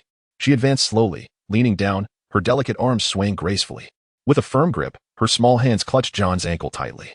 With considerable strength, she yanked, causing the bedboard to emit a piercing creak. The heavy bed shifted several centimeters with her pull, demonstrating her astonishing strength. John, in this moment, could attest to the magnitude of her power. The slightest exertion from her made him feel as though his leg might snap. The friction between his backside and the bedboard was excruciating, likely leaving him bruised. Terrified, John realized he stood no chance in a confrontation with this spectral figure. Hence, he screamed and desperately crawled further beneath the bed. Seeing that she could not extract him, the woman's expression grew colder, and she summoned her strength once more for another fierce tug. The shrill sound of scraping filled the room. Yet, John fought with all his might. And at the brink of desperation, he managed to resist her grasp once again. This infuriated her. Her skirt billowed around her, and with her long, elegant legs planted firmly on the bed's edge, she locked her arms around John's calves and pulled with all her might. The sound of tearing fabric echoed through the air, accompanied by John's piercing screams. He felt himself being forcefully dragged by an overwhelming power. As a result, the fabric on his back was torn to shreds, and his skin was left bloodied. However, the true terror was yet to come. He sensed a chilling current flowing from her hands, creeping through his body. The areas touched by the cold became unresponsive, rendering him sluggish. "Let go of me, you wretched creature. I curse your entire lineage," John shouted, his voice rising in alarm. Yet soon, the words faltered as the icy sensation ascended his neck and surged directly into his mind. Accompanied by a blinding headache, he was rendered speechless in an instant. His mouth opened and closed in a futile display of rage and terror, but no sound escaped. Then, his expression shifted to one of confusion and anxiety. His body surrendered completely, collapsing limply onto the floor. Consequently, the woman's dragging motion intensified, and in an instant, John was yanked out. With a resounding thud, he was thrown onto the floor. Fortunately, his robust physique absorbed the impact, leaving him relatively unscathed, albeit with an expression of bewilderment and stupor. Then, he began to move, slowly turning his head to survey his surroundings. Soon, a look of trepidation appeared in his eyes, and his legs began to tremble uncontrollably. His stout fingers inadvertently formed a delicate gesture akin to that of an orchid. In the next moment, before the enigmatic figure could make any further movements, he swiftly knelt upon the ground. His hands incessantly performed gestures of supplication and entreaty, as he expressed his fervent pleas through his movements, accompanied by occasional nods. The countenance of the mysterious woman astonishingly began to soften, no longer radiating the fury it once held. Chapter 103. The wretched existence of the ugly nation upon witnessing the menacing aura of the eerie woman diminish. The audience of the ugly nation exhaled a collective sigh of relief. In their distorted mindset, they preferred to gamble on the odds of random death rather than face a nationwide disaster that would diminish their welfare. It was this gambler's mentality that led them to accept the possibility of John's survival. What could this mean? Could it be that the eerie entity has chosen to spare John? May the heavens protect our ugly nation. It is conceivable. John's expression and demeanor bore a striking resemblance to Ricardo from the Lion Nation. I suspect he may have been thoroughly tainted, which is why the entity no longer sought to harm him. I witnessed the broadcast from the Lion Nation, and if John were to descend into the realm of strange tales, I could find it tolerable. With so many of us in the ugly nation, a few deaths would not matter, as long as no catastrophe impacted our tangible reality. Death is not to be feared. It is a life worse than death that truly terrifies. So, do you think there is a possibility that this entity finds your chosen one unappealing, and thus refuses to take him as a subordinate? At that moment, a well-known harbinger of doom from the Dragon Nation happened to arrive. Impossible. Absolutely impossible. Our John possesses such a robust physique, a generous spirit, and an abundance of masculine vigor. How could the entity not be drawn to him? Perhaps it would even abandon its current partner for our John. However, your John has been tainted, and his character has changed. Just then, John noticed the calm demeanor of the entity. His expression gradually relaxed. Freed from the pressure of impending death, John's mind began to awaken. His small eyes, no longer restrained, roamed over the entity's long legs. Then, a crafty glint sparked in his eyes, and he appeared rather mischievous. He knelt and crawled forward a few steps, then began to bow with utmost reverence towards her. After several bows, he suddenly ceased to rise. Instead, he leaned forward, reaching for the entity's delicate feet, his head drawing near, seemingly preparing to bestow a kiss. In that instant, a chilling frost enveloped the entity's face, and her blood-red skirt began to sway as if stirred by an unseen wind. She elegantly shifted her long legs, stepping back to evade his soiled lips. Then, her exquisite foot rose and came crashing down onto John's head, forcefully driving it into the ground. With a resounding thud, his skull shattered, akin to a watermelon bursting open. Crimson blood erupted throughout the room, splattering the curtains, bookshelves, and bedding, even landing upon the entity's face. She wiped away the bloodstains with a look of revulsion. Without uttering a word, her expression conveyed a singular sentiment that echoed in the minds of all the viewers. Garbage. The chosen one of the ugly nation, John, has perished. Comprehensive assessment. The national fortune of the ugly nation is reduced by 10 points, leaving a total of 60 points remaining. The collective sense of joy in the land of the unpleasing has diminished by 20%. The populace, initially reeling from the sudden demise of John, was further jolted by the announcement of his death. A 20% drop in joy. For a society that prioritizes entertainment above all else, this is nothing short of inhumane torment. Many citizens found this outcome unbearable, opting instead to restart their lives. The earlier sentiment echoed in the comments. Fear of death pales in comparison to the dread of a life worse than death, has proven true. In a single night, the citizens experienced the sheer horror of this punishment. Beginning the following day, there was a dramatic surge in addiction, as if the entire nation were succumbing to the allure of excess. Various entertainment industries escalated their efforts, embracing increasingly depraved antics, pushing boundaries to the extreme. The entire nation spiraled into a pathological state of existence. Consequently, the economy, military, and national strength of this land experienced a rapid decline, leading to a catastrophic drop in international influence. However, such dire repercussions were yet to be fully felt. For now, they had not entirely grasped the agony of a life worse than death. Meanwhile, the esteemed members of the Dragon Nation's Supernatural Investigations Department engaged in a discussion regarding the bizarre logic behind the murders, seeking to determine whether the hints previously sent to Su Chen contained any misleading information. The technical team, through meticulous analysis of the micro-expressions and daily habits of the chosen ones, concluded that these individuals exhibited drastically altered personalities post-corruption, to the extent that they seemed almost unrecognizable. In simpler terms, they resembled individuals with schizophrenia, their dominant personas having been supplanted. A staff member presented a thick stack of documents for review. The information department relayed that the conclusions drawn by several major powers aligned with ours. The bizarre phenomena appear to induce a secondary personality in the chosen ones through unknown means, facilitating the replacement of their primary selves. Current hypotheses suggest that consuming refrigerated food or engaging in artistic endeavors might be involved, although there remains no conclusive evidence regarding whether direct contact with the bizarre triggers corruption. Another staff member began to report on their progress. We have reached out to numerous renowned psychiatric experts within the Dragon Nation, who will provide corresponding analyses based on the information we have supplied. At this juncture, a staff member continued to relay their work updates. Little Lee adjusted his glasses, casting a glance at the senior figure, Elder Chen. Leader, based on our current analysis, should Su Chen confront the bizarre directly, he is likely to be swiftly attacked, unless he succumbs entirely to corruption. However, if he becomes thoroughly corrupted, the realm of the bizarre will deem the Dragon Nation a failure. Even if he hides beneath his bed until 6 o'clock tomorrow morning, this will not resolve the issue. He would forfeit his sole opportunity to venture out and investigate, making survival during the forthcoming night of return nearly impossible. Elder Chen, it seems we have reached an impasse. Little Lee, somewhat disheartened, summarized the most pressing news. Elder Chen remained silent, fixated on the screen, his fingers unconsciously tapping on the table. It was only when the eerie woman re-emerged from the bedroom that he finally spoke. The enigmatic woman's form grew increasingly solid, leading me to speculate that she was engaged in the act of painting herself. The complete realization of the artwork surely signifies some profound meaning, or perhaps resembles a certain ritual. What do you think? Old Chen's abrupt words left everyone momentarily perplexed. Chapter 104. Luring the tiger from its mountain. After a moment of contemplation, one among the group hesitantly spoke. I believe there is merit in this. From the imagery of the Lion Kingdom, it is evident that upon completion of the artwork, the enigmatic woman will fully materialize, appearing far more tangible than her counterpart from the Ugly Kingdom.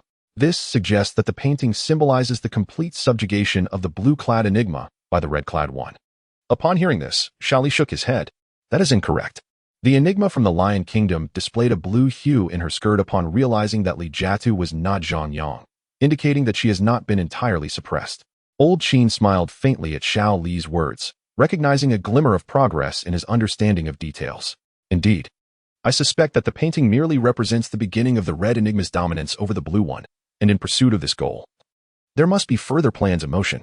Moreover, have you observed that the intervals at which the enigma repeatedly enters the bedroom are consistent, and the rate of her materialization is uniform? This suggests that tonight is likely not the night of resurrection, as her pace of painting is rather slow, leaving insufficient time. Consequently, Chen may have the opportunity to create a miracle. Old Chen's murky eyes sparkled with newfound confidence. Meanwhile, as Old Chen surmised, Chen had indeed discerned these patterns through his observations while hiding beneath the bed. The intervals at which the enigma recurrently entered the bedroom were half an hour apart. Based on the time required for her to materialize into a form akin to that of a normal human, it would not be until 5 in the morning. These insights could be advantageous. With his mind racing, Chen swiftly devised a plan. After the enigma exited the bedroom once more, he quickly crawled out from under the bed. He seized Zhang Yang's lesson plan along with paper and writing tools from the desk and returned to his hiding place. His strategy was straightforward. Since Zhang Yang had already fled the residence without the enigma's awareness, it implied that she lacked a comprehensive understanding of the entire scenario, or at least the house itself. She did not possess an omniscient perspective. Furthermore, given that the enigma's explicit objective within the established rules was to corrupt Zhang Yang rather than to eliminate him, it indicated a profound concern for him. Should the enigma discover that Zhang Yang was in peril, yet be unable to swiftly locate him due to her limited perspective, what would she do? Quite simply, she would exhaust all efforts to seek him out and rescue him. Thus, the act of luring the tiger from its mountain would be successfully accomplished. Chen unfurled Zhang Yang's lesson plan beneath the bed and placed a blank sheet of paper before him. In the next moment, his innate skill of dual focus activated for the first time. As the ability took effect, he instantly felt a change within himself. Capable of executing 2 vastly different tasks simultaneously without interference, potentially even enhancing each other's outcomes. For instance, he could tackle an examination paper with one aspect of his mind working from front to back, while another worked from back to front. Upon discovering that the latter could inspire solutions for the former, the other aspect would instantly be alerted, thereby conserving a significant amount of time. He felt akin to a dual-threaded computer. With one aspect of his mind meticulously observing Zhang Yang's handwriting, the other diligently began to replicate his script on the blank paper. With the enhancement of talent, a task that once seemed exceedingly difficult suddenly became remarkably simple. It was akin to words continuously floating before his eyes. All he needed to do was trace them with his pen. Chen began to write. However, after completing just one character, he furrowed his brow in confusion. Something was amiss. Why did he unconsciously deviate from the original handwriting while copying? It felt as if he had muscle memory, operating beyond his control. He scrutinized the original script intently. After a brief contemplation, he arrived at a revelation. The handwriting was surprisingly similar to his own. This resemblance triggered his muscle memory, transforming the imitation into his distinct script. Yet, what a remarkable coincidence. A sense of astonishment welled up within him. Suddenly, an idea struck him. Chen transferred the pen from his right hand to his left and wrote a character on the paper. In the next moment, he was utterly astounded. The character written by his left hand was identical to that of Zhang Yang. How could this be? Chen was taken aback. This revelation struck him profoundly. An NPC's handwriting mirrored that of his left hand? This was utterly absurd. Was it a deliberate act of the bizarre world? After much contemplation without resolution, Chen concluded that it was best to set aside these perplexities for now. The matter at hand was of greater importance. He momentarily buried these doubts in his heart and unfurled a fresh sheet of paper, his left hand moving with remarkable speed. He also decided to deactivate his talent skill, as there was no need for it when his left hand could achieve the same. Moreover, the sooner he turned it off, the sooner it would cool down, just in case he needed it again soon. Before long, a simple letter of distress was completed. Dear, in the past few days, the neighbor from the top floor has been incessantly knocking at the door, displaying peculiar behavior that I struggle to describe. Today, they even attempted to pick the lock, instilling a sense of fear in me. The emergency number is unreachable, likely due to poor signal in our home. If you return and find me missing, please rush to report it to the authorities. Do not linger at home. After finishing the distress letter, Chen glanced at the time and realized that the neighbor would soon return. Cautiously, he crawled towards the head of the bed and set the dusty alarm clock on the nightstand to ring. He then folded the letter and tucked it beneath the clock. To maintain a semblance of logic and avert any suspicion from the uncanny, he programmed the alarm for the same time over the following days. This way, It would appear as if a panicked individual had left a note for their partner. Lastly, he restored the scene to its original state and swiftly slipped beneath the bed, awaiting the intruder's arrival. Before long, the appointed time arrived. With a creak, the door swung open. The increasingly solid figure of a woman in a red dress stepped inside with measured grace. What followed was a familiar standoff. Su Chen gazed at the hem of her dress, holding his breath. Just as the woman in red turned to leave, the alarm clock abruptly blared to life. The jarring sound reverberated through the room, interrupting her departure. The woman paused, turned, and slowly approached the bedside. In the next moment, the sound of the alarm clock was abruptly silenced, seemingly having been turned off. Following this, the rustling of paper filled the air, and the room fell into a profound stillness. Su Chen, upon witnessing this, desperately held his breath, striving to make not a single sound. For through the gap beneath the bed, he beheld a crimson dress stirring without wind, gradually swelling with intensity. As the hem of the dress undulated, the temperature of the room plummeted, akin to the depths of winter. Flecks of blue began to emerge upon the red fabric, resembling a constellation of stars. Soon, these blue specks, like sparks igniting a vast expanse, rapidly spread and consumed the sanguine hue entirely. In that moment, a furious female voice resonated, "Wretched creature. It is all your fault. How could you allow Zhang Yang to leave at that time? If anything were to happen to Zhang Yang, I shall ensure we both meet the same fate." Heart-wrenching cries filled the entirety of the room. Chapter 105, stepping outside in the next instant. The woman abruptly turned and dashed out of the room. With a resounding bang, the door slammed shut, and the sounds of her sobs and footsteps faded into silence. Su Chen let out a sigh of relief and quickly crawled out from beneath the bed. He hurried to the door and pressed his ear against it, listening intently. The footsteps outside gradually receded until they vanished completely. It appeared that the eerie presence had gone upstairs in search of Zhang Yang. Such a peculiar entity. Yet it still has footsteps. How unrefined. Su Chen remarked with a hint of sarcasm. The audience from Longwa watched the scene in a state of bewilderment, unable to believe that the eerie presence had indeed been tricked away. "I'm impressed. I told you, Su Chen has all the cunning moves. That entity was completely hoodwinked.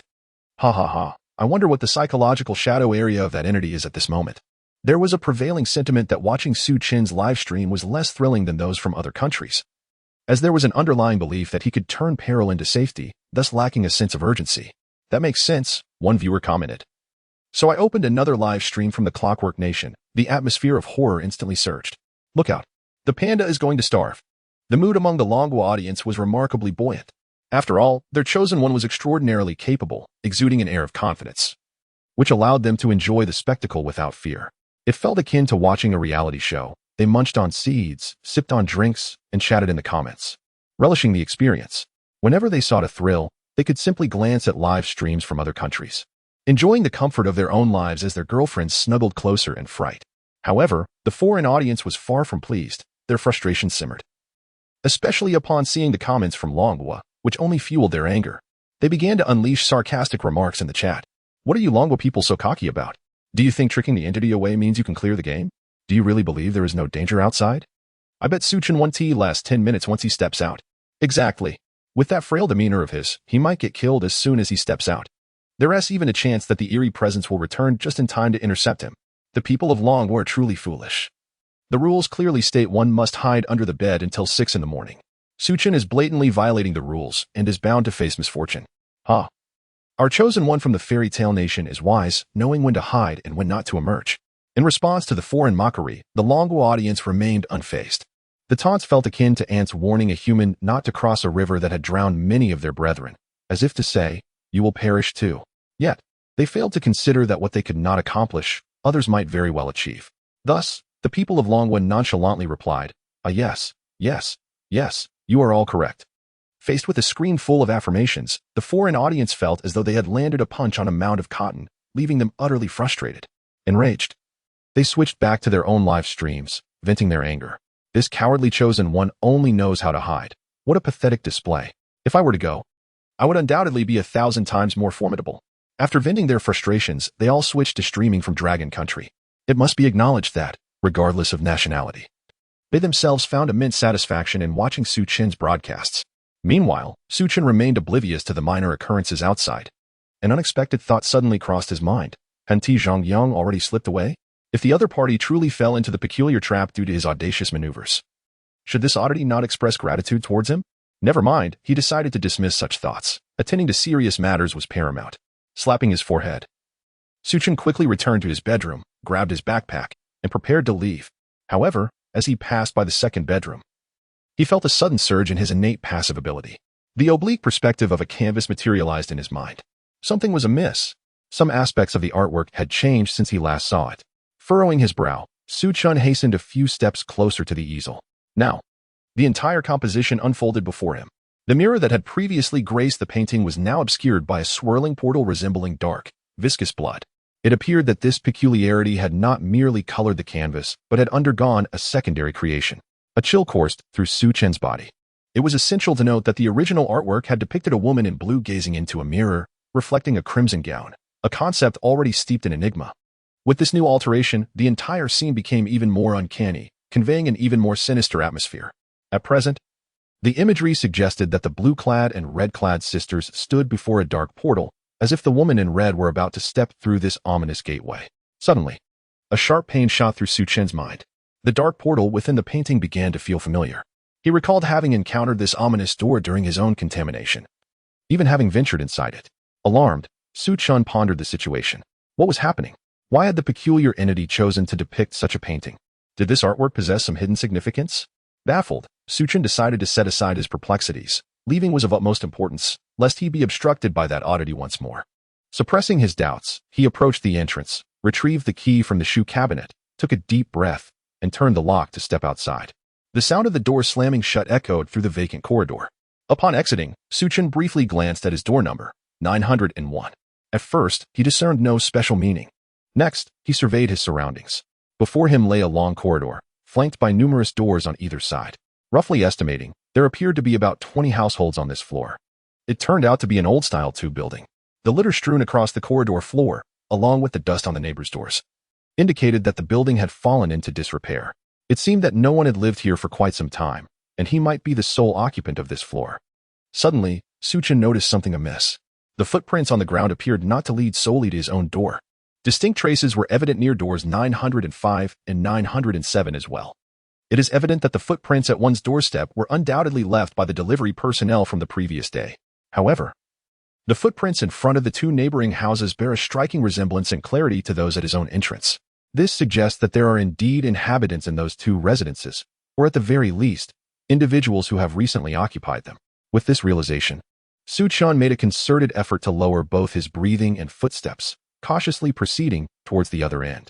Chapter 106. The unfading soul of Zhang Yang. As he journeyed, he meticulously scrutinized his surroundings, particularly as he passed by units 905 and 907. He pushed his innate abilities to their limits. Regrettably, upon reaching the top of the building, aside from discovering that units 915 and 919 were also occupied, he found no valuable clues. A tinge of disappointment washed over Chen as he turned back, cautiously making his way toward the stairwell to explore other floors below. Why did he not ascend? The answer was simple. He was not foolish. The enigmatic presence certainly possessed a degree of cunning. It was unlikely that they would be easily deceived into calling for help. Instead, they would undoubtedly rush to the top floor, searching each residence for their intended target. Moreover, the mysterious figure had no regard for subtlety and chose to ascend on foot. What if he were to encounter them face-to-face during his ascent? How utterly awkward. He certainly could not engage in a physical confrontation with a young woman. Thus, descending was undoubtedly the safer option. Resolute in his decision, Chen stepped into the stairwell, intent on making his way down. Suddenly, he paused. His innate senses had detected something unusual. On the door of the recently passed maintenance shaft, he discerned a faint imprint of a pentagram, as if someone had traced it in the dust. A spark of realization ignited in his mind, recalling a phrase from the rules: "You may open the door, rest assured. The light of the stars shall protect you." Although this original phrase pertained to the safety of delivery personnel, could it also hold significance here? Did it imply that something lay within the maintenance shaft? With this thought, Chen swiftly turned and approached the door, brushing aside debris to grasp the handle. To his astonishment, he found it locked. This only solidified his belief that he had stumbled upon critical information. There must be a clue within. He crouched down to blow away the dust on the lock, revealing its true form, a combination lock. Observing the 4 rotating dials, Chen fell into contemplation. The presence of a combination lock suggested intent. It could not be a mere coincidence. Surely, he must know the answer. After a moment's reflection, his gaze fell upon the number 901 on his own door. If he prefixed it with a 0, it would form a 4-digit number. Let us give it a try, he mused. He positioned his left hand on the lock and began to input the numbers with his right. Intriguingly, the lock was designed cleverly, employing various shapes to represent numbers. Circles denoted 0, triangles represented 3, and so forth. Such a straightforward challenge posed no difficulty for an ordinary person. With the final digit dialed in, a crisp click resonated as the lock sprang open. Seizing the opportunity, Chen swiftly removed the lock and cautiously pulled open the maintenance shaft door. As it creaked ajar, a wave of musty odor surged forth. It seems that this door has not been opened for quite some time. Chen waved his hand in front of his nose to disperse the musty odor, then took a deep breath and leaned in. Unfortunately, the hallway was shrouded in dim light, and even with his innate abilities, he could hardly discern the specifics within. He had no choice but to retrieve his phone and switch on the flashlight. Initially, when Chen discovered that there were still residents on this floor, he had resolved not to activate the flashlight. Even though he was not directly facing anyone's peephole, the bright light could easily betray his presence. However, with clues at hand, he felt compelled to take the risk. As the flashlight illuminated the surroundings, the contents of the water heater shaft sprang to life in Chen's mind. About the size of a cup of instant noodles, appeared before him. He hastily retrieved it and quickly turned off the flashlight. To avoid being noticed by the other residents, Chen did not linger. Instead, he briskly made his way to the staircase, descending until he reached the 8th floor, where he paused to assess the hallway. He noted that the 8th floor was remarkably clean, indicating that several residents had likely lived there for an extended period. This suggested that perhaps only his own floor was plagued by the eerie disturbances, while the others might be safe. With this thought alleviating his concerns momentarily, he took out to study it. As a young man from the Dragon Kingdom, he had certainly encountered similar puzzles before. Given the size of the lock, it was not particularly complex.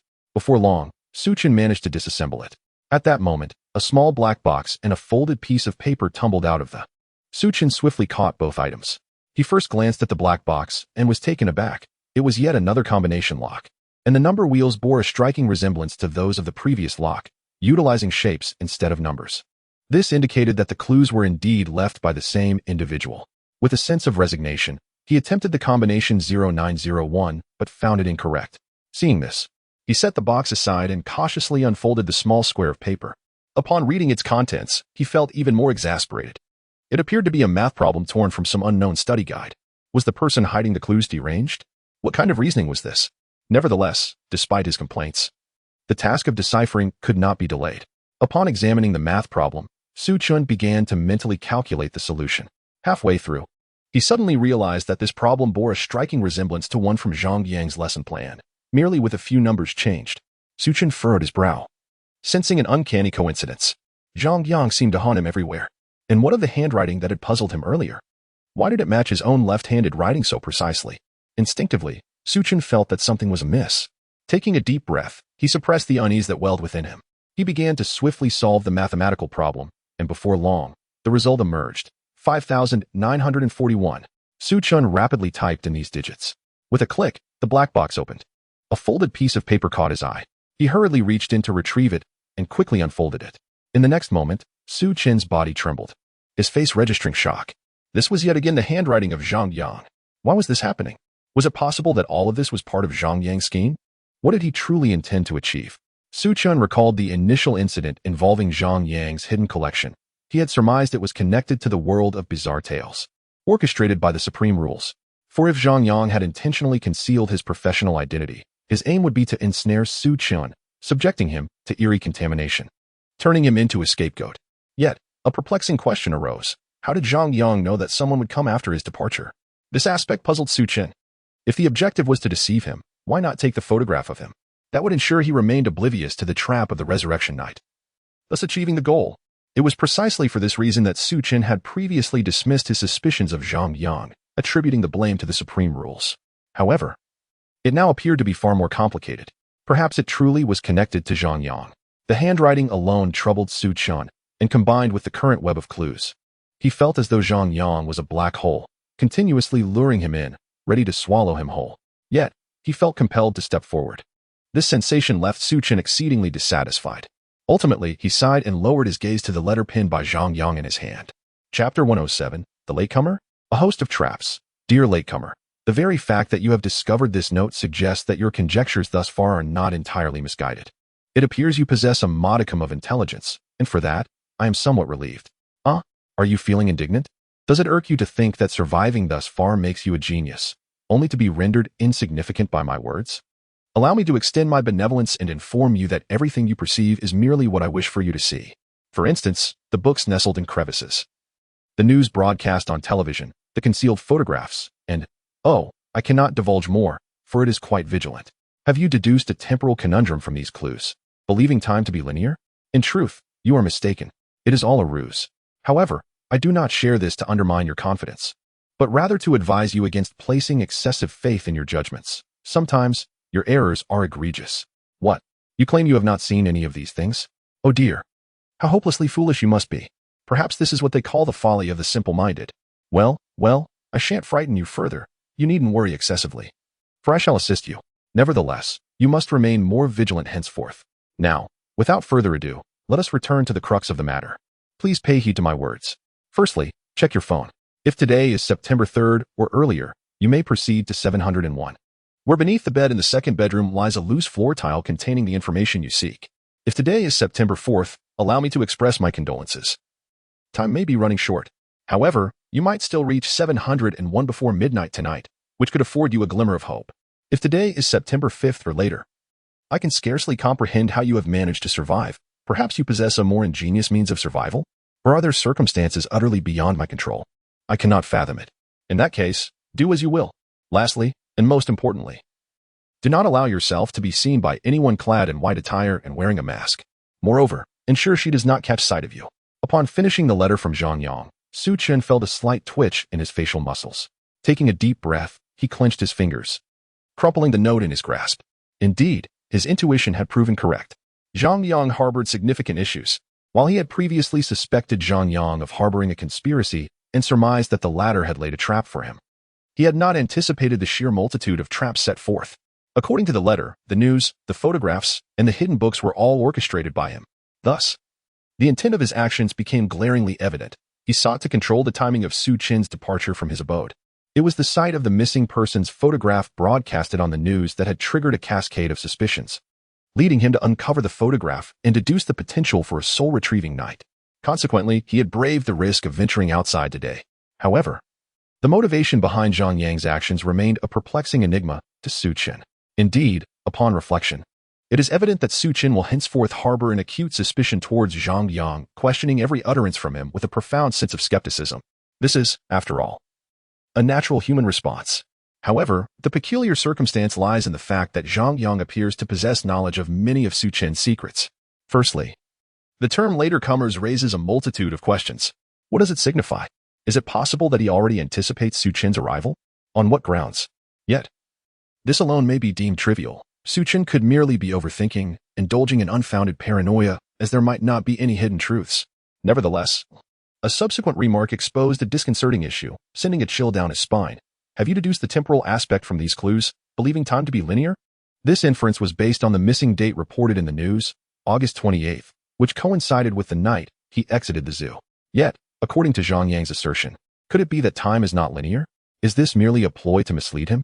Furthermore, how could Zhang Yang possibly be aware of this? Logically, it seems implausible for him to possess such knowledge.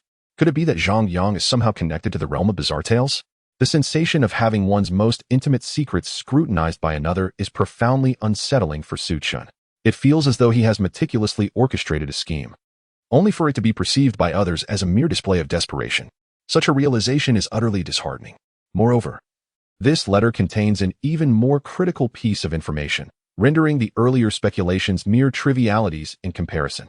The statement reads, "Oh, I cannot divulge further, it is rather wary." Whom does it refer to? If it alludes to the enigmatic woman, then why does the final sentence of Zhang Yang's letter state, "By the way"? Ensure she does not see this? Is this not contradictory? Thus, the conclusion becomes glaringly apparent. The initial hypothesis was fundamentally flawed. The entity referred to in this world may not necessarily be that peculiar woman. It could very well be someone else. Or perhaps, it ought not to be a human at all. This realization constitutes the gravest miscalculation on Chen's part. Zhang Yang's words ring true. He must exercise greater vigilance. At that moment, having just cleared the zoo level, he was brimming with confidence, bolstered by the system's assistance and his trump card for survival, and thus, he had failed to take this subplot seriously. His previous analyses of rules and search for clues resembled a casual gaming attitude. Had he been more earnest, How could he have overlooked the question of why an enigmatic woman would establish rules detrimental to her own interests? Is she a fool? Likewise, what force has rendered her so bizarre? These overt clues failed to raise his alertness. Indeed, he has been remiss. It appears it is time to adopt a more serious demeanor. Otherwise, he risks squandering the opportunity to engage with such an intriguing adversary. Chen slowly opened his eyes. And within the depths of his dark gaze, a newfound seriousness emerged, akin to the morning star illuminating the dark night sky. Zhongyang? Allow me to unveil your mask. Chen murmured with a smirk. Meanwhile, the audience in the Longwa live broadcast room was equally astonished, having already been captivated by Chen's prowess. They believed that with a mere display of his abilities, all challenges would effortlessly dissipate, and thus they watched the live stream without a trace of anxiety. However, upon encountering this letter, they were left utterly dumbfounded. Chapter 108, The Leap of Faith. What is the situation? Has Chen been deceived? What is the matter with Zhongyang? Is there a class representative here? Is there any hidden meaning within? I fail to comprehend. All I see is Zhongyang misleading Chen. Did the deception succeed? I too grasp only a fraction of it, yet based on Chen's prior expressions, it seems that Zhongyang may indeed have set a trap for him. Goodness, this instance is unexpectedly challenging. Even our Su god has been outmaneuvered. Moreover, is Zhongyang truly more formidable than Chen? That may not be accurate. They each occupy different positions, one in the light and the other in the shadows. The adversary has seized the initiative, yet this does not inherently signify superiority over Chen. Furthermore, judging by the adversary's words, Zhongyang may not necessarily be an enemy. Fear not, my friends. As a student of psychology, I discern from Chen's micro-expressions that he has grown serious. He presents a stark contrast to his earlier demeanor. Let us observe closely. Chen shall not disappoint us. As news of Chen discovering Zhongyang's correspondence spreads online, the international audience is left astounded. Upon learning of this development, their immediate reaction is one of dismay. Their own contender is entangled beneath the bed. Moreover, with no official hints available, these fools are bound to overlook this crucial clue. Is this not a dire predicament? Yet, when they delve into the contents of the letter, they begin to revel in schadenfreude, flooding into the Dragon Kingdom's livestream to mock. Isn't your Dragon Kingdom boasting about your chosen one's exceptional prowess? Yet here he is, deceived like a simpleton. Indeed, as your old saying goes, this is an example of being too clever for one's own good. The more astute one is, the easier it is to fall into traps. Look, your Chen is about to heed Zhongyang's advice and venture into room 701. I would wager he is doomed. If he survives, I shall eat my words. Foolish ones, do not come to our Dragon Kingdom to seek sustenance. Regardless, Chen is infinitely superior to your lot. The ignorant folk of the Dragon Kingdom, borrowing from your own vernacular, might suggest that our competitors embody great wisdom resembling folly, and that fools enjoy their own blessings. What's wrong? Are you envious? In response to the foreign mockery, the populace of the Dragon Kingdom is incensed. As for why they did not react with such fury to earlier taunts, it was due to Chen's moment of glory, during which he executed a series of impressive maneuvers that left the adversary bewildered. They understood that the foreigners were merely envious. The more they prattled, the more it reflected their inner discomfort. The people of the Dragon Kingdom were disinclined to become targets or engage in quarrels with them. However, the current situation is markedly different. The foreigners seem elated in their derision of Chen, and seeing their joy, the citizens of the Dragon Kingdom feel as if they have suffered a grave insult.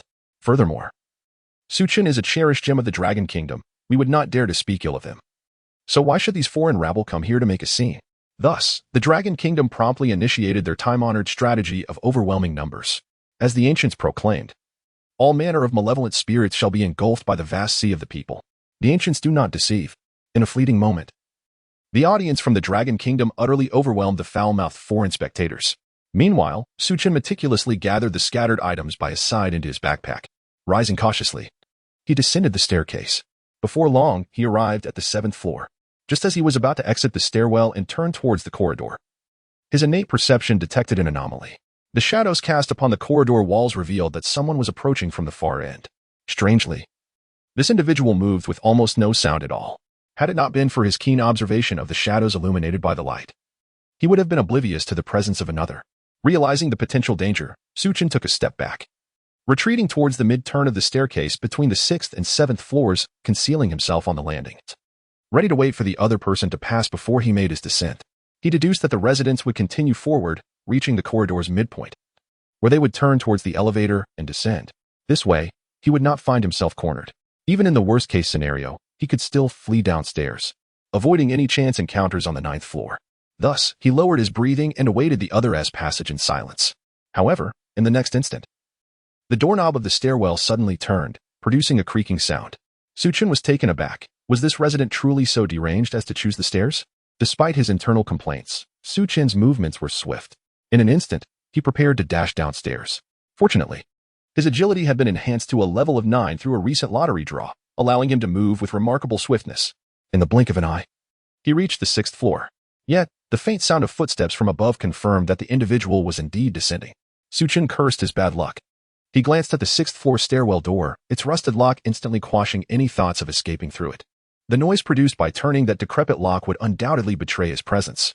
With no other choice, he resolved to run downstairs, adapting to the situation as it unfolded. Once more, Chen quietly sped down the stairs. But fate had not been kind to him. He felt as though he were the unluckiest person alive. Just as he neared the 5th floor, he heard footsteps ascending from below. This was a disaster. He was caught in a pincer movement. In the narrow stairwell, there was nowhere to hide. Was he to resort to force? In a moment of crisis, Chen abruptly regained his composure, his mind racing. Activating his innate abilities to their fullest, he scanned every inch of his surroundings, seeking an escape route. Ultimately, his gaze settled on the window of the stairwell. In the next moment, he transformed into a blur, scaling the window with the agility of a monkey before decisively leaping out. The spectacle left the audience in sheer astonishment. What just happened? Chen jumped from the building. Ha ha ha. I told you he was doomed, and look, he didn't even make it to 701 before meeting his end. Dragon Kingdom fans, keep boasting. Why the silence now? Is this the so-called chosen one you bragged about? Truly disgraceful, not even daring to resist. He leaped from the building upon seeing someone approach, evoking laughter that I declare this year's most amusing video worldwide. How can a man be so cowardly? Truly pathetic. In the face of Chen's leap, coupled with the ridicule from abroad, the populace of Longwa momentarily experienced a mental lapse. It was not until a few seconds later that a comment revived their senses. Look, there is no death announcement. Chen is not dead. Indeed, no death announcement. Could it be that Chen is superhuman? How could he survive such a fall? Quickly, observe the lower right corner of the live stream. Take a closer look. Are those fingers? Prompted by the comment, the audience in the live stream turned their attention to the very bottom of the screen. There. In the lower right corner outside the window, a few fingers could be faintly seen. At that moment, the live broadcast shifted, revealing Chen's state from a godlike perspective, instantly captivating the viewers. Chapter 109. Do not underestimate the poor youth. The dead are paramount. It turns out that Chen managed to suspend himself in midair, relying solely on the strength of a few fingers, cleverly positioning himself against the outer wall to evade the encirclement of two adversaries. Remarkably, his demeanor suggested he exerted minimal effort, indicating he still possessed ample energy. This is precisely why he had the audacity to minimize his exposure by using just one hand to hang aloft. After approximately half a minute, Chen confirmed that both individuals had departed. He ascended to the windowsill with his left hand, exerted a gentle force to elevate his body, and then nimbly vaulted through the window, quietly alighting into the stairwell. The entire sequence of movements flowed seamlessly, exuding an ineffable grace. The populace of Longwa erupted with joy, igniting a veritable sea of comments. Those who had previously declared Chen's demise now clamored to speak up. Have you witnessed Chen's prowess? And where are those who had disparaged him as effeminate? Come forth and demonstrate if you possess the capability. Speak up, don't remain silent. It appears you are merely capable of empty bravado. If you dare, replicate his feats. Surely, there must be at least one among you who can achieve this. Faced with the irrefutable evidence presented by the citizens of Longwa, the international audience found themselves at a loss for words. However, as time progressed, discussions on the internet began to gain momentum, with a number of foreign enthusiasts of extreme sports expressing their defiance, embarking on live streams to imitate Chen's daring leap and one-handed wall climb. The first to succeed was a youth from Sakura Nation. He exuberantly posted a somewhat melodramatic message on a social media platform. Do not underestimate the poor youth. Our Sakura Nation is not inferior. This proclamation sent ripples through the community, igniting a fervor among many abroad, all eager to affirm their national pride. They commenced their attempts at imitation. Yet the outcomes were dismal. Only a scarce few succeeded, while the majority met with failure, resulting in spectacular freefalls. In light of such unyielding determination among the foreign audience, the viewers from Longwa were left speechless. Can't they possess a modicum of self-awareness? Are they oblivious to their own limits? Do they genuinely think they can gamble with their lives? Do they believe that merely shouting slogans will elevate them to the status of the chosen ones? Nevertheless, the citizens of Longwa maintained their composure and refrained from further mockery. After all, individuals from various age groups had participated, all to convey the message: do not underestimate the poor youth. Do not underestimate the impoverished middle-aged. Do not underestimate the elderly in poverty, given the circumstances. The people of Longwa felt somewhat reluctant to ridicule them. Thus, beneath their lingering videos, they left a small candle, accompanied by the phrase, "The dead are paramount." Returning to the realm of eerie tales, Chen strained his ears to listen for any sounds from the stairwell. Once he discerned that no footsteps were present, he swiftly ascended to the 7th floor. He first surveyed the stairwell, then picked up a scrap of paper from the ground and folded it into a thick square. Cautiously, he opened the stairwell door and wedged the makeshift block beneath it to ensure it would not close automatically. Consequently, even if he encountered an unexpected situation in the corridor, he could silently retreat back into the stairwell. In order to ensure that his movements remained as silent as possible, Chen decided to remove his shoes and stow them away in his backpack. He had realized that when he was ambushed by 2 individuals earlier, wearing shoes would inevitably compromise his speed if he aimed to remain quiet. By shedding his footwear, his inherent agility would allow him to be at least twice as nimble as before, if not on par with an assassin. With these preparations in place, Chen stealthily approached the end of the corridor like a phantom. Before long, he arrived at the door of room 701. He surveyed the surroundings and noted that the area appeared relatively clean. Based on the accumulation of dust, it seemed that someone had recently occupied the room. His gaze then fell upon the door lock, and he found himself troubled by the sight of it. Picking the lock was beyond his skill, and even if he could, it would surely alert those inside. Knocking to ambush would create too much noise, potentially drawing out the neighbors. He had yet to encounter the masked figure in white mentioned in Zhang Yang's letter. Analyzing the situation, it was likely that such individuals resided on this floor. Knocking was not a reliable option. Suddenly, an idea struck Chen. The building resembled a dormitory with a corridor layout, where each unit's electrical box and meter were located in the outdoor stairwell. Given that someone had recently occupied the unit, it was likely that a power cut at this late hour would prompt them to investigate. This could provide him with an opportunity to act unnoticed. Without hesitation, Chen dashed towards the electrical box in the stairwell. Upon glancing at the numerous circuit breakers, he felt a wave of frustration wash over him. The maintenance must have been neglected for quite some time, as the resident number tags on the circuit breakers were so damaged that the text was illegible. How could he possibly cut the power? He certainly couldn't test them one by one. He was utterly at a loss. Just then, he noticed some peculiar symbols affixed to the electrical meter. Upon closer inspection, he saw a variety of shapes, pentagrams, triangles, rhombuses, and more. Could it be that they distinguished the circuit breakers by these symbols? Chen pondered this notion, recalling his previous experiences. Those delivery personnel had indicated their safety through drawings of pentagrams. Moreover, Zhang Yang had left a pentagram as a signal on the water heater.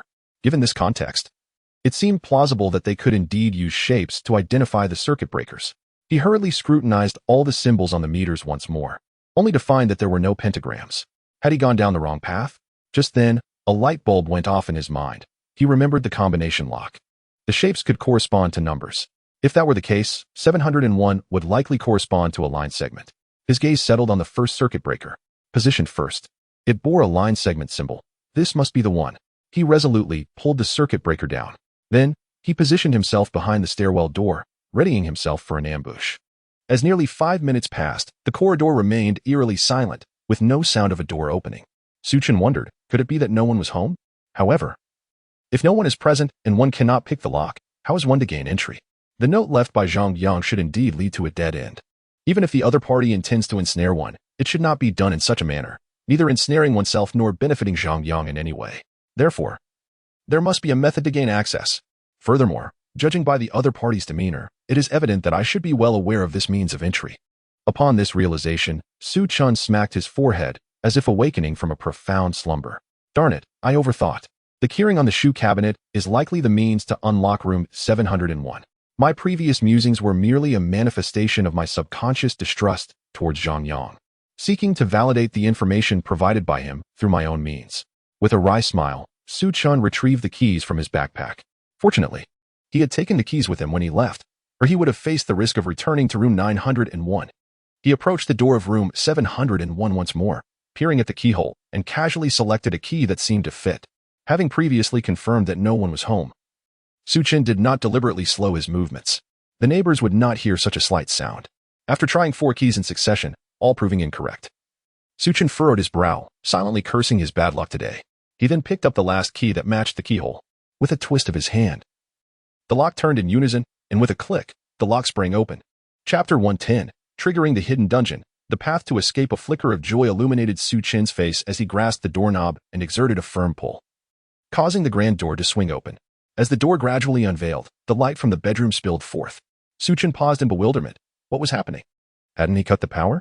How could there still be light emanating from the bedroom? Before he could fully comprehend the situation, a man clad in white and masked emerged from the room.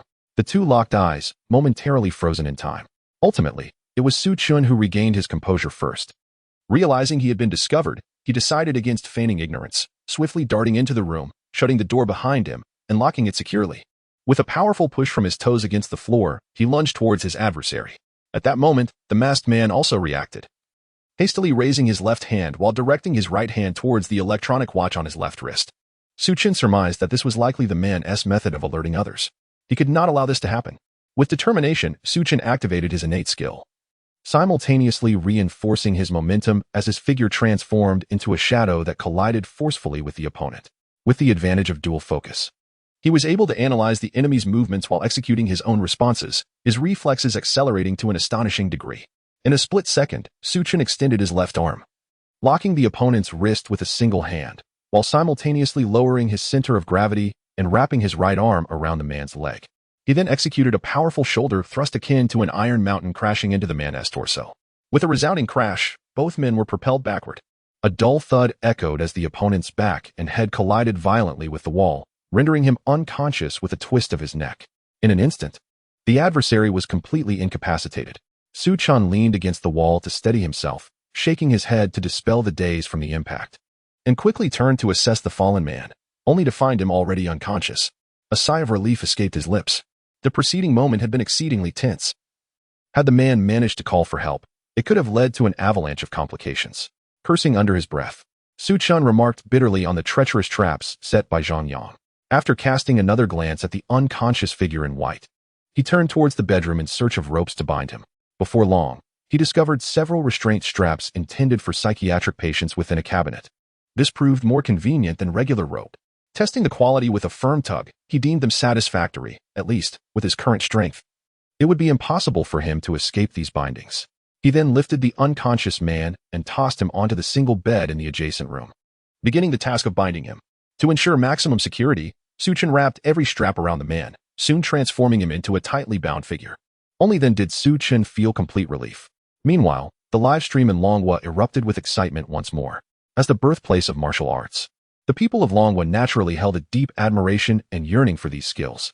Consequently, Su Chen's fluid and graceful movements had ignited fervor among the viewers. Wow, he's so cool. Su Chen is incredibly impressive. This is an absolute knockout. Has Su Chen practiced martial arts? How can his movements be so fluid? Is there an expert who could provide some commentary? As a trainee of Iron Mountain style for just 2.5 weeks, I dare say Su Chen's proficiency in this style is at least at the level of a grandmaster. Amidst the jubilant cheers of the people of the Dragon Country, Su Chen embarked on his serious business. He first procured a sharp knife from the kitchen and then crouched beneath the bed in the secondary bedroom. He began to tap each floor tile beneath the bed. Before long, he discovered a tile that emitted a hollow sound. He inserted the knife tip into the gap. Applying a slight force, the blade slipped into the crevice. With a twist of his wrist, the tile lifted. Quickly, Su Chen extended his other hand to support the tile and gradually pried it open.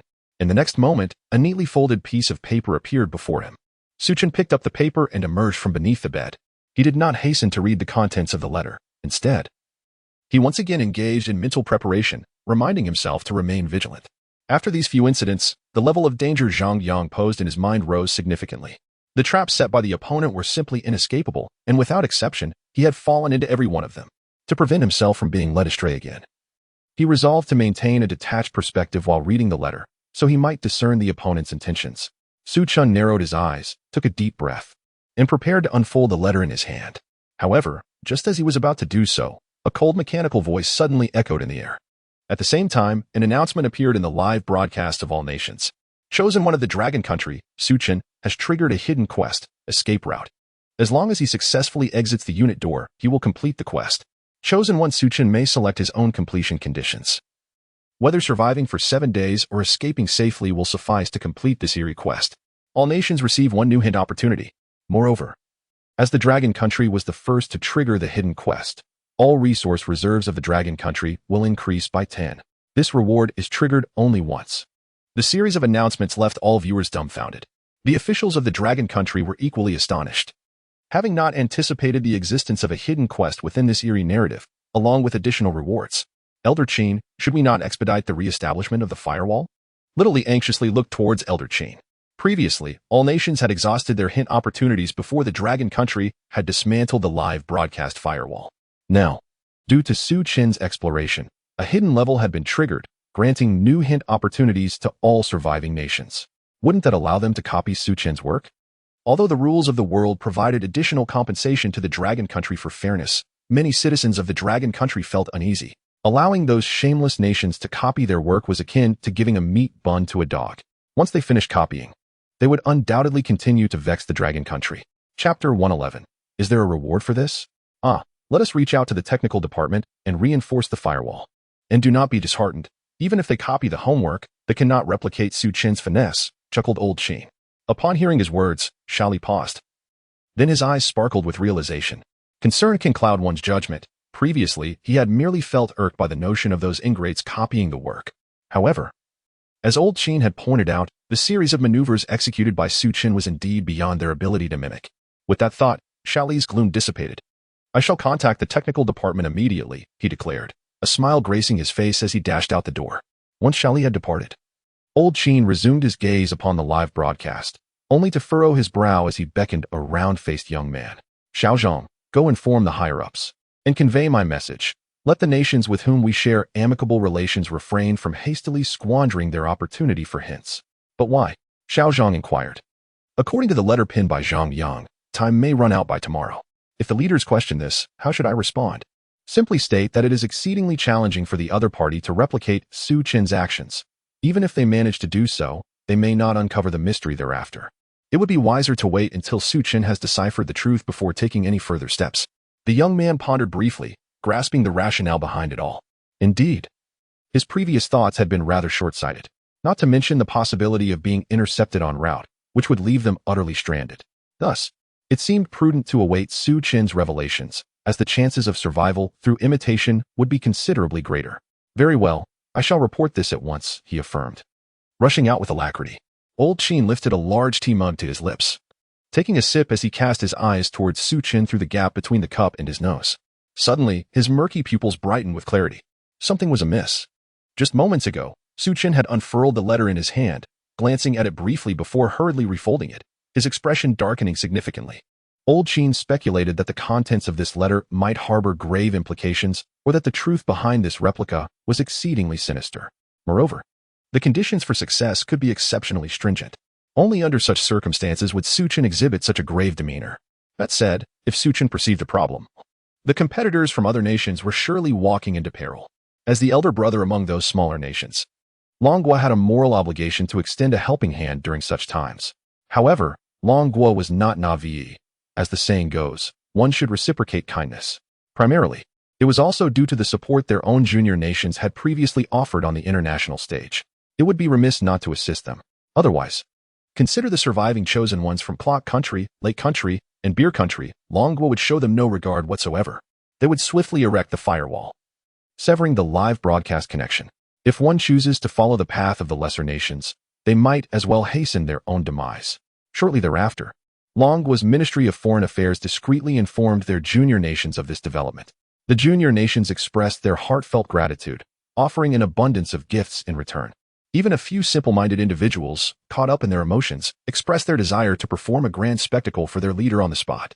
Fortunately, a diplomatic officer from the Dragon Nation casually inquired, only to discover that this individual had bizarrely planned to launch fireworks in the ugly nation. This left the Dragon Nation representatives utterly speechless. After much persuasion, they managed to calm their impetuous junior.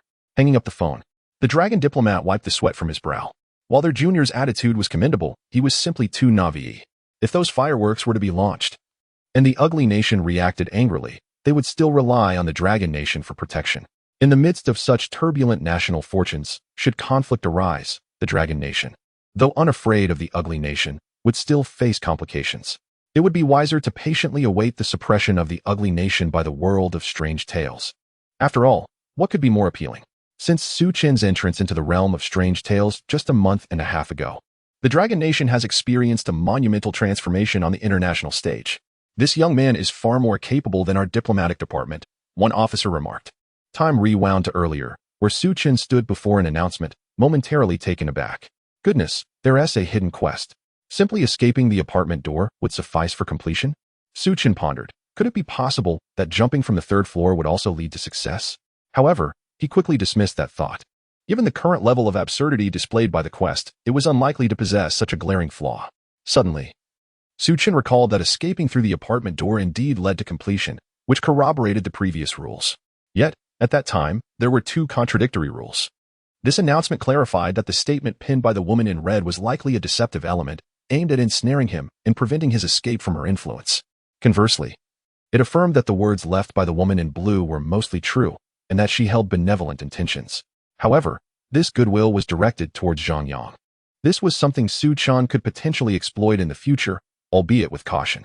He needed to avoid impersonating Zhang Yang, lest he be discovered, which would result in a greater loss than gain. Having come to these realizations, Chen prepared to open the letter in his hand once more. Just then, a mechanical voice echoed in his mind. Unlike before, this time the sound emanated from within his consciousness. Ding, congratulations to the host for triggering a hidden quest. Reward, 1,000 points. Ding, reminder to the host, the escape route quest has merged with the girlfriend's letter quest. Upon completion, the host will receive a comprehensive evaluation based on the number of rules interpreted and performance within the quest, leading to the issuance of final rewards. Chen was momentarily stunned by this announcement. Was the reward issued before the quest had concluded? System, do rewards accompany the triggering of hidden quests? Indeed. As long as the host triggers a hidden quest, this system will provide corresponding rewards based on the quest's difficulty. Upon hearing this response, Chen felt a rush of joy, quickly overshadowed by concern. He recalled that during the initial completion of the zoo quest, he had only received 1,000 points. As a result, only a hidden instance was discovered, which granted a reward of 1,000 points. Does this not imply that the difficulty of this hidden instance is indeed considerable? At this moment, Chen felt a flicker of inspiration. System, based on my current analysis, how many points can I earn upon clearing this level? He intended to test whether he could exploit a system bug, thereby determining whether his deductions were excessively erroneous. Returning to the host. Based on the host's current rule analysis and instance progress, a conclusion cannot be provided. The ethereal mechanical voice sounded cold and devoid of emotion. Chen's heart sank slightly. What do you mean you cannot provide a conclusion? How absurdly mistaken could I be? Or is it that my current progress is simply insufficient? After a calm analysis, Chen concluded that it was a matter of progress. After all, he had yet to experience the grand event of the Night of the Returning Souls. The system's response was thus understandable. Chapter 112, New Rules. Fantastical whims. Upon realizing that exploiting a bug was futile, Chen felt little disappointment. After all, accumulating 1,000 points was indeed commendable. He could soon peruse the system's marketplace for economically viable items. With that thought, Chen unfurled the flamboyant letter once again. In the next moment, a flurry of familiar characters danced before his eyes. Ha ha ha, are you surprised? Was it unexpected? Tell me quietly, did you nearly soil yourself? Just a jest. Hold your ire for now. I'm aware that with your prowess, you will undoubtedly solve this conundrum. Moreover, this is an essential toolkit for your escape. Without further ado, I shall instruct you on how to flee. Please ensure you adhere to these guidelines. Oh, and please refrain from blaming me for being cryptic. After all, they are watching closely. I trust that your intellect will grasp my meaning. 1. Remember your identity. You are a night shift doctor. Ensure you don your uniform and mask while on duty. Your code name is the hexagram. It is imperative that you do not allow others to discern your true nature. 2. During the night, refrain from speaking. Should you need to communicate with your colleagues, utilize sign language. A manual for commonly used signs is located in your left pocket. I believe your capabilities will allow you to learn swiftly. If you struggle to master it, do not reveal your lack of knowledge. 3. Your designated area consists of the second floor, rooms 11 to 20. Should you discover that a patient in your care has mysteriously vanished, promptly report to the security chief, whose office is adjacent to the first floor entrance. 4. As a physician, it is your duty to monitor the patient's conditions. Please ensure you check on each patient at least once nightly. If you observe any signs of self-harm, do not panic. This is normal. Secure them to their bed and assist them in donning the headphones placed beside their bedside. Soothing music will aid in their recovery. 5. Entertainment and relaxation are the finest methods of healing. Ensure that patients engage in at least 1 hour of painting and 1 hour of dancing daily. 6. The night should be tranquil. Patients should remain silent. If you find a patient speaking to themselves, Be sure to intervene. 7. Patients may not always comply with your commands. If they refuse to obey, you may resort to force, compelling them to submit to your orders. 8. During the day. Do not open the ward doors in the presence of others. Anomalies are exceedingly perilous. 9. Throughout the day, as well as from 6 to 7 in the evening. It is best to remain solitary. If you must be among others, ensure you wear your mask. Trust me, they will not heed your justifications. Monsters lack rationality. Alternatively, you may pray for their face blindness.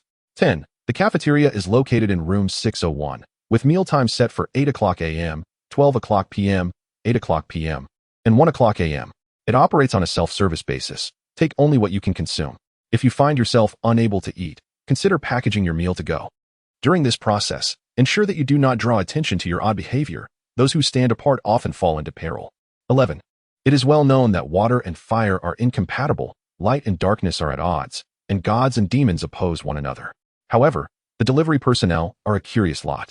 Observe them closely during times of confusion. At midnight every Sunday, the dean convenes a weekly meeting on the 18th floor. It is imperative that all medical personnel attend.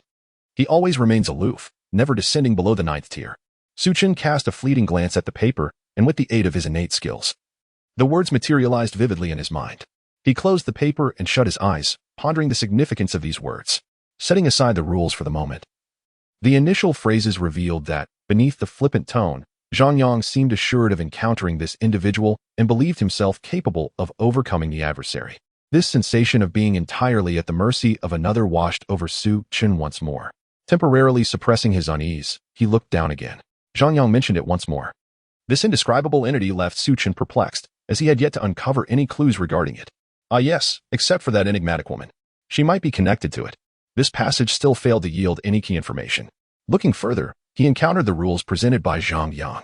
The opening line described one's identity, and the codename hexagram reminded Chen of the man in white who wore a mask, for a large hexagram was emblazoned upon his mask. Coupled with Zhang Yang's assertion that this individual provided him with essential items for progression, the implication was clear. He intended for Chen to impersonate that man. Such eccentrically dressed individuals were doctors? Chen found this astonishing. At that moment, he suddenly recalled that the man's physique closely resembled his own. And with the addition of the long white coat and mask, provided he did not make any significant mistakes, he would likely remain undetected. However, did not every Chosen One's instance in the bizarre world feature identical NPCs?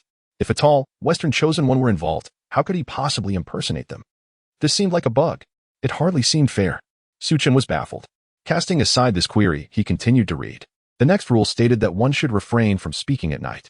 He had previously noticed this, whether it was the delivery personnel or the individuals in white coats. They remained utterly silent during the night. It appeared that to blend in, he would need to learn sign language, which posed a challenge. After all, cramming at the last moment might not guarantee proficiency. With a sigh, he continued his reading. Several subsequent entries discussed how to care for patients. But the suggested methods were astonishingly outlandish. Self-harm was deemed normal? Listening to music could cure ailments? Painting and dancing were therapeutic? It even suggested physically assaulting patients. What kind of miraculous treatment technique was this? Chen's worldview was shattered. However, he soon contemplated a possibility. He vividly recalled the phenomenon of self-harm, as Dragon Country had previously provided him with hints regarding cases where individuals had engaged in self-injury. Among the most notable was that individual from the Romantic Nation, who had gruesomely severed his own right hand to the point of death. The reasons behind their self-harm are uniformly attributed to pollution. Herein lies the crux. The creation of that peculiar painting in the secondary bedroom could lead to contamination. Could it be that these doctors aspired to emulate that strange woman, thereby tainting their patients? Yet, these individuals are not bizarre. Can compelling patients to listen to music, create art, or dance truly result in such contamination? If this were indeed effective, how many individuals in the real world would be afflicted by mental pollution? There must be deeper implications at play. And it is imperative that I decipher this information tonight. Chen's intuition urged him that unraveling this enigma would surely unveil the truth. He has always placed great faith in his instincts. Chapter 113. The divine does not tread below the 9th layer, nor the 18th layer of hell. The subsequent rules unfolded as a series of statements that, while seemingly literal, eluded any discernible logic. After much contemplation, Chen found himself unable to grasp the underlying significance. Only the final rule seemed to reveal a semblance of clarity. He always remains exalted, never descending below the 9th layer. Typically, in tales of the uncanny, such rules imply entities that are unknowable and ineffable. Yet this particular phrase diverges from that notion. The term he has employed peculiarly. According to conventional understanding, it generally refers to a divine being. Is there truly a deity within such a horrifying narrative? That seems exceedingly far-fetched. Moreover, it is worth noting that at the outset of the correspondence, Zhang Yang had also utilized this term. This indicates that there indeed exists an unknowable entity within this narrative. Thus, this divine being must be someone else entirely. Furthermore, the literal interpretation that the divine remains exalted and does not tread below the ninth layer leaves much to ponder. Reflecting on this, Chen turned his gaze once more to the penultimate rule. Every Sunday night at 12, the director convenes a weekly meeting on the 18th floor. It is imperative that all medical personnel attend. By expanding his thoughts and daring to conjecture, one could argue that the director might, in a strange sense, be considered a figure of high standing. Could it be that the director is the divine? Yet this raises further discomfort, as the location of the meeting evokes unsettling associations. The 18th layer in the traditional culture of Longwu often evokes notions of the 18 layers of hell. Thus, we are left to ponder, is the director a deity or a malevolent specter? And the matter does not conclude there. Chen retrieved his phone to check today's date and day of the week, September 3rd, 22:13, Saturday. This meant that tomorrow would indeed be Sunday, with the meeting set for midnight. A chill crept up Chen's spine upon realizing that midnight tomorrow coincides with the eerie night of the woman's return. The convergence of all these terrifying events at the same hour makes it implausible to believe they are unrelated. Consequently, the conclusion is singular. Irrespective of the accuracy of his conjectures, it is undeniable that something significant is bound to occur tomorrow night. The key to unraveling this mystery may lie within the final rule: he does not tread below the ninth layer. It feels as though Zhang Yang has once again set a trap ahead. Chen sighed, unable to suppress a critique.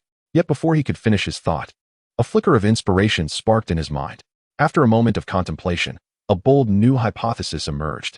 What if Zhang Yang had indeed employed some unknowable means to gain profound insight into himself, encompassing his methods and thought processes with meticulous precision? Could it be possible that his intentions were deliberate? What if Zhang Yang had meticulously crafted these pitfalls to instill a sense of alertness in him? After all, these traps and snares were not insurmountable challenges, they merely served to vex him.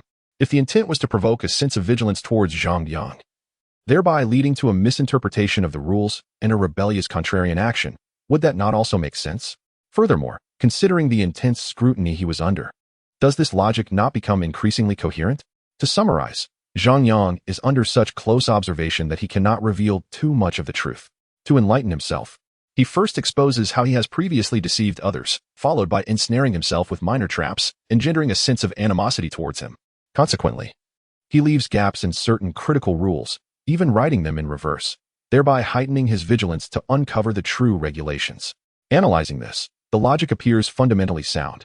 Chen closed his eyes once more, mentally examining those rules that seemed devoid of any discernible logic.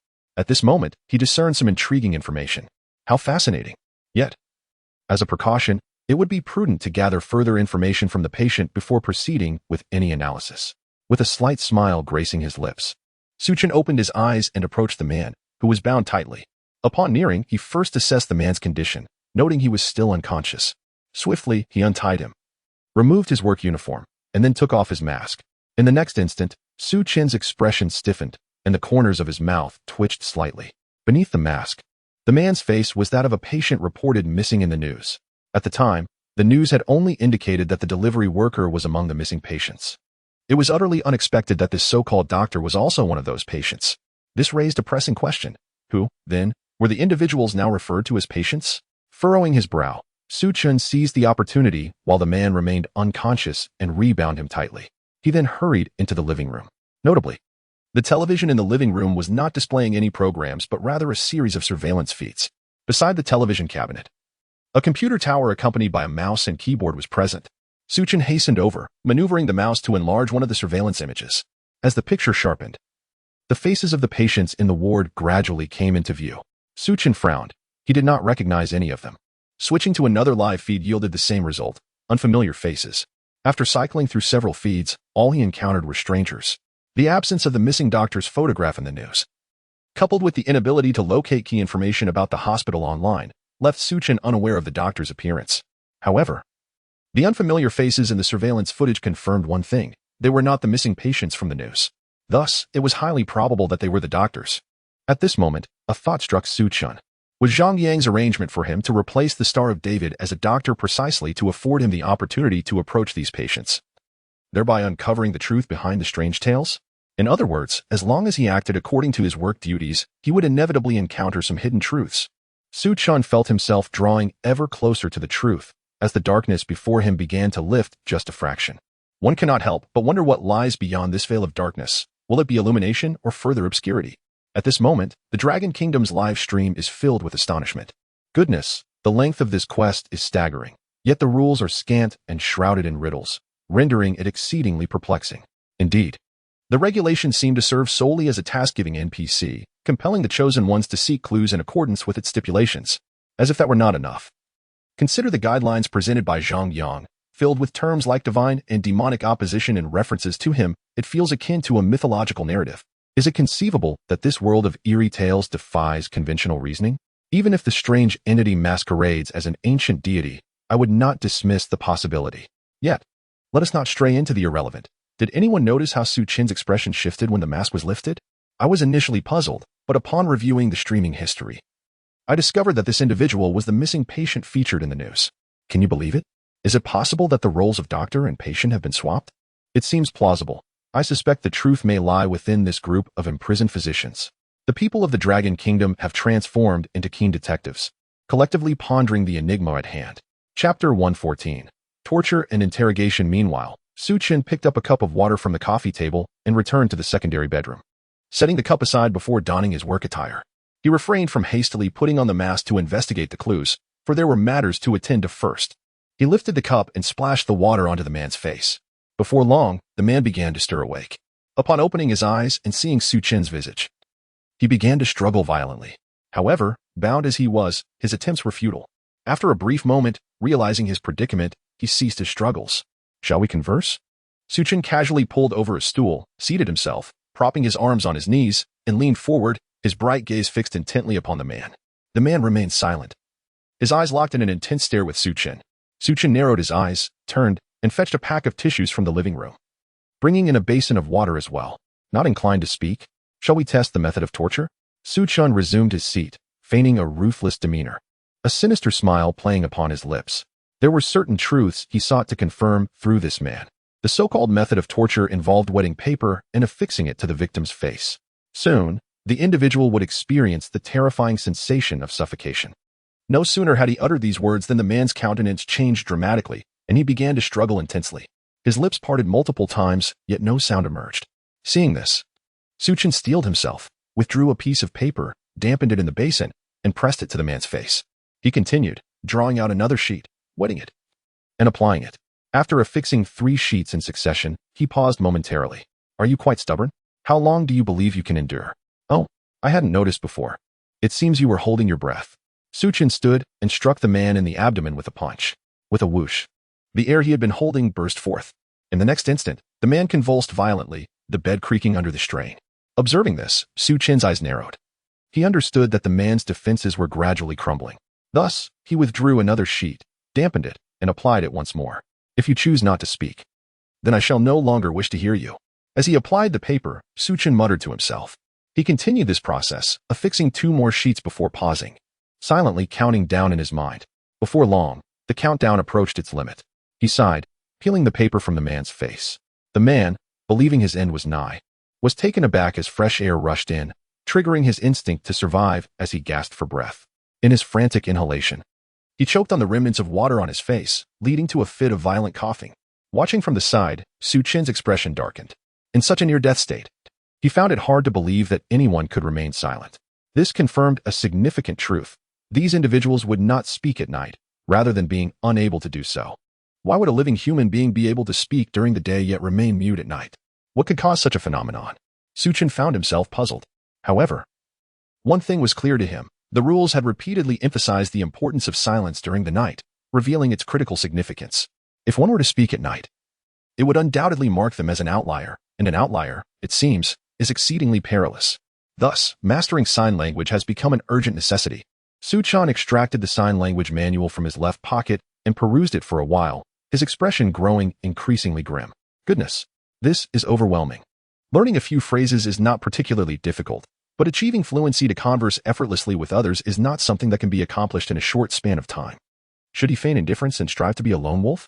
Yet, this would undoubtedly hinder his efficiency in gathering information. Suddenly, an idea struck him. Had he not previously acquired 1,000 points? Perhaps the system's marketplace offered some expedited sign language learning products. System, open the marketplace, Chen commanded inwardly. In the next moment, an electronic screen materialized in the space before him. This time, he refrained from reaching out and instead manipulated the scroll bar with his mind. Before long, he indeed found a product. Mastering sign language, priced at 500 points. Joy surged within him. He had not anticipated such a resource. This could prove immensely helpful. System. Purchase mastering sign language. Acknowledged. Reminding host of a consumption of 500 points, leaving a balance of 500 points. Which type of sign language would you like to master? Chen felt a bit bewildered. Sign language comes in varieties? He had not previously paid attention to this and was unaware of the categories of sign language. However, after a moment's reflection, he understood. With the multitude of languages in the world, sign languages would naturally differ to align with local tongues. He lifted the manual in his hand. This one, he replied in his mind. Acknowledged. Before the system's voice had even faded, Chen felt a stream of information surge into his mind. In an instant, he had mastered a form of sign language. It is truly convenient to have such advantages. It certainly saved a considerable amount of time. Chen smiled, tucking the manual back into his pocket. At that moment, the man also relaxed, gazing intently at Chen. Observing this, Chen sighed. Why do you not speak at night? As soon as his gestures concluded, the man's expression turned to one of shock. He attempted to raise his arm, only to be restrained by a binding strap. Noticing this, Chen freed one of the man's hands. The man quickly gestured with one hand. Are you not the doctor who escaped? Whose family member are you? Chen furrowed his brow. Why do you say that? Because only family members are unaware. Tell me the truth. I cannot speak of it. The director would not allow it. But do not fret, since you have emerged. You will soon be like us, and then you will discover that this is true rebirth. After making this gesture, the animosity on the man's face began to dissipate, replaced by a peculiar blend of consolation and sympathy. Chen scrutinized the man for a long while, realizing that he was not lying. He could not reveal the truth. And he firmly believed he too would become like this. As for that so-called rebirth, Chen dismissed it as nonsense. What the hell, is schizophrenia truly rebirth? How can I escape this building?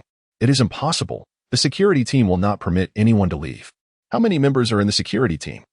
And where are they stationed? Over 20 individuals are stationed at the entrance.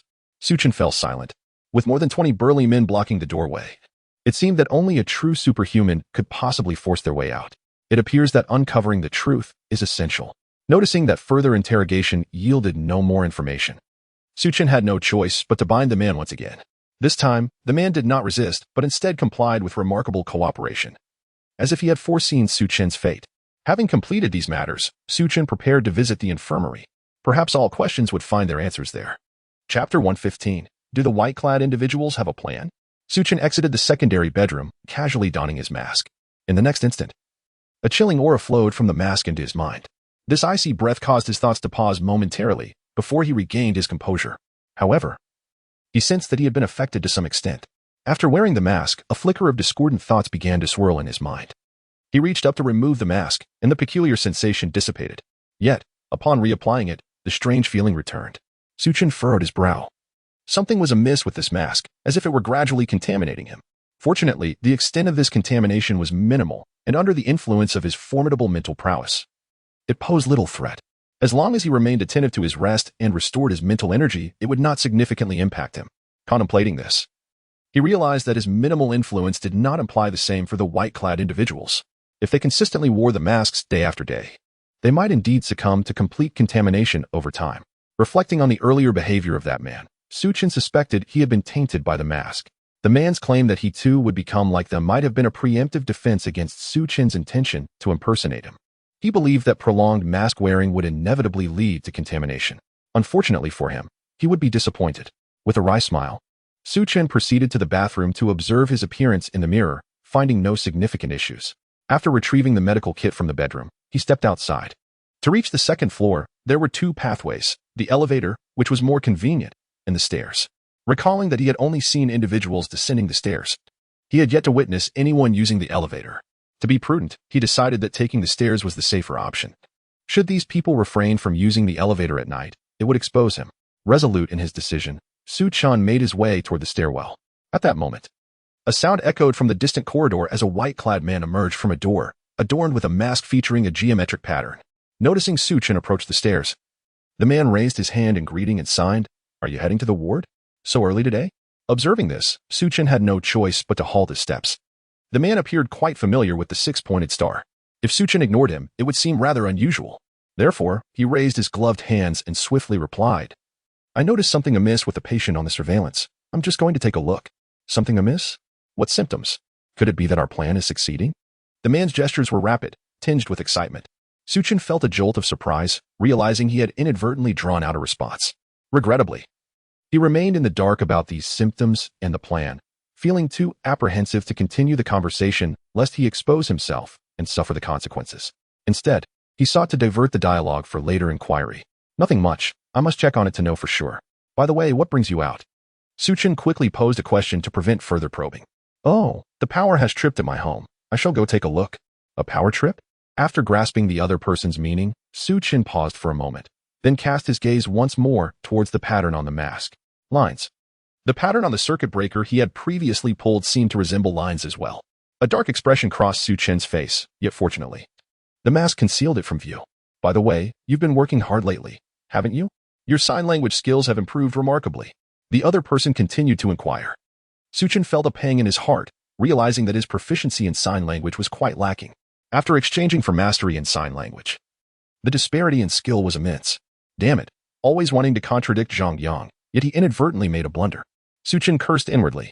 When he had conversed with that person, they had only used one hand, and he had overlooked the errors. It turned out this fellow was incompetent in sign language. It seemed Zhang Yang had deliberately chosen him. Aware that he could not achieve mastery in sign language in a short time, he decided that impersonating the six-pointed star was the most fitting choice. At this moment, there was no time for further contemplation. The other party awaited his response. "Yes, I have practiced diligently for quite some time." Chen took advantage of the situation. He did not intentionally make errors in his response, as that would appear rather contrived. He merely slowed his hand speed slightly. The figure resembling a line, seeing this, harbored no suspicions and hurried a couple of steps to the stairwell. Glancing at the circuit breaker, he noticed it had simply tripped, so he reached out to reset it. Turning back, he saw that Chen had not yet departed. He spoke once more. "All right, it's all sorted. You may go about your business. Oh, when you return, could you bring me something to eat from the cafeteria? I shall remain here." "No problem." Chen raised his hand in acknowledgement.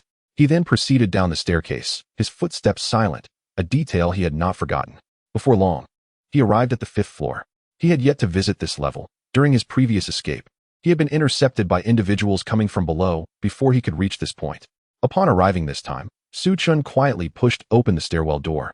Peering through the crack, the floor appeared utterly shrouded in darkness, the corridor devoid of any lights. It was unclear whether the bulbs were malfunctioning or simply not turned on. Only the safety exit signs emitted a ghostly green glow, creating an eerie atmosphere. Chen held his breath, listening intently for a long while, only to discover there was no sound. It seemed this level was deserted, with no patients confined here. Realizing he could not uncover any clues, he chose not to linger. Continuing his descent, as he passed the landing at the stairway turn, he glanced up at the window. From this level onward, metal security grills had been installed on the windows. Without much thought, he surmised that the same was true for the rooms. Thus, attempting to escape through the window would be virtually impossible, even if his physical condition were optimal. Jumping from the 6th floor would be akin to an old man consuming arsenic, tempting fate. However, if he prepared the proper tools and descended slowly, success might be achievable. Yet, he feared that halfway down, he might be discovered by the security team. That would leave him stranded in midair. Truly a situation where neither heaven nor earth would heed his calls. This method of escape should be reserved for dire circumstances. As I descended to the 4th floor, the corridor was illuminated with an exceedingly bright light, and from time to time, individuals passed by. Observing this, fearing to arouse suspicion, refrained from further inquiries and proceeded directly to the 2nd floor. He pushed open the fire door leading to the staircase and entered the corridor, where his gaze was immediately drawn to a pair of large double doors emblazoned with the number 15 and a pentagram. Turning his head, he glanced at the door of another ward on his right, which bore a hexagonal symbol.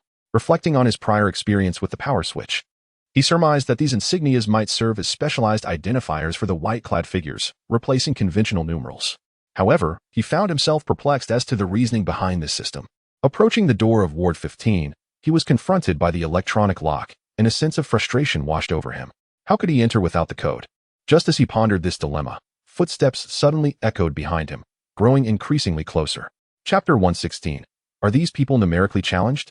A sense of urgency enveloped Su Chen as he contemplated the potential consequences of this individual ascending to the second floor and discovering his inability to unlock the electronic lock. Faced with the imminent risk of exposure, he decided to boldly press on the electronic lock, prepared to resort to force if necessary. As his fingers made contact, the screen of the keypad illuminated, revealing not numbers, but a chaotic puzzle. What is this? No password, just a jigsaw puzzle? Can this truly be classified as a lock? Su Chen was momentarily at a loss for words. Nonetheless, he did not hesitate in his attempts. Just as the fire door behind him creaked open and a nurse, adorned with a mask depicting peach blossoms, entered, he completed the final rotation of the puzzle piece. Click! The lock sprang open, and the woman approached. Not suspecting anything amiss upon seeing Su Chen just open the ward door, she greeted him with a wave. Brother, you're here so early today? Yes, I have a few matters to attend to. How has your day been? Su Chen noted the familiarity in her address, indicating a close relationship between them. To avoid revealing any inconsistencies, he seized the opportunity to inquire further, hoping to extract more information. Oh, things are fine here, just the same as usual. However, I noticed while collecting the meal boxes that the patients seem to be eating more than before. I wonder if that constitutes good news. Su Chen felt a wave of relief, realizing that the woman was likely responsible for attending to the patient's daily needs. Is everyone eating more? Or just a few? Sensing her tendency to be chatty, he continued to probe for more details. The young woman scratched her head, pondering for a moment before finally raising her hand to indicate. There are 8. No, 9. Wait, 7 people. After several adjustments to her gestures, she nodded in confirmation. Su Chen's forehead creased with concern. Something was amiss. How could an adult be so slow in counting? It felt almost absurd. Could it be? A thought flickered across his mind previously encountered peculiarities, such as Zhang Yang's strange password lock, the damaged numbers on the circuit breaker, the jigsaw electronic lock in front of him, the floor number replaced by images, and the symbols on the main door. All these clues converged to hint at a singular enigma. These individuals were not sensitive to numbers, hence the substitution of images for numerical representation. But why? This seemed illogical. In his interactions, Su Chen had not perceived these individuals as intellectually impaired. On the contrary, they appeared quite normal, their thoughts sharp and agile. Yet, how could such normal individuals be illiterate in numbers? As Su Chen sank into contemplation, the young girl interrupted with a question. Brother, are you teasing me on purpose? She placed her hands on her hips, adopting an indignant pose. No, I'm merely inquiring out of concern for the plan. In an effort to elicit information, Su Chen continued to steer the conversation towards the plan. Are you suggesting that their substantial food intake is beneficial to our scheme? Could it be that our plan is on the verge of success? The young girl exclaimed with delight. We cannot be certain yet. I arrived early today specifically to verify some details. Oh, I won't disturb you any longer. Please, go ahead with your work. The plan is of utmost importance. The girl waved her hand in farewell and was about to leave. However, Su Chen stopped her once more. By the way, today I intend to try a different treatment approach. If anything unusual occurs later, do not panic. After all, being new to the environment, Su Chen had little knowledge of the patients, and given the myriad of unconventional treatments, any inadvertent slip could lead to complications. Better to preemptively prepare the other party, so that if something were to go awry, they would not immediately suspect themselves. I understand. Good luck. The girl nodded in agreement, then clenched her fist to gesture encouragement. Once she departed, Su Chen pushed the door open and stepped inside. Upon entering the patient room, he conducted a cursory examination of the surroundings and discerned that it was a typical residence converted into a medical ward, merely equipped with additional medical apparatus in the bedroom. In the living room, a portly man was mimicking the dance moves of a girl group from the television. The fat on his abdomen and cheeks jiggled with each motion, creating an unappealing sight. Presumably, he was adhering to the doctor's orders to complete his assigned task. After observing for a brief moment, Su Chen felt nauseated and quickly diverted his gaze to scrutinize the details of the room. As he circumnavigated the space, he noted that every room was outfitted with cameras, ensuring that the patients were effectively monitored without escape. The secondary bedroom did not contain a bed but was instead arranged as an art studio, with a considerable accumulation of discarded sketches piled in the corner, approximately over 100, by rough estimation. The modifications in the bedroom were more pronounced. Beside the bed stood a four-stand, and a peculiar machine resembling a heart rate monitor was situated at the head of the bed. Yet, Su Chen was certain it was not such a device, as a headphone was connected to it. Scanning the floor around the bed, he observed scattered restraint straps, some of which bore traces of blood, making it evident that the blood belonged to these patients. Chen stealthily returned to the living room, only to notice a sheet of paper affixed to the front door. Approaching it, he discovered it was a daily inspection checklist. The dates were represented by symbols, and beneath each date was a row of check marks. It appeared that after assessing the patients each day, a mark had to be made. However, it remained unclear whether the marks were made by him or the nurse from earlier. Nonetheless, he decided to take his time, awaiting further observations of the other rooms before making any conclusions, as there was no immediate urgency. At that moment, Chen keenly sensed something amiss. Reaching out, he touched the door and found numerous residues of adhesive tape. The varying hues suggested that it had been affixed multiple times. Based on the aging of the colors, it was evident that the oldest remnants had been there for quite some time. In other words, this daily checklist has not merely been introduced this week. Rather, it has existed continuously, changing weekly. However, a perplexing question arises. Did this bizarre realm of tales not emerge only on August 28th? If so, why was there a checklist prior to that date? Could it be that this eerie world has long been in existence? At this moment, Chen recalled another detail. The quantity of discarded drafts in the bedroom was rather excessive.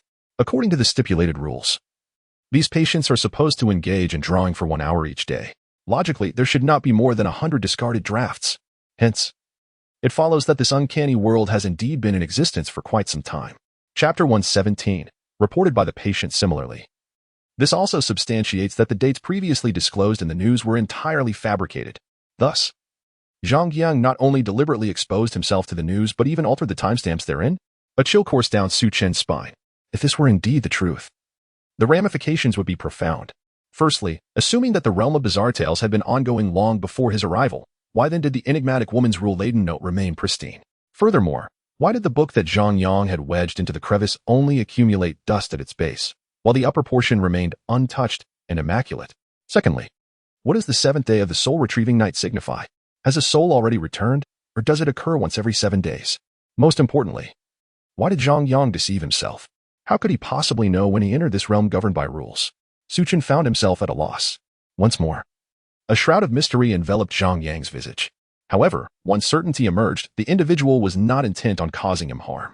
If Zhang Yang's objective were malevolent, why then would he remind Chen of the date to escape the confines of the room in search of clues? Would it not be more expedient for him to simply deceive Chen into perishing within? Thus, this temporal element must conceal a significant issue. Damn it. No wonder the system failed to analyze my current understanding of the rules. I had unknowingly fallen into a trap. Chen cursed inwardly. At that moment, the rotund man halted his actions, wiped his brow, and approached Chen with a timid expression, step by cautious step. He began to utter a word, only to hastily cover his mouth with his hand, his face reflecting heightened panic. Subsequently, he gestured clumsily in sign language. I have completed my dance task today. After I finish eating, I will obediently draw. Please do not hit me. Upon witnessing the man's gestures, Chen's eyes brightened, momentarily pausing his swirling thoughts. Can you speak? I cannot. The man retreated 2 steps, frantically waving his hands as if he had been subjected to a great fright. Chen narrowed his eyes, convinced that this portly figure was indeed capable of speech. Judging by the man's fearful demeanor, it was evident that he was aware that the rules forbidding speech during drawing and dancing would lead to his own contamination. It seemed he was merely intimidated into compliance to avoid punishment. With this realization, Chen resolved to probe for information from this man. Do you understand why you were compelled to perform these tasks? He signed. I do. The doctors are only concerned for my health. The man licked his lips, displaying a sycophantic expression. Chen found himself at a loss for words at this response. Just how terrifying must these doctors appear in the man's eyes? Do you know what your ultimate fate will be? I do. I will be reborn and become a great person, just like the doctors, he continued, ingratiating himself further. Chen's brow furrowed. This man clearly harbored an extreme fear of him, and if he continued to inquire further, no fruitful revelations would emerge. Perhaps it was time to take a bold gamble. Let us discuss our plan, Chen stated candidly, presenting the pivotal question. Upon hearing this, the man's expression morphed dramatically, revealing a look of suspicion. He began, uttering a single syllable before hastily covering his mouth and switching to sign language. Are you a doctor? His trembling hand gestured the inquiry. A jolt of realization struck Chen. He understood that his identity had been compromised. Faced with the revelation, he decided to lay all cards on the table, fully contravening the established rules. He was curious to see if the man would reciprocate by divulging the truth. Moreover, Based on his earlier analysis of the regulations, Zhang Yang's actions seemed deliberately crafted to encourage him to breach the rules. Now, with no one else present, it was an opportune moment for experimentation. "It is I am here to save you," Su Chen gently declared. Upon hearing this, shock and excitement clearly registered on the man's face. A surge of hope filled Su Chen's heart. Perhaps breaking the rules could indeed unearth critical information. However, in the next instant, the man did not respond as anticipated. Instead, a piercing scream reverberated throughout the room, echoing into the corridor. "Help! Someone is coming down from above. Someone is impersonating a doctor. I report this. I report this. Someone is escaping. I am the one reporting. Reward me. Let me go up." The man yelled frantically, even shoving Su Chen aside as he dashed toward the door. He reached out, pressing the electronic lock screen, and his plump fingers hastily manipulated the puzzle. At that moment, Su Chen finally emerged from his stupor, realizing the man was about to flee. He swiftly lunged forward and struck the back of the man's neck with a precise chop. Thud. Although not perfectly executed, the force was sufficient, causing the stout man to roll his eyes and succumb to unconsciousness, collapsing onto the floor. Su Chen exhaled in relief and hastily hoisted the man, tossing him onto the bed in the bedroom. He then secured the man with binding straps, rendering him immobile. Yet the preparations were not complete to create a convincing ruse. Su Chen retrieved headphones and placed them on the man's ears, activating the bedside instrument. A faint melody wafted through the headphones. Having completed these tasks, Su Chen approached the door, eager to assess the situation following the man's chaotic outcry. As he opened the door, he was met with the sight of the fire door standing ajar. Two individuals were engaged in sign language within the stairwell. Upon closer inspection, one was clad in a security uniform, donned with a mask bearing a sword emblem, presumably one of the security personnel mentioned in the regulations. The other was the girl he recognized, wearing a mask adorned with a floral pattern. "What is happening? Did someone slip out?" The security officer inquired of the girl. "No. Do not be alarmed. There has been progress in the plan. The Star of David is preparing to experiment with new methods to observe the outcomes.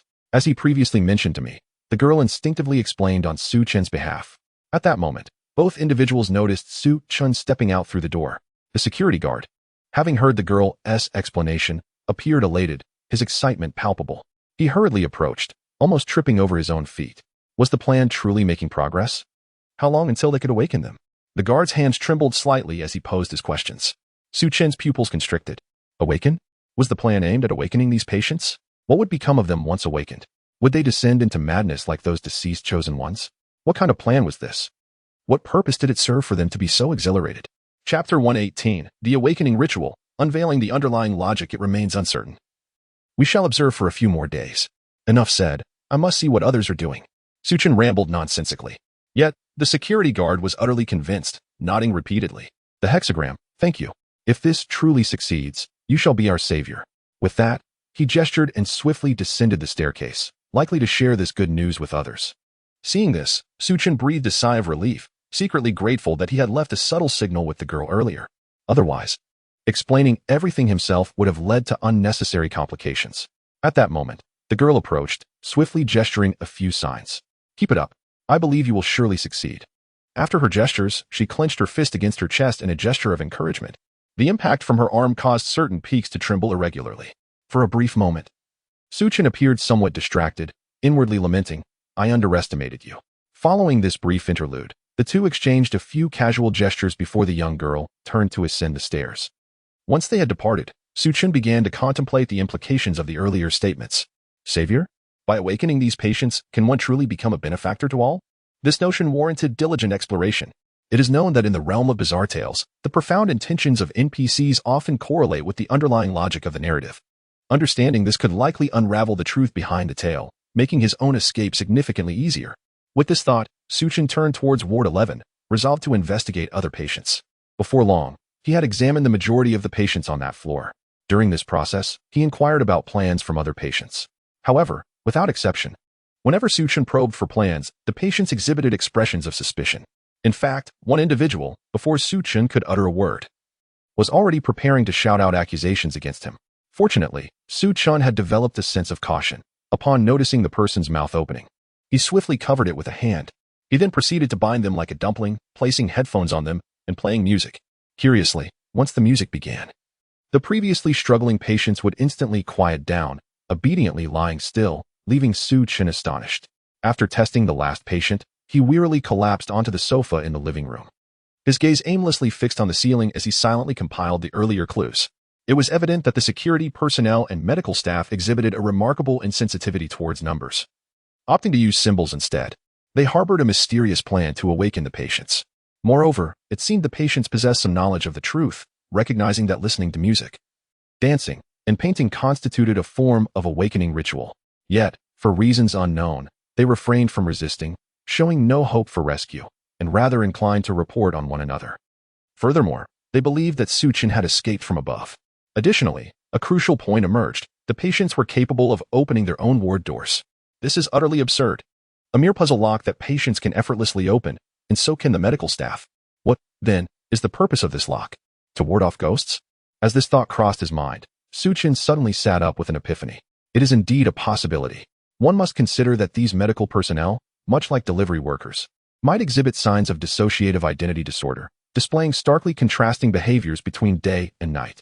Boldly hypothesizing, if these individuals are insensitive to numbers at night, could it be that they are conversely attuned to them during the day? Perhaps they possess an acute sensitivity to numbers but remain oblivious to patterns? Thus, could this lock genuinely serve to repel apparitions?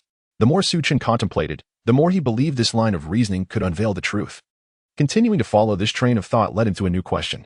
If the lock is intended to guard against the daytime personas, does that imply that these individuals pose a threat to the patients? The logic governing the NPC's behavior had surfaced. The nocturnal persona would not truly harm the patients but instead compel them to partake in a mysterious ritual to awaken something.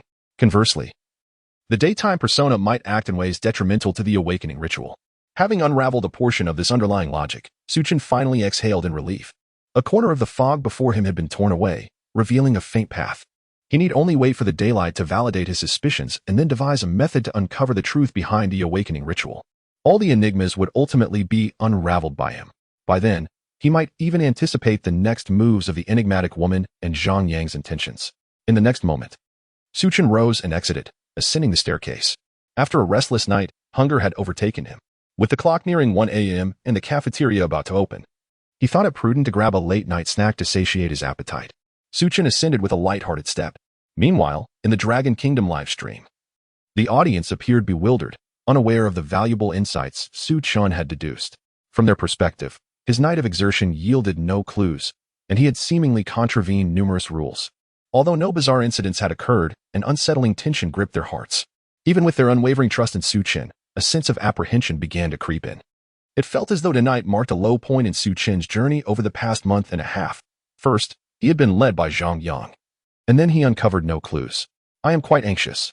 So am I. Initially, I believed Chen had everything under control when he was at home, and I expected him to navigate this challenge smoothly. Little did I know that those days at home were merely the gentlest prelude to this chapter. Brothers, I too feel a twinge of fear. The most terrifying aspect is not confronting some horrific anomaly, but rather knowing that a significant event will transpire tomorrow while being utterly oblivious to the future. Ha ha ha, you all seem rather fragile. Given this, I shall generously share some insights. From a psychological perspective, Chen's gait is notably lighter than before, which speaks volumes, does it not? What on earth? It appears to be the case. In other words, Chen has uncovered crucial information. My worries were unfounded.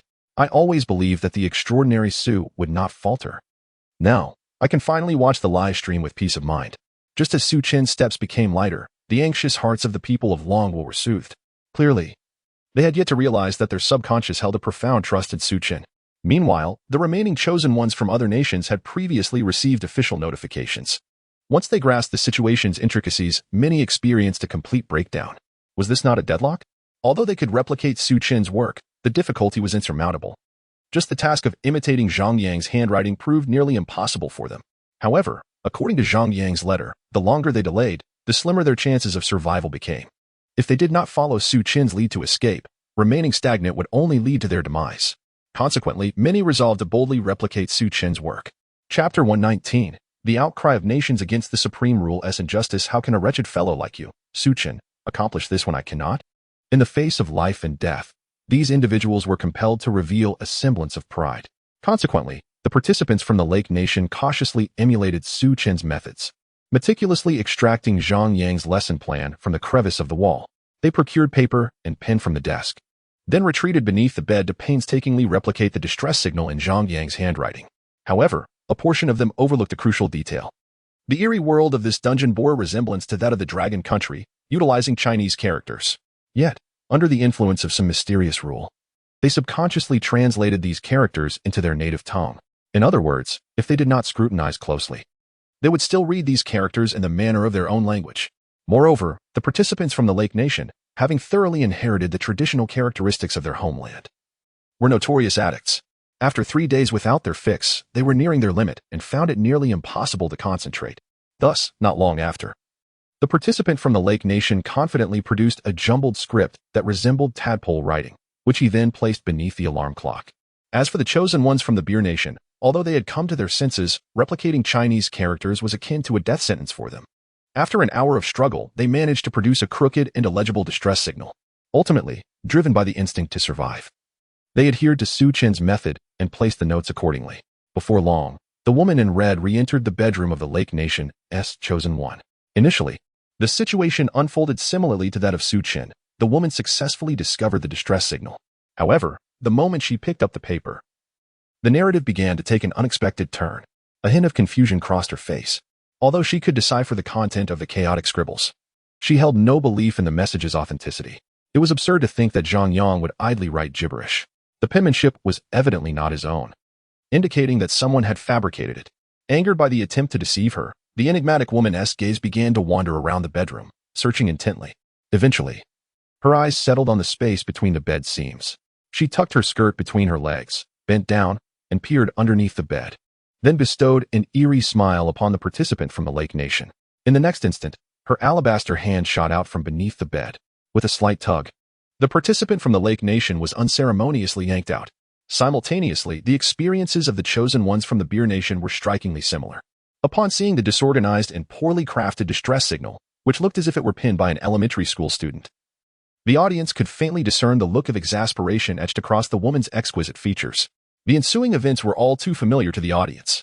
With a flourish of her skirt, she performed a color-changing magic trick, followed by a resounding proclamation. "What have you done to Zhang Yang?" Next, she prepared to showcase a dramatic display of tearing apart the enemy. Fortunately, in recent days, the chosen ones received a notification from the nation, guiding them on how to survive. Thus, they promptly began to confess the events leading up to their circumstances, elucidating the matter of Zhang Yang's escape. After a thorough explanation, the blue-dressed woman gradually receded, allowing the red-dressed woman to regain control of her body. The red-dressed woman smiled silently, her lips curving upward, as her delicate fingers swiftly tapped the forehead of her counterpart. Concurrently, an announcement from the world of bizarre tales emerged in all the live streams. The chosen one from the Lake Nation, Kelly, has fallen into the world of bizarre tales. Comprehensive assessment. Lake Nation's fortune has decreased by 10 points, currently standing at 55 points. One of the populace from the Lake Nation will be randomly selected to experience life in the world of bizarre tales. The chosen one from Beer Nation, Bach, has fallen into the world of bizarre tales. Comprehensive assessment. Beer Nation's fortune has decreased by 10 points, currently standing at 60 points. One of the populace from Beer Nation will be randomly selected to experience life in the world of bizarre tales. In response to this outcome, the viewers in these nations' live streams erupted in chaos. Seizing the opportunity before the streams were closed, they unleashed a barrage of curses. Was Kelly so intoxicated that her mind faltered, writing in her native language? Could she not discern that the eerie woman was of Eastern descent? Infuriated, they lamented the foolishness of such a chosen one, who could not even complete their strategies. Our nation's Bach was equally dim-witted, unable to replicate anything, his handwriting resembling that of a worm. This is unjust. It is simply unfair that the world of bizarre tales employs the characters of the Dragon Nation. Indeed, this is utterly inequitable. I refuse to accept it. When as the clamor of injustice rose, the Supreme Rules issued an announcement in all live streams. To clarify, in the interest of demonstrating the fairness and impartiality of these rules, we wish to inform everyone that subsequent sections of the text will be presented in the languages of other nations. All is fair. Therefore, we ask all viewers to maintain composure. Unwilling to accept this, many shouted that the Supreme Rules favored one side. Only those from the Dragon Nation could pass this trial. How could this not be bias? Indeed, I will not back down. Even if you were to end my life today, I would still proclaim that the Supreme Rules are unjust. Once again, some comments began to agitate. We reiterate, these rules are absolutely fair and impartial, and there is no singular method to succeed in this trial. All nations can prevail. We ask all viewers to remain composed and refrain from verbally attacking these rules, or penalties will be imposed. Nonsense. I refuse to believe that another method can lead to success. Exactly. This is utter nonsense. If there were an alternative way to succeed, I would willingly accept punishment. The supreme rules are foolish, I declare. If you have the guts, go ahead and end me. In the face of these dissenting voices, the supreme rules offered no response, seemingly conceding to the accusations. However, at that moment, a wave of comments flooded the screen. Quick! Look at the chosen one from the Golden Nation. She seems to have found a solution. The crowd, taken aback by this revelation, could scarcely believe that anyone could unravel the situation, and they flocked to the Golden Nation's live stream. There, they beheld Estelle from the Golden Nation, crouched beneath a bed, meticulously replicating Zhang Yang's teaching materials, pinning something down. Is this truly a solution? Have you all lost your minds? Didn't you notice that the chosen ones of the Beer Kingdom have all perished? It is utterly baffling. Attempting to emulate Chinese characters simply cannot achieve the same artistry as Zhang Yang's handwriting. The supreme rules are inherently unjust. Those upstairs, please refrain from your incessant chatter. Can you not take a closer look at the live broadcast? What do you see that Estelle has written? With this barrage of comments prompting a reaction, everyone eagerly enlarged the live stream. Estelle's words were clearly presented before their eyes. 1xin, I have taken Zhang Yang. If you wish to save him, come to the top floor and seek me out. I wish to have a word with you. Just a brief line of text. Your nation's chosen ones are even more foolish, incapable of even copying assignments, far inferior to our Bach. Indeed, if you do not write a plea for help, how can one expect to believe in the bizarre? I shall leave it at that. This is a deadlock for our nations. And your Estelle will undoubtedly not pass through smoothly. A group of viewers, blinded by their fury, failed to contemplate whether this action held any hope for success. They merely fixated on the injustice of the supreme rules, recklessly venting their dissatisfaction. Chapter 120. The cafeteria dilemma. At this moment, the confident Estelle set down her pen, gazing intently at the note in front of her. Following the official hint she had received, she promptly realized that simply copying the assignment would likely lead to failure. Given that her native language was not Chinese characters, her attempts at imitation could only result in a distorted version. Thus, she spent considerable time contemplating how to break the impasse. Ultimately, she devised a clever plan. According to the information from Chen, it was evident that the enigmatic entity held a significant concern for Zhang Yang. Furthermore, upon witnessing Zhang Yang's abduction, she exhibited no skepticism but rather rushed out with unwavering conviction. This indicated that the abduction was logically sound. Delving deeper, one could ascertain that should someone intend to kidnap another, it would not be a frivolous endeavor without purpose. Clearly, there was an ulterior motive. With this in mind, Estelle concluded that by mimicking the kidnapper and leaving a note, she could potentially deceive the enigmatic entity. Following Chen's methodology, she tidied up the room and concealed the note beneath the alarm clock. She then set the alarm in accordance with the enigmatic woman's entrance time, preparing to hide beneath the bed and wait patiently. Before long, the enigmatic figure entered the room as anticipated, promptly discovering the threatening letter beneath the clock. As the subsequent events unfolded, they indeed aligned with Estelle's expectations. The enigmatic woman exhibited no substantial doubt. The one clad in blue swiftly seized control of her body and anxiously dashed out of the house. At that moment, the audience in the live stream was left utterly astonished. Goodness, is this truly successful? I suspect the supreme rules aided her in cheating. The critics who had previously scoffed were now embarrassed, yet continued to stubbornly deny the situation. However, the citizens of the Golden Nation were not pleased. Are you attempting to tarnish our reputation?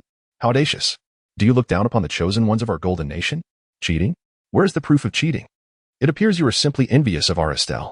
As the crowd fervently countered these accusations, a particular comment captured everyone's attention. Brothers, do not argue with those fools. They are likely on the brink of annihilation. The supreme rules have issued a prior statement, which is now being validated. This group is doomed. Upon reading this, those who had continued to deny the situation suddenly felt a chill in their hearts. A profound fear of death enveloped them. What does one successful case signify? Indeed, it is merely one instance and does not prove anything. We still suspect the supreme rules of unfairness. Fearing true annihilation, the crowd found themselves helplessly clinging to their stubbornness, hoping to navigate through this turmoil unscathed. However, in the next moment, despairing news flooded in. Contestants from the Oil Nation executed a plan, leveraging the logic of daytime murders by delivery personnel while remaining safe at night. Leaving a note, Zhang Yang insisted on becoming a delivery person, and I could not dissuade him. Please ensure to take him away before the day arrives. Contestants from the Elephant Nation devised a patchwork using the content of Chen's distress signal alongside the known information. Some individuals claimed to have witnessed Zhang Yang being kidnapped by a resident from the rooftop. I knocked on the door, but received no response. Thus, I resorted to prying open the lock to verify the truth of the matter, only to discover the alarming news was indeed accurate. Each piece of information struck the hearts of those involved like a relentless hammer, gradually chilling their spirits. Forgive me, I have erred against the supreme rules. I should never have questioned. I am a fool. Do not stoop to my level. I sincerely apologize. I was misled by the provocations from above, causing me to lose my reason and doubt you. I swear, I shall amend my ways and refrain from uttering foolishness henceforth. Furthermore, should anyone dare to question you again, I will be the first to confront them with indignation. Under the looming threat of death, even those who had previously shown defiance finally ceased their obstinacy. Yet, it was too late. At that moment, the supreme rules revealed themselves. The facts are evident. The supreme rule is just and impartial.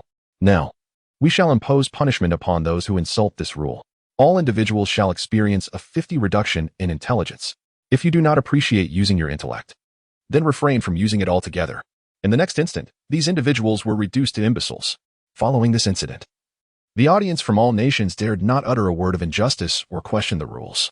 Even those who felt that Chen was the favored child of the rule-bound world refrained from speaking out, for there was no evidence to support their claims. Meanwhile, Chen arrived at the cafeteria, lingering at the entrance. Having arrived a few minutes early, he was uncertain if the cafeteria had commenced service. After a few glances, he noticed that the food was already plentiful at the serving window, and a man clad in a doctor's attire was currently enjoying a meal. Clearly, arriving a bit early posed no issue. Chen then took a step toward the cafeteria window. As he passed by the man, he did not greet him, instead casting a sidelong glance. With the aid of his innate passive ability, the man's visage materialized in his mind. He observed the man savoring a spoonful of soup, his face illuminated with an expression of sheer delight, as if he were indulging in divine cuisine. Such extravagance, could it truly be that delicious? Chen found himself utterly astonished. Wait, something felt amiss. Upon spotting the trapezoidal-patterned mask resting on the table, his heart jolted. How could he have overlooked such a fundamental detail? One must remove their mask to eat. However, if he were to do so, he would undoubtedly expose himself. If others discovered his masquerade, it was uncertain whether he could leave the cafeteria alive. Could he hope for the man's face blindness? Yet, he knew this was implausible, for in his deductions, the persona of the night was acutely sensitive to patterns, rendering face blindness impossible. It was the daytime individuals who might possess such a condition. With this thought, a spark of insight illuminated Chen's mind as he recalled a crucial point. Rule number 9. During the daytime and from 6 to 7 in the evening, it is advisable to remain alone. Otherwise, one must wear a mask. Believe me, they shall not heed your rationalizations. Monsters possess no sense of reason. Alternatively, one might pray for their prosopagnosia. Indeed, Zhang Yang was speaking in irony. This method of evasion served as a reminder to oneself. It seemed prudent to revisit certain rules during moments of leisure. At that moment, the cafeteria matron, donned in a mask, rapped her spoon discontentedly against the window frame. The crisp sound roused Chen from his reverie. Chapter 121. Mysterious Illusions Lost in Thought. What shall I eat today? The elderly woman inquired using sign language. Upon noticing this, Chen realized he had inadvertently violated Rule 10. Unusual individuals are prone to danger in the cafeteria. To rectify this misstep, he had no choice but to reiterate the fabrications he had previously conjured. Today had seen some progress. He had been contemplating the patient's condition, hence his momentary distraction. Really? The elderly woman's body visibly swayed. Observing her reaction, Chen understood that he had narrowly escaped this predicament. Don't get too excited. It's not certain yet. All right. I knew you could manage. Given that, I shall prepare a special meal for you tonight. Just wait here while I head to the kitchen to fetch some delectable food, ensuring ample portions. After gesturing, the elderly woman grasped her tray and made her way to the kitchen. Upon witnessing this, Chen's expression changed dramatically. He dared not remove his mask to indulge in a feast in the cafeteria. Just then, the entirety of Rule 10 flashed through his mind. The cafeteria is located in room 601, with meal times at 8 o'clock a.m., 12 o'clock p.m., 8 o'clock p.m., and 1 o'clock a.m. The cafeteria operates on a self-service basis. Take as much as you can eat. If you truly cannot consume it all, you may attempt to pack it to take away. During this process, ensure that others do not perceive your abnormalities. Those who stand out may fall into peril. Having deduced that Zhang Yang's rules concealed certain messages, he surmised that this rule must also harbor hidden meanings.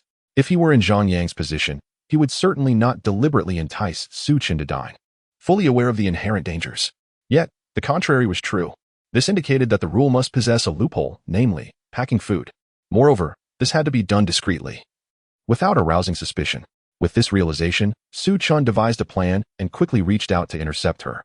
Wait, I need to pack some food to take away. Someone asked me to bring them a meal. Is it that fellow again? The elderly woman remarked, he is not nearly as charming as you. I have little regard for him. After gesturing, she exchanged the takeout container and proceeded towards the kitchen. Seeing that no suspicion had arisen, Chen breathed a sigh of relief. In his heart, he offered Zhang Yang a profound commendation. This fellow had indeed orchestrated an excellent substitute plan for him. Before long, the elderly woman emerged with 4 overflowing takeout containers.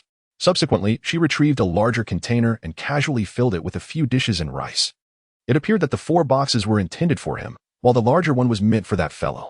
Watching the elderly woman's differential treatment, Chen nearly succumbed to laughter. For a fleeting moment, he was transported back to his university days.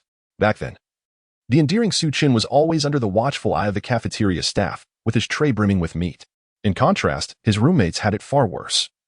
Whenever they approached the counter, the elderly woman would tremble as if afflicted by Parkinson's, the shaking so pronounced that one might think they were electrocuted. After a brief reverie, Chen accepted the takeout box handed to him by the elderly woman. Raising his hand in gratitude, he turned to leave. However, he had scarcely taken a few steps. As he was about to reach the doorway, a man clad in a delivery uniform, conspicuously without a mask, entered the room. Chen's pupils constricted, a flicker of astonishment crossing his face. What could a delivery worker possibly be doing in the cafeteria? After all, the merchant address displayed on the app Balim was certainly not the cafeteria. Noticing this, Chen deliberately slowed his pace. Casting a keen glance at the man out of the corner of his eye, the delivery worker strode purposefully toward the cafeteria window. At that moment, the cafeteria lady also took note of the delivery worker. However, she did not engage in conversation. Instead, she bent down to retrieve a packaged meal from the ground and handed it to him. The entire exchange was executed with remarkable fluidity, as though they had rehearsed it countless times. At that instant, Chen was taken aback. The delivery bag was strikingly familiar, identical to the one he had once ordered. How could this be? A sense of dread washed over him. Initially, he had planned to utilize the guise of a delivery worker to escape the building. However, if the delivery worker's pickup location was indeed the 6th floor cafeteria, his entire plan would be rendered futile. It appeared he must swiftly verify this matter. With a heavy heart, Chen ascended to the 7th floor. To avoid any unforeseen complications, he first opened his room door to set down the food. Then, he knocked on the door of his neighbor, Xie Duan. Thank you. I'll bring you a meal another day, he offered as Xie Duan accepted the meal box with gratitude. No problem. Chen waved his hand dismissively as he made his way home. Upon returning, he promptly removed his mask, inhaling a few breaths of fresh air that invigorated his mind. Then, he sat at the dining table and lifted the lid of the meal box. 2 meat dishes, a soup, and a portion of rice, quite a generous spread. After a night of turmoil, Chen was famished. He hastily picked up a piece of beef and popped it into his mouth. It was tender and succulent, the delightful flavor blossoming on his palate. In that moment, his mouth began to water uncontrollably. Goodness, the cafeteria chef possesses remarkable culinary skills. Chen mused inwardly. He then grabbed a spoon and took a couple of sips of the soup. It was rich and flavorful, evidently simmered for quite some time. With those few sips, the cravings in his stomach were stirred, and he found himself ravenous, abandoning all restraint to devour the meal. However, before he could consume more than a few bites, Chen's body suddenly froze. His hand, holding the chopsticks, became rigid in midair. What the? There was something in the food. He had fallen into a trap. Chen cursed under his breath. He vaguely sensed a chilling aura rising from his stomach, gradually ascending. This presence was exceedingly elusive. Had it not been for his exceptional mental acuity, he likely would not have recognized it even after finishing the meal. In that fleeting moment, the aura surged upward, eventually flooding into his mind. As the coldness within his head intensified, Chen felt the very walls around him begin to distort. Damn it, this is a disaster. He leaned against the wall, swaying unsteadily like a person suffering from exhaustion, and staggered toward the restroom to gag. Strangely enough, after retching for what felt like an eternity, nothing came up. At this moment, even with Chen's heightened mental fortitude, he found himself struggling to maintain composure. The room before him began to spin rapidly, and the scenery around him shifted dramatically. Upon reopening his eyes, he was met with a cacophony of crashing waves, the tumultuous sea thrashing against the shore. Amidst the towering surf, a colossal white elephant surged through the tumult, swimming with remarkable speed. A piercing howl erupted from a snow-white rabbit, which then transformed into a streak of white light, lunging at a lion and voraciously tearing into it. With each snap of its jaws, blood spattered into the air. Halt. Where do you think you're going, fairy? Exclaimed a monkey clad in a black work uniform, brandishing a stick as it chased a woman in a red dress. darting about in a frenzy. Crackling with energy, a jellyfish unleashed a surge of 100,000 volts, while a headbutt sent a fire-breathing dragon tumbling. The clash of divine and demonic forces erupted, white and black luminescence intertwining across the cosmos. Gradually, the two colors began to spiral, resembling the yin and yang. As the world descended into chaos, with a thunderous roar, the chaos split open, revealing a continually rotating black portal suspended in the void. At that moment, another Chen stood before the gateway, smiling enigmatically as he seemed to converse with the original Chen. Then, without a moment's hesitation, he turned and stepped boldly into the portal. Chapter 122. Defining Objectives. Abundant clues. Countless fantastical scenes danced before Chen's eyes. After a considerable period, his consciousness gradually regained its dominance. Yet, the illusions continued to linger.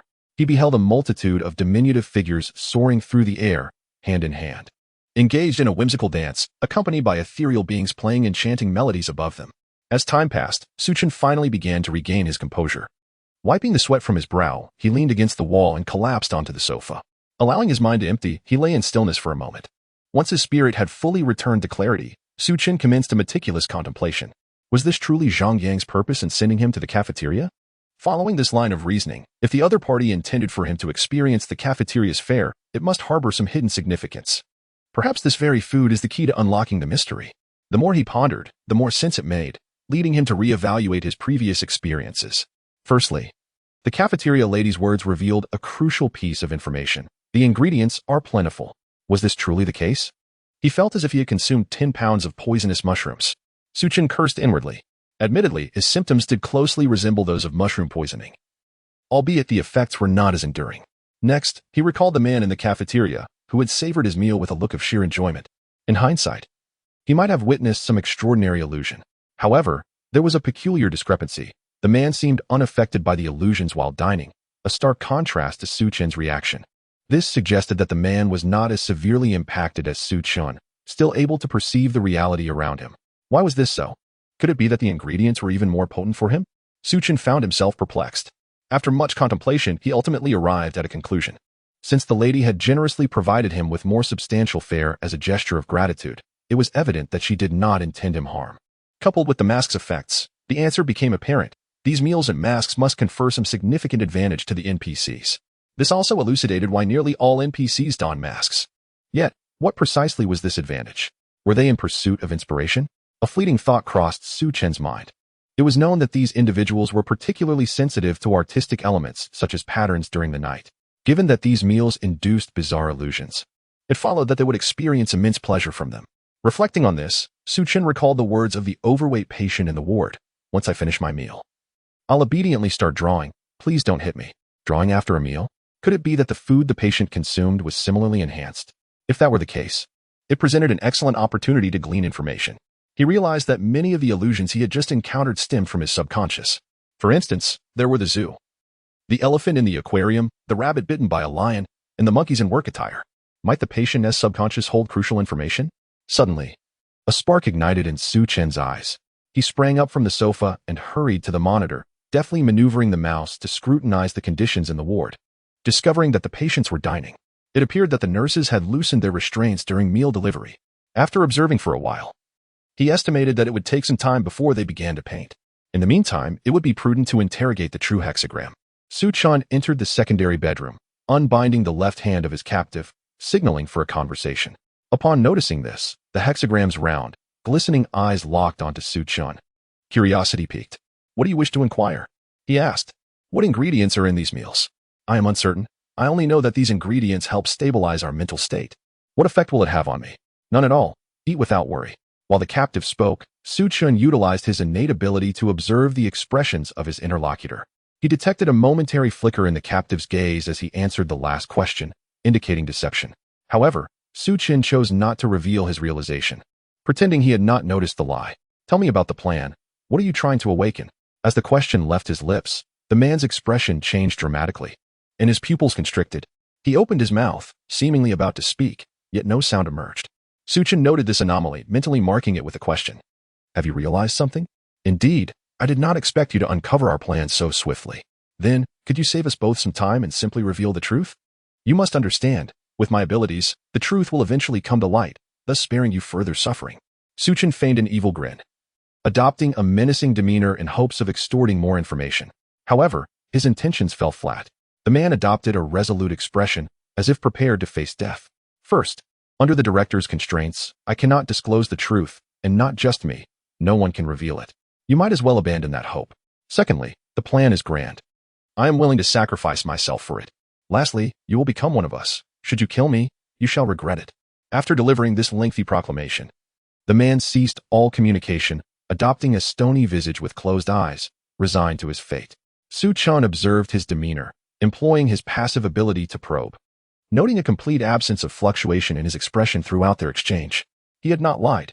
Realizing this, Chen ceased his pursuit, securing the man once more before stepping out of the secondary bedroom. This dialogue, while not entirely fruitless, had yielded valuable insights. It became clear that, due to some mysterious constraints, no one could divulge the truth, even under duress. Thus, a different approach was imperative. Furthermore, he learned that the cafeteria food served as a remedy for them but was toxic to himself. Henceforth, he must avoid the cafeteria.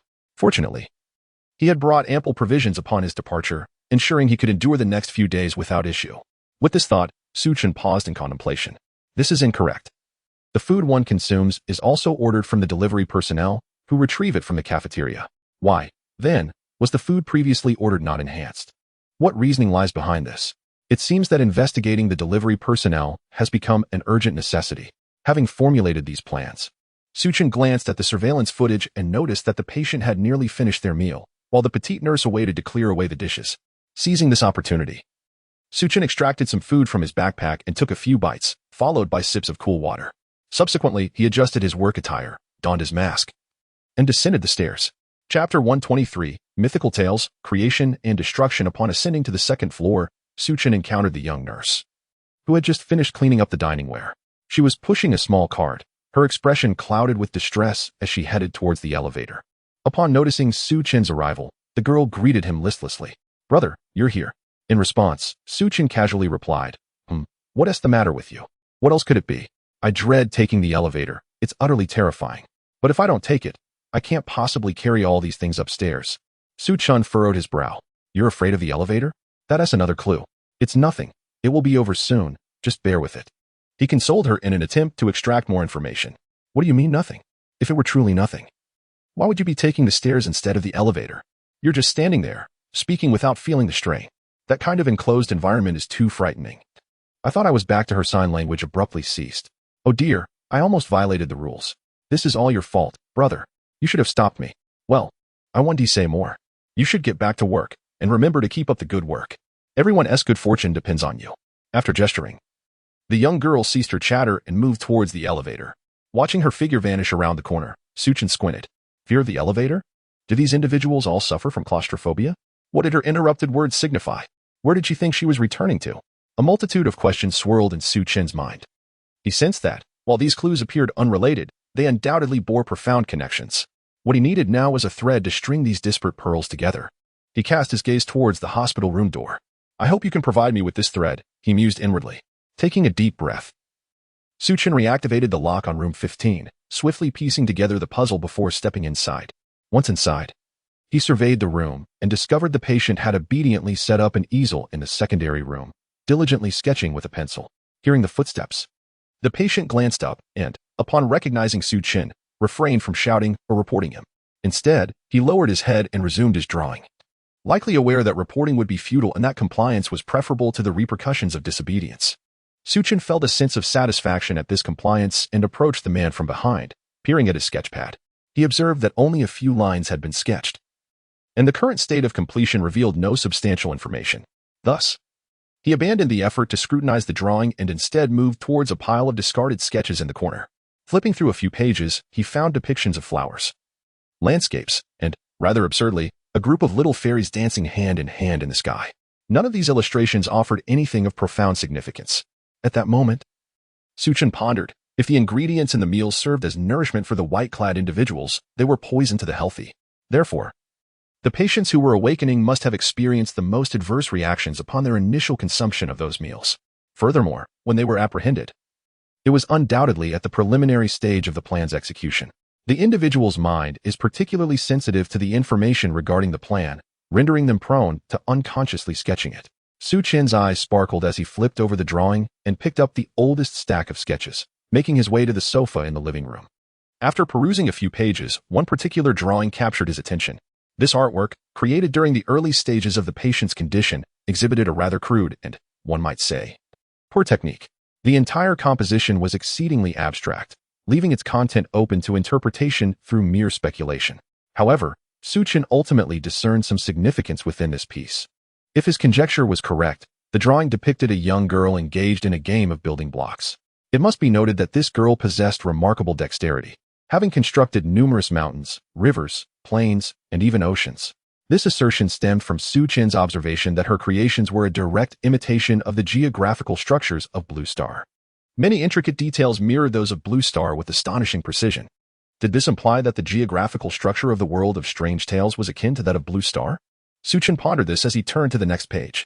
This illustration bore a striking resemblance to the previous one, again featuring the girl building with blocks. This time, however, she was assembling forests, grasslands, deserts, and swamps, among others.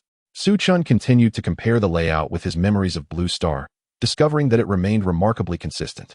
It appeared that the world of strange tales truly mirrored the geography of Blue Star. After expressing his astonishment, Su Chen flipped to the following page. This page was largely similar to the previous ones, except now the girl began to construct animals with her blocks: mammoths, saber-toothed tigers, wolves, deer, and a plethora of other creatures. Su Chen's brow furrowed in concern as he sensed something amiss.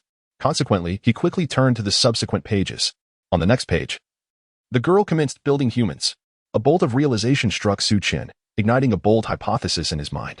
In light of this, he hastily flipped back to the earlier pages of the stack. The girl molded a ball. She adorned the scene with the sun, moon, and stars. She exhaled, propelling the celestial bodies into motion. She extended her hand, shaping mountains and rivers. This was the process of creation. It was not merely a game of building blocks. The abstraction of the imagery had misled him. Upon this realization, Su Chen's mind brimmed with further questions. Why was the most significant thought occupying the patient's mind the act of creation after being confined? This was utterly perplexing. With this confusion in mind, Su Chen continued to delve deeper into the pages. In the subsequent illustrations, under the girl's guidance, humanity thrived and gradually emerged as the dominant force in this world. At this juncture, the girl's brother also arrived in this realm. Upon witnessing the landscape, he erupted in fury, disregarding his sister's attempts to intervene, and with a pointed finger, he unleashed volcanic eruptions. A sweep of his arm caused mountains to fracture and rivers to dry up. With a single step, a tsunami ravaged the continent. During this tumultuous period, countless human and animal lives were lost. His demeanor suggested an intent to annihilate this world. At the critical moment, the girl rushed forward to confront her brother. However, the other party heeded no counsel, continuing to wreak havoc upon this realm. Ultimately, the girl, seeing no other recourse, grit her teeth and resolutely struck out toward her brother. In no time, the siblings became entwined in a fierce struggle, radiant white light and ominous black shadows sweeping across the heavens. The terrifying aftershocks caused the very stars to tremble on the brink of falling. Numerous beings were caught in the aftermath, reduced to ashes. The once solid earth was torn asunder, deep chasms gaping towards the sky, reminiscent of a dying person's lament. Turning to the next page, the scene abruptly shifted. It revealed only ordinary landscapes, faithfully rendered. The entire narrative came to an abrupt halt. Su Chen flipped through several pages, until he had perused the entire stack of sketches, finding no further illustrations related to this tale. A frown creased his brow. He sensed, albeit vaguely, that this story must contain some hidden clue, a clue that represented the deepest logic of the entire eerie tale. Chapter 124 Mythical Tales? I do not believe. Rising from his seat with the sketches in hand, he returned once more to the guest room, intending to sift through the remaining drafts for any relevant imagery. Notably, upon entering the room, the patient did not lift his gaze. Instead, he was completely engrossed, eyes tightly shut, as he rendered something on the canvas. Could one truly create art with closed eyes? What a curious notion. Su Chen was taken aback. Yet, upon reflection, he surmised that this peculiar behavior might be linked to the substances in the food. Perhaps the effects of the medication had fully enveloped the patient, immersing him in a realm of vivid hallucination, where he was meticulously replicating the visions before him. With this thought, his curiosity surged. What might this patient be depicting today? To avoid startling him, Su Chen cautiously approached from behind, peering at the easel. As he discerned the content of the artwork, a jolt of surprise coursed through him. It was, astonishingly, a continuation of the earlier tale. Moreover, through a period of practice, the the patient's artistic skills had markedly improved. The narrative conveyed through the painting was remarkably clear. In the artwork, a pair of siblings met their tragic end, their forms transforming into shimmering motes of light as they ascended towards the earth.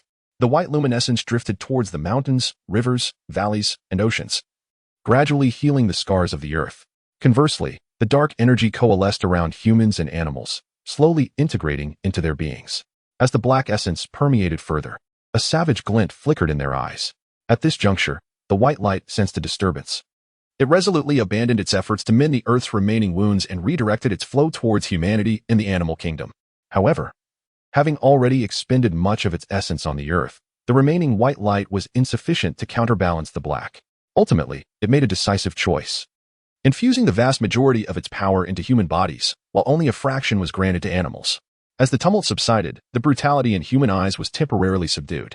Yet, due to the predominance of dark energy, there were moments when a fierce glimmer would manifest in their pupils. Animals, too, were categorized as either carnivorous or herbivorous based on the intensity of the ferocity reflected in their gaze. Thus, the tale reached its conclusion. Chen remained transfixed by the image, lost in profound contemplation. What message was this artwork attempting to convey? The overarching narrative, at first glance, appeared to be a trite mythological tale. The creator deity fashioned the world, while the destroyer sought its annihilation, culminating in their discord. There seemed little depth to explore. Yet, the painting rendered by the patient today was rich with intriguing implications.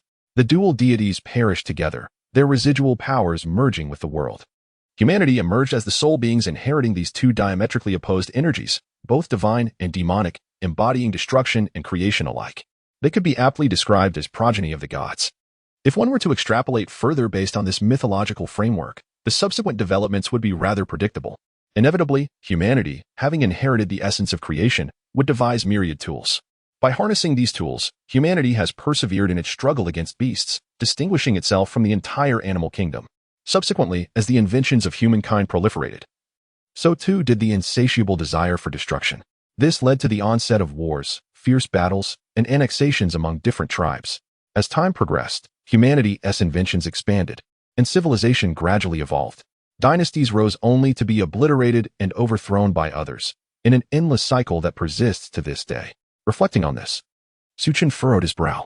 The outcomes derived from mythological narratives intriguingly mirrored the historical progression of contemporary society. Moreover, upon deeper contemplation, he was compelled to acknowledge that humans in the real world also possess an innate duality of creation and destruction. Humanity perpetually oscillates between invention and annihilation. However, this is not the crux of the matter. According to the conclusion of that story, the essence of destruction within humanity surpasses that of creation. What if, in reality, the subconscious of humankind is indeed more inclined towards destruction than creation? Chen's eyes narrowed gradually. In truth, this hypothesis could be easily substantiated. If validated, all human creations would ultimately gravitate towards annihilation. Chen reflected on humanity's inventions. To facilitate production in daily life, humans developed smelting techniques, which ultimately evolved into weaponry. In their quest for sustenance and transportation, they domesticated horses, leading to the creation of cavalry, instruments of war. To traverse rivers, they invented boats, which eventually culminated in the emergence of massive warships. They innovated automobiles for mobility, and devised hot air balloons and airplanes for flight, and harnessed nuclear energy for power. Following this trajectory, there is little need to speculate about the future. Humanity is likely to be driven by its destructive desires into irrevocable ruin. Thus, the ultimate victor would be the harbinger of destruction. A chill ran down Chen's spine. Yet, this was not his foremost concern. After all, these were merely a series of imaginative speculations influenced by myth. Even if the myths hold truth, humanity's demise may be centuries away, and by then, he would have long turned to dust, indifferent to the cataclysm that follows. The paramount issue lies in the present. If we are to conjecture along the lines of this myth, what precisely are these doctors attempting to awaken? The creative forces suppressed by destruction? Or perhaps another persona imbued with creative energy? Chen's gaze flickered, sensing that his conjecture bore some merit. According to the clues he had gathered, these individuals exhibited a heightened sensitivity to patterns and art during the night. They even had a penchant for consuming hallucinogenic mushrooms to stimulate creative thought. Moreover, the delivery personnel refrained from violence at night, displaying a notably benevolent disposition. They indeed aligned remarkably well with this hypothesis. Although Chen had limited interactions with them during the day, official reports from the Dragon Kingdom confirmed that these individuals exhibited a bloodthirsty nature, rife with destructive urges. Overall, this conjecture appeared to hold substantial validity. However, Chen felt an unsettling dissonance within. There was an inexplicable sense that this was all too frivolous. The underlying logic of a supernatural tale could, astonishingly, be traced back to mythological lore. This notion was somewhat difficult for him to accept. In his understanding, even in a world teeming with bizarre phenomena, there must exist tangible evidence to substantiate the rationale behind such uncanny occurrences, not mere ephemeral legends. With this thought, Chen ceased his fanciful musings, relegating these speculations to the depths of his mind. He did not place his faith in mythic narratives, rather. He sought evidence that was visible, palpable, and at the very least, capable of convincing him. Thus, his immediate course of action was to pursue further clues. Chapter 125. Niwa creates humanity. Chen cast another glance at the patient, who was meticulously illustrating intricate details. Why had he suddenly chosen to depict this particular artwork today? The discarded drafts indicated that it had been quite some time since he last explored this mythological narrative. What could have prompted this unusual behavior? Was it perhaps his own recent utterance that stirred something within the patient, awakening long-buried memories? Or could it be that the individual was constrained in some manner, unable to reveal the truth, and thus resorted to artistry as a means of expression? The nature of the truth remained elusive to Chen. However, he recognized that if this patient was engaging in such atypical artistic endeavors, it was conceivable that the other patients, similarly influenced by his presence, might also create something of their own. In pursuit of this hypothesis, Chen stepped out of the ward and made his way toward the other rooms. As he searched each chamber for artistic drafts, the live stream from the Dragon Nation erupted with fervor. Was it truly that enigmatic? How had it become intertwined with mythological tales? Was the scope of this instance so grand? Some speculated that they were overthinking the matter. Surely, the truth could not be as absurd as it seemed. And perhaps this myth served as a metaphor. Yet, it must be acknowledged that this myth resonated profoundly with humanity, encapsulating our dual nature as beings of both creation and destruction, good and evil intertwined. I concur with the sentiments expressed above. Throughout human history, the sole lesson we seem to glean is that humanity fails to learn from its past. But why is this the case? It is simply because humans harbor an inherent desire for destruction, even exhibiting tendencies towards self-destruction. Perhaps you are being a bit extreme. I believe you are overanalyzing the situation. How could such a complex creature as a human be so simplistically categorized by notions of good and evil, or creation and annihilation? The audience from the Dragon Nation, influenced by the artwork, passionately articulated their perspectives. Within the live stream, this exchange of diverse opinions, devoid of malice, stood in stark contrast to the environment of other social platforms. It is undeniable that, over the past month, Chen has not only altered the international standing of the Dragon Nation, but has also alleviated much of the animosity harbored within the hearts of its citizens. At the very least, in this live stream, viewers refrained from inquiring about each other's relatives. Meanwhile, in the world of ghostly tales, after thorough investigation, Chen uncovered several intriguing drafts. These sketches were discovered in the studio of a particularly perceptive patient who had reported him before he even had the chance to speak. Upon entering the patient's studio and observing the subject matter being illustrated, Chen briefly contemplated abandoning his inquiry, as the patient seemed to be idly drawing serpents. He found himself momentarily at a loss for words, assuming that the drafts would yield no valuable information. Nevertheless, he ultimately encouraged himself, reasoning that having come this far, it would be a loss not to delve deeper. Thus, he began to peruse the earliest of the patient's sketches. To his surprise, he indeed stumbled upon some intriguing revelations. The reason for their intrigue lay in the familiarity of the tales conveyed through these illustrations. The narrative bears a striking resemblance to the ancient myths of the Dragon Kingdom. In the first illustration, a stunning woman with a serpent's body is depicted, skillfully molding clay. Upon seeing this artwork, the name Enwa instantly materialized in Chen's mind. Could it be that this mythological tale originates from the East? With this thought in mind, Chen continued to observe. Enriched by the cultural backdrop of the Dragon Kingdom, the content of the illustrations became readily comprehensible, and he quickly grasped the story conveyed within these sketches. At the onset of the tale, it closely parallels the legends passed down in the Dragon Kingdom. The goddess of creation, Enwa, fashioned figures from clay, mirroring her own image. Subsequently, she breathed life into these clay figures. In the next moment, they were all animated. Enwa looked upon the little beings surrounding her, rejoicing in their exuberance, and felt an immense joy within her heart. Thus, she named her beloved creations humans. Although diminutive in stature, these beings, crafted by a deity, exuded an extraordinary aura, as if they possessed the capability to govern the cosmos. Enwa felt a profound satisfaction with her creations and continued her work, sculpting numerous charming figures from yellow clay, capable of speech and movement. These little beings danced and cheered around her, bestowing upon her an indescribable joy and solace. From that moment forth, she no longer felt loneliness or solitude. Thus far, the story aligned harmoniously with Chen's memories. However, as he turned to the next illustration, the narrative took an unexpected turn. Logically, one might anticipate that Enwa, wearied from her endeavors, would seize a vine and strike the muddy ground, causing the splattered clay to morph into grotesque visages. Yet, the tale depicted here diverged from that expectation. It illustrated Enwa tirelessly and lovingly crafting her little beings. And as time passed, the population of humanity burgeoned. The people composed songs to praise their mother goddess and created dances to amuse Enwa. Empathetic to their mother's toil, they began to proliferate spontaneously, strengthening their community. Observing her creations flourish across the earth, Enwa's spirits soared even higher. However, soon after, calamity struck. The innocent and overly emotional humans ventured forth to befriend wild beasts, only to meet their demise at the jaws of these creatures. Following this, a cascade of misfortunes ensued. The humans, lacking rationality and overwhelmed by their emotions, gradually faded from existence due to their insufficient means of survival. Enwa, witnessing these tragedies, felt her heart ache with profound sorrow. Yet, she refrained from intervening to save humanity, for she recognized that these primitive beings were inherently flawed. She could offer them temporary protection, but not eternal salvation. Humanity must ultimately confront the challenges of this world on their own. Thus, she began to reflect on the lessons learned, pondering where the shortcomings lay. Subsequently, Enwa engaged in several more attempts to create humanity. Yet, without exception, the results remained unchanged. Humans could not sustain themselves upon this earth. Just as the goddess of creation began to doubt her own capabilities, she recalled her brother Fuxi.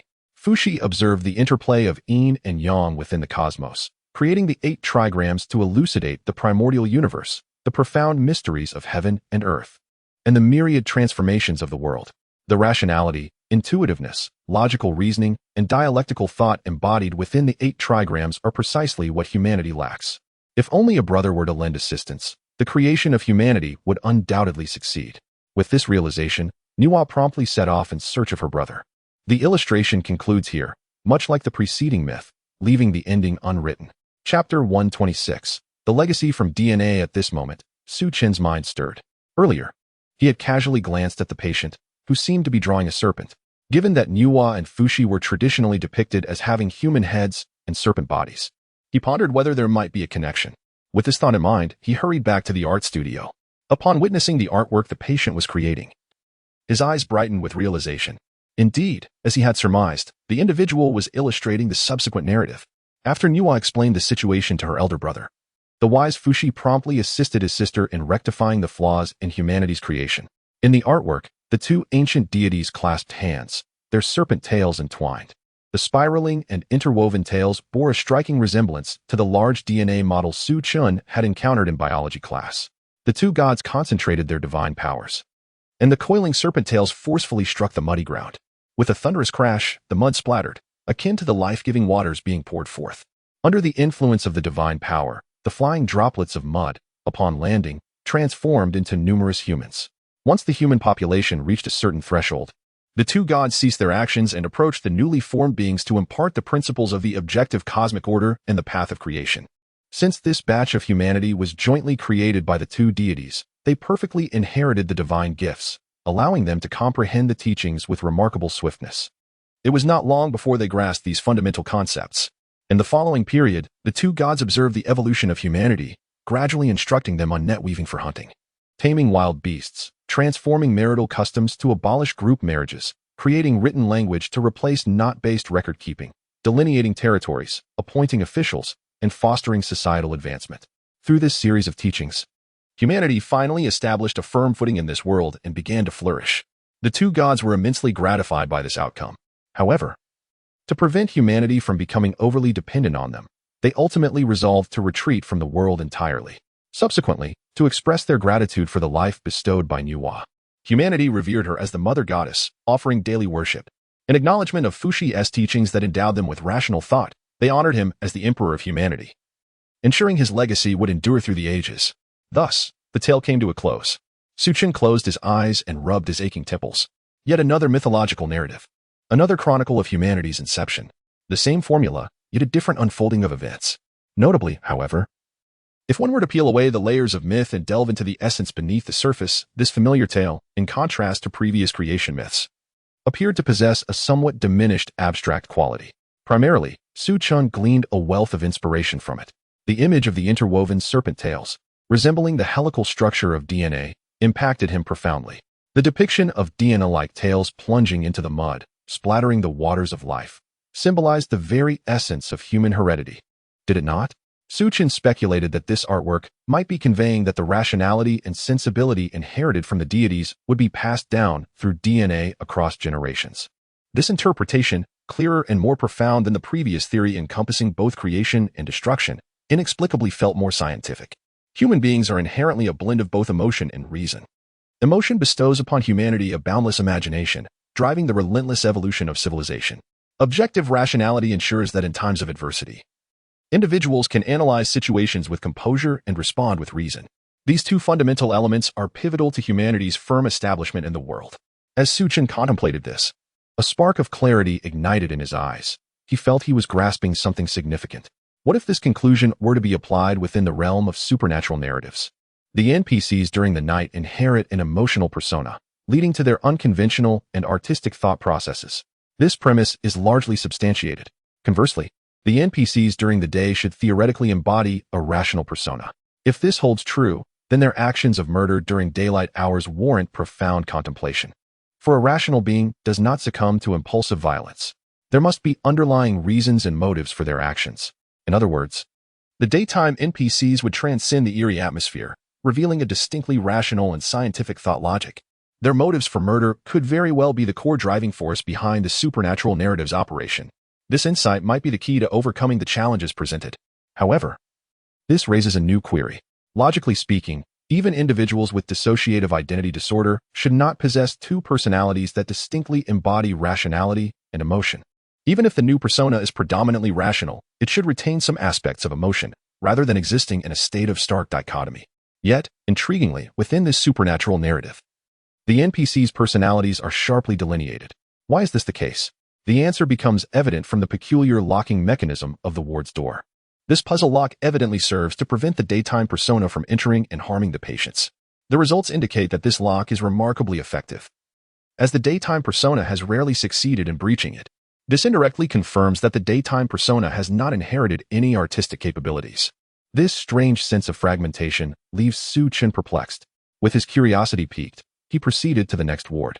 In the live broadcast room, the audience from Longwo was engaged in fervent discussion. Wow, this mythological tale is actually related to our legends. What a spectacle. Wait, did you all see that DNA symbol? I was astonished. Could it be that we truly inherit from the divine? Don't let your imagination run wild. I believe these stories are meant to convey some crucial information. Far less absurd than you think. But haven't you noticed the key point?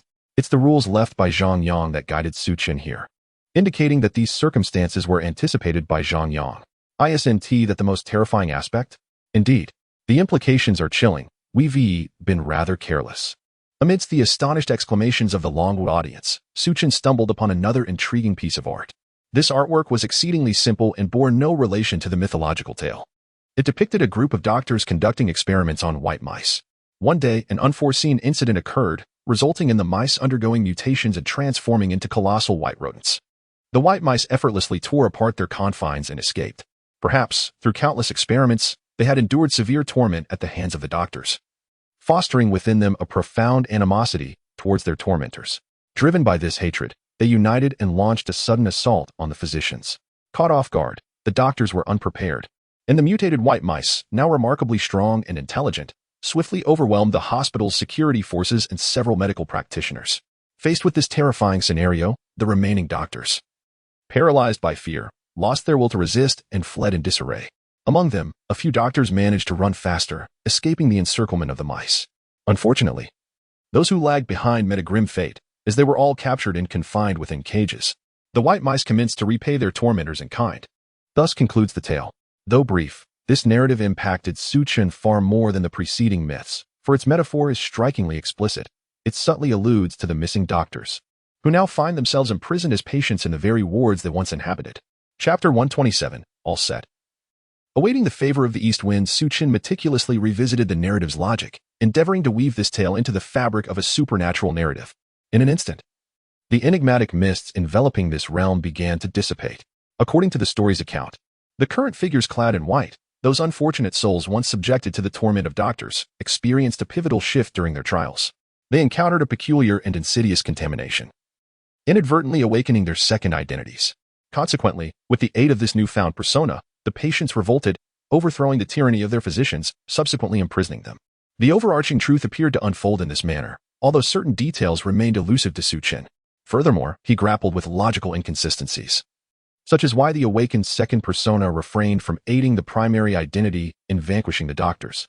Instead, it opted to protect the physicians from the wrath of the primary identity. What, then, was their ultimate goal? Was it merely to awaken the doctor's second personas? Yet, what benefit could they derive from this, warranting a conflict with their own alternate identities? Moreover, beyond this conundrum, another profound detail remained shrouded in mystery: the nature of the enigmatic woman in red. How had she become ensnared in this strangeness, and what was her intent? Chen believed this was the crux of the matter. As the night wore on, a tapestry of revelations gradually unfurled. Yet with the unveiling of superficial mists emerged a more peculiar darkness. Faced with an array of perplexities, Chen did not succumb to despair. Rather, his resolve intensified. He understood that the darkest hour precedes the dawn, a testament to the correctness of his exploratory path. He had finally breached the surface of the most profound secrets. Now, unraveling this final layer of enigma would usher in the dawn's light to dispel the night. Chen's fervor was not solely rooted in these revelations. Rather, it stemmed from his substantial gains during this expedition. Primarily, he had gleaned insights into the operational logic of both the daytime and nighttime personas, facilitating his ability to blend seamlessly among them without arousing suspicion from NPCs. He could even exploit the flaws in their behavioral patterns to orchestrate his plans. Additionally, he had delineated the trajectory of his future inquiries. Firstly, to investigate why the nocturnal persona would risk a rift with the diurnal counterpart to awaken the doctors. Secondly, to leverage the daytime persona's rationality and logical prowess to devise an escape strategy. And thirdly, to uncover the most critical aspect, the truth behind the woman in red and her motives. Lastly, and most importantly, Chen had discerned where to pursue these leads. The sketches had already hinted at a direction for investigation: the swift-footed doctors who fled. They escaped the clutches of the white-coated figures and, being free from control, naturally bore no enigmatic constraints like NPCs that would prevent them from revealing the truth. Once they are located, the mysteries will undoubtedly unravel. The news provided by Zhang Yang indicates that all the doctors have vanished, suggesting that the fleeing physicians have not completely eluded this bizarre world. They still linger here. However, where could they be hiding? The cryptic words of the six-pointed star and the patient's exclamations both suggest a direction. The six-pointed star inquired, "Are you not one of the fleeing doctors? Whose family member are you?" A patient cried out, "Help! Someone has come down from above. Someone is impersonating a doctor." At that moment, Chen did not ponder these statements deeply, as the rules indicated that patients in the ward would escape, and those patients were the missing doctors. The six-pointed star's words did not raise his suspicions. Similarly, the mention of family member caused him to overlook the significance of the patient's words until now. Upon observing these scrolls, a sudden clarity washed over him. All the events and their interconnectedness fell into place. The answer was unequivocal. The individuals residing upstairs were indeed the fleeing doctors, along with some family members. It would not be overly difficult to devise a method to infiltrate their ranks and extract the truth. At that moment, the pressing concern was how to distinguish between the family members and the doctors and how to deceive them into opening their doors. In truth, deceiving them into opening the door was not insurmountable. Impersonating a delivery person was a commendable strategy. He simply needed to return home the following day, place a food delivery order, select an unfortunate delivery worker, don their uniform, and utilize their app to accept the order. This conundrum could be resolved quite effortlessly.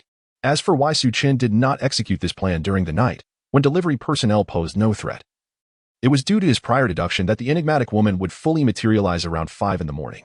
At that hour, should she fail to locate Zhang Yang, she might return home to continue her drawings. Wouldn't he be walking into a trap? With one problem resolved, he was left with the challenge of discerning family members from doctors. This task, however, proved rather daunting. He could not simply deceive them into opening the door, then strike them down and commence interrogation. Chen contemplated this and deemed it unfeasible, as such actions would consume too much time. After much deliberation, he decided to seek a breakthrough through Zhang Yang. Since he deduced that Zhang Yang's true intent was to assist him, the latter must have left subtle hints in certain aspects, perhaps within those seemingly straightforward rules. There must be a wealth of information hidden within that he had previously overlooked. With this in mind, Chen resolved to return to room 701. The reason for not reflecting here was the inconvenience of removing his mask. After all, this mask was designed to aid the emotive persona in asserting control over the body. Wearing it would inevitably influence his logical reasoning and rational thought processes. Thus, it would be better to return to room 701 to calmly remove the mask and thoroughly revisit the established rules. In the next moment, Chen pushed the door and stepped outside. It is noteworthy that before returning, Chen took a stroll through other wards. However, after a round, aside from discovering a draft of a Tai Chi diagram, he found no other useful information. Moreover, even with the Tai Chi diagram, he could discern no hidden meaning.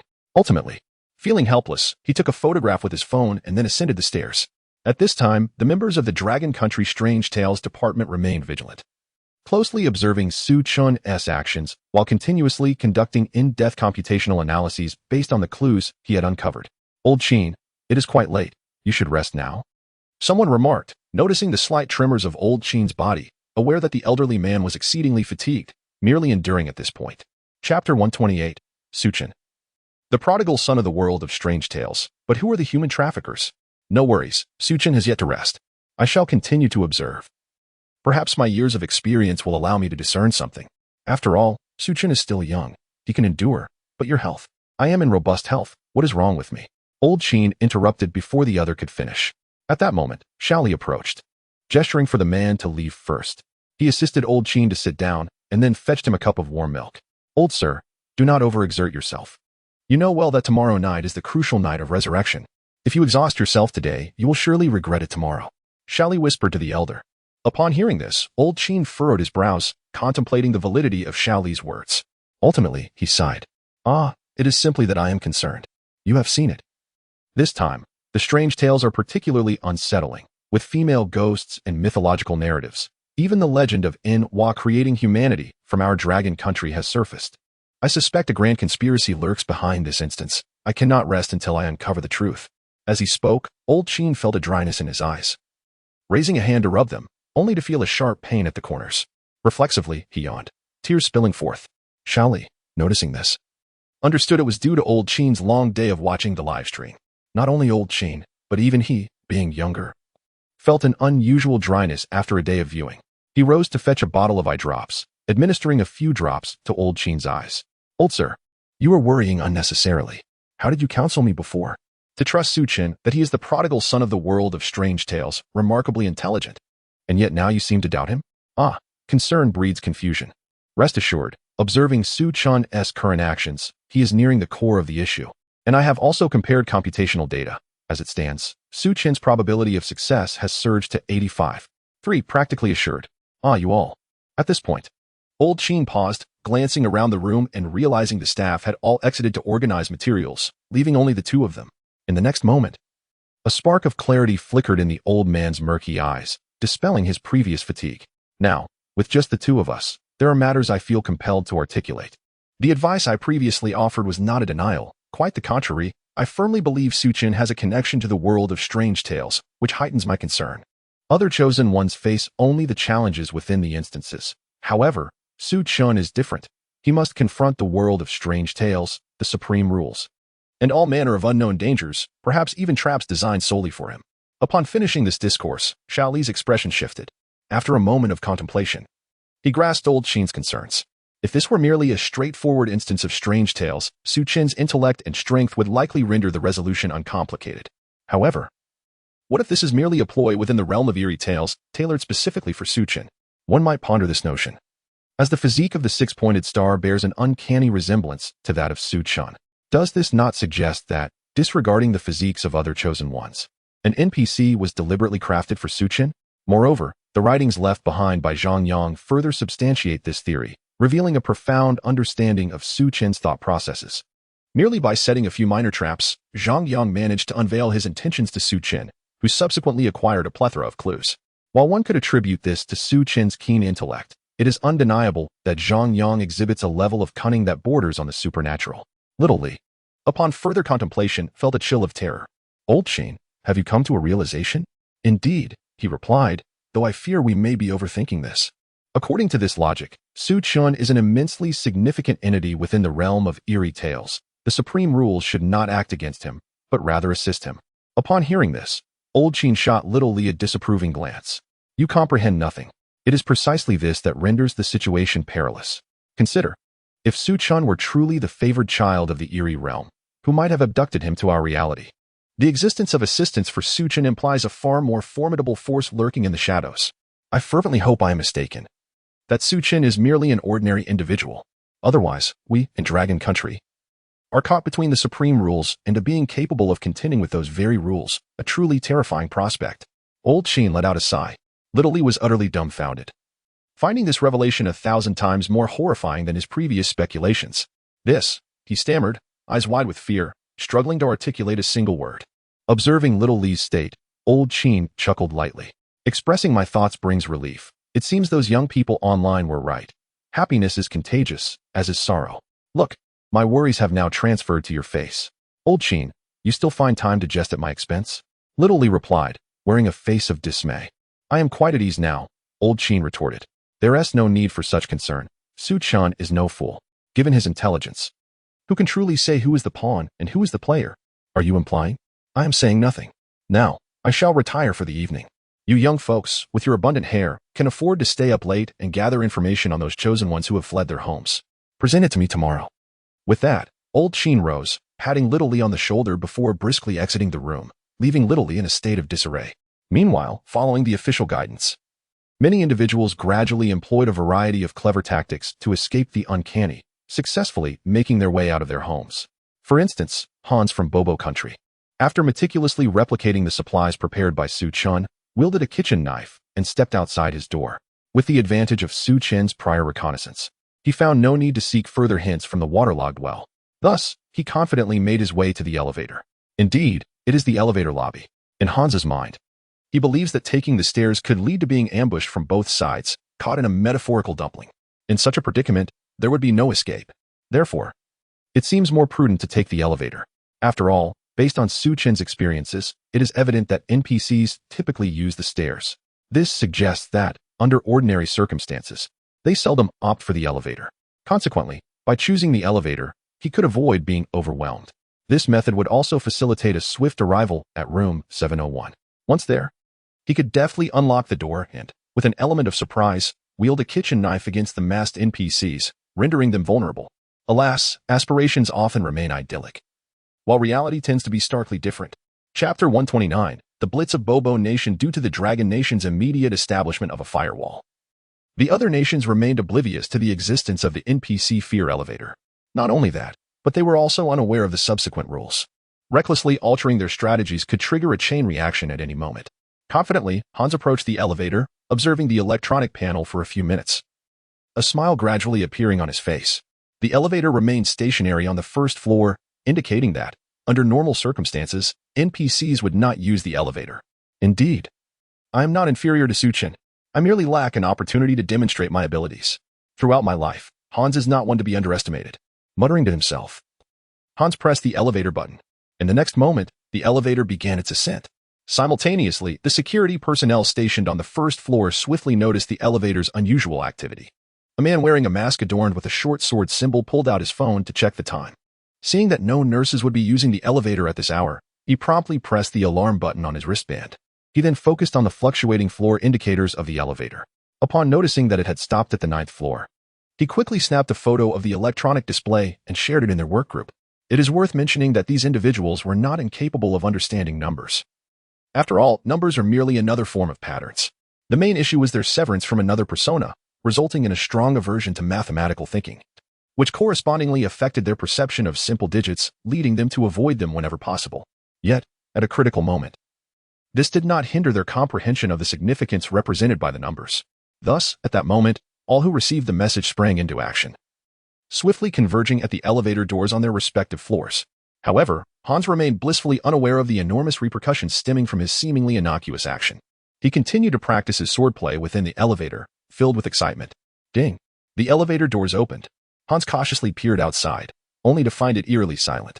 This further assured him of his brilliance. Indeed, I am a genius. My maneuver surpasses Su Chen's by leaps and bounds.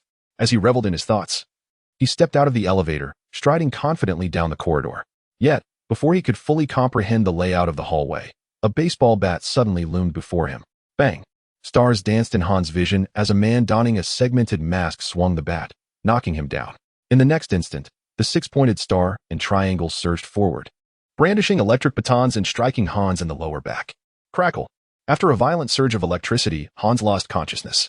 Hans had indeed inherited the splendid tradition of Bobo Nation, succumbing to a blitz with maximum effectiveness. From the moment he stepped out to his swift defeat, the entire episode lasted a mere 5 minutes. At this point, the Bobo Nation live stream audience was utterly stunned. Just moments earlier, they, like Hans, had been brimming with confidence, convinced of their inevitable triumph, only to be met with a harsh dose of reality. They previously proclaimed, "Our nation has learned from the lessons of history. We have now risen resolutely, and in the future, it is only we who shall strike swiftly at others. No one will ever be able to ambush us again." Indeed. As you can see, the Beer Nation has long since fallen into despair, while we, from the land of Bobo, sail smoothly. It's truly laughable. Just then, Hans was unexpectedly ambushed. What is happening? How could Hans be struck from behind? This is outrageous. The NPC has forsaken the code of honor. They deceived us and launched a surprise attack. Our Hans was careless and did not evade. It's over. This time, it's truly over. Hans, that fool, is a disgrace to our people. Wait. Look. The NPC hasn't dealt the finishing blow. Perhaps we still have hope. With this remark, a flicker of hope ignited within the hearts of the onlookers, and the cacophony of lamentations abruptly vanished. All eyes were glued to the live stream.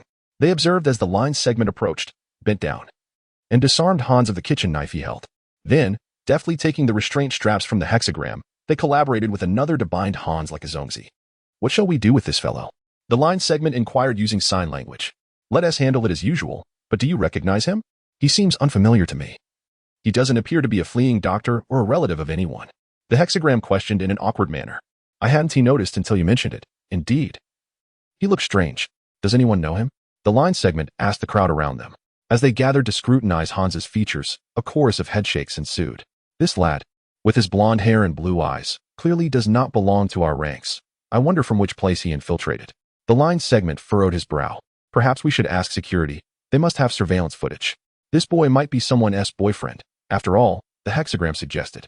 The line segment, smacking his forehead, exclaimed, "How could I forget? My memory has truly been deteriorating lately. All right, I'll take a picture and inquire with security."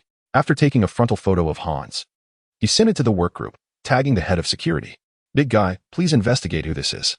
"Understood. Please hold on." After some time, the head of security sent another message, "No record of this individual." Upon reading this, the expressions of the line segment, hexagram, and others turned solemn. "Big guy, are you certain you didn't make a mistake? How could there be no record?" "I am absolutely certain." At this revelation, everyone was left dumbfounded. A stranger from a foreign land had suddenly appeared within a secluded building. This was utterly preposterous. Ultimately, it was the hexagram who stepped forward. "I propose we confine him on the 5th floor and additionally secure him with a lock. When the director returns tomorrow evening, we shall present this young man to him, and everything will be clarified." "Agreed. Let's proceed with this plan." With the decision made, they wasted no time, lifting Hans and making their way towards the 5th floor.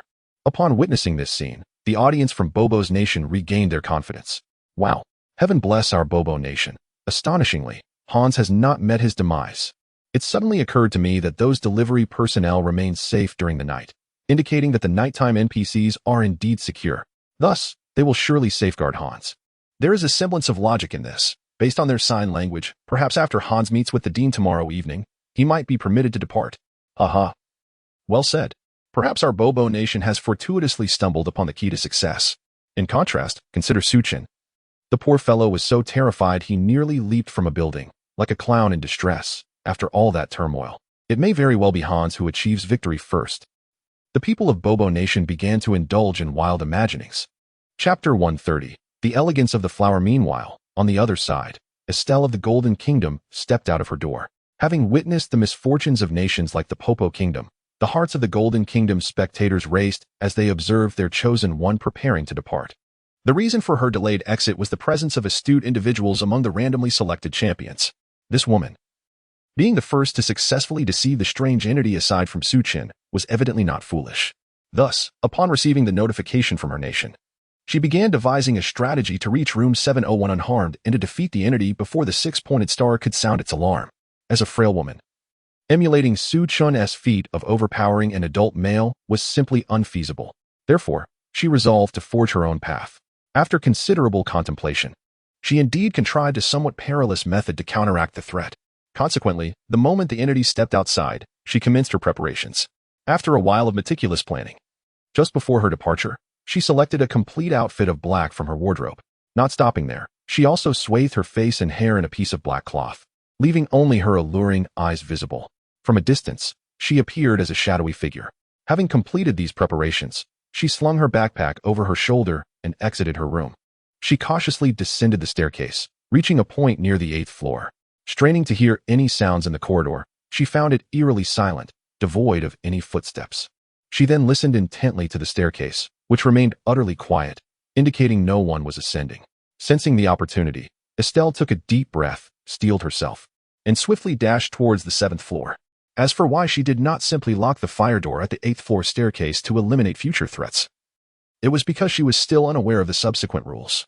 Should she need to remain concealed, her earlier actions might inadvertently provoke a significant reaction.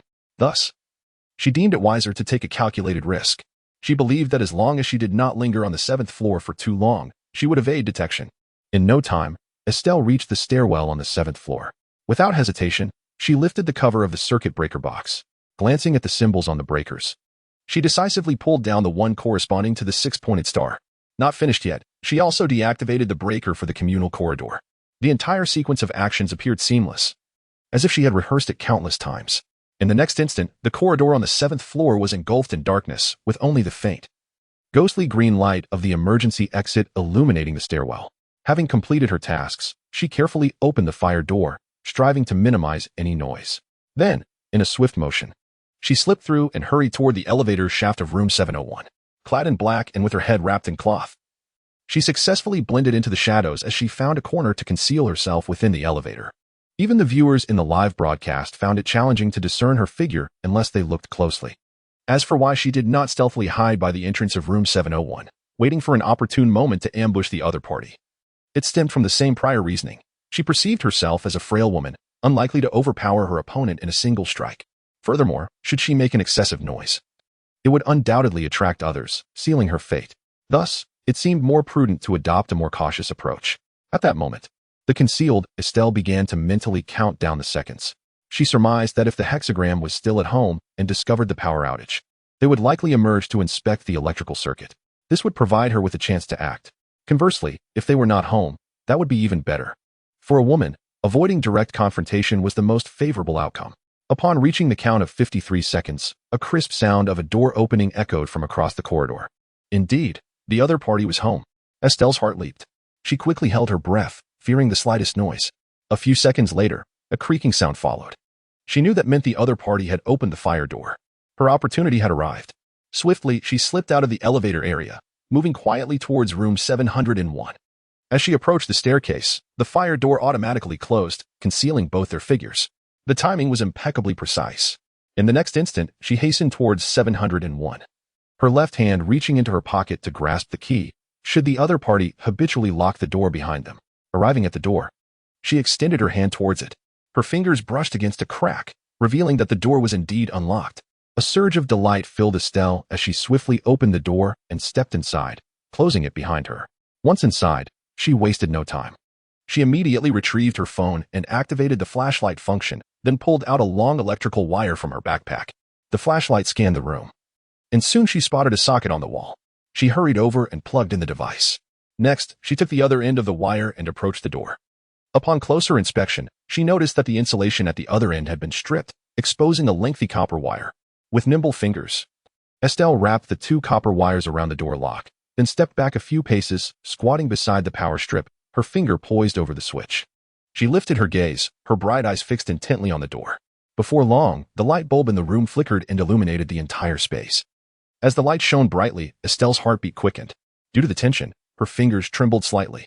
Meanwhile, the hexagram had turned off both the circuit breakers of his home and the public area, scratching his head as he approached his front door. However, upon reaching the entrance, he suddenly froze. Why was his front door closed? Did he perhaps close it on his way out? He patted his pocket, realizing he seemed to have forgotten his keys. His expression darkening. Being an outward opening door, the natural instinct in such a situation would be to reflexively reach for the doorknob, testing if it was thoroughly locked. The Star of David was no exception, As it internally lamented its recent lapses in memory, it grasped the doorknob and pulled. A dull thud echoed as the bolt struck the lock, reminiscent of a signal flare dispatched to Estelle. In the next instant, she swiftly pressed the switch on the power strip. Crackle! Just as the Star of David was about to tug once more at the door, an inexplicable sensation coursed through its hand. A sudden numbness enveloped the entire limb. Uncontrollable spasms caused it to clutch the doorknob tightly. Soon, the entirety of its being was seized by a tremor, causing it to spring up. Estelle silently counted the seconds, waiting until she estimated the Star of David had succumbed to unconsciousness before she severed the power supply. With a kitchen knife in hand, she cautiously opened the door. To her immediate view, the Star of David lay rigidly collapsed outside the door. A surge of relief washed over Estelle. She quickly reached under its armpits and exerted herself to drag it inside. After securely locking the door, she retrieved a length of rope from her backpack and swiftly bound the Star of David like a rice dumpling. Yet still feeling uneasy, she began searching for additional ropes within the room. Before long, she discovered restraint straps designated for psychiatric patients in the bedroom. Upon sighting these, her eyes brightened, and she hurriedly added several layers of binding to the Star of David. With these matters settled, she finally exhaled in relief and proceeded to the secondary bedroom, where she unearthed a letter from Yang and began to read. Chapter 131. Absolute fairness. At this moment, the audience from the Golden Kingdom, having witnessed the entire spectacle, found themselves utterly astonished. Their contestant's performance was nothing short of spectacular. Were it not for Su Chen's exemplary presence, their competitor, having taken inspiration from Su Chen's actions, would have matched his prowess.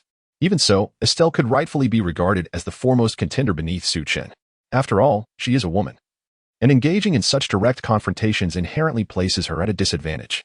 To navigate such a scenario so adeptly is truly commendable. Oh my goodness, Estelle is incredible. I have fallen for her. Our nation has produced a genius. I believe Estelle is more than capable of standing alongside Su Chen from the Dragon Kingdom. Not to rain on your parade, but I think she still falls short, especially since she essentially copied Su Chen's homework. Hey, you up there? Stop being so enamored with foreign prowess. If you like the Dragon Kingdom so much, why not immigrate there? Is it so difficult to acknowledge our own contestants' excellence? All right, as long as you're happy. But let's not argue. There are still unresolved issues. Did you see what the rules state? Estelle must impersonate the Star of Hexagons. With such a disparity in physique, how can that be accomplished? As soon as this remark was made, everyone recognized the challenge at hand. The notion of Estelle as a woman masquerading as the Star of Hexagons seemed utterly absurd. Not only was there a significant difference in their heights, but Estelle's ample bosom could hardly be concealed by the meager white uniform. Have you noticed that the physique of the Star of Hexagons is quite similar to that of Su Chen from the Dragon Kingdom? This is unfair. I hadn't realized it until you pointed it out. It indeed seems unjust. Please, everyone, take note. Those from the Lake Kingdom and Beer Kingdom who previously clamored about unfairness now appear foolish. Yet, this is undeniably unfair. Let us hold off on that. Let's observe further. I believe the supreme rules, being so impartial, would not commit such an act of injustice. 1.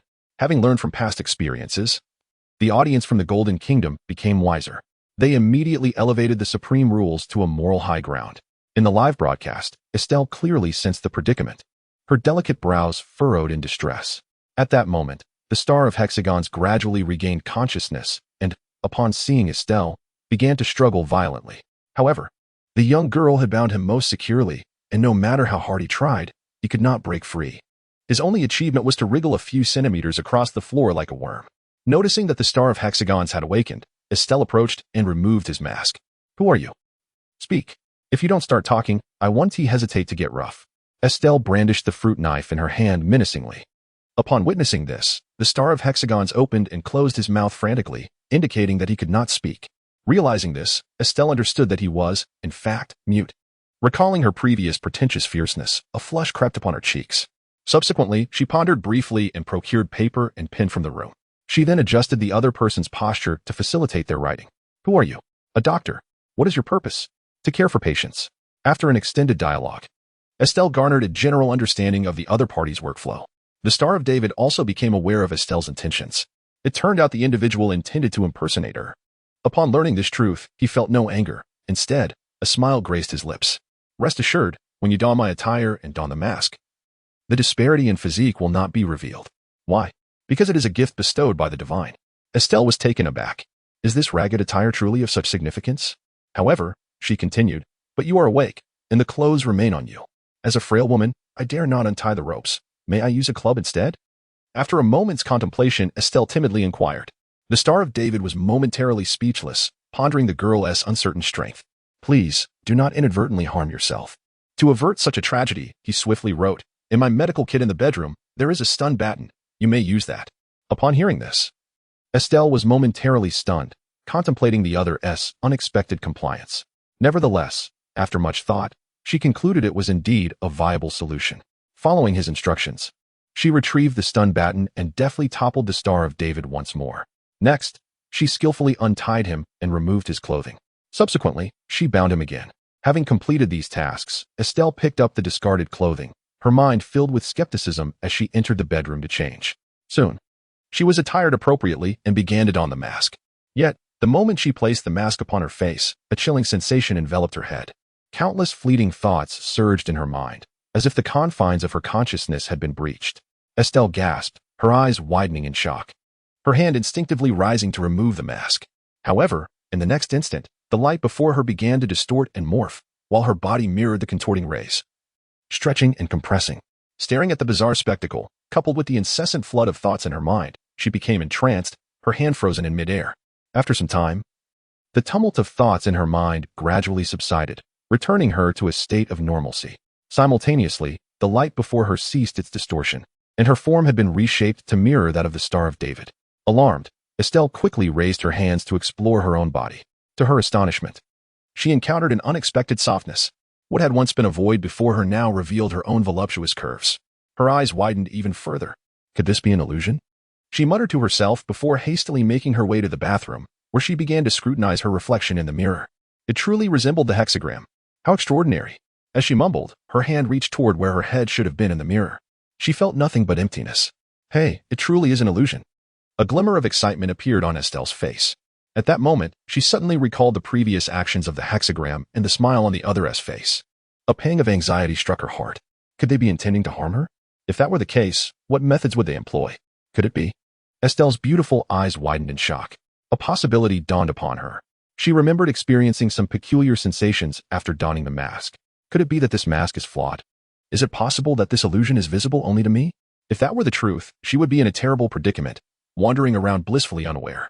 Believing her disguise to be successful, while in the eyes of others, she appeared nothing more than a complete fool. Chapter 132. The rules are not simple. With this thought in mind, she took out her phone and snapped several pictures in quick succession in front of the mirror. She hastily removed the mask from her face and examined the photos on her phone. To her surprise, the images were indistinguishable from what she had previously observed. This indicated that her worries were unfounded. The attire was indeed extraordinary. However, even though she had confirmed that the illusion was intact, a lingering suspicion gnawed at her. She sensed that there was something amiss. Yet, when she picked up the new rules again, that doubt was momentarily suppressed. Disguising herself as the Star of David was fundamental to executing all the rules, which meant she had to comply. Thus, donning the mask and the attire of another should pose no significant issue. With this resolution, she adorned the mask once more. As it settled upon her face, the familiar sensation enveloped her again. Unlike the previous occasion, however, this time the reaction was not as intense. Before long, the illusion coalesced, and her figure transformed back into the Star of David. Meanwhile, in the Department of Strange Tales of the Dragon Kingdom, the duty officer, Xiaoli, had just received additional footage of the chosen ones from other nations submitted by the staff. He casually flipped through the material. When he encountered the scene of the Golden Nation Estelle donning a mask and undergoing transformation, his body jolted with shock. The words of Elder Chen echoed in his ears. Chen might have ties to the world of strange tales. Xiaoli's hand trembled slightly. Would the world of strange tales assist the contestants from other countries in manifesting illusions? On the surface, this appeared to promote fairness, yet it was the epitome of injustice. This practically confirmed that the strange tale scenario was solely devised for Chen. There must be some connection between Chen and the world of strange tales. Suddenly, Xiaoli felt an overwhelming weakness wash over him, his legs buckling as he slumped into his chair.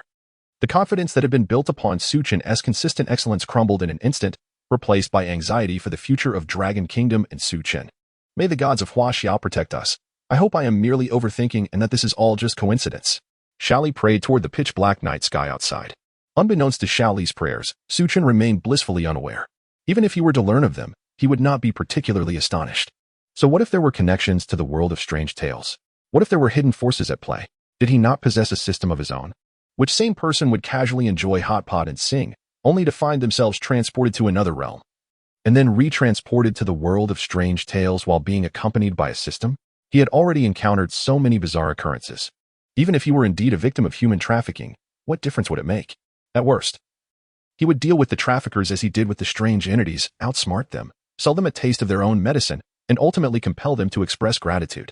Returning to the matter at hand, Chen lounged lazily on the sofa in room 701, meticulously studying the rules left behind by Zhang Yang, examining them word by word. Inexplicably, he felt that Zhang Yang must have embedded a hint within the letter. Otherwise, why did this set of rules appear so simplistic and ordinary? This does not align with Zhang Yang's typical modus operandi. Before long, as Chen finished reading the entire letter, a glimmer of insight sparkled in his eyes. Upon careful examination, he indeed discerned certain anomalies. The first 2 points were rather innocuous, merely establishing a framework for himself. As long as he remained undetected as an imposter, he would be safe. However, from the third rule onward, Chen found himself furrowing his brow in concern. Your designated area encompasses the second floor, rooms 11 to 20. If you notice any patients mysteriously disappearing from your assigned ward, please report immediately to the security captain, whose office is located beside the entrance of the first floor. He had not witnessed any patient disappearances. Moreover, after spending the night in their company, he observed that these patients were well trained and compliant. They would hardly attempt to escape on their own. What, then, was the purpose of this rule? Was it merely to inform him of his responsibilities? Chen believed that Zhang Yang could not be so superficial. Ultimately, he arrived at a singular possibility. Zhang Yang, in order to avoid detection, had to subtly hint to him to meet with the security captain. There might be crucial information there. The mention of patient disappearances seemed a cleverly crafted excuse to avoid arousing suspicion. It appeared he would need to pay a visit to the security office. Chen murmured softly. Yet, he did not rush off. Rather, he continued to scrutinize the remaining rules. The fourth rule, which suggested tying up patients and playing them music, likely served as a covert hint for him, indicating that under special circumstances, he could use this pretext to subdue patients and prevent his identity from being revealed. His previous experiences corroborated this hypothesis.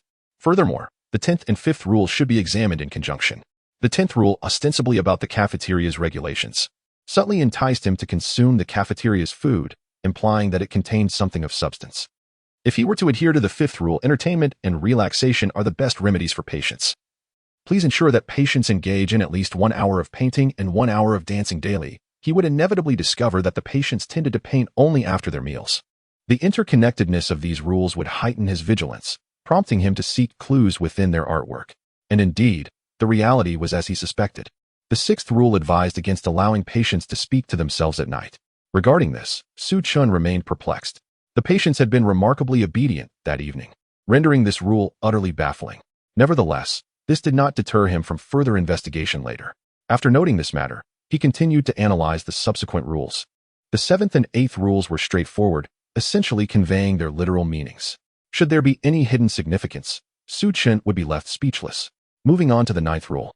From this point onward, the subsequent regulations appeared to Chen as if Zhang Yang were intentionally writing them in reverse. Why did he think so? Rule 9. During the day and from 6 to 7 in the evening, you would best remain alone.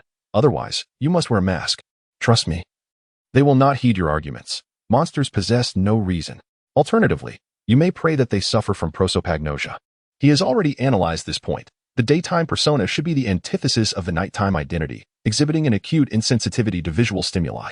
Correspondingly, the other party is likely afflicted with prosopagnosia. Thus, the purpose of this rule is quite straightforward, to caution Chen that subsequent regulations will be fraught with pitfalls. The 10th rule regarding the cafeteria is self-evident. Chen has found that each step he takes is laden with traps.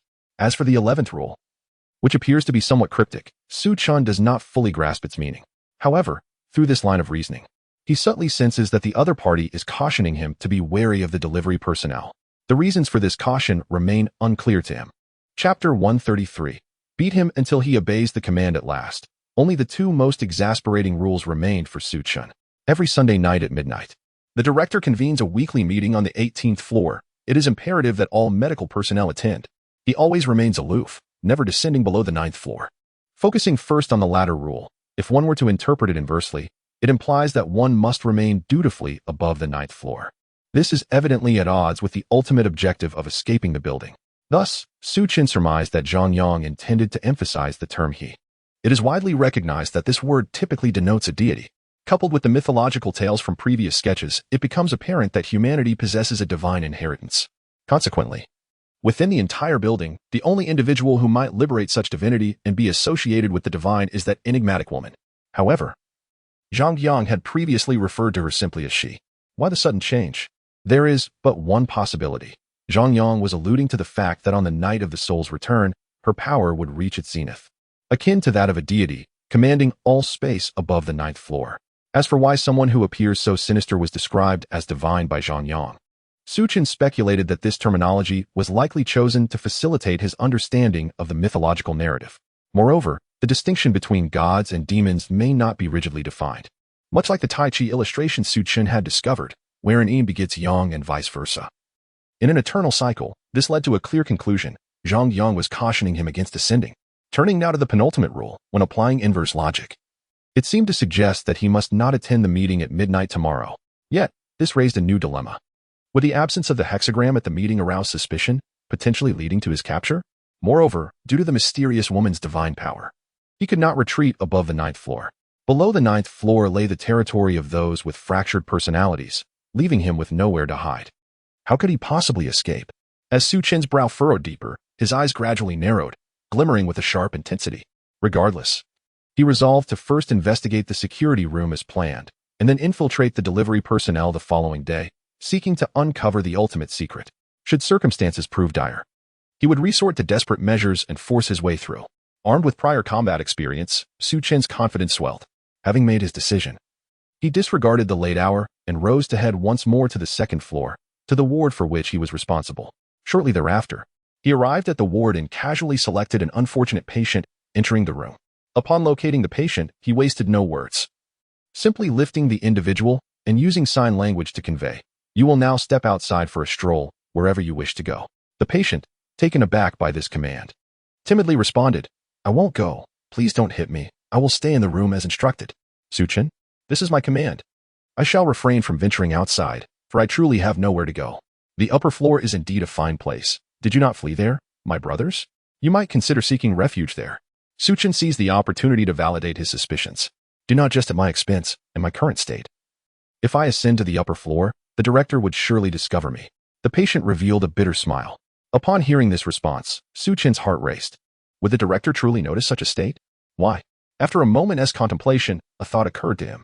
Could it be that the continuous contamination of the individual would lead to the emergence of a second personality, thus alerting the director? If that were the case, would not those staff members already suffering from schizophrenia also be sensed by the director upon their ascent? If I foolishly accompany them to the meeting, I would likely be exposed on the spot. Imagining such a scenario sent a shiver down Chen's spine. It became clear that Zhang Yang had prevented him from ascending to the meeting for this very reason. With the validation of yet another rule, Chen felt a surge of elation and grew weary of further banter. With a mischievous grin, he extracted an electric baton from his pocket. A brief stroll is all that is needed. There is no need for excessive chatter. As Chen prepared to act, the patient's face contorted in trepidation. After a few moments of silence, the patient offered no further resistance, obediently rising to unlock the puzzle lock on the door, peeking cautiously outside.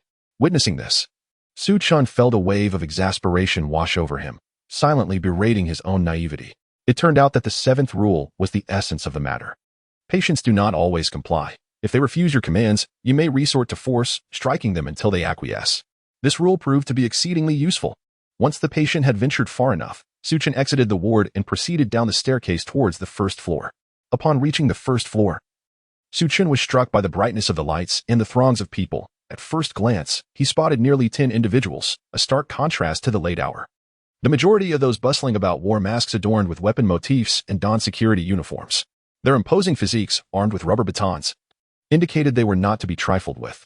Upon seeing this, Chen immediately abandoned his earlier plan of single-handedly confronting them. How absurd. He was no superhero.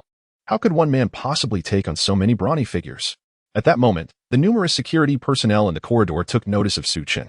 Perhaps due to a prior security guard relaying Chen's fabricated tale to his colleagues, these individuals now treated him with great courtesy. Star of David. Still awake at this hour? You have my utmost respect. All in the name of the plan, Chen replied with righteous fervor. Truly commendable, Star of David. It is remarkable how swiftly you have achieved significant breakthroughs. Such flattery is unwarranted. You are far too modest. I suspect the director will commend you at tomorrow's meeting. Chen responded. By the way, what brings you to the first floor all of a sudden? There's been an incident. A patient has escaped. What? Why has someone escaped today? This is most unusual. The individual appeared utterly astonished, as if confronted with an extraordinary tale. Chen, sensing the tension in his own heart, realized he had inadvertently brushed against the other person's understanding. It was highly probable that his earlier conjecture was correct. The patient had escaped today, with little chance of success. Thus, he hastily added, I suspect that the new method of stimulation was rather intense today, causing a momentary lapse in judgment. Chen quickly fabricated an explanation. That makes sense. You should promptly inform the captain, the other replied. Very well. After bidding farewell to this person, Chen made his way towards the unit door leading out of the building, all the while secretly contemplating whether an opportunity might arise for him to dash out. If he could seize even the slightest opening, with his agility, escaping was not beyond the realm of possibility. Chapter 134. The human figure, serpent tail. And the terrifying security captain, however, when Chen approached the so-called unit door, he immediately dismissed the thought. The reason being, this infernal unit door opened into the security room. The regulations stating that the office was adjacent to the unit door were utterly nonsensical. Well, perhaps it would be unfair to call it entirely absurd, as the security room indeed lay beside the unit door. It was simply that the security room occupied a larger area, effectively engulfing the unit door itself. That was not even the most shocking part. As Chen peered through the glass of the security room and caught sight of the security captain's appearance, he was utterly astounded. A chill raced down his spine, sending shivers straight to his brain. His body instinctively yearned to turn and flee. Only through a desperate exertion of mental strength was he able to suppress his body's reflexive response. At that moment, the security captain also noticed Chen and opened the door, gliding out. Consequently, the terrifying visage of the captain was unveiled to the viewers in the live stream. He stood nearly 2.5 meters tall, his upper body imposing and extraordinarily robust, adorned with a mask emblazoned with a spear motif. A pair of piercing eyes shone brilliantly through the mask's openings, exuding an aura of dominance. As one's gaze descended, horror awaited. What should have been a formidable man was instead betrayed by a serpent tail in place of his lower half. Moreover, this was not a serpent tail in the conventional sense. A closer inspection revealed, through the transparency of his attire, that the tail lacked scales and bore skin that was grotesquely contorted and deformed. It resembled a pair of legs that had been crushed, twisted, and then ruthlessly reassembled, growing wild and untamed. Such a frightful appearance left the audience in the Dragon Kingdom's live stream utterly dumbfounded. What on earth is this monster? How could a human possess a serpent tail? And that tail? Brothers, I'm done watching. I nearly had a heart attack. This is too terrifying. I would rather face the bizarre than witness such a horrific creature. Just look at your reactions. You're all terrified by a live stream. While Chen stands unwaveringly before the monster, completely composed. Indeed, as expected of God, even in the presence of such a creature, he remains calm. I can hardly contain my admiration for him. Unbeknownst to Chen, he was being extolled by the viewers in the Dragon Kingdom. All he was aware of was that under the relentless suppression of his mental prowess, his calves were on the verge of cramping. Had he not feared that fleeing would expose his identity, he would undoubtedly have shattered world records in speed.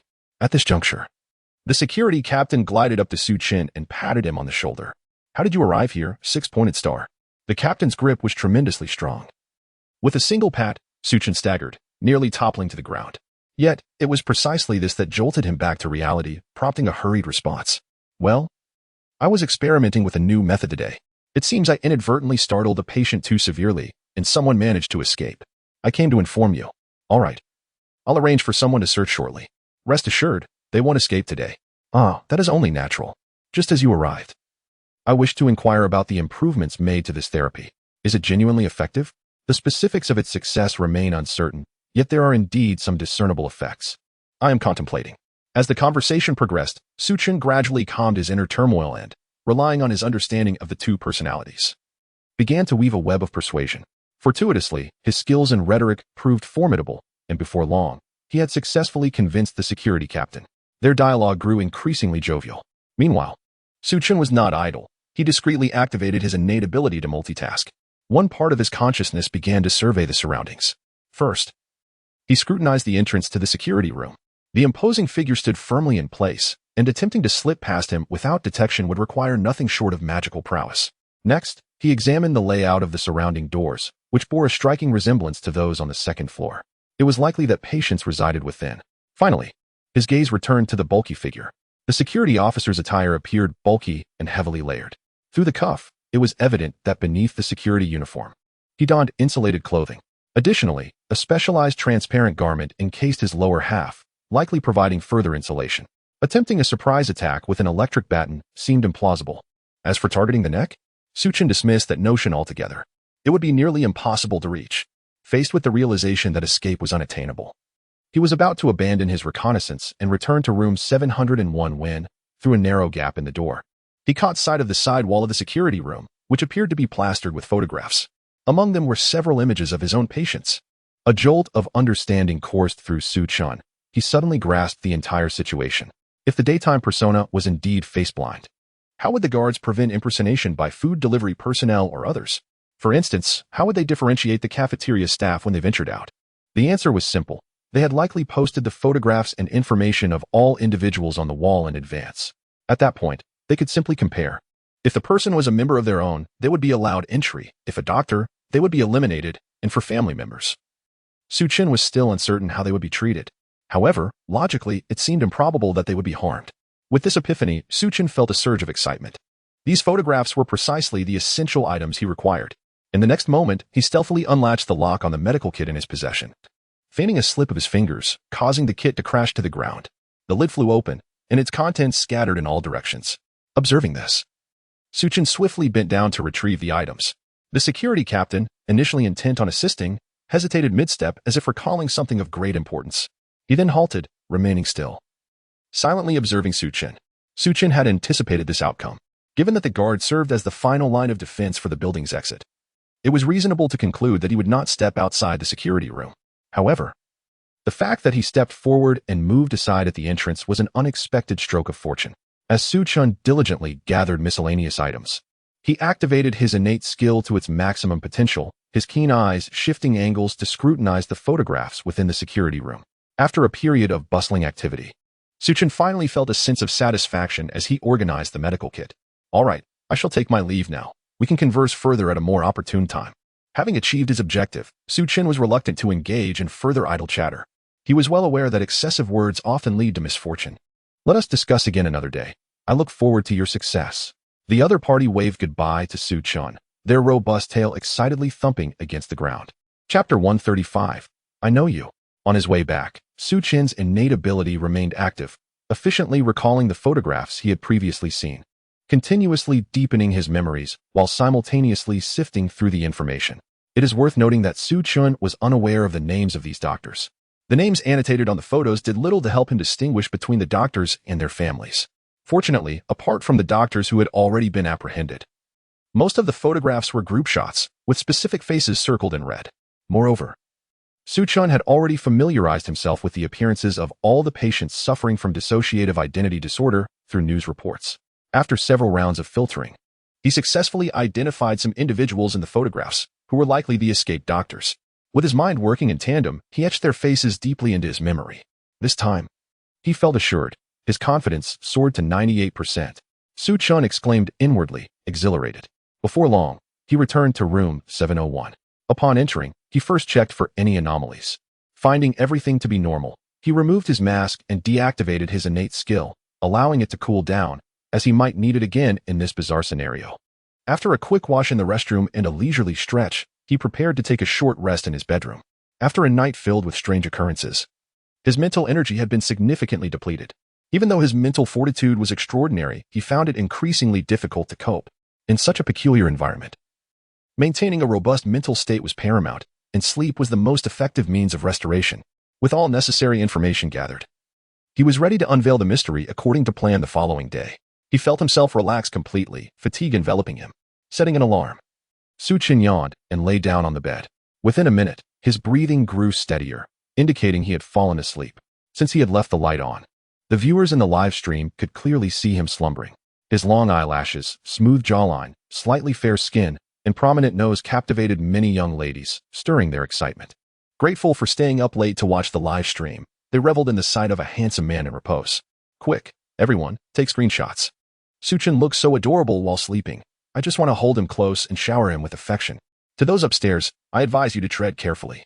Our harem group will be the first to object. They were merely a group of inexperienced young girls, enamored by appearances. Only we, the mature older sisters, understand what truly matters. Indeed, mere looks are insufficient. Sisters, let me tell you, one must observe a boy when he awakens. Damn it.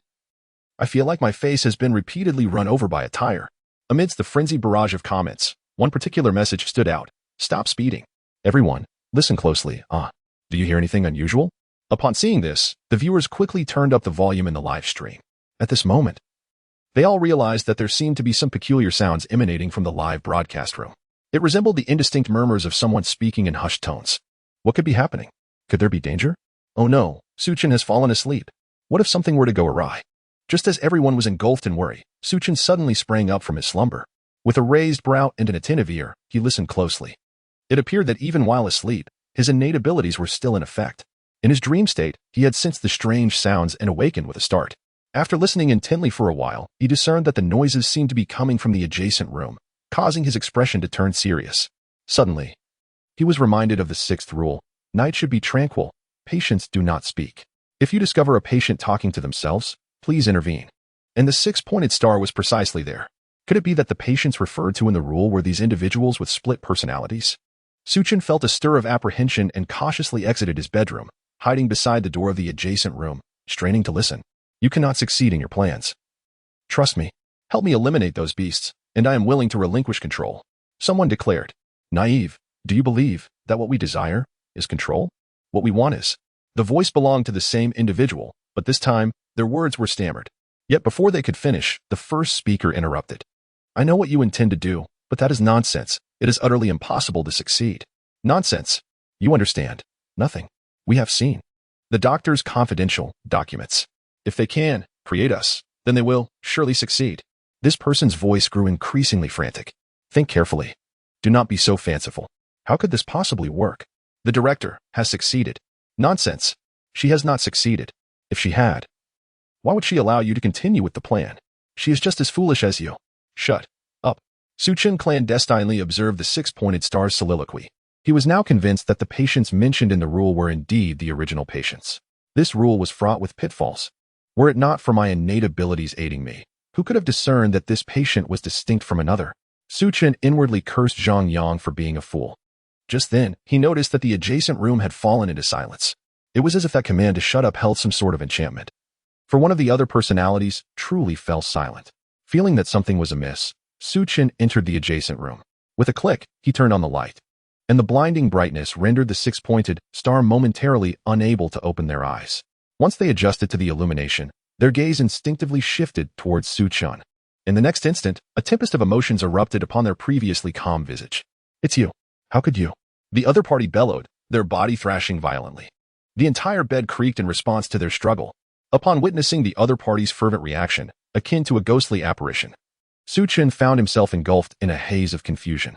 Previously, he had encountered the six-pointed star without eliciting such an intense response.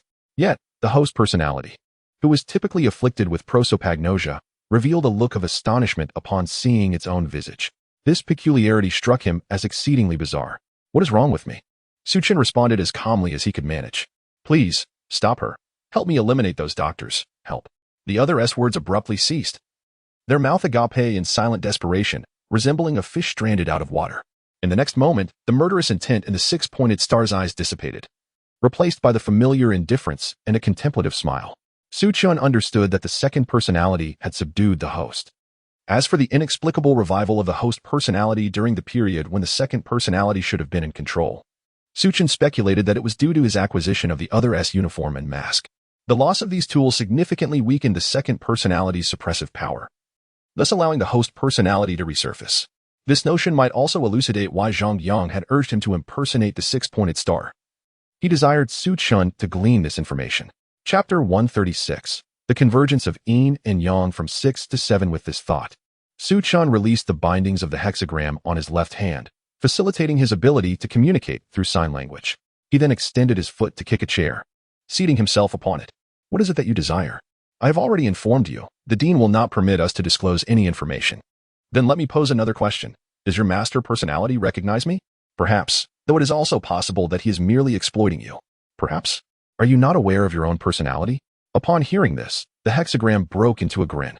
You have yet to become one of us. Thus you cannot comprehend. Our memories do not interconnect. Then do you recognize me? I do not. This response left Chen feeling increasingly perplexed. The situation was spiraling into chaos. The fact that the two personalities lacked mutual memories was utterly baffling. Even more distressing was the expression on the other's master personality, which seemed to suggest some familiarity with him, making Chen feel as though he had stumbled into a trap. After a lengthy silence, Chen pressed on with his inquiries. Is it true that they seek to eliminate the doctors out of resentment? Not entirely. Part of it stems from their fear of our success. Upon hearing this, Chen refrained from further questioning, aware that even if he probed, the other would remain tight-lipped. There was no need to waste breath. And if I were to heed his words and truly eradicate these doctors, what would be the consequences? You know I am capable of such deeds. Chen's eyes narrowed, a sharp glint flickering within them. After you eliminate the doctors, your own survival is not guaranteed. They may not spare you. Even if they were to show you leniency, that group of delivery men certainly would not. They are exceedingly extreme. After conveying this, the hexagram's arm paused momentarily. In the next instant, a frenzied expression overtook his face. Furthermore, should you succeed in killing these doctors and disrupt our plans, we shall ensure your demise. Chen scrutinized the other for a considerable duration, discerning a resolute expression that did not suggest deceit. Clearly, the plans they spoke of held significant weight. Enough, I shall not inquire further. The remaining questions can await tomorrow when I speak with your other personality. Chen feigned indifference. Do you wish to ask him whether he recognizes you? I advise you to abandon that thought. Without my assistance, he will not recognize you tomorrow. Nor will he retain any memory of tonight. I do not believe you. Then you may attempt to find out. With that, the conversation drew to a close, and both parties fell silent. Subsequently, Chen secured the hexagram once more and returned to his bedroom for a brief respite. Yet, he had scarcely drifted into slumber when he was roused by a cacophony at 6 o'clock. Rising from his bed, Chen was clearly irked. With a scowl, he followed the sound back to the adjacent room. Upon closer inspection, he discovered that the hexagram was once again causing a ruckus. Damn it, the time has come. Now it is my turn. You need to get lost, he exclaimed, cursing vehemently as he struggled against his restraints. Huh. A cold snort escaped in response. At that moment, the gaze of the hexagram fortuitously swept across the doorway and once again fell upon Chen. It's you. Quickly help me. Huh. What was it that I needed your assistance with? Who are you? The other party's words were abruptly interrupted, but this time it was not due to the suppression of the second personality. Instead, the second personality relinquished control of the body with decisive efficiency to thwart their plans. This resulted in the primary personality instantaneously losing facial recognition abilities and a portion of their memories. Observing this, Chen turned and exited the secondary bedroom. If the other party did not wish to allow him to succeed, it surely indicated that something was amiss. Do you think it is so simple to relinquish control? Have I given my consent? Chen muttered as he brought over the meal he had packed from the cafeteria the previous night. With his considerable mental fortitude, he had nearly faltered after consuming those very items. Such substantial fare was more than sufficient to awaken the second personality once again.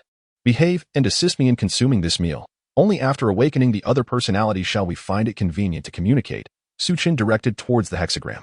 All right. The other party instantly grasped Chen's intent and nodded in agreement. With their cooperation, the meal was swiftly consumed. As time trickled by, suddenly, the hexagram's cheeks stiffened, and their body convulsed violently. Chen realized that the other personality had been awakened and quickly inquired, Do you recognize me? How do you know me? Where have you seen me? You. In the building, in the ward, on the 18th floor attic. The words came out in fragmented utterances, clearly indicating the second personality's interference. At this juncture, the individual abruptly lifted their head and then forcefully slammed it against the bed frame. With a resounding thud, the hexagram's head tilted, and they fell unconscious. Chen was rendered speechless by this scene. The second personality truly was a formidable adversary, resorting to extreme measures to thwart him. In exasperation, Chen fetched a basin of water. After several splashes, the other party slowly regained consciousness. Unfortunately, it was evident from their eyes that the second personality had once again receded. Do you know me? Adopting a desperate times call for desperate measures mentality, Chen reluctantly posed the question anew. I do not know. Have you ever heard of the name Chen? No. Chen's expression darkened. Cursed be it. The lead has once again gone cold. Damn it. It's all this fool's fault for being so inept with words. Frustrated, Chen cursed the hexagram in his mind. Ultimately, he could no longer restrain himself and stuffed a pair of foul socks into the other party's mouth, securing them with several layers of tape. If you can't speak, then don't. Chen continued his internal tirade. However, despite his grievances, there was still a task at hand. He forced a gentle smile and softly coaxed the hexagram. Stay quiet here. and I will use your identity to deal with those doctors." Upon hearing this, the hexagram's face lit up with excitement, nodding vigorously. Chen suppressed his impulse to eliminate this useless individual, gently stroking the other's head before stepping outside. Upon returning to his bedroom, he was poised to don his work attire in preparation for executing his plans in room 901 when he discovered, to his astonishment, that the uniform which had been resting on the bedside table last night had inexplicably transformed into a shade of black. Even the white mask had now taken on a black hue. Moreover, the hexagram emblem that once adorned the mask had vanished, replaced instead by 3 prominent characters, hexagram. Chapter 137. The Perils of a Delivery Worker? Let us return home first. Upon witnessing this scene, Chen was momentarily taken aback, but soon, a series of conjectures formed in his mind. Resolutely, he donned his work attire and masked his face. As the mask enveloped him, a gentle warmth gradually permeated his consciousness. Suddenly, he felt as though his thoughts had become remarkably objective and rational. Indeed, as he had surmised, if the mask facilitated the stabilization of his alter ego during nighttime, it would naturally serve the opposite purpose during the day, stabilizing his primary persona. This realization was rather fortuitous, for he recognized that during the day, he need not embrace an open-minded approach. Rather, he required calm and objective reasoning to execute his meticulously devised plans. The transformative property of the mask appeared to be quite advantageous. With these thoughts in mind, Chen smiled, exited his bedroom, and retrieved some food from his backpack, casually consuming a few bites to satiate his hunger. After tidying his appearance and ensuring there were no oversights, he opened the door and stepped outside. However, before he could reach the staircase, he unexpectedly encountered Line Segment, who was approaching him clad entirely in black, holding a pitch-black mask inscribed with the characters for Line Segment. Upon spotting Chen, the other's gaze scanned the mask before hastily closing the distance. "Hey, you're out early today. Why the mask? Not heading to the infirmary to try your luck?" The tone was lighthearted, suggesting a cheerful disposition. Chen was startled by this remark. After a moment of contemplation, he grasped the intent behind it. It seemed that the other wished to seize the opportunity between 6 and 7 o'clock, when the alter ego had not yet fully subsided, to attempt to unlock the door to the infirmary. My alter ego is quite docile today, so I figured I'd just wear the mask," Chen replied nonchalantly. The truth was, he hesitated to remove the mask, fully aware that the other might not genuinely be face-blind in this state. If he foolishly took off the mask, it could lead to unforeseen complications. "Oh, I see. Come along with me then. My alter ego is quite lively today," Line Segment insisted, dragging Chen along towards the elevator. He subconsciously believed that, given it was daytime, these personas would likely opt for the elevator. However, after just a couple of steps, Line Segment abruptly seized him by the arm. "Where do you think you're going?" "We're taking the stairs. Don't let the elevator scare my other persona back."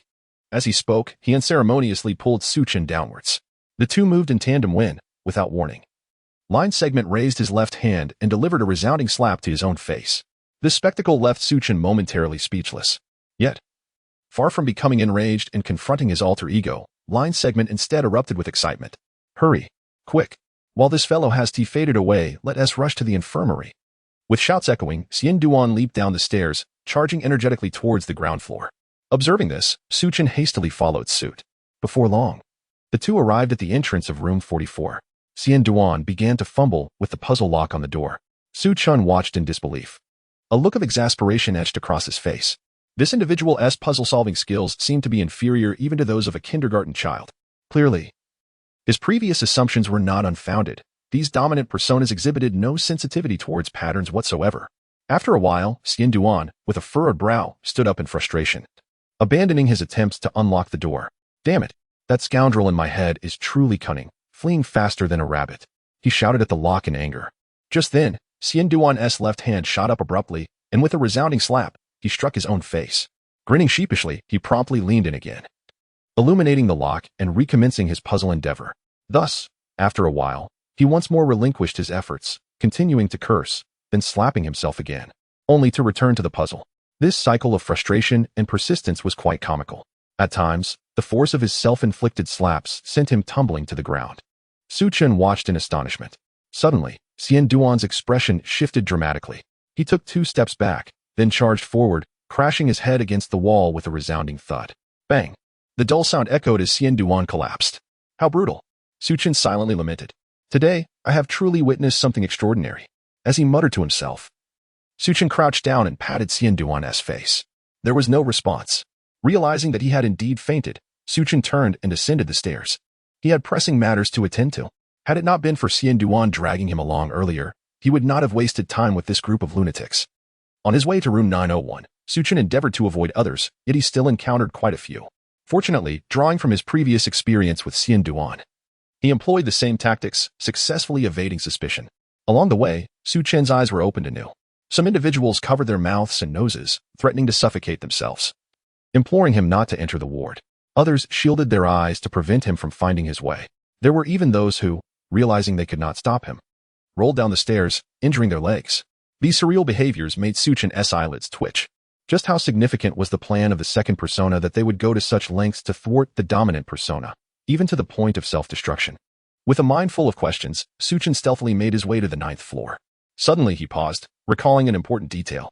Since everyone would be engaged in a struggle between personas from 6 to 7 o'clock, why would the delivery person be exempt?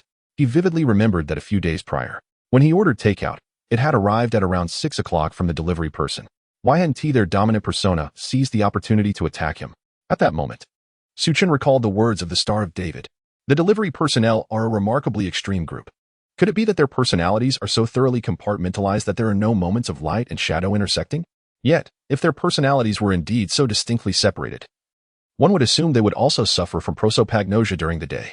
Nevertheless, the flamboyant rules suggest that the delivery personnel are perilous, indicating they do not possess prosopagnosia. Such a contradiction. Contemplating this perplexing situation, Chen finally arrived at the door of room 901. He swiftly suppressed his thoughts regarding the delivery personnel, focusing his attention instead. Leaning into the door, he listened intently to the sounds within. After a prolonged silence, the room remained eerily quiet. With utmost caution, Chen retrieved his key, unlocked the door, and stepped inside. Chapter 138. The omitted rule. A knock echoed through the room, prompting her to glance in my direction.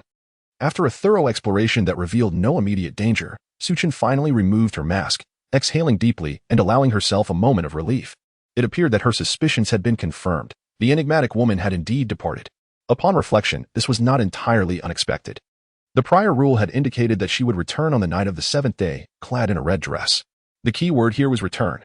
If the woman had chosen to linger indefinitely, there would have been no need for the term return. Furthermore, it was stated that should one encounter her in a blue dress, one must not open the door. This reinforced Chen's hypothesis. However, to ascertain her current safety, Chen approached the wardrobe in her bedroom, intending to inspect the colors of the garments within. Yet, upon opening the cabinet doors, her expression shifted dramatically. The space where the long dresses were supposed to hang was now utterly vacant. How could this be? Chen was taken aback. Such an occurrence defied logic. How could the clothing have vanished without a trace? Had the mysterious woman left, taking another dress with her? Closing the wardrobe, Chen steadied her nerves and began to analyze the situation with a calm demeanor. Soon, a possible explanation arose in her mind. The image of the red dress swaying eerily in the air, coupled with the woman's ethereal limbs, led her to consider whether the dress might serve as a bizarre vessel, perhaps symbolizing the presence of someone else in the home. Indeed, an earlier rule remained unactivated. You are alone in the house. If someone knocks, do not open the door, regardless of their words. Trust no one unless you are certain they are worthy of your trust. This particular rule could not be without purpose. Chen deduced that it might be applicable to the current scenario, indicating that she was indeed the sole inhabitant of the house, devoid of any otherworldly presence. It seemed likely that someone would come to knock that day. Leaving the bedroom, Chen proceeded to the guest room, intending to discern what peculiar artwork had been created the previous night. Perhaps within the painting lay some valuable insight. Her gaze swept across the room, quickly landing on the familiar easel nestled in the corner, albeit now overturned on the floor. Intrigued, Chen hurried over, righting the easel and adjusting its orientation, revealing the scene captured upon the canvas. The image largely retained the essence of what she had previously observed, a pair of twin sisters in blue and red dresses, bidding farewell before a perpetually swirling black portal. However, this rendition was more refined, with enhanced details. One might say it possessed a higher resolution. As Chen meticulously searched the painting for clues, the woman in the red dress unexpectedly blinked. Her luminous eyes flickered, locking onto Chen's face. In the next instant, a cryptic smile played upon the woman's lips, hinting at a depth of meaning yet to be unveiled. Suddenly, Chen was taken aback and hurriedly pressed the painting down onto the ground. What was happening? She glanced at me, somewhat incredulous. A woman from the painting had come to life and cast a glance at her. Was this a scene from a horror film? Could the next moment be this ghost crawling out to call her husband? leading to an unresolved love between the living and the dead? Chen attempted to alleviate her inner shock with sarcasm, while her eyes remained fixated on the canvas, wary of any unforeseen events. Fortunately, it was merely a false alarm. Ultimately, nothing occurred. Seeing this, Chen breathed a sigh of relief. However, she dared not tempt fate any further and retreated to her bedroom, retrieving her phone to skillfully place an order on the Bailey map. At present, executing the plan was of utmost importance. Everything else was merely trivial. Rather than investigating these scant clues, it would be far more efficient to capture a fleeing doctor and interrogate him thoroughly. After placing the order, faced with nothing to do, Chen took a brief respite on the bed to regain her strength. Shortly thereafter, loud knocks echoed from the front door. Who could it be? The delivery person, naturally. It was the familiar exchange. Chen smiled slightly, rising from the bed, and grasped her stun baton as she approached the door. Upon reaching the entrance, she did not rush to open it, but instead scrutinized the figure through the door, ensuring that if her ambush failed, she could swiftly subdue the individual. Before her stood a person wearing a yellow baseball cap emblazoned with the Bailey logo. They were not clad in any uniform. From previous experiences with food delivery, she recalled that some couriers wore uniforms while others did not. However, without exception, they all donned this distinctive cap, indicating its significance. Scanning the individual, she noted that their height was comparable to hers, yet their build was rather slender. The wide sleeves hinted at the presence of a tubular object, likely a weapon. After careful consideration, she concluded that even if the opponent wielded a weapon, she was confident in her ability to overpower them swiftly. Just then, an odd sensation washed over her. Subconsciously, she felt a sense of familiarity towards this person, to the extent that her left hand almost eagerly wished to open the door. This feeling mirrored her experience from a few days prior when ordering food. It seemed Zhang Yang's warning had been accurate. These delivery personnel were indeed extraordinary, possessing some sort of enigmatic charm. Nevertheless, this would not deter her from overpowering them. "Sir, your delivery has arrived. Please open the door," the person urged impatiently. All right. I'm coming," Chen replied while unlocking the door. Upon hearing her response and the sound of the lock disengaging, the courier's expression brightened, and they yanked the door open, ready to eliminate Chen. However, as the door swung open, a stun baton suddenly loomed before them. ZZZZT. Before they could react, the baton was thrust against their neck. Just before losing consciousness, the last thought that crossed their mind was, "Damn it, it's that old trick." The next moment, their eyes rolled back, and they fainted. Chen chuckled softly, effortlessly dragging his opponent into the room with one hand while deftly securing the door with the other. He then lifted his work attire and retrieved the binding straps he had stealthily taken from room 701, skillfully ensnaring the individual like a rice dumpling. After yesterday's practice in restraint, Chen had become increasingly adept at this technique. He even contemplated that this newfound skill might serve him well in his future return to the real world, perhaps leading to a profitable side endeavor. Having accomplished this, Chen extracted the phone from his captive's pocket and, with a splash of water, roused him from unconsciousness. "Let me go, or I'll kill you," the man bellowed, awakening to the realization of his predicament and unleashing a torrent of vitriol. "Can we have a chat?" Chen responded with a fade of innocence. "You scoundrel. You beast. I'll make you pay. I'm not the fleeing doctor. You've mistaken me for someone else." As the tirade continued, Chen, realizing that communication with this madman was futile, utilized facial recognition to unlock the phone before delivering another jolt of electricity to subdue him once more. Chapter 139. Deception. This was not the end. To prevent the individual from awakening and causing unnecessary chaos, Chen swiftly seized a cleaning cloth from the table and stuffed it into the person's mouth. He then expertly sealed it with tape. Goodness. He had become increasingly adept at handling tape. Muttering to himself, Chen picked up his phone and opened the Bailey app to explore how to accept orders. After a thorough investigation, his expression darkened considerably. In a fit of frustration, he slammed his fist onto the sofa. It turned out that delivery personnel do not simply compete for orders at night. Rather, they are allocated tasks by the system. Whoever receives the assignment must fulfill it. During the day, there are no restrictions. One can actively seize orders, but the crucial issue is that residents do not open their doors during daylight hours. What are the odds that he would happen upon a fleeing doctor while fortuitously receiving an order at night? The probability seemed exceedingly low. Moreover, what if he failed to encounter the doctor? Should he continue placing orders to ambush the delivery personnel? Would he eradicate them all, hoping to prevail through sheer numbers? This was utterly absurd. What if the supervisor sensed something amiss and brought reinforcements to block his door? Forget about uncovering the truth. The question of whether he would be captured by the enigmatic woman today loomed large. This situation was exceedingly precarious. After painstakingly uncovering the key to resolving the dilemma, he was met with such unforeseen complications. It felt as though every avenue was a dead end. After venting his frustrations, Chen forced himself to regain composure and ponder a strategy. Upon reflection, the rules governing food delivery aligned quite logically with the delivery personnel's operations. Deliveries at night were assigned fairly by the system, whereas daytime orders relied on chance, allowing anyone willing to accept the task. However, this also presented an opportunity. Chen's eyes lit up as he refocused on the delivery personnel. If the system allocated orders, it must mean that there were records of these transactions.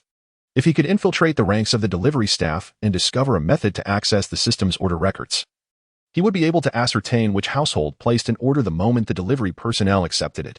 If he could intercept the delivery before it reached its destination, all his problems could be effortlessly resolved. With this thought in mind, Chen removed the hat from the individual's head and donned it himself, preparing to stake out the cafeteria in an attempt to penetrate the enemy's ranks. Yet, just as he was about to step out the door, a sudden realization struck him. It is said that one should not fear the improbable, but rather the inevitable. If, as Zhang Yan posited, these delivery personnel did not suffer from facial blindness, how could he possibly blend in? Would he not be walking straight into a trap? Once again, he found himself at an impasse. As time ticked away, Chen's brow furrowed deeper in worry. Suddenly, he slapped his forehead in realization. Goodness, the recent lack of sleep had dulled his wits. If he could not infiltrate as himself, why not adopt a different identity? In the next moment, Chen confirmed the name of the individual once more using their phone. He then discarded the hat from his head and grabbed a black mask from the table to cover his face, assuming the identity of the hexagram. He could still resolve the issue. Leaving room 901, Chen did not rush to the cafeteria to stake out. Instead, he returned to room 701 to prepare for the tasks ahead. He first found the hexagram and skillfully persuaded the other party to alter the facial recognition lock on their phone. Subsequently, he took out his own device, added the two phones as friends, and then discreetly tucked them into his pocket for future use. After completing these tasks, Chen rummaged through the room and retrieved some strong double-sided tape, scissors, small wooden blocks, and tools. Sitting down at the desk, he began to diligently engage in a crafting project. He first skillfully shaped the small wooden block into a specific form. Then, he cut 2 strips of the strong double-sided tape and wrapped them around the wooden block. Finally, Chen stowed this little prop into his pocket, a confident smile gracing his face. Damn, I can already imagine the barrage of comments saying I don't look like a good person. Chen muttered to himself as he strode out of the room. Descending a flight of stairs to the 6th floor, he found that many people had already gathered for breakfast. Given his experience from the previous night, Chen was hesitant to indulge in the cafeteria food once more. Instead, he opted to remain near the corridor, lying in wait for the arrival of a delivery person, speculating that they would also be coming to eat. During this waiting period, many individuals noticed Chen standing idly in the stairwell, engrossed in his phone, and approached him with greetings. Why aren't you eating? What are you doing here? I've already eaten, just waiting for someone. All right, then I'll go have breakfast. Okay. The familiar exchange continued to repeat. Just as Chen was about to lose patience and abandon this method for another approach, a man wearing a yellow hat and no mask finally approached. Chen quickly scanned the man's features, searching his mind for the names marked on the photo wall from the night before. Fortunately, he had memorized a few names and, with his good memory, he successfully recalled one. Stepping forward, Chen intercepted the man. Zheng Fei, wait a moment. I need to talk to you. Upon hearing Chen's words, the man paused, a look of confusion crossing his face. What is up? What do you need? His tone was slightly impatient. Here's the thing. I need your assistance with something. To put it simply, Chen gestured to his head. I discovered today that the fellow in my head may have done something significant last night. Those wretches revealed some information, including a list of individuals necessary for completing their plan, some of whom have fled upstairs. So, what do you want me to do? I need you to help me eliminate these individuals and thwart their plan. You know, only you can access the upper floors. Chen's gaze was resolute, as if he were discussing a matter of utmost importance. However, in reality, he was merely setting a trap for the other man. It is well known that to secure someone's agreement to a request, the most effective strategy is to first propose a request that they are certain to decline. After their refusal, one can then take the opportunity to present a request that is easier for them to fulfill. Generally, people, feeling the pressure of pride, are likely to acquiesce readily. Chen's actions were precisely this tactic. From the information he had gathered over the past few days, he understood that these individuals each had their roles and strictly adhered to the rules set forth by the Dane. Thus, the delivery personnel would undoubtedly refrain from crossing boundaries. This is precisely the request they are bound to decline. Are you joking? You wouldn't dare to break the rules and confront them. Yet you expect me to do so? You see, it is far too conspicuous when we defy regulations. But you are in a different position, are you not? Convenient for you. Convenient for us? Do you truly believe that our principal would remain oblivious to our transgressions? Spare me the nonsense. After this individual declined, they prepared to depart. Chapter 140. This young man certainly has some side hustles at this moment. Chen stepped forward, blocking the other person's path. You see, you could excuse the actions of these individuals as rule violations and blacklist them. Let them starve. That surely wouldn't break any regulations. Chen coaxed earnestly. Are you out of your mind? That would still place the risk on my shoulders. Moreover, are you not aware that those plans are utterly nonsensical? There is no way they could come to fruition. You're merely worrying for nothing. Please, don't say that. I used to share your perspective, but I've come to realize my mistake. The plan might actually succeed. Last night, that fellow in my mind truly accomplished something significant. In fact, a few rascals were so frightened they fled. Someone escaped last night? That's impossible. The timing doesn't add up. The listener's face revealed confusion upon hearing this. It's true. I had a hidden hand capture that moment. Chen's expression turned serious. That's irrelevant to me, even if that shoddy plan succeeds. What is it to me? Brother Zhang, please lend a hand. If necessary, I can handle blacklisting those individuals myself. This matter has nothing to do with you. Absolutely not. Don't involve me in any rule-breaking activities. Zhang Fei's tone was resolute, his patience waning as he prepared to leave once more. Seeing this, Chen felt a surge of amusement, recognizing that the moment had arrived. After being repeatedly rebuffed, it was time to unveil his true intentions. He once again intercepted the other man, grasping his arm. Wait, just a moment. Since you're unwilling to assist with this task, surely you could help with something else that doesn't violate the rules? Chen's face bore a look of supplication. Zhang Fei, bound by regulations, had already felt a twinge of guilt for continuously denying Chen. Seeing his current demeanor, he sighed. What is it? As long as it doesn't breach the rules, I'll certainly assist you. Upon hearing this agreement, Chen's heart soared with joy. Ah, how easy it was to sway you. Well, here's the thing. When Chen Tianlu was delivering takeout upstairs, I had a matter to discuss with him. He told me to wait. But he hasn't come down since. I suspect this is related to the scheme in my mind. I fear that Chen Tianlu may have encountered an accident. Could you help me find out which household he delivered to? That shouldn't be the case. There has been an incident in so long. How could something happen now? I've mentioned that fellow in my mind has been acting strangely lately. I suspect there's a grand conspiracy at play. Chen feigned a semblance of fear. With the previous conversations as a foundation, even though Zhang Fei still believed an accident was unlikely, he felt unable to continue denying Chen's request. Very well, then come with me. With that, he turned and began walking in the opposite direction toward the cafeteria. Seeing this, Chen smiled faintly and quickly followed suit. At this moment, the audience in Longwu could no longer contain their excitement. Had Chen previously engaged in pyramid schemes? His rhetoric was undeniably polished. Indeed, he spoke as if it were the absolute truth. Had I not possessed an omniscient perspective, I might have been convinced. The key point is that not only did he understand human psychology, but he also cleverly planted traps within his words. Did you all notice how the delivery person inadvertently revealed so much information? For instance, he seemed unconcerned about the success or failure of the plan. Moreover, it has been established that the employees within the building must adhere to the rules set forth by the dean. The observant individual upstairs has quite the keen eye, indeed. However, I, for one, prefer to indulge in the narrative without overthinking. Surely, with Chen's remarkable prowess, there is no chance of misfortune. This is simply entertainment to me. Amidst the audience's discourse, Chen and his companion arrived at the door of room 613. Zhang Fei retrieved a key from his pocket, inserted it into the lock, and with a twist, the door creaked open. Zhang Fei stepped inside first, followed closely by Chen. Upon entering, Chen surveyed the room. The layout mirrored that of room 701, yet it lacked personal items, instead brimming with electronic equipment.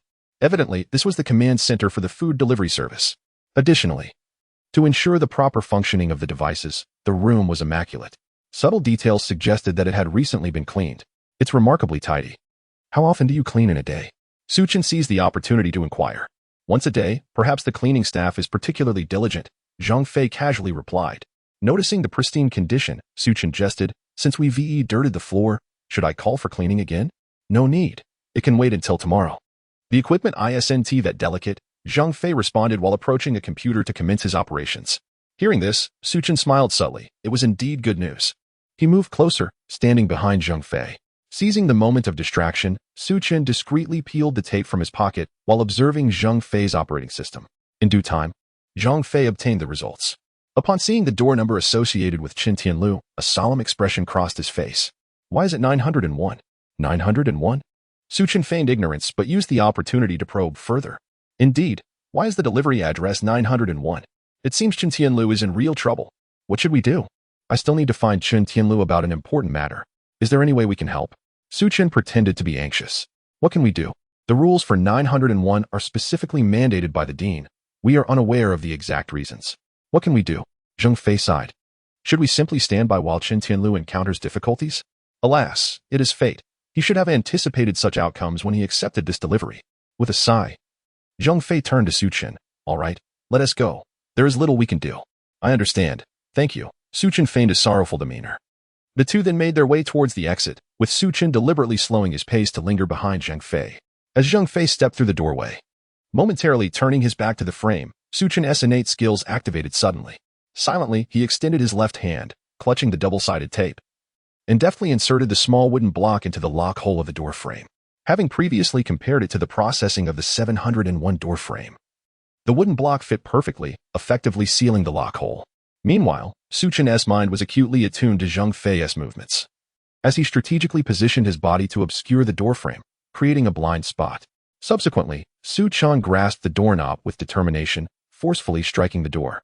In tandem, his other hand mimicked the action of retrieving something from his pocket, allowing the keys to slip from his grasp and clatter to the ground. Bang! Clatter! The two sounds resonated simultaneously.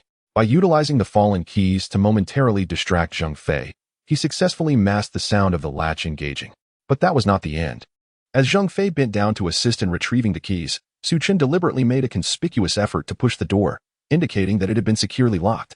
With the aid of strong double-sided tape, the door would undoubtedly avoid the embarrassment of inadvertently swinging open. After this series of deft maneuvers, Chen adeptly evaded suspicion, successfully deceiving Zheng Fei. Once the keys were handed over, Zheng Fei, indeed, did not bother to inspect the state of the door further.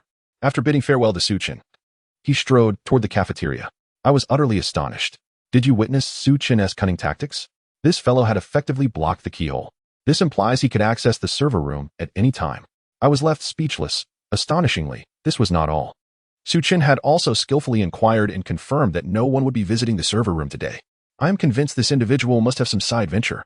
Just look at how he can persuade, obstruct keyholes, and even deftly manipulate ropes and tape. I refuse to believe he lacks a secondary source of income. I can assert that my husband, Chen, indeed possesses a side business. That night, his expertise with ropes was nothing short of remarkable. Chapter 141. The mysterious woman knocks at the door after sending Zheng Fei off. Chen did not hasten to return to the control room to arrange the props. Instead, he retreated to room 701 for a brief nap.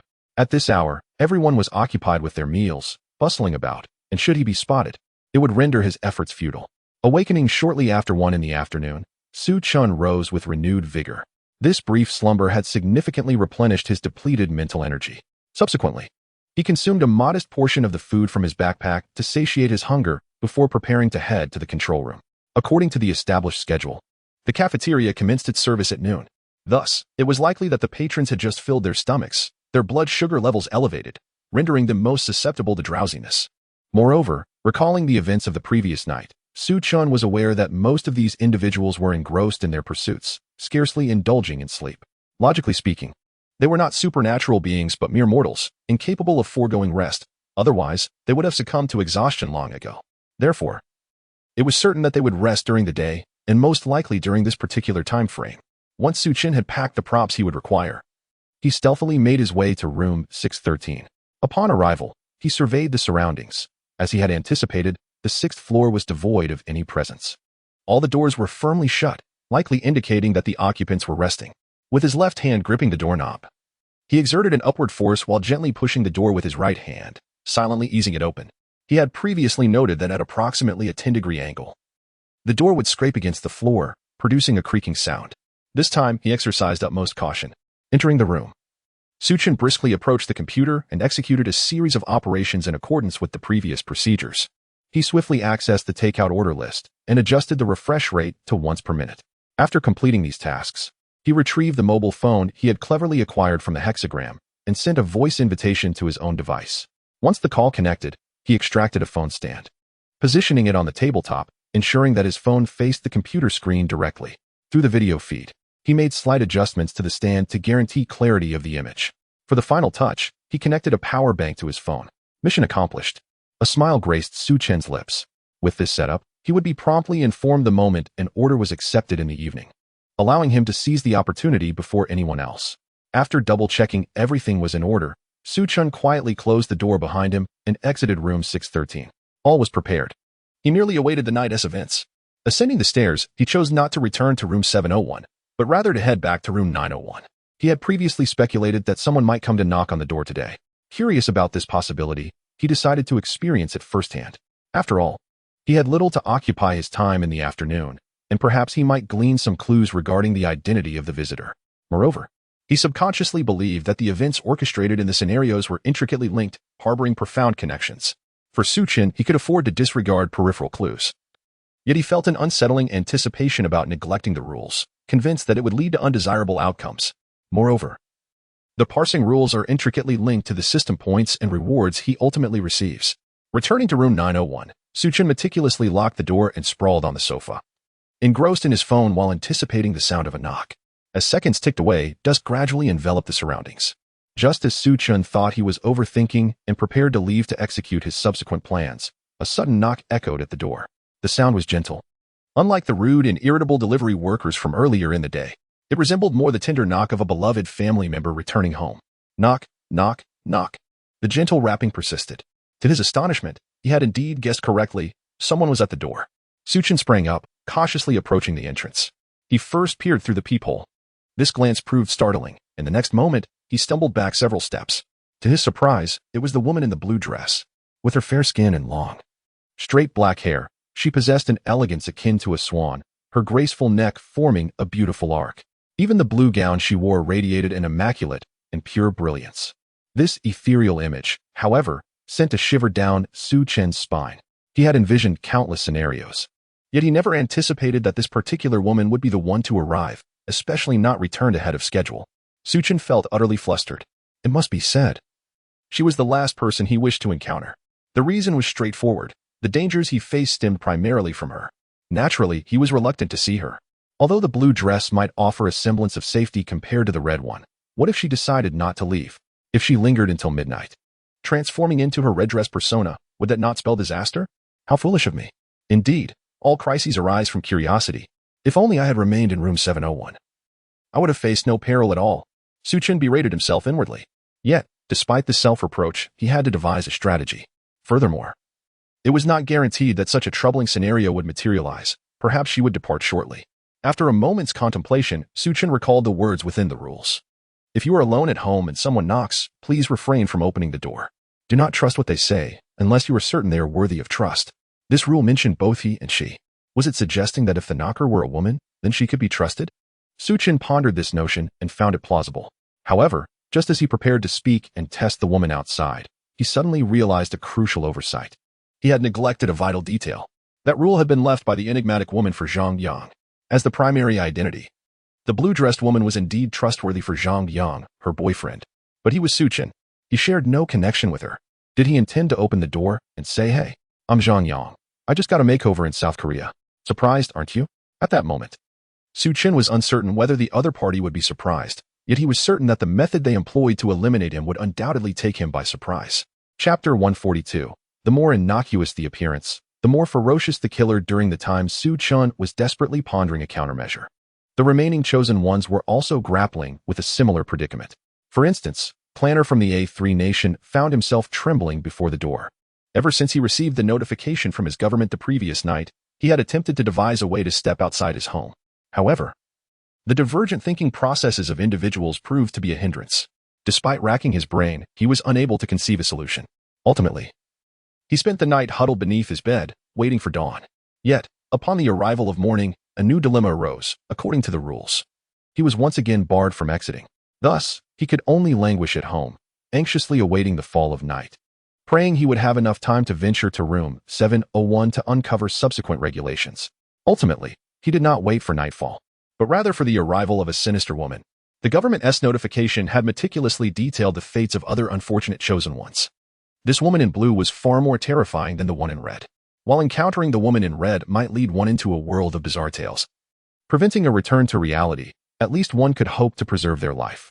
However, this blue-clad figure was truly lethal. either performing gruesome displays of tearing living beings apart or crushing skulls with a single stomp. Such a god of death was enough to instill profound fear in Clanner. Knock. Knock, knock. The gentle knock resonated in Clanner's heart like a heavy hammer, relentlessly shattering his resolve. Despair enveloped him. He contemplated that he had yet to acquire further regulations, only to find himself cornered by this woman. Given her relentless demeanor, it appeared unlikely she would depart willingly. Under such circumstances, how could he possibly survive the impending midnight of resurrection? In the oppressive atmosphere of despair, he felt compelled to take action. Otherwise, he feared he would be driven to the brink of madness. Finally, with a resolute breath, he addressed the door. "Who is it? What do you want?" Upon hearing his voice, the knocking momentarily ceased. After a prolonged silence, no further sounds emerged from the door. A glimmer of hope surged within Clanner. He had unexpectedly unraveled this impasse with merely a simple utterance. Cautiously, he approached the peephole, preparing to ascertain whether the woman had left. However, at that moment, a sudden deluge of cold water extinguished the flickering flame of hope within him. The woman outside intoned ominously, "Who are you? Why are you in my house?" At this, Clanner panicked. In the next instant, he realized that in his previous state of alarm, he had failed to think critically. Inadvertently, he had revealed his identity through his voice. It was over. This singular thought consumed him, for he sensed a palpable aura of malice in her tone. Terrified, he stumbled back, collapsing onto the floor. "Zhang Yang? Where's Zhang Yang? Who are you? Bastard! Open the door." The woman's voice suddenly sharpened, followed by thunderous knocking. Bang, bang, bang. The aged door trembled incessantly, shedding a significant amount of dust from its frame. Kalana gazed at the precariously swaying door, mindlessly repeating, "It's over. It's doomed." Perhaps, when a phrase is uttered long enough, it truly becomes a prophecy. Suddenly, the violent knocking ceased, abruptly halting like a waterfall suspended midair. Almost immediately, spots of black ink began to appear on the ancient door. The ink spread and interconnected, ultimately transforming the entire door into a portal composed of a viscous, inky darkness. This black, thick liquid flowed and writhed slowly, emanating an eerie aura. In the next moment, a pale, delicate arm thrust forth from this grotesque black portal. Following were long legs, shoulders, a face, a body. With a soft splat, the woman clad in blue emerged from the viscous doorway, untouched by any filth. Akin to a lotus blooming from the water. Her face was as cold as frost, her brows knitted with menace as she strode towards the limp Kalana. The sound of her high heels echoed like the tolling of a death knell. She seized Kalana by the neck, lifting him into the air. "Zhang Yang? I do not know." Choked by the grip around his throat and overwhelmed by terror, it took Kalana a while to stammer out those few words. "Who are you? How did you get in?" The woman's beautiful eyes scrutinized Kalana's face, her gaze intense and unwavering. Yet, in Kalana's eyes, he perceived an impulse of annihilation reflected in her gaze. Before he could finish, panic overwhelmed him, and he soiled his pants, droplets of water falling to the floor with a sharp sound. A foul scent followed. The woman wrinkled her delicate nose, her brows furrowing as she glanced at the floor, and in an instant, her expression darkened with murderous intent, losing all patience. Suddenly, her right hand tightened ferociously. Crack! The sound of shattering bones resonated. Blood gushed forth as Kalana's neck was crushed into a mass of flesh. Trash. The woman carelessly discarded Kalana's lifeless body aside. Shaking the blood from her hands, she walked into the bedroom, picked up Zhang Yang's pillow from the head of the bed, and began staring blankly at the ceiling. "Zhang Yang, where have you gone?" Her voice was filled with sorrow. At that moment, an announcement from the world of strange tales appeared in all live stream rooms. The chosen one of the Acen Nation, Kalana, has died. Comprehensive assessment. The national fortune of Acen Nation is reduced by 10 points, currently remaining at 55 points. The incidence of cervical spondylosis in Acen Nation has risen by 30. Simultaneously, the live stream rooms of Acen Nation began a countdown to closure. Ultimately, the scene froze on the woman's sorrowful eyes. At that moment, numerous viewers from Long Nation, who had been lurking in the live stream rooms of other countries, hurried back to their own. This is bad. Many contestants from other nations have perished. Some were killed the moment they opened the door. Others were discovered and killed while trying to converse, and there was even one who died of fright. This crisis seems insurmountable. Indeed, it won't do for Chen to keep hiding. It will delay his actions tonight. Brothers, do not panic. Trust in Chen. Throughout this journey, have not Chen's various audacious maneuvers left you in awe? Just wait and witness Chen's performance. Meanwhile, Chen found himself utterly helpless against the incessant knocking at the door. If he were to speak out, his voice would betray him, revealing an incongruity with Zhang Yang's. If he were to open the door, What if this enigmatic presence was more sophisticated than the NPCs, possessing no affliction of face blindness? Moreover, even if the stranger did suffer from face blindness, he could hardly remain silent. Speaking would inevitably expose him. Coupled with the relentless stream of death notifications flashing before his eyes, he could not remain oblivious to the peril posed by this woman. Thus, there was but one course of action left, to retreat further into his shell. Let her continue knocking. Chen felt that since the world of bizarre tales had orchestrated such a rule and event, it could not merely be intended to seal off all paths for the chosen ones. There must be a deeper significance to it all. Perhaps he simply had yet to meet the triggering conditions. A little more patience, a bit more contemplation, and he might just uncover a solution. Time ticked away, and the number of deceased chosen ones grew steadily. Finally, the clock struck 1700 hours. As Chen glanced at the time on his phone, a sense of urgency washed over him. If this continued, it would jeopardize his subsequent plans. No, he could no longer afford to let things unfold unchecked. With narrowed eyes, Chen resolved to take a bold risk. Chapter 143. The gift from the mysterious woman. Chen took out his phone and changed the customer's name on the Bao Lumi app to Zhang Yang, then placed an order for takeout. In the remarks section, he wrote, "Please leave. I do not wish to see you. If you care for my safety, do not disturb me again." He added, "Delivery person, please hand the receipt to the person at my door." Before long, footsteps echoed in the hallway, and the relentless knocking ceased abruptly. "What do you want?" came the woman's cold voice from outside. The person inside ordered takeout," stammered the delivery man. "What are you afraid of? If you followed the rules, what could I do to you?" The woman's tone dripped with self-mockery. "What are you waiting for? Come and deliver the food, or are you expecting me to deliver it for you?" No. Well, this receipt is for you from the person inside." After uttering these words, silence enveloped the hallway for a considerable time. "Get lost. Get away from me." The woman's voice erupted in a shrill scream. "Why yes." Amidst the tumultuous shouts, the sound of hurried footsteps retreated in disarray. After a while, the woman regained her composure, and her gentle voice resonated from outside. "Zhang Yang, I know you're home. When I searched the entire building last night and couldn't find you, I realized that note was intentionally left by you to send me away. I am not angry about this because you did the right thing. That madwoman is extremely dangerous. You must stay away from her. I must confess, I deceived you before. However, you should have discovered my secret last night. Yes, there is a crazy woman after me.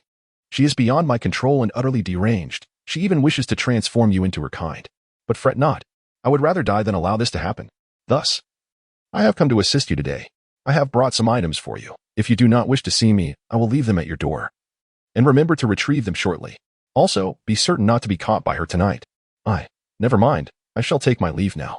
Her voice, tinged with a hint of tears, suggested she was not in a good place emotionally. Nevertheless, she did not linger further, having said her piece. She turned to depart. The sound of her high heels faded into the distance. Listening intently to confirm her departure, Chen let out a sigh.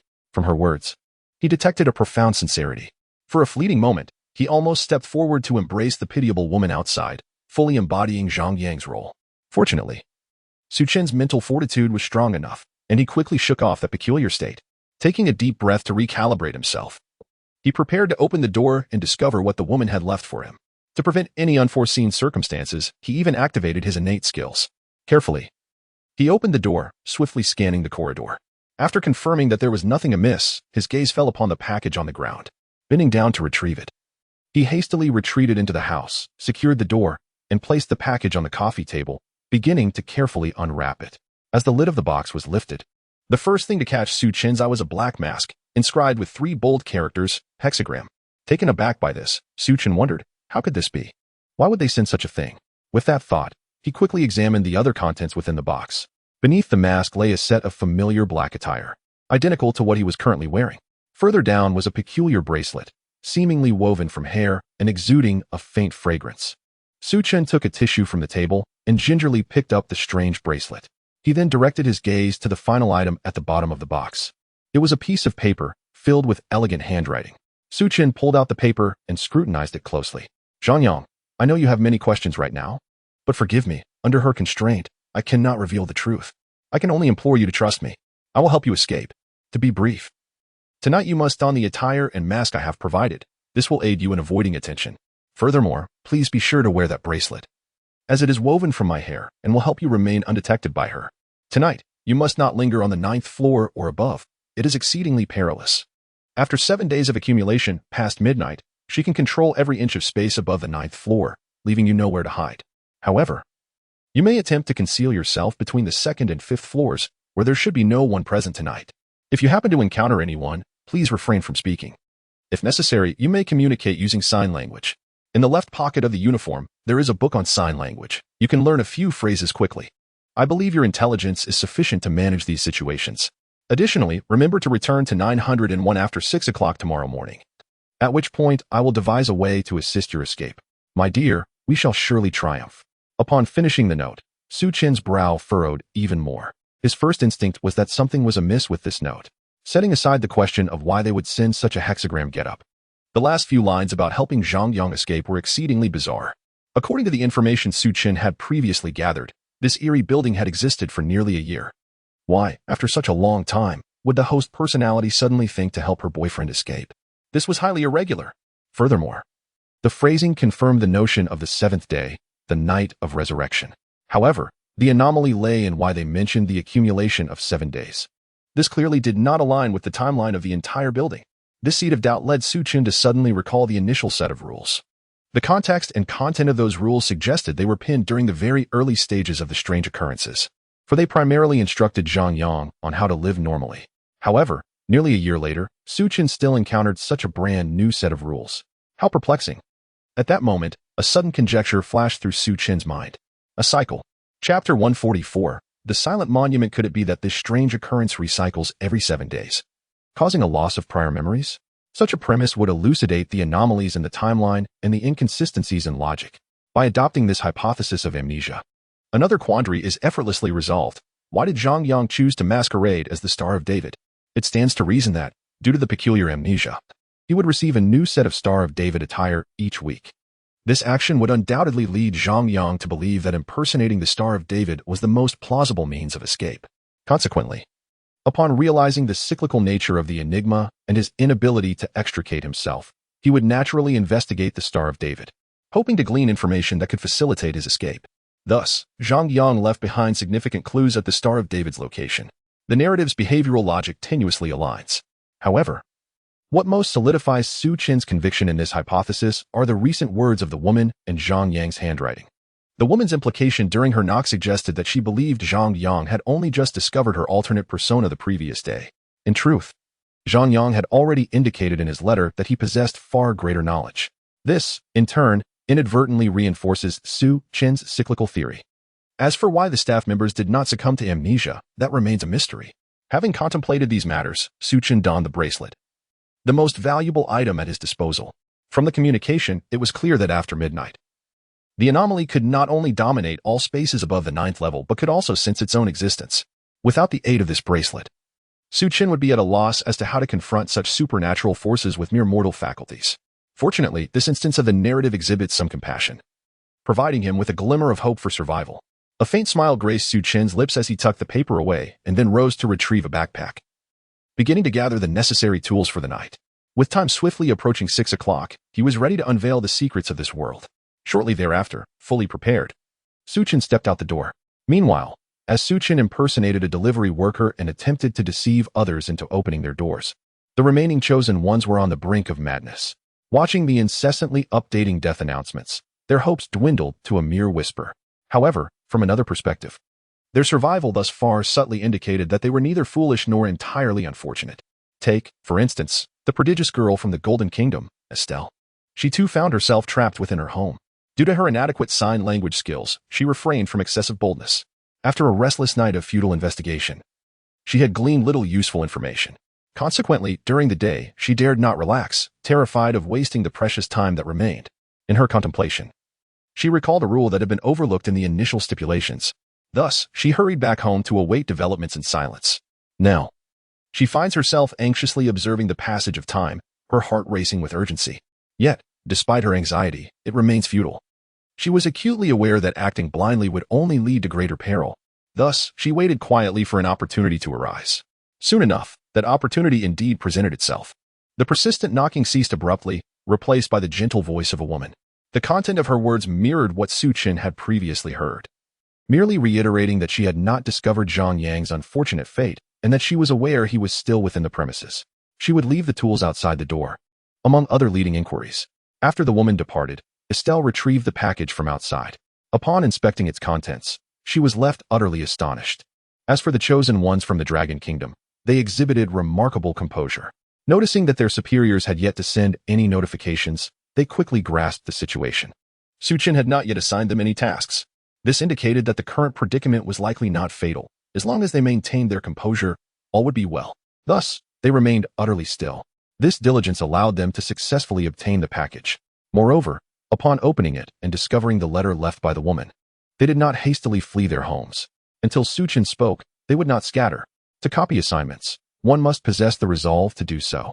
Meanwhile, in the Dragon Kingdom's Department of Strange Tales, there was a palpable sense of unease.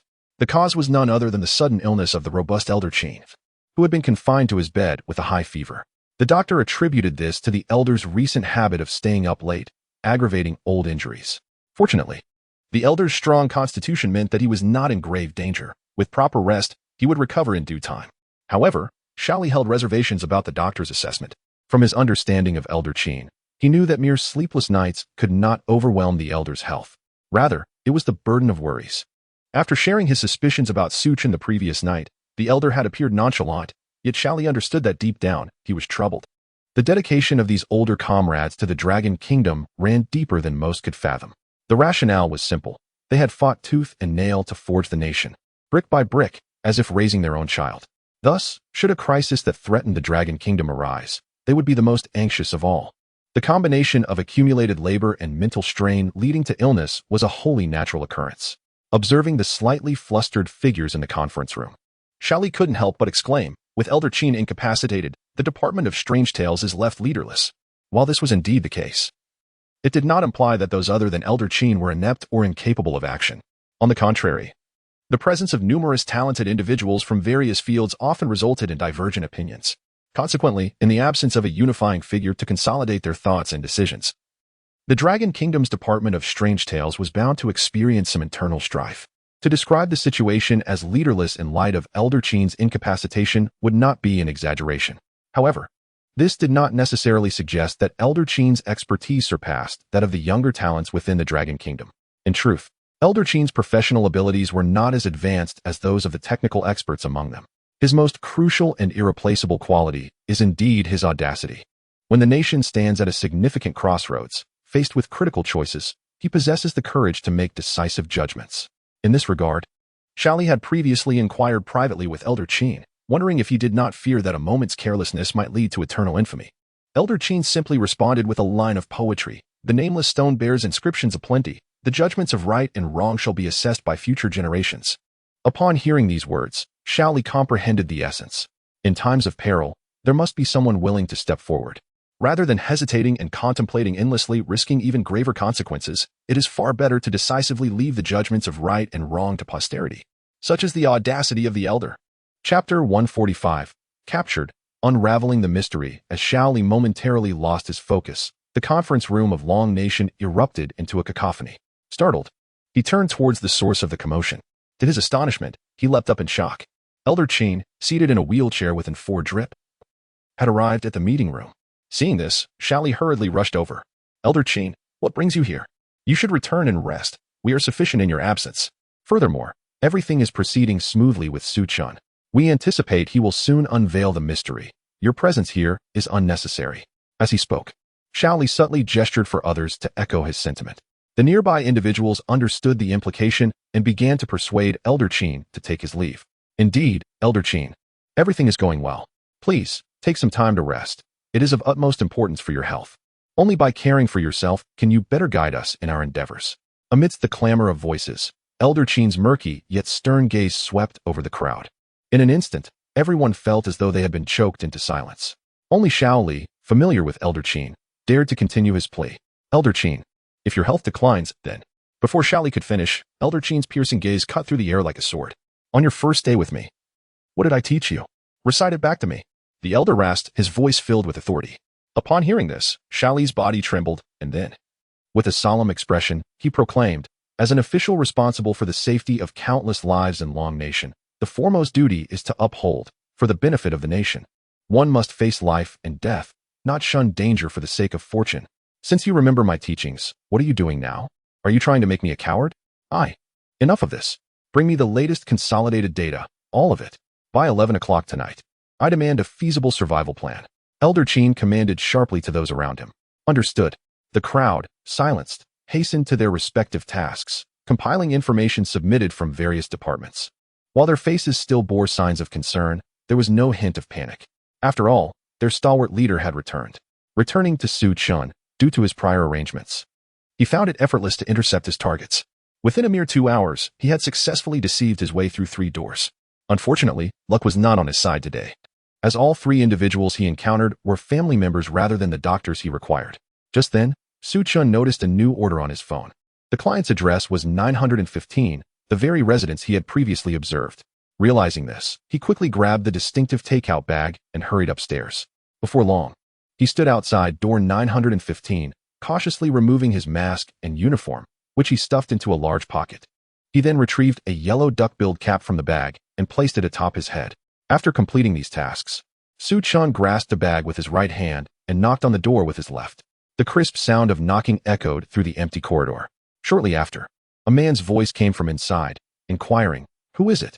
Chen, accustomed to the routine, raised his left hand and gestured the word delivery in sign language. Following this, he elevated his left arm and drew a large pentagram in the air. After these actions, the inquiries from within ceased, replaced by a murmured, "So fast?" In the next moment, the lock clicked and the door swung open. Along with the opening of the door came Chen's innate prowess.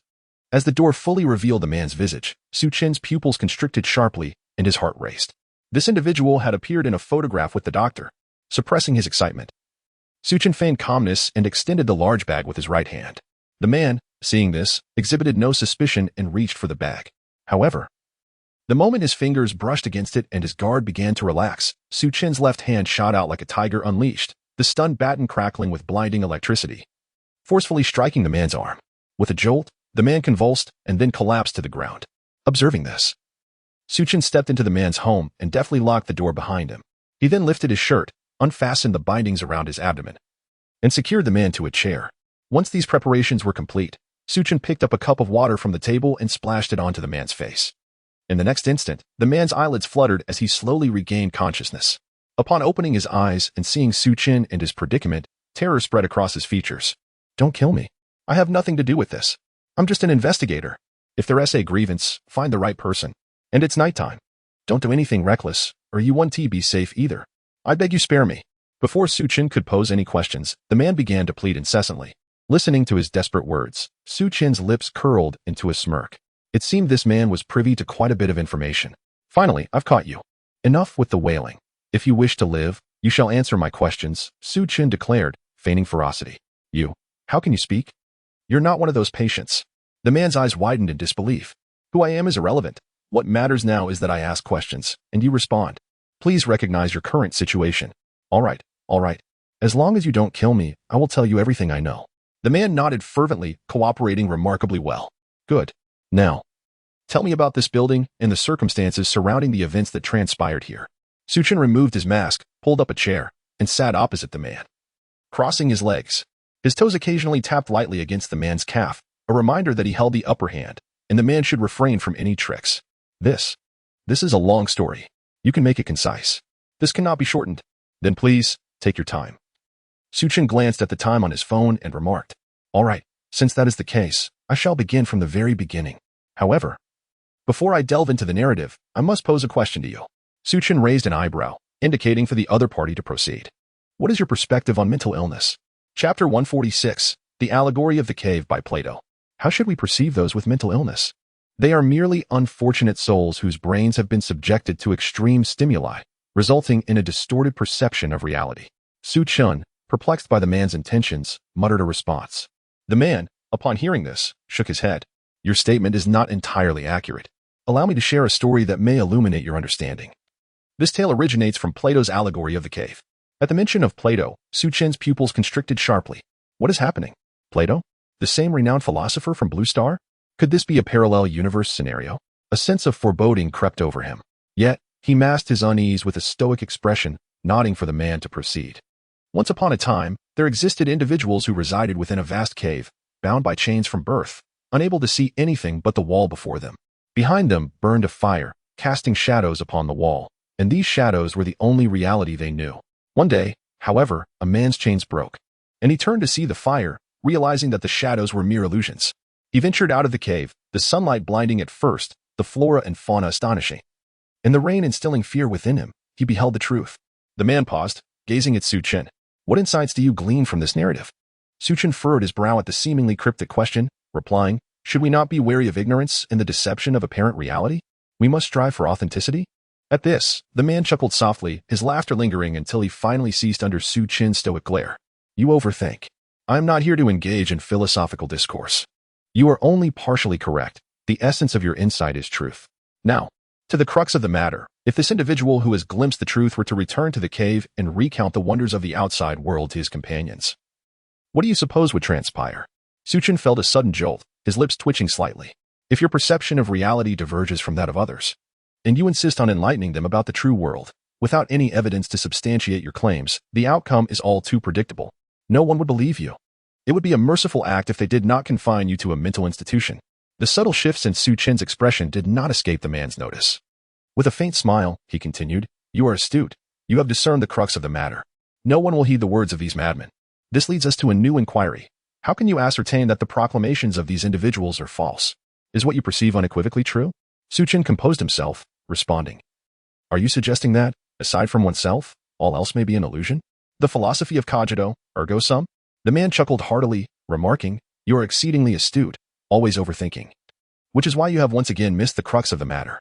What I wish to convey pertains to a different subject altogether. Is what your eyes perceive truly real? What if the brain is capable of deception? The man's eyes gradually sparkled with excitement. The brain can deceive? I wonder what peculiar concept he is about to present, Chen pondered. Indeed, we are all aware that when assessing mental illness, aside from those caused by brain trauma, we primarily rely on the cognitive state of the individual in question. If their understanding diverges from that of a normal person and cannot be logically substantiated, we label them as mentally ill. Allow me to illustrate with an example. Consider a person who appears to be ravenously biting into thin air. In their perception, however, they are consuming an apple, and their brain provides feedback, be it olfactory, gustatory, tactile, or even a sense of fullness, that is indistinguishable from that of a genuine apple. How can they ascertain the authenticity of the apple? Now, let us shift perspectives. What if you were this individual?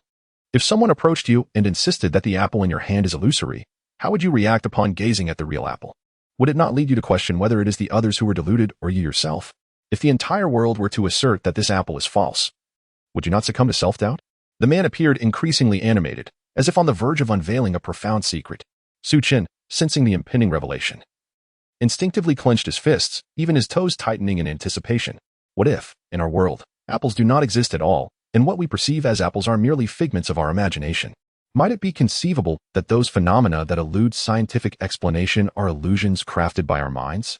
Consequently, how can you prove that everything you see is genuine while dismissing the claims of those deemed insane as falsehoods? Perhaps it is only those individuals, considered mad, who can truly perceive the essence of reality. As he concluded, the man's words accelerated, his fervor palpable. Chen felt his thoughts shaken to their core. Indeed, how could he ascertain the veracity of his surroundings? In this bizarre world of strange tales, why did he hold such unwavering belief in its authenticity? Why was he without doubt regarding the fantastical elements that existed solely within the pages of novels? Was it merely because his senses assured him of their reality? Yet, what if all of this was a deception orchestrated by his own brain? A chill ran down Chen's spine. At that moment, a knock at the door shattered the heavy silence. The crisp sound jolted Chen back to reason. His gaze sharpened, fixating intently on the man's eyes, signaling him to refrain from any erratic movements. The man was no fool. He instantly grasped Chen's intent. Consequently, he eagerly nodded in agreement, signaling his absolute willingness to cooperate. Observing this, Chen leaned closer to his ear and whispered, "Have him leave the takeout at the door." The man nodded and, with great compliance, called out towards the outside, "Who is it?" Following his inquiry, a silence ensued. After a few moments, he continued, "Please leave the takeout at the door." Once again, silence enveloped the scene. However, it was not long before the sound of the takeout bag being placed on the ground followed by receding footsteps was heard from outside. Chapter 147, The Sealing of the Gods. Chen leaned closer to the door, attentively listening. Once he confirmed that the other party had departed, he opened the door, retrieved the takeout, and swiftly locked the door again. Tossing the takeout onto the coffee table, Chen returned to face the man, his voice low and steady. "Please continue." Furthermore, how do your words relate to the situation of this building? The man smiled broadly. Of course, it is related. I simply needed to lay the groundwork first. Chen was taken aback. Groundwork? You've been talking for ages, and that was merely the prelude? I thought I was nearing the essence of the world's truth. You spent so long on just the foundation? The man replied, I feared that if I did not clarify the groundwork, you might take offense and eliminate me. Considering my life is still in your hands. Chen could only shake his head in disbelief, gesturing for him to continue. The story of this building is as follows. There once was a man named Barrison, a wealthy heir who claimed to see the truth, a delusional individual. As you might expect, his approach to mental health treatment was far from conventional. His father believed that psychological ailments required psychological remedies, so he arranged for his son to travel the world, hoping to alleviate his condition. One day, Barrison and his entourage arrived here. Suddenly, Barrison pointed to the sky and exclaimed to his servants that there was a swirling black door above, and he wished to enter. Hearing this, the servants gazed at the empty sky, utterly bewildered, and promptly attempted to dissuade their young master, insisting it was merely an illusion. However, Barrison, in a fit of temper, insisted on entering, throwing a tantrum until the matter escalated to his father's attention.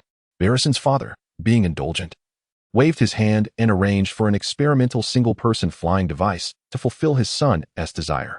He hoped that through this experience, his son would come to understand the distinction between reality and illusion. At this point, the man paused, casting a knowing glance at Chen. Can you guess what happened next? Upon hearing this, Chen had already surmised part of the story. Nevertheless, he maintained a facade of indifference and replied, What happened? Surely didn't he actually go in? The man, brimming with excitement, exclaimed, Exactly. Barrison did indeed enter. Once the flying device was delivered and Barrison received training, he rushed into the sky. Before the astonished eyes of everyone present, Barrison vanished into thin air, as if he had truly traversed some mysterious portal. This left everyone dumbfounded, and they frantically searched for their young master. However, a strange occurrence ensued. The tracking device implanted beneath Barrison's skin showed no response, as if he had never existed in this world at all. Moreover, this was merely the beginning. Many individuals, upon witnessing the event, hastily ascended to the area where Barrison had vanished. Yet, without exception, none of them managed to trigger the enigmatic transdimensional occurrence once more. Soon after, Barrison's father learned of the situation, and at last, he was convinced that his son was not delusional. Everything his son had claimed was indeed true. Consequently, he swiftly organized a group of people to journey to the area where Barrison had disappeared and settled there for an extended period, hoping that one day his son would return. As fate would have it, not long after, Barrison suddenly emerged from the sky, piloting a solo flying device and clutching several pieces of paper. Upon witnessing this, his father rushed to greet him. Shortly thereafter, the family was reunited. However, Barrison did not engage in a tearful reunion typical of melodramatic tales. Instead, he simply uttered one phrase. Father, we can create deities. Upon hearing this, Chen realized his suspicions had been confirmed. The incessantly swirling black portal, along with Barrison's declaration that we can create deities, evoked unsettling associations within him, sending a chill down his spine. Nonetheless, he maintained a composed demeanor, adopting an austere visage as he quietly listened to Barrison's words. After a brief private exchange with his father, Barrison's father promptly summoned his key subordinates for a confidential meeting. During this gathering, Barrison recounted several mythological tales. Chen furrowed his brow and raised a hand to halt Barrison's narrative. Were these mythological stories not akin to those tales of conflicts between creators and destroyers, or the legend of Niwa crafting humanity? The man was taken aback, casting a look of bewilderment at Chen. Indeed, it was as he suspected. He had underestimated Chen. In just a few days, he had managed to uncover such hidden truths. Now, the man began to question Chen's true identity. This remark stirred tumultuous thoughts within Chen. Setting aside the fact that these mythological stories were evidently linked to Barrison, the mere phrase just a few days felt profoundly amiss. How could he possibly know that Chen had only recently arrived in this alternate realm? Could it be? Chen instinctively narrowed his eyes. Were these inhabitants perhaps ensnared in a cycle, much like the mysterious woman? This would indeed elucidate the peculiarities in the man's words, as he seemed to believe that only a few days had passed since the bizarre events transpired. Having unraveled these thoughts, Chen sought to avoid unnecessary complications. He smiled subtly, accepting the man's praise with a composed demeanor. And then, he urged the man to continue. The subsequent narrative was rather straightforward. Barrison asserted that humanity had inherited the power of the deities, claiming that if they could awaken the divine energy within themselves, humanity could stand shoulder to shoulder with the gods.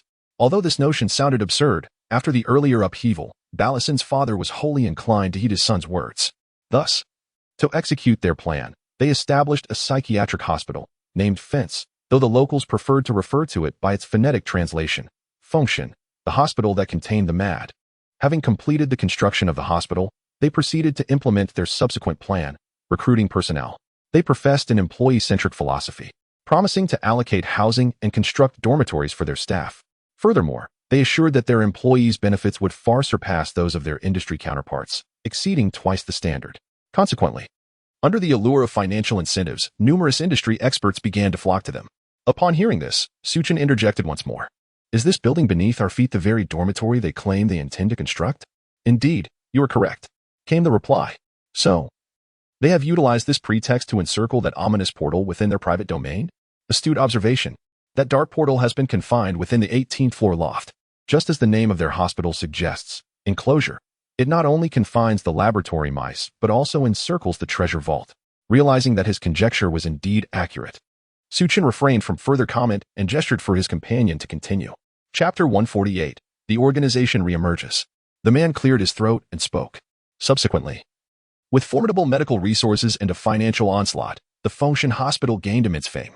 During this initial phase, they chose to exercise restraint rather than hastily take action, naturally attracting numerous patients, leading to the rapid expansion of the psychiatric institution. As time progressed and the opportune moment approached, the Barasin father and son finally began to unveil their hypocritical facade.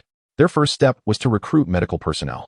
The process was straightforward. Those motivated by profit were offered substantial sums of money, while the fame-seeking sought the Barasin family's assistance in elevating their reputations. As for the bookish researchers engrossed in their studies, they were even easier to persuade. After the Barasins took these individuals on a tour of the 18th floor loft, the group of tech enthusiasts became invigorated, fervently imploring the Barasin family to commence their research. With technical support in place, the Barasins embarked on their endeavors, initially turning their attention to the unfortunate patients who had never received visitors, those bereft of parental affection. They secretly relocated these patients to the staff dormitory, investing considerable financial resources in acquiring the necessary equipment, and thus commenced their heartless human experiments. Upon hearing this, a flicker of anger ignited in Chen's eyes. These individuals were truly deranged. They would not even spare such wretched psychiatric patients. Moreover, the term human experimentation concealed a gruesome tragedy behind it. Chen took a deep breath, struggling to suppress his discontent. With a smile, he inquired of the man, "When did you begin these studies?" The man was not oblivious. He keenly sensed the underlying implications in Chen's question. He quickly replied, "Approximately 2 years ago. Furthermore, I am not aligned with them. I was sent by the organization to investigate following a tip-off." Chen was taken aback by this revelation. "Organization? What is the name of your organization?" "Cannot disclose." "Are you not afraid of the consequences?" "Your life is in my hands now." Chen leaned closer, feigning a fierce demeanor. "Some things are more important than life." The man, shedding his previous timidity, met Chen's piercing gaze without flinching. After a brief silence, an idea sparked in Chen's mind, recalling some ancient information. He then spoke, "Unity, courage, and unwavering loyalty are humanity's greatest virtues." This phrase was one he had found on a note in the zoo. It was also uttered by an accreditation officer of the organization in a puzzling, unannounced manner when Chen assumed the role of zoo director. Coupled with the mention of the organization by the man before him, Chen could not help but wonder if it might be a coded phrase within the organization. Indeed, the truth unfolded as he had anticipated. The man's eyes widened in disbelief upon hearing those words. "You are also a member of the organization? What is your profession? What level of investigator are you?" Upon hearing the string of inquiries from the other party, Chen offered a subtle smile and replied, "I am the director of the zoo." "The zoo? I've never heard of it." Chen was momentarily taken aback. How could someone be unaware of the existence of a zoo? Was this an indication of their ignorance, or perhaps a reflection of their low status, preventing them from encountering such matters? "Are you familiar with Jiang Tian from the finance department?"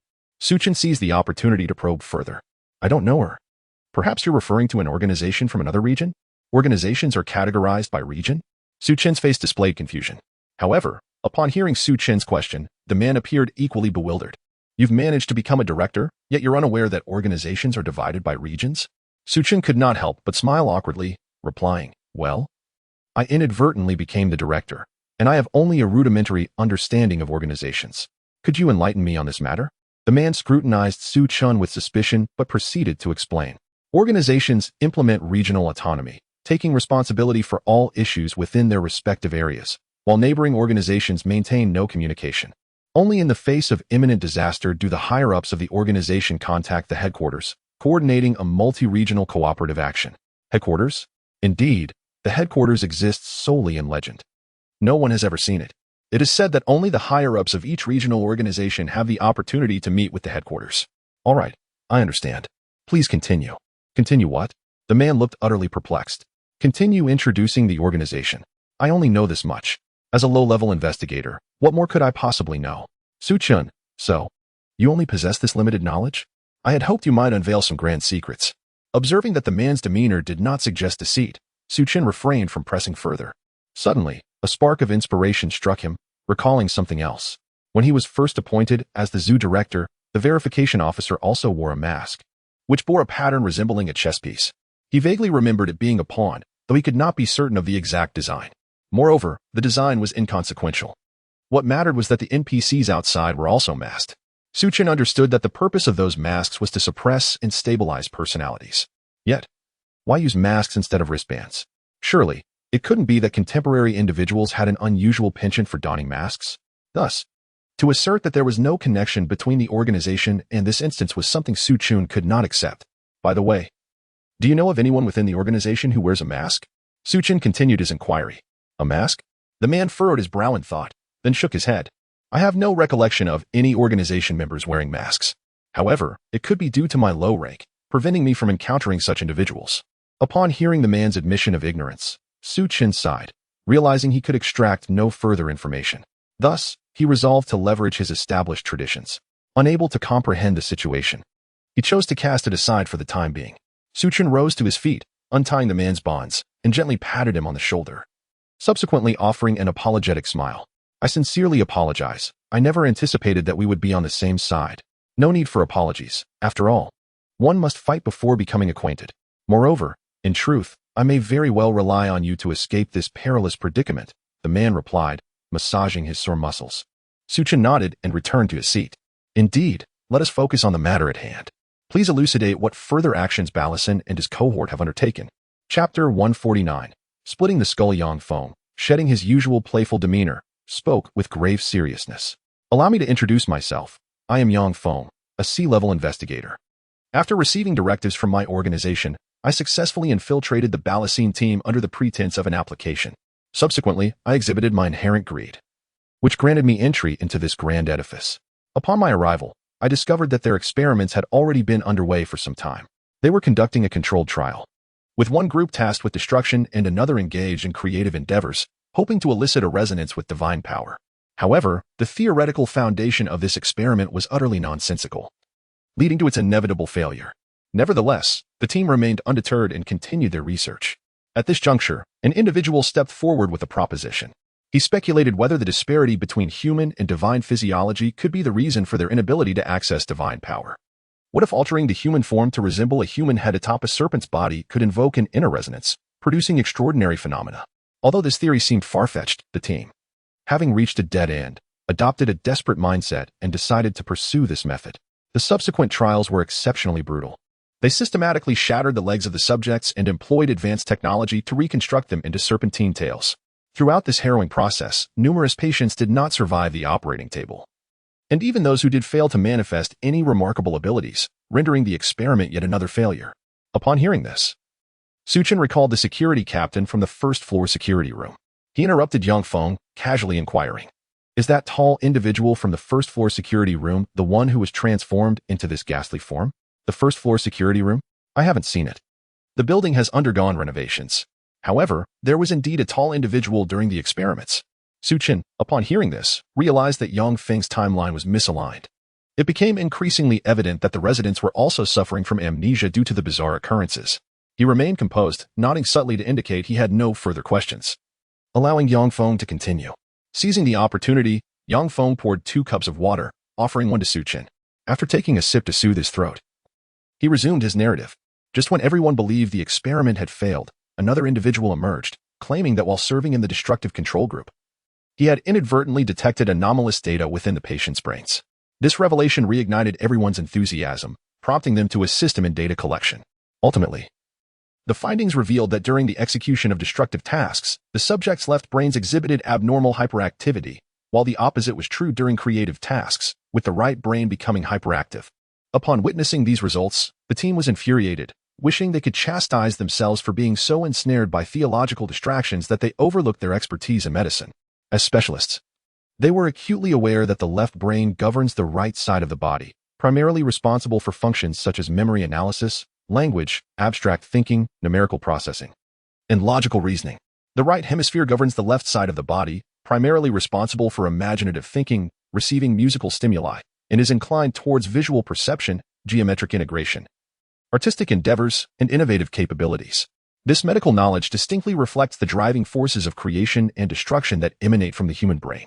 In essence, if the divine powers bestowed upon humanity were to be stored within a specific part of the human body, that locus would undoubtedly be the brain. Furthermore, mythological narratives corroborate that the divine powers inherited by humankind consist of two diametrically opposed forces. Consequently, these opposing forces would inevitably consume and negate each other, leaving merely remnants behind. Yet, it is precisely these vestiges that have enabled humanity to evolve to its current state. If one were to liberate these divine energies, would humanity not ascend to a position rivaling the divine? The method to unlock such powers is rather straightforward. Sever the brain, allowing the left and right hemispheres to operate independently without internal conflict. Upon hearing this, Chen could no longer contain himself. He sprang up in disbelief, exclaiming, "You must be joking. Sever the brain? How could one possibly survive that? It's akin to the old sage consuming arsenic, seeking a longer life." The sentiments echoed among the citizens of Long Country as they found Yang Feng's outlandish theory utterly unacceptable. "Quick, listen. Is there any truth to this? Severing the brain to unlock divine power? I'd wager it merely unlocks a direct passage to the underworld. One individual upstairs inspired a thought. Isn't transforming into a specter akin to possessing divine power? For instance, what about traversing through television screens?" This perspective suggested that perhaps Yang Feng was not deceiving them after all. "Stop with the nonsensical chatter. I contend that Yang Feng's assertions are utterly preposterous. Brothers, quiet down. You are well aware of Chen's capabilities. Perhaps he has already formulated a plan. Let us simply enjoy the live broadcast." Indeed, Chen is essentially the king of persuasion. If he doesn't leave the other party bewildered, it would be a feat. As the citizens of Long Country fervently debated. On the other side, Yang Feng observed the subtle shifts in Chen's expression. He calmly sipped his water, casting a knowing smile at Chen. Chen, taken aback, exclaimed, "You can't be serious. This is actually feasible?" Yang Feng nodded affirmatively. With this confirmation, Chen recalled the group of individuals outside who exhibited signs of schizophrenia. Pointing towards the door, he inquired, "Are those individuals outside the ones whose brains have been severed?" Shock filled Chen's eyes as Yang Feng once again nodded. "Indeed. Is this not utterly absurd?" Chen exclaimed. Yang Feng responded, "Your astonishment stems from a lack of familiarity with this knowledge. Separating the left and right hemispheres does not result in death. Moreover, I dare say that the theories posited by Barrison and his group may indeed hold validity." Yang Feng stated with gravity, "Allow me to provide you with an example that will elucidate why Barrison's theories are not mere fantasies. First and foremost, allow me to impart some knowledge. Epilepsy, a condition you may be familiar with, can be succinctly described as the sudden and abnormal electrical discharges of neurons in the brain, resulting in transient dysfunction. With this foundation established, let me share that illustrious figures such as Socrates, Newton, Van Gogh, Napoleon, and Julius Caesar all experienced epilepsy. What thoughts might this evoke in you? The historical deeds of these remarkable individuals need not be elaborated upon. They exhibited a spectrum of rationality, emotional depth, boundless creativity, and at times, a penchant for destruction. Does this not reflect the divine capabilities bestowed upon humanity? Consequently, could we speculate that perhaps the seizures they endured momentarily impaired certain regions of one hemisphere of their brains, thereby unleashing the dormant powers of the opposite side? It may indeed be these awakened forces that contributed to their extraordinary achievements. Chapter 150. Naming celebrities as evidence. Upon hearing this, Chen's expression tightened as he pondered deeply. He found a semblance of truth in the other's words. Nevertheless, he struggled to accept it. After all, having lived two lives and possessing memories from both, how could he allow his understanding to collapse under mere words? At this moment, Yang Feng continued, "What if I were to tell you that individuals such as Tesla, Nash, and Beethoven exhibited varying degrees of symptoms akin to schizophrenia, and that even luminaries like Einstein, Darwin, and Anderson grappled with mental afflictions to some extent? What would you think then? Could it be that their fragmented personalities inherited distinct powers from the divine, thus propelling them far beyond the ordinary?" Yang Feng's eyes gleamed with unwavering conviction, clearly a firm believer in this notion. However, Chen found it increasingly difficult to maintain his composure. This was becoming increasingly absurd. The implications of Yang Feng's words were chilling. He could not deny that these celebrities indeed possessed such traits. Chen felt as though his materialistic defenses were crumbling to dust. I realize that you may still be skeptical at this juncture. So allow me to present one final example. In the West, there was a woman whose brain's visual control region ceased to respond to electrical stimuli. Essentially, she was rendered blind. Simultaneously, she suffered from dissociative identity disorder. I won't delve into the specifics of this condition. Simply regard it as a form of split personality. Now, here lies the conundrum. During a medical consultation, her personality fortuitously shifted, and miraculously, she regained her sight. Everyone present was left in utter astonishment. Yet, upon the return of her previous personality, she inexplicably went blind once more. Switch back again, and her vision would be restored. Could this example perhaps compel you to entertain the notion that different personalities might indeed inherit distinct divine powers? Yang Feng regarded Chen with utmost seriousness. Chen retorted, I reject that notion vehemently. Do you even hear what you're saying? Goodness, you're suggesting that one can simply switch personalities to regain sight? So, in the future, if someone falls ill, they might as well say, aha, let me just split my personality. Hooray. Cured. Struggling with a math problem? No worries, just switch to a mathematical thinking persona. Perfect scores all around. The author, in a feverish state, types at a snail's pace. Yet, upon considering the ravenous readers awaiting my words, I feel an overwhelming surge of inspiration. I could summon a multitude of personalities to brainstorm creative ideas. Together, we could heal the body. Updating 100 chapters in a day would be a mere trifle. This world seems utterly enchanting. Why not have the entire populace embrace madness? Let us eradicate the tyranny of normalcy. The world belongs to the mentally unconventional. At this point, the audience from Longwa found themselves utterly disarmed. Brothers, I feel as though I have been successfully brainwashed. I now believe that mental illness holds the key to humanity's future. Red Central Leader, please stop the charade. My friends, we cannot endure any longer. Why not embrace the madness? Embracing madness is a source of comfort, a gift inherent to everyone. Ha ha ha. What is reality? What is illusion? It turns out that enlightenment reveals the world in such a manner. Today, I finally understand that I am myself. As the audience in the Dragon Kingdom indulged in playful banter and exhibited their eccentricities, the atmosphere in the Dragon Kingdom's paranormal investigation department suddenly grew tense. Yang Feng's theories and arguments were exceedingly shocking. Elder Chen, with the assistance of Shaoli, unsteadily rose to his feet and approached the auxiliary screen. Rewinding to listen to Yang Feng's earlier statements once more. Shaoli, quickly, verify whether Yang Feng's assertions can be substantiated. If it turns out that our blue star is indeed in a parallel universe with theirs, we could be facing a serious predicament. Understood. Shaoli gestured for someone to assist Elder Chen before hastily preparing to rush out for verification. At that moment, Elder Chen abruptly raised his frail hand to grasp Shaoli's sleeve. Prioritize verifying the blind woman, ascertain whether such a person exists on our blue star. As for the other celebrities, I surmise their situations align with Yang Feng's claims. Now, off you go. All right. Shaoli dashed out. Meanwhile, in the realm of ghostly tales, Yang Feng was about to continue his narrative when Chen swiftly covered his mouth. After enduring a barrage of information, even Chen's formidable mental fortitude began to wane. Seeing that Yang Feng was intent on further bombarding his fragile psyche, he could no longer remain passive. Are you not finished yet? Just a moment. I'm nearly done with the background. Soon I shall explain how the incident transpired. Is all this still background? Indeed, these theories are crucial. Otherwise, how would you comprehend why the building transformed in such a manner? Besides, you mentioned there was ample time for me to elaborate. Upon uttering these words, Yang Feng noted Chen's escalating frustration and weakly remarked, all right, I'll be succinct. It's just that after days of silence, one tends to feel pent up. Hold your horses. I'm on the verge of a breakdown. I need to fortify my materialistic shield first. Chen settled onto a nearby sofa to process the bizarre information for a while.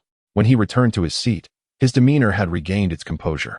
To be brief, I have other matters to attend to. Very well, I shall continue. Supported by this theoretical framework, the Barrison team swiftly conducted their first surgery. The operation was a success. After severing the corpus callosum of the patient, the left and right hemispheres of the brain were completely isolated, rendering them unable to communicate or coordinate actions. Is that truly considered a success? Chen inquired, perplexed. Doesn't that simply amount to paralysis? Indeed, it was a success. Following a brief recovery period, the patient regained mobility and even developed a secondary consciousness. As for how they discovered this, allow me to summarize briefly. You see, the left hemisphere controls the right eye and right side of the body, while the right hemisphere governs the left. Based on this fact, they covered one of the patient's eyes and posed questions. For instance, if the right eye was covered and a hammer was displayed on the screen, the patient would respond that they saw nothing. However, if presented with an illustrated book, he could immediately identify the hammer pattern. Conversely, the experimental results were equally revealing. For instance, when the right hand struggled to assemble a puzzle, concealing the right eye rendered him incapable of solving mathematical problems. Such experiments demonstrated a profound disconnection within the patient's brain.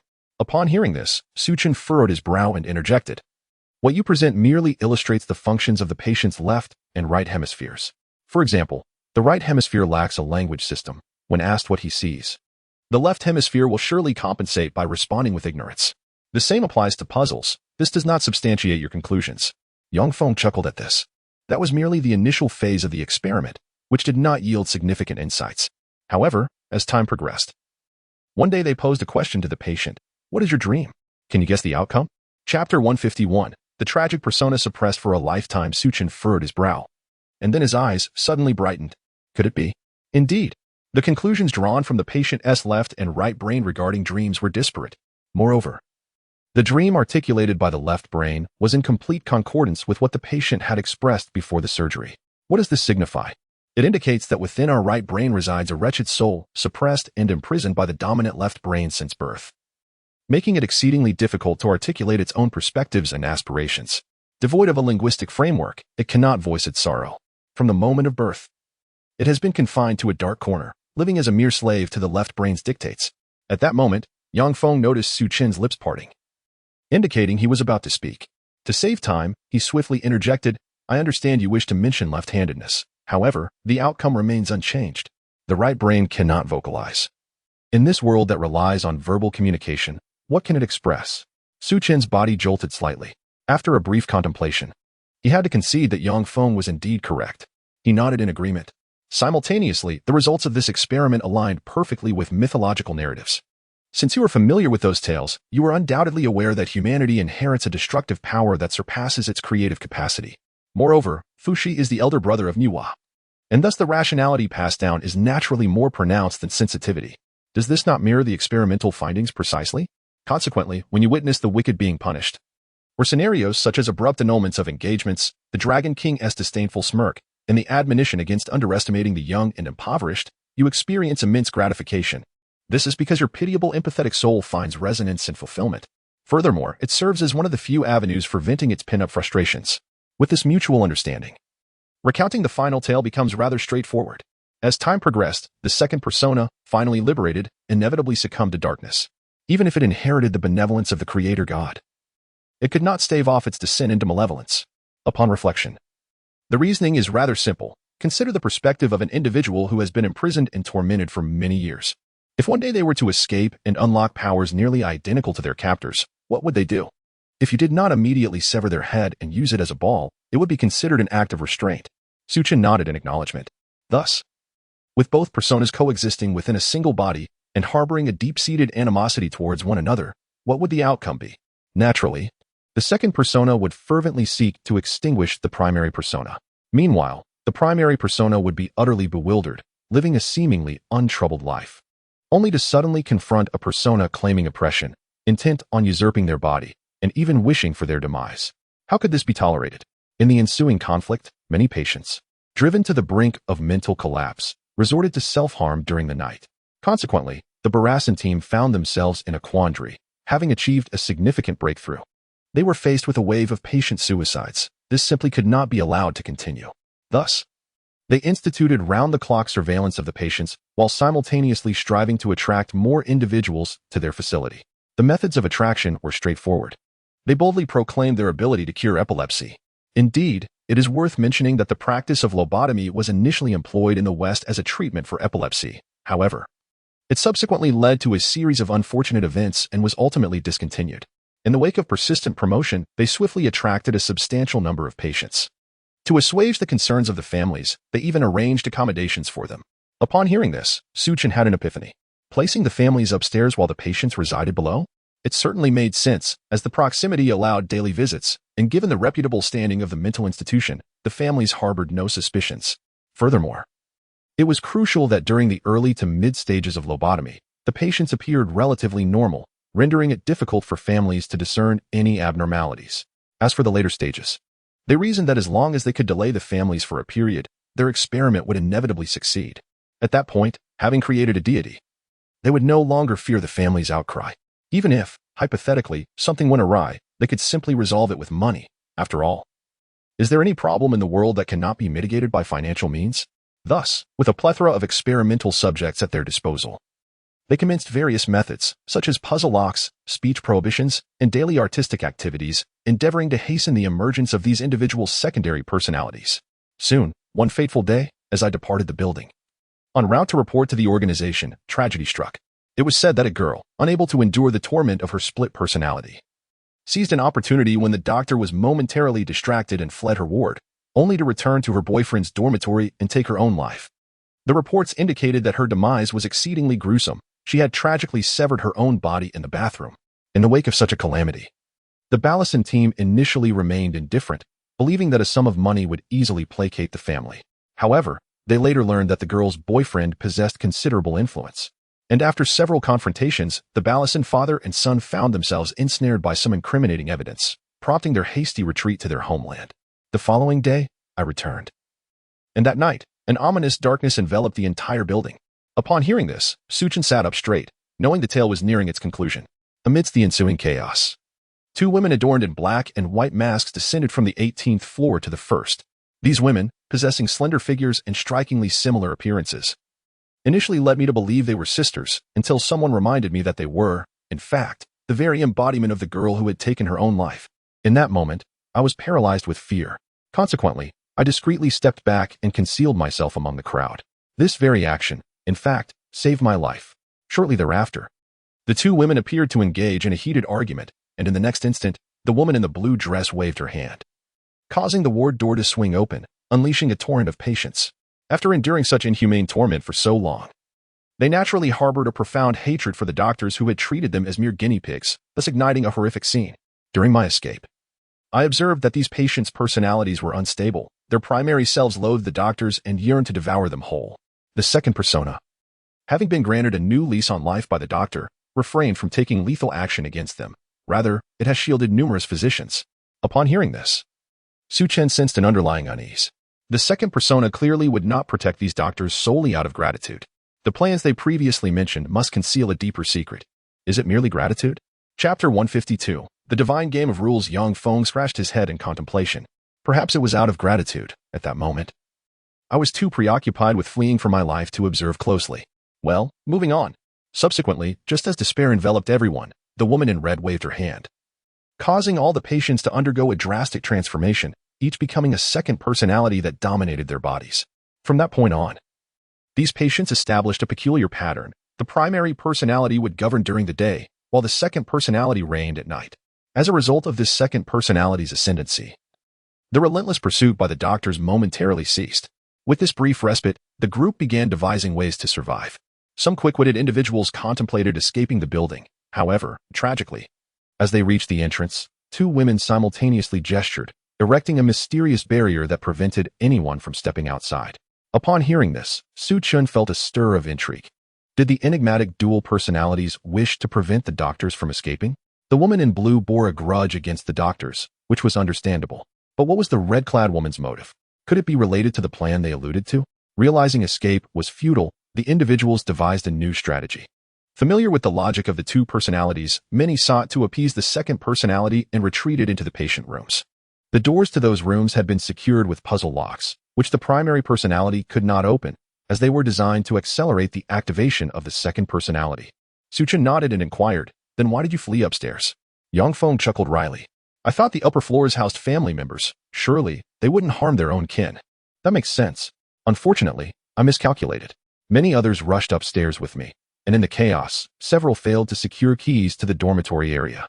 Consequently, they resorted to deception, tricking the family members of the patients into opening their doors, thus hiding within. And the next day, you discovered that the primary personalities had gone berserk, attacking anyone in sight?" Chen asked. "Indeed. They became obsessed, believing their relatives had sold them into this facility as guinea pigs for profit." "How did you realize something was amiss and discover a way to survive?" At this, the man smiled mysteriously. Patience. Actually, by this point, the entire story has reached its conclusion. However, I have something to show you. Upon seeing it, you will undoubtedly be astonished and will understand how I managed to survive. What is it? Just wait. As he spoke, Yang Feng dashed back to his room and soon returned with the tablet. Since I was sent by the organization to gather intelligence, I naturally installed several miniature cameras throughout the building. Because of this, I happened to capture what transpired after our escape, involving the two women. Intrigued, Chen leaned in closer. Soon, the footage began to play. The two women stood at the entrance, exchanging not a word. They took turns gracefully waving their snow-white arms, resembling celestial beings dancing under the night sky. As their arms moved, words seemingly materialized from the void. Chen focused intently, realizing that many of the inscriptions bore a striking resemblance to the regulations he had previously encountered. These included guidelines related to takeout and the care of patients. The singular distinction was that these rules were evidently crafted for the staff, whereas those Chen had seen were intended as a survival guide for himself. Moreover, he astutely perceived that the two women were engaged in a fierce contest. One established a protocol for the protection of patients, while the other inevitably devised a new method for their termination, as if they were playing a game of chess in an ethereal void. As the duel progressed, their conflict intensified. The first principle asserted that the divine must maintain integrity, and both parties were to adhere to the established rules, refraining from direct interference or employing divine powers to alter the game. The second principle stated that the divine should remain hidden, untouched by the mundane world, with a clear demarcation between the celestial and the earthly, warning that they must not descend beyond the 9th level. The third principle lamented the plight of the patient, suffering unmerited calamities, and declared that any quest for vengeance must not be obstructed. The fourth principle reiterated that this rule equally applied to Zhang Yang. Then, the fifth principle drew an intriguing comparison. Patients were likened to cats, while doctors were akin to mice, with inherent suppression allowing the latter to thrive under divine protection, transforming impossibilities into realities. The sixth principle emphasized the importance of the door, a symbol of history and regulation, a passageway for entry and exit, and a means of distinguishing factions, demanding reverence for it, forbidding any forced entry. The seventh principle dictated that when one existed, the other must remain concealed and cooperate with the normal course of action. The eighth principle mirrored this sentiment. The ninth principle cautioned that should anyone maintain rational and logical thought, they would be under divine protection and should not be tainted. The 10th principle warned that if anyone consumed the divine flesh, it would awaken hidden spirits. The 11th principle forbade the feeding of one's flesh to the doctor, Zhang Yang, allowing only one choice to be made. The woman in blue pondered deeply. The 11th principle reiterated the prohibition against feeding the doctor. The 12th principle announced that on the 7th night, at the stroke of midnight, the complete divine power would be at her disposal, necessitating cooperation. The 13th principle proclaimed that when the barrier at the entrance dissipated, all could escape. The 14th principle declared that their memories were divided and unconnected. As Chen observed the dense and ever-evolving contest, his eyes gradually narrowed. The woman in blue had indeed fallen into a trap. She had focused solely on logical reasoning while neglecting the divergent thinking of the woman in red. Additionally, the vulnerability represented by Zhang Yang allowed the woman in red, as a secondary persona, to exploit this weakness, while the woman in blue could only offer protection. In this balance of advantages and disadvantages, the outcome of their confrontation appeared to favor the woman in red by a margin of 60 to 40.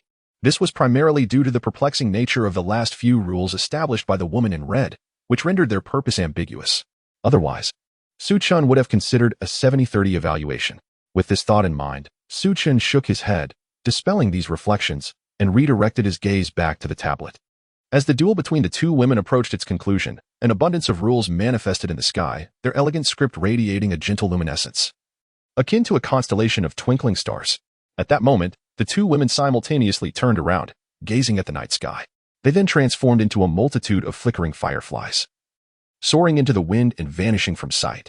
The celestial order that governed the air dissipated along with the women, leaving its imprint upon the building, gradually fading away. The video concluded here. The content on the tablet, under the influence of the Supreme Order, was clearly observed by everyone in the live stream. This is utterly ethereal. I can handle it. To those upstairs, do not forget that they are indeed enigmatic beings. Do not insult my sister. She endured a split in her head while striving to achieve her dreams. How can that be deemed strange? This is the essence of a dream-chasing fairy. It's hilarious. I've come to realize that you netizens possess rather unusual thought processes. I seriously suspect you are still in a state of delirium. Everyone, please be quiet. Allow me to digress. Isn't this 1,000 times superior to the quality of most domestic fantasy dramas? If any of those dramas had even half this quality, I would wholeheartedly support it.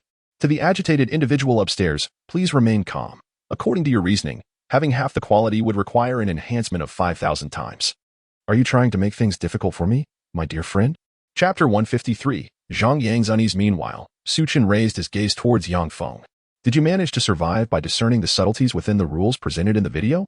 Indeed, Yang Feng replied. Initially, I intended to contact the organization for assistance, only to discover that I could not reach their number at all.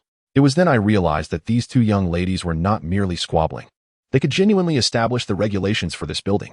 The edifice had truly concealed itself from the real world. So, you remained holed up at home, utilizing the cameras you had set up within the building to gather information? Su Chen inquired. Yang Feng shook his head. Not quite. My infiltration aimed to investigate the Balasin organization, hence my cameras were positioned on the lower floors. Furthermore, the following morning, I was perplexed to find that every single camera I had installed had malfunctioned. Fortunately, I had downloaded the footage of the rulemaking session the night before out of sheer astonishment. Otherwise, I would have been doomed. A flicker of insight flashed in Su Chen's eyes. All the cameras were inoperative by the next morning, including the one capturing the enigmatic woman? Yang Feng nodded affirmatively. At this moment, Su Chen became convinced that all residents were ensnared in a cycle. The cameras served as the most compelling evidence. Since he had recorded the mysterious woman without her interference, there was no rationale for her to render those cameras defunct. The only plausible explanation was that, over the course of a year, the cameras had gradually lost power, resulting in their failure. Yang Feng remained oblivious to this. From his perspective, he had awakened to find all the cameras inoperative. Su Chen refrained from sharing this conclusion with Yang Feng, sensing that the matter of the cycle harbored significant secrets. Moreover, reflecting on the perplexing rules established by the woman in red, it dawned on him that they might have been crafted to unearth the profound enigma of the cycle. Thus, it was imperative to keep this information from Yang Feng. At such a critical juncture, any potential butterfly effect could lead to disastrous consequences. According to the rules set forth by the two women, the 9th floor and above constituted the domain of the divine. Additionally, tonight, the woman in red would wield two forms of divine power, her strength swelling to its zenith. Who knew if she had already begun to assimilate the powers of the woman in blue, thereby enabling her to monitor and eavesdrop on his current actions? At this pivotal moment, while probing into the building's history might still be tolerated by the other party, revealing their most closely guarded secret could provoke their ire. What could be expected then? Therefore, it was of utmost importance to guard his tongue. By the way, do you have any spare miniature cameras? A sudden thought struck Su Chen. Tonight at midnight, the director would convene a meeting on the 18th floor. A plethora of events was bound to unfold. Coupled with Yang Feng's earlier mention of the black portal residing on the 18th floor, Su Chen felt an overwhelming sense that if he did not witness the entirety of tonight's meeting, he would miss out on some hidden truth. However, he could not venture there himself. Otherwise, it would be akin to delivering takeout to the bazaar. In this scenario, Yang Feng's minuscule cameras might indeed prove useful. Yes, but not many left. Do you need them? Yang Feng asked, a hint of confusion in his tone. Indeed, I do, Su Chen replied. I previously mentioned that the cameras I had set up malfunctioned overnight. I suspect that the building prohibits their use. Su Chen smiled faintly, feigning an air of mystery. No worries, I have a solution. Observing Su Chen's confident demeanor, Yang Feng pondered. As expected of someone capable of becoming a principal, such individuals possess myriad methods. However, it struck him as odd that organizations typically operate regionally. What was Su Chen's intention coming from his area? Though these thoughts lingered, Yang Feng did not hesitate. He promptly retrieved the remaining few miniature cameras and handed Su Chen a manual for their operation. Su Chen took the paper, perused it briefly, and with Yang Feng's assistance, swiftly mastered the camera's usage. After completing these tasks, Su Chen excused himself, claiming an urgent need to use the restroom. He had an important matter to attend to. In the perilous world of eerie tales, as a master of deception towards NPCs, he generally trusted only half of what he was told to avoid being deceived himself. Yang Feng was no exception. Regardless of how grand the other party's words were or how many examples they provided, a significant question mark loomed in his mind regarding their authenticity. Verifying the truth was straightforward. Let the professionals handle professional matters. The experts from Longwell possessed insights into human sciences that were undoubtedly more reliable than his own. Once he secured the restroom door, Su Chen softly addressed the air. Please investigate whether the historical figures on Blue Star correspond with the events described by Yang Feng. Additionally, consult with a neurospecialist to determine if there are significant flaws in their theories. Kindly send me the findings before 10 o'clock. Time is of the essence. Even if the investigation isn't complete, Send me whatever you have. After speaking, Chen pressed the flush button on the toilet. After washing his hands and shaking off the droplets, he exited the restroom. Do you know of any other secrets? He casually inquired, taking advantage of the fleeting moments. None at all, truly. You've drained me dry. Yongfeng replied, utterly speechless. Hearing this, Chen took a few steps back in disdain, inwardly musing. Could this fellow harbor any unsavory habits? However, adhering to the principle of extracting every last bit of value, Chen refrained from making a hasty exit and instead asked, over the past few days, have you heard any knocking sounds or delivery-related noises from 901? Yongfeng nodded. That 901 has no idea who resides there. They are utterly oblivious. It seems like there's someone knocking every other day. Not to mention today when someone knocked for an entire afternoon, just a few days ago. That place attracted a dozen delivery personnel, nearly giving me a heart attack. Upon hearing Yongfeng's assessment, Chen felt a tinge of embarrassment, his cheeks slightly reddening. However, he soon returned to his usual self. Waving his hand to interrupt Yongfeng's complaints, Chen continued to inquire. Before this, did you hear any knocking at the door? Before this? Yongfeng scratched his head in contemplation, then nodded. Yes, but only twice. It sounded as if someone was delivering takeout. At this moment, Chen was suddenly taken aback, realizing that his unwarranted curiosity had unveiled crucial information. Chapter 154, The Dragon Kingdom's Revelation. Chen commences his offensive if Yongfeng's assertions hold any truth. Does it not imply that Zhang Yang's departure from the room coincided almost precisely with his own arrival? Why, one wonders, did Zhang Yang not escape sooner or later, but rather at this critical juncture? Moreover, how could he time his exit with such precision? Furthermore, Yongfeng had previously mentioned that the boyfriend of the deceased woman possessed certain capabilities, which had instilled a sense of urgency in the Balasan father and son, compelling them to return home hastily. Yet, Zhang Yang is merely a mathematics instructor. What means could he possibly possess? The enigma surrounding Zhang Yang deepens. If one were to assert that he harbored no ulterior motives, Chen would staunchly refute such a claim.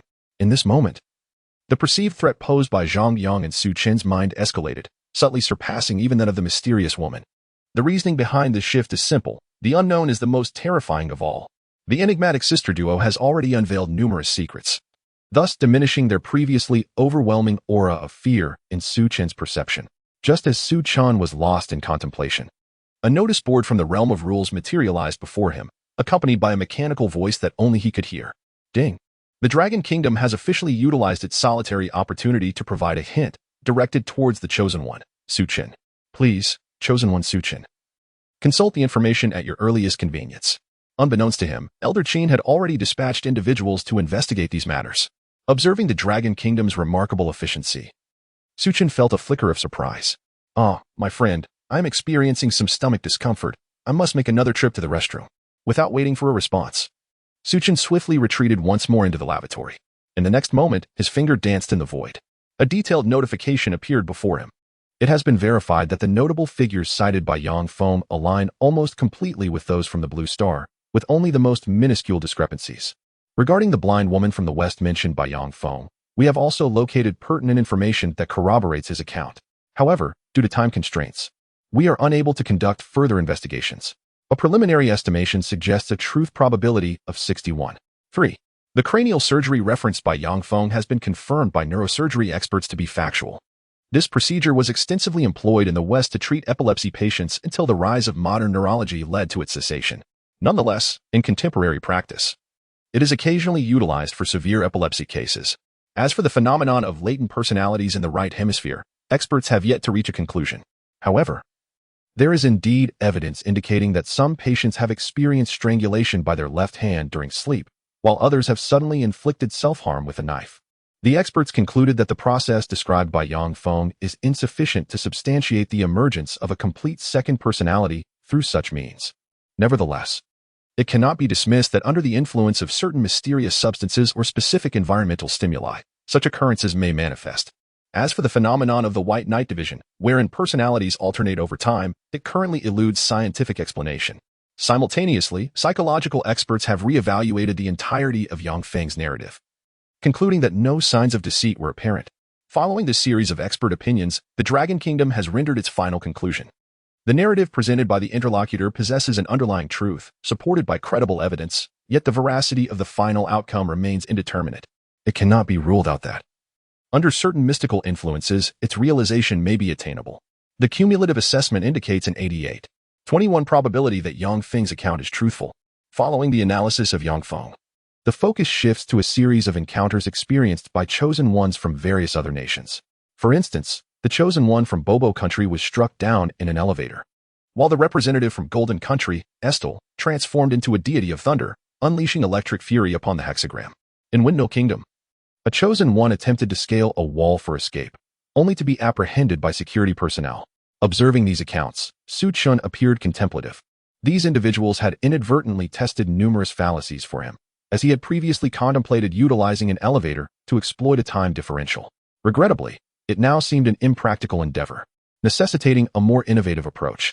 With a swipe of his finger across the notification bar, Su Chen perused the subsequent content. He quickly absorbed the details of an escape route simulated by Long Country through computer modeling. However, after a brief analysis, he resolved against adopting this strategy, deeming it excessively perilous. Moreover, Long Country had cautioned that this escape method did not incorporate the insights provided by Yang Feng. Time constraints rendered recalculations unfeasible, leaving Su Chen to discern the pertinent elements himself. This matter did not weigh heavily on Su Chen's mind, for he had long since devised the fundamental logic for his escape.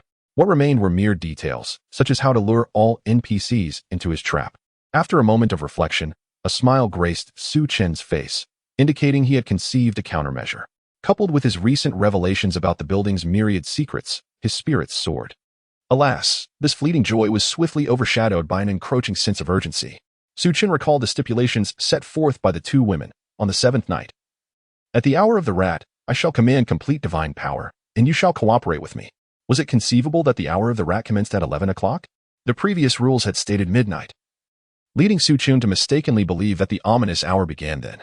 However, when considering this new rule, it became evident that the woman's power would begin to swell at 11 o'clock, peaking at midnight. Consequently, his actions needed to be expedited, for none could ascertain the extent of the woman's strength at 11 o'clock. With this thought in mind, Su Chen rose, pressed the flush button, washed his hands as he had before, and exited the restroom. Enough with the idle chatter. Provide me with your contact information, Su Chen directed at Yang Feng. Yang Feng? What use is it to give you my contact? Did I not already inform you that the building has? Yang Feng's voice dwindled, his expression transforming into one of alarm as he suddenly stood upright. You intend to escape? That's impossible, he exclaimed, panic-stricken. They are not afflicted with face blindness at night. And so what? Su Chen replied, retrieving the hexagram attire from the takeout bag he had brought along. Upon witnessing this scene, Yang Feng was struck with even greater astonishment. Have you infiltrated the enemy's ranks in just a few days? He exclaimed. With a mischievous smile, Su Chen continued, enough of the nonsense. Swiftly provide me with your organization's contact information. Once I manage to escape, I will summon your group for assistance. After a brief moment of dazed contemplation, Yang Feng suddenly snapped back to attention.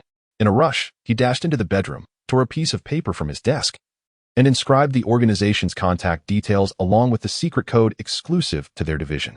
Accepting the paper handed to him, Su Chen casually tucked it into his pocket. He then straightened his attire, ensuring everything was in order, waved goodbye to Yang Feng, opened the door, and strode into the impenetrable darkness of the corridor, resembling a valiant warrior marching toward the abyss. Chapter 155, A Game of Chess, Who Will Prove to be the Superior Strategist? Upon departing from Yang Feng's residence, Su Chen did not hasten to room 701. Instead, he retraced his steps back to room 901. Ever since the Dragon Country's authorities confirmed the veracity of Yang Feng's claims, Su Chen commenced devising a plan based on the underlying logic revealed in Yang Feng's narrative. As for the enigmatic situations that defied scientific explanation, as mentioned by the Dragon Country officials, Su Chen chose to deliberately overlook those remarks. Was it not self-evident? In a world steeped in the supernatural, it is implausible for everything to be elucidated through the lens of science. Otherwise, would not the ultimate rule lose its gravitas? Nevertheless, Su Chen held a profound admiration for the rigorous stance of the Dragon Country officials. What he required were indeed professionals who could, grounded in scientific principles, assist him in validating information. For science is predicated upon empirical evidence and is committed to the pursuit of truth. Consequently, the guidance provided by the Dragon Country officials proved immensely instructive, enabling Su Chen to swiftly ascertain the foundational logic of the building. It was this very clarity that allowed him to refine the details of his plan to a significant extent within a mere 10 minutes.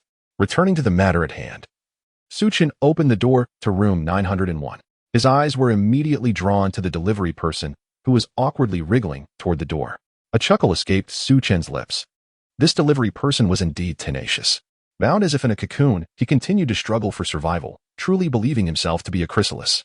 Chen approached and gently nudged the individual back to his original position with his foot, rendering the entire night's efforts futile. He then picked up the delivery person's phone from the table, unlocking the screen by placing it against the man's face. After setting the device to never sleep, he pocketed the phone. Having completed these tasks, Chen chose to disregard the delivery person, allowing him to flounder aimlessly. The individual had outlived his usefulness. As long as he did not escape and complicate matters, Chen cared not for his fate. Casually, Chen seized the takeaway bag from the table and made his way to the refrigerator, placing the remaining piece of the oddly prepared meat into the bag. This item could indeed serve as a formidable weapon if utilized appropriately. A smile crept across Chen's face as he contemplated his plan. "I hope you enjoy your meal," he murmured softly. Having gathered the essential items, Chen took another stroll around the room, ensuring no details had been overlooked. It was not long before he recalled 2 torn photographs. Given his profound suspicions regarding Zhang Yang, it would be far more prudent to utilize those photographs to seek out individuals acquainted with Zhang Yang for information, rather than attempting to search blindly. With resolve, he retrieved the 2 photographs and carefully stashed them in his pocket. Chen then returned to the living room, dragged the delivery person into the bedroom, administered a further jolt from the electric baton, and secured the bedroom door. Thus, this individual could pose no further disturbances tonight. With everything in order, the next step was to confront the peculiar apex in a decisive showdown. In this game of chess, let us see who shall emerge as the superior strategist. With a smile gracing his lips, Chen donned his mask, opened the door, and stepped outside, his demeanor radiating confidence. Upon returning to room 701, he tossed aside the mask and reclined comfortably on the sofa, indulging in a leisurely stretch. He then began to converse with the air around him.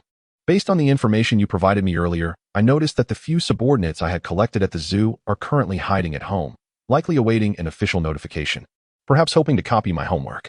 Unfortunately, the subsequent actions I plan to undertake are virtually impossible for them to replicate. However, there is no need for despair. Although they cannot mimic my maneuvers, I can still illuminate a path for them.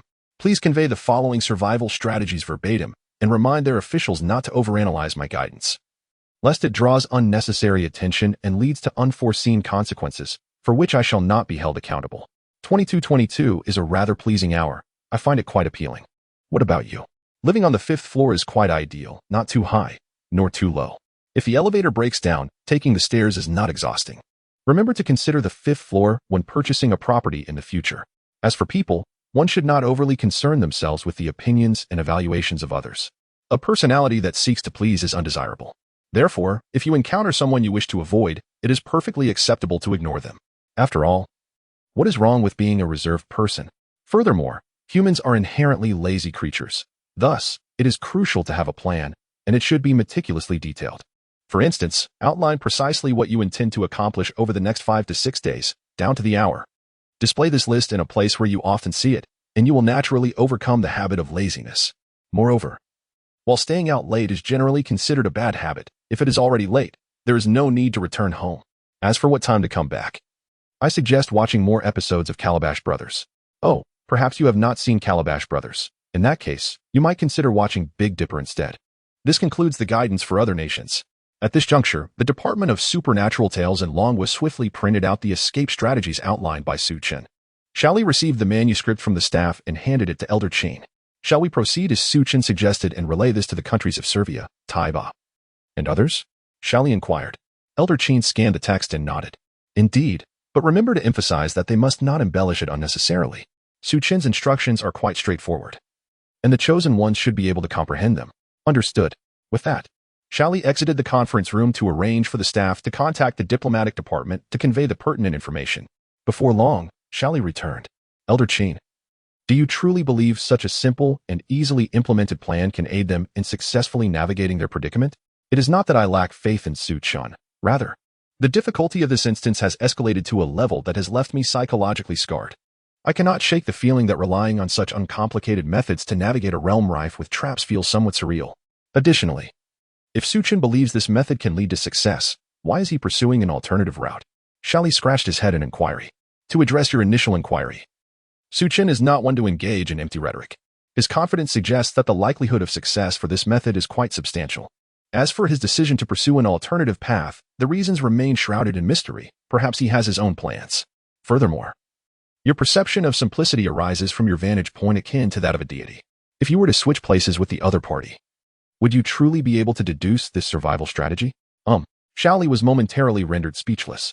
Additionally, could you elucidate the purpose behind Chen assigning these individuals to devise a plan? The enigmatic woman explicitly mentioned in her note that they should return after 6 o'clock the following morning. Why did Chen instruct them to come back after 7? How was the time of 22:22 derived? Qin Lao shot a glance at the other person, his voice raspy as he spoke. Xiaoli was left at a loss for words. Enough of this trivial chatter with an old man. Go aside and ponder these questions thoroughly. Moreover, remember in this position not to rely on your feelings for judgment, nor allow your emotions to cloud your intellect. You must learn to discern the essence of matters. Upon hearing this, Xiaoli felt a flush of embarrassment, realizing he had once again fallen into his old habits. Consequently, he dared not utter another word and quietly retreated to reflect on his actions. Chapter 156. The Fool is Not Foolish. The Cherry Blossom Nation has gone mad at this juncture. Only the allied nations of the Dragon Country retained the opportunity to provide hints. Therefore, there was no need for the Dragon Country to conceal anything. Moreover, it was not solely the Dragon Country's subordinates engaging in this endeavor. Several indecisive nations were also involved. The Dragon Country's officials were concerned that through oral transmission, inaccuracies might arise, leading to unnecessary consequences. Thus, it seemed more prudent to disseminate the information online. In this manner, should any issues arise, the blame could not be placed on the Dragon Country. Shortly thereafter, the Dragon Country's official account announced a statement on their social media platform. The content detailed the survival methods as articulated by Chen, and they tagged the official accounts of these nations. As for why the Dragon Country did not post this on the Bluebird platform, the reasoning was quite straightforward. The notion of so-called freedom of speech was utterly nonsensical. If you occupy the right position, you may speak freely. However, if your interests do not align with mine, I would rather seal your lips. Given this scenario, there was no need to invite trouble upon oneself. Posting on their own platform would save some hassle. Surely, their official account would not be suppressed on their own platform. Soon, the nations that had been tagged began to respond beneath the Dragon Country's post. Thank you, elder brother. We are at a loss for how to repay you. 50,000 tons of natural gas have been loaded onto the ship. Please check, dear brother. Thank you, Dragon Country comrades. We shall treat the entire populace of Dragon Country to mangoes. Thank you, Dragon Country. Do you enjoy eating pear noodles? There is plenty for you. The elder brother is formidable. The elder brother is impressive. We are rather poor and have little to offer, but how about a firework display as a token of appreciation? What do you think of a splendid show over the skies of the Cherry Blossom Nation?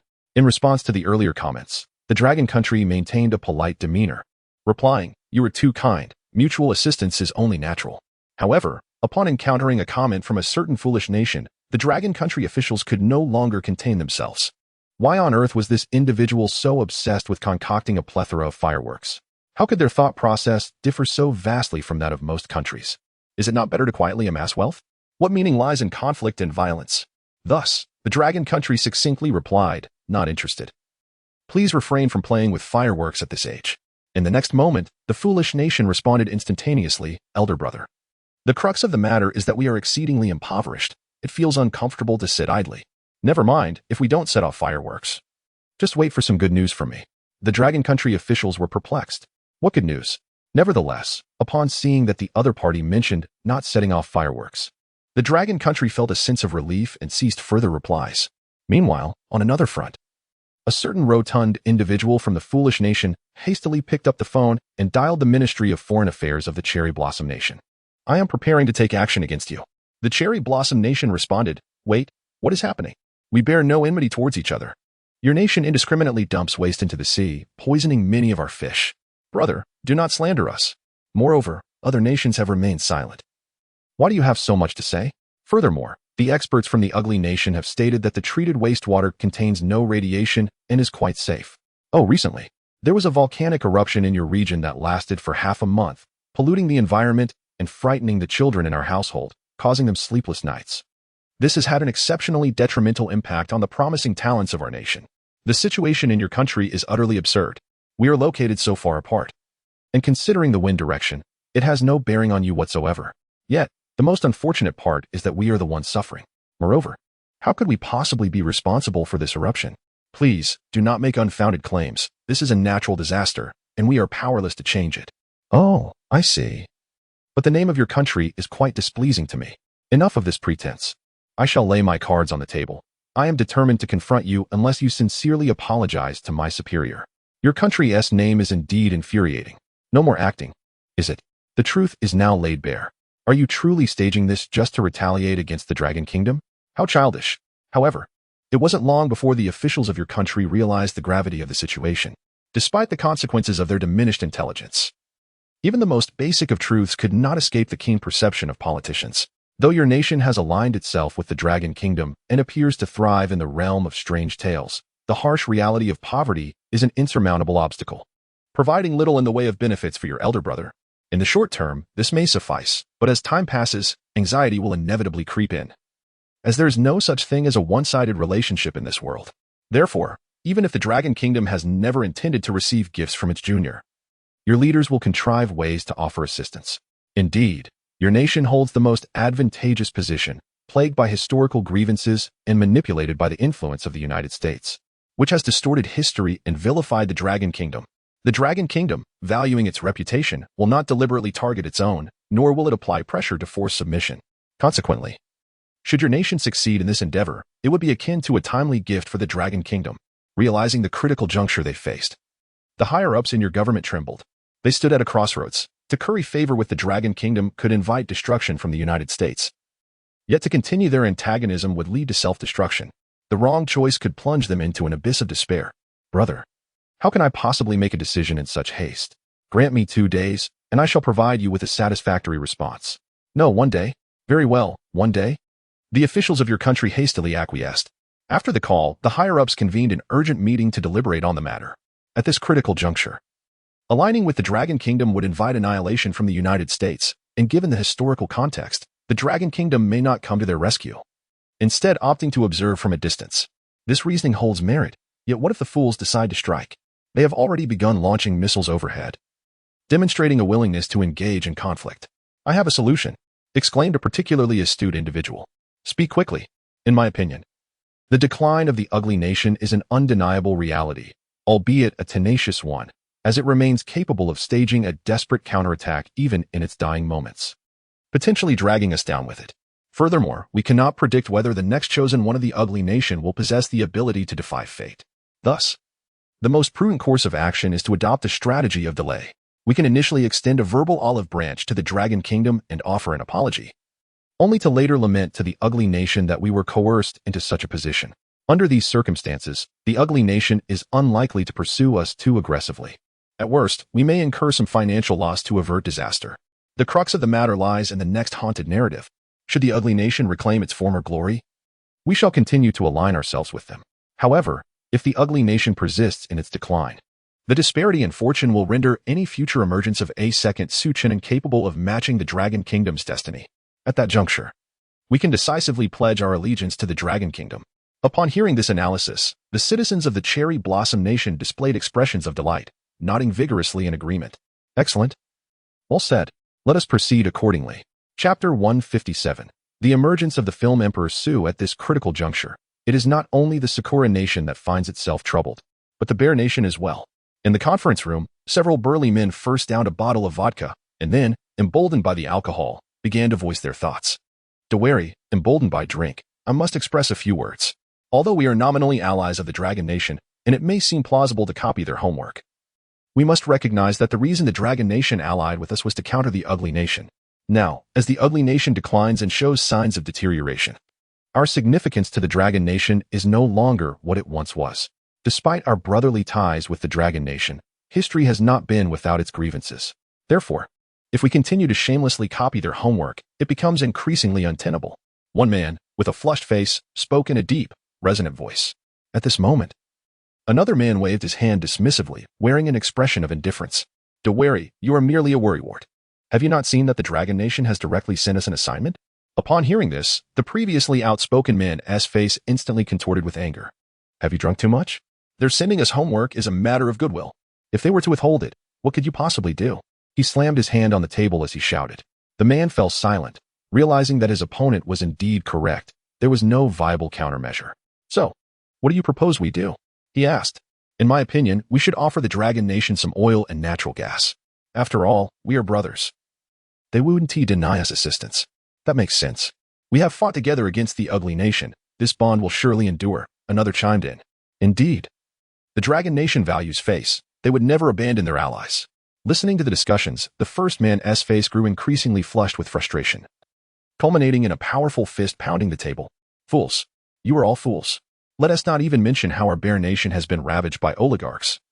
Without the Dragon Nation's assistance, we would hardly withstand several catastrophic incidents of misrule, even assuming the Dragon Nation does not abandon us. And we manage to survive until the end, what will happen then? His bear-like gaze swept across the faces of the assembly. What will occur? World peace? Someone ventured. Nonsense. Those who survive will be the allies and subordinates of the Dragon Nation, and we would be the most conspicuous among them. It is crucial to remember that while those opportunists have had their disagreements with the Dragon Nation, they have made reparations long ago. And what about us? We have seized land from the Dragon Nation, although the disputes over such territories are convoluted. You must understand that the people of the Dragon Nation have agriculture ingrained in their very DNA. Have you not seen them cultivating crops even in space? For such people, taking their land is akin to splitting a melon while they are enjoying it. So, are you all clear-headed now? As his words echoed through the room, a chill swept over everyone, even sobering them from their inebriation. After a moment of contemplation, they quickly grasped that in the end, the adversaries of the Dragon Kingdom had been dealt with by the world of rules. Among the fortunate survivors remained an unwelcome presence, a source of discontent. When the time comes, I shall be the fish while others wield the knife. What can I do? Do you possess any solutions? Someone inquired. A solution? Quite simple, though undoubtedly unacceptable to you all. What is it? Return the Far East to them. What? This is treason. An uproar ensued among the crowd. You see, I anticipated this reaction. Since you disagree, you'll need to find your own way. With that, the individual rose and departed the conference room, leaving behind a group of disheartened senior officials from the Bear Nation. Meanwhile, in the realm of strange tales, Chen was engaged in conversation with the hexagram, hoping to extract the last vestiges of value from him. Do you recognize this person? Chen inquired, pointing to a photograph of Zhang Yang. Not familiar. I've never seen him, the hexagram replied through sign language. This individual is a relative of someone from your group, and you claim to have never encountered him? Indeed. I have not, and as you know, some memories are preserved by another version of myself, which I am not permitted to access. Following their earlier discussion, the hexagram realized Chen had acquired a wealth of information. Thus, he decided to drop his facade. As long as it was not something strictly prohibited by the director, he was willing to divulge more if Chen asked. Very well. Chen reluctantly put away the photograph and bent down to rebind the hexagram. Seeing this, the hexagram hastily gestured for him to stop. Wait, I still have something to say. What is it? I wish to converse with you. Now that you are aware of the truth, would you be interested in joining us? With my endorsement, it is highly probable that the director would accept you and grant you sentience. Chen, join you in madness? I have no interest. Chen decisively rejected the proposal. Joining us is your only path to survival. Otherwise, death or eternal confinement awaits you. How can you be so confident? That is of no concern to you. What you must understand is that your time to consider is running out. Why? Chen raised an eyebrow. At midnight, all medical staff will convene on the 18th floor, and if I am not present, the director will be alerted. And then, someone will come to seek me. At which point your identity will be exposed. Oh, I could simply hide you elsewhere, couldn't I? Chen smiled slyly. We are the director's employees. He can sense our locations. Upon hearing this, Chen's smile faltered abruptly. A new clue. The director possesses such abilities. Then I could just eliminate you, couldn't I? Chen's eyes narrowed, glinting with menace. If I were to die, the director would immediately sense it, causing you to be exposed right now. The hexagram remained unperturbed. Chen stared intently at the other's face for a long while, noting that he did not appear to be lying. His expression darkened, revealing a flicker of panic in his eyes. With a fierce facade, he declared, Are you threatening me? Indeed, I am threatening you, a blatant threat. After midnight tonight, escape will be impossible for you. I am unafraid to tell you that ascending beyond the 9th floor is tantamount to courting death, and below the 9th. With our relentless sweep, evasion is nothing but a daydream. An unusual ferocity appeared on Lu Moxing's typically placid face. However, Chen was not one to be easily intimidated. The more others threatened him, the more he rebelled. In a swift motion, he roughly bound Lu Moxing again, wrapping him tightly as if he were a rice dumpling, even encircling his head several times. Your face irritates me, Chen shouted angrily before turning to leave. As he stepped out of the room, a smile once again graced his lips. Damn, my acting skills still need improvement, but at least I didn't slip up. Yet, to be honest, I am truly unafraid. Feigning fear is quite the challenge. Chapter 158, Initiating the Plan. Reflecting upon the matter, The ominous words uttered by the six-pointed star had long been deduced by Chen. How could he possibly harbor any fear? His actions were driven by a singular purpose, to seize this opportunity to feign indignation, thereby obscuring his true intentions and shrouding his adversary's vision. This would facilitate the subsequent stages of his elaborate scheme. Having concluded these preparations, Chen donned his mask and opened the door, setting forth towards the delivery room 613, the site of his next maneuver. Upon reaching the 6th floor, he cautiously surveyed the surroundings, noting the corridor was devoid of any presence. Seizing the moment, he nimbly darted to the door of 613. He grasped the doorknob, lifted it, and forcefully pushed the door open. The portal swung silently ajar. With great care, he closed the door behind him and approached the spot where he had previously stationed the mobile phone stand. He retrieved the phone that was broadcasting the computer screen and terminated the video call. From his pocket, he then extracted the delivery worker's phone, deftly tapping the screen to summon the QR code. With a satisfying beep, he successfully added the six-pointed star as a contact. Following this, Chen activated a video call on both devices, positioning the delivery worker's phone on the stand to continue the broadcast. After completing these tasks, he did not hasten to leave. Instead, he circled around to the back of the computer desk, removed his backpack, and began arranging his props. Shortly thereafter, having finalized all preparations, Chen, ensuring the corridor remained empty, stepped outside with a sense of accomplishment. He deftly retrieved a small prop from the keyhole, securing the door behind him. Unburdened by the weight of his backpack, Chen strode lightly, poised to return to room 701 and await the arrival of midnight. However, after taking a few steps, a thought struck him. Since he was already on the 6th floor, why not complete all his arrangements in one go? This would prevent any rushed errors due to time constraints later on. Resolving this, Chen pivoted and made his way to the elevator. Upon arriving at the elevator, he first lifted the ample fabric of his uniform, folding it several layers thick and placing it over the electronic display panel. With a clenched fist, he unleashed a swift, powerful blow upon the fabric. The muffled thud echoed softly. Fortunately, the garment served as a buffer, significantly dampening the sound.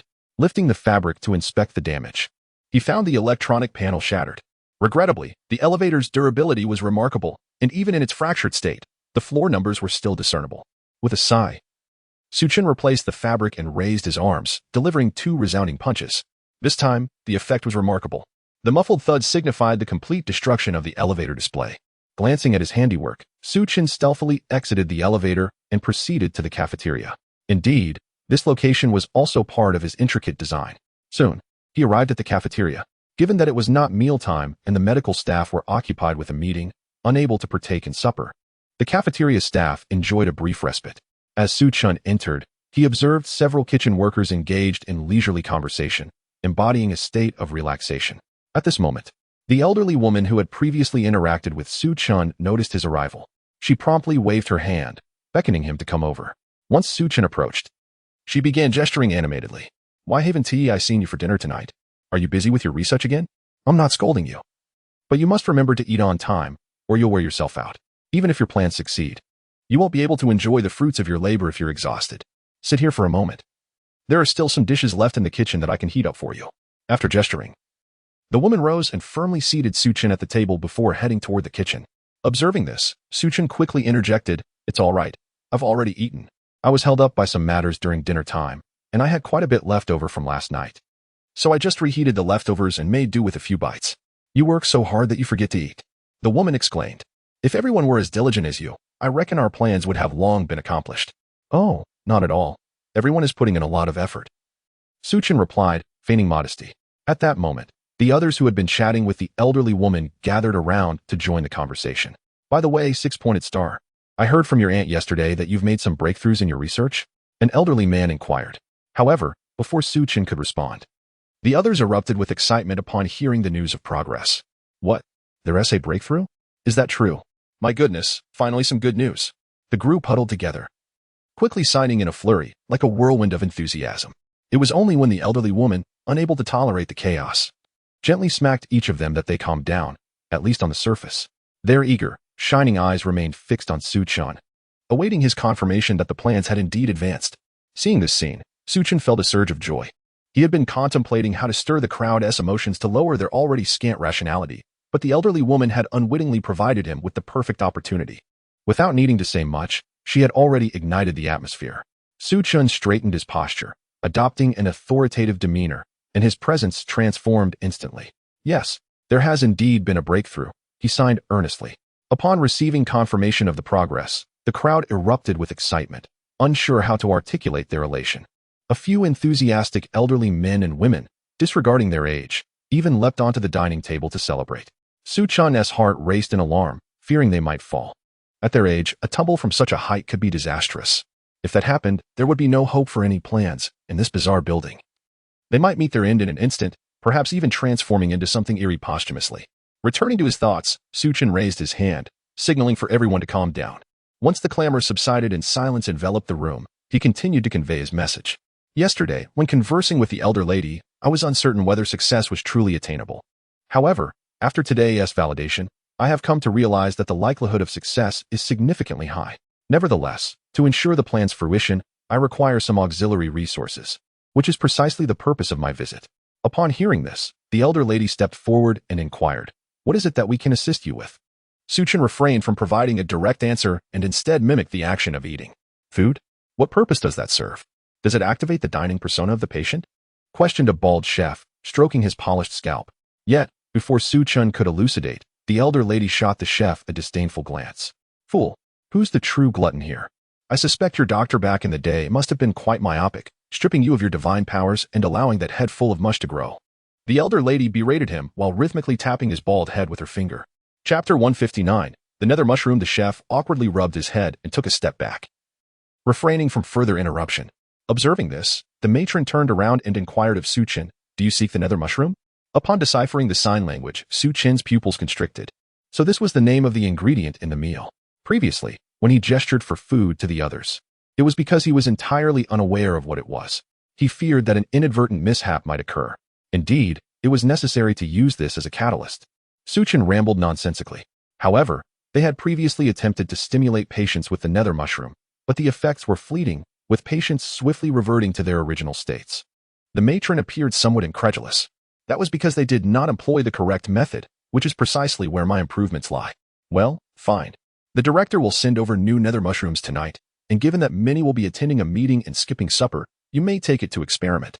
After gesturing, the matron proceeded into the kitchen. Meanwhile, Su Chen engaged in idle chatter with others, yet his mind incessantly pondered the implications of the matron's earlier sign language. The nether mushroom was provided by the director. Moreover, it seemed to be a recurring gift following each meeting. From where had they procured this item? Was it cultivated within the building? Clearly not, for how could it be said to have been sent by the director? Thus, the clues pointed to one likely location, the 18th floor, the black portal, within. This ominous portal had manifested in the peculiar paintings, Yang Feng's tales, and even in his own hallucinations. Particularly, according to Yang Feng's narrative, this very portal was the initial point of the building's uncanny occurrences. Consequently, if one were to inquire about the origin of the nether mushroom, it was only natural to surmise that its source was most likely from within this enigmatic door. As this theory solidified in his mind, Su Chen felt a sudden tightening within. What lay beyond that door? Valacine had acquired divine legends from within. The director had harvested the nether mushroom from there. The 18th floor, the nether realm, the bizarre, the divine. These keywords evoked unsettling associations in Su Chen's mind. The 18th layer of hell? The netherworld? The primordial realm of the uncanny? Or perhaps a resting place for the divine? At that moment, the matron returned, carrying a bag, fortuitously interrupting Su Chen's spiraling thoughts. "There remains this much. Do you think it suffices?" She opened the bag towards Su Chen. Steadying himself, he suppressed his prior distractions and gazed into the bag. At first glance, the interior was shrouded in darkness. The fierce lighting revealed distortions and obliteration within the bag, as if it contained not the nether mushroom, but a black hole itself. Su Chen's heart jolted, and he focused intently once more. With the aid of his innate passive abilities, he finally discerned the full form of the nether mushroom. It was entirely black, devoid of any luster. With slender stems and large caps, the majority of the mushroom's head drooped low. If one were to encapsulate its appearance in a single term, the first thought that crossed Su Chen's mind was the specter of a hanging ghost. Setting aside its appearance, within those fleeting seconds, Su Chen discerned a unique characteristic of the ghostly mushrooms. These peculiar entities occasionally emitted an eerie luminescence, reminiscent of the so-called iridescent black. It was precisely through this momentary flicker that Su Chen was able to fully grasp the visage of this peculiar phenomenon. That sufficed. It was enough. Stealing a few quick glances, he feared arousing suspicion and dared not observe any longer, hastily replying instead. Since he was masquerading as a member of the hexagram, He could not afford to appear naive. Enough was indeed sufficient. By the way, do you need the old woman to grind it into powder? Will you require it whole or in a powdered form? Upon reading this, Chen's eyes sparkled with realization. One must commend this old woman. She was indeed a divine ally. Without him having to prompt her, she had seamlessly arranged everything. A wicked thought crossed Chen's mind. No matter how many precautions one takes, a domestic traitor is the hardest to guard against. If, upon concluding this matter, the specter were to realize that a significant part of its smooth escape was due to the enthusiastic old woman, one could only wonder if that enchanting specter would be infuriated enough to perish on the spot. He required it in powdered form, and the finer, the better. Chen quickly responded. All right, you chat with the elders a bit longer, it will soon be ready. After gesturing, the old woman took the bag and returned. Before long, mechanical sounds echoed from the kitchen.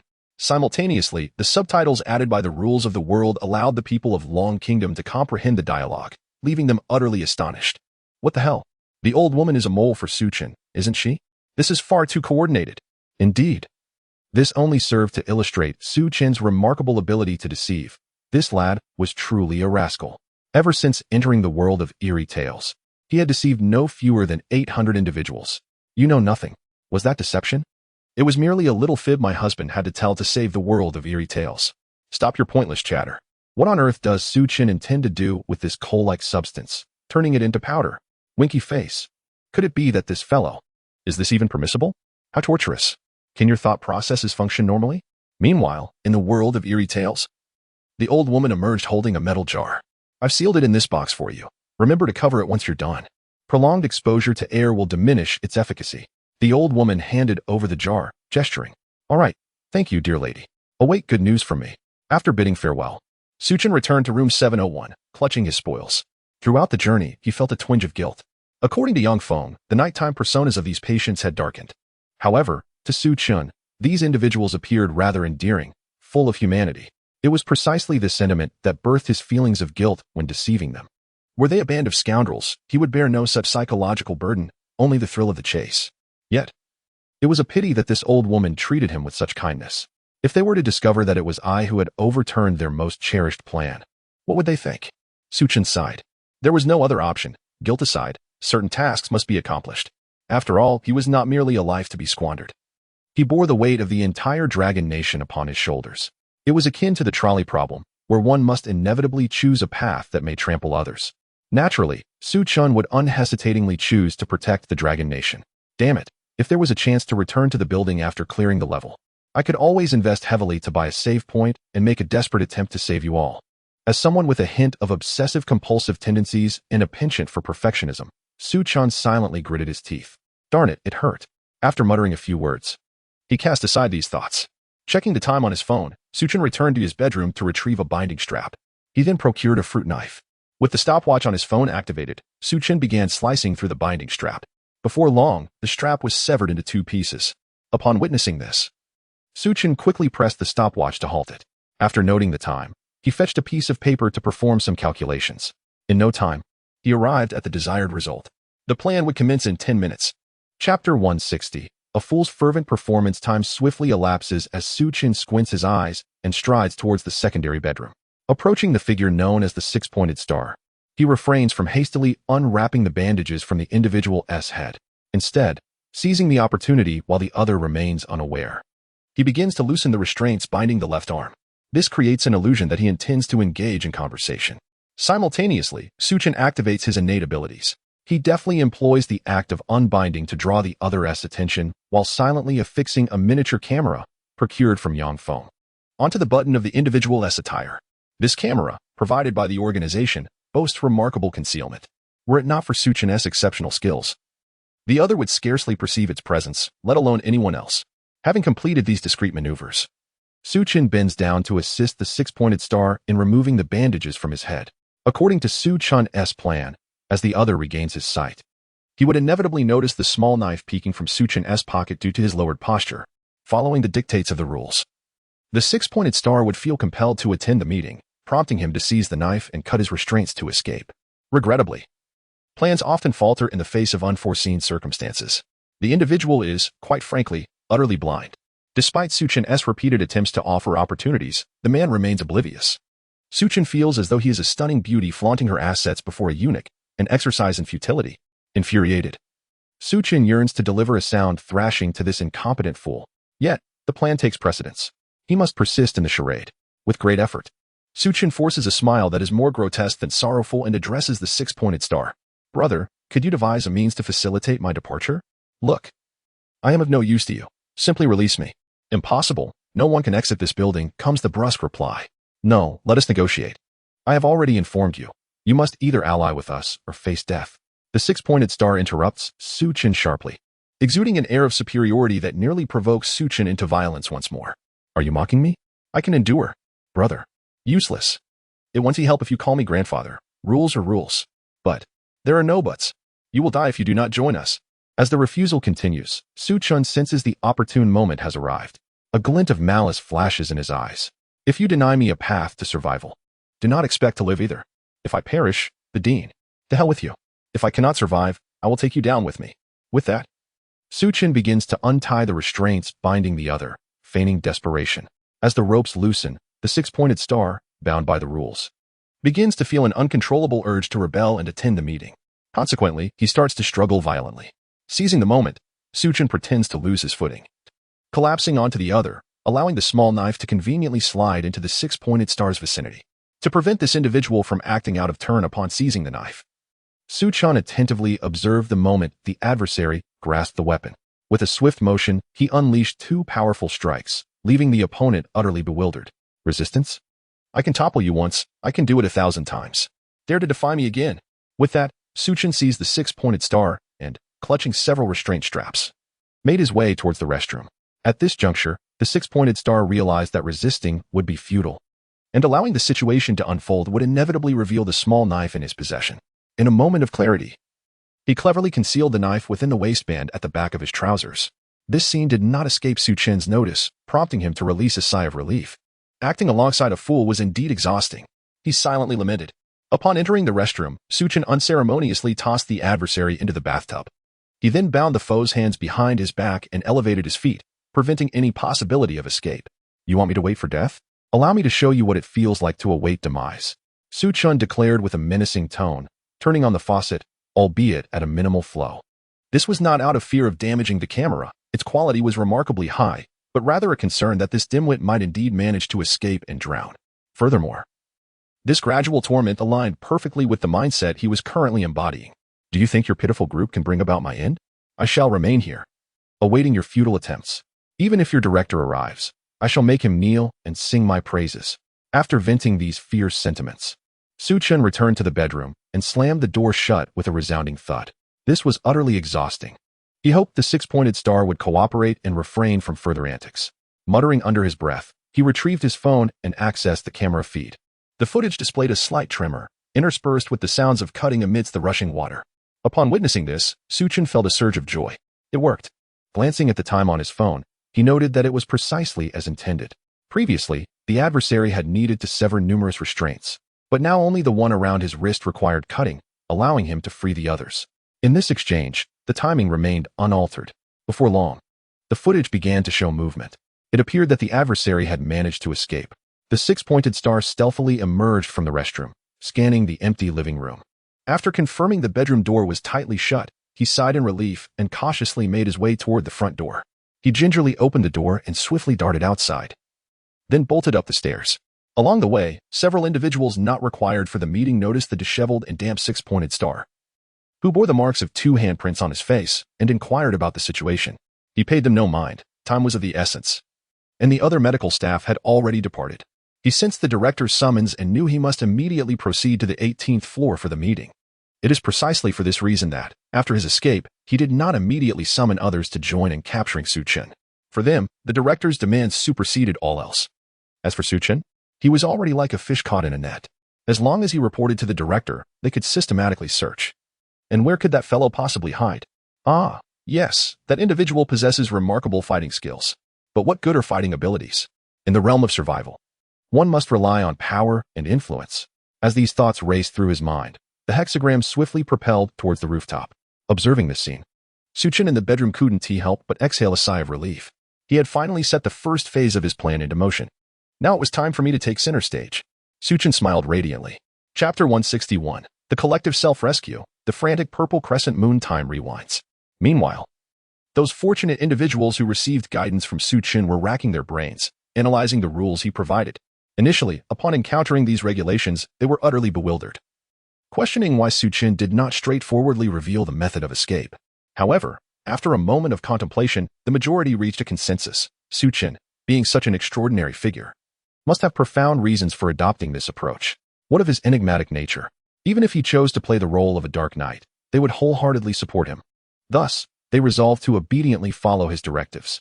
With this thought in mind, the fortunate ones commenced their examination of the rules. The first rule eluded their understanding, yet it curiously included a specific time, which was perplexing, given their current predicament involving the looming threat of the soul-recalling night.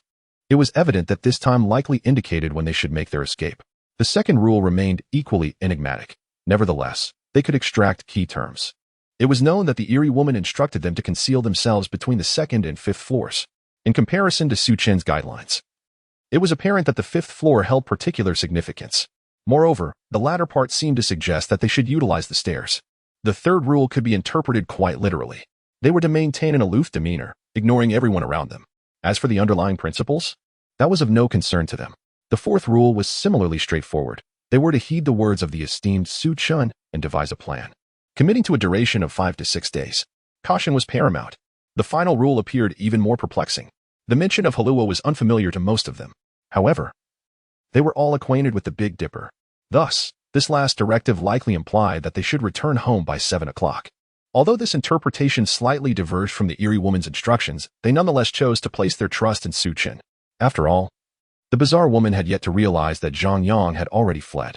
If she could not even keep track of her own husband, she couldn't be particularly astute. Chen, on the other hand, was a bastion of reliability.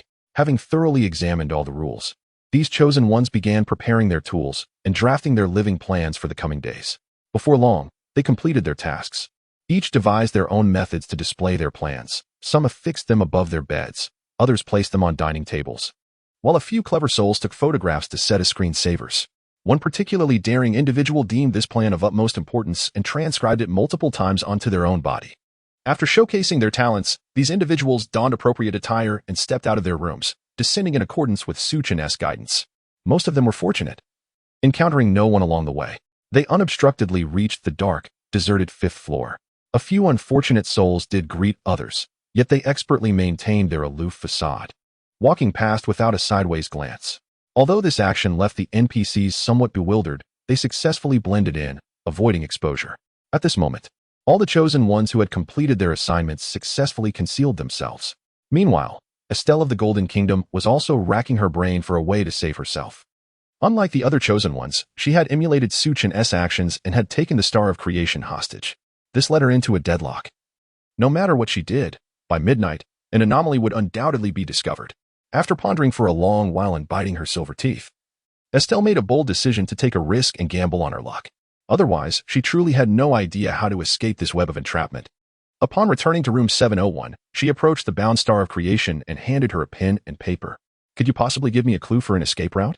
Estelle forced a charming smile. The Star of Creation responded with a plethora of dialogue, which bore a striking resemblance to what he had said to Chen. However, Estelle's demeanor was the exact opposite. After enduring repeated threats, Chen had feigned ferocity to scare the other party into fleeing, thereby advancing his own plan. In contrast, Estelle, appearing harmless, picked up a fruit knife and inflicted several cuts on the Star of Creation's left leg and arms, as blood began to seep out, staining his clothes. Estelle snatched the pen and paper from his hands and discarded them. Next, she retrieved a medical kit from the bedroom and carefully began to bandage his wounds. As for her reasoning behind injuring him before tending to his wounds, it was all part of her scheme. After completing this task, she produced a set of the Star of Creation's uniform and a mask, tossing them onto the living room sofa. "This ragged attire is of no use to me now," she remarked, deliberately addressing the Star of Creation, who was on the verge of losing consciousness from the pain. She then confined him to the bedroom and changed into another set of the Star of Creation's uniform, which had been provided by a mysterious woman. Subsequently, she retrieved the electric wire with which she had incapacitated the Star of Creation the previous day. Seeing that everything was in order, she opened the door, severed the power supply, and returned to the room, reconfiguring the electric wire as before, wrapping it around the doorknob. Ultimately, Estelle exited room 701. casually shutting the door behind her. As she passed the staircase, she restored the power. Now, all that remained was to await the impending crisis. Time ticked away, and finally, midnight arrived. In that instant, the screens of all surviving chosen ones plunged into sudden darkness, as if this terrifying night had deepened in gloom. Chen, endowed with a passive talent, was acutely sensitive to such environmental changes. He sensed that the night was not merely darker, even the distant lights in the staircase appeared hazy, as if obscured by a veil of shadows. The darkness surrounding him was so profound that he could not see his own hand in front of his face. The occasional chilling breeze that swept through his bone chilling, carrying a faint metallic tang, as if some unspeakable creature lurked in the shadows, exhaling its breath toward him. Chen leaned toward the window, preparing to open it in hopes of warming himself. Yet, before his fingers could even graze the glass, he was suddenly startled. A glimmer of crimson light danced upon the surface. Simultaneously, the night outside underwent a transformation. The inky darkness began to swirl, as tendrils of sanguine radiance shot skyward. Observing this, Chen hastily flung open the window, leaning out to trace the path of the beams. At the end of the red light, he beheld the pale blue-white moon, dimmed on the horizon. As the crimson glow cascaded into the moon, it resembled a drop of red ink dispersing in clear water, instantly blooming and diffusing, forming a delicate blood-red crescent. Yet, the spectacle did not conclude there. As time ebbed away, the crescent gradually swelled. Much like a celestial wolf devouring the moon, it steadily consumed the blue orb until they reached a perfect equilibrium. At this juncture, the frenzied crimson light, voraciously engulfing the blue moon, suddenly paused. Then, the hues of blue and red began to gently swirl around the center. The once sharply defined boundary began to twist and contort, gradually morphing into an S-shaped curve, reminiscent of the yin-yang meridian in a Taiji diagram. As the rotation accelerated, the distinction between the red and blue hues became increasingly indistinguishable. Ultimately, a madly swirling purplish-red moon ascended high into the heavens. Chapter 162. The sinister arrival. As the moonlight danced, the violet orb flickered intermittently, reminiscent of a winking eye. Gazing at this eerie moon, Chen speculated that it signified the moment when the power of the woman in the crimson dress reached its zenith, placing her on par with the divine. At that instant, the purplish-red moon blinked once more. A chill ran down Chen's spine, and he felt a sudden surge of anxiety wash over him. It had looked directly at him. This sensation was akin to the moment in the guest room when the woman in the painting had unexpectedly gazed at him. Yet this time, the experience felt far more tangible, devoid of the dreamlike quality of before. In a panic, Chen instinctively stepped back, attempting to evade her gaze. To his astonishment, he discovered that his limbs had lost their autonomy, as if her glance had petrified him. Alarm surged within him, and he clenched his jaw, desperately attempting to summon his formidable mental prowess to reclaim control of his body. However, his usually effective mental energy proved surprisingly futile, and despite his fervent struggles, he remained immobile. A jolt of realization struck Chen. He had underestimated the peculiar power at play, having been too complacent. Yet now was not the time for introspection. Survival was paramount. He refocused his attention, centering his thoughts, and channeled all his mental energy into moving his eyelids. 1 second, 2 seconds. After a minute, an unusual warmth surged from his wrist, climbing steadily, weaving into his mind and merging with his mental energy. In that moment, Chen felt his mental strength swell dramatically, radiating like the blazing sun. Empowered by this mysterious force, his eyelids suddenly slammed shut. With the severance of his vision, he realized that his limbs were gradually regaining sensation. Recognizing this, Chen dared not linger. He quickly retreated from the window, turning away from the terrifying sight outside. After a brief respite, as he caught his breath, he gradually calmed his racing heart. He had been reckless. A more cautious approach was imperative, he reflected. Moreover, was it you who aided me just now? Chen raised his arm, softly addressing the silken hair bracelet adorning his wrist. The bracelet remained silent, offering no response. Lowering his arm, he lifted his gaze towards the ceiling, his profound eyes seemingly piercing through layers of flooring, seeking the enigmatic woman. Very well, I concede this round to you. But later, I shall demonstrate that mortals can indeed triumph over the divine. A smile graced Chen's lips as he stepped deeper into the enveloping darkness, his captivating eyes shimmering like the stars. Meanwhile, as all official notifications from various nations had been exhausted, the Dragon Kingdom reopened the viewing permissions for the live stream. Consequently, a multitude of international spectators flocked in, with their chosen ones having perished and the penalties enacted. The remaining tales of the bazaar became nothing more than a grand reality show for them. Naturally, they would choose to watch Chen as the star of this unfolding spectacle, setting aside their allegiances. It must be acknowledged that Chen possesses remarkable talent. Watching his live stream is indeed exhilarating. Among the audience, there is a prevailing belief that such a perilous dungeon may only yield to Chen's exceptional prowess. I just witnessed that in your country, Chen seemed to have fallen under the control of that ominous purple moon. Fortunately, he ultimately broke free. However, this illustrates the formidable nature of the bizarre phenomena, which human effort cannot withstand. Indeed, the demise of our nation's chosen ones is not entirely unjust, as this dungeon is exceedingly challenging. Alas, it seems that Chen's prospects are dim. After striving for so long, it would be truly lamentable if he were to fail. Many foreign viewers are analyzing the live stream with various theories. To be fair, they are not mocking. They genuinely hold such beliefs. Without witnessing Chen's series of remarkable maneuvers, they are understandably skeptical of his potential for a comeback. Hey, foreign friends, could you keep your comments to yourselves while watching the live stream? We can't be bothered with your opinions. Brothers, tell them it's laughable that they think Chen will fail. It's hilarious if Chen were to lose. We might as well all venture into the funeral business together. Do you realize the value of Chen's skills? You foreigners truly understand failure. Observing the nuanced commentary from the Dragon Kingdom's viewers, the foreign audience was nearly provoked into exclamations of outrage. Yet, upon reflection, the speed of the Dragon Kingdom's moderators is nothing short of astounding. One can only wonder how many years they have remained single. If they were to block themselves, missing the subsequent live stream would be utterly disheartening. Perhaps it's best to endure for now. At that moment, a message from a viewer broke through. Report. The chosen one from the island of 10,000 is in peril. Quick, come see. A large number of spectators noticed Chen retreating into the shadows, seemingly engrossed in his phone. Unable to glean any insights, they resorted to another device to access the live stream from the island of 10,000. Brothers, I'm here. Is this the country referenced in that song? Let me take your heart and slowly melt it? A certain renowned harbinger of doom chimed in. Ah, you've arrived. With your lyrics, I feel the island of 10,000 is in even greater danger. Don't pin this on me. For those who arrived first. What is the situation now? What situation? This fellow is too afraid to venture outside, opting instead to hide beneath the bed, hoping to evade this calamity. Is this nonsense not apparent? Indeed, the bizarre has returned. Knock, knock, knock. The sound of a door being rapped resounds. Meanwhile, Chen was intently watching the footage relayed by the frontline reporter through his mobile device.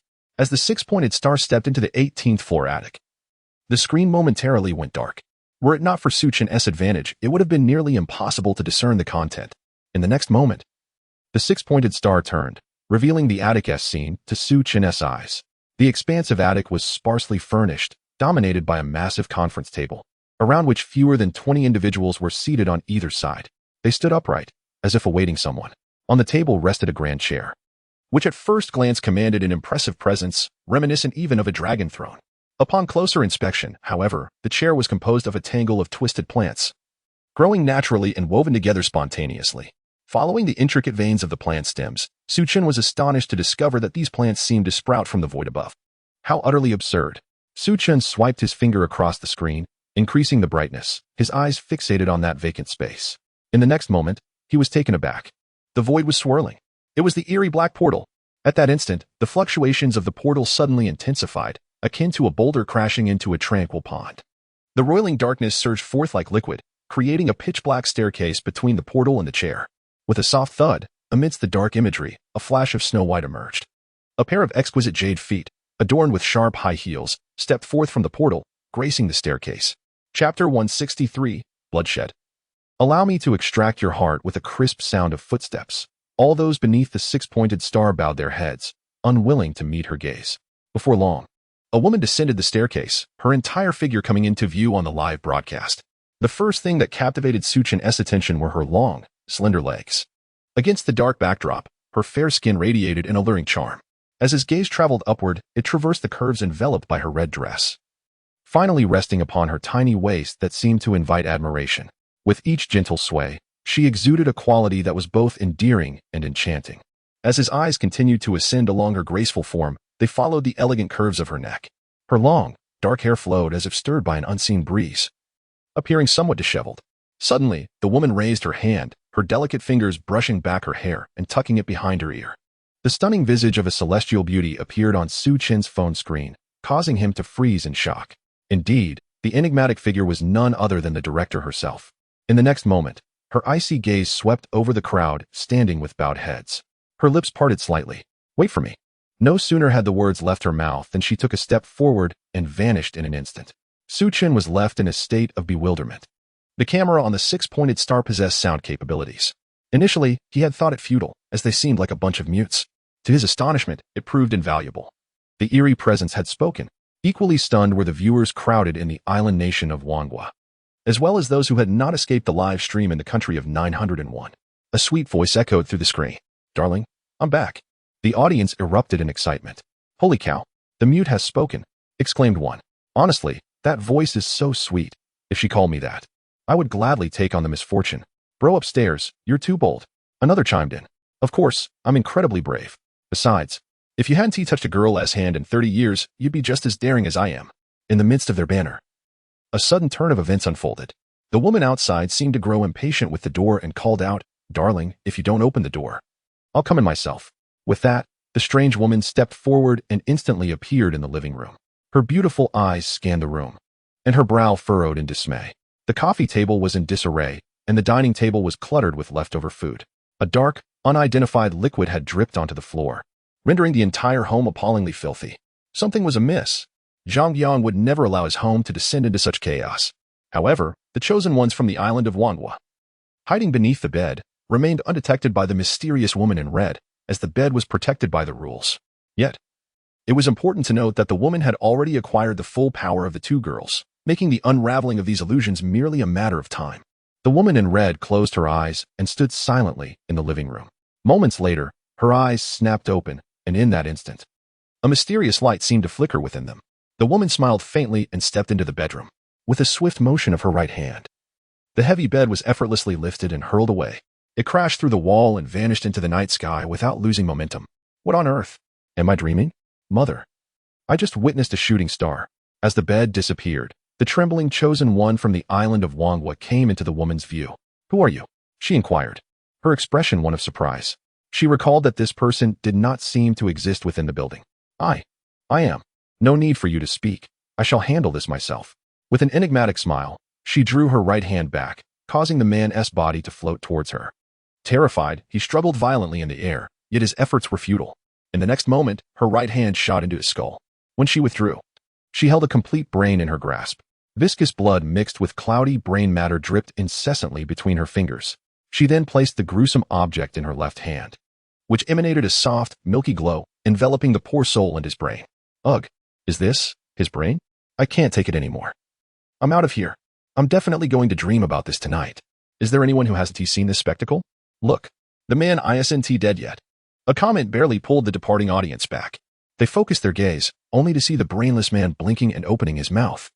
A look of utter confusion on his face, as if he had yet to comprehend what had transpired. Clearly, he was still alive. Perhaps it was that sphere of white light that sustained his life. At that moment, the woman spoke softly. "Blue star? How intriguing." As she spoke, she turned her neck to glance into the void. To the audience, it appeared as if she had looked directly at them. Within seconds, panic ensued anew. "Mother." She looked at me. "Oh no, she knows about Blue Star. Surely she can descend upon us. Help. Don't mess with us."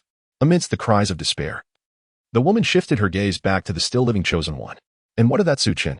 You seem quite taken with him. How fascinating." "Alas, business calls, and I shan't toy with you any longer. But, regrettably, one not of my kind must not survive." With that, her cheerful demeanor transformed into one of sharp intensity. Once more, her right hand reached out and withdrew, this time revealing a still-beating heart. Gradually, she tightened her grip, and in the next moment, the desperately pulsating heart melted into a pool of blood within her palm. The announcement of death followed suit. The chosen one of the 10,000 islands, Borg, has met his demise. Following a comprehensive evaluation, the national fortune of the 10,000 islands has been reduced by 10 points, leaving a total of 65 points. Additionally, the output of all resources within the 10,000 islands has diminished by 10. Chapter 164. Recalling memories is all settled. The hearts of the people of Wanhua finally eased. This punishment was somewhat tolerable. At least, for the moment, it did not threaten their lives. Alas, this instance of the dungeon was exceedingly challenging. But it was what it was, and there was no point in feeling disheartened. Indeed, the punishment was not excessively harsh, a stroke of fortune amid misfortune. With the pressure lifted, a sense of lightness washed over them. I, too, had been on the brink of despair these past few days. And now I could finally afford a moment's respite. The crowd exchanged words of comfort, each offering solace to the other. At that moment, the live stream flickered to life. A woman in a red dress glided gracefully into the secondary bedroom and picked up a painting. She glanced at the image displayed and, With a playful smile gracing her lips and her eyes sparkling, remarked, "Oh, foolish woman, how can you compete with me?" She bore an uncanny resemblance to a cunning little fox. The live stream from Wanwu abruptly went dark, leaving a bewildered audience in its wake. In the next instant, this crowd surged towards other remaining 901 live streams, those that had yet to be silenced. However, nearly all the chosen ones in the remaining 901 were swiftly met with demise upon their entrance, as the death notices were released simultaneously. Chosen one from Turkey has perished. Comprehensive assessment reveals a deduction of 10 points from Turkey's national fortune, leaving a total of 40 points. The average lifespan of the entire population of Turkey has been reduced by 15. Chosen one from Cork has perished. Chosen one from Coconut has perished. Wherever they went, the chosen ones met their end. The audience acted like a human clarion, heralding the mournful dirge for the fallen. However, the fate of the chosen ones was no longer their primary concern. After all, as omniscient spectators, they were well aware that those still sheltered at home were merely old souls weary of life. Their focus shifted to the meaning behind the words of the woman in red. Upon comparing several live streams, they discerned a peculiar pattern. Without fail, upon the demise of a chosen one, the strange woman would proceed to the secondary bedroom to retrieve the painting, subsequently uttering her scornful remarks. What was going on? Who was that foolish woman she referred to? Was it another persona? It seemed highly probable. An unsettling sense of a grand conspiracy loomed. What if this posed a danger? This iteration of the dungeon was riddled with traps, one after another. As for the almost revealing scene with the enigmatic woman, Chen was, of course, oblivious. However, he had anticipated the rivalry between the two women and the extensive preparations laid by the woman in red. When he witnessed the two crafting rules in the night sky, he had made an educated guess. Thus, whether he was aware of this matter or not had little bearing on him. More importantly, at this moment, Chen gleaned further insights from the footage transmitted by the battlefield reporter, the hexagram. Not long after the woman departed, she returned to the conference room, carrying a drawing board. She advanced slowly towards the ominous black portal, and with a flick of her hand, a surging black mist billowed forth from the entrance. At that moment, she tossed the drawing board into the air and pointed at it. The roiling black mist seemed to acquire a purpose, coalescing into a dark line that surged towards the portal depicted in the artwork. As the image connected with the real portal, this bizarre painting began to metamorphose into its original version. Before long, the scene transformed into the one where the woman gazed into a mirror. Suddenly, a sharp crack echoed from Chen's phone, reminiscent of something shattering. In the next instant, he realized what had broken. It was the painting. More precisely, the glass covering the artwork. Countless distorted cracks sketched the figure of the woman in the red dress into an unsettling form. Then, with a whoosh, shards of glass scattered in all directions. The entire scene altered dramatically. The glass, akin to a barrier, fragmented. And the woman in the red dress within the mirror suddenly came to life. A sinister smile curled upon her lips. She then gracefully approached the woman in the blue dress within the painting, leaning slightly forward to bestow a kiss upon her cheek. What should have been a tender moment of sisterly affection was utterly marred by the mocking smile that adorned the woman's face, a blatant derision. In the next moment, the woman in the red dress stepped out of the painting. As her figure departed from the drawing board, she gradually transformed into a milky white radiance, appearing remarkably pure against the dark backdrop. Observing this, the eerie woman reached out, grasping the luminous essence and melding it into her forehead. After a considerable pause, the enigmatic woman opened her eyes. The depths of her gaze no longer held any confusion. Instead, they radiated a profound confidence, reminiscent of Chen's earlier demeanor. The woman seated herself upon her designated throne, crossing her left leg over the right, reclining casually against the chair's back. The swirling black portal hovered just behind her head, resembling a divine halo emanating from a deity. Her piercing gaze swept across the employees standing in 2 rows, exuding an air of dominance. Commence the meeting. Her cold voice resonated throughout the conference room. Witnessing this, Chen furrowed his brow. What, precisely, was the white light the woman had extracted from the painting? What hidden machinations lay behind it? Chen found himself deep in thought. After a considerable time, he forced himself to break his train of thought. These matters were inconsequential. They bore no relevance to his goal of escape, and it was unnecessary to squander mental energy on them. Embracing his carefree disposition, he cast aside these uncertainties and continued to observe the live broadcast of the battlefield reporter. He saw the employees, upon receiving the director's command, take their seats. The employees at the forefront were now gesturing with their hands, reporting the latest progress to the woman. This past Monday, the patients on the first floor exhibited remarkable progress, with the resonance phenomenon between the masks and the patients being activated an average of 10 times. One individual even triggered it 15 times. Under the sagacious guidance of the director, I firmly believe that it will not be long before the patients on the first floor successfully awaken their spirits. That's splendid. Given such significant advancements, how much longer do you think it will take for the plan to succeed? The woman inquired with a beaming smile directed at the man. Perhaps 6 months, at most no longer than a year. Success is assured. Is this what you refer to as not long? Is this what you deem as significant progress? The woman's smile widened radiantly. This. I. The man's south hands froze in place, struggling to articulate a response. May I then conclude that you are trying to deceive me? The woman continued to smile as she posed her question. The man's body quivered. Suddenly, he rose and, with a resounding thud, knelt on the ground. I would never dare to deceive the director. After this declaration, he began to bow repeatedly, seeking forgiveness. The woman, however, paid him no heed, turning her attention to the others. As her sharp gaze swept across the room, everyone instinctively stood up with a sudden rush. Chapter 165. The cat and the mouse. Have you forgotten who rescued you? Have you also forgotten that the success of the plan does not solely benefit me? Have you even forgotten how you were once oppressed by that bastard in your mind? The woman's voice turned cold, exuding an eerie chill. We dare not forget. The crowd's gestures were synchronized, a sign of their fear. Dare not forget?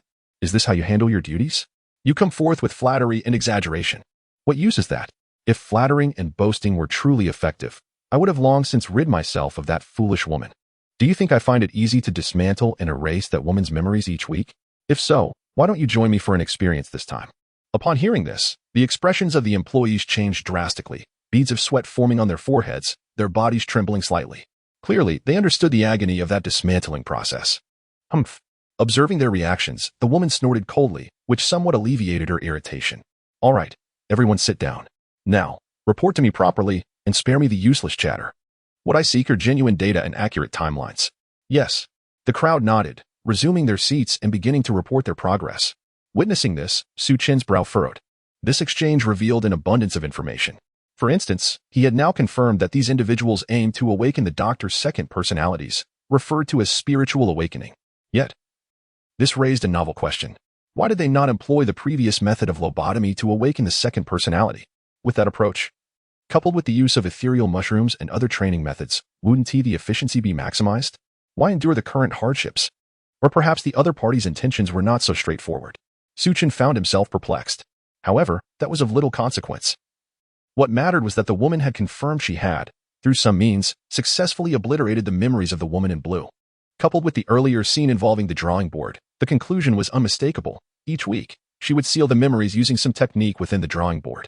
Subsequently, she would utilize the dismantling method to destroy the memories of both individuals.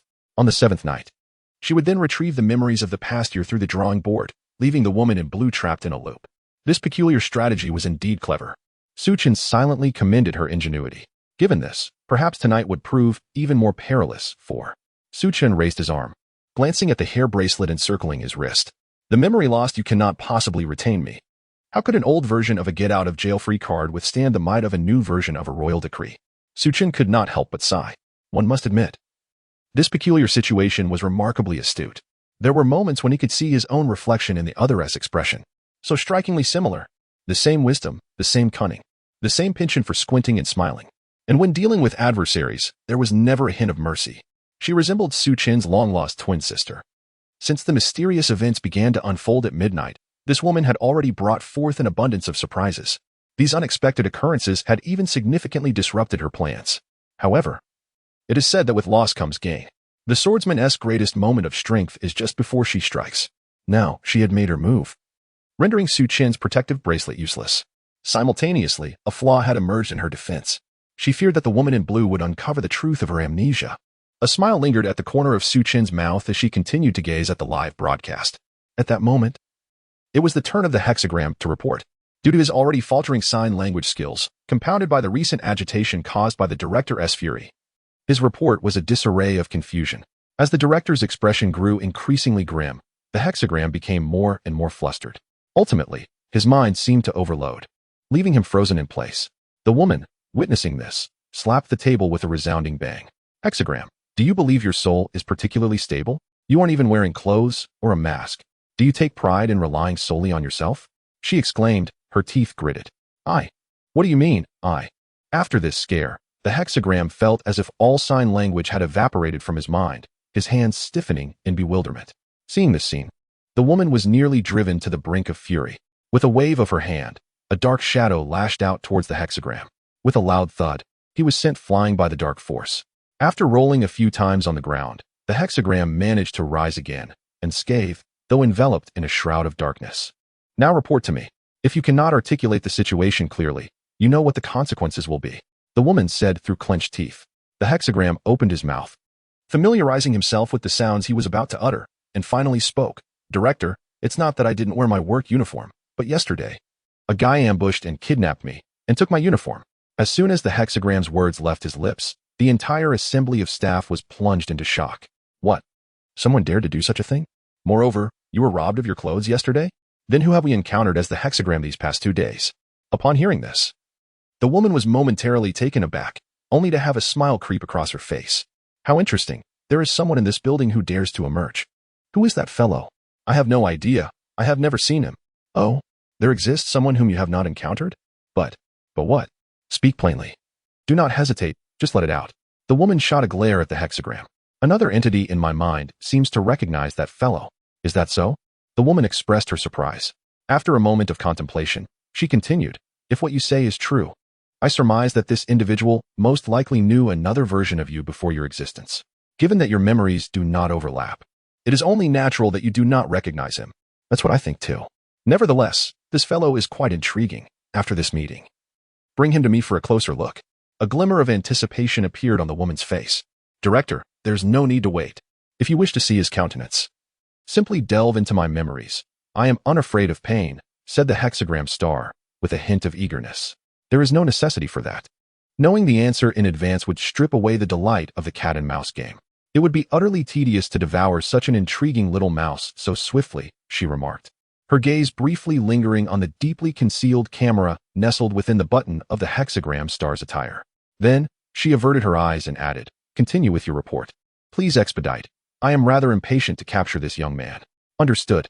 At her urging, the pace of everyone's reports significantly accelerated.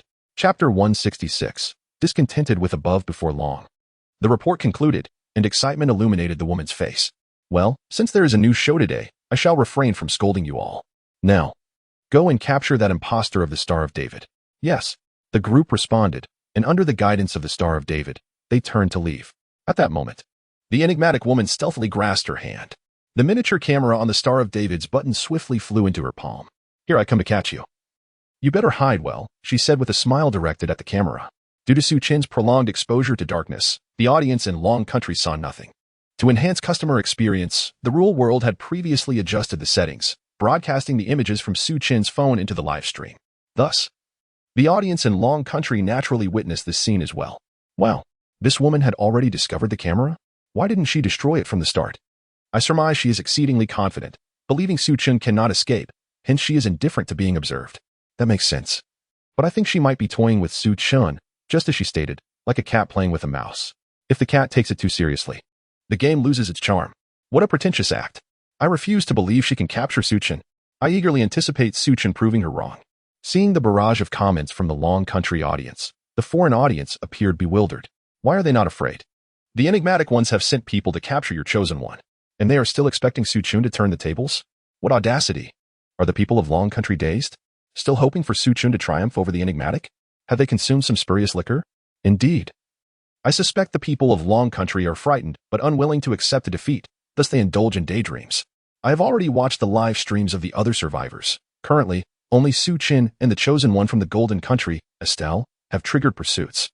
The other contestants from various nations are safely hiding indoors. Thus, it appears that Su Chen's exploration of 701 was a grave misstep, even endangering Estelle and the other chosen ones from the Golden Country. Otherwise, with that girl's intellect, clearing the challenge would have been assured. The Long Country officials ought to apologize to the Golden Country and the other nations. You have led them to ruin. Precisely. Let Long Country apologize to the wrong contestants. Not only should they apologize, but they must also compensate. As the discussion progressed, some individuals, lacking in intellect, began to be swept away by emotion. Seizing the opportunity to mock the audience from Long Country, they expressed their grievances. After all, their underlying motive was clear. Ever since Su Chen's arrival, Long Country had been thriving. The populace had reaped considerable benefits, even elevating their average wealth to new heights. Meanwhile, their own situation was riddled with misfortunes and penalties. with the economy deteriorating further. Witnessing Long Country's prosperity felt more unbearable than death. Now, with a chance to ridicule, they could not contain themselves. Foolish individuals. Do you even comprehend the situation? Can you not keep your mouth shut? Brothers, do not be upset. Ignore them. Have you not noticed that the property management has been idle? We ought to exhibit a degree of magnanimity towards the disabled. Indeed, let them chatter away. It is of no consequence. Chen will take action. A slap in the face may be delayed, but it shall never be absent. I hope they can still manage to chatter later. I have a premonition that the show is about to commence. Peanuts, melon seeds, soda, fried chicken, beer, and barbecue are all prepared. I too shall indulge. For the sake of the performance, I shall not concern myself with dieting tonight. Soon, the Dragon Country live stream will be filled with exuberance, leaving behind a disarrayed group of foreign spectators. On the other side, Chen was initially taken aback upon hearing the bizarre woman pose a question to the camera. However, he quickly regained his composure. After all, if such an extraordinary being could not detect even a single camera, it would be quite unremarkable. Thus, Chen decided to activate the microphone and declared, "I have been waiting for you for quite some time." Upon hearing the voice emanating from the camera, the woman was momentarily stunned before breaking into laughter. "You are not afraid?" "Not at all. I am utterly terrified. Could you possibly let me go?" Chen responded with a deliberately mocking tone. "Of course not. It would be a loss to release such an intriguing individual," she replied with a smile. "What if I were to exchange information about Zhang Yang's whereabouts?" Upon uttering this, the woman's smile faltered. "You actually know Zhang Yang?" "I not only know Zhang Yang, but I also know you are called Wang Xin. Surprised?" "Somewhat, but you are mistaken. I am not Wang Xin. That is the name of that foolish woman." "Oh, then what is your name?" "I have no name, and it is of no importance. What matters is how you came to know these things." A look of curiosity appeared on her face. "Would you like to know? Release me, and I will tell you everything, even where Zhang Yang is." Chen continued to deceive her. "All right, enough of your tricks. That ploy will not work on me. At most, you could deceive that foolish woman. How do you know I am not being truthful? Because, trying to extract information from me, I will not divulge anything." The woman chuckled softly. "Oh, because you know where Zhang Yang has gone." Chen's calm words once again interrupted her smile. "I am genuinely intrigued by you. My curiosity about your true identity is growing." "Curious? Why not come down and meet me in person?" "Oh, I beg your pardon. You cannot come down." "Not to worry. My staff will assist in bringing you up. However, I do not prefer being up there," Chen remarked with a smile. "That is of no concern. I enjoy it." The woman's eyes narrowed, a glint of menace flickering within. This reaction mirrored Chen's own demeanor. "Unfortunately, I refuse to engage in activities I dislike. No one can force me to do so. You may attempt it. You cannot escape this building." "Is it merely with your useless staff?" "Oh, and by the way, that Moonlight is your accomplice as well. But that is insufficient." At this, the woman's eyes widened in shock. Evidently taken by surprise, Chen had unexpectedly uncovered the secret of the Moonlight. Nevertheless, she remained unfazed. "Since you are aware of the Moonlight's enigma, you must comprehend that your options for concealment are rather limited. As long as you remain exposed to the Moonlight, I shall be able to see you. Perhaps you might consider shedding the attire of the hexagram?" "Oh, but such an action would hasten your defeat." "What a predicament that would be." "Fear not, for although the places to hide may be scant, they are sufficient. Now, I shall not waste further words with you. Your sycophants are nearing, and I must go greet them. We shall converse later." With that, without waiting for a response, Chen severed the connection. Rising to her feet, she made her way toward the staircase. Meanwhile, the group of employees, under the leadership of the hexagram, stealthily approached room 701. Chapter 167. Found you? Through the intermediary of the Star of David, these employees speculated that Chen might still be unaware of the star's escape, remaining at home. Coupled with Chen's earlier words, "You worthless lot think you can kill me? I'm right here at home, waiting. Let us see how you plan to do it. And if your dean comes, I'll make him kneel and sing conquer." Such arrogance suggested that even if he discovered the star had fled, he would likely remain at home, anticipating their arrival. Thus, it seemed prudent to first venture to room 701 and try their luck. If they encountered him, it would be fortuitous. If not, they could always commence their search anew. Before long, the group arrived at the 7th floor stairwell. The Star of David nodded to the others and led the way toward room 701. As he approached the door, he chuckled. The door was ajar, indicating that the lad had probably not escaped yet. The star turned to the group, gestured for them to follow, and cautiously entered room 701.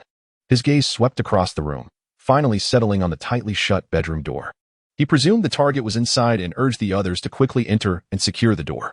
This lad had skills. They must not allow him to flee amidst the commotion. The star signaled to the others, who nodded in agreement, trailing behind him as they quietly locked the door. With each step, they drew closer to the bedroom, and the star's tension heightened, resembling a coiled spring, ready to unleash. In the next moment, he swiftly pressed down on the doorknob and burst into the bedroom. The others swiftly followed, flooding into the room. However, what awaited them was an empty space, accompanied by the chilling breeze wafting through the window. The Star of David was perplexed. Where was he? He crouched to inspect beneath the bed, no one. He opened the wardrobe to find it vacant. Behind the curtains, nothing. Confusion spread across his face, mirrored by the bewilderment of the others as they stared at him. Was this the audacious individual you spoke of? The one who would supposedly force the dean to kneel and sing? How could someone so arrogant vanish faster than a rabbit? Surely, he hadn't confronted the dean in a one-on-one duel. I had a feeling this fellow couldn't be as reckless as the star had described. Well then, let us start the search anew. The leader gestured for the group to prepare to leave. Wait, the star interjected, halting everyone. The group turned to him, puzzled.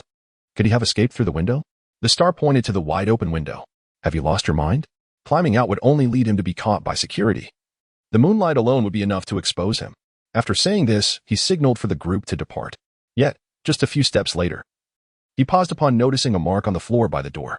Something felt amiss. They seemed to have overlooked a crucial detail. This lad did not appear as reckless as the star had claimed. In fact, it seemed he had been feigning all along. But why would he put on such an act? The leader glanced at the others. Several exchanged glances, and moments later, someone began to grasp the reality. The most perilous places often serve as the safest havens. This individual seeks to lure everyone here at the earliest opportunity, leading us to believe he is absent, thereby concealing his whereabouts. Indeed, there is a more pivotal detail. Observe as the leader gestures towards the footprints at the entrance. Amidst the chaotic prints, only two pairs stand out distinctly, both leading outward. Notably, these footprints are damp. One pair belongs to the Star of David as he made his escape, while the other presumably belongs to that rascal. However, if you look outside, only the Star of David's prints remain visible, and not those of the other individual. Thus, everyone turned their gaze towards the other rooms. In the next moment, all began rummaging through room 701. Shortly after, they returned, their expressions a mix of bewilderment and silence. Their eyes conveyed a message of commendation for the leader's deductive reasoning, yet an unspoken plea to refrain from further speculation. At that moment, someone re-entered, holding a mobile phone. I found this phone wedged in the window frame of the master bedroom. The screen displays something peculiar. As the crowd gathered around, the Star of David's expression shifted dramatically. This is my phone, previously taken by that scoundrel. Taking the phone. Several people leaned in for a closer look. The screen revealed a video chat window, where the other party was filming a computer screen. Upon closer inspection, the screen was filled with delivery order information. It was likely the work of that rascal. Yet, what purpose could he have in probing this information? Uncertain. Wait, did anyone notice something during the screen flicker moments ago? A sudden pallor washed over one person's face. That flicker coincided with the refresh of the delivery list. As the text vanished during the refresh, coupled with the software's pitch-black background, the screen momentarily acted like a mirror, reflecting something, seemingly a person. The group exchanged solemn glances, a realization dawning upon them. They quickly huddled together, intently focusing on the phone screen, simultaneously activating the screen recording feature. Before long, the screen flickered again, refreshing once more. The onlookers hastily accessed the recorded video, manually adjusting it to the relevant segment and enlarging the image. Once clarity was achieved, smiles began to grace their faces. The screen revealed a man sitting on the floor, a knife resting across his knees, with the Star of David's mask lying on the ground beside him. They had found him. Elation surged among the group. Yet, a lingering question arose. How could this individual misplace such a crucial phone? It seemed the Star of David was correct. This man must have escaped through the window. However, the hour was early, and the moonlight was dim, allowing him to scale the 6 floors to the equipment room without detection. Nonetheless, the moonlight's subtle influence likely caused him to drop the phone without realizing it. This also elucidated why he could breach the long-locked equipment room. Speculations were made, and as the group processed the information, they nodded in agreement, acknowledging its plausibility. Even those who felt a twinge of doubt chose to remain silent. After all, the figure of the individual has already been reflected in the video, and the specific reasons have become inconsequential. Our primary objective is to apprehend this scoundrel and fulfill our mission. Let us hasten to room 613 to capture him. Hold on a moment. According to the information from the hexagram, this fellow possesses considerable skills, and now he is armed. If we charge in recklessly, what if he manages to escape? That is a valid point. What should we do then? Should we contact the security personnel?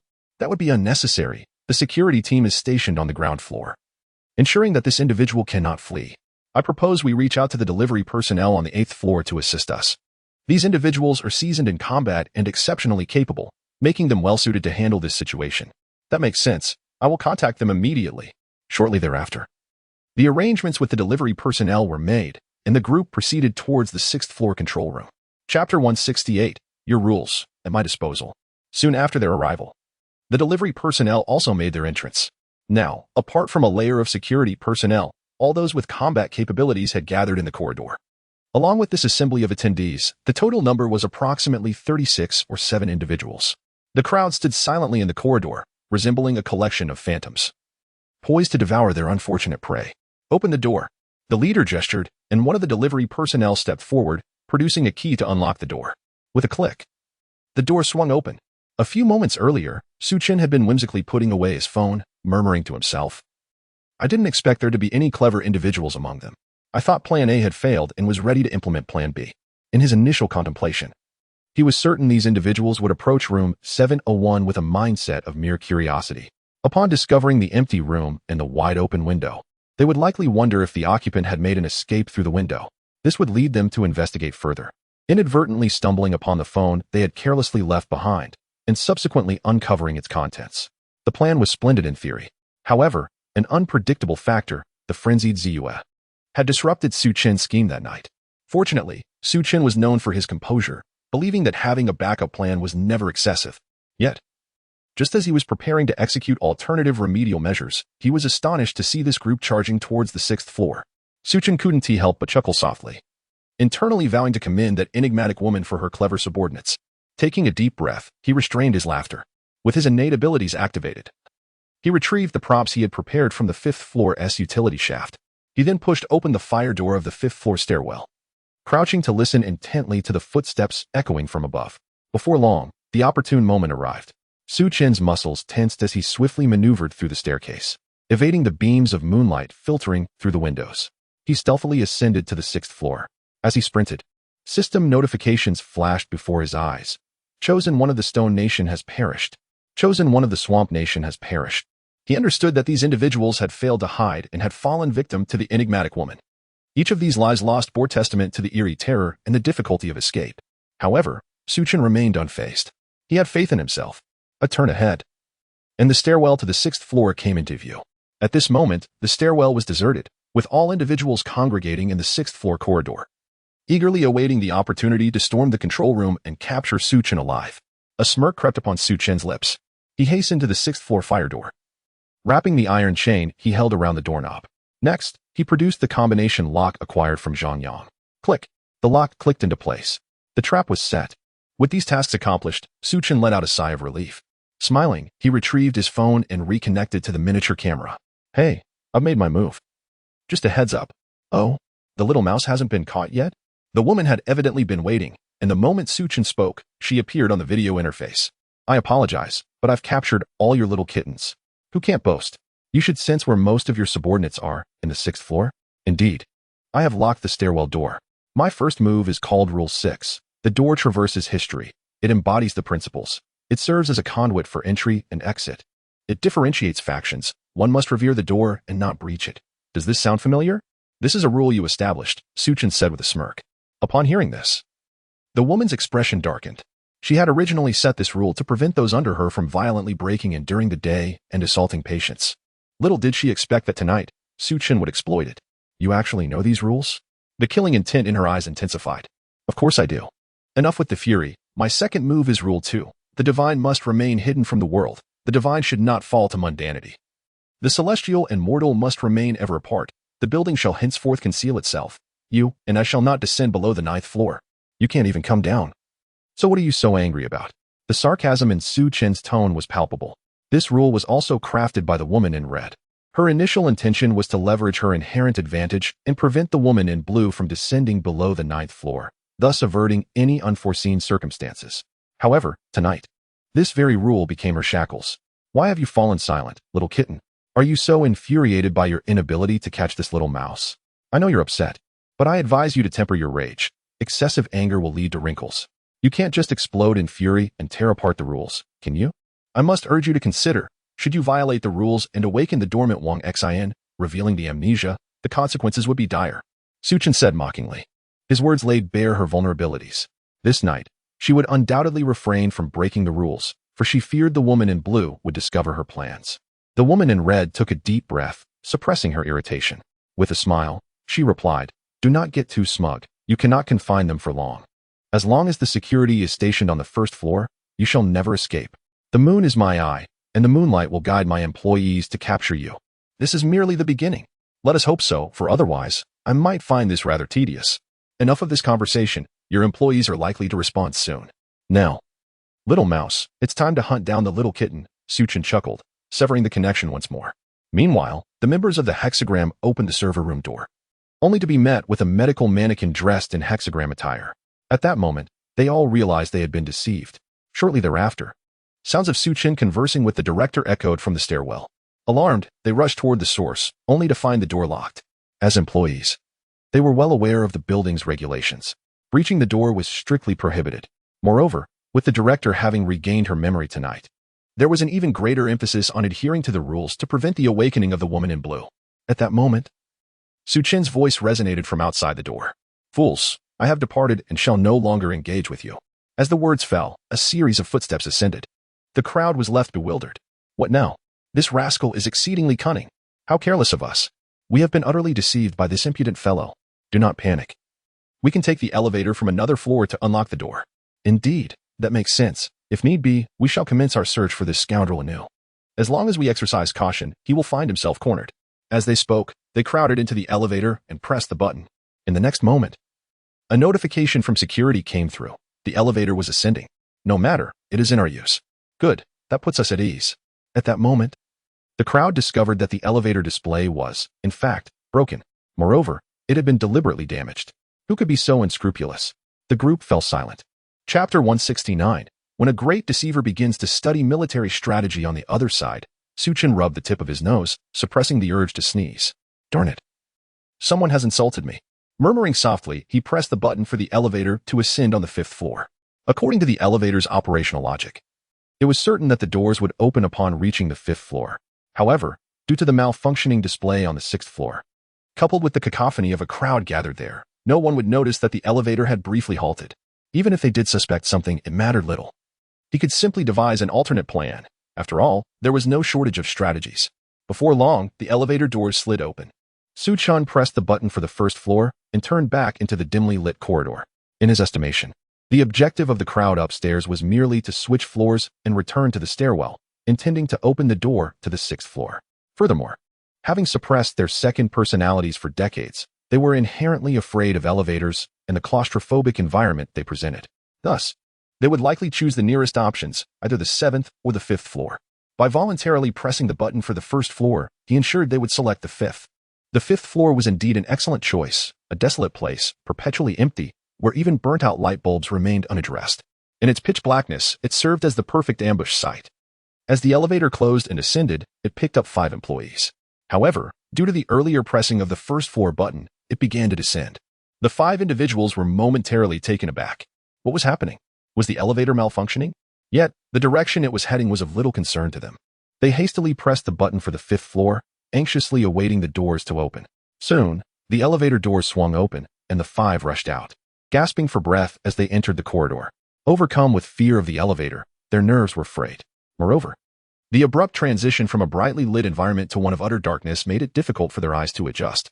Consequently, as they exited the elevator and turned into the corridor, they remained oblivious to the figure lurking in the opposite direction. Silently, Chen trailed behind them. With his right arm raised high, his muscles tensed sharply. With a decisive strike, he struck the last person's neck, rendering them unconscious. Simultaneously, with the advantage of multitasking, his left arm reached out, thrusting a dazzling stun baton directly into the second person's armpit. In an instant, he incapacitated 2 individuals. At this moment, the remaining 3 began to sense something was amiss. However, before they could react, the agile shadow surged forward. Chen crouched low, evading a sweeping blow from the leader. Seizing the opportunity, he rolled onto the ground, tripping one person and jabbing the stun baton into their ankle, bringing the third down. Pushing off the ground with his right hand, he sprang up, absorbing a strike from his opponent. He then locked their arm and delivered a powerful punch to their chin, causing the 4th individual to collapse. Just then, the 5th person retrieved a stun baton from their pocket, the pale electric glow illuminating their panicked face. There was no recourse. It was all too sudden. Their initial fear of the elevator had already destabilized their mindset, and now, under attack, they were further shaken. Witnessing their 4 teammates incapacitated in the blink of an eye, he did remarkably well just by not collapsing in fear on the spot. Chen advanced step by step. After deftly evading the opponent's electric baton, he forcefully crashed into the adversary's embrace, delivering a powerful punch to their abdomen. The individual instantly hunched over, resembling a shrimp. After Chen delivered another electric shock, they promptly lost consciousness. In less than half a minute, the 5 were eliminated. Chen smiled faintly, selecting one individual to strip of their clothing and don it himself. He then retrieved a set of restraints from the maintenance shaft, binding the 5 together like rice dumplings, casually choosing a room to confine them within. Next, Chen searched their belongings for a mobile phone, attempting to awaken the unfortunate soul who had been stripped by splashing water on them. Utilizing facial recognition to unlock the device, he delivered another electric shock, sending the individual sprawling. Armed with the acquired phone, Chen stealthily ascended to the 6th floor, feigning a casual manipulation of the fire door's chain. He then snapped a photo and shared it in the group chat. Outside, a password lock barred immediate access. Moreover, the 5 of us had fortuitously cornered that fellow. Yet he dashed away too swiftly, sprinting upstairs. If you're struggling, take the elevator to the 8th floor and commence your search from there. The 5 of us will guard 1 floor each below. Report any developments immediately in the group chat. With this arrangement, the fellow will find it impossible to escape. Soon. The group chat buzzed with responses. Understood. Thank you for your efforts. Chen chuckled, returning to the elevator area on the 5th floor. Watching the elevator ascend in waves toward the 8th floor, he nearly burst out laughing. How fortuitous. I initially intended to fish for a while longer on this floor. Oh well, it's time to execute the next step. With such ample time at my disposal, it would be remiss not to stir up some trouble. Chen gazed at the ceiling, contemplating silently. In the next moment, he turned and re-entered the shadows. Observing the audience from Dragon Country, they were utterly captivated. I am in awe. This sequence of moves has left me spellbound. The peculiar ones likely did not foresee that Chen would employ a trap within a trap. Moreover, you've overlooked the clever tactics of misdirection and diversion. The sheer terror of a master deceiver delving into military strategy is unfathomable. Brothers, what you perceive is merely the surface. In truth, Chen has thoroughly grasped the opponent's rules. I have a premonition that he is poised to exploit these rules for grand endeavors. The seer upstairs has been silenced. Just as the crowd was extolling Chen, a scout arrived with news. Brothers, the neighboring Golden Country's still is performing splendidly. We should take a look. Excellent. It's the perfect time since Chen is currently engaged elsewhere. A throng of individuals surged into the Golden Country's live stream. Unlike Chen, still was not under the eerie moon's surveillance. Yet, out of an abundance of caution, she had relocated to another room, strategically positioned on the opposite side of the building. Shielded from the moonlight, there she stood in a room on the 5th floor, leaning by the window, her gaze fixed unwaveringly on the light of room 701. She understood that the hexagram would not attend the meeting, and the peculiar would undoubtedly dispatch someone to seek out the hexagram. At that moment, the plan was set into motion. Meanwhile, a dozen employees arrived at room 701, with the leader knocking on the door. A tremendous force swept through, causing him to become rigid, his hair standing on end, trembling uncontrollably. The others, witnessing this spectacle, were taken aback and quickly scattered in all directions. Fortunately, one among them displayed quick wit, hastening to the staircase to cut off the power supply, thus rescuing his comrades. As the circuit breaker was tripped, the lights in room 701 extinguished. Downstairs, Estelle smiled faintly, aware that the others had arrived. She began to silently count down in her mind. Chapter 170. Infiltrating the enemy's ranks, the group of employees disconnected the power supply and knocked on the door for an extended period, only to be met with silence. Ultimately, in their desperation, they sent someone to the security room to retrieve a spare key. Upon opening room 701 and carrying the unconscious comrade inside, they soon encountered the injured 6-pointed star and the discarded work uniform draped over the sofa. Alarmed by the sight, they hurried to fetch water to revive 6-pointed star. What happened? How did you get hurt like this? They inquired. Through gritted teeth, 6-pointed star recounted the events. What? Such a thing occurred? I must immediately report this to the director. While you ascertain the details here, bring that woman to the director. One of them turned and returned to the 18th floor. Do you know where that woman has fled? Uncertain. I saw that your clothes were thrown on the sofa. Did she not disguise herself before fleeing? Indeed. Ha. What a fool. Well, you and line segment should take care of yourselves. We shall soon capture her and avenge you. With that, the group exited, calling to one another as they arranged for keys to be retrieved from each unit before proceeding to the 8th floor. They prepared to search floor by floor to apprehend Estelle. A few minutes later, Estelle ceased her mental counting. She surmised that these individuals would likely sweep down from the 8th floor, room by room, as the 9th floor was off limits and the 1st floor was secured by guards. Such paths were dead ends. Thus, while everyone was occupied on the 8th floor, the 7th should be relatively safe. Cautiously, Estelle made her way towards 701. As anticipated, her journey was remarkably smooth. Before long, she produced a key and re-entered 701. Inside, Estelle brandished an electric baton and, under the astonished gaze of Six-Pointed Star, incapacitated him once more. She then removed the bloody bandages from his body, wrapping them around her left leg and corresponding positions on her arms. Subsequently, she bound both Six-Pointed Star and the unconscious line segment to prevent their escape. With everything in place, she felt a sense of triumph. The resurrection of her plan was realized. The young girl smiled, feigning a limp as she hobbled toward the stairwell. In her strategy, since this group had seen Six-Pointed Star's uniform discarded at home, their instinctive reaction upon seeing her would likely be to assume that he had donned his attire and emerged. Provided no unforeseen complications arose, they would most likely not suspect that she had returned to strike again. However, this was not without its risks. Yet, without taking such risks, she had no alternative. Unlike the subordinates of Su Chen, who had not provoked Six-Pointed Star and would not be specifically hunted, she would undoubtedly be pursued by the employees. Where could she hide? The 6th, 7th, and 8th floors? She lacked the keys to enter, even if she managed to slip in. Being searched room by room would spell her doom. The 2nd, 3rd, 4th, and 5th floors? That was even more absurd. The door bore but a single puzzle lock. Seemingly designed for those who fear death, comes too slowly. As for the 1st floor, one need not ponder. It was teeming with security. Thus, for her, there remained but one perilous path to survival. The most treacherous of places is often the safest haven. Infiltrating the enemy's ranks was her only chance for escape. Before long, Estelle awaited the return of the main forces from the 8th floor in the stairwell. Unskilled in sign language, she sought to conceal her identity by first gesturing a carefully rehearsed message. I am unharmed. I will join you in the search. If we fail to capture this woman, I shall be uneasy. You needn't concern yourselves with me.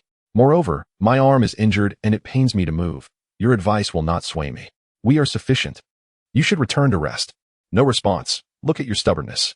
No response. Very well. Keep up. The group proceeded towards room 702. Beneath her mask, Estelle smiled faintly, limping along in their wake. The multitude of viewers tuning into the live broadcast were utterly captivated by the young girl. Goodness, she can actually manage this? I am increasingly convinced that Estelle is a genius. She is undoubtedly the most remarkable chosen one in this instance, second only to Su Chen. Indeed, having navigated through this ordeal without relying heavily on others, and now harboring hopes for success, Estelle proved to be formidable. One amidst the chorus of praise, there inevitably arose discordant voices. After all, in a vast forest, one encounters all manner of birds. No, in a large expanse, one finds all types of creatures. And so, a certain viewer adorned with an unflattering national emblem began to instigate. To achieve this as a seemingly frail woman, our Estelle has evidently surpassed Su Chen's performance. I believe it is not an exaggeration to deem her the best in this instance. Do not be incredulous. How did Su Chen achieve his feats? Through brute force and ambush. This exemplifies brawn over brains. Yet Estelle, with her inherently delicate physique, navigates the environment with remarkable finesse. That is true intellectual prowess. Pardon me. Good sir, are you not aware that the live stream displays nationalities? Why pretend to be a noble citizen of the Golden Nation while you hail from a less esteemed land? Furthermore, did not your nation previously label Su Chen as effeminate? How now do you change your tune? Such hypocrisy is repugnant. Amidst this uproar, accusations flew like arrows. Just then, an announcement appeared in the live stream. Audiences from the ugly country, including J, KRK, YT, and 130 others, have been permanently muted. We remind all viewers to maintain civility while watching our Golden Nation's broadcast. Do not belittle contestants from other countries. Any violations will result in permanent muting. No one anticipated the Golden Nation's official intervention, nor their invocation of past grievances.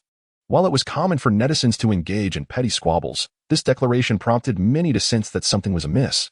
The Nation of Gold. Could it be preparing to align itself with the Dragon Country? An announcement has stirred a tempest. Meanwhile, in the Dragon Country's live broadcast, a surge of viewers from the ugly nation suddenly invaded. So, the Dragon Country has grown powerful enough to assert its hegemony. It forces the Golden Nation to ban our ugly nation users. This is a blatant affront to our human rights. The Dragon Country has finally revealed its true intentions. It seeks to dominate the world. Everyone, awaken to this reality.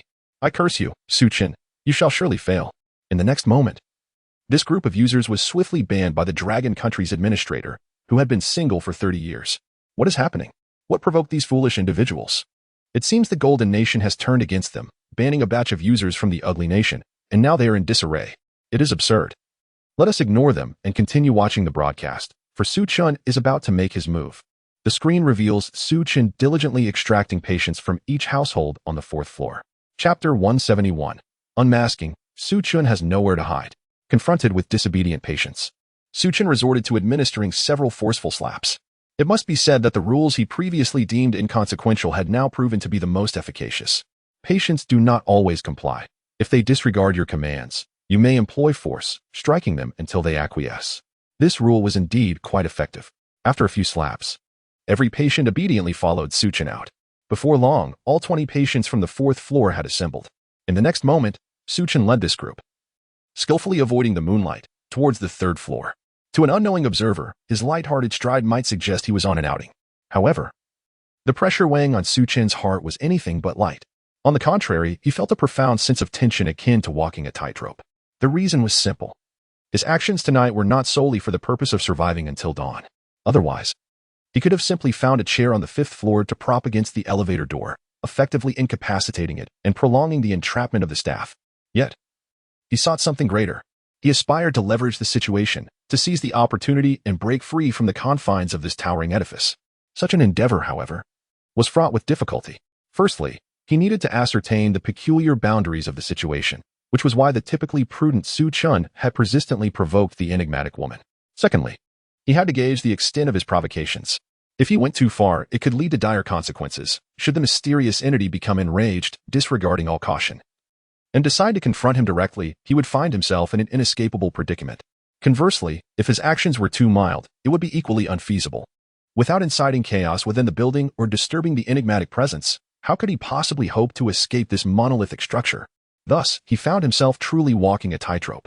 Additionally, another crucial task lay before him. He needed to involve the security personnel. At the very least, they must be made aware of the turmoil engulfing the building that night, thereby inoculating them against the unexpected. Only then could he execute his ultimate plan. Taking a deep breath, Su Chen suppressed his negative emotions. In the next moment, he adjusted himself to the optimal state, preparing to capture the patients on the 3rd floor. Meanwhile, numerous employees and delivery personnel, having searched each unit on the 8th and 7th floors without success, found themselves utterly bewildered. What was happening? Had this fellow truly vanished? Hadn't his own comrades just reported that he had fled upwards? Yet, where was he? At that moment, the woman in the red dress appeared unexpectedly outside the building. Suspended in midair on the 9th floor, the ethereal figure gazed down at her busy employees, her brow furrowed.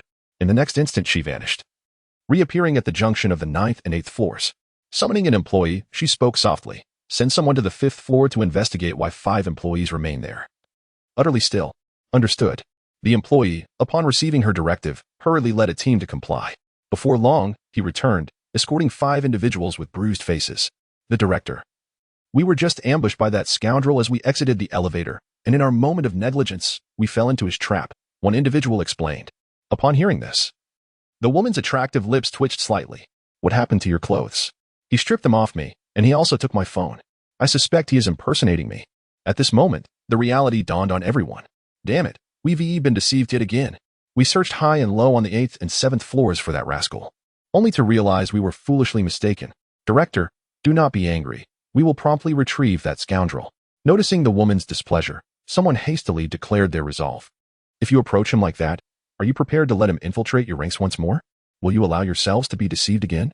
The woman coldly retorted. The crowd fell silent, unsure of how to respond. It was indeed plausible. Given the cunning nature of that brat, one could never tell when he would strike again. Knocking someone out and assuming their identity. Will you not remove your masks? Are they affixed to your faces? The woman's brows furrowed in exasperation. If she were not trapped on the 9th floor, she would have loved to deliver a sharp reprimand to each of these fools. At that moment, a thought struck her. What if she captured the little mouse and refrained from contaminating him? As long as he complied and contributed ideas wholeheartedly to her plans, she could afford to be magnanimous and overlook his previous insolence. Just as she indulged in her musings, the crowd had already removed their masks, their faces flushed with embarrassment as they gazed at her. Why are you still standing there? Go and catch that scoundrel. Remember, I want him alive. She shouted in anger. Understood. The group promptly turned and rushed downstairs. The woman watched their retreating figures, her palm pressed against her forehead. Damn, this is giving me a headache. She increasingly felt that the little mouse was quite remarkable. However, no matter how clever he was still just a mouse. You cannot escape my grasp, she murmured, narrowing her eyes. On the other side, Chen swept through the ward, shortly releasing all the patients on the second floor. At this point, nearly 60 patients had followed him, huddled together timidly in the corridor. Observing this, Chen furrowed his brow and procured a chair to stand upon. He gestured for silence using sign language. Everyone, look at me. I have something to say. First and foremost, please remember not to panic and cover your mouths. Once everyone complied, Chen continued, allow me to introduce myself. I am not an employee of this building, but rather, I am here on behalf of Ballison to rescue you. The crowd was instantly taken aback, their bodies trembling in shock. Fortunately, they had covered their mouths, stifling their gasps. As chaos erupted below, Chen raised his hand to signal for calm. You are all the great contributors to Ballison. He has not forgotten any of you. I have come to ensure your escape. Is that true? Someone exclaimed in astonishment. That is only natural. Otherwise, what peril would I be risking my life for? Upon hearing this explanation, everyone was momentarily taken aback. After a moment of reflection, they found it to be quite reasonable. Consequently, the crowd grew even more exhilarated. One individual stepped forward and raised their hand, inquiring, but this building is incredibly fortified. Not only are there security guards blocking the exits, but there are also female enforcers. Is it truly impossible for us to escape? Chen waved his hand dismissively. Indeed, this friend articulated a valid point, highlighting the challenges we face in our quest for escape. It is precisely for this reason that our endeavor cannot be accomplished in just a day or two. We must proceed methodically and steadily, and today marks the crucial first step in that journey. Upon hearing Chen emphasize the need for a careful and gradual approach, the group felt a sense of relief, sensing a glimmer of feasibility in their plight. Chapter 172. The moonlight is beautiful tonight. I wish to invite you to admire it at this moment, Chen continued. Today, we have several objectives. The first is to assist as many brothers as possible in ascending to the upper floors. Every escape counts. I have investigated thoroughly, and due to your identities, that enigmatic woman will not dare to obstruct you. Even if you see her, there is no need for fear. Simply close your eyes and charge forward. It is worth noting that Chen's words were not mere fabrications but rather grounded in reality. The fate of these patients, whether confined to their wards or not, was intrinsically linked to the success or failure of the woman in the red dress as planned. Should a large number of patients manage to escape to the upper levels, and if the woman in red attempted to hinder them, the woman in blue would undoubtedly awaken. Firstly, if the woman in red intervened with her divine powers, it would constitute a violation. Secondly, thwarting the woman in red's plan aligned with the woman in blue's interests. Moreover, even if these patients were to infiltrate the upper floors, it would not impede the objectives of the woman in blue. After all, they could not escape. There would be ample opportunity to eliminate them. Thus, Chen found himself with a decisive advantage. If the woman in red regained her memories tonight, she would not dare to allow the awakening of the woman in blue. Should this secret inadvertently be revealed to her, all would be lost. She could not afford to take that risk. Consequently, even if it pained her, the woman in red would be unable to intervene. At this juncture, one might inquire why Chen did not charge up the stairs himself. That would be absurd. Chen was not a doctor. His survival was of no concern to the woman in blue. Was it truly feasible? Some expressed doubt. Of course. Am I risking my life to deceive you? Rest assured, do you not trust Master Ballacina? This is his plan. Upon hearing Chen's assertion, the crowd nodded in agreement. Indeed, it was hardly worthwhile to endanger one's life for a ruse. Thus, they deemed it worth attempting. Chen then continued with gestures. Secondly, I wish to gauge the strength of the security personnel. If possible, I even aspire to infiltrate their ranks, and I will require everyone's assistance. After stating this, Chen looked toward the group. Someone stepped forward and asked, how can we assist you? I need a dozen or so robust brothers to feint a charge toward the main entrance to test the security strength, laying the groundwork for future actions. However, this will inevitably result in some discomfort for the brothers involved. That is no problem. If it's for our escape, we are willing. Excellent. However, these brothers will not suffer in vain. After enduring the initial onslaught, you will form the second wave to storm the upper levels. The first wave will create an opportunity for your success. After explaining, Chen raised his right arm. Now, those wishing to charge at the security personnel, stand to my right. The rest of you, take positions across the corridor. With this command, the individuals swiftly moved into position, soon forming two distinct groups.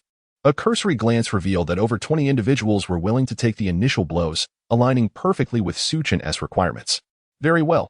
In order to facilitate our brother's escape, I shall offer a crucial piece of advice. When you charge up, if anyone tries to impede you, do your utmost to unmask them, as this will diminish their combat effectiveness. Indeed, I possess a secret weapon. As you turn away, I shall inscribe upon you. A secret weapon? The group was momentarily taken aback, their minds befuddled. Nevertheless, they complied obediently. Chen chuckled softly, producing a thick marker. He inscribed a mysterious incantation upon the backs of the crowd. 1-1, 2-2, 3-1. Occasionally, even first-grade math problems yield remarkable results. Before long. Having completed this task, Chen gestured grandly. Over 30 individuals surged upward towards the upper floors, while the remaining 20 charged enthusiastically towards the ground floor. Chen followed closely behind, dashing towards the first floor. At that moment, the security personnel were listlessly conversing in the corridor. They had heard that something was happening upstairs, seemingly quite lively. Indeed, I too wish to join. Remaining on the first floor day in and day out is exceedingly dull. Alas, it is necessary to prevent anyone from escaping.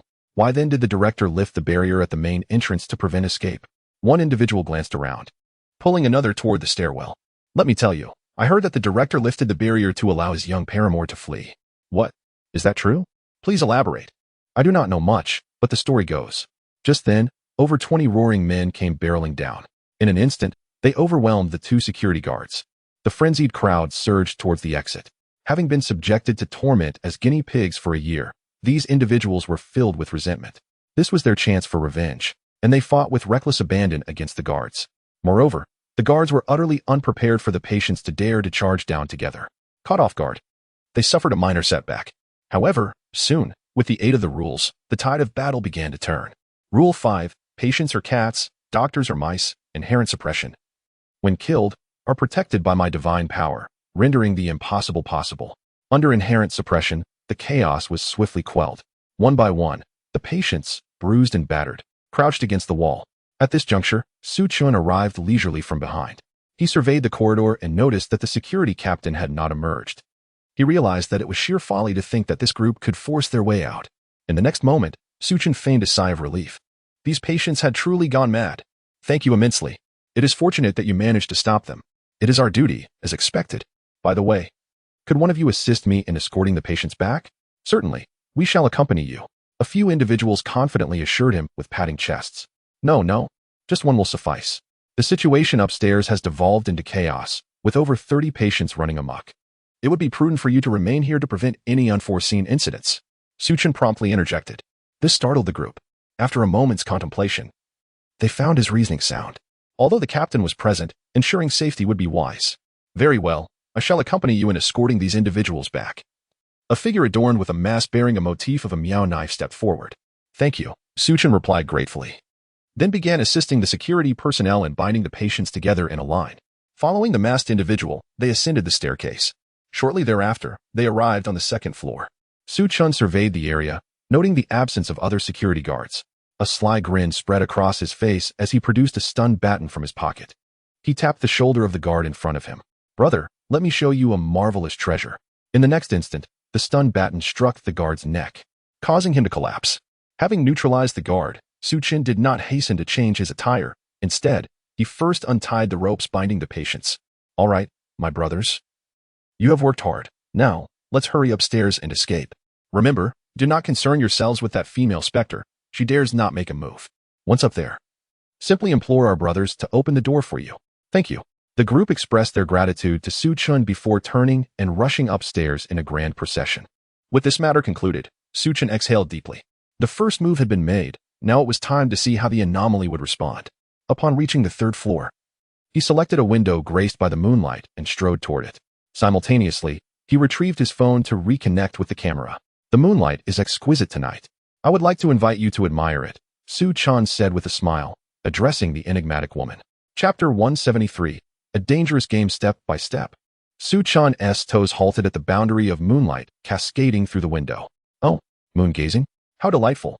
No one has ever invited me to enjoy the moonlight before. A woman appeared on the video screen, her smile radiant. Zhang Yang is so devoid of romance. Zhang Yang. Ah, it seems this little mouse is utterly clueless. I had thought you were well informed, but it appears you merely gleaned hearsay from the doctor. What do you mean by that? Why should I tell you? The woman's smile faded, her tone turning icy. If I'm to accompany you in moon gazing, shouldn't you prepare some stories as appetizers?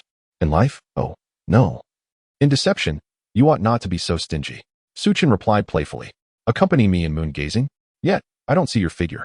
Is this how you accompany someone to admire the moon? Ah, so you care about this after all. That is simple. Open your eyes wide. I'm coming. With that, Chen turned away, stepping back from the window. His broad shoulders bathed in the violet moonlight. Simultaneously, he felt a tingling sensation where the moonlight touched him. Akin to countless ants crawling upon his skin, an exceedingly uncomfortable sensation. Fortunately, Chen possessed formidable mental fortitude and could endure it. On the other side, the woman's expression shifted, her eyes widening as if she had witnessed something extraordinary. In the next moment, she vanished, materializing midair outside the building. Her flowing garments, combined with the purple moon behind her, rendered her ethereal, resembling a celestial maiden descending from the moon palace. Her beautiful eyes, now round with astonishment, fixated intently on a certain silhouette within a window below. What do you think? Not a bad figure, right? The camera in her palm relayed Chen's voice once more. Humph, I had just begun to see you in a more favorable light, thinking you an intriguing and clever individual, only to discover you are an insufferably arrogant fool. Do you realize that from the moment I laid eyes on you, you were already trapped? Are you not afraid of Wang Xin discovering your illicit use of divine power? Ha, illicit. I told you, you understand nothing. Do you truly believe you are worthy to be a pawn in the game between Wang Xin and me? Killing you will not draw her attention, and besides, the woman paused, smiling brightly. Who said I intend to use divine power to kill you? The moonlight is sufficient to numb your body. The moon's radiance can easily bind your steps. At this moment, if my subordinates arrive, you will have no means of escape. Chen pursed his lips, letting out a sigh. So, in that case, am I walking into a trap? One might say so. Since you are so confident of your victory, I shall surrender. Can you enlighten me a bit, and perhaps dim the moonlight? It is truly uncomfortable being bathed in such brightness. Chen scratched his back, smiling. Sure. I'm in a splendid mood now. Feel free to ask whatever you wish. The woman said, waving her hand to summon a cloud from the horizon. As the cloud obscured the moon, the violet glow dimmed accordingly. Why do I say that Zhang Yang lacks an understanding of romance? While you assert that I am utterly clueless. As the moonlight dimmed, Chen turned his back to the window, sitting on the floor to indicate his unwillingness to escape. How can I explain this? To put it simply, Zhang Yang has no connection to me. Alternatively, my relationship with Wang Xin is not as you imagine. We are not one and the same. In fact, it would not be an exaggeration to say that I am akin to her twin sister. Upon hearing this explanation, Chen was taken aback. It starkly contrasted with what Yang Feng had conveyed. Aren't you the tragic soul residing in Wang Xin's right brain? Indeed, but what of it? Oh, I see the source of your confusion. You are thinking too simplistically. You believe that Wang Xin and I, being products of the left and right brain, must inherently be one entity. However, when Wang Xin first met Zhang Yang, I was still in a state of ignorance, yet to awaken. Even if I have now awakened, I possess none of my former memories. How can we be considered one? Moreover, have you not noticed the distinction between myself and my employees? Why am I regarded as divine, while they are merely human? At this, Chen furrowed his brow even tighter. This very question echoed his own doubts. We are all unfortunate souls, split in mind. Why has this young lady become something extraordinary, while the others remain merely human? At this moment, the woman continued. Although splitting the mind can indeed liberate one's divinity, it is essential to understand that divinity is not the same as divine power. The two are worlds apart. As for how to attain divine power, that cannot be elucidated, nor can it be spoken of. The only thing I can reveal is that their division is not yet thorough enough. Not thorough enough? Are you suggesting they still coexist within one body? That is a fair interpretation. Yet you two have not fully severed your connection with Wang Xin, have you? Chen pondered the previous occurrences, questioning with curiosity. How foolish. My physical form has perished, and my memories have been entirely divided. My current body is, born of heaven and earth. When I claim that I am in a twin-like relationship with Wang Xin, it is not an exaggeration at all. Upon hearing this clarification, Chen nodded. Different memories, different personalities, differing interests, and even a body that bears no relation to the past. To say they are twins is indeed fitting. Therefore, your plan is to take it a step further and completely sever ties with Wang Xin? Chen inquired with a smile. At that moment, the woman's eyes narrowed as she regarded Chen's silhouette and nodded. You are indeed astute, although I am unsure why you foolishly chose to expose yourself to the moonlight. It does not diminish my interest in you. Thank you for the compliment. I am flattered. No need for thanks. My patience has run out. You are now aware of my intentions, so please respond immediately. Will you help me? I can assure you that I will not taint you, nor awaken your second personality. For who knows if it possesses any semblance of intrigue? The woman stated earnestly. Not interested. I think I shall pass. I tend to be quite lazy. So you should exert yourself instead. By the way, I find your plan rather unreliable. Then you were choosing death. The woman's expression darkened. Chen took out his phone to check the time, a faint smile gracing his lips. Indeed. He nodded and spoke. Seeking death. The woman in the air raised her left arm, pointing directly at the window where Chen stood. Suddenly, the frenzied purple moon spinning above trembled violently and then plummeted from the sky. In the next moment, a colossal moon appeared outside Chen's window. The radiant purple moon glimmered, akin to a monstrous beast that had just blinked, revealing a bloodthirsty gaze. The intense purple moonlight cascaded down upon Chen's back, illuminating him in an exceptionally bewitching manner. Chapter 174, You Can't Bear to See Me Die. Let the bullets fly for a while upon witnessing this scene.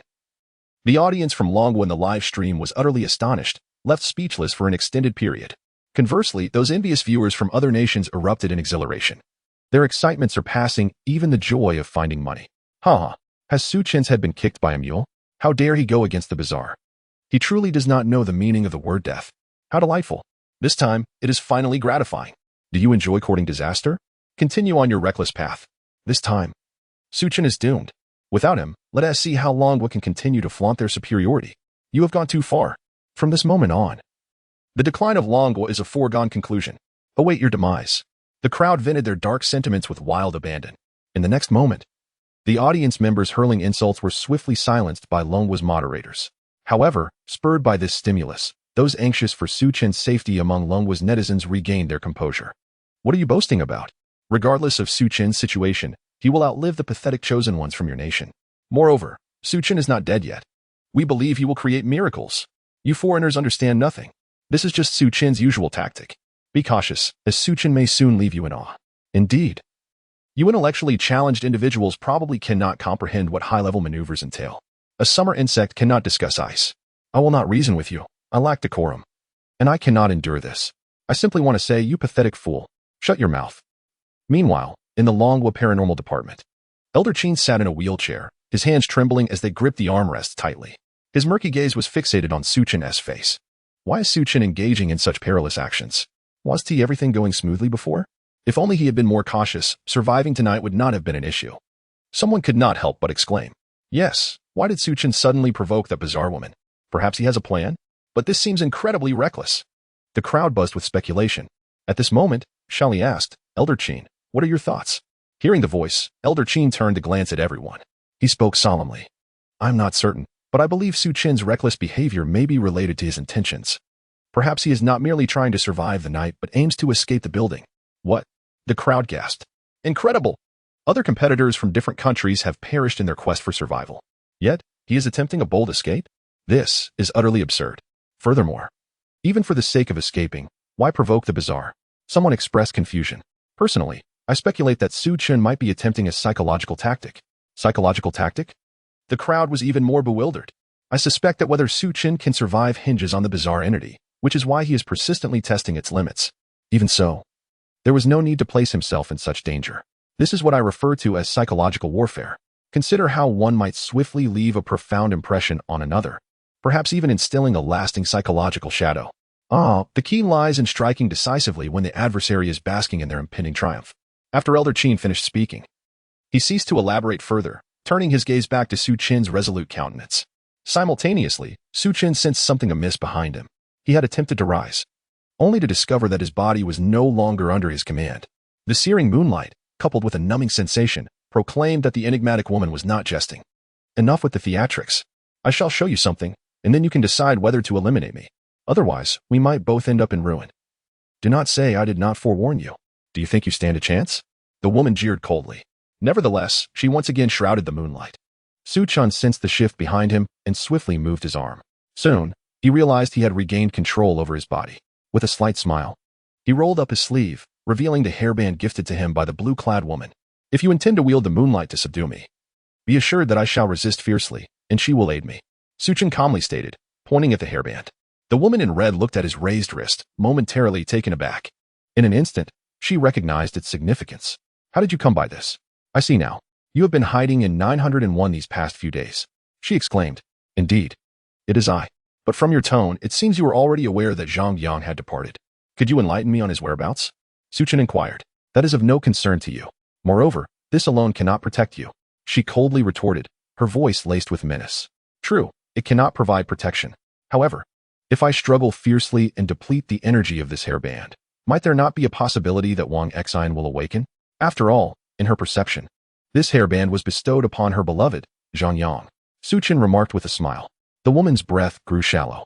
She could not deny the truth in Su Chen's words. If the hairband were to be destroyed, Wang Exine would undoubtedly awaken. In her heart, nothing was more paramount than Zhang Yang.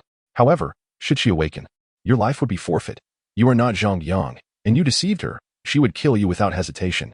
Yet your scheme would also be laid bare. Su Chen's smile became increasingly mischievous. You. The woman was rendered speechless with fury. Therefore, let us temper this moonlight. Why must we both suffer, allowing Wang Exine to benefit? Would you not agree? The woman remained silent, yet Su Chen keenly observed that the moonlight behind him had grown dimmer. In the next moment, Su Chen stood up, turned, and gazed out at the enormous moon and the enchanting maiden in the sky. I promised you a view of the moon. I must at least take a glance. Mustn't I? Su Chen said with a smile. Seeing this, the woman trembled, hastily summoning clouds to obscure the brilliant moon. Are you so afraid of your own demise? She hissed through clenched teeth. This is not a matter of trust. Surely you cannot bear the thought of my demise. Furthermore, merely witnessing the fairies dance beneath the moonlight would render me content, even in death. Su Chen continued his smooth talk. The woman gazed at the man by the window. Her silver teeth clenched in frustration. Suddenly, through the apertures of her mask, she faintly recognized a familiarity in Su Chen's gaze, causing her to momentarily freeze. However, she quickly regained her composure. Even without the moonlight, you cannot escape the building. Ultimately, you will fall into the hands of my subordinates. She declared through gritted teeth. Is that so? You rely on that group of fools? Are you not concerned that I might once again blend in among them? Su Chen replied with a chuckle. They have already removed their masks. Your tricks will be of no use. Upon hearing this, Su Chen was taken aback, then responded with a smile. Oh, is that so? Capturing you is merely a matter of time. How else could you evade capture? What if I told you that having them remove their masks was the gravest mistake you made tonight? What would you think? Still so defiant even as death approaches. She scoffed. Do you not believe me? My plans are already in motion. Soon you shall understand why. How absurd, for I see nothing of the sort, he replied. No matter, let the bullets fly for a while. Su Chen said with a grin. Chapter 175, Patient Uprising versus Employee Outburst. By the way, while there is still a moment to spare, I have another question. Can you perceive whether your employees have awakened to their divine nature? Su Chen continued to inquire. Indeed. Hence, you are unable to discern that group of patients, correct? Upon hearing this, the woman furrowed her brow but nodded, acknowledging the truth of the matter. In that case, I advise you to cease your lofty pretensions and promptly return to the building to ascertain what is transpiring. Upon hearing these words, the woman's expression tightened even further. In the next instant, she flashed back to the junction of the 9th floor. Upon her return, she found a masked employee anxiously awaiting her. Why are you wearing a mask again? She asked with irritation. Director, something terrible has happened. Those patients have gone mad, rushing upstairs in a frenzied mob. Can't you simply stop them? The woman was at a loss for words. Stop. We cannot stop them. What? Are you all utterly inept? Truly, we cannot. The brothers have lost their minds. It's complete chaos. Had I not sensed that something was amiss and hurried here, I wouldn't even be able to report this to you now. The man was drenched in sweat from his anxiety. How is that possible? The woman was bewildered. Aren't there rules in place to restrain them? How could your own employees be unable to quell these patients? Let us rewind time. At that moment, the members of the Star of David were preparing to search for Su Chen floor by floor. Just then, a thunderous stampede echoed from the staircase. In the next instant, a large group of patients surged upwards, howling as they ascended. The Star of David members were momentarily stunned by the sight. Fortunately, having undergone professional training, they quickly regained their composure. They rushed forward to subdue the throng of patients. As employees, they understood that the director would be unable to prevent these patients from escaping into the upper floors that night. Thus, they were the only line of defense. Should they fail, the entire plan would be rendered futile. With this understanding, the members of the Star of David fought valiantly to suppress the patients. Fortunately, aided by the rules, their efforts to restrain the patients felt instinctual. Before long, the situation began to tilt in their favor. However, at that moment, an unexpected turn of events occurred. Many individuals noticed the mysterious incantations written on the backs of the patients. 1-1? 2. Such a simple question. Even those among them who were not particularly adept at mathematics could answer. 2-2. 4. Who would be so trivial as to inscribe such things behind the patients? Everyone silently scoffed. Initially, they paid little mind to it, But as time passed and the assaults continued, the power of this mysterious incantation began to reveal itself. Rule 9. If someone maintains rational and logical thinking, under my divine protection, you shall not be tainted. It is worth noting that these problems were remarkably simple, so simple that upon first glance, one would unconsciously calculate the answers. There was no way to control it subjectively. In an instant, mathematical reasoning seized the high ground of their thoughts. Unlike those intricate computations, such as 1, 2, 3, 4, 5, 7, 6, 5, 4, 3, which hardly stimulate contemplative thought, the effects of this scenario are alarmingly feeble. Consequently, the latent persona of this group begins to awaken imperceptibly. This is not the end of the tale, devoid of masks. These individuals lack the suppression of their dominant personalities, leading to an astonishingly swift resurgence. One must remember that last night's encounter with the Star of David serves as a prime illustration. Without masks, two personalities engaged in a fierce argument throughout the night. Presently, this group, similarly unmasked and stimulated by mathematical reasoning, experiences an almost supernatural reawakening of their dominant selves. Yet, this is not the most distressing aspect. The most disheartening truth is that the dominant persona and the patient harbor a deep-seated enmity, akin to a desire for utter annihilation. Thus, the intentions of the revived dominant persona are all too evident. In a sudden turn of events, a figure known as line segment seizes a patient. Just as he prepares to bind the individual, the dominant persona awakens. To his astonishment, he recognizes a golden opportunity. This morning, he had been verging on the brink of unleashing his second personality, daring to open doors. Upon seeing the patient before him, restraint is no longer an option. In a fit of frenzy, line segment lunges at the patient, executing a brutal chokehold. The sinewy muscles of his arm bulge ominously, a clear indication that he will not relent until the patient is lifeless. Ha ha ha, a fortuitous moment indeed. I shall end you. He cackles maniacally, tightening his grip. Witnessing this, the Star of David is struck with terror. If he kills the patient, won't the director go mad? He thinks, rushing forward to intervene. However, in his current state of madness, line segment proves uncontainable. Fortunately, in a moment of clarity, the Star of David seizes his mask and places it over line segment's face. In the next instant, line segment's second persona retaliates fiercely, reclaiming control of the body just before the patient meets a grim fate. Thank you. Line segment wipes his brow, still shaken, as he apologizes to the Star of David. Yet, in the following moment, the Star of David exhibits unusual behavior. His facial muscles convulse uncontrollably as he bellows. Beast, I shall destroy you. Suddenly, he lunges toward the unfortunate patient. Alarmed, line segment is drenched in cold sweat. What the hell? Just as I regain my composure. You lose yours? He rushes to block him, but the Star of David is equally unhinged, rendering him incapable of stopping the assault. With a fierce bite, he latches onto the patient's rear, his savage growls echoing through the corridor.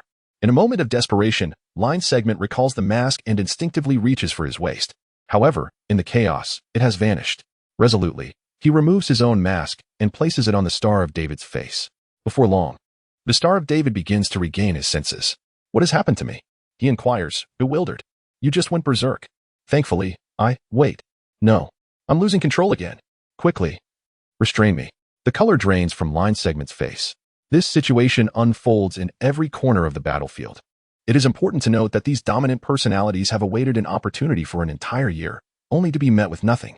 Witnessing the fortuitous chance that arises tonight, how could they possibly refrain from launching a desperate counterattack against the second personality, seizing the moment to eliminate the patient?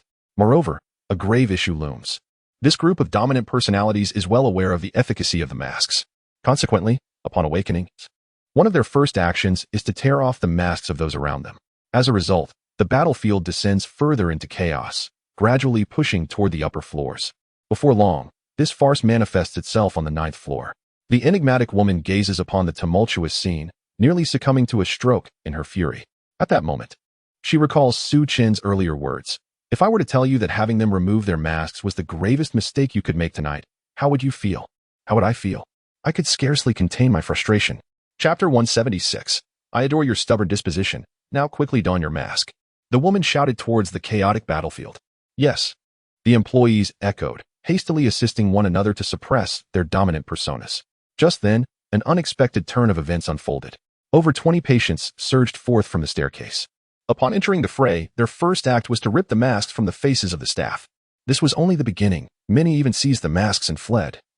leaving behind backs inscribed with curses, stirring even greater turmoil. The enigmatic woman stood in stunned silence, feeling her blood pressure surge instantaneously. In the next moment, she swiftly leaped back into the air, glaring fiercely at Chen, who was still blissfully admiring the moon. Was this all you're doing? Of course. How do you like this gift? Chen replied with a smile, his voice emanating from the phone. I'll kill you. The woman shrieked sharply. Calm down, consider your identity. You certainly do not exude an ounce of divine grace in your current state. Besides, those patients have yet to breach the line. And your little kittens should be able to hold them back, Chen said cheerfully. Upon hearing this, the woman took a deep breath, suppressing her fury. I will not let this go easily. Just wait and see. She gritted her teeth. I am most impervious to threats. Do you truly believe I fear you? Do you think I wouldn't charge upstairs right now and start bludgeoning in the midst of the chaos? Their masks must be in utter disarray by now. After a few knocks, no one will recognize anyone else. Moreover, given the ebb and flow of the situation, I cannot predict whether the patients will actually break through in large numbers. Chen narrowed his eyes and stated calmly, if my plan fails, I will take your life. Still threatening me? Then let us perish together. Chen declared menacingly. At the same time, he abruptly lifted his head, his piercing gaze unwaveringly fixed on the woman in the air. You. The woman found herself momentarily speechless, taken aback by the resoluteness in Chen's eyes. The next instant, he burst into laughter, his sharp demeanor softening instantly. Oh dear, little kitten, I was merely trying to frighten you. I am exceedingly afraid of death. Therefore, let us refrain from turning against each other, shall we? If you promise not to cause me any further trouble tonight, I require assistance in subduing the patients. Very well, let us declare a ceasefire for tonight. Agreed. The woman responded, preparing to return to the building. However, she suddenly recalled something. Let me reiterate, you cannot escape the building. So do not celebrate too soon. In 7 days, I shall have you. But I assure you, I will spare your life then, for you truly pique my interest. With that, she vanished in a flash. I adore your stubborn disposition, Chen murmured to the sky. Turning away, he vanished once more into the darkness. Witnessing this, the audience from the Dragon Kingdom was utterly captivated by Chen's remarkable display. His series of audacious maneuvers took them completely by surprise. Could this truly be happening? The uncanny had been thoroughly bewildered, and rightly so. Chen had lived up to his reputation. Although it could be said that Chen is indeed a master of deception, I find myself in disagreement this time. I believe Chen has faced the strange entities head-on, valiantly dismantling them with integrity. This assertion holds merit, as just moments ago, the peculiarities were left speechless. A sight rarely seen where they appeared so humbled. The strange entity remarked, Brother Chen, I was too loud earlier, that was my mistake. By the way, where are those who said Chen was finished? Come forth. Did you not hear the resounding slap of your own words? Upon reading this barrage of comments, many foreign viewers who had previously mocked the Dragon Kingdom felt a pang of embarrassment and promptly exited the live stream. However, a few remained stubbornly defiant. Admitting the excellence of the Dragon Kingdom in Chen was more painful to them than death itself. What is the problem? Did you not say Chen aimed to escape the building? Has he succeeded yet? They argued. Indeed, after all this commotion, the outcome is nearly identical to that of Estelle from the Golden Kingdom. What is the point? This epitomizes the nature of the Dragon Kingdom's people, who often engage in exaggerated antics for attention, though in reality, such actions yield little result. Initially, the audience from the Dragon Kingdom was in high spirits. But these comments quickly elevated their blood pressure. Damn it, moderator, don't meddle. If I don't vent my frustrations on them today, I shall not deserve to be called the keyboard immortal. The livestream room witnessed a peak moment with a surge of keyboard warriors unleashing their fury. Meanwhile, Estelle, who had garnered some praise from certain individuals from the Golden Kingdom, was cautiously navigating her surroundings, searching for a way to evade capture. The young girl felt a deep sense of anxiety, far from the nonchalance portrayed by the viewers. The reason was simple. Dawn was still some time away. Yet the group had already searched up to the 4th floor. At this rate, it wouldn't be long before they uncovered something amiss, casting suspicion upon her. Nevertheless, she had a contingency plan. She had set up a maze on the 4th floor. Whether she could successfully escape now rested on the strategy. Estelle hurried a few steps forward and grasped the sleeve of the person ahead of her. Look at this, she signed, directing their attention towards the water heating well. As the individual turned around, she gestured with her hands, indicating the locked door of the well, which bore a combination lock, a lock she had obtained from Zhang Yang. Upon seeing the lock, the person began to make connections and quickly ran a few steps to summon the rest of the team. Before long, they had all gathered at the water heating well. Estelle, recognizing that the moment had arrived, rushed to the front, pressing her ear against the door of the well. Feigning deep concentration, there is a sound of breathing. Someone must be hiding. She signaled to everyone. Witnessing her explanation, the group felt a renewed sense of alertness. Good heavens. I searched for you all night, and it turns out you were hiding here. Now, it seems you have nowhere to escape. As the crowd grew increasingly excited, Estelle seized the opportunity to continue her inquiries. However, how did she manage to sneak in? It is well known that the most effective way to persuade someone to accept your line of reasoning is to lead them to deduce the conclusion themselves. The crowd found themselves momentarily bewildered by the question. Indeed, if she was locked outside, how could that be? But soon, someone arrived at a conclusion. Perhaps she coerced a patient into locking the door. That makes sense. It must be so. The others readily concurred. Thus, they became increasingly convinced that the elusive Estelle was indeed inside. Meanwhile, Estelle could not help but stifle a chuckle. Nevertheless, one must admit that the group's reasoning was not entirely far-fetched. In truth, there was indeed someone in the well, but it was not Estelle. Rather, it was the patient. Chapter 177. The final arrangement before escape. Breaking down the door is not an option. How do we unlock this lock? Someone inquired. Let's try each one. It's just a 4-digit code. All right. With that, they began testing the lock at a rate of 1 code every 2 seconds, starting from 0000. However, due to Estelle setting the password to 5111, after 2 hours, the lock remained stubbornly unyielding. Estelle, observing from the side, felt a wave of fatigue wash over her. In her mind, this group should have been adept at unlocking it swiftly. A simple twist of the numbers and a pull on the lock should suffice. Even if they were to test each number sequentially, it should take no more than a second per attempt. To her astonishment, the group displayed an alarming lack of sensitivity towards numbers. Not only did they start off slowly, but as the numbers increased, their pace only slackened further. Consequently, the backup plan she had devised was rendered utterly unnecessary. At this rate, it would be a miracle if they managed to unlock the door before dawn. Time slipped by, and the distant sky began to illuminate with the first light of dawn. Estelle couldn't help but exhale a silent sigh of relief. They were still alive. Meanwhile, Su Chen's group of underlings also felt a weight lift from their hearts. It must be said that Su Chen's instructions had proven remarkably effective. Throughout the night, not a single soul had come to disturb them on the 5th floor. With victory within reach, smiles gradually spread across their faces. The officials they represented were even more exhilarated. This challenge was essentially the final hurdle of the entire dungeon. Surmounting it would solidify their nation's destiny. Consequently, their international standing would also take a significant leap forward. The leaders of these nations were resolute in their belief that they must cling tightly to both Long Country and Su Chen. Quickly, prepare a gift that is exquisite and heartfelt. The moment Su Chen returns to the real world, deliver it to him. Yes. Also, prepare another gift for our chosen one upon his emergence. And make sure to convey this message. If the next dungeon doesn't separate everyone but keeps them together, he must ensure Su Chen is thoroughly pleased. At that time, be attentive and seize any opportunity to take on the arduous tasks. As long as he can make Su Chen happy, I will ensure his entire family enjoys financial freedom. A certain leader of a nation keenly grasped the essence of the conversation. Understood. Such dialogues unfolded across the globe. Su Chen's performance had left an indelible impact on the upper echelons of these countries. His potential was simply extraordinary, worth every effort to cultivate goodwill. Returning to the realm of the eerie tale, a few hours prior, after reaching a truce with the enigmatic woman, Su Chen descended back to the 2nd floor. He retrieved the unconscious security guard from the warming well and began adeptly removing his clothing. Goodness, after this dungeon adventure, he had acquired a hodgepodge of skills. From ropes and tape to lock-picking and now even stripping clothes, he had become remarkably proficient. Su Chen inwardly scoffed. Before long, having stripped the individual of their garments, he deftly bound them like a silkworm, sealing their mouth and securing them to a pillar in the heating well. He then donned the person's attire and mask. As the mask adorned with a pattern resembling a knife was placed upon his face, a familiar distortion of light enveloped him once more. Shortly thereafter, Su Chen had transformed into the figure of the previous security guard. Stretching his limbs, he extracted his phone to examine the details via the camera. Satisfied that there were no oversights, he made his way to the 1st floor. Back already? How's everything upstairs? Inquisitively approached by a colleague upon his return, Su Chen responded. Don't even mention it. The moment I ascended, I encountered a frenzy of patience, instantly whisking away the previous batch.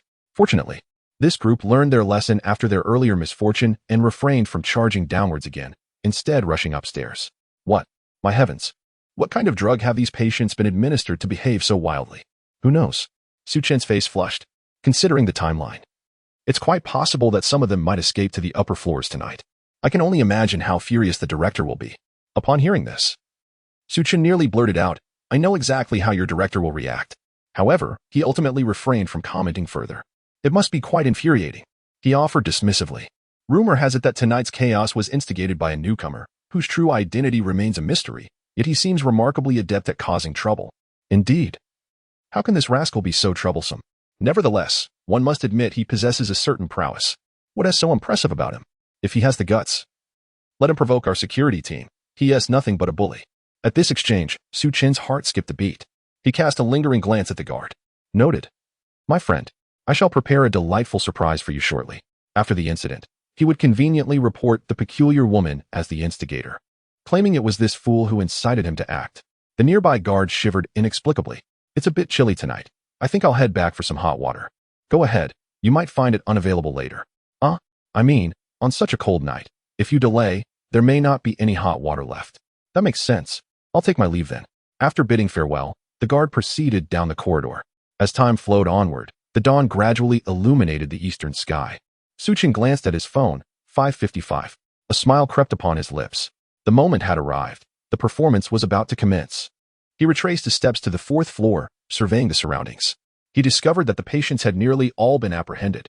This development was entirely in line with Su Chen's expectations. It is essential to remember that there exist rules governing the interactions between patients and staff. Coupled with the enigmatic woman's assistance, subduing this group of patients was merely a matter of time. As daylight approached, the patients would soon realize their time was running out. If one fails to return to the ward by 6 o'clock, the transformation of the staff's demeanor becomes utterly perilous, posing a genuine threat to one's life. Consequently, these patients, witnessing their inescapable fate, relinquished their resistance and obediently succumbed to being restrained back into the ward. Su Chen strolled around the ward and noticed one room was eerily vacant. In that instant, he comprehended that a patient had indeed escaped the previous night. A subtle smile graced his lips. This was indeed fortuitous news. With this development, the peculiar atmosphere would undoubtedly fluctuate with intense fervor, making it all the more advantageous to exploit the situation. Chapter 178. The bizarre kidnapping. Su Chen opened the door to the empty room and pulled out his phone, capturing a snapshot with a click. He then proceeded to other doors, unlocking the puzzle locks and taking several more photos in quick succession. After completing these tasks, Su Chen secured the room and turned toward the 2nd floor. Upon reaching the plumbing well where the security guard was bound, Su Chen checked the time once more, 5:59. Perfect timing. He opened the door to the plumbing well and retrieved a fruit knife from his pocket. Just a little blood, my friend, he remarked before slicing the knife into the guard's thigh. In an instant, blood flowed forth. The guard, having been gagged by Su Chen earlier, managed to suppress any loud cries, his eyes wide with terror. Stay still, do not resist. Cooperate with me, and I will only strike where it is safe, ensuring your life remains unscathed, Su Chen gently reassured him. However, he paused, narrowing his eyes and fixing a fierce gaze upon the guard. You should understand, I've already dealt with your director. If I were to end your life, she would dare not speak a word. So, do you comprehend what must be done? The guard, overwhelmed by fear, nodded vigorously, gritting his teeth in compliance. Good boy. Su Chen patted the man's head. In the next moment, he began to smear the guard's blood over his mask and clothes, carefully creating the appearance of having been splattered with gore. After administering a few more cuts to the guard, Su Chen's task was completed. His mask was now drenched in blood, and his attire bore the marks of a violent encounter, as if he had just taken a life. Next, he staunched the guard's bleeding and shoved him into the plumbing well, retrieving his tools from the well. Su Chen made his way toward the security room at the entrance below. Simultaneously, he reconnected to the surveillance camera. Hello, lovely lady. What are you up to? How many patients escaped last night? Su Chen's mischievous voice echoed through the feed, causing the strange woman to shudder, an unsettling sense of foreboding washing over her. 3 escaped, and I'll hold you accountable for that. Moreover, what are you scheming now? The woman appeared on the video screen, her brow furrowed in concern. Just a little reminder. I noticed that when your staff returned the patients, they left the door unlocked. Look, it's almost 6 o'clock. Are you not worried? Impossible. They would never forget to lock the door, she declared emphatically, her expression resolute. Oh dear, you see right through me. To be honest, I opened the door. Su Chen confessed, a hint of amusement in his tone. What? You? The woman's eyes widened in shock, as if she had just heard the most terrifying news. In an instant, her countenance darkened, her eyes narrowing with palpable menace. The sky, which had begun to brighten, was suddenly shrouded in darkness. The swirling clouds reflected her escalating fury. You are courting death, she hissed. I know you are furious, but I urge you to contain your anger, after all. No patients have come to harm just yet. Upon hearing Su Chen's words, the enigmatic woman inhaled deeply, momentarily suppressing her rage. I let you go last night. What more do you desire? I must remind you, if anything happens to the patient, I shall end you. I am well aware of that. I am not a fool. Chen retorted, rolling his eyes in exasperation. I reached out to you to propose a transaction.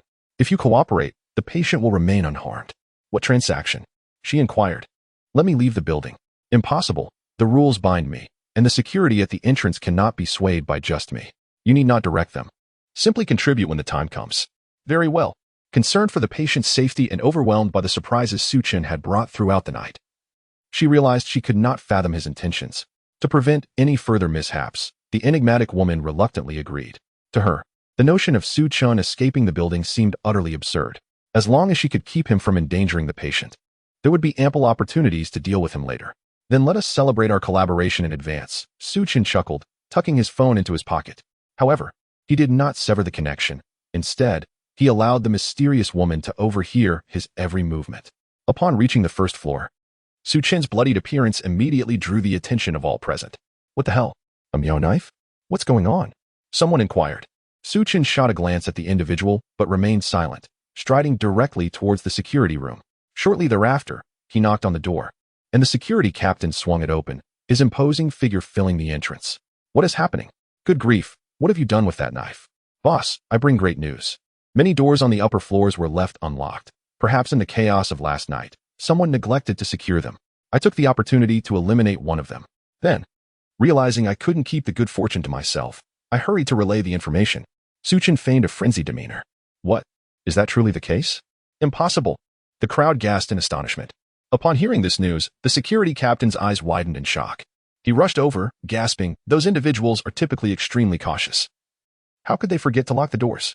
Are you certain you weren't mistaken? Seeing the crowd's reaction, Chen reveled internally. I am certain. But your question has sparked a thought. Perhaps that door was left ajar by the troublemaker from last night. And believe me, I even took photographs for proof. Chen pulled out his phone, displaying the pictures of the unlocked doors he had fabricated. Goodness, it's true. What floor is that? I shall ascend immediately to deal with those beasts. A glint of excitement shone in someone's eyes, feet restless, as they began to stir. However, in the next moment, his other persona surged forth, swiftly quelling his restless feet. This period marked the transition between yin and yang, rendering both personalities exceedingly unstable and susceptible to spontaneous shifts. Upon hearing that the door upstairs was left unlocked, the second personality was instantly filled with terror. Without the constraint of the dominant persona, chaos ensued. The first floor descended into pandemonium as someone suddenly slammed their head against the wall, collapsing unconscious with a resounding thud.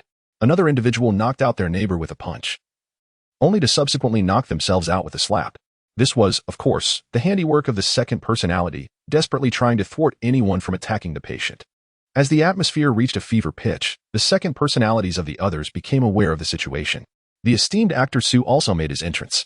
He activated his unique skill of dual focus, swiftly bringing his left hand to slap his own face, while his right hand adeptly intercepted the left midair. The two hands engaged in a spirited battle, all the while he exhibited erratic behavior, intermittently attempting to instill calm in the crowd.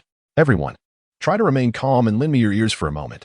Chapter 179. Newton's second law and the multiplication table. Firstly, since the door is unlocked and the patient is bound to the bed, we naturally have ample time to seek our revenge. There is no need to rush. These scoundrels cannot possibly hinder us. Secondly, after enduring so much suffering, do you wish to swiftly end the lives of those brutes? Or would you prefer to savor the exquisite pleasure of revenge? If we charge in now, the constraints of our second persona will clearly prevent us from relishing the experience. Therefore, our current objective should be to stabilize our identities. Chen's words echoed through the corridor. The group fell silent for a moment, but soon erupted in a chorus of curses. Meow Dao, even at this moment, you still indulge in such nonsensical rhetoric? This is all trivial. Who doesn't he know? Damn it. Are we worried about not killing those brutes? Our concern lies with those upstairs who might intercept our opportunity. Hearing your words feels like a waste of time. What they said was indeed correct. The door remains unlocked, and the patient is restrained. This patient has already become a cooked duck. It's only a matter of time before we can finish them off. However, the crucial question is, who will do the deed? If those upstairs intercept us, it would be a tremendous loss. Are you all foolish? Since your second persona is fighting back, those upstairs will be doing the same. If we can suppress the unruly personas before they do, then the rewards will still belong to us. Thus, the focus must be on acting before them. As Chen animatedly gestured with his hands, he continued his discourse. Is this not still mere prattle? If I could suppress it, why would I need you to say anything? Someone continued to berate him. You are indeed foolish. Utilize the rules set by the director. Rule 9. If someone maintains rational and logical thinking, they are protected by my divine power, and you shall not be tainted. Brothers, put on your masks. Then recite Newton's second law with me and subdue this troublemaker. Upon hearing Su Chen's words, the group was instantly awakened. It made sense. Over the years, during moments of persona transition, their first instinct was always to attempt to unlock the puzzle of the ward, taking advantage of the second persona's lingering presence. Not a single one considered suppressing the second persona. That would be utterly foolish. Thus, in their panic today, they had entirely overlooked how to suppress the second persona. It was only when Su Chen illuminated this understanding that they truly awakened. Wow, Miao Dao, when did you become so clever? Stop with the nonsense. Quickly recite with me. Newton's second. Damn, I don't know it. Neither do I. I've never even heard of this. Who is Newton? Can we recite the second method of cooking beef instead? Su Chen? What kind of brilliance is this? For those who cannot recite Newton's second law, proceed to recite the multiplication table. If you can't even memorize this, I suggest you simply knock yourself out and not delay the good fortune of your comrades. Su Chen exclaimed in frustration. Oh, I can recite it, came a voice. Moments later, the corridor resonated with the recitation of the multiplication table. Those unaware would likely assume it was a primary school mathematics class. Yet, it must be said, this method proved remarkably effective. Within 5 minutes, aided by their masks, the second personalities of the group were thoroughly subdued. The eyes of each security guard regained their clarity, sparkling with a singular emotion, exhilaration at the prospect of revenge. 3 times 7 is 21. Miao Dao. I'm steady now. Quickly tell us which floor's door is unlocked. We don't want to waste time checking each floor. 3 times 8 is 24. The excitement among the group surged as they gathered around Su Chen. Mainly on the 4th floor, but there are some on the 3rd. Let's start from the 4th. All right, grab your gear. Let us go. 6 times 6 is 36. Charge. Upon learning the location, the throng surged towards the upper floors. However, due to their recent subjugation, their legs were not yet nimble, and their pace was sluggish. Many stumbled on the stairs. Seeing this, Su Chen intended to mimic their actions and follow suit, but then he suddenly noticed the security captain standing still. Boss, aren't you coming with us? Su Chen inquired. I'll stay behind. With the brothers absent, I must guard the door.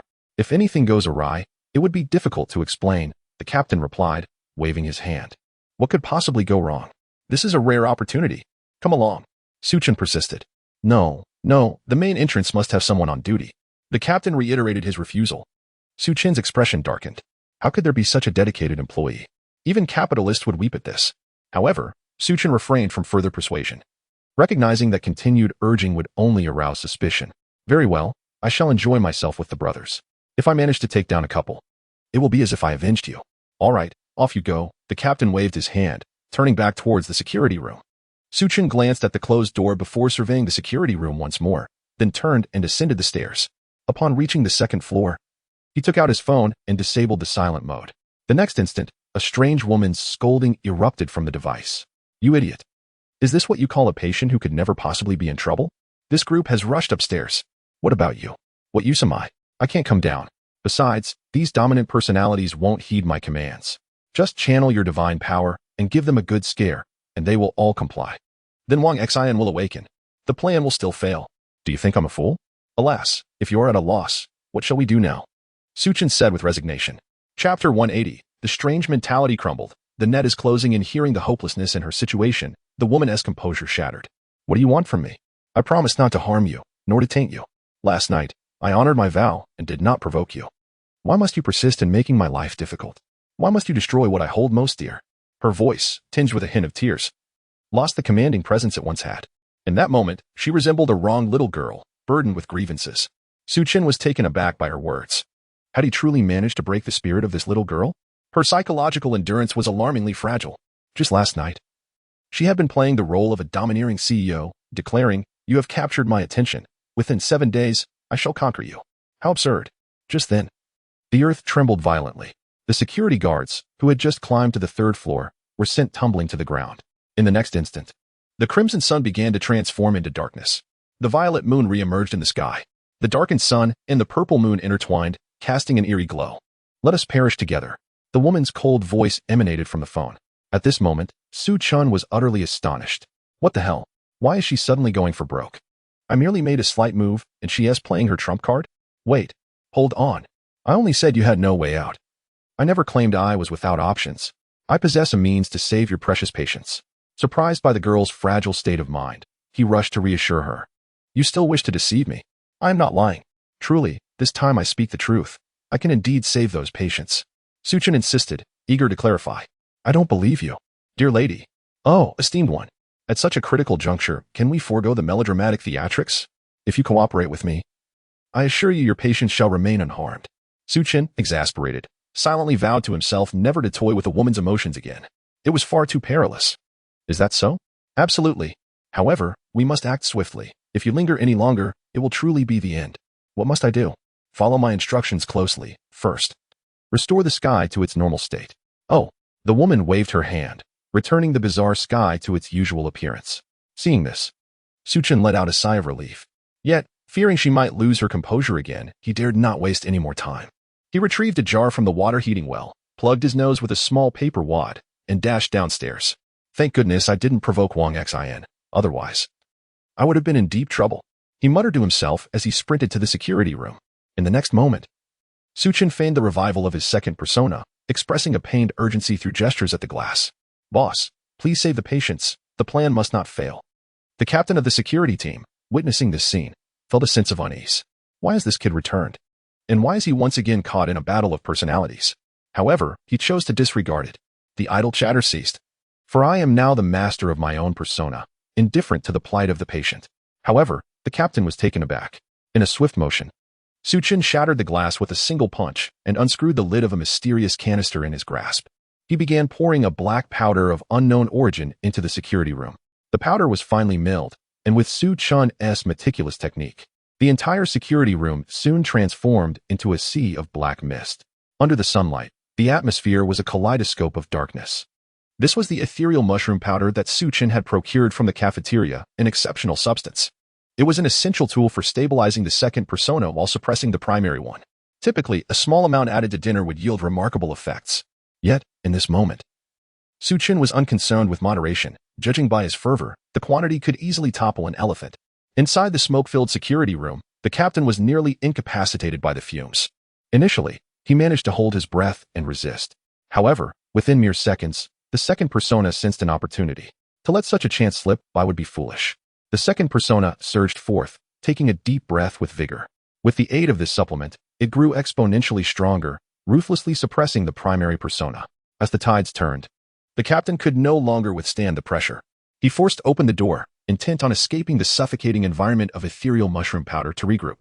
Yet, as the door swung open, Chen sprang forward with calculated intent. With a swift motion, he knocked the mask from the captain's face with his right hand, while his left hand, moving like lightning, smeared a layer of ethereal mushroom powder across the captain's visage. Under this relentless assault, the primary persona could no longer hold its ground and was swiftly subdued. Captain, save the patient. Only you can salvage the plan. Chen gestured frantically, feigning agony. All right. I'll go immediately. You must carry the unconscious brothers into the security room and awaken their personas. With that, the captain made to race upstairs. However, as he took a step, the suppressed primary persona began to stir, forcefully restraining his movements. Seeing this, Chen quickly retrieved a piece of meat from his pocket, something he had taken from the refrigerator the previous night. He tore off a small morsel, leaped up, and shoved it into the captain's mouth. Hurry, eat. The captain nodded, swallowing the morsel in one gulp. In the next moment, Chen pulled out his phone, disregarding the risk of exposure, and shouted loudly, Now it's up to you. Rule 10. If someone consumes my flesh, it shall awaken their hidden spirit. You must swiftly awaken the captain's second persona. Upon hearing Chen's words, the enigmatic woman paused, a smile gradually spreading across her face. So, this is his trump card. The earlier theatrics with the ethereal mushroom powder had merely served to ensure the captain could consume the meat.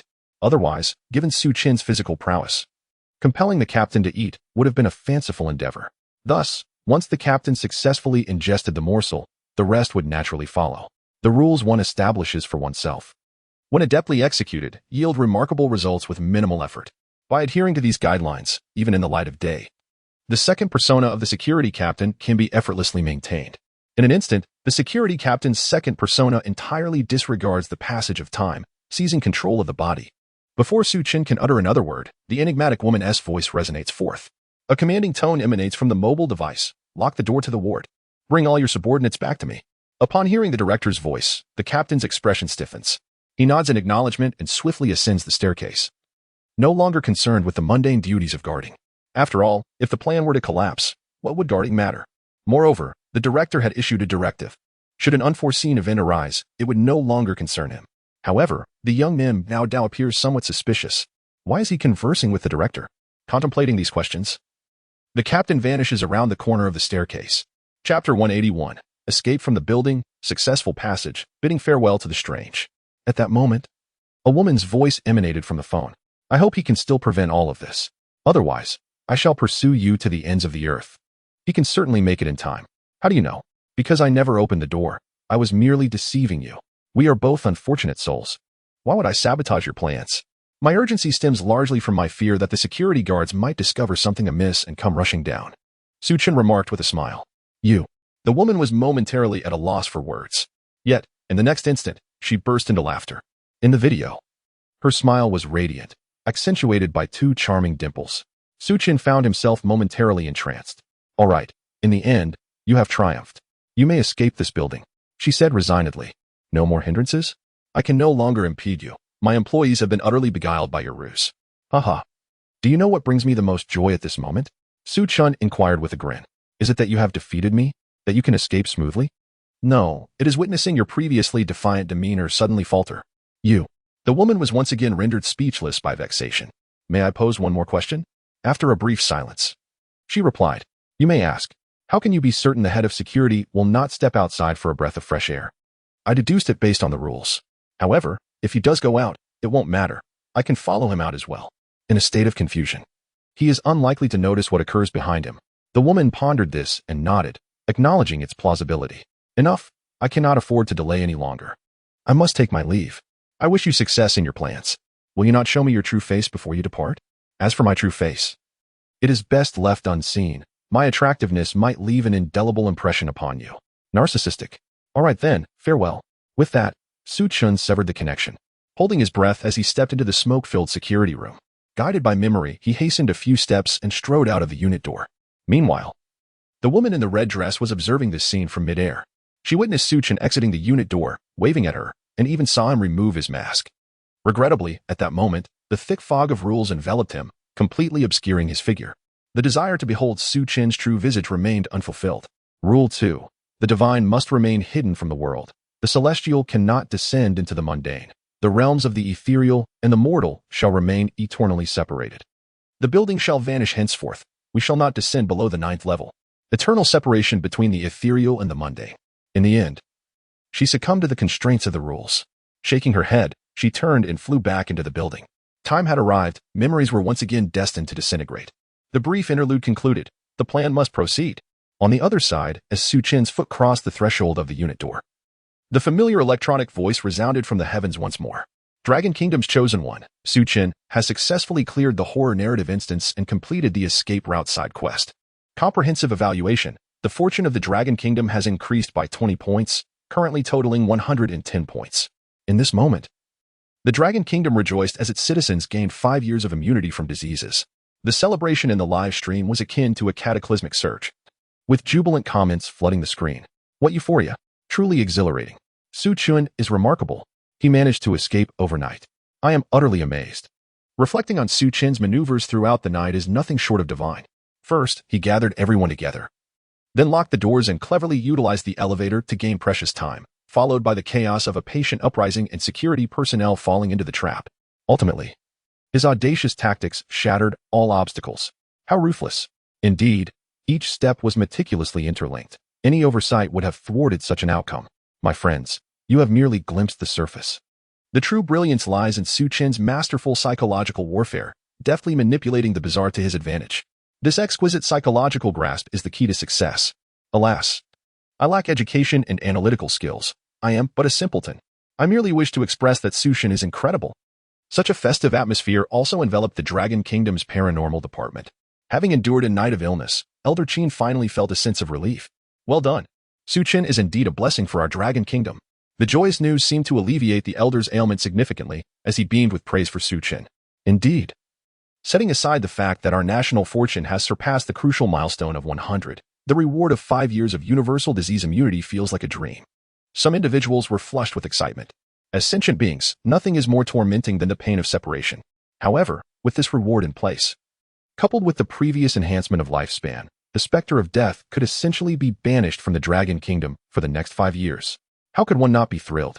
Following the increase in lifespan, the eradication of diseases, along with the previously awarded acceleration in technological development, if this trend continues, it is not far-fetched to envision the Dragon Kingdom transcending the limitations of mortality. Some began to speculate about the future. Indeed, with Chen's prowess, I believe within a year, our Dragon Kingdom will stand shoulder to shoulder with the divine. Others echoed in agreement. All right, enough boasting for now. The paranormal discussions have reached a conclusion, and I, the Elder, must take my leave to rest. Elder Chen cheerfully rose and made his way towards the door. Elder Chen, what are the subsequent arrangements? Any further instructions? None. The only subsequent arrangement is for everyone to indulge in rest and relaxation. Have a splendid time. The Elder waved his hand and exited. Simultaneously, as several nations internationally began to harbor their own intentions upon learning of Chen's successful clearance, they hastily extended their congratulations online and via phone calls to the Dragon Kingdom, showcasing their attitudes. As a good neighbor to the Dragon Kingdom, we, the Sakura Kingdom, extend our heartfelt congratulations on your successful clearance. We, the Kimchi Kingdom, also congratulate our neighboring Dragon Kingdom on this achievement. The Bear Nation congratulates our great neighbor on its successful clearance and wishes the Dragon Kingdom even greater accomplishments in the future. One after another, nations offered their blessings to the Dragon Kingdom on the international stage. Even the United States, in an attempt to showcase its status as a dominant power, reluctantly issued a congratulatory message. Congratulations to the Dragon Kingdom on successfully clearing the level. The officials of the Dragon Kingdom, upon receiving this international commendation, couldn't help but grin from ear to ear. Chen is indeed a blessing for the Dragon Kingdom. This moment of glory, akin to nations paying homage, has been long awaited by the Dragon Kingdom for many years. Suddenly, amidst this jubilant atmosphere, some officials of the Dragon Kingdom noticed something amiss. Why had the live broadcast not yet concluded? Why hadn't Chen been teleported out of the instance? Is this a peculiar occurrence? What did the paranormal department have to say? They're on holiday. They have indeed worked hard. So let us refrain from disturbing them for now and investigate the situation ourselves. Thus, a group of esteemed individuals gathered together to ponder why Chen had not yet exited the instance. Meanwhile, Chen himself was perplexed as to why the Supreme Rules had not yet inquired about his destination for teleportation. He had already envisioned returning to the hotel for a well-deserved 3-day slumber. After all, even someone as impressive as Chen felt utterly exhausted after clearing this instance. Perhaps it was just a glitch. He decided to wait a little longer. As Chen mumbled to himself, his peripheral vision caught sight of something affixed to the wall outside the unit door. Bored and awaiting the Supreme Rules to initiate his teleportation, he moved closer to take a look. The moment he laid eyes on it, his body froze in shock. There, on the door, was a piece of paper, and the handwriting was unmistakably flamboyant. Ha ha ha, you actually made it out. Truly impressive. Allow me to express my admiration. Now, let us skip the pleasantries and dive into some bewildering matters. Chapter 182. Chen perceived Zhang Yang's invitation letter upon reading this. Chen's mind was instantly engulfed in a haze. Goodness, it's Zhang Yang again. Persistently haunting, is he not?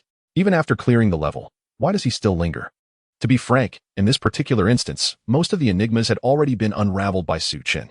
The sole remaining mystery was the figure of Zhang Yang. Chen had consistently chosen to overlook this facet, as his primary objective was merely to complete the level. The specifics of Zhang Yang held no bearing on his ultimate goal. Moreover, along the path to victory, Zhang Yang had indeed rendered some assistance. Thus, Chen preferred to regard Zhang Yang as a mere tool, a contrivance meticulously arranged by the Supreme Rules to facilitate the Chosen One's progress. With this mindset, Chen had never made a concerted effort to investigate Zhang Yang. Only on select occasions would he inquire with the enigmatic and loquacious entity, seeking insight into Zhang Yang's circumstances. The absence of a response from the peculiar being never troubled him, for Zhang Yang was inconsequential. However, in retrospect, it appears that he had gravely erred. In his relentless pursuit of clearing the level, he had overlooked numerous facets. The situation was far from simplistic. Casting aside his identity as the Chosen One and reflecting from a divine perspective, it became evident that Zhang Yang resembled a shadowy puppeteer, subtly orchestrating events to ensure that Chen adhered to his predetermined scheme. This realization filled Chen with discomfort. After all, no one relishes the thought of being manipulated by an unseen hand lurking in the shadows. He raised his gaze towards the distant sky and took a deep breath, his narrowed eyes igniting with a piercing brilliance. His attention returned to the sheet of paper before him. "Come forth, Zhang Yang. Let me discern your true intentions." He silently vowed. "Ha ha ha. You truly managed to break free. You are indeed remarkable. Allow me to express my admiration. Now, without further ado, I shall utter some words that may bewilder you. First and foremost, since you have come across this paper, it signifies that you have uncovered the truth of this building. This encompasses the deities, the anomalies, balisons, the human brain, and so forth. For without grasping these elements, your escape would be impossible. These narratives must astonish you. I surmise that you find these tales utterly preposterous, perhaps even shattering your worldview. After all, to suggest that one can liberate divinity by simply cleaving open one's skull is undeniably absurd. Yet, I must convey to you that this is merely the tip of the iceberg in this world.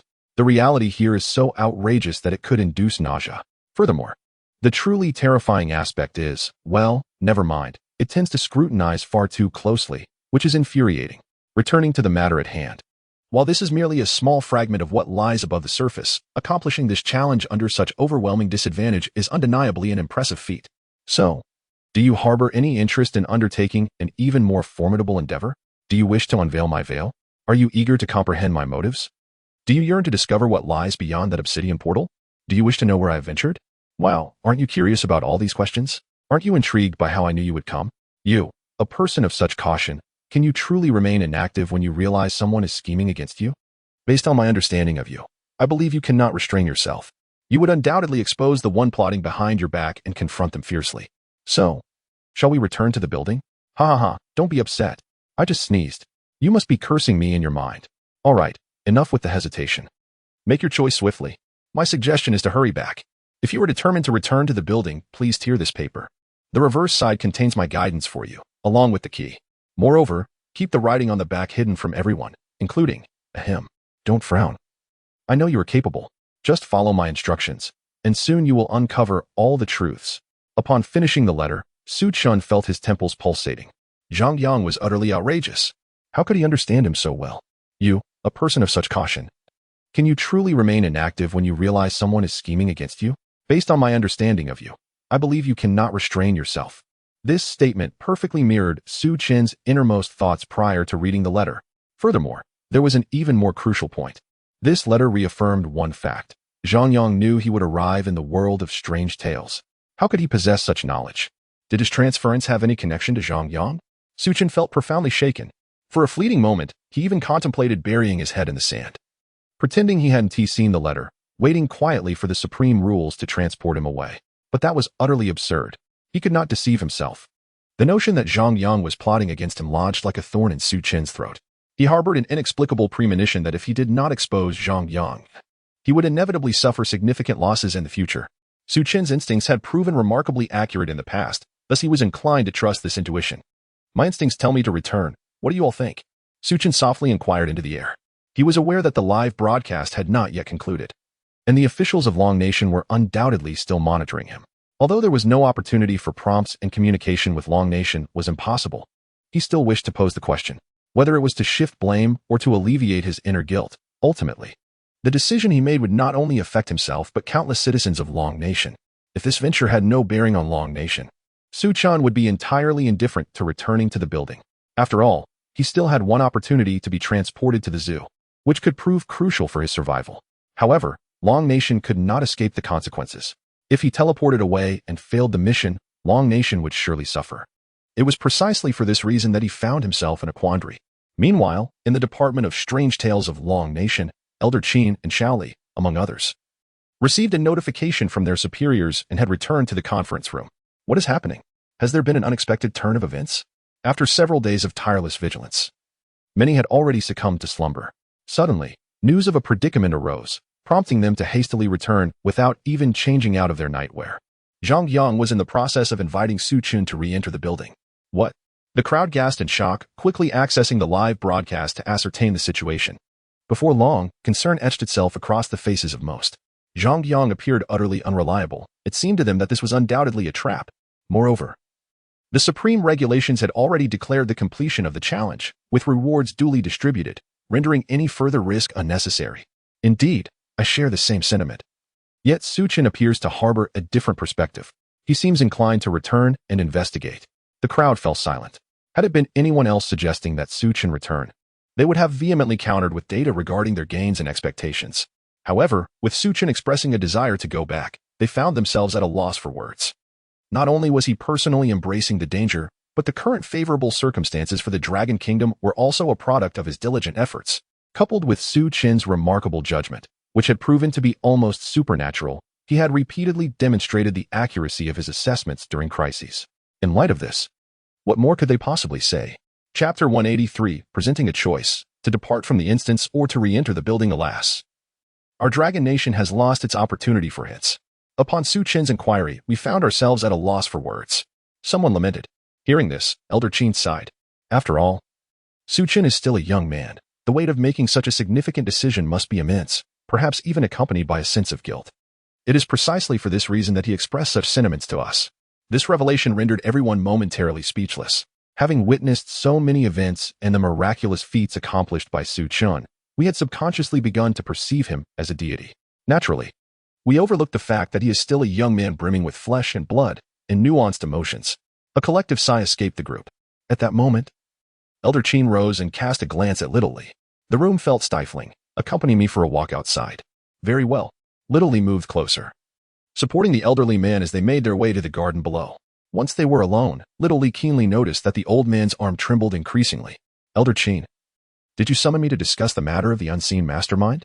Upon hearing this, Elder Chen did not respond but instead gazed up at the sky. The glaring sunlight prompted him to squint. Indeed, what was once mere speculation has now been practically confirmed. Su Chen is undoubtedly connected to the world of strange tales. Why? Because of Zhang Yang? Precisely. The elder nodded and continued. Zhang Yang's schemes initially appear remarkably fair, seemingly allowing any chosen one to acquire information from him. But is that truly the case? No. Zhang Yang possesses an extraordinary understanding of Su Chen, to the extent that he can nearly predict Su Chen's actions. For this reason, only Su Chen would fall entirely into Zhang Yang's web. In other words, Zhang Yang's machinations are crafted solely for Su Chen, while the other chosen ones serve merely as decoys. This, Little Li contemplated the elder's thoughts, rendered momentarily speechless. Indeed, if Su Chen meticulously navigates and brilliantly escapes, then Zhang Yang resembles a puppeteer behind the scenes, manipulating everything Su Chen encounters with countless strings. Thus, this letter from Zhang Yang essentially solidifies the connection between Su Chen and the world of strange tales. What shall we do then? Will the Dragon Nation be ensnared in this? Who can say? This situation has transcended our control. Worrying further is futile. The elder sighed once more. Little Li could discern that although Elder Chen did not voice his concerns, he was deeply worried about the future of the Dragon Nation. Should we take action? Perhaps warn Su Chen? There is no need. Since he has expressed a desire to return to the building, it indicates he has sensed something amiss. Su Chen is quite astute. He does not require our misguided guidance. He knows what must be done. So, we shall do nothing? Upon hearing Little Li's words, the elder pondered before responding. After a brief moment, I will return to inform my superiors.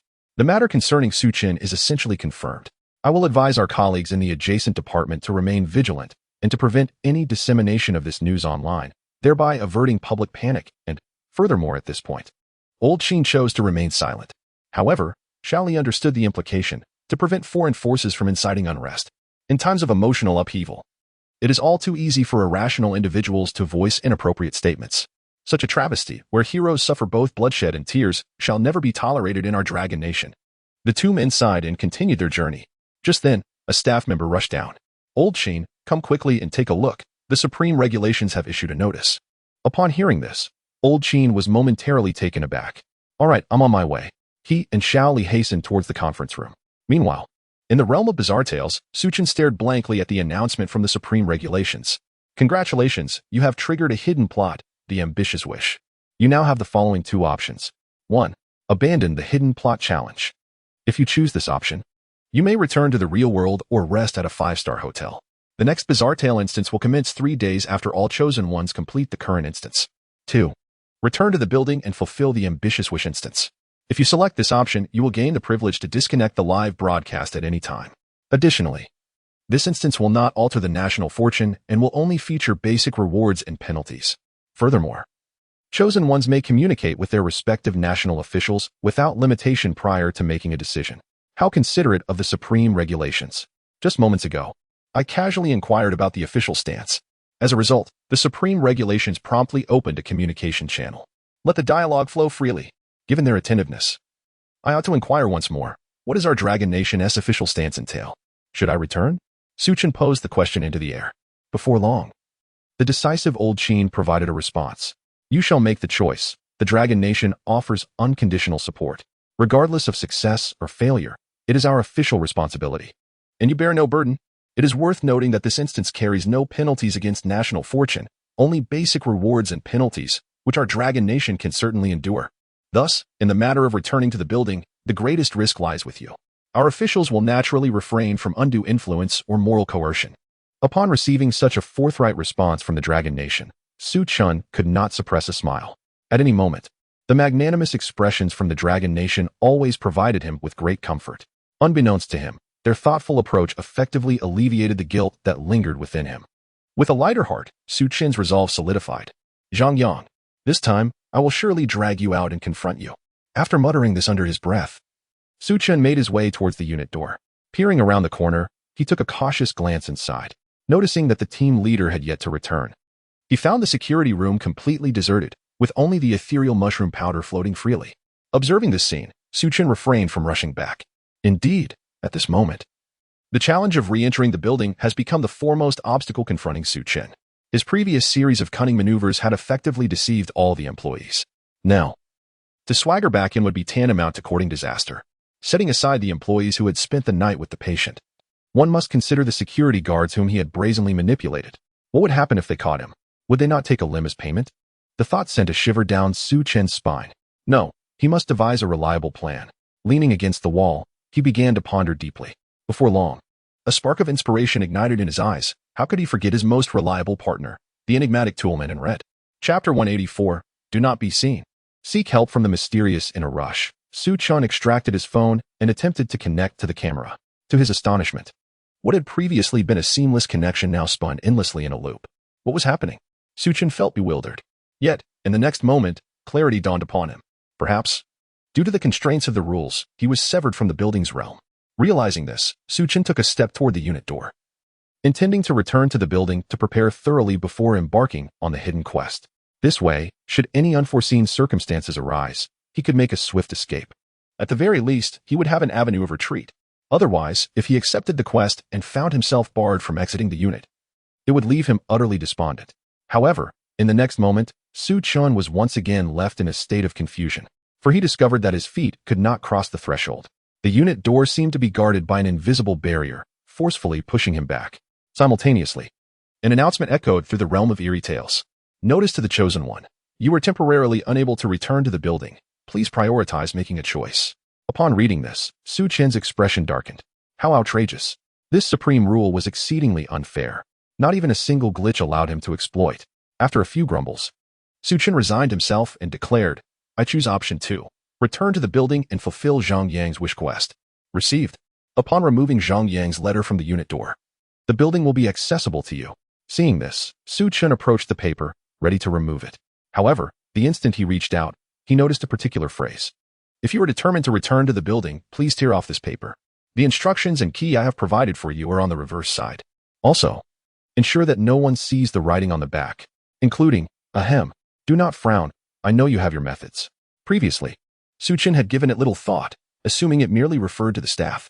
Yet now, with the supreme rules granting him certain permissions, the situation took on a different light. By choosing this option, you will gain the ability to disconnect from the live broadcast at any time during this quest. This altered everything. Did Zhang Yang know about the live broadcast? Moreover, did the term anyone also encompass the viewers in the streaming room? If that were true, it implied that he was aware of the supreme rules granting Chen the ability to disconnect from the broadcast. Who exactly was Zhang Yang? How did he possess such knowledge?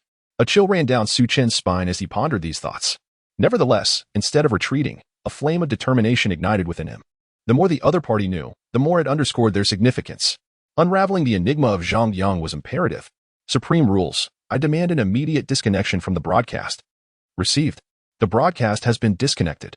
Upon hearing this, Chen took a deep breath, raised his hand, and tore down Zhang Yang's letter.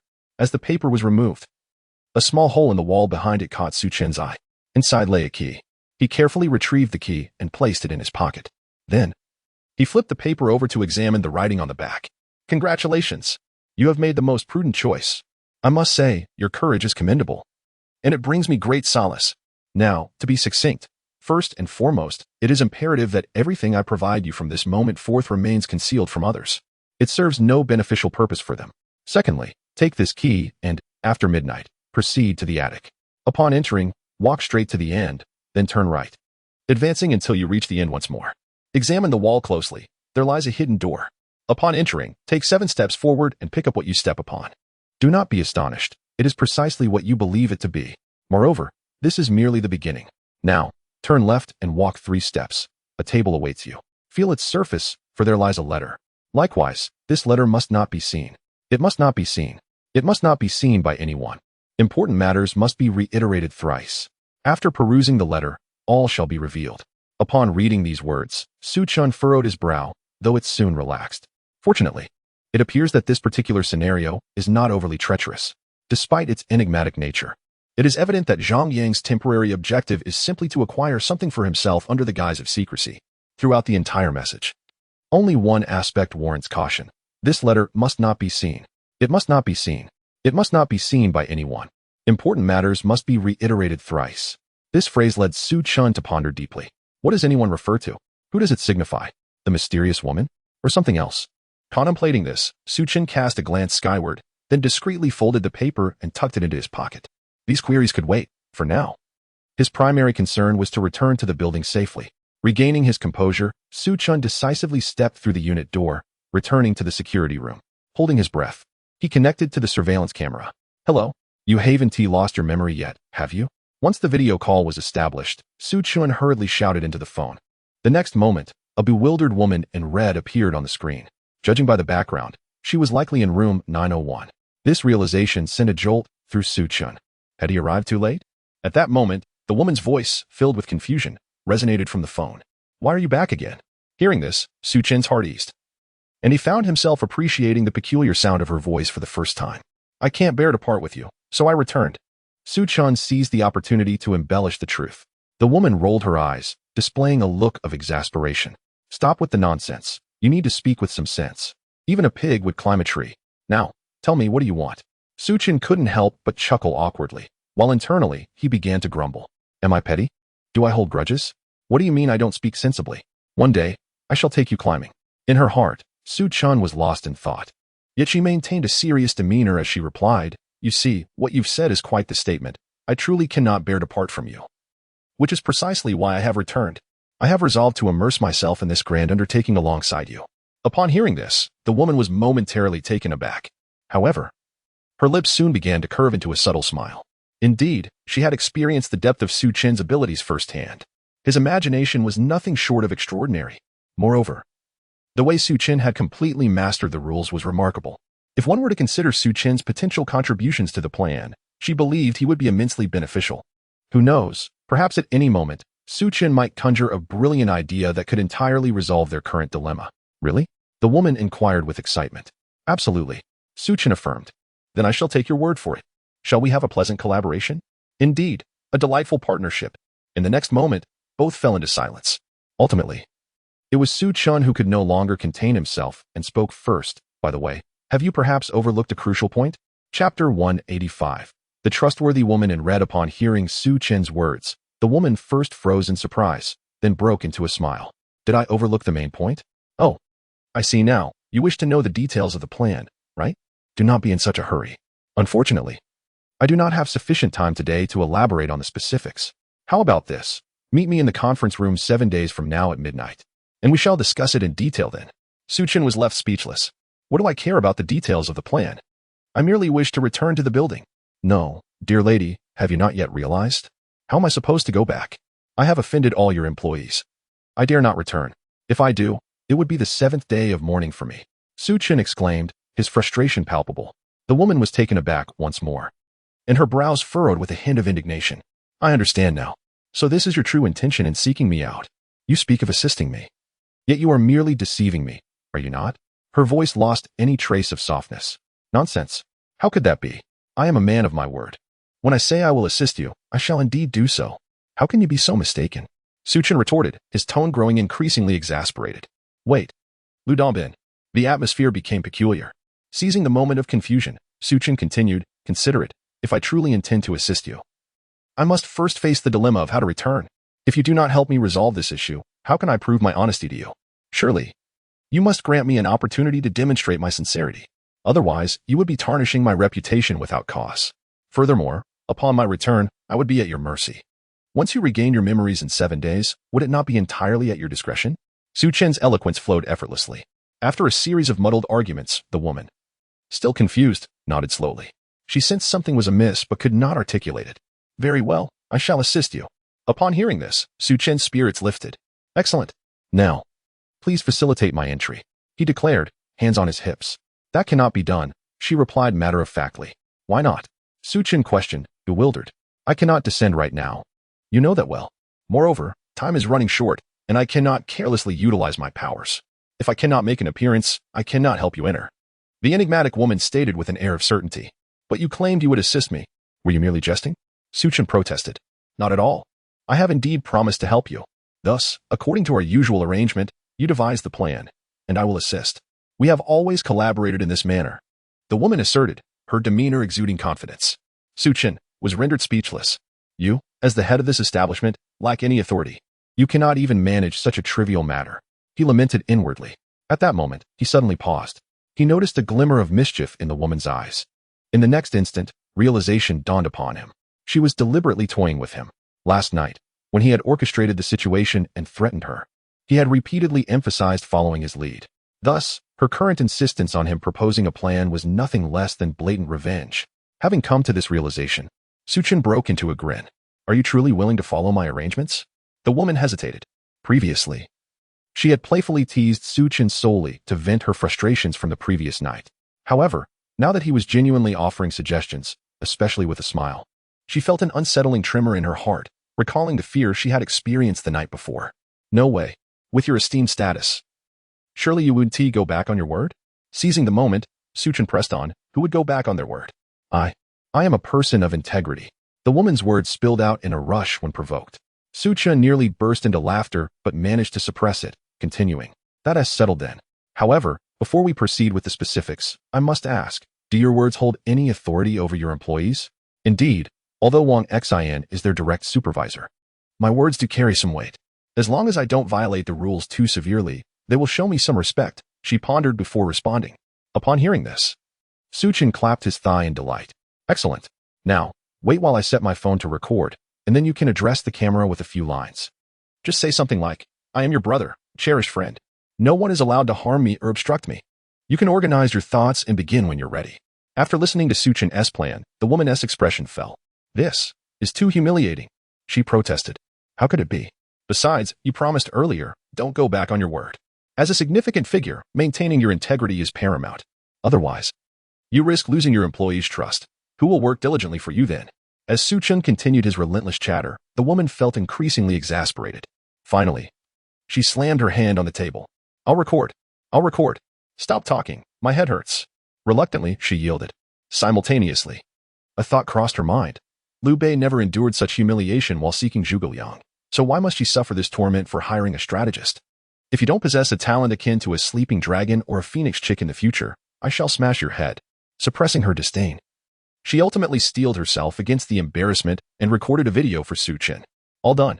Successful collaboration," Chen declared happily as he stopped the recording. "Pleasant, indeed. Now please hang up. I have matters to attend to," she replied curtly. "See you in 7 days. Yes, see you in 7 days. Oh, wait. I almost forgot to remind you. Stay hidden outside until after 7 before returning." Upon hearing this, Chen's demeanor shifted.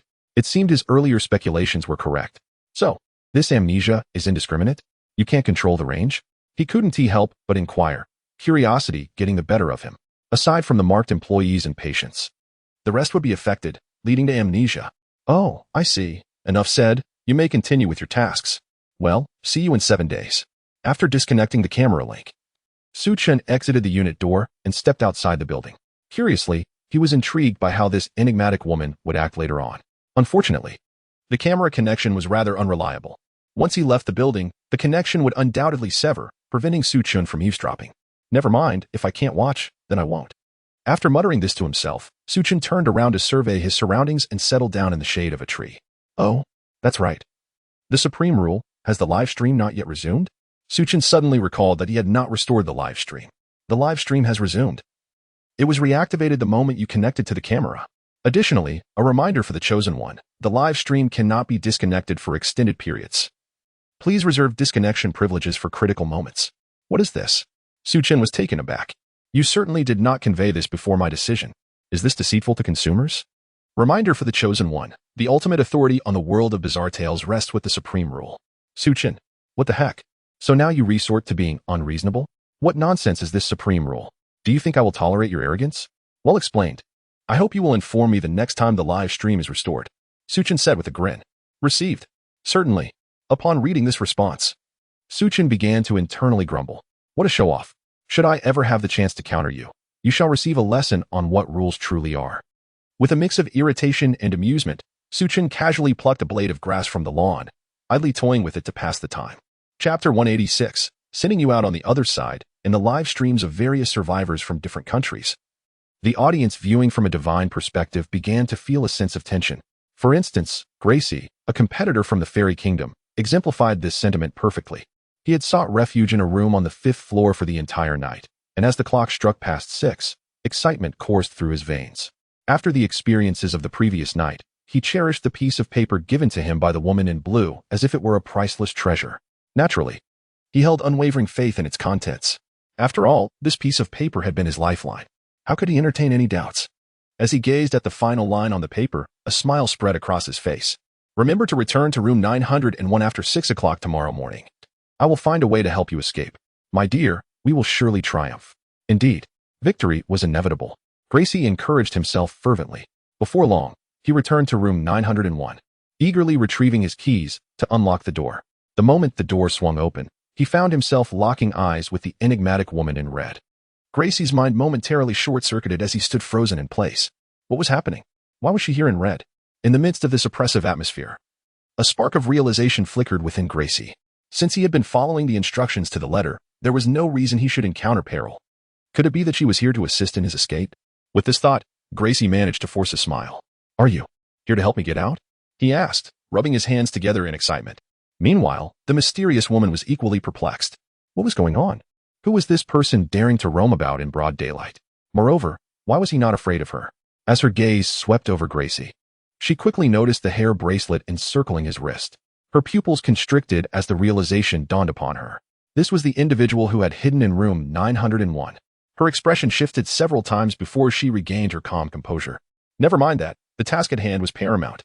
Once her plans were set in motion and the timing was precise, it would be effortless to crush this insignificant ant. Wait here, the woman said coldly to Gracie. Upon hearing this, Gracie felt a surge of exhilaration. Indeed, he had been right. She was truly here to help him escape. All right, I will wait obediently, Gracie replied. Nodding eagerly, the woman cast a glance at him before turning to enter the secondary room. She checked the time once more, ensuring everything was in order. With a swift motion, she extended her finger like a blade, slicing open her brow. Strangely, no blood flowed from the wound. Instead, a luminous, milky light emanated from beneath her skin. She raised her hand to cradle this orb of light, covering it with her other hand. In no time, when she withdrew her palm, a white paintbrush had materialized in her left hand. The next moment, she waved her hand to conjure a canvas out of thin air and began to paint upon it. Before long, the artwork reverted to its previous unfinished state, the woman in blue gazing into a mirror, where the incomplete image of the woman in red was reflected. With an enigmatic smile curling at the corners of her lips, she returned the canvas to its rightful place. Subsequently, she stepped out of the room, surveying the entirety of her surroundings. Raising her delicate hand, she waved it several times, and the entire room reverted to its original layout. Even the initial rules re-emerged, now completely restored atop the shoe cabinet. Having completed these tasks, the woman again pointed her fingers like a blade, frowning as she sliced a small piece of flesh from her forearm. How exasperating. To deceive Wang Xian, I must endure this weekly torment, she muttered under her breath. Then, with a gentle sweep of her palm over the piece of flesh, it began to grow in the wind, rapidly transforming into a substantial mass. She deftly divided the meat into 7 portions with a flick of her fingertip. In the next moment, she flipped her hand, and the 7 pieces soared skyward, landing automatically in the preservation bags within the refrigerator. Meanwhile, Gracie stood in a daze, captivated by the woman's magical prowess. As the woman approached, Gracie shook her head, striving to regain her composure, and managed to force a smile. Have you finished? Can you take me outside now? Upon hearing this, the woman's smile broadened, as if she had heard the most ludicrous remark. Of course, she replied with a cheerful demeanor. Splendid. Truly splendid. Can we go right now? Gracie exclaimed with excitement. Indeed. We can go at this very moment, the woman said as she drew closer to Gracie. Extending her small hand, she slowly grasped the collar of Gracie's clothing. Then, with a swift motion akin to throwing a shot put, she hurled Gracie out the window. You wish for me to take you outside? Very well. The woman remarked with a chuckle, watching Gracie soar away like a shooting star. This method of awakening Wang Xin is quite amusing. I hope the next time is just as entertaining. Shortly thereafter, a death announcement materialized. Gracie, the chosen one of the fairy tale kingdom, has perished. Comprehensive assessment. The national fortune of the fairy tale kingdom is deducted by 10 points, leaving a total of 50 points. The probability of falling objects occurring in the fairy tale kingdom has increased by 30. Simultaneously, death announcements appeared in the live broadcast of other nations, ensnaring those oblivious, chosen ones who were unaware of the dangers lurking at this hour. Chosen one of the grain kingdom has died. Chosen one of the fruit kingdom has died. As the death announcements proliferated, spots of blue began to emerge on the red-dressed woman. Gracie wore a bracelet gifted by Wang Xin. Upon her demise, he would be instantly aware. To him, it would seem that Zhang Yang had fallen victim to the red-dressed woman. There was no chance of her remaining unconscious. Soon, the peculiar red dress was half consumed by blue. What have you done, you wretch? Where is Zhang Yang? Where is he? Wang Xin demanded sharply upon awakening. Ha ha. At last, we have a divergence in the plot. How delightful. The red-dressed woman did not respond to Wang Xin's inquiries, instead muttering to herself. Seeing her disregard, Wang Xin's fury only intensified. Only the eerie right cheek gradually twisted into a grotesque visage, while the right hand abruptly lifted, the fingertips exuding flickering black light, resembling a sword held aloft. I should be damned. I should not have yearned to return to the bygone days. I ought to have slain you sooner, otherwise. How could Zhang Yang have met with misfortune? Today we shall perish together. Wang Xin shouted fiercely. Upon hearing this, the woman in red became even more elated. The corner of her left mouth twisted into a wild grin. How amusing. It seems you have taken the initiative this time. Ha ha ha. Splendid. Let us embrace our doom together. The strange woman joyfully remarked. At this, Wang Xin was momentarily taken aback, sensing something amiss. Why did she appear so eager? You, what about me? Hurry up. I can hardly contain my anticipation. Seeking death, Wang Xin, in a fit of rage, thrust his sword towards the left side of her heart. Chapter 187. The Fragmentation of Memory. Return to room 901 yet. The woman in red remained unmoved, offering no resistance as a sword pierced her heart.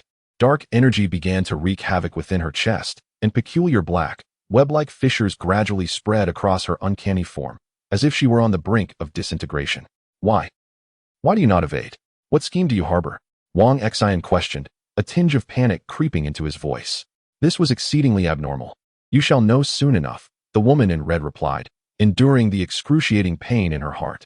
She pointed her left index finger at her brow and began to chant softly, My corporeal form, derived from the grave, shall disintegrate today for the sake of return. I beseech but one true spirit to endure, to traverse the cycle of rebirth, and to face tribulations once more. Upon completing her incantation, her bizarre body erupted with an abundance of black and white luminescence. The thin cracks widened, bringing her form to the precipice of collapse. What is this? Where did you learn such sorcery? Curious, are we? I shan't disclose it, she taunted. In the next moment, her entire being disintegrated, transforming into countless intertwining strands of black and white light, drifting towards the black portal of the 18th floor. As the dual hues dissipated, two small orbs of red and blue emerged, swirling and entwining in the air. What do you intend to do? The blue orb echoed Wang Xin's voice. Patience. It shall be revealed shortly. Before the last word could escape her lips, an immense pressure enveloped the entire building. Invisible ripples surged forth endlessly from the portal on the 18th floor. What is this? Why? Why are my memories collapsing? What have you done? Ha ha, fool. Have you finally realized? Unfortunately, it is too late. The woman in red laughed heartily. Soon, the ripples began to subside, and the red and blue orb shrank in size. One orb spiraled into the wardrobe, transforming into a red and blue dress. Why are we here? The amnesiac woman in red inquired. How should I know? Perhaps the rules established last night consumed too much energy. Wang Xin replied coolly. Upon hearing this, the woman in red contemplated her established rules, recalling certain thoughts.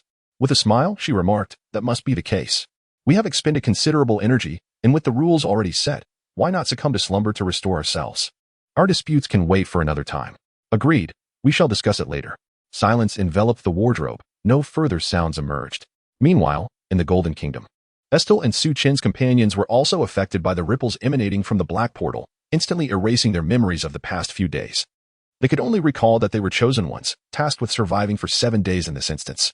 Having returned at a checkpoint, they now stood before room 901. Keys in hand. This instance is quite peculiar. How did I end up at the entrance? And why was I dressed in such strange attire? Regardless, let us open the door and see. Perhaps the highest rules have arranged it thus, and there might be insights regarding the rules of this instance within. One by one, they opened the door and re-entered room 901.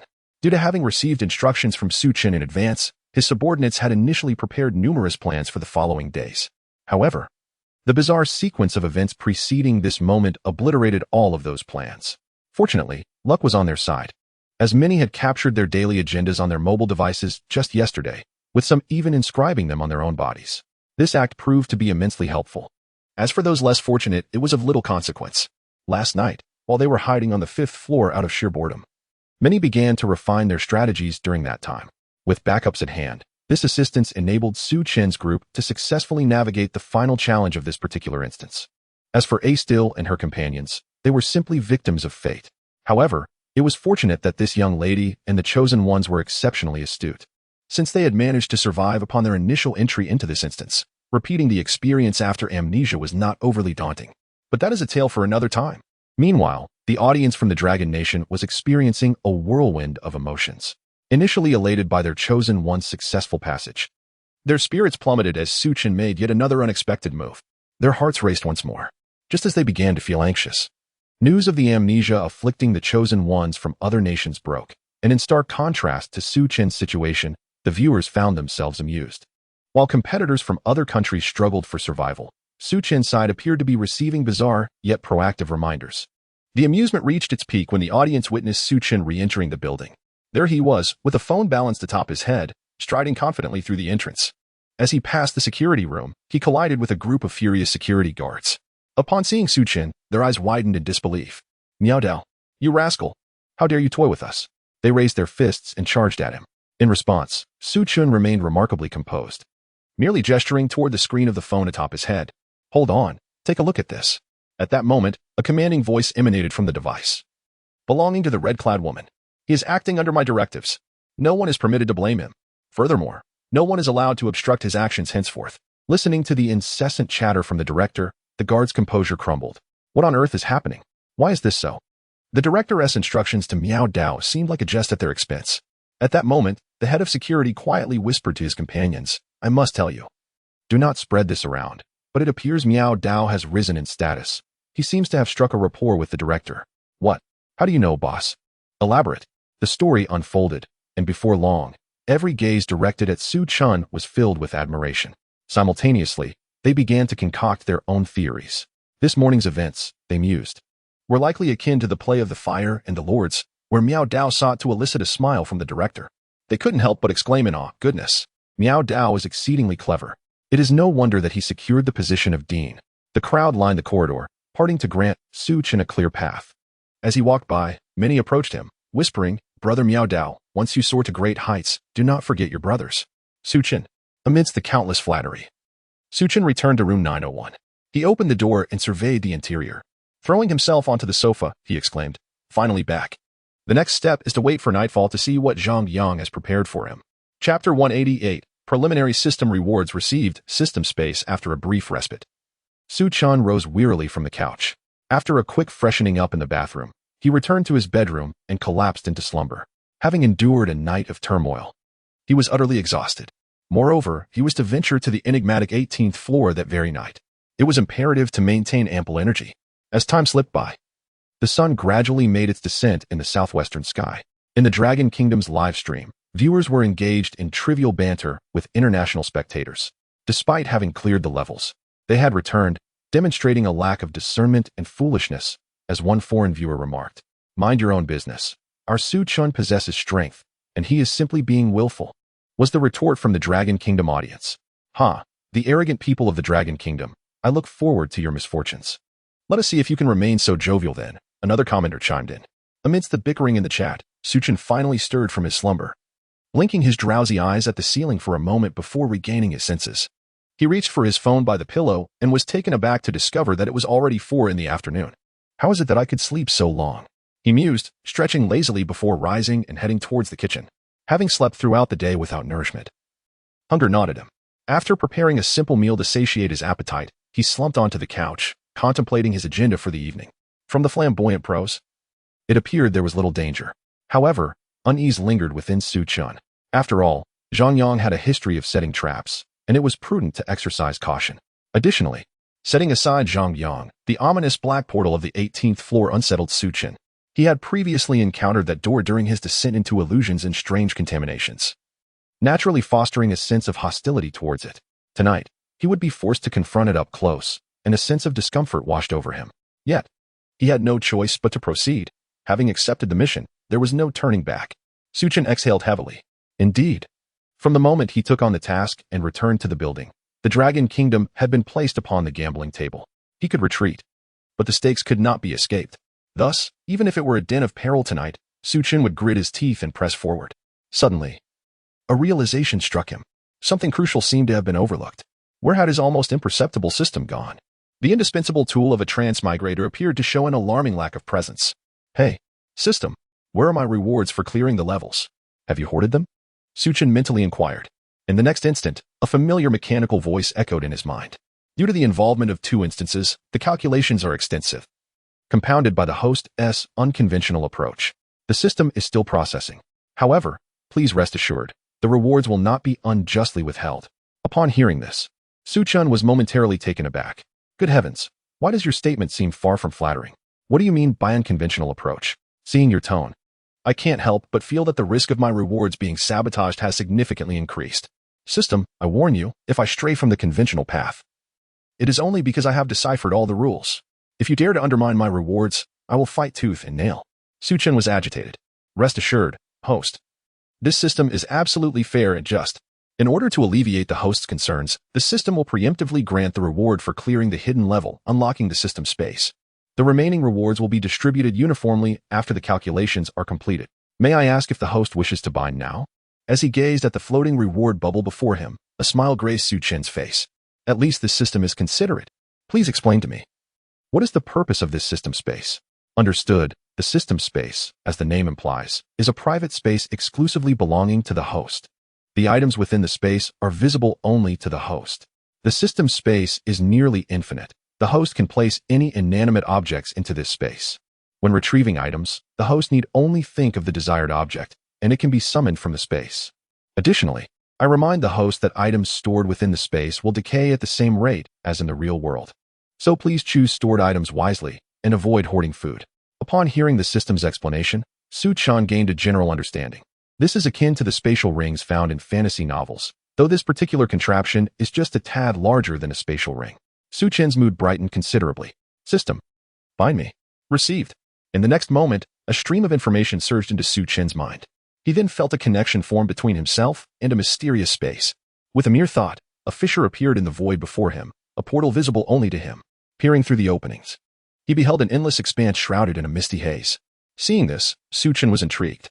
Supreme rule, disconnect the live broadcast. Received, disconnection complete.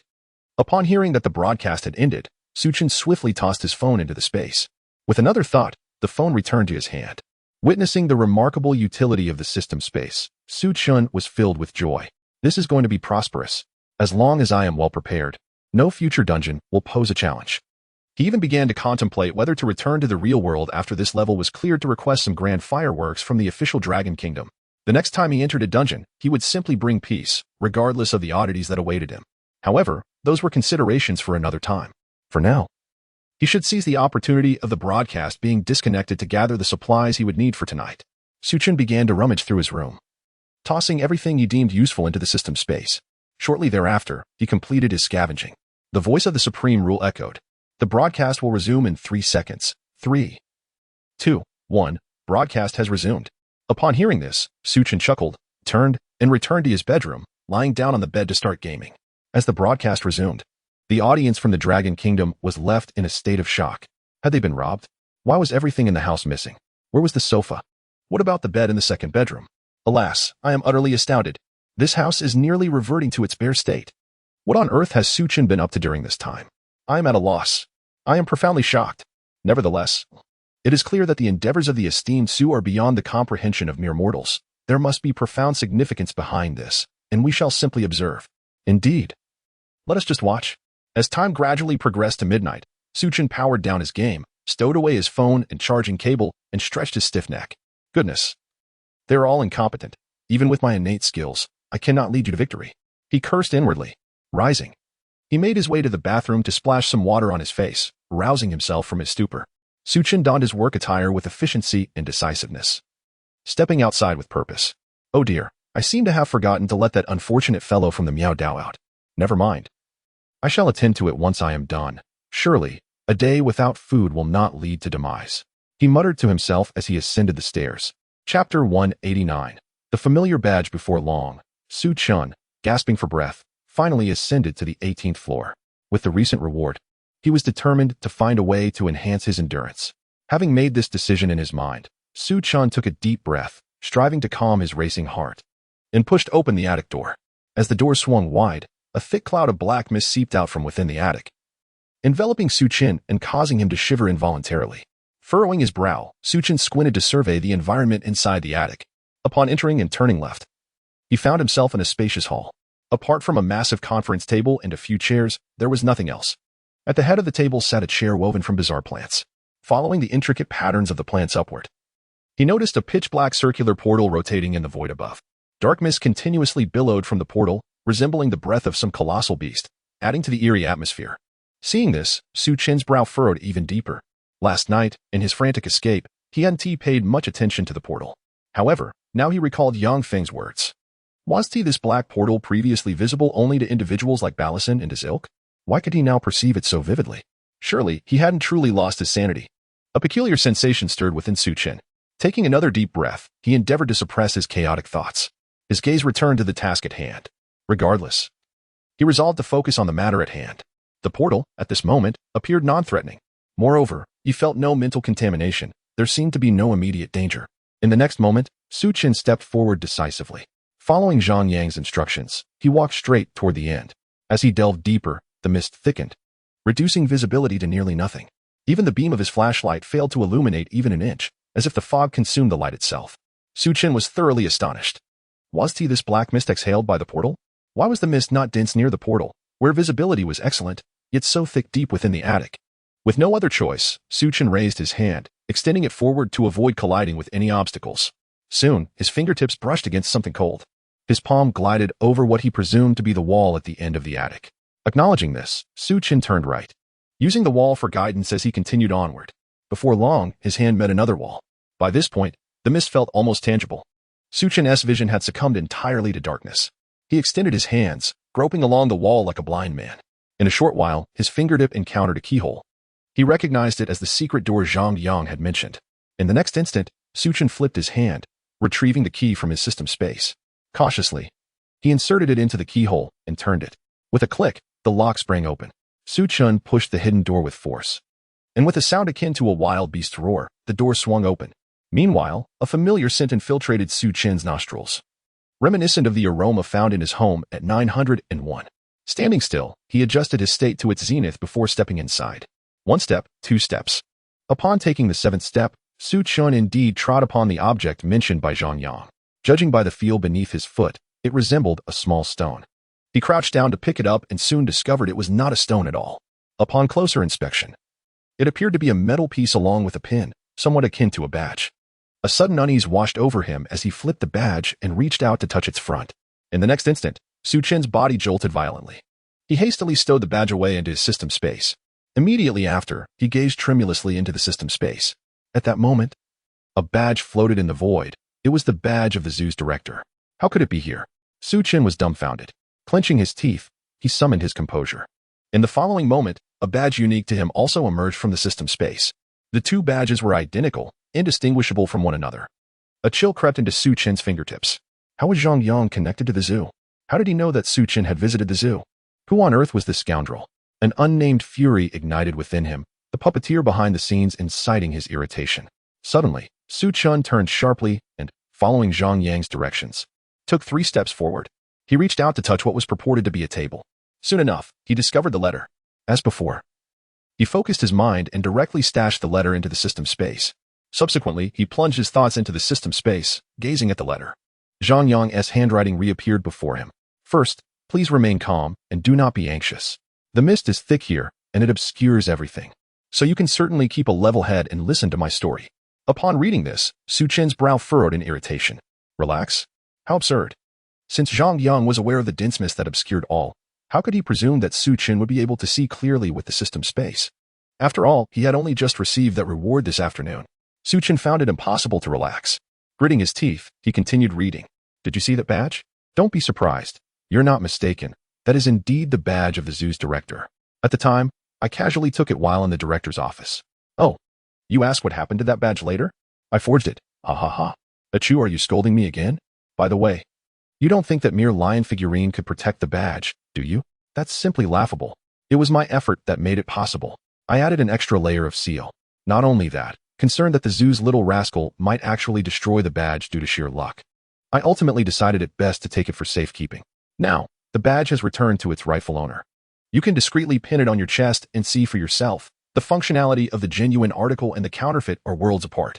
Upon witnessing this, Su Chen felt an increasing sense of astonishment. With Zhang Yang's reminder, Su Chen couldn't help but recall the moment at the zoo when he obtained the badge. At that time, he hadn't given it much thought. However, now, from a godlike perspective, it was indeed as the other had stated. How could a lion plush toy possibly frighten a mischievous child enough to prevent them from seizing the badge? It is worth noting that the child had engaged in a lively scuffle with a white lion when provoked. Thus, Zhang Yang's words appeared to hold truth. Yet, this only rendered Zhang Yang more enigmatic. Not only was he connected to the zoo, but he also possessed some extraordinary ability to counter the bizarre. Who on earth was he? Taking a deep breath, Su Chen followed the advice given and pinned the badge to his chest. In the next instant, his eyes widened in astonishment. In an inexplicable manner, he sensed the presence of the zoo. He felt that with this badge, he could transport himself back to the zoo at any moment. Moreover, ever since leaving the zoo, the work group he had joined had been mysteriously silenced by some unknown force. However, at this moment, his phone, resting in the system space, received messages from the zoo's work group anew. Su Chen opened the group chat and typed a message. How has everyone been lately? In the next moment, numerous replies flooded in. Wow, boss, you finally spoke. We've missed you terribly. Indeed, indeed. When will you come back to see us? Our zoo has become even more impressive. You wouldn't believe it. Our zoo is making a fortune, and the visitors can't stop praising us. Gazing at these messages, Su Chen remained silent for a considerable time. Ultimately, he replied with a message. Thank you for your hard work, my friends. I will return as soon as I have the chance. However, I have some matters to attend to now, so I'll be busy for a bit. We'll chat later. All right. Boss is a person of great importance. We shall not disturb you. Goodbye, boss. Chapter 190, The Letter from Zhang Yang, 1. Upon shutting off his phone, Su Chen's eyes brimmed with astonishment. Zhang Yang's actions were utterly outrageous. A vague suspicion flickered in Su Chen's mind. Could Zhang Yang be intrinsically linked to the essence of this bizarre world? Shaking his head to dispel these unsubstantiated thoughts, Su Chen tucked away the badge. The haul from this encounter was immense. Aside from acquiring the badge, he had gained countless means of self-preservation. Not to mention Zhang Yang's actions, which essentially indicated that he bore little animosity towards Su Chen, or at least not much. With this mindset, Su Chen turned his attention back to the text below. Have you finished your trial? Are you satisfied now? Not angry anymore? Now, let me get to the crux of the matter. Let me think. Where should I begin? Ah, yes. Since you've been to the zoo, let's use that as a starting point. You must be aware of old Zhou and the others, right? This world, as you can see, is filled with the bizarre, to the point of nausea. Yet, we have no choice. Humanity must navigate this realm, striving for self-preservation. Consequently, a dire problem arises. Ordinary individuals are frail.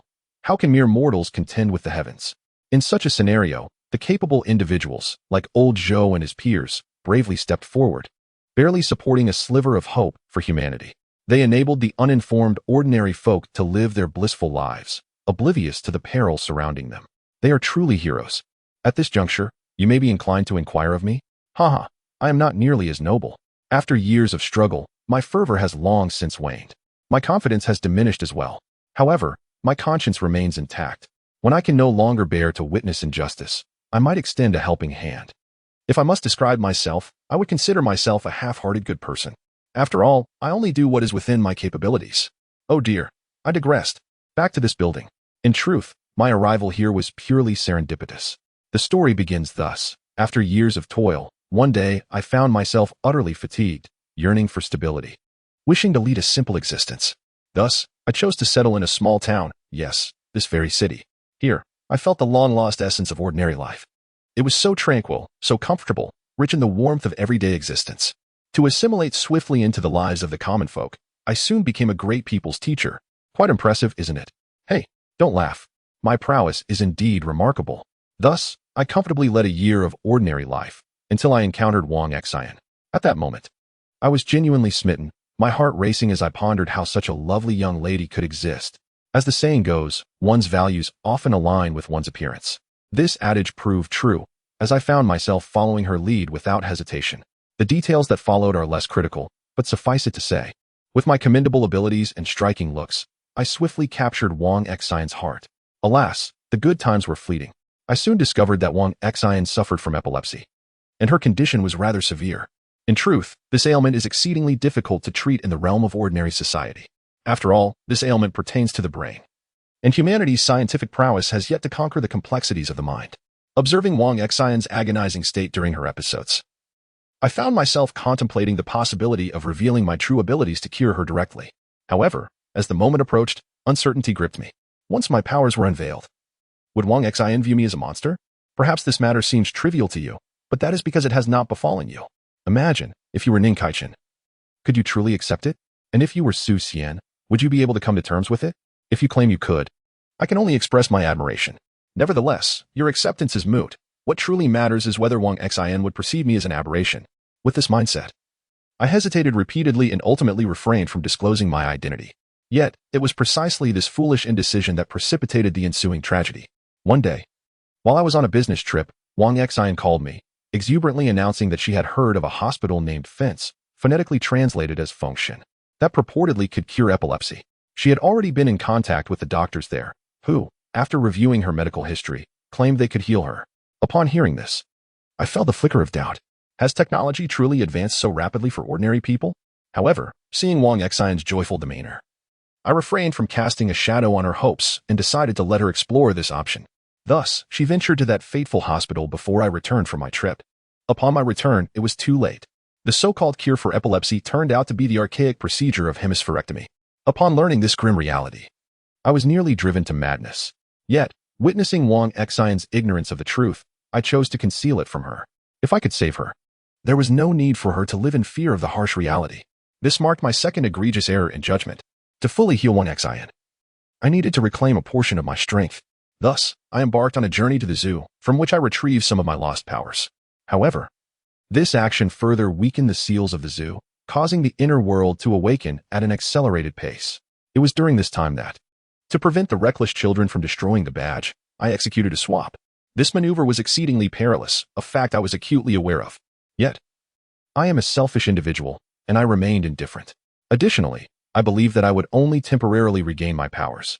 Once Wang Xian was saved, I would promptly reinforce the zoo's seals. Surely, nothing could go awry. Alas, fate had other plans. I have yet to return that power. You must have glimpsed the state of that inner world by now. Remarkably, 1 year ago, it occupied merely a quarter of its current size. One can only fathom the magnitude of the seal's impact. Fortunately, there is still you. I suspect that, with your intellect, you have likely alleviated the crisis at the zoo. However, allow me to temper your optimism. This is not the conclusion. This action merely addresses the symptoms without tackling the root cause. If the inner world remains unresolved, the zoo will forever pose a latent threat. Once you acquire strength in the future, remember to eradicate this troubling dilemma. This can be seen as a means to alleviate some of my guilt towards my friend. I extend my gratitude here. Upon seeing this, Su Chen understood why. A year ago, the situation at the zoo, which had already been subdued by old Zhou, suddenly deteriorated. It turns out this rascal was responsible. However, as he continued to read, Su Chen couldn't help but chuckle. Addressing superficial issues rather than root causes? It seems that Zhang Yang is not as prescient as he fancies himself to be. Surely, he could not have anticipated that I had already brought the zoo under my complete control. I dare say, as long as that mischievous child does not overexert himself, The zoo shall not face any calamity. Zhang, you have no understanding of curing ailments. Nevertheless, considering your relatively agreeable demeanor, I shall refrain from pursuing the matter further. Once my capabilities allow, I will lend a hand in resolving the issues within this realm. After all, I am now the director. This is my own zoo. Chen mused cheerfully, before continuing to delve deeper into the text, needing to expand the worldview, laying down foreshadowing, as the next chapter is set to commence soon.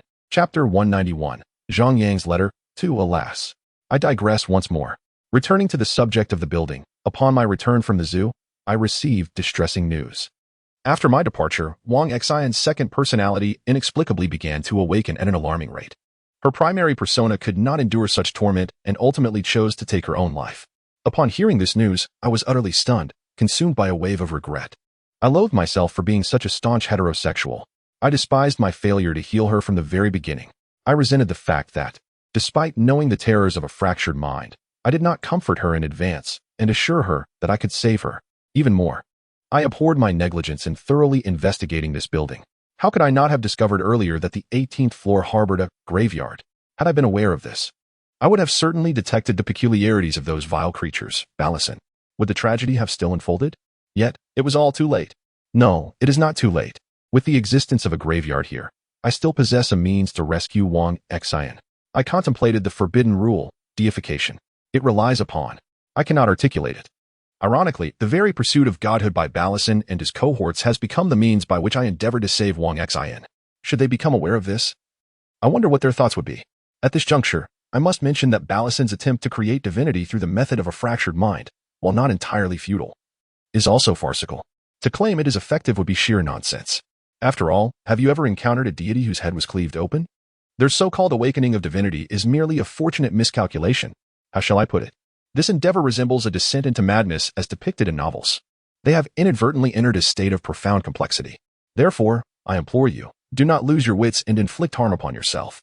Returning to the topic of this forbidden rule, I cannot divulge the specifics of its operation. Nevertheless, you may understand it as utilizing Ballison as a medium to locate the graveyard. By harnessing this graveyard, coupled with the sealing power of the unreturned zoo's rules, I can resurrect Wang Xian. You are aware that I am a selfish individual. National ideals cannot bind me. For the sake of my beloved, I am indifferent to all else. Thus, steeling my resolve, I struck a deal with Ballison, reluctantly sparing his life. Subsequently, I took decisive action and tore open a corner of the graveyard seal. Utilizing this graveyard, I revived Wang Xian in an unconventional manner. This also resulted in the graveyard portal, which was previously visible only to Ballison and his specific cohort, now being accessible to everyone. Fortunately, this graveyard entrance is situated in the attic of the 18th floor, rather than in a bustling area, which is a stroke of luck amid misfortune. In this manner, Wang Xian returned to life in an alternative form. However, before I could revel in this success, another calamity struck. For reasons unknown, Wang Xian's other personality inexplicably revived as well. This was utterly absurd. It defied the very laws of science. To be candid, this has truly shattered my understanding. At this point, I must share with you my philosophy. Perhaps due to my personal experiences over the years, my perspective diverges significantly from that of Barrison and his associates. In my view, humanity possesses but a singular soul. The so-called second personality is merely a mysterious phenomenon observed through the lens of science.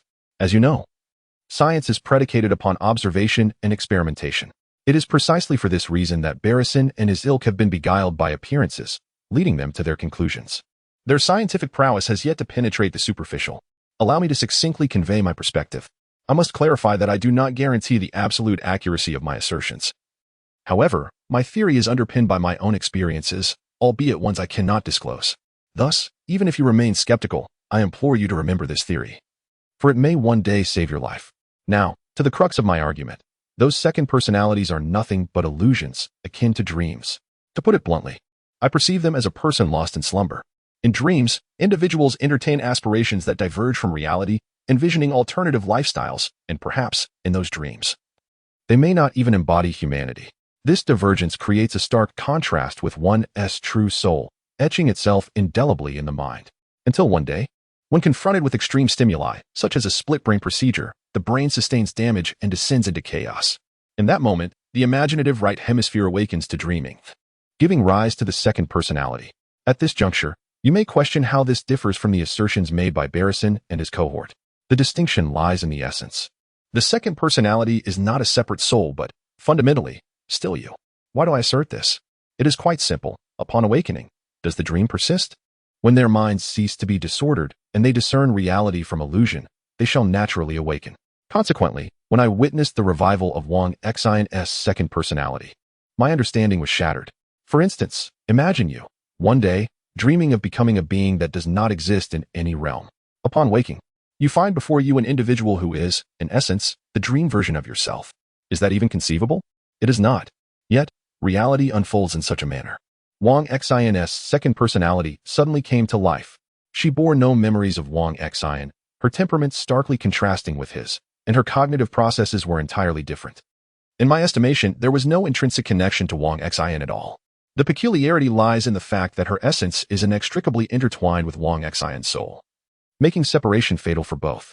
At that moment, he was utterly perplexed, racking his brain for solutions. Even various forbidden practices yielded no results.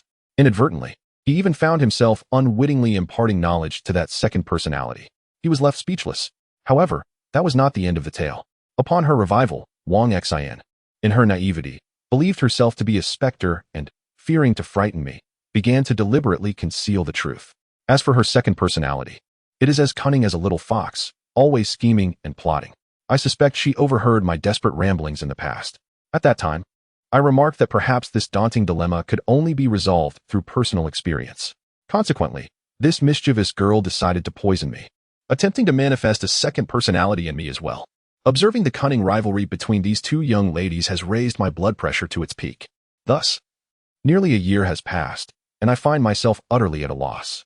Moreover, due to issues with the seals at both the zoo and the building, a series of chain reactions have ensued. I must personally travel to a certain place to suppress the anomalies. Otherwise, a catastrophe awaits. After all, it is a situation of my own making, and no matter how selfish I may be, I cannot remain indifferent. Therefore, I have no choice but to call upon you for assistance. My dear friend, I implore you, help me out. I know you possess the means. If all else fails, I promise to show my gratitude in due course.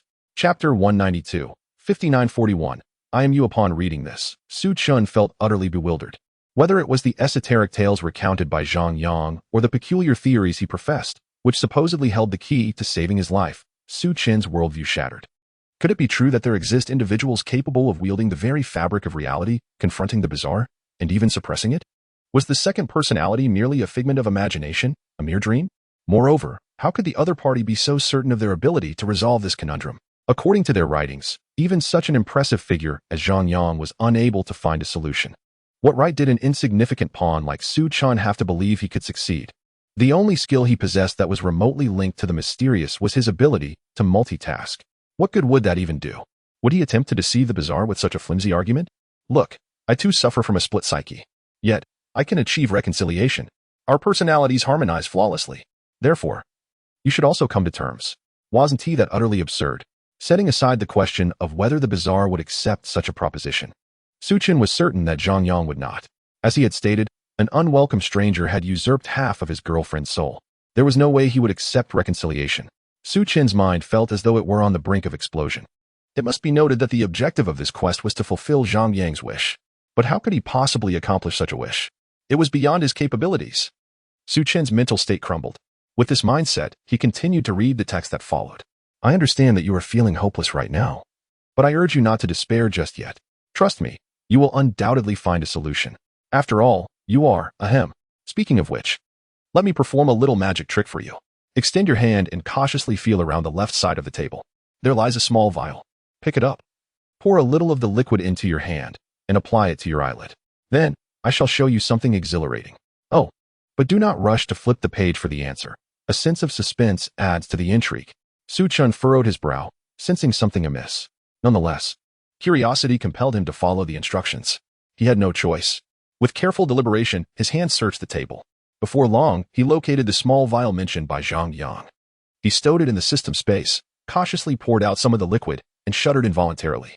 Goodness, how revolting. The viscous liquid was a ghastly green, reminiscent of mucus after a cold. Chen stared at the liquid in the system space, enveloped in a prolonged silence. Ultimately, he steeled himself and applied the substance to his right eye. He then hastily flipped the note over to read Zhang Yang's subsequent message. Have you applied it? Now it's time for me to unveil the answer. You still have the photographs I left for you, don't you? You may want to take a look. Upon reading this, Chen's body began to tremble. His heartbeat quickened. He had already begun to piece together the truth. Gritting his teeth, he summoned his focus and retrieved the two torn photographs from the system space. He then closed his left eye and peered through his right. In the next moment, a transparent crack abruptly appeared across the half of the photograph belonging to Zhang Yang. Almost instantaneously, the fissure shattered, resembling the dispersal of mist. A familiar smiling face came into view before Chen's eyes. It was unmistakably his own visage. No, to be precise, it was a visage more mature than his current one, akin to what he would look like in a few years' time. Chen's breath caught in his throat. Why? Why was this happening? He trembled as he glanced at Zhang Yang's subsequent words. Surprised, aren't you? Ha! Don't deny it. You can't deceive me. Oh, wait. It's you who cannot deceive yourself. You thought correctly. You are. No, I am you. That is a more accurate statement. So, what? Still don't believe it? Have you considered why I know you so intimately? Why can't you escape my design? Every step you take is within my calculations. It's quite simple. By placing myself in your shoes, I can deduce your judgments. Is this result not astonishing? Chen's mental state began to unravel. The logic of the other party appeared compelling. Otherwise, how could they understand him so profoundly? Moreover, their handwriting was identical to his own when he wrote with his left hand. Clearly, this individual had deliberately used their left hand to write. At that moment, Chen suddenly recalled something. When he had previously unlocked the password, the key number had been 5941. Phonetically translated, it meant I am you. It seemed the other party had left clues long ago, which he had simply overlooked. In that instant, gazing at the familiar countenance, Chen wavered. He began to believe. However, this revelation gave rise to a new question. What was the nature of the relationship between himself and this other person? Parallel universes? Time travel? Or was he merely a second persona of the other? Chen couldn't help but think back to when he had been contaminated.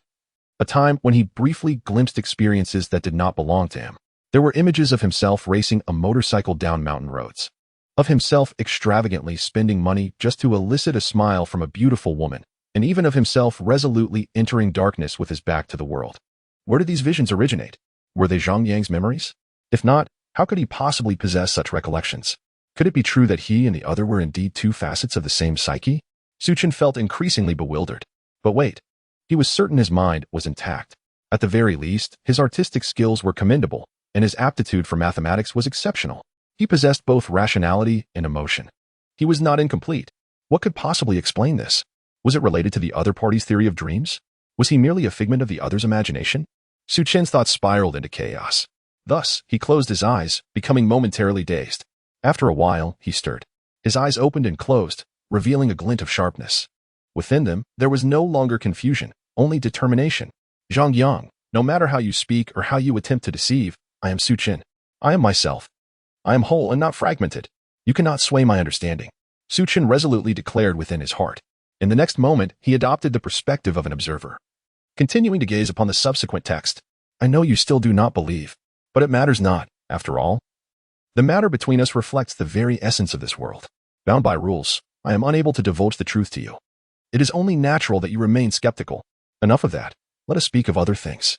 Are you aware that with your visage, you could easily navigate this realm with confidence? Simply stand before Wang Xian when she awakens, and she will not harm you. In fact, she will protect you. As for Wang Xian's second persona, she will be even less inclined to cause you any harm. She will likely perceive you as my second self, desperately seeking a way to separate herself from Wang Xian. Haha, regretful, are we? Alas, I know your character well. You, being so timid, would never confront the bizarre without prior knowledge. Thus, you shall ultimately tread the path I have set for you. Enough of the pretense, let us now speak of humility. Dear brother, my beloved father, ancestor, please lend your assistance. Separate Wang Xian from her other self. That second persona is far too sinister. I have no notion of who she is. I cannot rest easy until they are apart. Furthermore, I am certain you possess the capability to accomplish this. I swear. If we ever meet again, I shall bow before you 10 times in reverence. Serving you tea, fetching water, washing and folding clothes shall be my pleasure. And should you strike me, I would not retaliate. After you slap my left cheek, I will present my right for your amusement. What say you? Is this sufficient to assuage your grievances? My dear ancestor, please assist me. Enough words. Here it comes. I am about to embark on my expedition.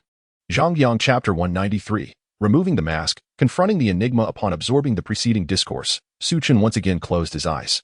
He could choose to disregard the theoretical musings of his counterpart.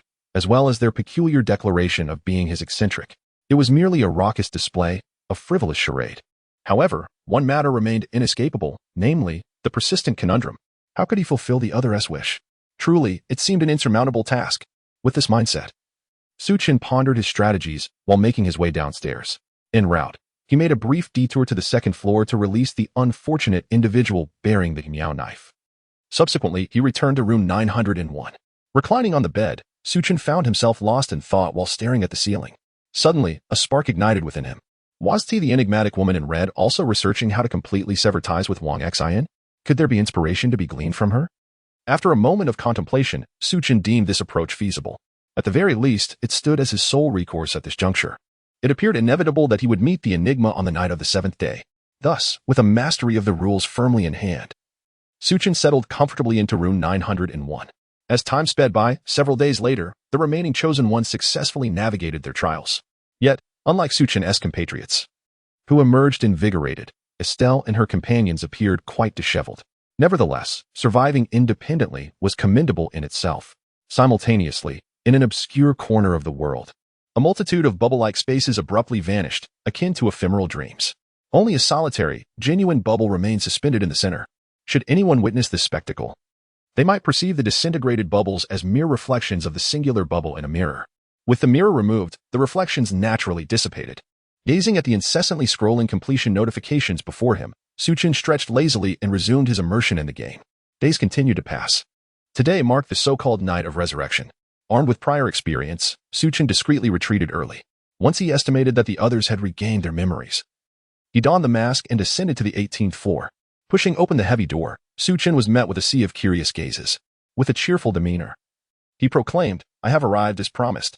The woman in the red dress, seated at the head of the table, exhibited little reaction, merely casting a frosty glance in his direction. Like a regal queen, she coolly ordered, "Wait on the side." Taken aback, Chen wondered at her sudden air of arrogance. However, he refrained from voicing his thoughts, instead choosing a random seat to observe the assembly as they reported their progress. Before long, the presentations concluded. The red-clad woman dismissively waved her hand, expelling everyone from the room. Once the last individual exited and the door closed, her earlier aloofness evaporated. In an instant, she materialized before Chen. "Well, I thought you were once again attempting to deceive me. I never imagined you would actually come. Of course, I am a person of my word. Furthermore, are you attempting to change your demeanor with me? Just a moment ago, I almost believed you had yet to regain your memories. Ah, it's not as if my employees aren't still present. Did you not also state that a leader must embody the essence of leadership?" Upon hearing this, Chen was rendered speechless. "Fortunately, your peculiar nature is matched by your strength. Otherwise, with such a tyrannical demeanor, it would be a miracle if your subordinates did not rebel. To those aware of your position, you are their leader. To those unaware, they might think you are merely cosplaying as Wu Zetian," Chen remarked. "What are you even saying? And be cautious with your words. Should you provoke me, I might just sweat you down." The woman in red retorted angrily. "Are you threatening me once more? You haven't changed, have you? Look at this." With that, Chen raised his left hand. On his wrist were 2 hairpin bracelets. "Do you see this? I now possess 2. The last time you nearly ended my life, Wang Xian had only a slight chance of waking up without realizing the memory loss. But now, it is different. Upon seeing both bracelets, even she would have to harbor doubts." Chen chuckled. "You." The woman in red was once again at a loss for words. Fine. You are impressive. I concede. As long as you assist me in devising a plan from now on, I assure you, I shall no longer threaten you. Now that is the spirit of cooperation." Chen pulled up a chair and gestured for her to sit as well. "Since we are collaborating, might you remove your mask so I may behold your true visage?" The woman inquired curiously. "Do you truly wish to see?" Chen's tone was laced with amusement. "I do. Just be careful not to be dazzled by my looks." "How vain. Hurry up. Do not dawdle." As she spoke, the woman in red reached out to remove Chen's mask. He made no attempt to stop her. As the mask was lifted, Chen's features were revealed. The woman in red's eyes widened in astonishment, and the mask slipped from her grasp. She suddenly sprang to her feet, darting towards Chen to scrutinize his face closely. You, she stammered, utterly taken aback. "So how do you find me? Have I dazzled you with my looks?" Chen grinned, feigning ignorance. "You are Zhang Yang. No, you are the second persona of Zhang Yang. You have succeeded." The woman finally regained her composure, shrieking in disbelief. "I am not. It is impossible. You must be." The woman grew increasingly agitated. Observing her reaction, Chen rose to steady her shoulders, pressing her gently back into the chair. Towering over her, he spoke in an unwavering tone. Calm down, I am truly not him. Your features. This is not something that can be easily explained. But I assure you, I am not he. I do not believe you. The woman resolutely shook her head. The two found themselves at a stalemate. Repeat that. I am not him. If you refuse to acknowledge this fact, there is no need for us to continue our collaboration. Su Chen's expression turned cold. One must not waver in their understanding. Upon hearing this, the woman in red paused, contemplating for a moment before nodding. There was no alternative. She had reached a dead end and required Su Chen's assistance. Simultaneously, as she perceived Su Chen to be the manifestation of Zhang Yang's second persona, she could not help but feel that Su Chen might indeed unravel this conundrum of division. Reluctantly, she acquiesced. However, Su Chen was not naive. He had already discerned the skepticism reflected in her eyes. What did Zhang Yang say to you before he departed? Su Chen inquired. He mentioned that he had pressing matters to attend to and implored me not to hinder him. Moreover, he vowed that another version of himself would come to assist me in resolving my issues. Upon hearing this, Su Chen felt a surge of frustration. Zhang Yang had once again entangled him in a predicament. With this backdrop, it was evident that she was resolutely convinced that he and Zhang Yang were one and the same. Never mind that. Let us focus on your plans, Su Chen sighed, redirecting the conversation. Upon hearing this, the enigmatic woman nodded emphatically. Then, with a mischievous glint in her eye, she remarked, You promised me a moonlit viewing last time. Yet we hardly enjoyed it. Shall we not combine moon gazing with our discussion of the plan this time? Chapter 194. I am feeling a bit happy now. Su Chen cast a puzzled glance at the other party, uncertain of their ulterior motives. Ultimately, he nodded, dragged a chair over, and prepared to move towards the window. Upon hearing Su Chen's agreement, the woman chuckled mischievously. Suddenly, she reached out her small hand and grasped Su Chen's forearm. In the next moment, the environment around Su Chen distorted abruptly. Upon focusing, he realized he had been transported to the rooftop. Standing atop the slanted roof, he felt the fierce cold wind threatening to topple him. Just then, he sensed a supportive grip on his forearm. This place is splendid for moon gazing. Isn't it?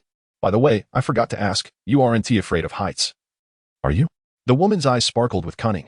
Su Chen, striving to calm his racing heart, lifted his head, deliberately avoiding the ground. He feigned nonchalance while gazing at the violet full moon. Of course, I'm not afraid. This place is perfect for moon gazing, he replied, hurriedly settling himself on the rooftop. The woman smirked and sat beside Su Chen. As she did, he noticed that the negative feelings evoked by the moon began to dissipate. Now, let me share my plan with you. In my view, the conflict among these ordinary individuals stems from the perpetual disconnection between their left and right brains, resulting in a lack of a direct means to resolve their issues, thus failing to suppress the other persona entirely. Hearing this, Su Chen nodded in agreement. If one wishes to resolve this issue, it is quite simple. With my divine powers, I can completely restore the neural connections in their brains, specifically the corpus callosum. However, this brings forth a new dilemma. How can I ensure that the prevailing persona is the second one? Su Chen's eyes narrowed as if he had guessed something. Please continue. Well, my predicament with Wang Xian is similar but somewhat different. Although our spiritual entities are intertwined, they are not fully connected. Hence, we are not truly locked in a life or death struggle. However, should we become entirely linked, one of us must perish. Consequently, I must devise a method to ensure my victory. Upon hearing this, Su Chen's heart sank. This is disastrous. Our intentions are fundamentally opposed. I seek to save Wang Xian by separating the two of you, while you aim to eliminate him once and for all. Is there no way to avoid violence and simply separate you two? Essentially impossible. Unless one of us dies, the issue cannot be resolved. A forced separation would lead to our mutual demise. Just as with you, you cannot return fully until Zhang Yang is gone. Otherwise, how could you possibly be so complete? The woman stated calmly. Su Chen furrowed his brow. Once more, I insist, Zhang Yang and I are not the same person. All right, not the same, she replied dismissively. Now, please continue. To address this dilemma, I have devised a plan. If that group of doctors is capable of inducing a second personality in us, then surely, upon experiencing a second personality themselves in such a state of anguish, they would endeavor to employ their expertise to devise a solution to this dilemma. Your aim is to awaken their second persona. Why not resort to a more drastic and violent method of severing their brains? Most memories and knowledge are predominantly stored in the left hemisphere of the brain. Without this knowledge, how do they devise solutions to problems? Furthermore, having lost their connections, how do they grapple with the struggles of their personalities each day? Even if the second persona is subdued daily in defeat, it matters not. I possess the ability to awaken them once more. So, do you daily employ a series of dietary and other maneuvers to support the ascension of their second persona? Quite so. The essence of this logic is to enable their second persona to acquire comprehensive knowledge, to experience suffering, and to constantly resist while gathering insights. I firmly believe that one day, this creatively endowed second persona will discover the path to victory. Upon hearing this, Chen let out a sigh. To speak candidly, I find this endeavor exceedingly difficult to succeed. I shall refrain from elaborating on the specific reasons, as I presume you comprehend them. Indeed, I am aware of the formidable challenges. Then why do you persist with this plan? Because, at this point, the woman paused, her sparkling eyes gradually dimming. Then, she spoke softly, because this is my only wish, and I cannot give it up. Aside from this, I am left with nothing. The woman's spirits plummeted instantaneously. After a moment of silence, she lifted her gaze to the moon and spoke softly. I possess no memories of the past, no remnants of what once was. Wang Xian's loved ones belong solely to her. Her experiences are hers alone. Everyone showers her with affection, yet no one pays heed to my existence. All perceive our alter ego as a menace. Even Zhang is hell-bent on eradicating me. But what have I done? Why must I be subjected to such treatment? Is it because I have awakened that I must be destroyed? Am I destined to be eternally confined in that dark, frigid prison, merely to witness Wang Xian's joyful existence? By what right? Why does everything belong to Wang Xian, while I possess nothing? The woman's voice grew increasingly faint, tinged with a hint of tears. She lowered her head, clasped her legs tightly, resting her chin upon her knees, staring vacantly at her toes. Since the moment of my birth, the only possession I have is this life. Am I truly to relinquish even that to Wang Xian? In the night breeze, her voice was barely audible. Upon hearing this, Chen, deeply affected by the other person's emotions, couldn't help but sigh. As the other had stated, she truly was in a pitiable state. Since awakening, all affection had been bestowed upon Wang Xian, while all disdain had been directed at her. Every friend and relative of Wang Xian regarded her as an adversary. As for those employees under her command, they were no different. Driven by similar motivations and intimidated by her power, they complied obediently. Furthermore, in order to maintain her leadership and instill confidence in her subordinates, she could not reveal a hint of vulnerability. Otherwise, how could she have confided these sentiments to herself this evening? It is still because she has no one to confide her grievances to. Until today, she could no longer contain herself. A sense of grievance surged forth like a flood released from a dam. Enough of the melancholy. I merely suggested that your plan may face considerable challenges, not that I could conceive of a superior alternative. Chen reassured her. Besides, though you may be devoid of a past, you are not without a future. After all, I am here to assist you. Upon hearing these words, the woman in red abruptly turned her head to gaze at Chen's cheek. After a moment of contemplation, she rasped, You swear you are not deceiving me this time? I swear. Chen replied, locking his gaze with hers. Upon hearing this, a faint smile graced her lips, and delicate dimples appeared on her cheeks. I feel a bit happier now, she murmured softly. Is it because you have gained a remarkably astute strategist? Chen responded with a smile. No, it is because, for the first time today, someone has shown concern for me, and that brings me immense joy. I am no longer devoid of everything. The woman smiled, her eyes curving with delight. Chapter 195, The Rooftop, using your surname to cross the threshold, although the other party smiled brightly. Chen keenly noticed a hint of moisture at the corners of her eyes. At that moment, the woman turned her head back, her body slightly leaning as her delicate head gently rested on Chen's shoulder. May I borrow your shoulder for a while? She asked softly. Chen did not respond. Yet he made no effort to pull away. The two gazed at the moon, enveloped in a prolonged silence. After a considerable time, the woman in red tugged at Chen's sleeve. Hey, I hope you're not Zhang, she said wistfully. I'm not Zhang, Chen replied. I believe that this time. But could you tell me your name? My name is Chen. Chen, what a lovely name. Much more pleasing than Zhang. You're being biased. I don't care. It's simply delightful. Oh, and I don't have a name yet. Could you help me come up with one? Ah, I'm terrible at naming. Chen exclaimed. How about this? Since you wear a red dress all the time, why not call you Hongyi? All right, you actually agree? I thought you were joking. It sounds beautiful. Also, I don't have a surname. Aren't you a Wang? I would never. The woman rolled her eyes. Suddenly, her eyes sparkled, and she spoke up. What if I took your surname, Su? Taking my surname? Su Hongyi? That works. But that would make me your father. Chen replied nonchalantly. Su Hongyi, meanwhile, the live chat in the Dragon Kingdom streaming room erupted with excitement. Mom, are they falling in love? I feel so envious. I feel like a dog on the roadside, suddenly kicked. I'm dying. Chen is too skilled. While the players face peril in the dungeon, he is flirting with a female ghost. No. Our Subao support team absolutely opposes this union. Wait. What are you all yelling about? Is this really considered flirting? Female ghost. I want to take your surname. Chen. Sure, then I'll be your father. Damn it. This ironclad straight man is driving me insane. Though Su Chen and the woman were unaware of the chatter.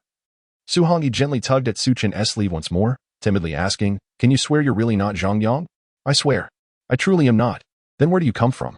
That is a bit complicated to explain. Are you trying to deceive me again?" The woman looked up, her gaze fixed intently on Su Chen's eyes. "I'm not. Oh dear. My background is rather absurd. Do you really want to hear?" "Yes. I want to hear all about your past." "All right then, let me tell you. The place I come from is called Blue Star, where there exists a magnificent nation known as the Dragon Kingdom." Su Chen had been in this oppressive world of bizarre tales for quite some time. Moreover, due to an extended period of isolation, his desire to confide in someone had grown immensely. Moreover, with Su Hongyi's earlier heartfelt revelation, Su Chen found himself unable to restrain his own emotions. Thus, he selectively recounted some of his past experiences. As their conversation grew increasingly animated, Su Chen gradually began to relax. However, in a moment of carelessness, he inadvertently revealed fragments of Zhang Yang's dream theory. Realizing this, Su Chen was instantly alarmed. He quickly glanced at the sky, and upon seeing nothing unusual, he let out a sigh of relief, silently reminding himself to exercise greater caution in the future. At that moment, Su Hongyi was utterly astonished. After a brief pause, she softly inquired, "Am I merely a figment of Wang Xian's dreams?" Su Chen shook his head. "Rest assured, I firmly believe you are not. I even have a vague sense that your origins harbor a significant secret."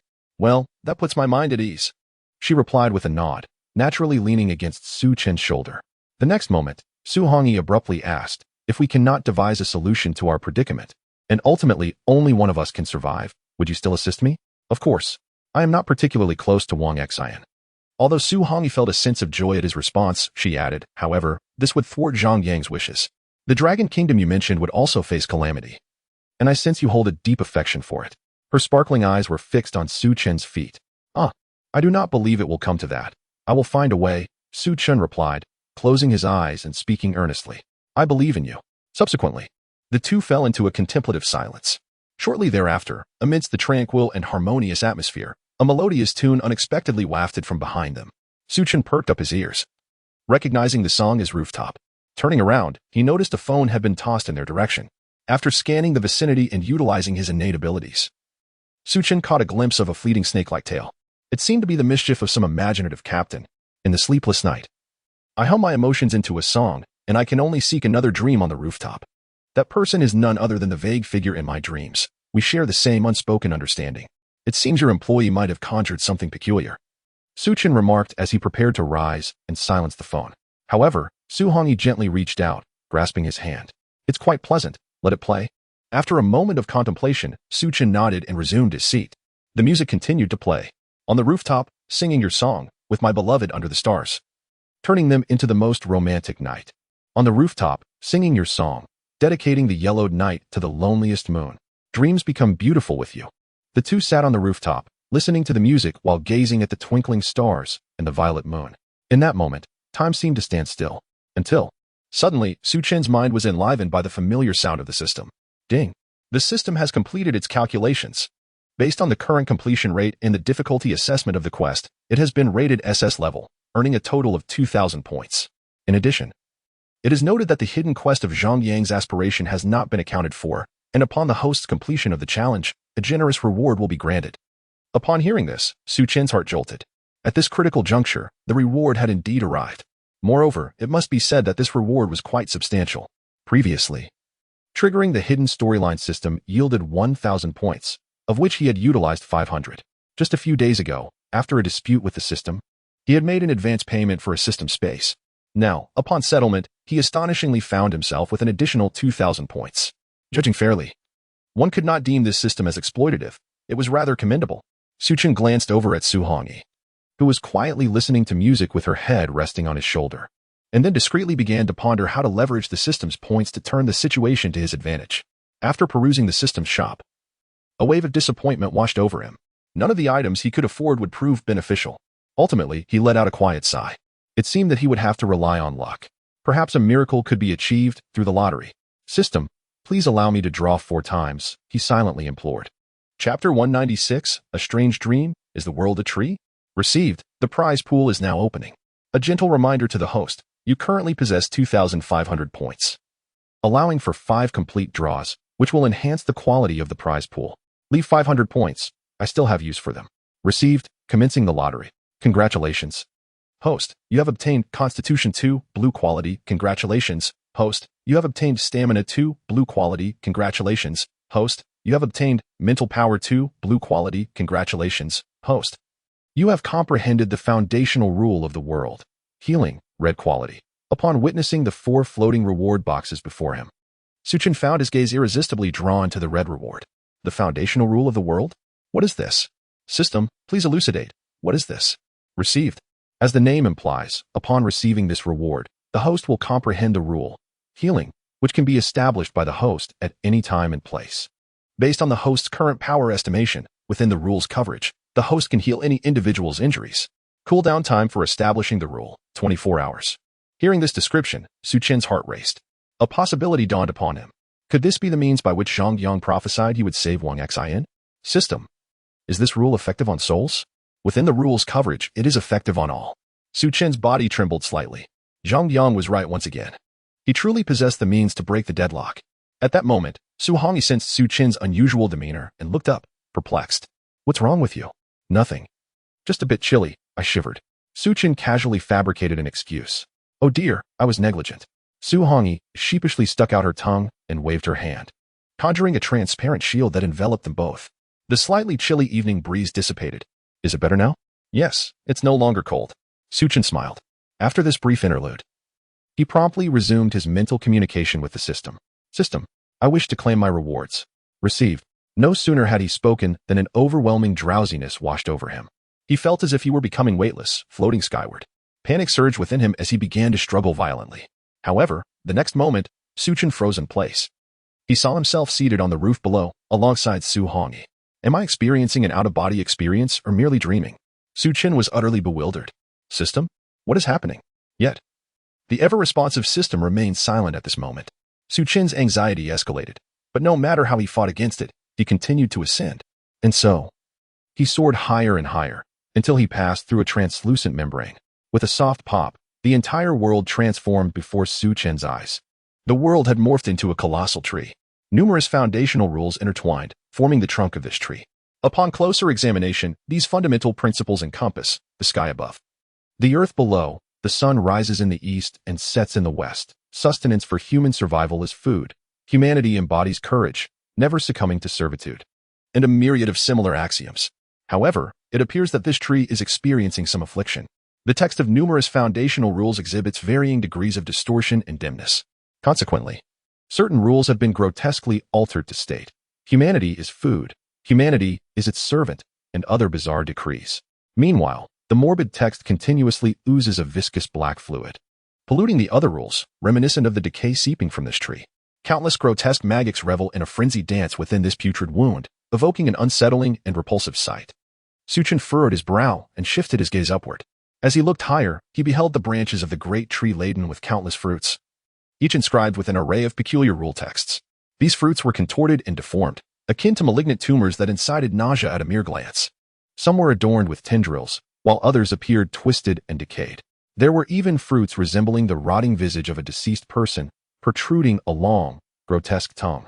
A number of dark green droplets of saliva dripped from this tongue, splattering upon the trunk, rendering the foundational rules even more obscure. At that moment, amidst the grotesque array of fruits, one appeared more palatable, emanating a flash of white light.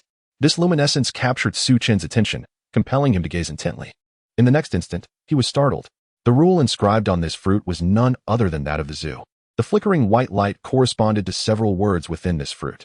Upon closer inspection, these words formed a coherent phrase: the courage to face death is humanity's sword to cleave through darkness. Was this phrase a reference to Lao Zhou and the others?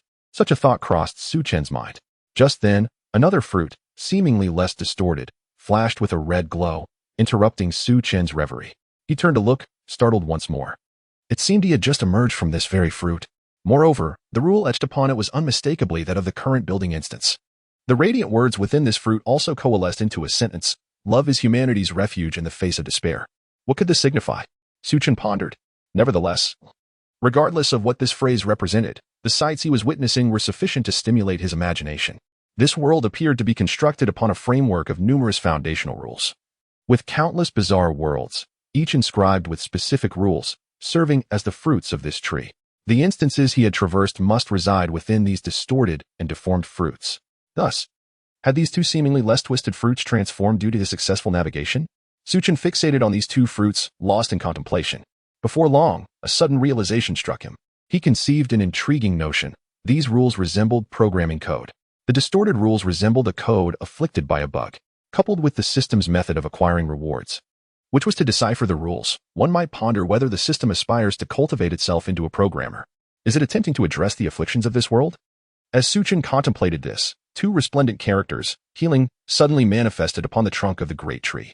In the next instant, a colossal stream of information surged into Chen's mind, encompassing notions such as the yin-yang practitioner, the way of heaven and earth, the framework of all things, the progenitors of change, the very essence of life and death, and the abode of the divine. The heavens possess the 5 elements governing the 5 phases, giving rise to cold, heat, dryness, humidity, and wind. Humans harbor 5 organs transforming into 5 emotions, generating joy, anger, thought, worry, and fear. Before long, the influx of information was fully imparted. Suddenly, darkness enveloped Chen's vision, only to be followed by a blinding light. He realized, to his astonishment, that he had returned once again to the rooftop. "You are awake?" Su Hongyi inquired gently. Chapter 197. Shaped like I love you like antennas, did I just fall asleep? Su Chen inquired, a hint of confusion in his voice. "Indeed. I noticed you were sleeping soundly, so I hesitated to wake you," the woman replied. I suppose it's just that I've been staying up late playing games recently, and I accidentally dozed off." To avoid revealing the peculiarities of the system and that strange dream, he fabricated a casual excuse. "Do you wish to return and rest?" A tinge of reluctance flickered in her eyes. "Not necessary. I've rested a bit, and now I feel quite invigorated," Chen smiled. "Then would you sit with me a while longer?" "Certainly." The two leaned against each other, enveloped in tranquility once more. Taking advantage of this moment, Chen began to inquire within his mind about the system. "System, what just transpired?" "Nothing significant. Just as soon as the reward was issued, you fell asleep." Host: "Really nothing else?" "No, I am a system. I do not lie." Taken aback by this response, Chen pondered. After such an extended interaction, he perceived the system merely as a cold tool devoid of humanity. It was unlikely to deceive him. Could it truly be that he was simply exhausted, having experienced a dream? After reflecting on the scenes from the dream, he cast those thoughts aside. If it was beyond comprehension, then it was best not to dwell on it. The most pressing matter at hand was to study the reward he had just received. The key was to find a way to save Su Hongyi and Wang Xian flawlessly. Closing his eyes, he sought information regarding the rules of healing within his mind. Before long, a smile began to form at the corners of his mouth. As the system had indicated, as long as he could establish this rule, he would be capable of healing any injury of any individual, including Su Hongyi. As for the system's claim that his current strength was only sufficient to save one person, that was of little concern. Not to mention that the two girls shared a singular existence, which would equate to the consumption of healing for one person. Moreover, considering their possession of divine powers, it would significantly reduce the effort required. When they forcibly separated, all that was needed was an external force to sustain their lives, nudging the pendulum that had tilted towards death back towards vitality. Subsequently, even if he could not completely heal them, their strength would surely allow them to mend the remaining injuries on their own. This skill was exhilarating. Objectively speaking, aside from the lengthy cooldown, it was nothing short of miraculous. Furthermore, there was an aspect the system had not fully articulated. Chen sensed that as his strength increased, so too would the potency of this rule, expanding the variety of ailments he could heal. Therefore, if his power were sufficient, could he indeed heal this bizarre world? Who says that studying medicine cannot save the world? Excitement surged within Chen. However, before he could revel in his joy for long, he was abruptly reminded of the persistent Zhang Yang. Did this individual truly possess precognitive abilities? Or was he perhaps a future version of Chen himself? How else could he predict so accurately? Yet that was not all. A sense of foreboding began to creep into Chen's mind. When he initially acquired the ability to multitask, he had given it little thought. Yet, it had proven immensely useful in the second instance. In this moment, will the healing abilities I have acquired be related to the next instance? Could it be that if the rules are violated, the enigmatic forces will no longer resort to mental pollution, but will instead directly descend to eliminate their targets? If that were the case, the forthcoming instance would undoubtedly become far more perilous. The elation that had briefly filled Chen's heart was suddenly overshadowed by a sense of foreboding. Shaking his head, he dispelled the feelings of despondency. Chen once again steeled himself into his optimal state of mind. Regardless, such matters pertain to the future. Presently, the most pressing issue is to resolve the situation concerning Su Hongyi. Supreme rules. Terminate the live broadcast. Acknowledged. Live broadcast has been terminated. Upon hearing Su Chen's abrupt declaration, Su Hongyi looked at him in astonishment. Do not inquire. Simply listen to me. There are certain truths that only you and I must know. Su Chen forestalled her questions. I have found a way to save you. A glimmering light danced in his eyes. Huh? Su Hongyi's face was a portrait of surprise, her lips slightly parted in an adorably bewildered expression. What if I told you I could also establish rules? Would you believe me? Su Chen pressed on. Su Hongyi was taken aback. Are you jesting? Yet. As she observed the seriousness etched upon Su Chen's face, she hesitated for a moment before nodding slowly. I believe you. Su Chen exclaimed. Wait. I had prepared a whole set of rhetoric to substantiate this matter. Why did you believe me so readily? However, her belief was fortuitous, as it saved him from unnecessary elaboration. That said, even though you believe me, I still wish to demonstrate something. Could you simulate the injuries caused by forcibly tearing apart your spirit with Wang Xingqiuan? I suppose so. Quickly, inflict an injury upon yourself. And I shall showcase a remarkable feat. Su Hongyi hesitated, but, meeting Su Chen's resolute gaze, gritted her teeth and created a deep wound on her left arm. Sparkling white light streamed from the injury. Observing this, Su Chen focused his mind and placed his palm over her wound. Rules, healing. He faltered momentarily, intending to echo the grand proclamations made by the two women when they established rules. Ultimately, however, he found himself at a loss for words. As he noticed the growing skepticism in Su Hongyi's eyes, he steeled himself and declared with gravity, rules, healing. A person who is unwell must be treated. Simultaneously, he chanted within, as long as I remain unembarrassed, the embarrassment belongs to others. Thankfully, this awkward atmosphere lingered only for a fleeting moment. In the next instant, as Su Chen's mental energy waned, the power of the rules coalesced. A beam of white light descended from the heavens, illuminating his palm. The luminous essence that had been fleeing from Su Hongyi's wound coalesced in an instant. Following that, her injury began to heal rapidly. Within mere breaths, her arm had returned to its pristine state, devoid of any scars. Is this the power of the rules? How could you possibly create rules? Su Hongyi was left dumbfounded. Impressive, right? I wasn't deceiving you. Su Chen basked in his triumph. No, how could you? Don't ask, if you do. I simply don't know. Just tell me if it's useful. If you forcibly separate from Wang Xian, can this rule save you both? Upon hearing these words, Su Hongyi fell into contemplation. After a moment, she nodded emphatically. It can save us. Therefore, we have devised a plan. Su Chen said with a cheerful smile. Should I awaken Wang Xian now? Su Hongyi inquired. Not yet. I can only use this rule once a day. Let us set it for 7 days from now. That way, even if Wang Xian cannot reach an agreement, or if any unforeseen circumstances arise, you can still dissolve the memories again, preventing any mishap. All right. I will follow your lead. Also, make sure to explain things clearly to Wang Xian in advance. I do not wish to be dragged into explaining again that I am not Zhang Yang. No problem. Su Hongyi replied with a bright smile. Now that the issue is resolved, do you have anything else to do tonight? Su Chen asked. No.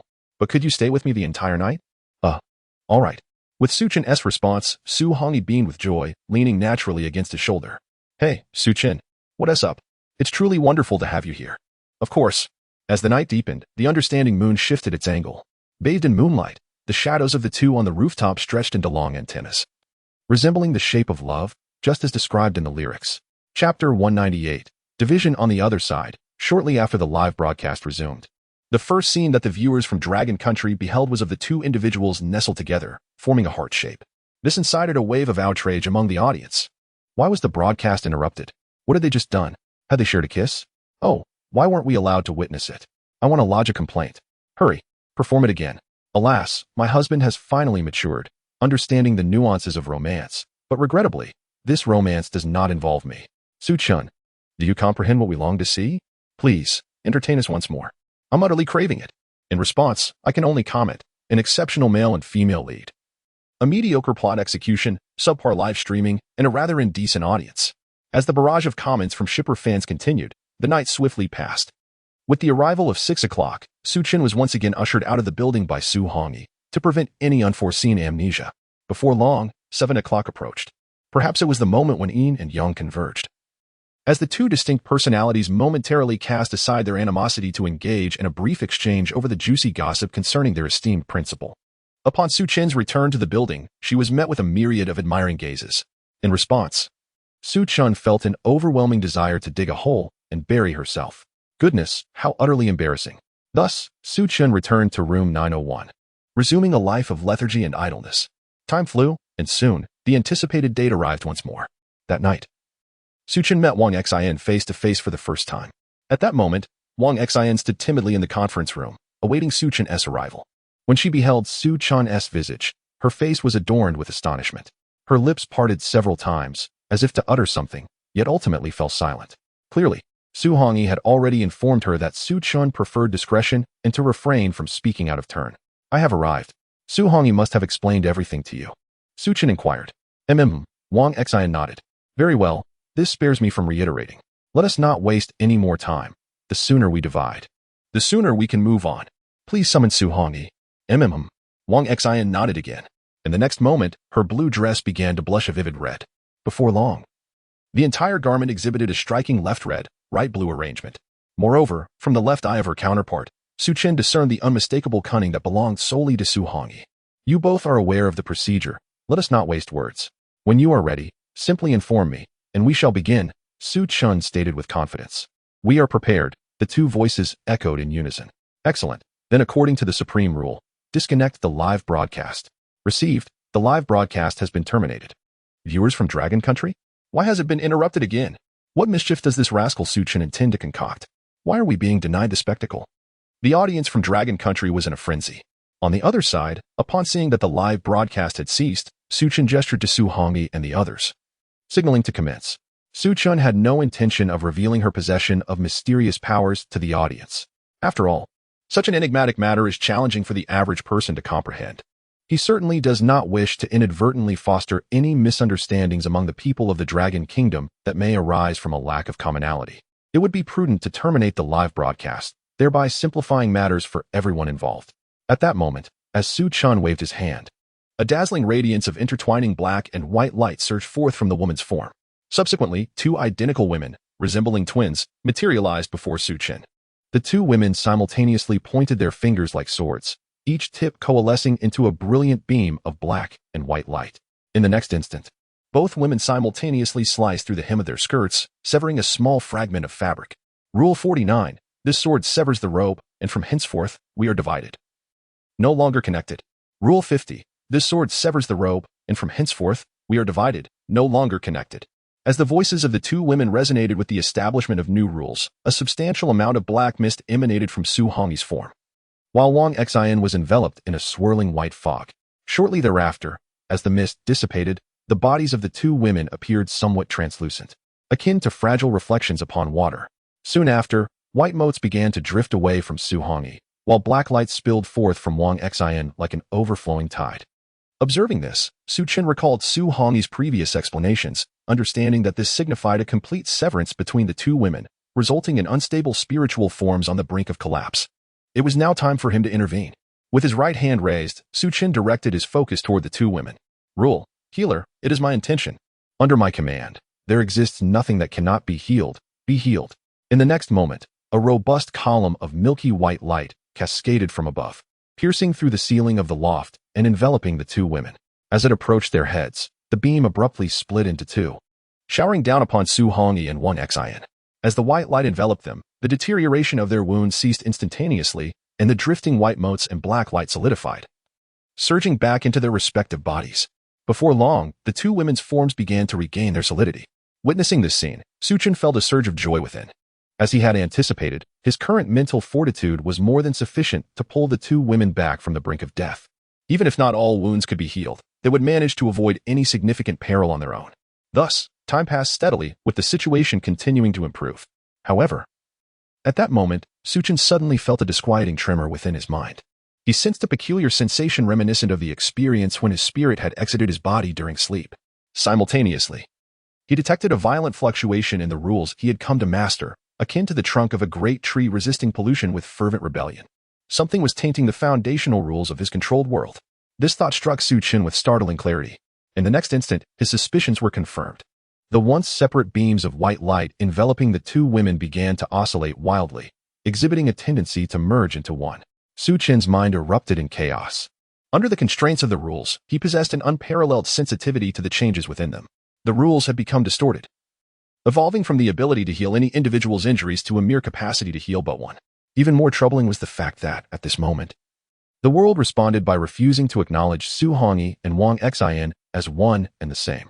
This unfortunate circumstance compelled him to make a heartbreaking choice, to save only one, as failure to do so would result in the demise of both. At that instant, Su Chen's mind involuntarily conjured the memory of their conversation atop the rooftop that fateful night. He could almost faintly perceive the delicate fragrance of the girl's hair that lingered during their dialogue. You said, if we could not devise a solution to our predicament, and ultimately only one of us could survive, would you still help me? Of course I would. Chapter 199, The Distorted Rules. The supreme scheme of the rules echoes of promises still linger in his ears. Yet, in this dire situation, Su Chen found himself hesitating. Indeed, if he were to save Su Hongyi at the cost of Wang Xian's life, it would be a calamity for the Dragon Kingdom. On one side lay the female wraith, and on the other, the nation. The weight of their significance was self-evident. However, when it came to saving Wang Xian, Su Chen hesitated to take action. The image of Su Hongyi, with her charming demeanor and laughter, continually surfaced before him, rendering him incapable of abandoning this unfortunate girl. Su Chen had to admit that. At this moment, the value of a female wraith truly rivaled that of national righteousness in his heart. No, I shall choose neither. I will save them both, Su Chen silently vowed.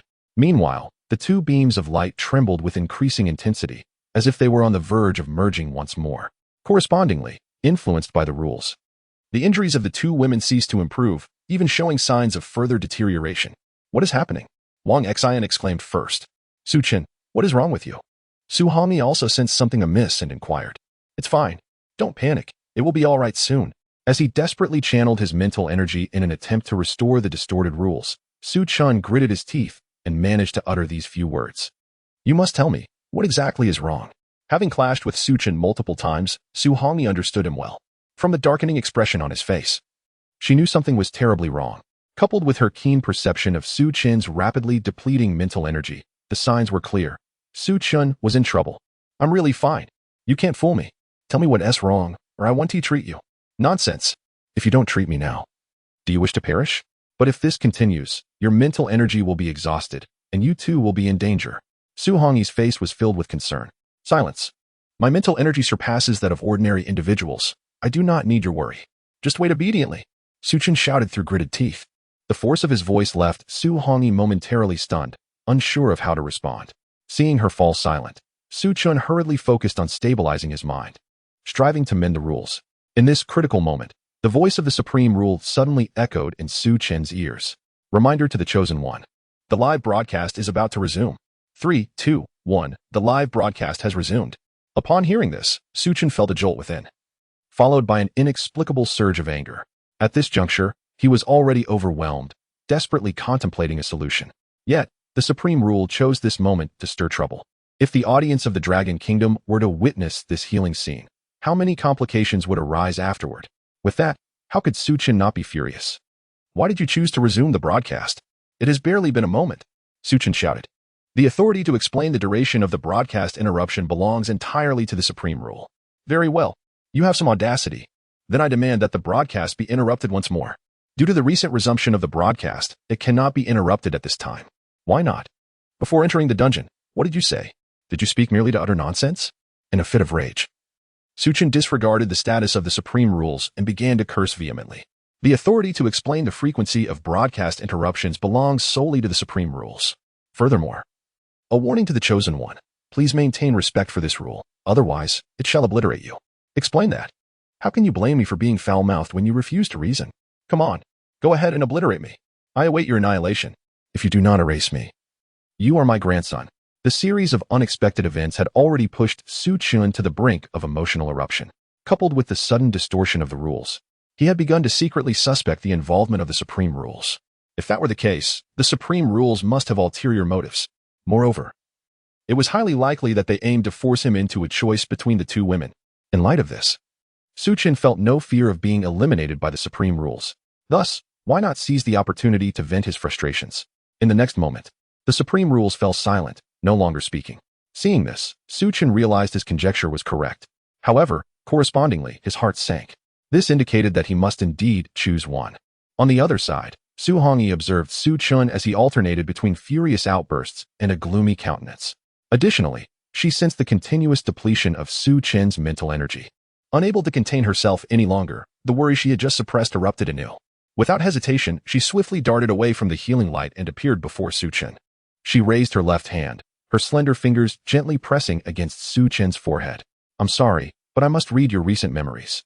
As she spoke, a warm current surged into Su Chen's mind. At that moment, Su Chen was startled and instinctively attempted to summon his mental energy to resist. However, due to his ongoing struggle to mend the rules, he had too little mental energy left to fight back. In an instant, Su Hongyi accessed Su Chen's recent memories. The next moment, disappointment flickered across her face, followed by profound sorrow. Nevertheless, she still mustered a smile for Su Chen. "Unexpectedly, it turned out this way. But I am still very happy. I received a response from the world. I am not the same person as that foolish woman, and—" Su Hongyi paused, her smile growing even more radiant. "Moreover, I never anticipated that you cared for me so deeply. I am truly overjoyed. This is the most precious gift I have ever received in my life." Su Hongyi grasped Su Chen's hand and said, "Shut up and go back. I promised I could save you, and I will save you." Su Chen spat out these words with fierce determination.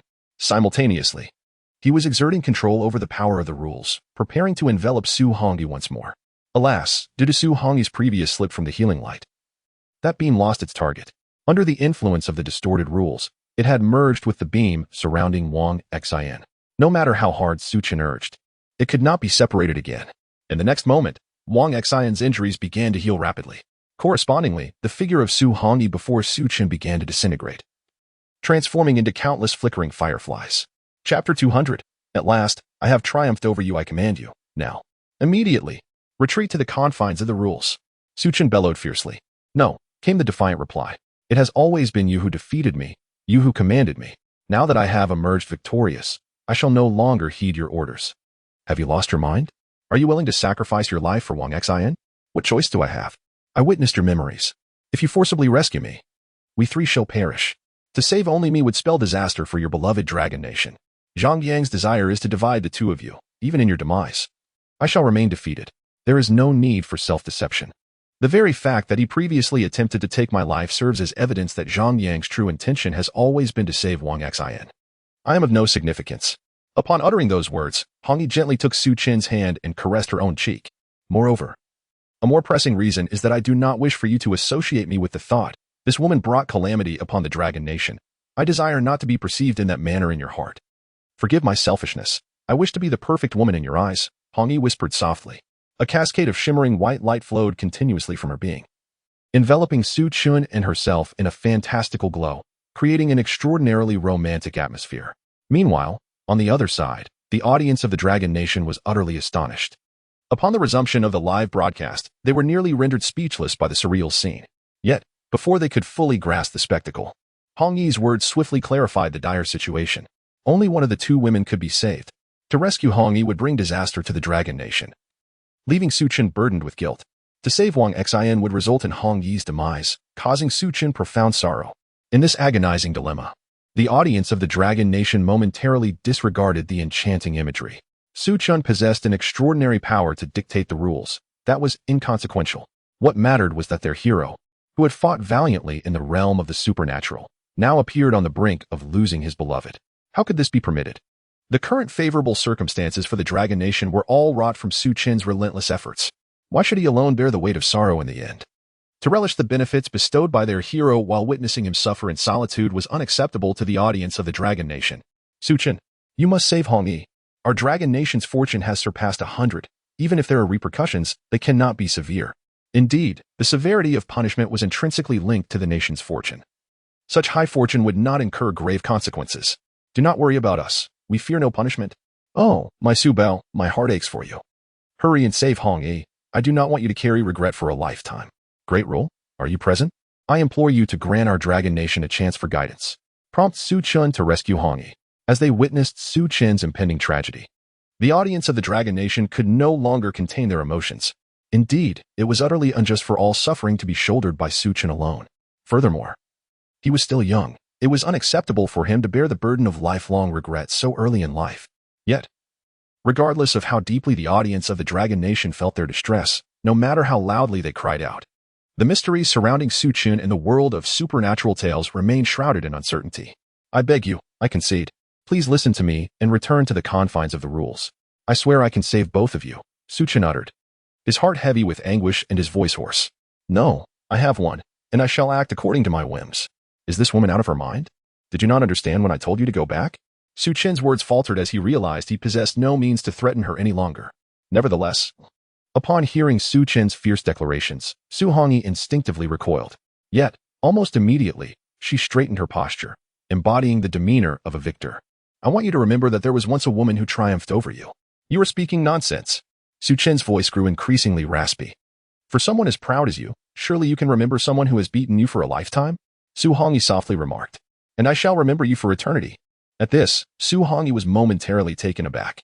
The two then fell into a brief silence. Soon after, it was Su Hongyi who disrupted the stillness. Hey, I may have to say goodbye to you. With her head bowed and a timid tone, she confessed. I disagree. I cannot accept that. Yet, she continued. But there is truly no alternative. I cannot endure any longer. Moreover, I am no longer afraid of death. I feel an overwhelming sense of fulfillment. With tears streaming down her face, Su Hongyi managed to muster a smile for Su Chen. It was that signature smile, her eyes curving in a delightful manner. No, there is a way. Su Chen gritted his teeth, his right hand trembling as he prepared to redirect the healing power of the rules entirely to Su Hongyi. However, before he could even move his arm, her small hand pressed against his forearm. Instantly, Su Chen found his right arm unable to budge even an inch. I do not wish to be the villain in your heart, Su Hongyi stated. Su Hongyi, I am your father. Release my hand. Su Chen began to falter. Yet, Su Hongyi simply shook her head resolutely. Wang Xian, help me untie her restraints. Su Hongyi cannot hold on much longer. I will stabilize her injuries and then rescue you. Su Chen shouted towards Wang Xian. Despite knowing the futility of such an action, Su Chen was determined to make one last attempt to restore the distorted rules, hoping to create a cycle of healing for both. Wang Xian, do not meddle in this. Su Hongyi shouted. Wang Xian opened his mouth and said, I am sorry. I wish to live. I am still waiting for Zhang Yang. Forgive my selfishness. Wang Xian, do you believe I will sever the power of the rules right now? Su Chen roared in fury. Do not listen to him. He can only wield this power once a day. Interrupting the rules will only result in another death, leading to disaster for the Dragon Kingdom. He would not dare to do such a thing. Su Hongyi hastily cried out. Hearing this, Su Chen turned to fixate on Su Hongyi's face. Are you determined to oppose me? Please. I'm sorry, don't be so harsh with me. Moreover, I truly cannot endure this any longer. Yet there are still some things I wish to express to you. Could you refrain from interrupting me? Su Hongyi said, pressing her lips together. Su Chen gazed at the increasing turmoil radiating from her, rendered momentarily speechless. Chapter 201. I truly adore you upon witnessing this. Su Hongyi smiled gently and inched closer to Su Chen. I am truly delighted to have met you. You are like the solitary star illuminating my otherwise pitch-black world. I long to eternally follow this glimmer of light and accompany you on this journey. Alas, I fear I can no longer do so. As she uttered these words, tears cascaded down Su Hongyi's cheeks. She raised her hand to wipe her face and then took another step forward, enveloping herself in Su Chen's embrace, her profile resting against his chest, while her arms encircled his waist. I do not wish for you to witness this wretched state of mine. So please allow me to hold you a little longer. I wish to preserve a perfect image of you. She continued. That night on the rooftop was truly the happiest moment of my life. In that moment, I felt cared for, given advice, filled with hope, and most importantly, I had someone by my side. I yearned to once again sit on the rooftop with him, feeling the evening breeze, gazing at the moon, and listening to the sounds of rooftop. Hearing this, Su Chen's voice became hoarse as he replied, there will be a time. I will heal you and accompany you to the rooftop to admire the moon. Su Hongyi stepped back, breaking free from Su Chen's embrace. You insufferable man. You still wish to deceive me in the end, but... She paused, lowering her gaze, her hands tightly gripping the hem of her dress. Then, she suddenly lifted her head and continued, but I am genuinely, incredibly happy. And, wiping her tears, Su Hongyi revealed a radiant smile, her dimples brimming with sweetness. I truly adore you, Su Chen. As her words echoed in the air, her form began to dissolve rapidly. Below her waist, there was only emptiness. White fireflies danced in the air, obscuring her visage, rendering Su Chen unable to see her clearly. Upon witnessing this scene, Su Chen's heart clenched painfully, as if something profoundly significant was vanishing from his life. For the first time, he felt the grip of despair. His mouth opened and closed, trembling slightly. Yet not a single syllable escaped his lips. His trembling left hand reached out, traversing the swirling lights, brushing against Su Hongyi's cheek. The delicate sensation relentlessly reminded him that soon, this girl would completely fade from his existence. At that moment, a flash of inspiration illuminated Su Chen's mind. As if a lifeline had descended before him, desperately he contemplated how to seize this fleeting insight. Previously, he had surmised that the healing of this rule would prove beneficial in the next quest, drawing conclusions from his performance of dual focus in the current scenario. Could it be that this dual focus is the key to breaking through? Su Chen forcefully steadied his mind. Taking a deep breath, his eyes shimmered with newfound brilliance. Innate skill, dual focus, activated. As the skill awakened, Su Chen extended his left arm and took a decisive step forward, embracing the vanishing woman. Rule. At all costs, heal. Su Chen bellowed. In the next moment, his mental energy began to dissipate at an alarming rate. Correspondingly, a robust column of white light descended from the heavens, enveloping the two embracing figures in a soft, milky glow. Meanwhile, Su Hongyi, cradled in Su Chen's arms, sensed the power of the rules and abruptly lifted her head. Her tear-streaked face was filled with astonishment. She felt her body beginning to heal. However, she soon perceived that Su Chen's mental energy was rapidly waning. If this continued, before she could fully recover, Su Chen would be the first to succumb. You must stop. If this goes on, you will die? Su Hongyi exclaimed anxiously, gazing at the line of Su Chen's jaw. If you want me to live, then shut your mouth. I have no surplus mental energy to converse with you. Su Chen managed to force out these words with great difficulty. Upon hearing this, Su Hongyi dared not insist further. Yet, witnessing Su Chen's precarious state filled her with torment. Several times, she contemplated knocking Su Chen unconscious. However, seeing Wang Xian still struggling against the brink of death, she ultimately refrained from taking such drastic measures to avoid jeopardizing Su Chen's mission. As time passed, Su Chen felt as if his head were splitting apart. The immense pain nearly caused him to faint multiple times, yet he gritted his teeth and persevered. This continued until the moment Wang Xian broke through the threshold of death. Suddenly, Su Hongyi raised her small hand, preparing to strike Su Chen unconscious. However, due to Su Chen's dual focus and the conclusion of Wang Xian's treatment, he immediately noticed her subtle movement. If you perish, I shall accompany you, so cease your antics and obey, he managed to squeeze out. Stunned by his words, Su Hongyi was taken aback. Tears streamed uncontrollably down her cheeks, instantly soaking Su Chen's clothing. All right, I will obey, and you must not die. Otherwise. As she spoke, Su Chen's right hand instinctively moved to cover her mouth. In the next moment, the healing light intensified, the milky radiance almost taking on a tangible form.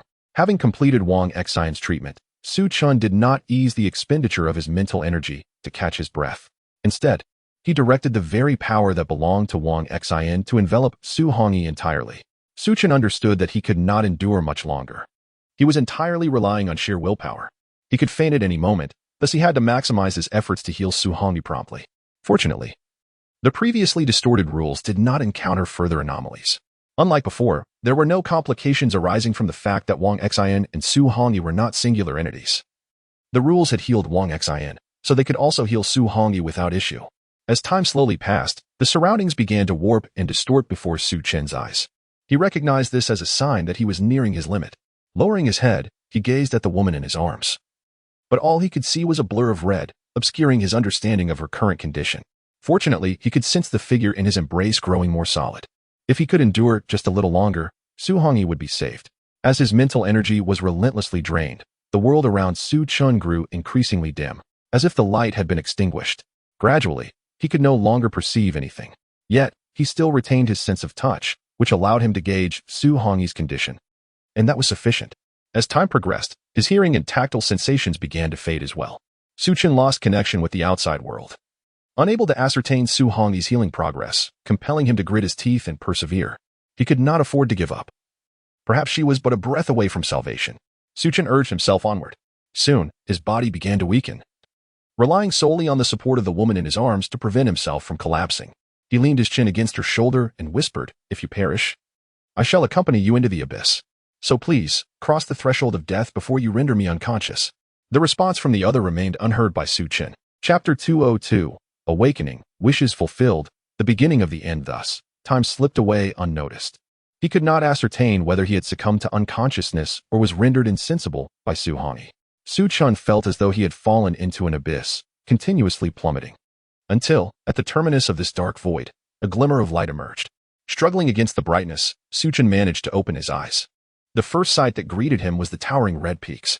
From his vantage point, he could not discern the features of the figure beyond the mountains.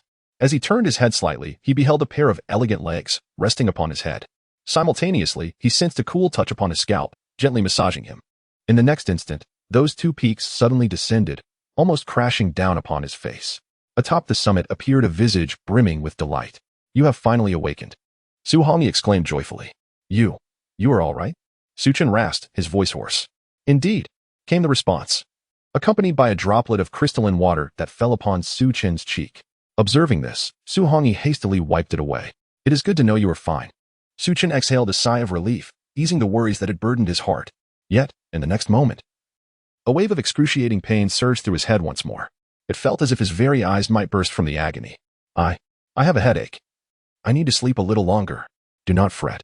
With that, Su Chen turned, wrapping his arms around her waist, his cheek resting upon her abdomen, as if fearing that should he drift into slumber, she might vanish. He then promptly lost consciousness again. When he awoke anew, Su Hongyi was tirelessly massaging his head. "How long have I slept?" he inquired. "More than 2 days," she replied. "You could have simply placed me on the bed." "I wish to see you awaken at the earliest opportunity," she replied. "You fool. By the way, where is Wang Xian? I saw you stirring from slumber and called her to the kitchen to prepare a meal." "Su Chen, have you two become closer?" Not exactly. We simply no longer feel the need to be at odds as before. Besides, you saved her, and she wishes to express her gratitude in this manner. Moreover," Su Hongyi's voice trailed off. "Moreover what? Is it because I previously asked her to help me free myself from your grasp, and she refrained for fear of my speaking ill of her to Zhang Yang?" "Something like that." Su Hongyi nodded in agreement. "How can you still say that? Had you not been disobedient and obstructed me, would I have sustained such injuries?" Su Chen seized the opportunity to shift the blame. Su Hongyi hesitated for a moment, finally conceding, "Fine, from now on, I shall heed your words." "Really?" Su Chen's eyes sparkled with hope. "Of course. I am a person of my word," Su Hongyi declared, puffing out her chest, prompting a wave of movement. "Then perhaps you could first show me a pair of black stockings with letters on them." This notion had lingered in Su Chen's mind for quite some time. He always felt that the two young ladies lacked a sense of fashion. With such long legs, how could one not wear something from Balenciaga? It would be a sheer waste. Moreover, that little dress was rather pedestrian. If it weren't for her striking beauty, one might mistake her for a rural maiden. Su Hongyi was left speechless. Someone had just claimed to be a person of their word. Su Chen seized the moment. "All right." Su Hongyi, blushing, acquiesced. She lifted her left hand and snapped her fingers with a resounding crack. Immediately, a pair of lettered black stockings adorned her long legs. This spectacle left Su Chen utterly astonished. "Well, it's like magic. I've struck gold. From now on, Taobao won't see a cent from me." With that, Su Chen rolled over and took the opportunity to feel the texture. Delightful. This injury was not in vain. Beside her, Su Hongyi's cheeks grew increasingly flushed, and finally, unable to endure any longer, she seized Su Chen's collar and tossed her onto the bed in the bedroom. Su Chen was thrown into disarray. "Hey, I'm the patient. You are fully recovered. This is domestic violence. Who said we were family? Who confessed first? You. I'm ignoring you." Su Hongyi, her face aflame, stamped her foot and darted into the kitchen. Su Chen gazed at her retreating figure, contemplating. That little dress must be replaced somehow. Not long after, Su Chen and the two ladies gathered at the dining table. Under Wang Xian's guilty gaze, Su Chen waved her hand. "All right, I know what you want to say. No need to elaborate. I understand completely. Also, Zhang Yang will certainly be fine. That rascal is likely up to some mischief right now. Just wait here obediently. He will return to you sooner or later." Su Chen spoke rapidly. Upon hearing this, Wang Xian nodded. "Regardless, I must express my gratitude. Now, let us not waste time. Taste my culinary skills. These dishes were Zhang Yang's favorites back in the day." Wang Xian smiled. "Zhang Yang's preferences have nothing to do with my Su Chen." Su Hongyi muttered. At this, Wang Xian chuckled heartily. "So quickly, she's become your Su Chen." This made Su Hongyi's face redden once more. "Mind your own business." With that, she buried her face in her bowl. "This food is utterly unpalatable. Su Chen, you eat whatever you wish. Next time, I'll cook for you. And it will surely be better than this woman's cooking." Su Hongyi vehemently criticized Wang Xian. Su Chen smiled lightly, remaining silent as she picked up her chopsticks and began to eat. Before long, they finished their meal. While Wang Xian was busy clearing the dishes, Su Chen gestured for her to wait. "Let us discuss something." "What is it?" Wang Xian paused her actions. "What about the patients and your employees?" "This." Wang Xian and Su Hongyi exchanged glances, both at a loss for words.